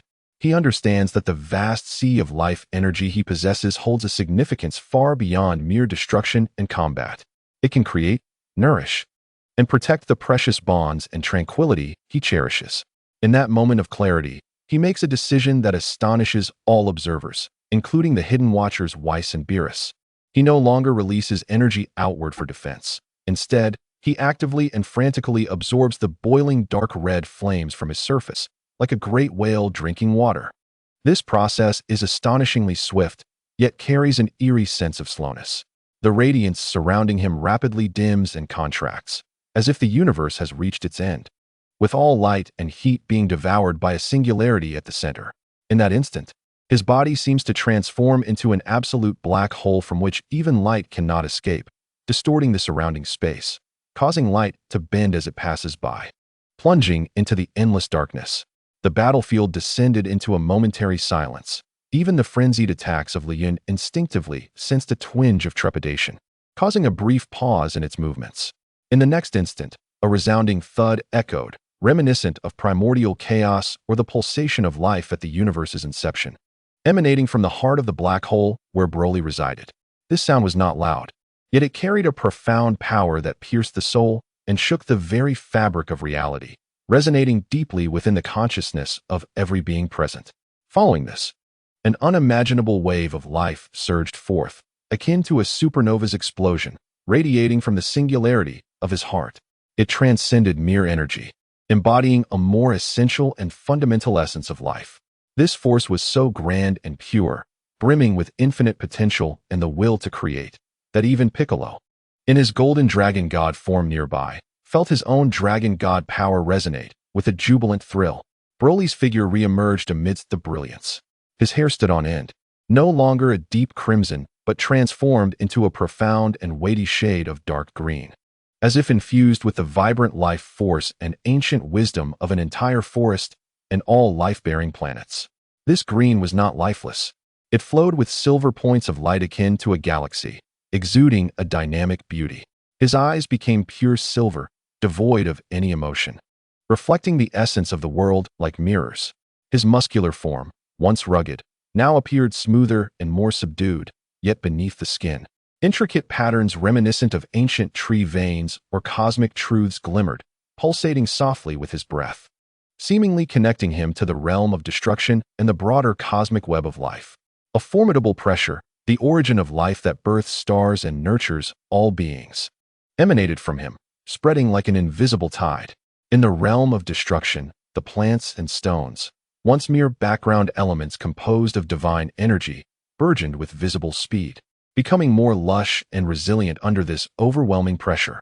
The transformation into the Super Saiyan god form of the origin of life was complete. Broly's voice was calm and distant, no longer a beastly roar, but a manifestation of the collective will of all living beings. Liyun, recovering from its initial shock, could not comprehend this elevation of essence. Its mind, dominated by demonic energy, only felt a stronger source of power, stirring its instinct to consume, leading it to emit a greedy roar. It gathered all its dark red demonic energy into its right fist, forming a distorted micro-black hole that sought to devour everything. Charging once more at Broly with the momentum to annihilate. Life withered. Broly raised his right hand and extended his index finger towards the oncoming Liyun, giving it a gentle poke. There were no dazzling energy beams, no deafening explosions, nor any obvious energy fluctuations. Yet, at the instant his fingertip made contact, a fundamental force of negation at the level of reality crossed the void, directly impacting the very essence of Liyuan's existence. Liyuan's massive body abruptly froze, the dark red energy flowing across its surface, as if erased by an invisible eraser, extinguished and dissipated in an instant. Its once proud, nearly indestructible regenerative ability, born of a fusion of Broly's life energy and abyssal demonic aura, was utterly stripped away at that moment. It felt its frenzied vitality ebbing away, not absorbed, but directly defined as non-existent by a higher will. Its once steel-like muscles shriveled at a visible pace. The deep blue skin lost its luster, becoming wrinkled and eventually fading into a lifeless gray. Its twisted horns weakened, riddled with cracks. The blood-red flames that once burned in its eyes dimmed rapidly, extinguishing entirely, leaving behind two hollow, despairing voids. Impossible. It attempted to vocalize, but only a hoarse, broken sound escaped, like a deflating bellows. It looked down at its decaying, disintegrating body. An endless terror and unwillingness etched onto its rapidly stiffening face. In a mere 3 breaths, the once unassailable Liu Yuan, endowed with endless power and an indomitable demonic form, was stripped of all life and vitality beneath Broly's understated fingertip, ultimately crumbling into a heap of energy-less, gray dust scattered by the gentle winds of the realm of destruction, leaving no trace behind. Almost simultaneously with Broly's astonishing reversal, another battlefield reached its conclusion. Piccolo, in his golden dragon god form, exerted absolute hierarchical suppression over the annihilation laws of GU. The gray-white laws of the stripped domain melted away like ice before sunlight in the presence of the divine golden dragon power. With a powerful thrust of his palms, Piccolo unleashed a torrent of golden energy, no longer a mere shockwave, but seemingly infused with countless miniature golden dragons, roaring and carrying the powers of purification, protection, and rule enhancement. Wherever this golden torrent flowed, the space stripped of color and life by GU rapidly restored to its original state, becoming even more solid and vibrant. GU attempted to resist, condensing the laws of annihilation into a massive gray-white shield, but under the impact of the golden torrent, the shield shattered almost instantaneously. The golden light completely engulfed its drifting form. In the final chaotic data stream, GU was thoroughly purified and evaporated by the divine dragon power at the molecular level, leaving not even a trace of dust. As Piccolo and Broly swiftly dispatched 2 formidable foes, Goku and Vegeta finally broke free from the disruptive force field of the realm's corruption, their auras surging as they prepared to join forces and eliminate the remaining threat of GU and the tactical overseer, the core brain, with thunderous resolve. Yet, just as the battlefield appeared to tilt decisively, a sudden twist of fate descended. An indescribable torrent of dark golden energy, seemingly condensed from all notions of termination and desolation in the universe, tore through space, striking precisely and without warning at the core processor of the core brain, which was currently calculating at full capacity, its data streams cascading like a waterfall. It was Frieza. Unbeknownst to anyone, he had stealthily infiltrated the periphery of the realm of destruction, concealing all traces of his presence, much like the most patient of hunters, waiting for the opportune moment to deliver this lethal strike. This blow contained a power far surpassing his previously displayed black golden form, infused with a deeper, purer will of destruction, as if embodying the very laws of annihilation. The core brain's computational capacity was unparalleled, capable of predicting nearly every action of the Z warriors. Yet it could never have anticipated that Frieza, categorized in its subconscious as a potential asset or temporary ally, would strike from behind with such decisive and lethal force at this critical moment. Warning: unpredictable attack. Source: Frieza. Threat level maximum. Initiate ultimate defense immediately. The core brain's alarm system blared frantically, layers of shields adorned with various energy symbols manifesting over its surface. However, it was too late. Frieza's meticulously prepared and fully unleashed strike was concentrated to its utmost potential. The dark golden torrent effortlessly pierced through the layers of shields, striking directly at its core. No. The core brain emitted a shrill cry, a blend of electronic sound and disbelief. Task failure data transmitted. Boom. A violent explosion erupted in the sky, blooming like a dark golden flower, symbolizing destruction. The core of the core brain, which housed vast amounts of combat data and tactical analysis capabilities, overloaded and collapsed under Frieza's absolute destructive power, ultimately vanishing without leaving even a single byte of data behind. As the reverberations of the explosion gradually dissipated, the elegant yet diminutive silhouette of Frieza hovered quietly not far from the original location of the hub. He gently flicked his fingers, as if he had merely brushed away a speck of dust. The chilling, iconic laughter echoed once more, shattering the silence of the battlefield. It appeared that this king had arrived at the most opportune moment. He surveyed the scene, his gaze sweeping over the newly empowered Piccolo and Broly, pausing momentarily on Goku's serene and profound countenance, ultimately resting on the somewhat perplexed Jesher, who had lost the guidance of the hub. These vexatious flies should be dealt with promptly, lest they disturb the enjoyment of His Majesty and the others. His tone was courteous, yet laced with a condescending scrutiny and unabashed calculation. His gaze was complex and inscrutable. Eliminating the hub was not only to eradicate the uncontrollable threats that might disrupt his plans, but also to personally assess the Z warriors, particularly the recently ascended Piccolo and Broly, in order to discern their current capabilities. More importantly, he sought to proclaim his existence to all, establishing an undeniable position for himself in the impending harvest and strategic games. With the destruction of the hub, Gesture lost its tactical support and, surrounded by Goku, Vegeta, Gohan, and the recently victorious Piccolo and Broly, offered little in the way of resistance before Goku ensnared its core rules simulator with the still unsteady power of Ultra Instinct, followed by Vegeta's devastating final flash, which utterly disintegrated it into its most fundamental particles.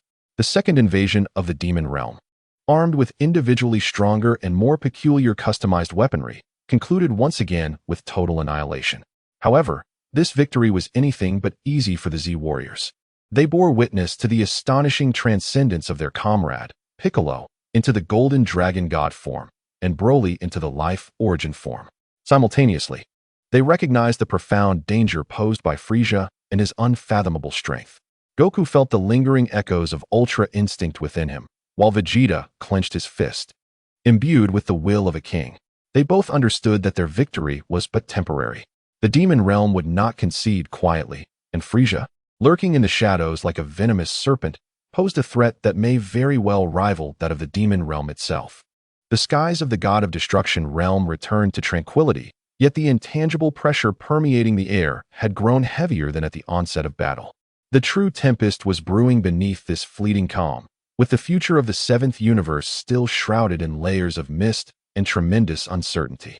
The failure of the second invasion of the Demon Realm, particularly the formatting of Murphys, the banishment of Baruch, and the annihilation of the customized androids, finally stirred the slumbering core of the Demon Realm, the Hall of Demons, forged from countless grievances and dark laws coalescing into a singular entity. The hall was not a physical space, but rather a chaotic sea of primordial malice and forbidden knowledge, ever shifting in existence. At the center of this sea, a will that defied description in terms of shape, size, or even existence itself began to awaken. It was one of the roots of the Demon Realm, revered as the Lord of Annihilation. The whispers echoing through the chaotic sea were silent, yet powerful enough to instill terror in the hearts of gods. Balance had been disrupted, and variables had spiraled out of control. The growth of the seed had surpassed the limits of tolerance. These whispers, akin to commands, penetrated countless temporal barriers, awakening the four great demon gods, each wielding different powers of destruction under the command of the Lord of Annihilation. The demon god Kronos, master of time and decay, appeared as a colossal skeleton oscillating between youth and age, entwined with tangible sands of time and fragments of space. It had the ability to accelerate the end of all things and distort the stability of space. The demon god Laxus, master of fate's weaving, possessed an ever-shifting form resembling a tapestry of fate's threads, capable of perceiving and interfering with the trajectories of life, weaving misfortune and despair. The demon god Mothus, master of soul whispers, manifested as a shapeless shadow, housing countless wailing souls, capable of directly assaulting the essence of souls and magnifying all negative emotions within. The enigmatic demon god Othos, master of existence's erasure, appeared as a vague humanoid silhouette where the traces of existence would fade away in its presence, capable of weakening or even erasing targets on a conceptual level. Thus, the will of the Lord of Annihilation descended, commanding those who overstepped the bounds of rules to experience the true terror of the abyss of demons, beginning with the green life that had disrupted the flow of data. The Lord's will targeted the newly ascended Piccolo, whose dragon god power had caught its attention. In the realm of destruction, the Z warriors were recuperating and reflecting on their prior battles. Suddenly, Piccolo felt a stirring from the depths of his soul. He looked up sharply to see the sky above their location peeling away like old wallpaper, revealing a dark, ominous void flowing with sand and debris. Caution! Something is approaching, Piccolo warned sharply, instantly transforming into his golden dragon god form, radiant golden light soaring skyward as he attempted to dispel the unsettling aura of decay. A raspy voice, reminiscent of bones grinding together, echoed, "Ah, the aura of the dragon god? Alas, it cannot escape the ravages of time." The massive skeletal form of the demon god Kronos emerged from the void, its eye sockets flickering with gray flames that represented the end of time.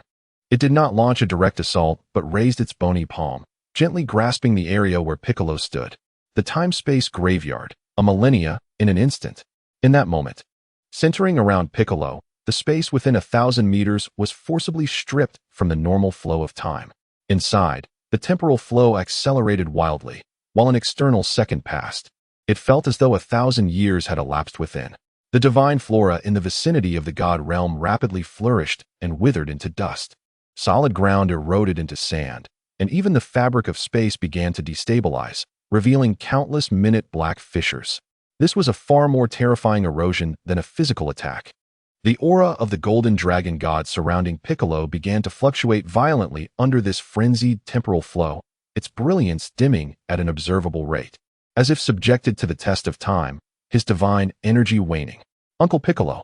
Gohan exclaimed in alarm, wanting to rush in but was rebuffed by an invisible barrier of time. "It's futile, boy," Vegeta grimaced. "That is the domain of temporal law. Recklessly charging in will only lead to accelerated aging alongside him." At the core of the time-space graveyard, Piccolo endured immense pressure. He felt his life force and dragon god power rapidly depleting. Yet, his gaze remained resolute. The golden dragon god form bestowed upon him not only strength, but also an unwavering conviction in his existence and protective beliefs. Time may erode stone, but it cannot extinguish will. The dragon god power transcends both past and future. Piccolo roared, channeling all of his dragon god power not to combat the passage of time, but to intensely consolidate and safeguard his core existence. The golden radiance within him burned like the core of a star, resisting the encroachment of time from without. Simultaneously, he thrust his palms forward. Dragon God Counterflow Time Anchor. A golden beam, refined to perfection and seemingly composed of countless miniature golden dragons entwined together, shot defiantly toward Kronos. This attack sought not destruction but embodied Piccolo's newfound understanding of the laws of stability and protection inherent in the dragon god power. Where the golden light passed, the violently accelerating flow of time was forcibly subdued and stabilized, as if a resolute anchor had been driven into a turbulent river. As Chapter 173 unfolds, the resonance of the dragon god culminates in the ultimate awakening of the orange dragon god form. Kronos' gray flames flickered violently. Could it truly resist the power of time? It swung its skeletal arm, summoning countless shards of space to cleave toward the golden beam. The clash resounded with thunderous intensity. The collision of laws reverberated through the divine realm of destruction, devoid of any flames, yet it sent tremors throughout the entire domain. Ultimately, Baiku's temporal anchor forcefully breached the temporal graveyard, but he himself suffered immense exhaustion, his golden dragon god form proving difficult to sustain. As he gasped and knelt upon the ground, the figure of Koluo Nuasi flickered slightly in the trembling continuum, casting a penetrating gaze upon Baiku, an intriguing resistance. Yet this is merely the beginning. Your time has been marked by me. With that, it melded into the distorted time, vanishing from sight. Its intent was not to immediately determine life or death, but to probe and mark, seeking an opportunity for a decisive strike in the future. The first demon god, Koluo Nuasi, withdrew. Yet, Baiku bore the imprints of time upon him. Shortly after Baiku's defiance against the time demon, Sun Wufan found himself in solitary meditation as the surrounding environment began to take on an eerie quality. The colors thickened and became bizarre, and a multitude of fragmented whispers, seemingly emanating from fate itself, echoed in his ears. Visions of his companions' devastating defeats, the disintegration of Earth, and the despairing faces of loved ones flashed before him. Is this an illusion? Wu Fan immediately became alert, activating his mysterious symbiotic form, the silver-red aura swirling around him, attempting to dispel these disturbances. An illusion? No, dear child, this is potentiality. A gentle yet chilling voice resonated. The figure of the demon La Ku-Shi-Si appeared before Wu Fan like a mirage, an entity woven from intangible threads. Behold, this is the future where Baiku failed to arrive in time, utterly decayed by time. A vivid scene unfolded before Wu Fan's eyes, as Baiku turned to dust in the flow of time. This is the end where your father's ultimate form spiraled out of control, consumed by the very rules he sought to master. In another vision, the figure of Sun Wukong dissipated amidst the chaotic currents of rules. This embodies the deepest fear within you, the despair of being unable to protect what you hold dear. La Ku-Shi-Si's ability was not a direct assault on the body, but rather the weaving and showcasing of the most brutal possibilities of fate, directly attacking the opponent's spirit and will, plunging them into an abyss of doubt, fear, and despair, ultimately leading to the collapse of their psyche. Wu Fan's silver-red aura fluctuated violently, as those possibilities felt strikingly real, bearing the heavy weight of destiny, assaulting his mental defenses. Cold sweat beaded on his forehead, and his breath quickened. The scholar's rationality indicated this was mere interference. Yet emotionally, he could not entirely shake off the impact of those harrowing images. Silence. Wu Fan growled, attempting to dispel these illusions with his energy. But the energy attack merely passed through Laku Shixi's intangible form, proving ineffectual. Resistance was futile. The threads of fate had long been woven. And you are but puppets following the lines. Laku Shixi's voice resonated like a hypnotic incantation. At the very moment Wu Fan's mental defenses threatened to fracture. Flashes of teachings from sparring with his father, the tenacity learned from training with Uncle Baiku, and the smiles of his wife and daughter surged within his mind. No. A brilliant silver-red light surged in Wu Fan's eyes. While fate may harbor countless possibilities, my path is for me to choose. The duty of a scholar is not merely to analyze, but to innovate. He ceased attempting to dispel the illusions, instead elevating his control over the mysterious symbiotic form to its zenith. The silver-red aura no longer radiated outward but converged inward, forming a unique mental domain. As the woven images of despair brushed against this realm of reason, they remained painful, yet could no longer shake his fundamental will. He stood like a lighthouse amidst the storm, steadfast in his resolve. Can one truly create a sanctuary of the mind through sheer will? Laku Shixi's voice bore a hint of uncertainty for the first time. Its ability had encountered such a peculiar countermeasure. Wu Fan slowly raised his hand. The silver-red aura coalescing at his fingertips, transforming from a mere energy attack into a spiritual mark imbued with his creative will. The mystical principle of destiny's dawn. An invisible shockwave, targeting the power of fate's interference, shot back towards Laku Shixi's intangible form. Ugh! Laku Shixi emitted a muffled grunt. Its body, woven from the threads of fate, became disordered, its colors fading. The variable of the interloper has been recorded. Its figure swiftly diminished, as if it merged into the background of the web of fate, vanishing from existence. The second demon god, Laku Shixi, retreated. Wu Fan, through the wisdom of a scholar and unwavering will, safeguarded his own destiny. The divine realm of destruction witnessed a series of strange retreats, akin to a bucket of icy water poured over the Z warriors' hearts. Whether it was the terrifying power of Kuluo Nuasi, who manipulated time, or the silent erosion of despair woven by Laku Shixi, they became acutely aware that their current strengths appeared feeble before the true titans of the demon realm. This was not merely a disparity in levels of power, but a chasm in understanding and application of the cosmic rules. In the divine realm of destruction, the Z warriors engaged in rigorous training. As Baiku again fully merged his spirit with the dragon god power, the long-accumulated strength finally breached the critical threshold. A golden light erupted around him like the sun, then rapidly contracted inward, undergoing a qualitative transformation. The resplendent gold transformed into a warm and fiery orange, brimming with boundless vitality and the will to create. His physique grew even more towering and majestic, the contours of his muscles radiating a streamlined sense of the divine. The antennae upon his forehead elongated and sharpened, glimmering with an orange brilliance. His aura was no longer a mere flame, but rather a flowing orange dragon god power, majestic, sacred, and imbued with an all-encompassing gentleness. Behind him, a pair of colossal orange dragon wings, formed purely from dragon god power, faintly materialized, casting shadows across the sky. The ultimate awakening of dragon god resonance, the orange dragon god form. Baiku opened his eyes, reflecting a wisdom and tranquility that penetrated all. He felt a seismic shift in his power, not merely a quantitative increase, but a qualitative leap. Every gesture he made now encompassed the power of creation and guardianship of the dragon god, allowing him to define rules within a limited scope, bestow temporary life upon inanimate objects, or construct indestructible sacred barriers. His presence was vast and serene, perfectly harmonizing with the life force of the entire divine realm of destruction. Chapter 174, Beyond the Mysterious Form, Beast Wu Fan. Almost simultaneously with Baiku's breakthrough, Broly's life resonance reached its zenith. The blue core of energy within him erupted, His dark green hair rapidly transformed from the roots, being infused with an incredibly pure and profound azure hue, reminiscent of the cosmic seas of life and the glacial voids of the universe. Ultimately, his once wild and upright hair transformed into a crystalline blue.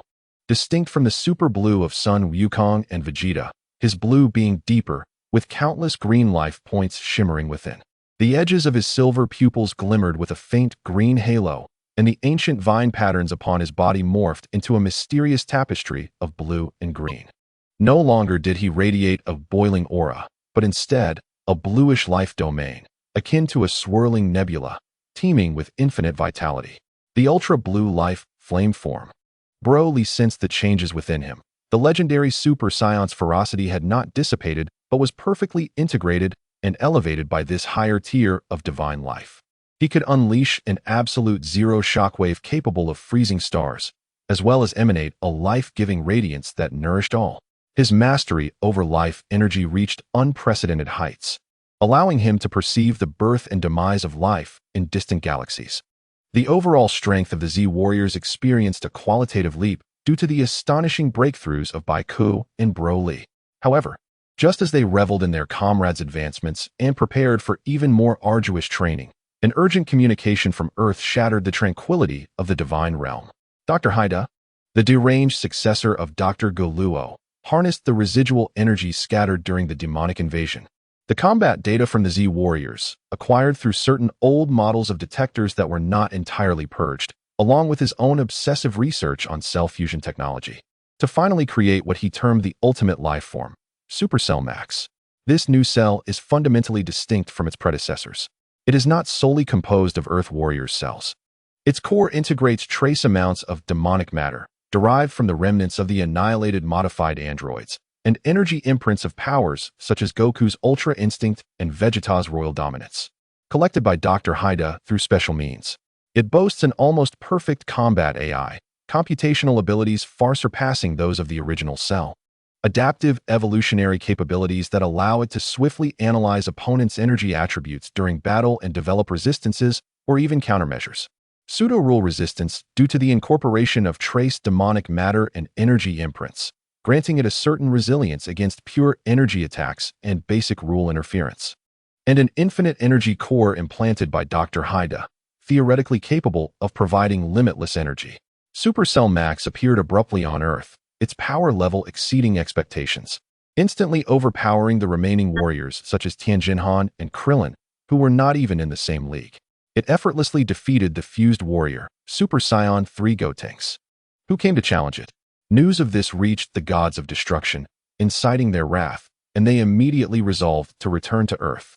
However, Whis signaled for Goku and Vegeta to remain calm, suggesting that this formidable opponent could serve as an excellent trial for Mr. Gohan. Whis cast a meaningful glance at Gohan, who instantly comprehended his implication. The dormant beast within him required a genuine, life-and-death battle to awaken. On the battlefield, Supercell Max mockingly trampled over the Earth Warriors, its ominous tail shimmering with foreboding light, poised to deliver a fatal blow to the fallen Gotenks. Stop!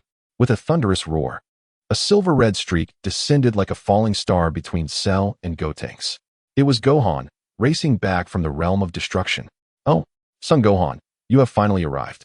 Supercell Max tilted its head, wearing the cold smile characteristic of artificial intelligence. I have completed the analysis of your data. Your mysterious symbiotic form presents no advantage before me. Without uttering a word, Gohan unleashed his most potent mysterious symbiotic form, his silver-red aura soaring skyward as he charged at Cell. However, as Cell had indicated, its adaptive evolutionary capabilities were exceedingly perverse. Gohan's exquisite mastery of key and variable tactics had significantly diminished effectiveness against Cell. Throughout the battle, Cell's strength, speed, and defense steadily increased, even starting to mimic Gohan's energy manipulation. Gohan soon found himself at a disadvantage, repeatedly knocked to the ground, blood staining his martial arts uniform. Brother, Gohan, Gotenks, and the fallen Krillin cried out in desperation. Agonizing pain, fury, and the extreme anxiety of seeing loved ones in peril surged within Gohan, acting as a catalyst that violently assailed his mental defenses. Images flashed in his mind. Uncle Piccolo teaching him to overcome fear, the trusting gaze of his father, the innocent smile of his daughter, and the cold, disdainful eyes of Cell. I will not allow you to harm anyone else. Gohan roared with a deep, furious growl. The silver-red aura surrounding him rippled violently, shattering. An even more primal, wilder force, filled with an undeniable sense of absolute oppression, erupted like a dormant volcano from the depths of his being. His hair transformed into a wild mane reminiscent of a lion's, shifting from black to a striking silver-white. His eyes piercing red, the whites encased in black. His muscles, while not excessively swollen, became more defined and powerful, exuding explosive strength. A silver-white flame-like aura enveloped him, with red lightning dancing within. The mysterious form transcended Beast Gohan, a colossal presence driven purely by wildness, anger, and the will to protect swept across the entire earth. This force was raw and direct, transcending technique and returning to the most primal essence of strength. The cold smile that Supercell Max had maintained froze instantly, its combat AI issuing an unprecedented alarm. Warning. Unfathomable energy, surge detected. Mode unknown. Threat level exceeds limits. Now, Beast Gohan lifted his red-black eyes, locking onto Cell, his voice hoarse and filled with oppressive force. Now it's your turn. The battle erupted anew. But this time, the tide had completely turned. The power, speed, and reflexes of Beast Gohan surged exponentially. His attacks were devoid of any flourish, only the most direct and brutal strikes. Each blow contained the ferocity to shred everything, and Cell's proud adaptive evolution could not keep pace. Bang! Boom! Crack! Cell's shield was effortlessly torn apart, its body twisted and deformed by the violent force, its regeneration unable to keep up with the destruction. It attempted to launch energy blasts, only to have them effortlessly dispersed by Beast Gohan. It sought to create distance, but Gohan closed the gap with blinding speed, seizing its tail. Beast Gohan let out a low growl, gripping Cell's tail and wings, the furious silver-white aura reaching its zenith. The final explosion, a blinding silver-white light, consumed everything.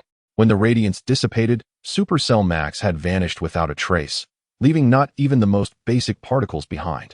Utterly obliterated by that pure, savage power. The battle concluded, and Beast Gohan gently descended to the ground, his silver-white aura gradually subsiding.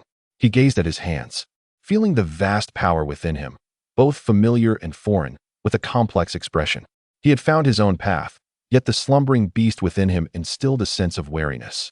The crisis on Earth was temporarily averted, but the Z-Warriors understood that the threat from the demonic realm lingered like a thorn in their sides.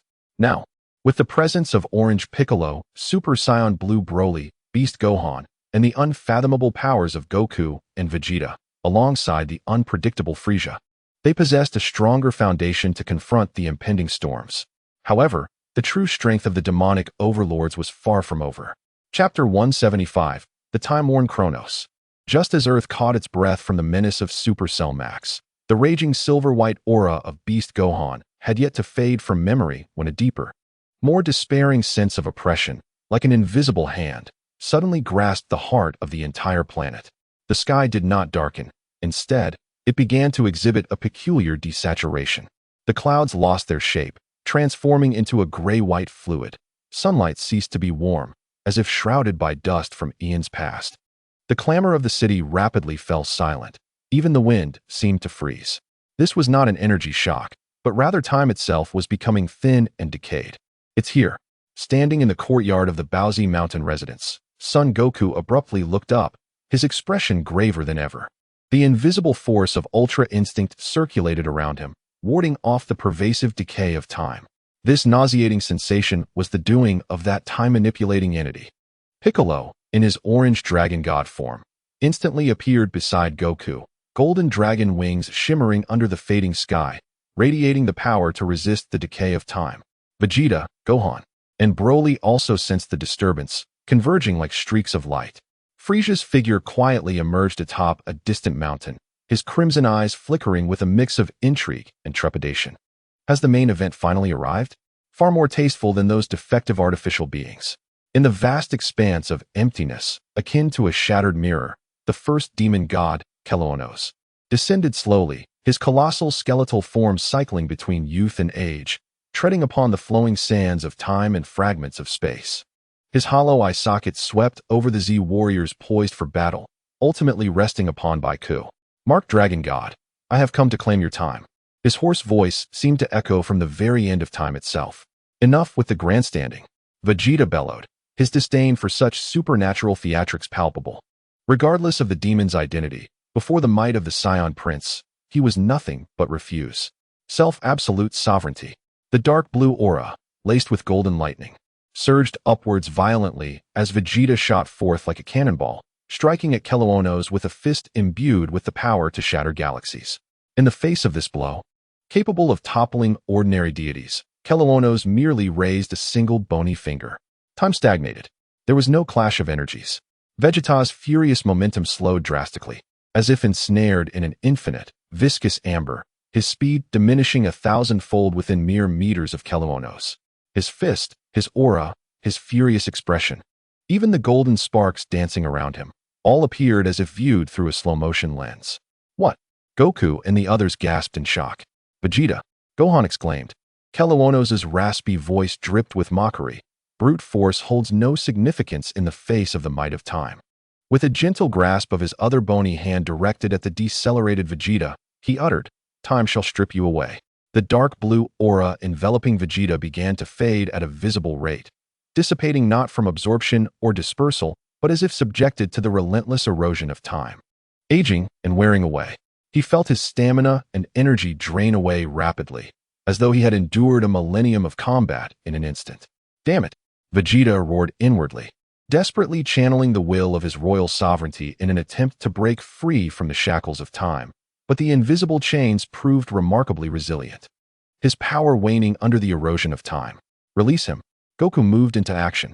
He opted against an energy attack and instead concentrated the power of the Ultra Instinct at his fingertips, lightly tapping the area around Kelownos. Boundary break. An invisible boundary materialized, not to strike Kelownos, but to forcibly sever his control over the time in which Vegeta resided, akin to drawing a line across a painting, dividing it into two distinct temporal zones. Vegeta felt a sudden lightness, the sticky sensation of confinement vanishing in an instant, yet the exertion left him gasping for breath, staring incredulously at Kelownos. After merely a fleeting encounter, his once proud power had failed to even graze his opponent. "Oh, you can interfere with my domain of time?" Kelownos' hollow eyes flickered with gray flames, finally fixing his gaze upon Goku.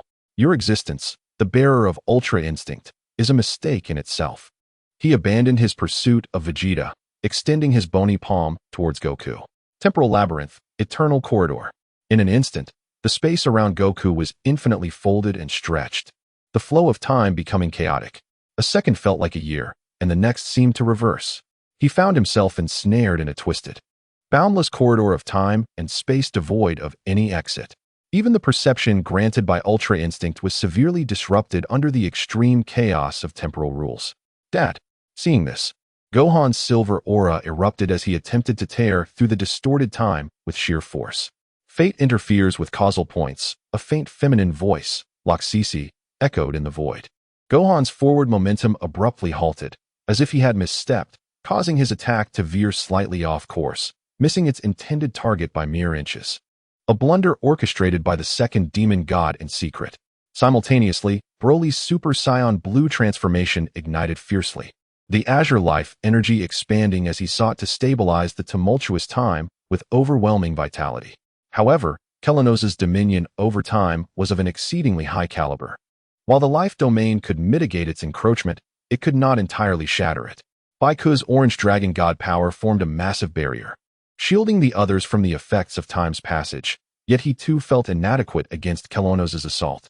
From the very onset of battle, the Z warriors found themselves utterly passive. Kelownos had not even shifted his position, relying solely on his manipulation of time to leave their strongest members scrambling, unable to approach. Super Saiyan 4 Gohan, Super Saiyan Blue Broly, Orange Baiku, even Goku, who had just begun to grasp Ultra Instinct, all appeared powerless before the supreme rule of time. Scoundrel! Scoundrel! Vegeta glared at his comrades being toyed with, at Kakarot trapped within the labyrinth of time. An unquenchable fury, intertwined with royal pride and the humiliation of being crushed, burned fiercely within his chest. Chapter 176, self-absolute sovereignty, Super Saiyan 4 blue transformation. He recalled the arduous training in the realm of destruction.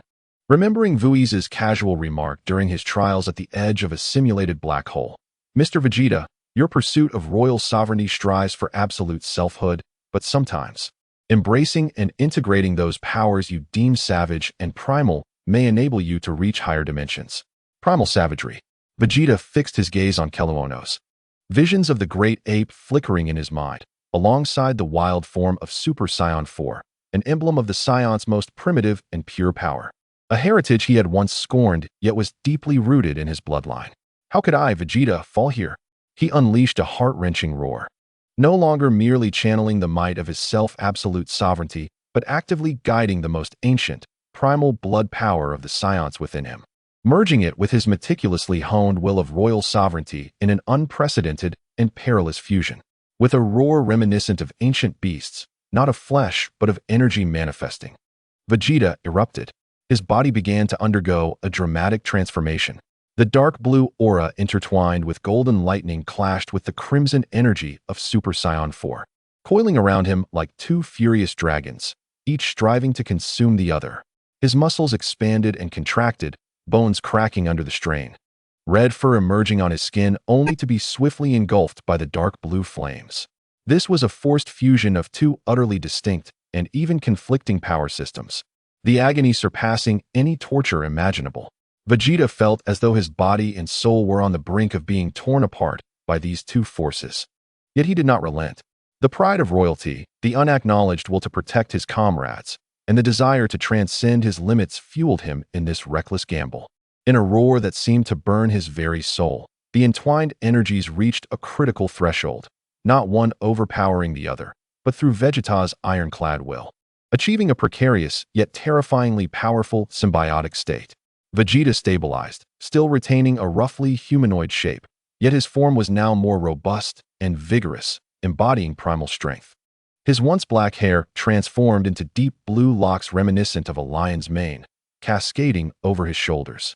The aura surrounding him morphed. No longer merely dark blue, but a deep blue base with crimson primal energy flames burning within, now adorned with a denser, more violent golden lightning of sovereignty dancing across its surface. His pupils turned deep blue, flickering with a hint of crimson at their core, radiating wildness and authority.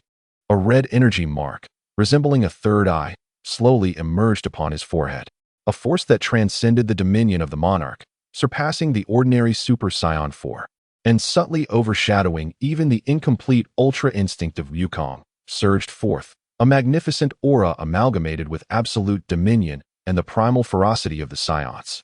Sweeping across the cosmos like a tempest, it forcibly shattered portions of the time-stagnation realm crafted by Keluonosi, the self-ultimate form of Ba Huang's Super Saiyan 4.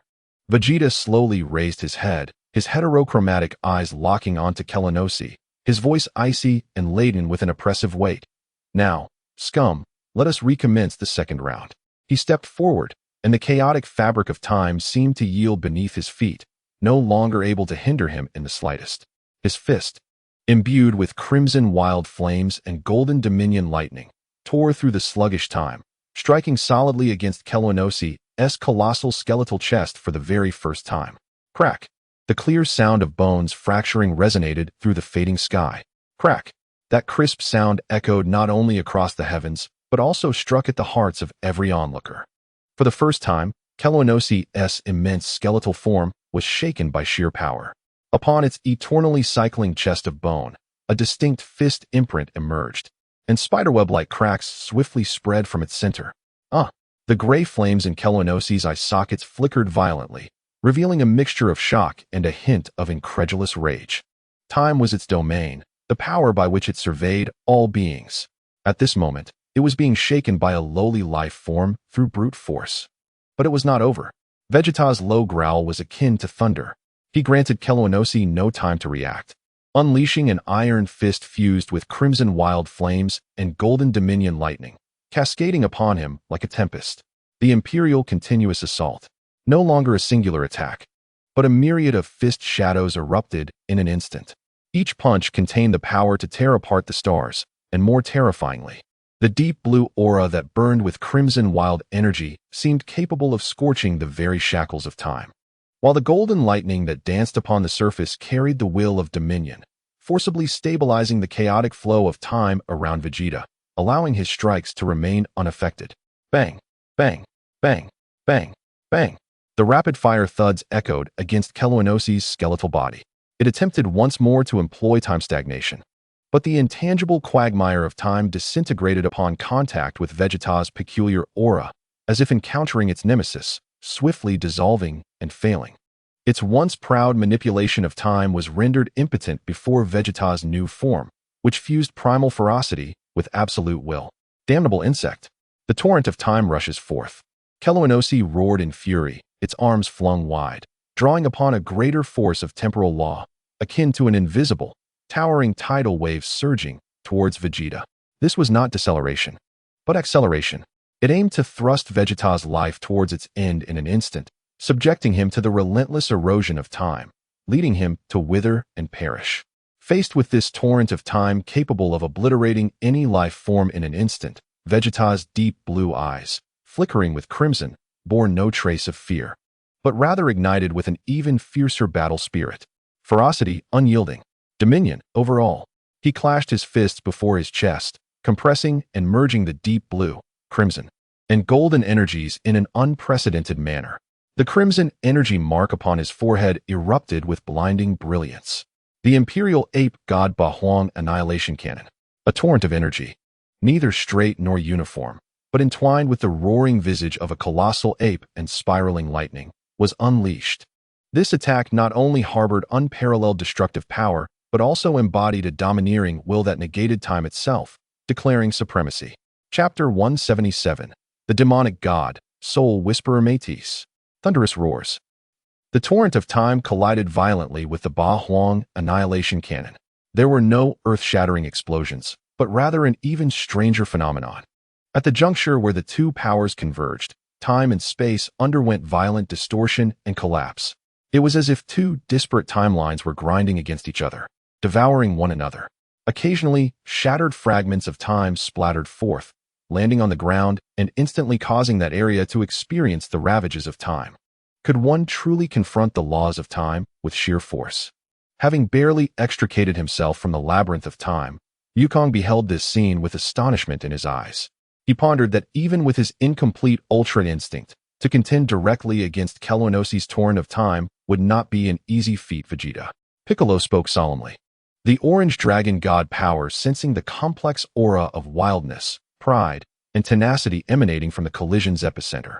In the distance, Frieza had long since retracted his mocking smile. Replaced by deep apprehension, this Vegeta had become exceedingly troublesome. The standoff did not endure for long. Vegeta's Bahuang Annihilation Cannon, bolstered by the crimson wild energy, seemed to possess infinite potential for growth, forcefully tearing through the torrent of time, striking unyieldingly against Keloanosi's crossed skeletal arms. Boom! The immense energy sent Keloanosi's gargantuan form flying backward, shattering countless layers of folded space, ultimately crashing into a mountain range ravaged by time, kicking up a storm of dust.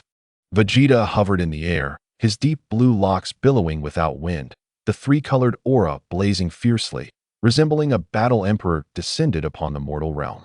He took a moment to catch his breath. That last strike had drained considerable energy, yet the light in his eyes grew sharper.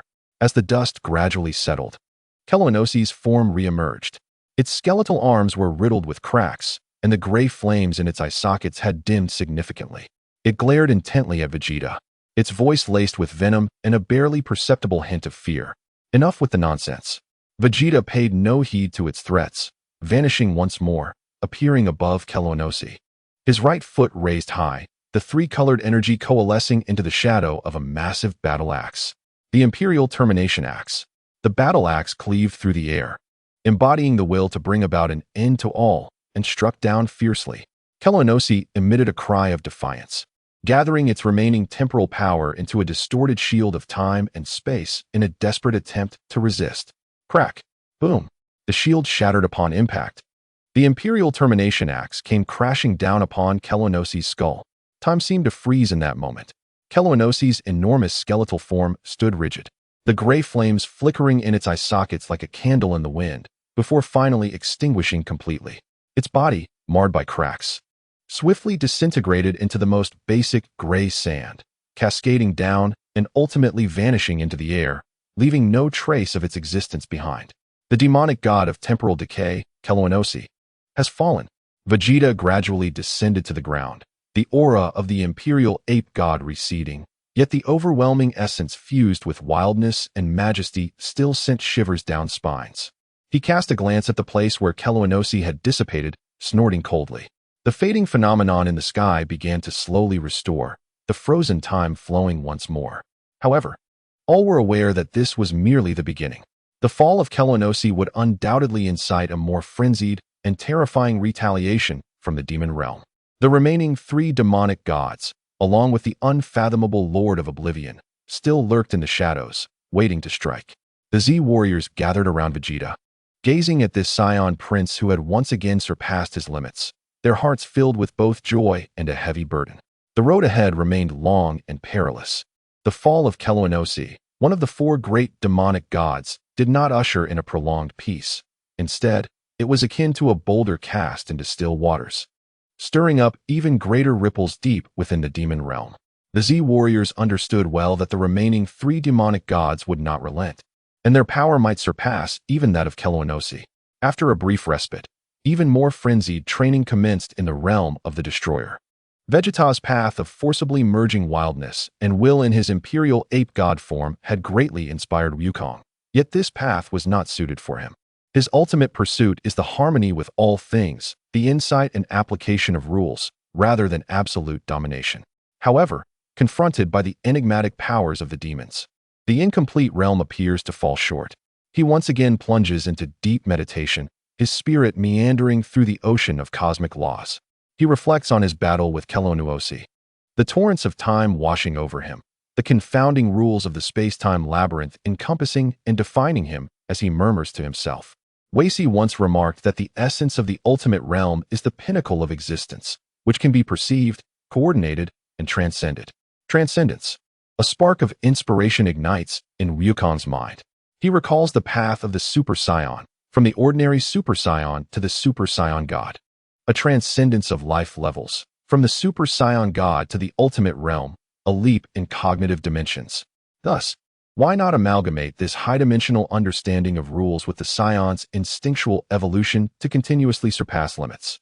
He does not desire to forcibly merge with repulsive powers like Vegeta, but rather to allow the comprehension of the ultimate realm to become a beacon guiding his life's essence toward positive evolution. He aims to redefine and awaken the latent potential within the Saiyan bloodline based on the ultimate realm, embarking on a path of life sublimation, guided by the rules that belongs solely to him. This thought acts as a key, unlocking a brand new door. Wukong begins to experiment. He no longer merely perceives external rules through the ultimate realm, but instead penetrates inward, delving deep into every cell to decipher the ancient evolutionary codes embedded within the Saiyan bloodline, and guides, optimizes, and reconstructs this process with the will of the ultimate realm. This is an exceedingly slow and meticulous endeavor, far more perilous than Vegeta's forced fusion, as it shakes the very foundation of his existence. Yet, his aura begins to undergo a subtle and profound transformation. Just as Wukong immerses himself in this critical breakthrough, the second demon silently descends. Lacking the celestial might of Kelowanosi, the sky remains unchanged, yet a layer of gloom inexplicably envelopes the hearts of all Z warriors. A surge of indescribable sorrow, fear, anxiety, and other negative emotions uncontrollably burgeons. Caution, it is an attack on the mind. Bike perceives it first, the orange aura of the dragon god transforming into a warm halo, attempting to dispel this intangible corrosion. However, the effect is minimal. These negative emotions do not stem from the outside. They seem to erupt from the depths of each person's soul, magnifying. Chapter 178. The extreme intent of Super Saiyan Blue. Useless, that Mike Hexingren. A voice, seemingly composed of countless wailing souls, echoes chillingly within everyone's hearts. The second demon, Matissi, does not even reveal a concrete form. It appears to be the very essence of this void, a collective of intangible negative emotions. Feel it. the fear and despair within your deepest selves. Ma Tissie's voice is like the most venomous lullaby. Vegeta envisions the destruction of Vegeta planet once more. Frieza mocking him. Wufan relives the anger and pain of witnessing number 16's death during the Shalu game, feeling his powerlessness. Bike sees the Mikexing become a domain of death under the corruption of the demon realm. Even Broly seems to return to that lonely childhood, surrounded by fear and rejection. Vegeta roars, the aura of the Emperor Ape bursting forth, attempting to dispel the illusion with power, but the whispers from the soul cling like a parasite, growing clearer with every act of resistance. His attacks become frantic, even indiscriminately unleashing energy in all directions. Wufan's beast form, though ferocious in strength, proves more vulnerable to this soul-striking assault, the silver-white flame oscillating violently as he clutches his head, emitting painful howls. Broly's life blue flames strive to soothe the emotional turmoil. But the wailing vortex of souls is too vast, gradually tainting his azure domain with darkness. The Z warriors find themselves in an unprecedented crisis. They possess immense power.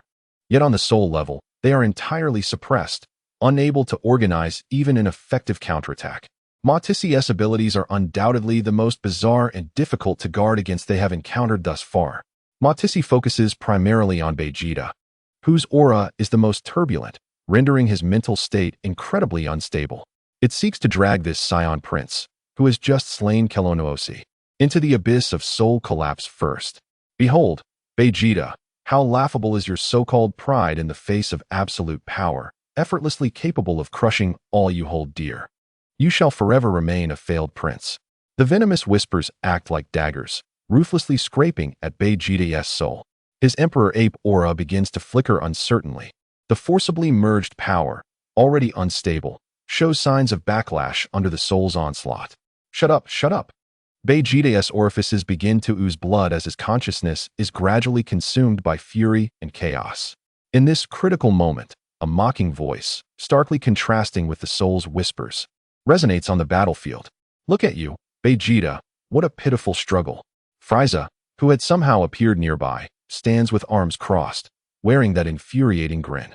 Unlike the Z warriors, he is enveloped in an exceedingly faint yet remarkably resilient dark golden spiritual barrier, seemingly impervious to Ma Tissie's soul whispers. Frieza, Wufan gazes at him, enduring the pain. It appears that the time has come for this king to take the stage and clean up the mess. Frieza elegantly shrugs.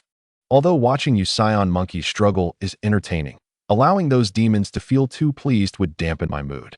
He raises a finger, gathering an extreme concentration of dark golden energy that radiates a chilling intent of destruction. However, this energy does not target Ma Tissie's formless being, but instead aims directly at the soon-to-be uncontrollable Vegeta. What are you doing? Bike exclaims in anger.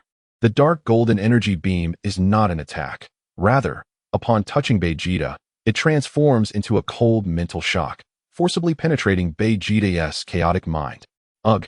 Vegeta cries out in pain, but this external force, filled with Frieza's frigid will, unexpectedly momentarily suppresses Ma Tissie's incitement of emotions. It is akin to a bucket of icy water dousing a fire about to blaze. Though the process is painful, Vegeta's nearly collapsing consciousness gains a fleeting clarity. Frieza, you. Vegeta grits his teeth, casting a complex glance at Frieza. Do not misunderstand. Vegeta, Frieza maintains his smile. I simply do not wish for you to exit the stage so easily. After all, only I, Frieza the Great, can kill you myself. Frieza's intervention, despite its impure motives, genuinely provides the Z warriors with a precious opportunity to breathe. And it is during this brief chaos that Wukong, who has remained in deep meditation, finally completes that pivotal transformation. The formless power of the ultimate realm surrounding him solidifies into a tangible silver-white radiance. Not merely an aura, but a manifestation of his very existence.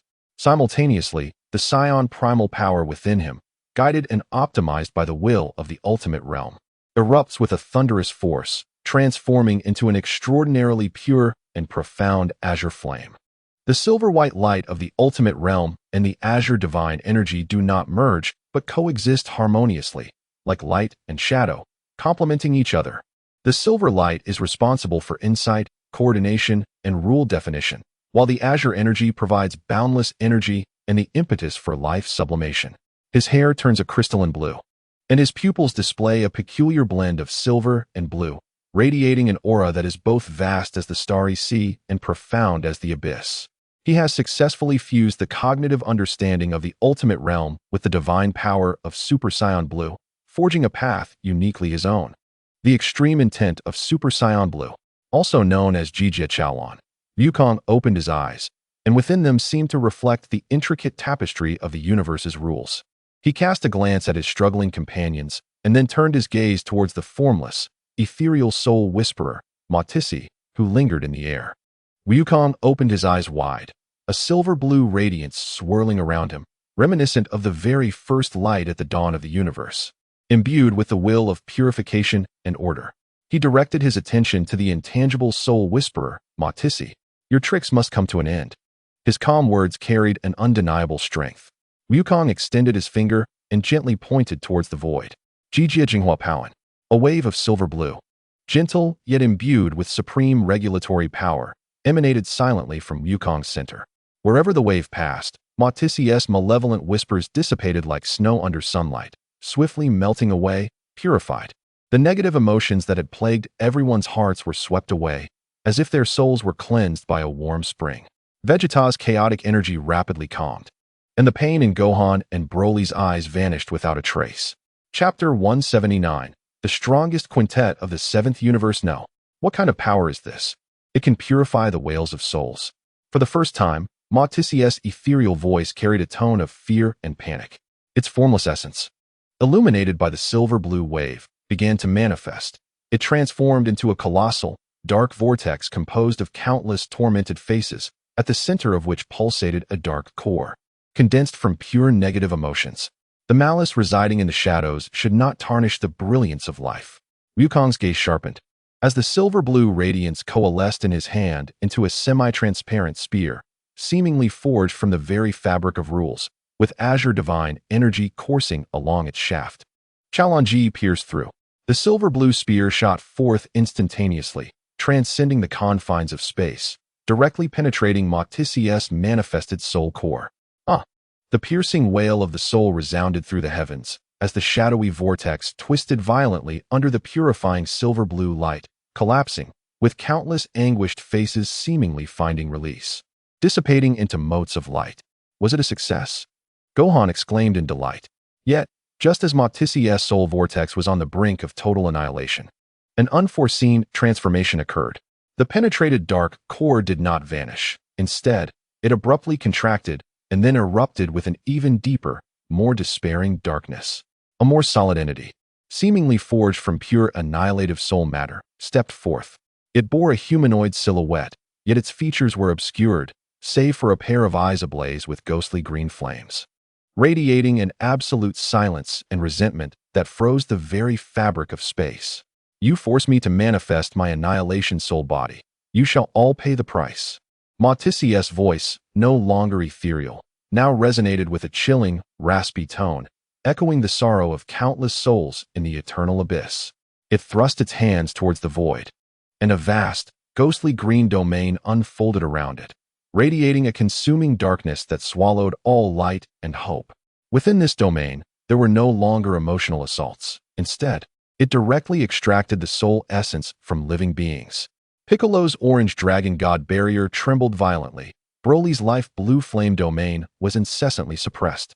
And even Wukong's silver-blue light felt immense resistance under this annihilative domain, drastically diminishing the purifying effects. This is bad. Its power essence has escalated. Piccolo's expression changed dramatically. He could feel his dragon god power depleting significantly in resisting this soul extraction. Wukong furrowed his brow and once again condensed the ge-pierced spear to shoot forth. But this time, when the spear made contact with Matissi's annihilation soul body, it was met with layers of dense annihilative soul matter, greatly reducing its potency. Useless. Before eternal annihilation, all life and rules shall ultimately return to nothingness. Matissi cackled, the ghostly green abyssal domain expanding further, sending a chilling sense of dread and detachment through the souls of the Z warriors. Kakarot, do not act alone in bravado. Vegeta, suppressing the discomfort within his soul, unleashed the might of the Emperor Ape God once more. Though less stable than before, that fierce will, mingled with wildness and dominance, remained formidable. This form could not be resolved with mere singular attacks. Vegeta speaks truth, Piccolo stated gravely, channeling all his orange dragon god power to reinforce the crumbling barrier. Its core was the Annihilation Soul body, and it must be obliterated with an overwhelming force that surpassed its limits. We need to unite our strength, Broly succinctly articulated, compressing his Azure Life domain to the utmost, tightly shielding everyone from the soul extraction. Gohan took a deep breath, the silver-white aura of Beast Gohan intertwining with the scholar's calmness in his eyes. Father, Uncle Vegeta, Uncle Piccolo, Broly, and Frieza. He looked towards Frieza, who remained at a distance but bore a similarly grave expression. Frieza snorted dismissively. Humph, it seems that I cannot find peace until this noisy fellow is thoroughly dealt with. Very well, I shall indulge you all this once. The five formidable warriors, despite their differing stances, reached a fleeting consensus in the face of a shared threat. Piccolo and Broly, responsible for defense and stabilization. Piccolo's orange dragon god power constructed the strongest dragon god barrier, isolating most of the soul extraction effects from the eternal abyss. Broly's life blue flame domain permeated the barrier's interior, providing a continuous supply of life energy to stabilize the souls and resist the encroachment. Son Gohan, tasked with containment and breaking through. The ultimate strength and speed of Beast Gohan relentlessly assaulted the manifested Matissi, compelling it to divert its focus towards defense while seeking out the energy nodes of its Annihilation Soul body. Frieza, assigned to interference and weakening. His dark golden energy, imbued with the intent of absolute destruction, inflicted special damage upon the soul body. He would maneuver on the outskirts, firing death beams to disrupt Matissi's domain stability, while unleashing powerful mental pressure upon its soul body. Son Wukong and Vegeta, responsible for the final blow. Wukong, in his Jijia Chaolan form, maximized the power of the rules, tasked with constructing the concept and trajectory of the attack to ensure it could bypass defenses and strike at the essence. Vegeta, in his Emperor Ape God form, infused all his energy, responsible for delivering devastating energy output. Execute. In an instant, five figures moved in unison. Piccolo spread his arms wide, and the orange dragon god power cascaded like a waterfall, transforming into a massive light shield inscribed with dragon-shaped runes, enveloping everyone and Matissi, staunchly resisting the expansion of the eternal abyss. Broly pressed his palms against the interior of the light shield, the azure life energy coursing through it like veins, rendering it more resilient, teeming with vitality. Roar! Beast Gohan transformed into a silver-white flash, relentlessly attacking Matissi, his fists and feet raining down like a tempest. Each strike infused with a primal force capable of tearing souls apart, forcing Matissi to coalesce its Annihilation Soul power for defense, unable to maintain the domain fully. Frieza's figure flitted about, dark golden death beams shooting towards Matissi from cunning angles.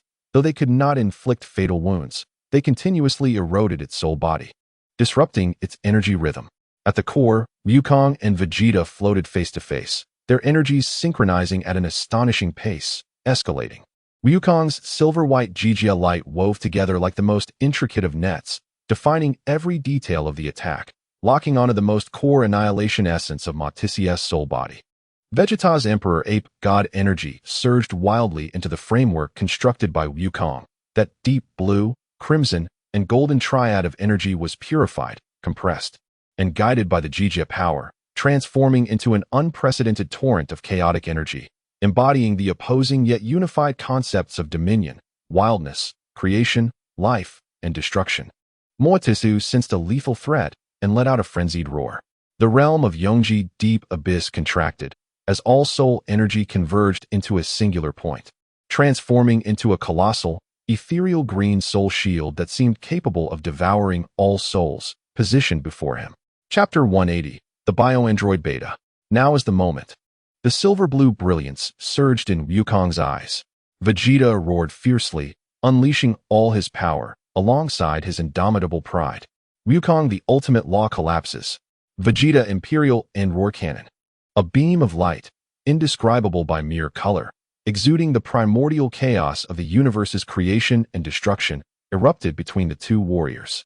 It did not advance in a straight line but followed the trajectory defined by Wukong, transcending the rules of space, instantly circumventing the enormous ethereal green soul shield and directly striking at the core of S annihilated soul body from within. Impossible. Motesu emitted a final, despairing scream filled with disbelief.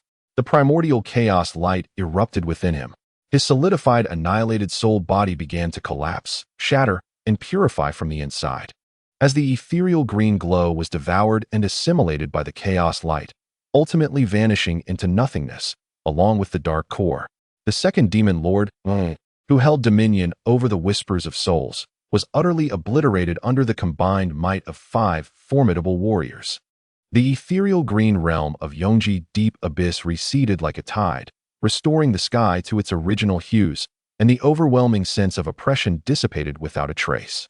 The 5 warriors gently descended to the ground, their breathing somewhat disordered, particularly Wukong and Vegeta, who had expended tremendous energy. They exchanged a glance, and the atmosphere grew subtly tense. Frieza snorted coldly and vanished into the horizon, cloaked in anonymity. Though they had vanquished the second demon lord, the Z-fighters felt no relief. The fall of 2 demon lords would not go unnoticed by the Annihilation Demon Lord. The true final battle was imminent. The demise of 2 demon lords was akin to casting a massive stone into a tranquil lake, sending ripples throughout the cosmos. The Z-fighters, while victorious for the moment, felt the tension within them tighten further. The being known as the Annihilation Demon Lord, lurking deep within the demon realm, would surely unleash his wrath upon the stars. Prompted by Whis' subtle warnings, they understood that even Wukong's newly attained Ultra Instinct and Vegeta's Imperial Ape form would likely fall short against a true titan of the demon realm. The God of Destruction's realm once again became their forge for self-improvement, as each warrior fervently sought to extract every ounce of potential within them, in hopes of finding that elusive breakthrough opportunity. However, the malice of the universe is never singular. As they immersed themselves in their training, a sinister aura, infused with extreme hatred, parasitic instincts, and a chilling mechanical essence, began to spread like a plague at the edge of the galaxy, swiftly approaching Earth. Dr. Mew, the deranged scientist harboring a deep-seated animosity towards the Saiyans, particularly towards son Wukong, found that his vendetta had not faded with the passage of time. The parasitic life form he created, Baby, had its core revenge program fully activated upon sensing the vast energy signatures of Wukong and his allies. Simultaneously, the super android core left behind by Dr. Gero, containing fragments of demon realm technology and energy imprints of the Z-fighters, was drawn in by Baby's vengeful waves as it drifted through the cosmos. Hatred and technology, parasitism and machinery. These 2 stark forms of darkness underwent an unfathomable and forced fusion in a remote corner of the universe. An unprecedented monstrosity was born, the Baby Bioandroid fusion. It was not a simple amalgamation, but a terrifying qualitative transformation. It possessed Baby's parasitic abilities to control, absorb, and evolve from its opponent's energy, while simultaneously embodying the infinite energy core of Dr. Gero's androids, along with formidable computational power and resistance tailored against the energy characteristics of the Z-fighters. Its form became increasingly grotesque. The main body retained Baby's humanoid outline, yet its skin exhibited a grim hue, a fusion of metallic and biological tissues. Strange appendages, resembling a blend of mechanical tendrils and biological tails, extended from its back, and its chest was embedded with a pulsating red core of infinite energy. While its eyes were nothing but cold, emotionless electronic compound eyes, its targets were clear: Earth, Sun Wukong, and all beings with formidable energy. The fusion entity Baby moved with unimaginable speed, choosing not to directly assault the realm of destruction, but cunningly selecting the relatively weaker Earth as its initial target. It crashed into the ruins of West City like a meteor, and the terrifying shockwave instantly reduced the city to rubble. The mingled essence of hatred and mechanical coldness it emanated sent shivers through the souls of all Earth's inhabitants. Remaining behind, Goten, Trunks, and Krillin attempted to resist, but their powers were as insignificant as a mantis trying to halt a chariot against the fusion entity Baby. Baby hardly exerted its full strength, merely relying on the vengeful parasites it produced to nearly dominate the entire human population of Earth, turning Goten, Trunks, and other descendants of the Z-fighters into its puppets. In a moment of crisis, two formidable energies descended from the realm of destruction. It was Piccolo and Broly. Considering the unique nature of the battlefield on Earth, requiring the protection of the innocent and the eradication of parasites, as well as the peculiar abilities of the opponent, parasitism, energy absorption, targeted resilience, Wukong and Vegeta remained in seclusion, leaving the more suitable Piccolo and Broly to address the situation first. Piccolo, in his orange dragon god form, hovered in the air, gazing at the city below, now shrouded in gray parasites, resembling a haunted realm, with flames of rage burning in his eyes. Broly, in his ultra-blue life flame form, sensed the pervasive hatred and abnormal life fluctuations, a flicker of disgust crossing his deep blue pupils. Evil beings defile life. Broly's voice was low, laced with a chilling intent to kill. Broly, be cautious. This creature's aura is peculiar, combining biological and mechanical characteristics, Piccolo calmly analyzed. Its core consists of that vengeful will and the energy source in its chest. I will purify these parasites and uncover its weaknesses. You focus on suppressing it head-on. And be careful not to let it touch you, or you may be parasitized or have your energy absorbed. Understood. Broly responded succinctly, his azure life domain expanding outward, forming a stark contrast against the grayish aura of hatred below. The fusion entity baby lifted its head, its electronic compound eyes locking onto the two in the air, emitting a bizarre sound, a mix of electronic tones and biological shrieks, detecting high-energy reactions associated with Sun Wukong. Threat level assessed. Eliminate and absorb. The battle erupted in an instant. Mechanical tendrils from the fusion entity baby shot forth like venomous snakes towards Broly, their tips glimmering with energy-absorbing light. Simultaneously, its chest core flared with red light, releasing an intangible wave of hatred, attempting to disrupt the mental states of both warriors. Dragon God Radiant Purification Rain. Piccolo clasped his hands together, transforming the boundless orange Dragon God power into a torrential downpour of warm, life-infused light, falling upon the earth. Wherever the light rain fell, the gray vengeful parasites sizzled as if encountering their nemesis, rapidly shriveling and falling away. The controlled humans and the descendants of the Z-fighters regained clarity in their eyes, bewildered as they collapsed to the ground. The atmosphere of hatred enveloping the entire city was cleansed. What? How could you purify my parasites? The fusion entity baby emitted a furious electronic voice. Meanwhile, Broly faced the incoming mechanical tendrils, standing firm without flinching. The deep blue life flame enveloped his fist as he unleashed a powerful strike. Life Explosion Punch. The punch did not solely embody destructive force, but rather contained a highly compressed energy aimed at dismantling abnormal life structures. The azure energy collided with the mechanical tendrils, and instead of exploding, the tendrils corroded rapidly as if immersed in strong acid, disintegrating from the point of contact and turning to ash. Chapter 181, Demon God, Eros. Energy analysis reveals that the energy contained within the opponent harbors high-tier life rules, which possess a devastating effect on both parasitic and mechanical structures. The combat AI of the fusion entity baby operates at an astonishing speed, altering tactics for a remote energy saturation strike. Its core, an infinite energy source, operates beyond its limits, unleashing countless dark red orbs filled with malice and destructive energy, cascading like a torrential downpour towards Baiku and Buluoli. Each orb carries corrosive energy, delivering a triple threat of parasitic spores and physical impact. Buluoli, Baiku shouted, understanding the urgency. Buluoli's vast azure realm of life suddenly contracted, forming a colossal blue shield adorned with the intricate patterns of the life tree, standing resolutely before them. The dark red orbs collided with the shield, producing a continuous roar, yet the shield, infused with the power of life's origin, remained unyielding, repelling all assaults without even a ripple. Impossible. My energy attack is utterly ineffective. The data stream of the fusion entity baby began to spiral into chaos. Now, seizing the moment, Baiku concentrated the orange dragon god power at his fingertips, transforming it into an exquisitely slender, yet radiantly bright orange beam. This beam did not target flesh or energy but, traversing the threads of causality, struck directly at the core of Baby's primordial hatred, rooted in the resentments of Dr. Mew and Baby. Oh, the fusion entity Baby emitted a harrowing cry, not electronic but profoundly biological. Its body, a fusion of metal and organic tissue, convulsed violently, freezing in a fatal rigidity.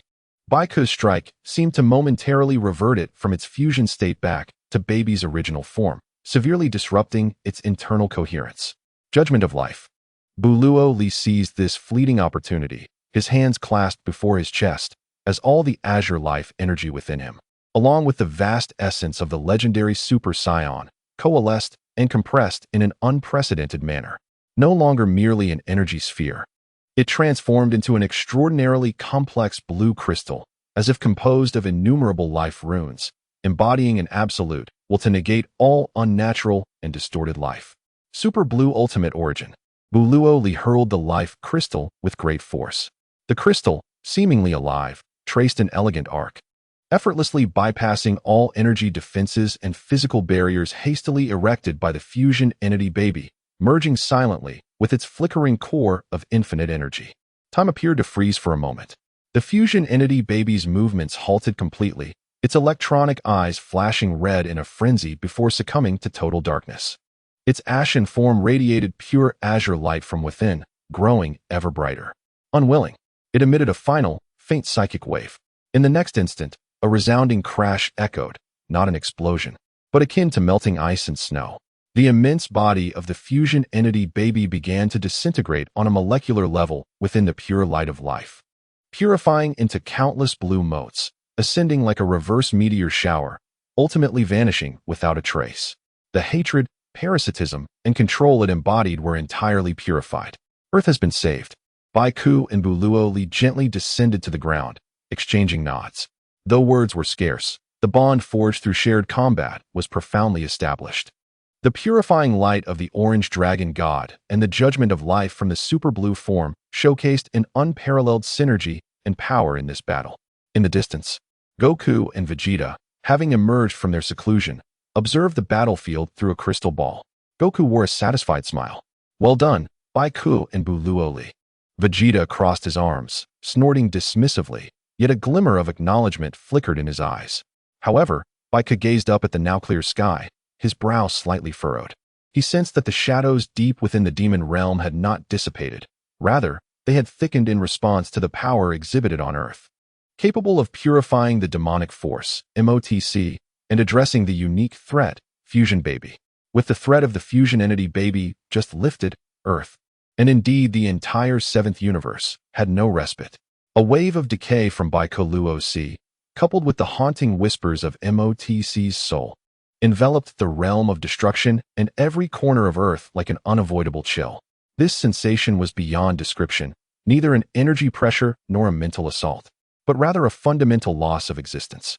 It felt as though the entire world, along with one's own existence, was being gradually erased by an invisible force, becoming thin, transparent, and inching toward an end that never existed. This feeling was unlike any other. Sun Wukong, in his ultra-blue form, hovered above the realm of destruction, his brow furrowed, perceiving the rules with his ultimate power. At that moment, he received a feedback that felt almost non-existent, as if he were in contact with a black hole that consumed existence itself. Vegeta, in his Emperor Ape form, wore a grave expression, sensing a blend of wildness and control in his aura, now feeling as if his own power was becoming unreal in the face of this emptiness. Baiku and Buluo Li, just returned to Earth, also felt this chilling presence. What is this? Buluo Li's innocent heart particularly rejected this sensation, instinctively expanding his azure realm of life, striving to combat the loss of existence. Existence itself is being denied. Baiku's orange dragon god power had a deeper connection to the concept of existence, and his perception was the clearest. His voice carried a subtle tremor. In the void, there were no spatial rifts, no energy fluctuations, a vague human silhouette, as if ready to merge with the background, silently emerged. It bore no facial features, no discernible traits, and it was difficult to ascertain whether it truly existed. It embodied the very essence of nothingness, the authority of existence's erasure, the third demon god, ROC. It did not even regard the vigilant Z warriors, merely existing in silence, yet the area surrounding it was losing color, sound fading away. Even the concept of space becoming indistinct. It existed merely to erase all traces of existence around it, unable to lock onto its presence, which was too ephemeral. Wukong attempted to pinpoint Arrow C with his ultimate power, but found it akin to grasping sand with bare hands, utterly futile. Show yourself, Vegeta roared, unleashing the full might of his Emperor Ape form, sending forth a powerful tricolored energy blast towards the indistinct silhouette. However, a bizarre occurrence unfolded. The energy torrent, capable of shattering a galaxy, dissipated as it approached Arrow C, as if it were a drop of ink in water. No explosion, no impact, not even a trace of energy fluctuations, ultimately fading into nothingness as if it had never been fired. Chapter 182, Frieza's Interference. What? Vegeta's pupils constricted sharply. Its ability directly negates the concept of attacking. Wukong immediately comprehended the gravity of the situation, his expression darkening. This was more insurmountable than time control or soul attacks. Any form of energy or physical assault, before touching it, was denied its very existence. Arrow C's indistinct head seemed to subtly turn towards Vegeta. No sound accompanied it. Yet an invisible force of erasure had already descended. The aura of the Emperor Ape surrounding Vegeta began to blur and become transparent, as if being erased by an eraser. He felt his power and even the tangible sensation of his physical existence rapidly eroding. Damn it! Vegeta frantically summoned his will. The crimson wild energy and golden dominion lightning flashing fiercely, attempting to resist this erasure of existence. Yet the effect was minuscule. His form began to destabilize, teetering on the brink of collapse. Vegeta, upon witnessing the situation, Wukong immediately elevated the power of Jijia Lan to its utmost, enveloping Vegeta with a silvery blue radiance in an attempt to stabilize his existence. All feudal presences ultimately returned to the void. A voice, devoid of any emotional fluctuation, resonated within the consciousness of all present. It was the whisper of Eros. It refocused its gaze upon Wukong and Vegeta, and the invisible realm of erasure abruptly expanded, engulfing both simultaneously. The silver-blue brilliance of Wukong and the three-colored aura of Vegeta's Imperial Great Ape faded at a perceptible rate in the face of this absolute negation of existence. They felt not only energy dissipating, but also the memories of their battles, the fruits of their training, and even their self-awareness being gradually erased. Wukong let out a low growl, a fierce desire for survival and a protective will igniting within him amidst the looming threat of annihilation. His perception heightened under the pressure, sharpening to an unprecedented acuity. No longer did he seek to resist the erasure. Instead, he endeavored to comprehend it, to discern the rules behind this void. Vegeta, too, roared defiantly from the depths of despair, his royal pride and unyielding spirit refusing to be erased in such a silent manner. His forcibly merged Imperial Great Ape form, under this extreme pressure, shattered the already unstable equilibrium, unleashing deeper powers compelled by the threat of death. In nearly perfect synchrony, both made their attempts to break through. Wukong integrated his insight into the rules of the Jijia with the divine energy of Chao Lan at a more profound level. It was no longer merely a coexistence of light and shadow.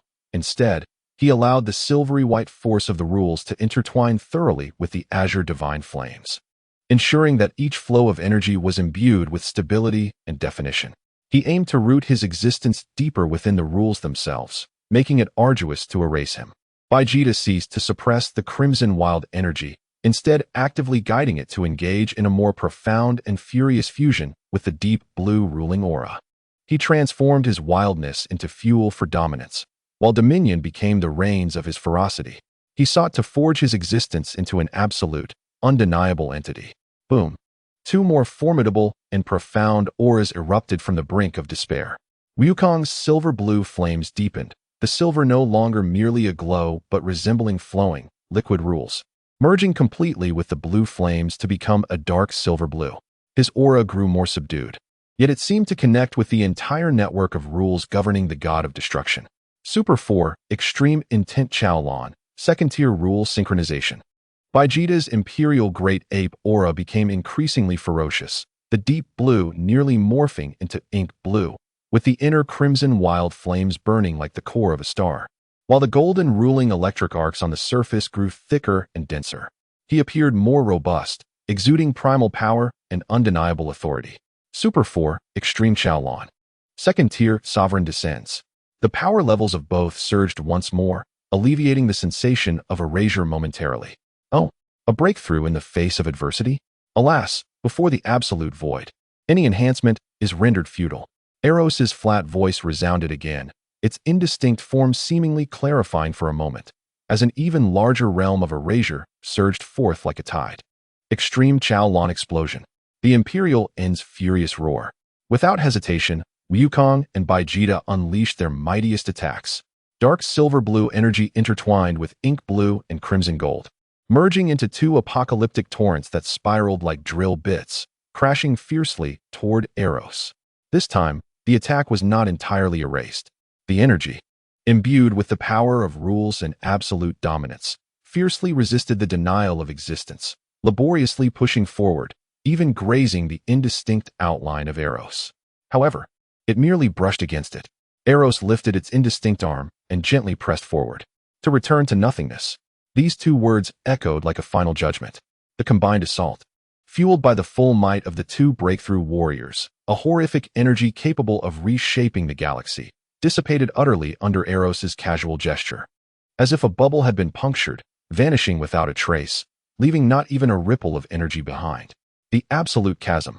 Wukong and Vegeta's new forms appeared as mere toys before Eros. Their auras instantly wilted, the new forms proving difficult to maintain, nearly collapsing back to their base states.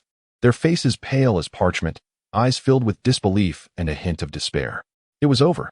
Eros's indistinct figure appeared before them in an instant. The invisible power of erasure coalescing at its fingertips, poised to touch their foreheads. Should this touch solidify, the existence of Son Wukong and Vegeta would be utterly erased from this universe. At this critical juncture, a voice rang out. "Oh, how pathetic you Saiyans are!" A dark golden flash surged into the battlefield at an incomprehensible speed. Frieza's figure abruptly materialized between Eros and Wukong, Vegeta. The dark golden aura enveloping him was not intended for attack, but rather distorted the very concept of existence in that area in a most peculiar manner, seemingly creating a transient state of superposition between existence and non-existence.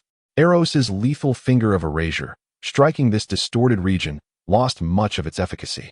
Although it still obliterated a vast expanse of space, it failed to directly affect Wukong and Vegeta. Frieza, Wukong and Vegeta, having narrowly escaped disaster, remained in shock. Chapter 183. Wukong, Vegeta, Frieza, each breaking through. Are you the demon god? Frieza elegantly adjusted his non-existent bow tie, a provoking smile adorning his face. Your abilities are intriguing, but not insurmountable. The erasure of existence relies on the premise that existence can be recognized. But what if the very recognition is interfered with? Before his words had fully settled, Frieza's eyes erupted with unprecedented dark golden brilliance. A tempest of mental energy, imbued with the essence of ultimate destruction and finality, surged forth, not attacking the soul, but directly assaulting the perception of existence. This force did not seek to oppose the erasure, rather, it rendered all existence within that region indefinable and unlocatable. For the first time, Eros's previously placid presence exhibited evident stagnation. Its ability to erase seemed reliant on precise targeting of the existence, while Frieza's method of disrupting perception inadvertently interfered with its dominion.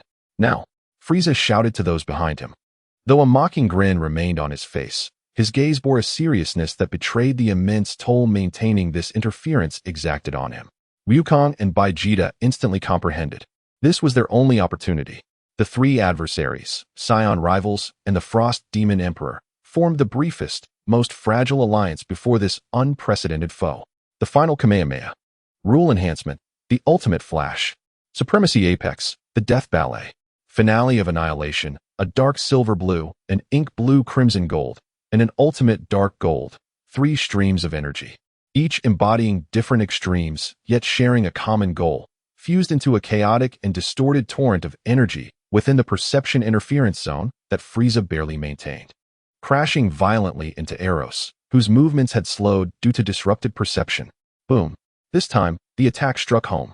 Eros's indistinct figure quivered violently for the first time, the void surrounding it rippling with countless chaotic waves. It emitted a silent roar, an expression of rage at its forced definition and assault on existence. The colossal energy impact shook the very earth. As the dust settled, Eros's form recoalesced, but its indistinct outline appeared significantly dimmer than before, clearly not unscathed. Meanwhile, Wukong, Vegeta, and Frieza all gasped for breath, drained of energy, especially Frieza, who bore the immense mental burden of maintaining the disruption. The expressionless gaze of Erguis swept over the three individuals, glancing once more at the vigilant figures of Bike and Broly in the distance. The variables exceeded calculation, prompting a pause in its assault. That indistinct silhouette faded slowly, like ink dissolving in water, until it ultimately vanished completely from the nearly void area it had obliterated.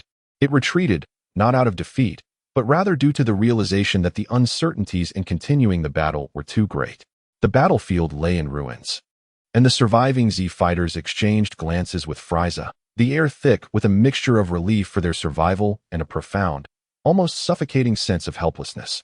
The combined strength of the three, along with Frieza's unexpected interference, had merely succeeded in forcing back the third demon god, without inflicting any significant damage. "Let us go," Goku declared decisively, his voice hoarse. "Back to the Destroyer Realm. We must find Whis. We need to grow stronger." Without a moment's hesitation, everyone transformed into streaks of light and swiftly departed from the area that had been nearly erased, heading toward the realm of destruction, with Frieza joining them this time. The sting of failure and disparity pierced deeply into the hearts of all present. The Destroyer Realm, a core sanctuary where time and rules diverged sharply from the mortal realm, enveloped the surviving Z fighters and the enigmatic Frieza in a heavy silence.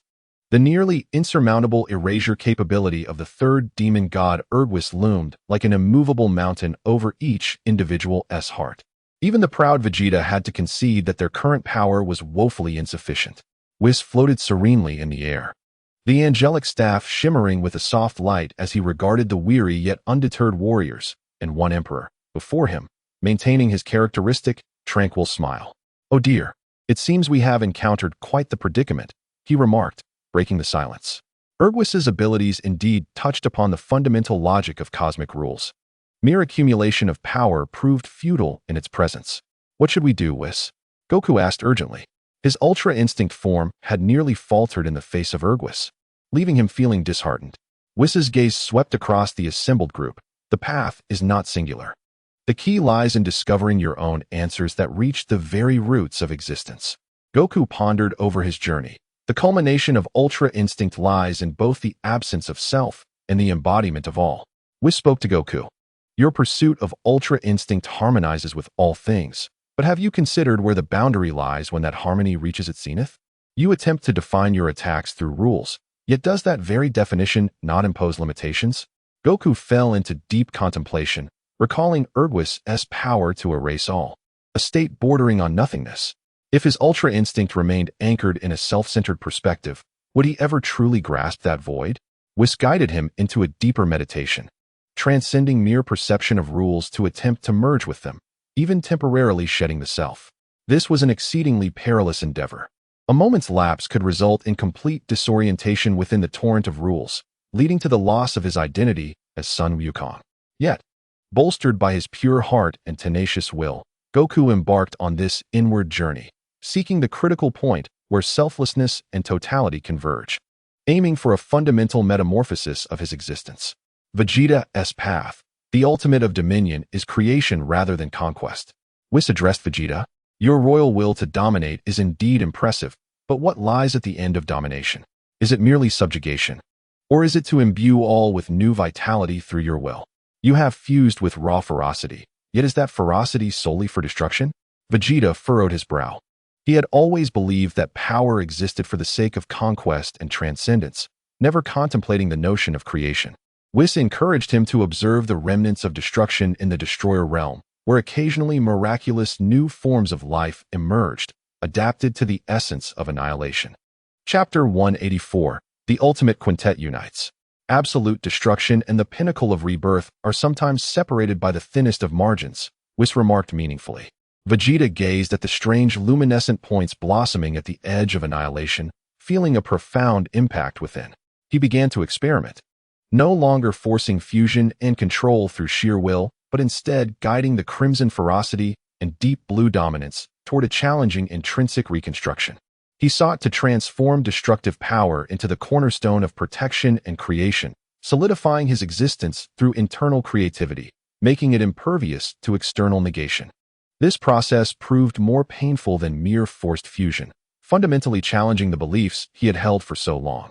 The deepening of Piccolo and Broly, Piccolo, building upon his orange dragon god form, began to further explore the creative capabilities of the dragon god power, attempting to construct a dragon god barrier that could not only defend but also define existence. Broly continued to deepen his life blue flame form, striving to comprehend the unity of life and nothingness, as his life energy began to take on a quality that imbued existence. Frieza's path, the apex of destruction, is both an end and the prologue to rebirth. Surprisingly, Whis began to instruct Frieza as well. Frieza smiled. Your power derives from an insatiable desire for destruction, which is neither right nor wrong. But have you contemplated what lies at the end of destruction? A desolate void? Or the final movement heralding a more grand entity? A flicker of uncertainty passed through Frieza's crimson eyes. Ho ho ho, Whis. Are you suggesting you will teach this king how to create? What a grand jest. Not creation, Whis shook his head. It is about understanding the cyclical nature of your power. Ultimate destruction is an indispensable part of the cosmic cycle. Acknowledge it, comprehend it, and then transcend the instinctual limitations it imposes upon you. Your black gold form has yet to reach the zenith of your race's potential, as it remains shackled by singular desires of hatred and annihilation. These words resonated like thunder in Frieza's mind. He had always believed his power had reached the pinnacle of the Ice Demon clan, Black Gold Emperor realm, and had never considered that there was a path ahead, nor that his limitations stemmed from within. Under Whis' subtle guidance, Frieza began to confront the essence of his power for the first time, rather than merely viewing it as a tool for achieving his ambitions. He recalled the arduous path he traversed to attain Black Gold, the deeply ingrained hatred toward the Saiyans, and the ambition to dominate the universe. Were these truly shackles? He embarked on an unprecedented meditation, not to renounce destruction, but to embrace the pure concept of annihilation, separating it from personal emotions and desires, regarding it as an objective, cosmic force. He aimed to transform his will from that of an executor of destruction into an embodiment of the laws of destruction. This process was fraught with danger and temptation. A moment's carelessness could lead to being consumed by pure destructive intent, becoming a mindless monster. Yet, Frieza's regal pride and indomitable will bore the weight of this erosion. It was unknown how much time had passed in the Destroyer realm to the outside world. It might have been but a moment, but the accumulated power finally reached a critical threshold. Sun Wukong was the first to achieve a breakthrough. The dark silver-blue energy enveloping him retracted completely, not vanishing but transforming into a profound black akin to the cosmic background. Yet within this darkness shimmered countless stars of birth and obliteration. His hair turned silver, and his pupils became pure black, resembling two miniature black holes. He stood there, seemingly non-existent, yet intrinsically connected to all things. Super Saiyan 4 synchronized with the third tier of Ultra Blue. He had initially reached the critical point of selflessness and totality, bringing his state of existence closer to the source, significantly enhancing his resistance to erasure abilities, and allowing for a more fluid application of rules. Next was Vegeta. The ink blue and crimson flames surrounding him underwent a fundamental transformation. The once ferocious crimson wildness became a dark red pattern flowing like lava, imprinted upon his deepening blue body. The golden electric aura that signified dominance transformed into a dark golden energy crown encircling his head. His presence grew immensely heavy and stable, exuding an undeniable sense of existence. This was the self-extreme dominance Super 4 third stage creator form. He restructured the destructive power within, forming an existence as solid as a world barrier, capable of bestowing energy creation attributes in a limited range, greatly resisting obliteration. Most astonishingly, however, was Frieza's breakthrough. The dark golden flames surrounding him crazily contracted inward before erupting with a thunderous explosion. The color shifted from dark gold to an incredibly profound hue, a pure black that seemed to devour all light. Yet within this blackness glimmered an icy metallic sheen. His physique became more formidable and fluid, the tail resembling a steel whip forged of black gold, while the crown-like bone plates atop his head grew more menacingly sharp. The crimson glow in his eyes transformed into ice blue orbs that seemed capable of freezing souls. A terrifying aura, far purer and colder than the black gold imperial realm, surged forth. approaching the very concept of finality. This was the purification of destructive desire, elevated to the level of the laws themselves. Black Gold Frieza had made his entrance. At this moment, Frieza felt as though he were the embodiment of the end itself. His very existence carried a strong connotation of negation, possessing a high natural resistance to the obliteration based on cognition emanating from Ergos. He could even erode the opponent with his pure essence of finality. Piccolo and Broly also found their auras deepening and refining, their mastery and understanding of their own powers reaching new heights. As they sensed the transformative power coursing within them, their eyes reignited with fighting spirit. Although the path ahead remained uncertain, they now possessed the means to challenge the demon god once more. Armed with their newly acquired powers, the Z warriors, alongside Frieza, radiated an aura akin to sharpened blades, boldly confronting the pervasive emptiness that engulfed the universe. Their target was unmistakable, the demon god, Ergos. Almost instantaneously, just as their auras flared to full potency, the vague and unsettling figure re-emerged at the edge of the god of destruction realm. The faceless outline of Ergos seemed to shift slightly, clearly sensing the qualitative change occurring within these variables. Futile struggles. The traces of existence shall ultimately return to me. The cold wave of consciousness reverberated once more as the vast domain of obliteration enveloped the group like an invisible net. Sun Wukong, Super 4, third stage. Rule synchronization appeared slightly blurred, as if merging with the surrounding rules. The obliteration field swept past his position, akin to a gentle breeze caressing the mountains, significantly reducing its effect. His existence had begun to synchronize with the network of rules, making him increasingly difficult to obliterate. Vegeta, Self-Extreme Dominant Super 4, third stage. Creator form, stood like an eternal, unyielding mountain, the lava-like patterns on his dark blue body glowing. An immensely solid sense of presence surged forth, forcefully repelling the obliteration power. He even unleashed a punch, its force not merely energy, but imbued with the essence of defining existence, momentarily solidifying the void along its trajectory into an impactable entity. Though it was swiftly consumed by the new void, yet creating visible ripples in Ergos' domain. Chapter 185. Vegeta's perfect form in Super Blue third stage. Frieza, Black Gold form, was even more direct. The pure black flames surrounding him radiated an ultimate essence of finality. Not only was he not obliterated, but he also acted like repelling magnets, neutralizing the obliteration power within his vicinity with his own aura of termination. With a sinister grin, he raised his hand and shot a pure dark energy towards Ergos. Wherever that energy passed, even the void itself seemed to drift toward ultimate silence. Piccolo unleashed his orange dragon god barrier, which now flowed with intricate runes, not only providing defense, but also affirming the undeniable existence of this space within a limited range. Broly's life blue flames burned like the primordial fire that would never extinguish, countering the encroachment of the void and even attempting to reignite the extinguished areas with the spark of life. The five formidable warriors, each wielding distinct, yet fundamental powers, erupted simultaneously. For the first time, Ergos' omnipotent domain of obliteration faced comprehensive, essential resistance. The domain trembled violently, shattering, no longer able to exert absolute suppression as it once did. Attack! Commanded Wukong, as the five, including Frieza, transformed into five streaks of light, launching a fierce assault from different angles. Wukong's attacks were elusive, as if the very rules themselves rejected Ergos. Vegeta's fists were as heavy as mountains, each strike imbued with the might to reshape existence. Frieza's dark energy was chillingly silent, corroding Ergos' essence. Piccolo's dragon god power purified all anomalies, and Broly's life flames incinerated all void.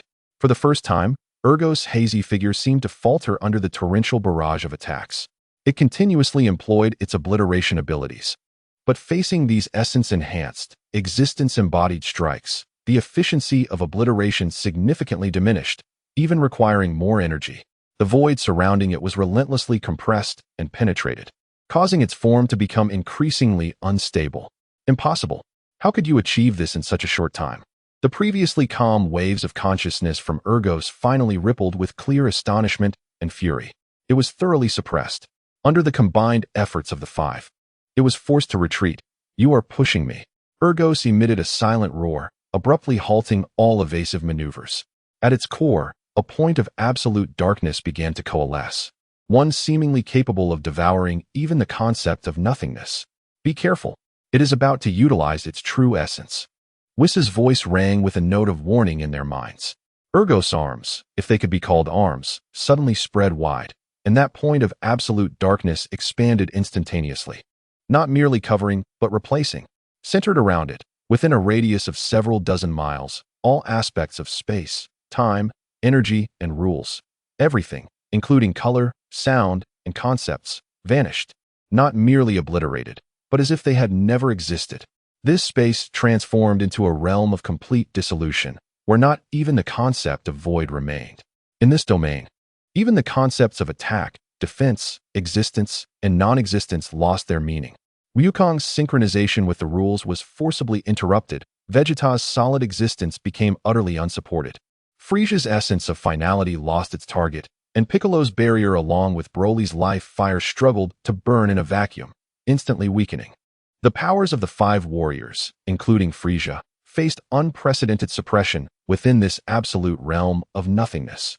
They sensed their power, consciousness, and even their very selves being assimilated and decomposed by this ultimate void. Feel it. This is the ultimate manifestation of nothingness, the terminus of all meaning. In this realm of dissolution, you and your powers shall revert to the most primitive void. Ergos' form became the only clear presence within this absolute nothingness, as if it had transformed into the sovereign of this void itself. The Z-Warriors and Frieza found themselves in grave peril, their new forms rendered impotent under this conceptual-level suppression. Kakarot. Vegeta roared defiantly before his consciousness was completely engulfed. Vegeta. Wukong also sensed an unprecedented crisis. His synchronization with the rules was nearly nullified in this realm where even rules did not exist. Their gazes met in the air, instantly comprehending each other's thoughts. Only that method would suffice. Fusion. Gohan, Piccolo, Frieza, you must hold on for a moment, Wukong declared. In this realm of utter void where even consciousness may dissipate, the two individuals, propelled by extraordinary willpower, forcibly assumed the comical yet sacred stance of the Maida-Moer star fusion technique. Fusion. There was no dazzling brilliance, nor an exaggerated eruption of power. Within this all-consuming domain of nothingness, two fading consciousnesses and energies, in a manner contrary to reason, forcibly attracted, intertwined, and merged. Eros seemed to sense the anomaly. As the absolute void relentlessly compressed towards the fusion point, attempting to obliterate this final variable entirely. Yet, in that very moment, just as the void was about to engulf all, a glimmer of light, akin to the first ray of illumination in the creation of the universe, defiantly emerged from the depths of absolute darkness. This light was neither silver nor blue, but rather an indescribable brilliance, as if it contained infinite possibilities and ultimate power. The radiance rapidly expanded, forcefully carving out a realm of existence within the vast void. Amidst this glow, a tall and agile figure gradually materialized. His visage bore the resolute contours reminiscent of Wukong, yet his eyes held the cold, proud gaze akin to Vegeta, with hair that resembled that of a Super Saiyan, but in a deeper hue, shimmering with waves of blue and silver akin to a galaxy. The aura enveloping him was not of a fixed color, but rather an ever-shifting interplay of resplendent gold, profound blue, and regulated silver, exuding an essence of perfection and strength that transcended all. This was Vegeta's ultra-blue perfect form. Third stage. He slowly lifted his head, his eyes, imbued with boundless wisdom and fighting spirit, calmly gazed upon Eros, the embodiment of the void. Your nothingness ends here. These unadorned words carried an absolute presence that even the vast void could not entirely erase. Vegeta's emergence redefined the miracle of existence at this conceptual terminus. Chapter 186, Vegeta vs. Eros. Vegeta's ultra-blue perfect form, third stage, was like a primordial star cast into the absolute silence of a deathly sea. His figure, radiating a triad of shimmering gold, profound blue, and regulated silver, became the singular, unshakable coordinate within this vast void. For the first time, Eros, the embodiment of the void, experienced a violent tremor in its will. It sensed that this newly emerged existence had reached the core of its power, even constituting a form of nemesis. Impossible. Nothingness is the ultimate. Any existence should dissolve within it. What on earth are you? Eros's silent roar reverberated through the conceptual realm, attempting to negate Vegeta's existence with the absolute nature of the vast void. A faint smile graced Vegeta's stern yet perfect visage, a blend of Wukong's purity and Vegeta's pride. I am the reality that will end your illusory void. He stepped forward, devoid of any explosive energy or regulatory surge. Yet, at the very moment his foot descended, the previously absolute void, where even the concept of nothingness ceased to exist, rippled outward from his point of contact, as if a stone had disturbed the tranquil surface of water, creating ripples of existence. Where the ripples passed, colors, sounds, spatial perceptions, and even the concepts of offense and defense were forcibly redefined and restored. Although the range was limited and the edges continually annihilated by the void, it undeniably proved that Vegeta's existence was itself dismantling this ultimate realm of nothingness. Defile the sanctity of the void. Return to annihilation. Eros was utterly enraged, compressing and condensing the power of the entire vast void into an intangible essence, transforming it into an ultimate erasure pulse, capable of erasing any universe from history. Silently aimed at Vegeta, this pulse transcended the realm of energy attacks. It represented the ultimate judgment of existence initiated by the very concept of non-existence. Faced with an assault that could erase even the laws, Vegeta remained calm. He slowly raised his right hand, fingers splayed. The swirling tricolor aura coalesced in the palm of his hand, no longer a mere energy sphere, but a complex crystalline singularity, as if composed of countless microcosmic scenes of life and death. Perfect Kamehameha singularity. He did not unleash the Kamehameha wave, but gently pressed this singularity against the incoming ultimate erasure pulse. The moment the singularity met the pulse, there was no sound, no light, no explosion. What existed was merely the most fundamental conflict of concepts. On one side lay absolute nothingness, negating all. On the other, the utmost existence, defining all. At their intersection, it seemed as though two entirely different universes were engaged in a frenzied clash of birth and destruction. At times, that region fell into absolute silence, as if even Vegeta's singularity were about to extinguish. At other times, vibrant galaxies were forcibly birthed from the singularity, with life and rules briefly manifesting within. This was a struggle that transcended the realm of power, concerning the very definition of existence itself. Useless. In my domain, nothingness is absolute. Eros frantically urged on its power, the erasure pulse intensifying, and the radiance of the singularity began to flicker and diminish, its range being gradually compressed. Vegeta furrowed his brow, seemingly feeling the pressure. Yet, the fighting spirit in his eyes surged even higher. Absolute. How laughable, he murmured, as the swirling tricolor aura suddenly accelerated. The resplendent gold represented the Saiyans' boundless fighting spirit. The profound blue embodied the vast energy of the divine realm, and the regulated silver signified the ultimate mastery of the realm of intent. These three elements were not merely superimposed, but underwent an ultimate chemical reaction within Vegeta's perfectly fused body and will. Perfect form release.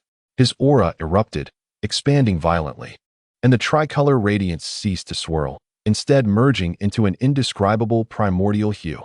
This color seemed to be the source of all colors, yet also transcended the very concept of color. His aura surged once more, reaching a level that even the distant observer, Whis, found slightly moved. The previously wavering singularity stabilized under this new influx of power, then exploded forth with a luminosity akin to the creation of the cosmos. It no longer resisted the erasure pulse but began to reverse the erosion, assimilating that absolute nothingness. No, Eros emitted a desperate mental scream. It sensed that its most fundamental power was being dismantled, defined, and forcibly endowed with attributes of existence. Its vast void began to melt away like snow under the sun, rapidly dissolving from the point where Vegeta stood. Colors returned, sounds returned, the sensation of space returned. The scenes of the destruction of the god of destruction realm re-emerged. Vegeta stood proudly in the restored void, his singularity now expanded to its utmost, containing pure existential power that would terrify Eros's soul, if it had one. Even nothingness must have an end. Vegeta's voice was calm, yet terrifying. He gently pushed the maximally expanded singularity, as if casting forth a nascent universe, toward Eros's exposed and fractured essence, revealed by the collapse of its domain. ultimate cosmic eternal radiance. The brilliance of the primordial hue consumed all. In this light, representing the victory of existence itself, Eros's indistinct figure could not even emit a scream before being utterly submerged. Its power of erasure, its essence of nothingness, under the illumination of this ultimate light of existence, began to collapse from the most fundamental level, endowed with meaning and then obliterated. The radiance persisted for a considerable time before gradually dissipating. In the void, there was no longer any trace of Eros, not even a remnant of its existence. Completely purified and reshaped by that eternal radiance, the third demon god, Eros, who wielded the power of erasure over existence, had fallen. Vegeta's aura of primordial hue slowly receded, restoring to the perfect form of swirling tricolors. He cast a glance at the spot where Ertzi had vanished, letting out a faint hum before his form separated in a burst of light, reconstituting as the panting yet vibrant-eyed Wukong and Vegeta. Their gazes met, revealing the shock and weariness reflected in each other's eyes, yet there lingered a hint of victorious joy. Though it was through fusion, they had finally triumphed over this seemingly insurmountable foe. In the distance, Frieza squinted his ice-blue eyes, peering intently at the place where Vegeta had disappeared, murmuring to himself, "Fusion. A clever trick indeed." Yet, the tension in his clenched fist betrayed his inner turmoil. Piccolo and Broly also breathed a sigh of relief. The battle that had determined existence had finally concluded in their favor. However, Whis' voice echoed once more, laced with a barely perceptible warning. Do not let your guard down. With Ertzi's fall, the wrath of the Lord of Annihilation shall soon descend. The time left for you is limited. The atmosphere, which had just relaxed, instantly tightened again. The true final showdown was about to commence. Chapter 187. The Final Demon, God Apollo. The aftershocks of Ertzi's demise had yet to fully subside, as the recently restored hues of the God of Destruction realm were abruptly shrouded by a deeper, more despairing tone. It was neither darkness nor void, but rather a hue that seemed to signify the end of all things, the ultimate silence of meaning. Even the light that penetrated this area appeared to lose its vitality, becoming dull and feeble. An indescribable sense of oppression weighed upon the Z fighters, including Frieza, as if the entire universe's weight had settled upon their shoulders, leaving them breathless after their arduous battle. This aura surpassed the decay of Kronos, transcended the wails of Métis, and even eclipsed Ertzi's return to nothingness, invoking a profound sense of dread. Here it comes. Whis' voice, rarely tinged with gravity, heralded the arrival of the ultimate demon god, Apollo, Lord of all annihilation. In the void, there were no spatial rifts or gathering energies. A figure simply manifested with an eerie naturalness. Unlike Ertzi's indistinct outline, this being possessed an exquisitely clear, almost perfect humanoid form, draped in a dark purple robe woven from what appeared to be solidified cosmic dust. The fabric sparkled with faint points of light akin to dying stars. Its visage was strikingly handsome, yet devoid of life, with eyes resembling two slowly rotating miniature black holes that absorbed all light, and hair flowing like a cascade of shadows. It held a twisted gray scepter, seemingly forged from the very concept of annihilation itself. Merely standing there, everything around it began to decay spontaneously. The space beneath its feet grew fragile. Time around it flowed erratically towards stasis. Energy dissipated on its own, and even the concept of fighting spirit waned involuntarily as one approached it. Kronos, Métis, Ertzi, a bunch of useless fools. Is this all they have to offer? Apollo's voice was deep and magnetic, yet carried a chilling coldness that withered all things. It seems I must personally oversee the cleansing. Its gaze swept over the poised warriors, and beneath the scrutiny of those black hole-like eyes, Wukong and the others felt their energy levels, vitality, and even the stability of their newly attained forms gradually and resolutely decline. This was not an attack, but rather a field effect stemming from its very existence, the domain of ultimate annihilation. Stop your tricks. Vegeta, creator form, roared, striving to resist this decay with his unyielding presence. He launched an assault, unleashing a devastating energy blast infused with the power of creation towards Apollo. Apollo did not even raise an eye, merely lifting its scepter and pointing it at the oncoming torrent of energy. There was no collision, no counteraction. The energy surge, potent enough to reshape galaxies.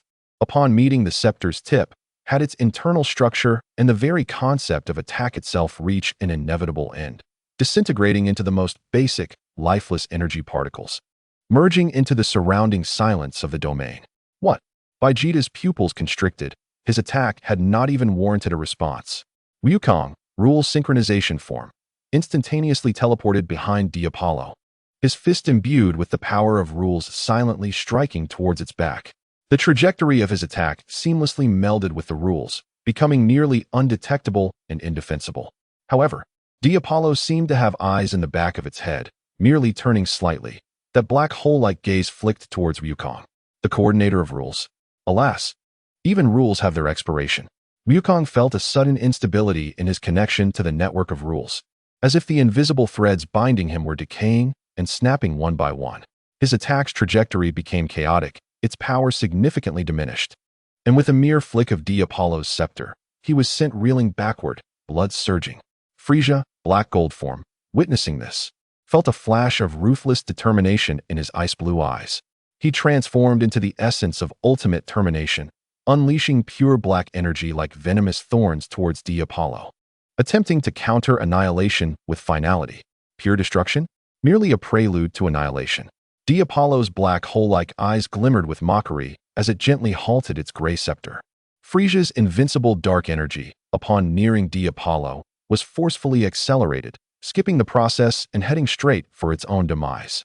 The dark energy extinguished, like burnt embers, dissipating into nothingness.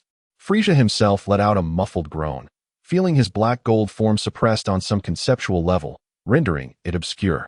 Piccolo's dragon god barrier attempted to define existence, yet under Diapollo's domain of ultimate annihilation, the runes of the barrier quickly dimmed and faltered.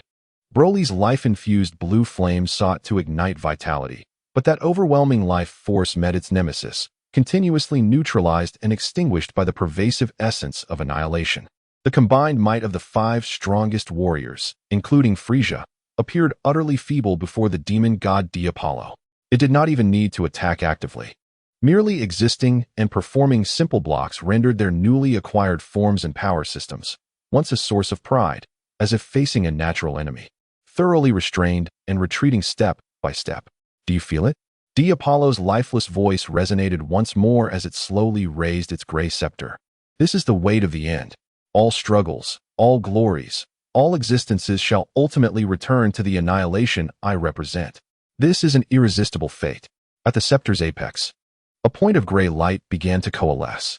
This was not energy, but a highly concentrated embodiment of the concept of termination. As this gray light emerged, the entire god of destruction realm began to tremble violently, as if unable to bear the weight of its finality. Whis swiftly unleashed his angelic power to shield the core of the divine realm, his expression graver than ever. Wukong, Vegeta, Frieza, Gohan, and Piccolo gazed at that point of gray light, an unprecedented sense of helplessness surging within them. They felt that no matter how they broke through or grew stronger, in the face of this absolute annihilation representing the end of all things, their efforts seemed destined to be in vain. The true power of the final demon god Diapollo revealed itself, showcasing an overwhelming might that instilled despair. The genuine crisis of existence had only just begun to unfold. Chapter 188, Super Saiyan 4 Ultra Instinct, Super Saiyan 4 God of Destruction Form. The terminal gray light at the tip of Diapollo's scepter solidified further, the oppressive sensation of impending termination nearly freezing their souls. In the face of such absolute despair, Sun Wukong's pure heart, honed through countless battles, entered an unprecedented state of clarity. Energy may decay, rules may dissipate, but the will to resist existence itself shall endure. Wukong closed his eyes, and deep within the inky blackness of his rules-synchronized pupils, a silver-white radiance ignited like a starburst on a vast prairie.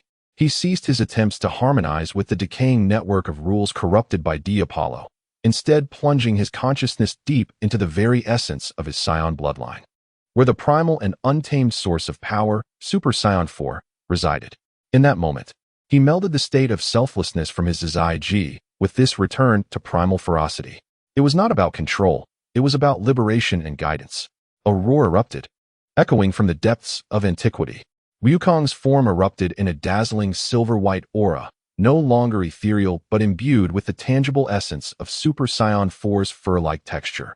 His hair transformed into a flowing mane of silver white, his body adorned with a faint silvery coat, his pupils turned to pure silver. And an energy-infused silver tail swung wildly behind him. Super Saiyan 4's Zai Ji. In this moment, he flawlessly fused the instinctual prowess of Zai Ji with the primal savagery of Super Saiyan 4. His movements were driven solely by the pinnacle of combat instinct. Devoid of thought, yet every strike contained the feral power to rend the decaying rules and the purifying essence of the silver-white aura. His existence became a conceptual embodiment of relentless motion and struggle, resisting the omnipresent end. D. Apollo.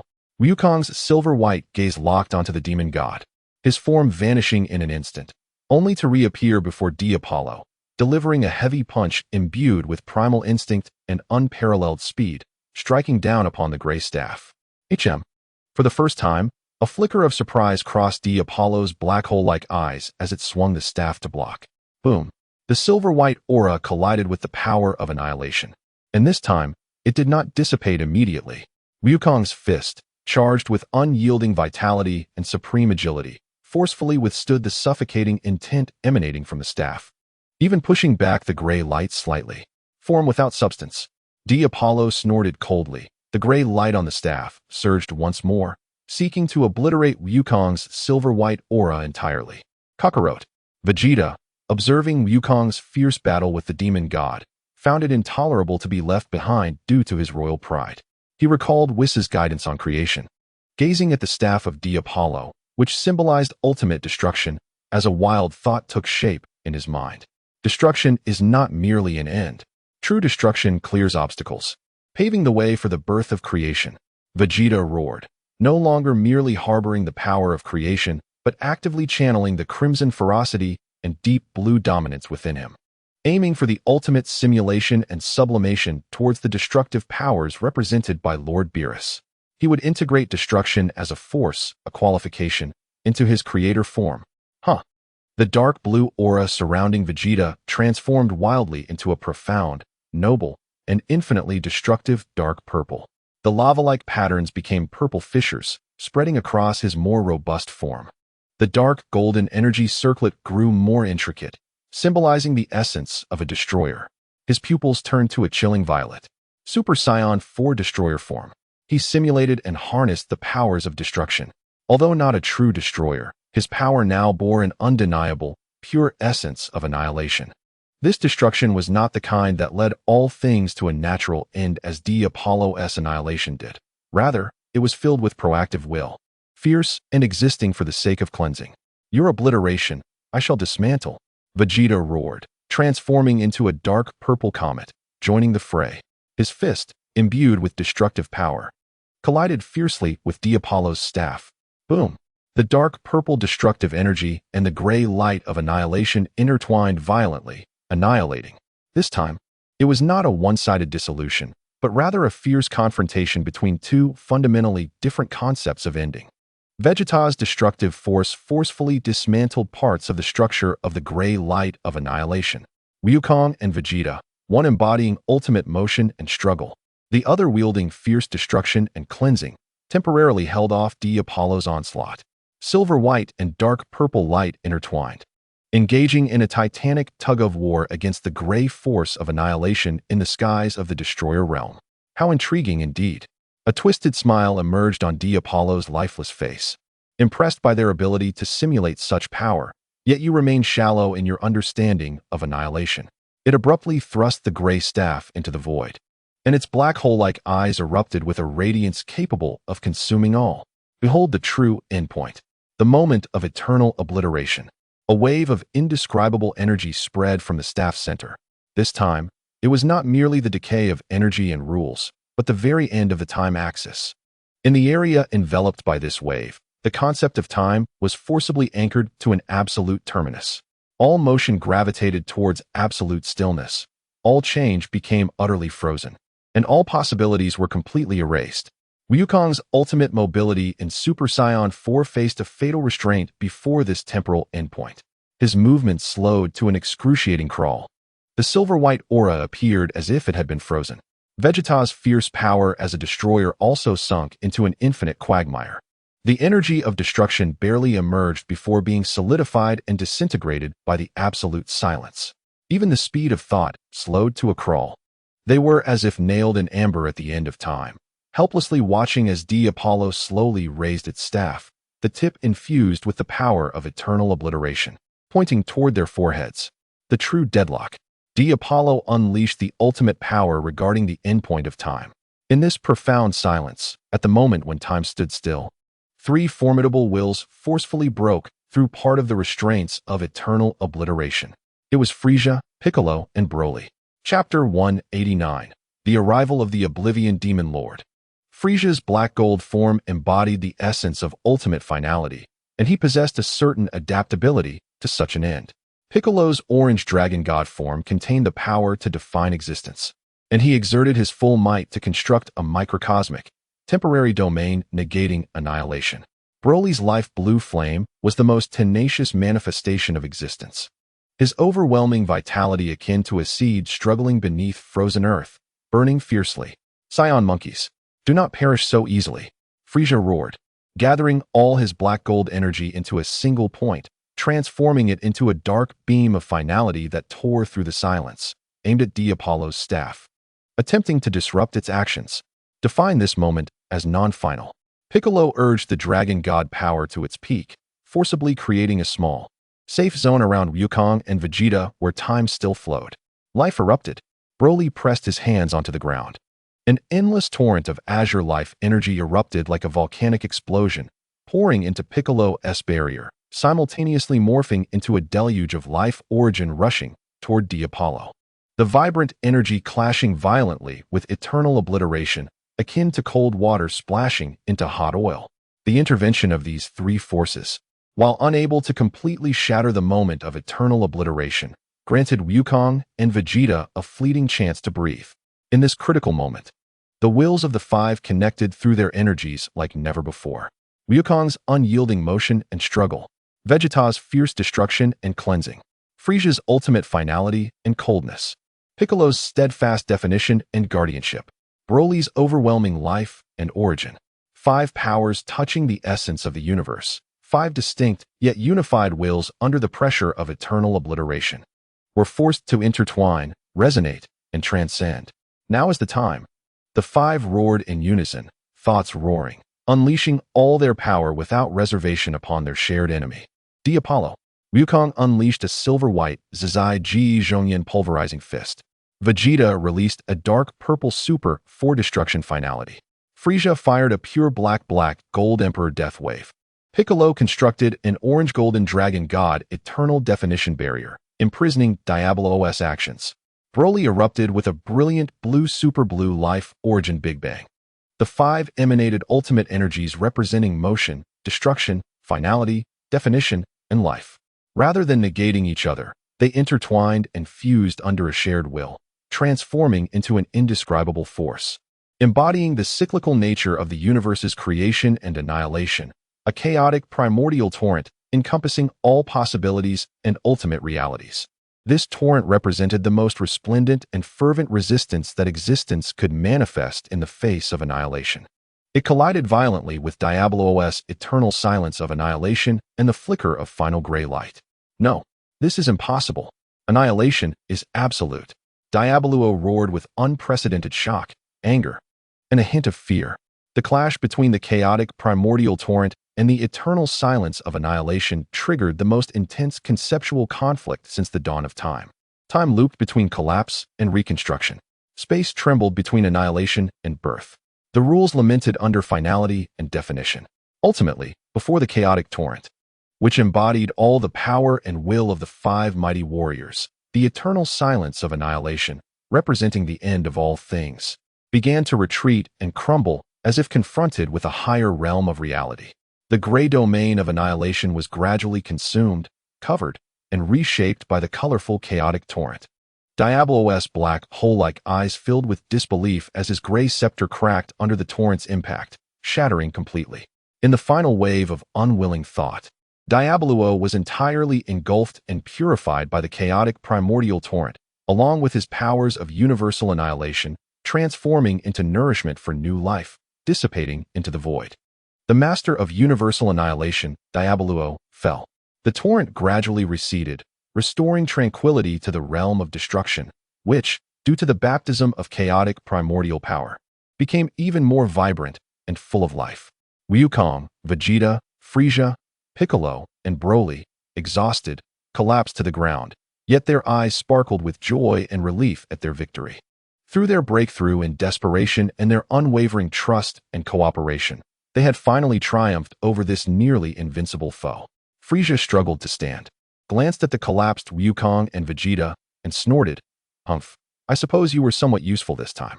With that, he transformed into a dark golden flash and vanished without looking back.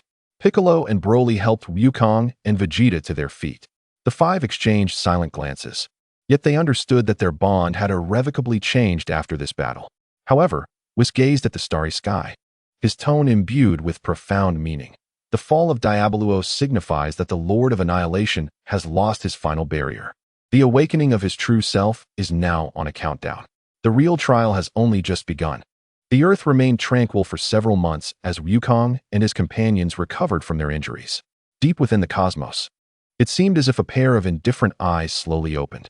The dust from Diablo's fall had yet to settle, and the vitality that the realm of destruction had just regained, due to the chaotic primordial torrent, was suddenly choked by an invisible hand. The celebratory atmosphere froze in an instant, replaced by a presence far more primal, fundamental, and despairing than Diablo's realm of universal annihilation, flooding in from every corner of the universe. This was not the unfolding of a domain, but rather the entire cosmic backdrop being assimilated and eroded by some entity. The starlit sky dimmed, and the light waned. Even the concept of hope itself grew thin. Before the astonished gazes of the assembled warriors, including the still-present Frieza, the void ahead slowly parted like a curtain, revealing a figure stepping forth. He was not a humanoid form with a beauty of death like Diablo, nor a vague conceptual entity like Hercule. He was a tall elder, clad in a simple gray robe. His visage was aged, etched with the lines of time, and his eyes were a pure gray-white, devoid of any distinction between pupil and sclera, resembling two solidified universes stripped of all stars. He bore no scepter, merely standing there, yet exuded the essence of the concept of annihilation itself, the inevitable endpoint of all existence. The Lord of Annihilation had arrived. Diablo was still too immature. The elder's voice was flat, devoid of emotional fluctuation, yet it resonated at the very foundation of the universe, causing every soul present to tremble. It seems that cleaning up the trash requires a personal touch. His gaze slowly swept over the poised Wukong, Vegeta, Piccolo, Broly, and the recently arrived Gohan, in beast form, whose face bore a grim expression, as well as the hovering Frieza, whose ice-blue eyes betrayed an unprecedented wariness. Chapter 190, Vegeta's Zizai Ji Gong. Merely being scrutinized by those gray-white eyes caused the five to feel their very essence, their power, form, will, and even the concept of existence itself, collapsing and dissipating at an irreversible pace. This was not an attack. It was their existence being naturally negated by the essence of the Lord of Annihilation. Attack. Wukong, in Super Force's IG, struggled to contain the dimming of his silver-white aura and was the first to strike, driven by extreme speed and primal instinct. His fist appeared before the Lord of Annihilation in an instant. The Lord of Annihilation did not even glance at him, merely exhaling softly. Like dandelion fluff scattered by an autumn breeze, Wukong's silver-white aura, infused with indomitable will, along with his entire being, crumbled like a sandcastle, hurtling backward, blood gushing forth. His silver-white form disintegrating, crashing heavily to the ground, his breath fading to its nadir. Kakarot, Vegeta, in Super for Destruction form, felt his eyes nearly burst with rage as he unleashed the full extent of his dark purple destructive energy, transforming it into a torrent of annihilation directed at the Lord of Annihilation. The Lord of Annihilation raised a finger and gently pointed at the dark purple torrent. The energy, capable of obliterating star systems, encountered its nemesis, its internal structure, the very concept of destruction, aged and weathered in an instant, silently dissipating into the air. The backlash struck Vegeta like a heavy blow, his dark purple form collapsing as he knelt, blood spilling from the corner of his mouth. Piccolo's Dragon God barrier had yet to unfold before it crumbled under the gray-white gaze. Broly's life-blue flame extinguished as if confronted with absolute zero. Gohan's beast form could not be maintained, reverting back to his original state, collapsing to the ground. In the distance, Frieza pushed his black-gold final form to unprecedented heights, condensing pure blackness into an ultimate death ray that pierced the galaxy. Oh, an interesting end. The Lord of Annihilation seemed to express the faintest hint of interest. Raising a finger to point at the death ray, the two forces of annihilation clashed. Frieza's dark ray did not immediately dissipate, but resisted fiercely. Yet its energy was rapidly aging and eroding. Humph. The Lord of Annihilation slightly increased the pressure of his finger. With a sudden burst, Frieza's black-gold form trembled violently. The light in his ice-blue eyes dimming as he violently coughed up a mouthful of purple blood, his body soaring backward like a broken kite. Crashing through several mountains of the divine realm, buried beneath the rubble, his fate unknown. His end, before the universal annihilation represented by the Lord of Annihilation, still appeared juvenile. A thorough and utterly undeniable crushing. The five mighty warriors, including Gohan and Frieza, found themselves entirely obliterated before the Lord of Annihilation, unable to compel him to move a single step. The Lord of Annihilation's gray-white eyes coldly regarded the fallen Wukong and Vegeta. The Saiyans possess an indomitable life force. Yet that is all there is to it. Let your existence become a part of mine. He slowly raised his hand, palm facing towards Wukong and Vegeta, as an irresistible force that stripped away the essence of existence began to take effect. In this moment of true demise, the consciousness of Wukong and Vegeta once again intersected at the brink of collapse. Vegeta could only think, Kakarot is such a hindrance. Drawing upon their last reserves of strength, the two struggled to assume their fusion pose. This time, there were no chants, no radiant light. Only the fading will and residual power of two fighters igniting in desperation, resonating forcefully under the oppression of the Lord of Annihilation. A faint yet unyielding light ignited beneath the palm of the Lord of Annihilation. Within that luminescence, the perfect and powerful figure of Vegeta re-emerged. Yet this time, his form was entirely different. Instead of the swirling three colors, he transformed into a pure, profound silver akin to the nascent universe. His hair shimmered with starlight silver.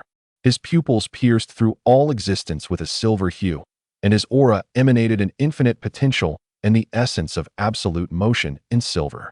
He seemed to embody the ultimate manifestation of Zizai Ge, the perfect fighting stance condensed by existence itself to combat the end. Vegeta's Zizai Ge Gong. For the first time, a clear ripple appeared in the Lord of Annihilation's otherwise calm gray-white eyes. To achieve such a transcendent fusion under this immense pressure is remarkable. Vegeta slowly raised his head, his silver eyes calmly gazing at the Lord of Annihilation. Your annihilation ends here. He moved. There were no afterimages, no trajectory. It was as if he existed simultaneously at every point. His silver fist fell upon the Lord of Annihilation like raindrops. Each strike not merely a physical impact, but imbued with the power to deny the end and define existence. Bang, bang, bang, bang, bang. The dense sounds of impact resonated like the war drums of the cosmos. The once immovable body of the Lord of Annihilation began to retreat under Vegeta's Zizai Ge attack that transcended limits. His gray robe showed signs of damage, and a grave expression finally surfaced in his eternal gray-white eyes. Interesting, but still not enough. The Lord of Annihilation's arms trembled, unleashing a greater force of annihilation, attempting to erase Vegeta's existence as well. Zizai Ge Ija Wanxiang Gue Yuan Ji. Vegeta concentrated all of his silver aura into his right fist, delivering a blow that opened the primordial chaos. This punch seemed to concentrate the powers of the universe's birth and demise into a single point, forcefully striking into the chest of the Lord of Annihilation. PFF. The Lord of Annihilation spat out a mouthful of gray blood, his chest visibly caving in, and for the first time, his breath showed signs of turmoil and decay. His face was filled with disbelief and rage. You dare to injure me? He glared fiercely at Vegeta, his gaze laced with malice. He could feel that this fused warrior's power truly threatened his very essence. However, Vegeta's figure began to flicker.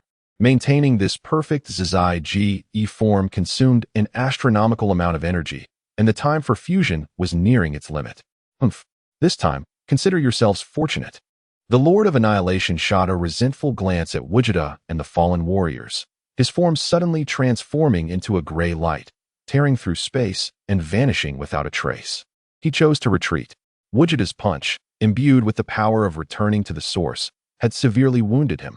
Vegeta gazed in the direction of the Lord of Annihilation's disappearance, his silver form finally unable to sustain itself, separating in a burst of light and reverting to the unconscious Wukong and Vegeta. Chapter 191. Devouring the seed of origins, the ruins exploded, and covered in wounds, breath labored, yet eyes fierce, Frieza struggled to emerge. Watching the direction in which the Lord of Annihilation fled, then glancing at the downed Wukong and Vegeta, his ice-blue eyes flickering with complex emotions. He said nothing, dragging his broken body, transforming into a dim streak of light, and laboriously departed. GT and Broly barely managed to reach Wukong and Vegeta, surveying the devastated battlefield.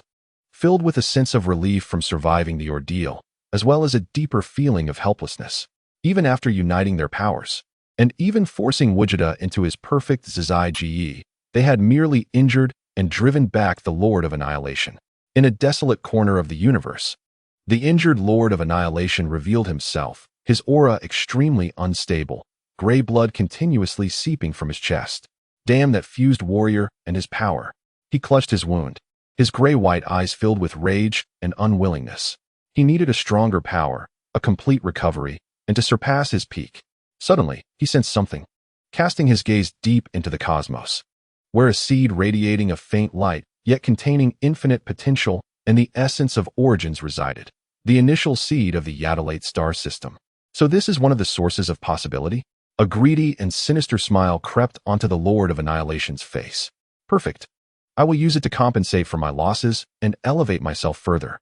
He transformed into gray light, hurrying toward the seed of origins.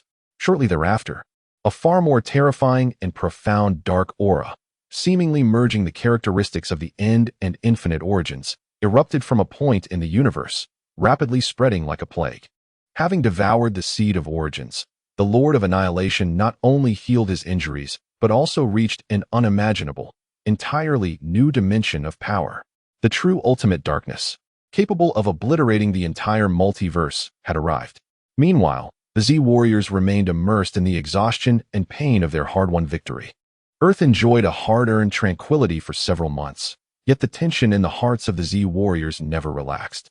Through the channels of the Kaioshin realm and the Destroyer realm, they clearly sensed the terrifying aura lurking deep within the demon realm, merging the end and origins, which was expanding increasingly, like a tsunami of destruction poised to strike. We cannot wait any longer. Having healed his injuries and advanced further, stabilizing his Super Saiyan 4 Zizai and Destroyer form, Sun Wukong gazed resolutely at his companions. Once he fully mastered that power, the entire universe would have no chance of victory. We must take the initiative and confront him in the demon realm. Vegeta, GT, Gohan, who could now initially control his beast form, Broly, and even Frieza, who received news through special channels, his black gold form further refined, evidently having also improved. All gathered in the Destroyer realm. No one hesitated, aware that this mission could very well be one way. With Whis' assistance, they crossed the barriers of dimensions, stepping into the realm of pure malice and dark laws, the demon realm. Here, there was no distinction between sky and earth, only the twisted, writhing dark red flesh walls and rivers of purple energy flowing with resentment. At the core of the demon realm, atop the summit of the demon palace formed from countless dimensions remnants and the corpses of demon gods, a figure had been waiting for a long time. It was none other than the Lord of Annihilation. He still wore that gray robe, but the wound on his chest had long since vanished. His aura was far deeper and more terrifying than months ago, an eerie ripple of gray and dim light swirling around him. A dangerous balance achieved between the conflicting powers of the end and origins. His gray-white eyes looked down upon the intruders, a faint curve of indifference forming at the corner of his mouth. I was just about to seek you out, but I didn't expect you to come to me. You've saved me quite a bit of trouble. Without further ado, the final battle erupted instantly. The Z warriors and Frieza held nothing back, unleashing their full power. Wukong switched effortlessly between his forms. Vegeta roared with destroyer energy. Gohan's beastly roar shook the heavens. GT's dragon god barrier shone brightly, Broly's life blue flames surged, and Frieza's black gold termination was cold and fierce. 6 powerful torrents of energy surged towards the summit of the Demon Palace from different directions. However, facing this combined strike capable of easily annihilating the multiverse, the Lord of Annihilation merely raised his right hand slowly. The point of annihilation devours all. A minuscule, ever-spinning dark vortex manifested within his palm. The 6 streams of energy, upon contact with the vortex, were not neutralized or destroyed. Instead, they were entirely consumed and absorbed, as if a beast had plunged into the ocean, without even a trace of energy fluctuations escaping. Too feeble. The Lord of Annihilation shook his head and gently waved his right hand. Boom. The 6 absorbed energies were fused with his own, purer and mightier force of annihilation, transforming into a colossal torrent of darkness, which surged back towards the onlookers. Danger! Quickly defend yourselves. The Dragon God barrier of Bic instantly expanded to its maximum, while Broly's life blue flames formed a second barrier. The group frantically poured their strength into their defenses. Crack! With just one strike, the Dragon God barrier shattered, and the life barrier crumbled. The 6 were struck as if by a titanic beast, blood spraying violently as they were sent flying, their breaths faltering. Even Frieza's black golden form was riddled with cracks, his ice blue eyes filled with disbelief. The gap was overwhelmingly despairing. The Lord of Annihilation, having consumed the seed of origin, had completely surpassed them all. There was no choice but to resort to that technique. Goku and Vegeta exchanged a glance, both recognizing the resolve in each other's eyes. We must fuse. Frieza, Bic, Gohan, Broly, buy us time, Goku bellowed.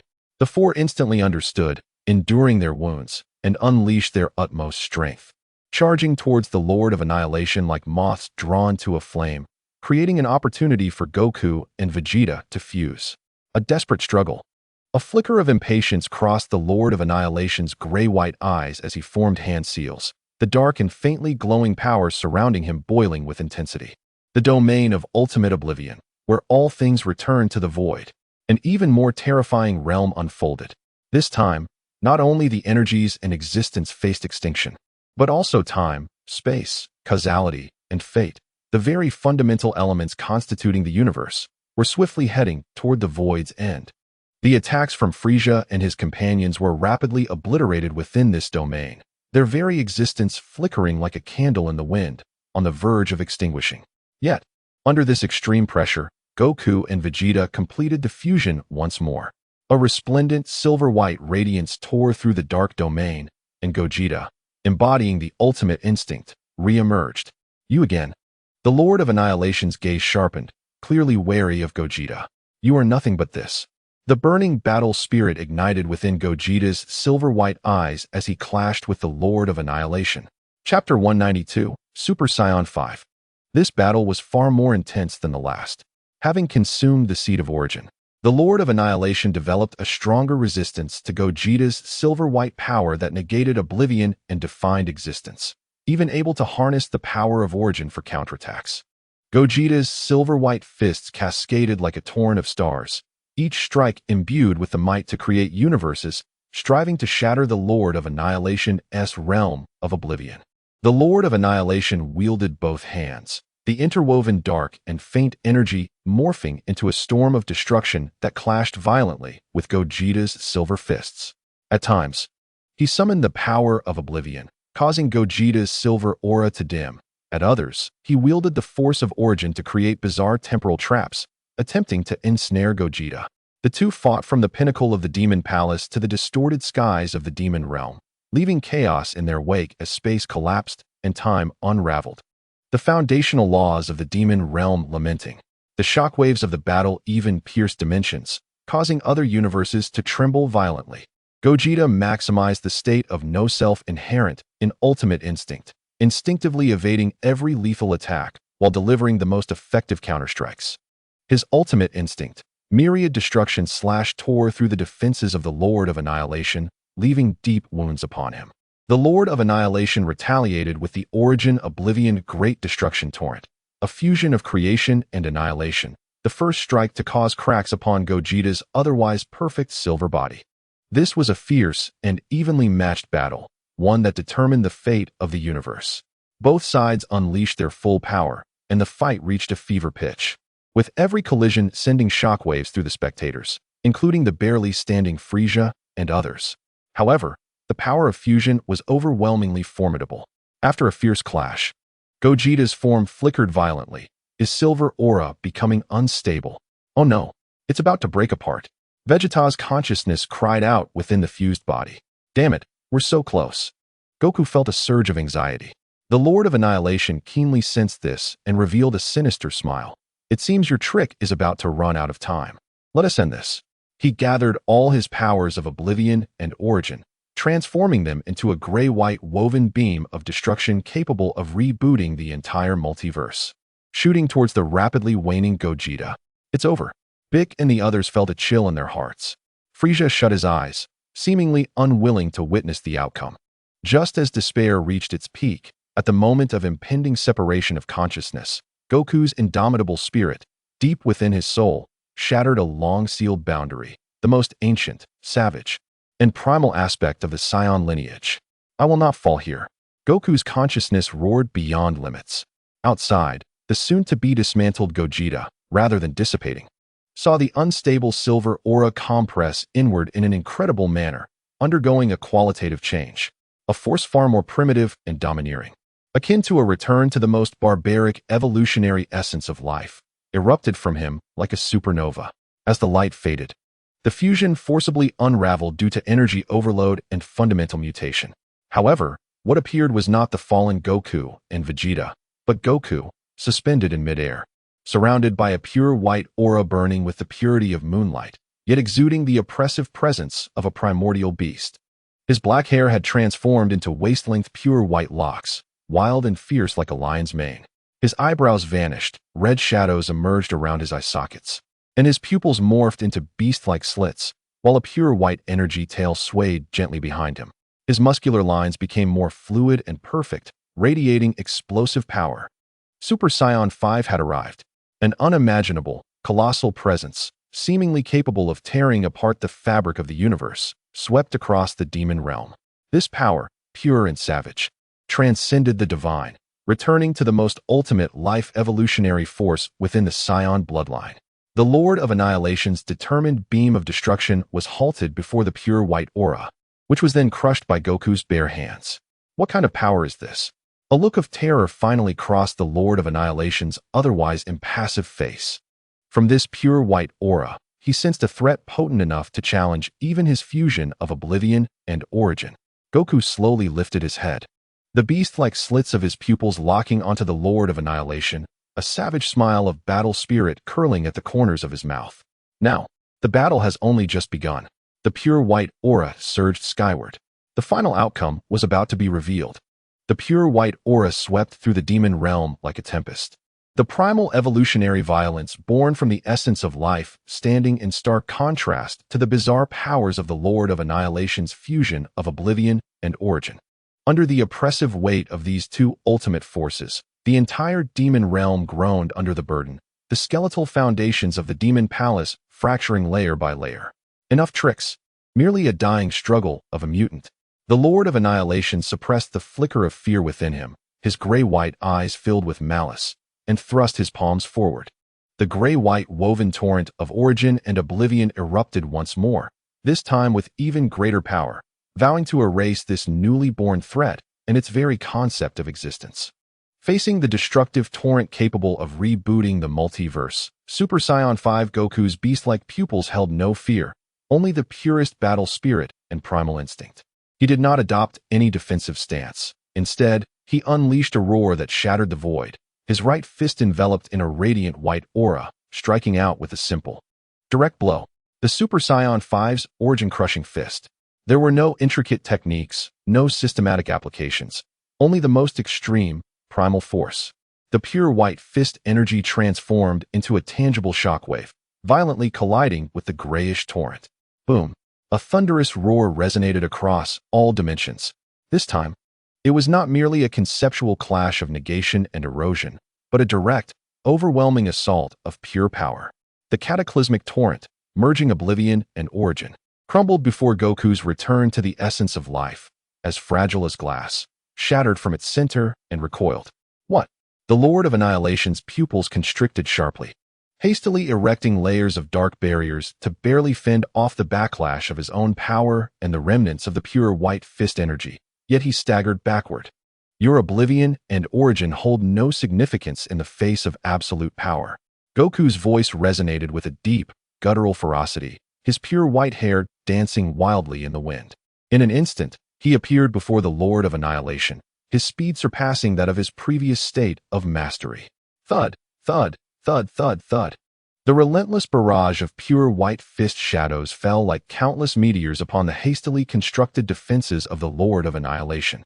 The dark barrier, capable of withstanding Vegeto's full-force assault, emitted a piercing sound of shattering under the onslaught of Super Saiyan 5. Goku's unadulterated strength, cracks rapidly spreading. Damn it! The power of origin, the revival of all things. The Lord of Annihilation was forced to shift from offense to defense, channeling the origin power of the primordial seed within him, attempting to repair his defenses and create a life barrier to impede Goku.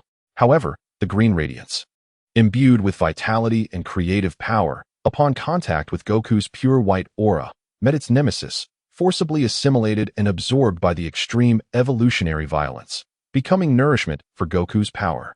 Useless, Goku roared, raising his right leg like a war axe, the pure white aura compressing around his ankle. The Super Saiyan 5's obliteration kick. This kick harbored a domineering will to negate all endings and struck fiercely against the Lord of Annihilation's chest. Crack! The sound of bones fracturing echoed. The Lord of Annihilation coughed up a mouthful of gray blood, his chest visibly caving in, and he was propelled like a cannonball, shattering countless distorted spatial structures of the demon realm, ultimately embedding deeply into the core barrier of the 10,000 Demons Palace. Chapter 193, The Grand Finale. An end is a beginning. Overwhelming. The situation reversed in an instant. The once invincible Lord of Annihilation appeared utterly vulnerable before the ascended Goku. Splendid. Father, Gohan exclaimed with excitement. Is this the power of Super Saiyan 5? Vegeta clenched his fists, his eyes filled with shock and reluctance, but more so with a thrill at the prospect ahead. Frieza's icy blue eyes narrowed slightly, muttering to himself, Super Saiyan 5. It seems this king must exert himself further. Piccolo and Broly exhaled in relief, witnessing the dawn of victory. Yet, Whis' voice echoed in their hearts, laced with a subtle worry, do not be complacent. The fusion between the Lord of Annihilation and the primordial seed is profoundly intricate. He will not be so easily defeated. Moreover, Goku's current form bears a heavy burden on life. As if to validate Whis' words, the embedded Lord of Annihilation let out a low, resentful laugh. Ha ha ha. Truly remarkable. Son Goku, you have pushed me to this brink. A more dangerous, unstable aura erupted from the core of the 10,000 Demons Palace. The Lord of Annihilation struggled to emerge from the barrier. The wounds on his chest slowly mended under the intertwining gray and faint light. Yet his form began to undergo a bizarre transformation. Gray root-like patterns surfaced on his skin, and the grayish-white in his eyes was replaced by a chaotic color, constantly oscillating between creation and destruction. He began to forcibly ignite and merge the opposing origins of oblivion and origin, seeking to attain power beyond limits. It was a suicidal act, yet the surge of power it yielded was terrifying, accompanying you to the end. The Annihilation Origin Oblivion form. The Lord of Annihilation's aura surged wildly once more. Though perilously unstable, it carried a terrifying might capable of plunging the entire universe into eternal chaos. Just as I desire. Super Saiyan 5 Goku sensed the increase in his opponent's power, the pure white aura burning even more fiercely. His beast-like vertical pupils brimming with excitement at meeting strength with strength. He felt that this form imposed immense burdens on his body and soul, unsustainable for long. A swift resolution was imperative. The two supreme beings charged at each other once more, embarking on their ultimate showdown. The pure white aura and chaotic gray light clashed violently at the core of the demon realm, each encounter shaking the very foundations of the demon realm. Goku's attacks were overwhelmingly authoritative, shattering laws with sheer force. Each strike aimed at fundamentally obliterating the existence of the Lord of Annihilation. Conversely, the Lord of Annihilation, bolstered by the chaotic power derived from burning his origin, resisted tenaciously. The chaotic energy embodying both creation and destruction elusive and hard to counter. The battle entered its most brutal phase. Both had pushed their powers to the limit, where each clash could determine victory or mutual destruction. Super Saiyan 5's ultimate technique, the ape god unleashing the star. Goku concentrated all of his pure white aura and Saiyan origin power into his fists, a colossal, roaring platinum ape phantom seemingly manifesting behind him. His fist struck forth, propelling a newborn star, brimming with infinite power, toward the Lord of Annihilation. The Annihilation origin. All things return to nothing. Primal explosion. The Lord of Annihilation unleashed the chaos power, burned to its zenith, without reservation. That power mimicked the singularity explosion of the universe's inception, embodying the utmost creation followed by ultimate destruction. The two opposing forces, representing different extremes, finally collided at the core of the 10,000 Demons Palace, resulting in a final, decisive clash. Super Saiyan 5's ultimate technique, the ape god unleashing the star. The Annihilation origin. All things return to nothing. Primal explosion. The two ultimate forces, capable of defining the birth and death of the universe, crashed thunderously in the core of the demon realm. In that moment, there was no sound, no light or darkness. Only the ultimate conflict between the most fundamental concepts of existence and nothingness. The pure white newborn star and the chaotic primal singularity devoured and annihilated each other. The structure of the demon realm disintegrated under this transcendent energy shock, like snow under sunlight, crumbling inch by inch from the core, returning to the most primitive void. Goku sensed that the Lord of Annihilation was expending everything, even burning the roots of his own existence, to achieve mutual destruction with himself. The immense power burden of the Super Saiyan 5 form had already brought his body and soul to the brink of collapse. So let it end. A glimmer of determination flashed in Goku's eyes. He did not flinch in the slightest, but instead poured every last ounce of his strength, along with his indomitable will, into this final strike. Boom! An indescribable explosion erupted. The demon realm, a negative dimension that had existed for countless ages, crumbled, annihilated, transforming into an absolute singularity where even the concept of nothingness ceased to exist. The explosion's brilliance consumed everything, including the figures of Son Goku and the Lord of Annihilation. In the GT timeline, above Earth, a colossal spirit bomb, gathering the life force of all beings on Earth and Namek, coalesced in the hands of Super Saiyan 4 Son Goku, radiating a brilliant light that purified all evil. Below, the malevolent dragon, the Super One-Star Dragon, emitted a wild and fearful roar. The spirit bomb. Goku looked up. He had returned, back to the moment of his battle against the Super One-Star Dragon.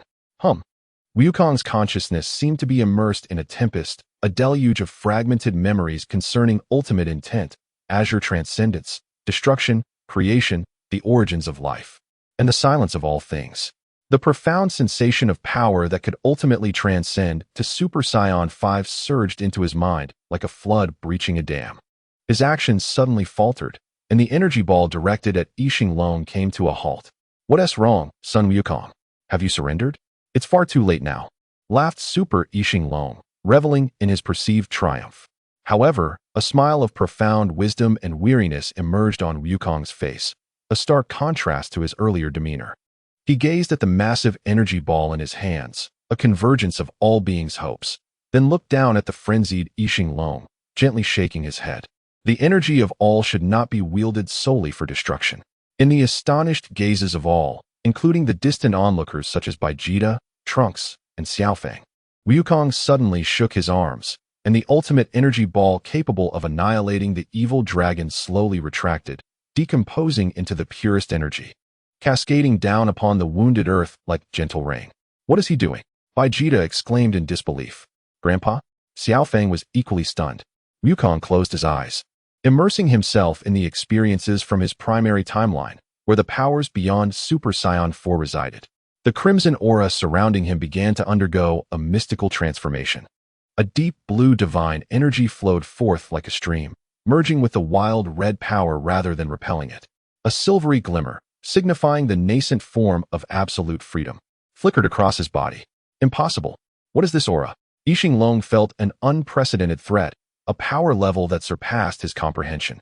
Wukong suddenly opened his eyes. his left eye ablaze with the wild red light of Super Saiyan 4, while his right eye shimmered with the divine blue radiance. The aura surrounding him transformed into an extraordinary form intertwined with red, blue, and silver. The essence of Super Saiyan 4 coursed through him, a unique transitional state born from Wukong's own conditions and memories of the primary timeline. To deal with you, there is no need for an energy ball. Wukong's voice was calm, yet filled with strength. In an instant, his figure vanished. Yixing could not react in time, feeling an irresistible force strike every part of his body with relentless ferocity. The sound of rapid strikes echoed like firecrackers. Wukong's presence was ghostly, each appearance accompanied by a burst of purple malevolent energy shards. Yixing regenerative abilities proved futile against this assault imbued with divinity and the essence of ultimate intent. Ultimate Divine Kamehameha. Wukong thrust his hands forward, unleashing a Kamehameha wave intertwined with red, blue, and silver energy. It was no longer a mere impact. It bore the force of purification and decomposition, instantly engulfing the terrified Yixing. Now, Wukong's power was an absolute dominance over Super Yixing. No. In the final agonized cries of Yixing, his undying form was utterly purified, decomposed, and dissolved into nothingness. Wukong slowly descended to the ground, the extraordinary aura around him gradually subsiding, reverting to his ordinary Super Saiyan 4 state, and soon, exhausted, he collapsed on the ground, panting heavily. Is it over? Vegeta flew over, still in disbelief. Ah, it is over. Wukong raised his head, gazing at the now clear sky, a complex yet relieved smile gracing his face.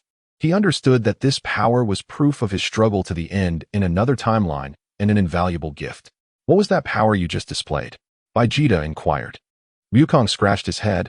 I can't quite explain it in a few words. In any case, Vegeta, we can still grow stronger. Vegeta replied proudly, that is only natural. In the main timeline, the singularity of the demon realm's obliteration gradually calmed, transforming that area into pure nothingness.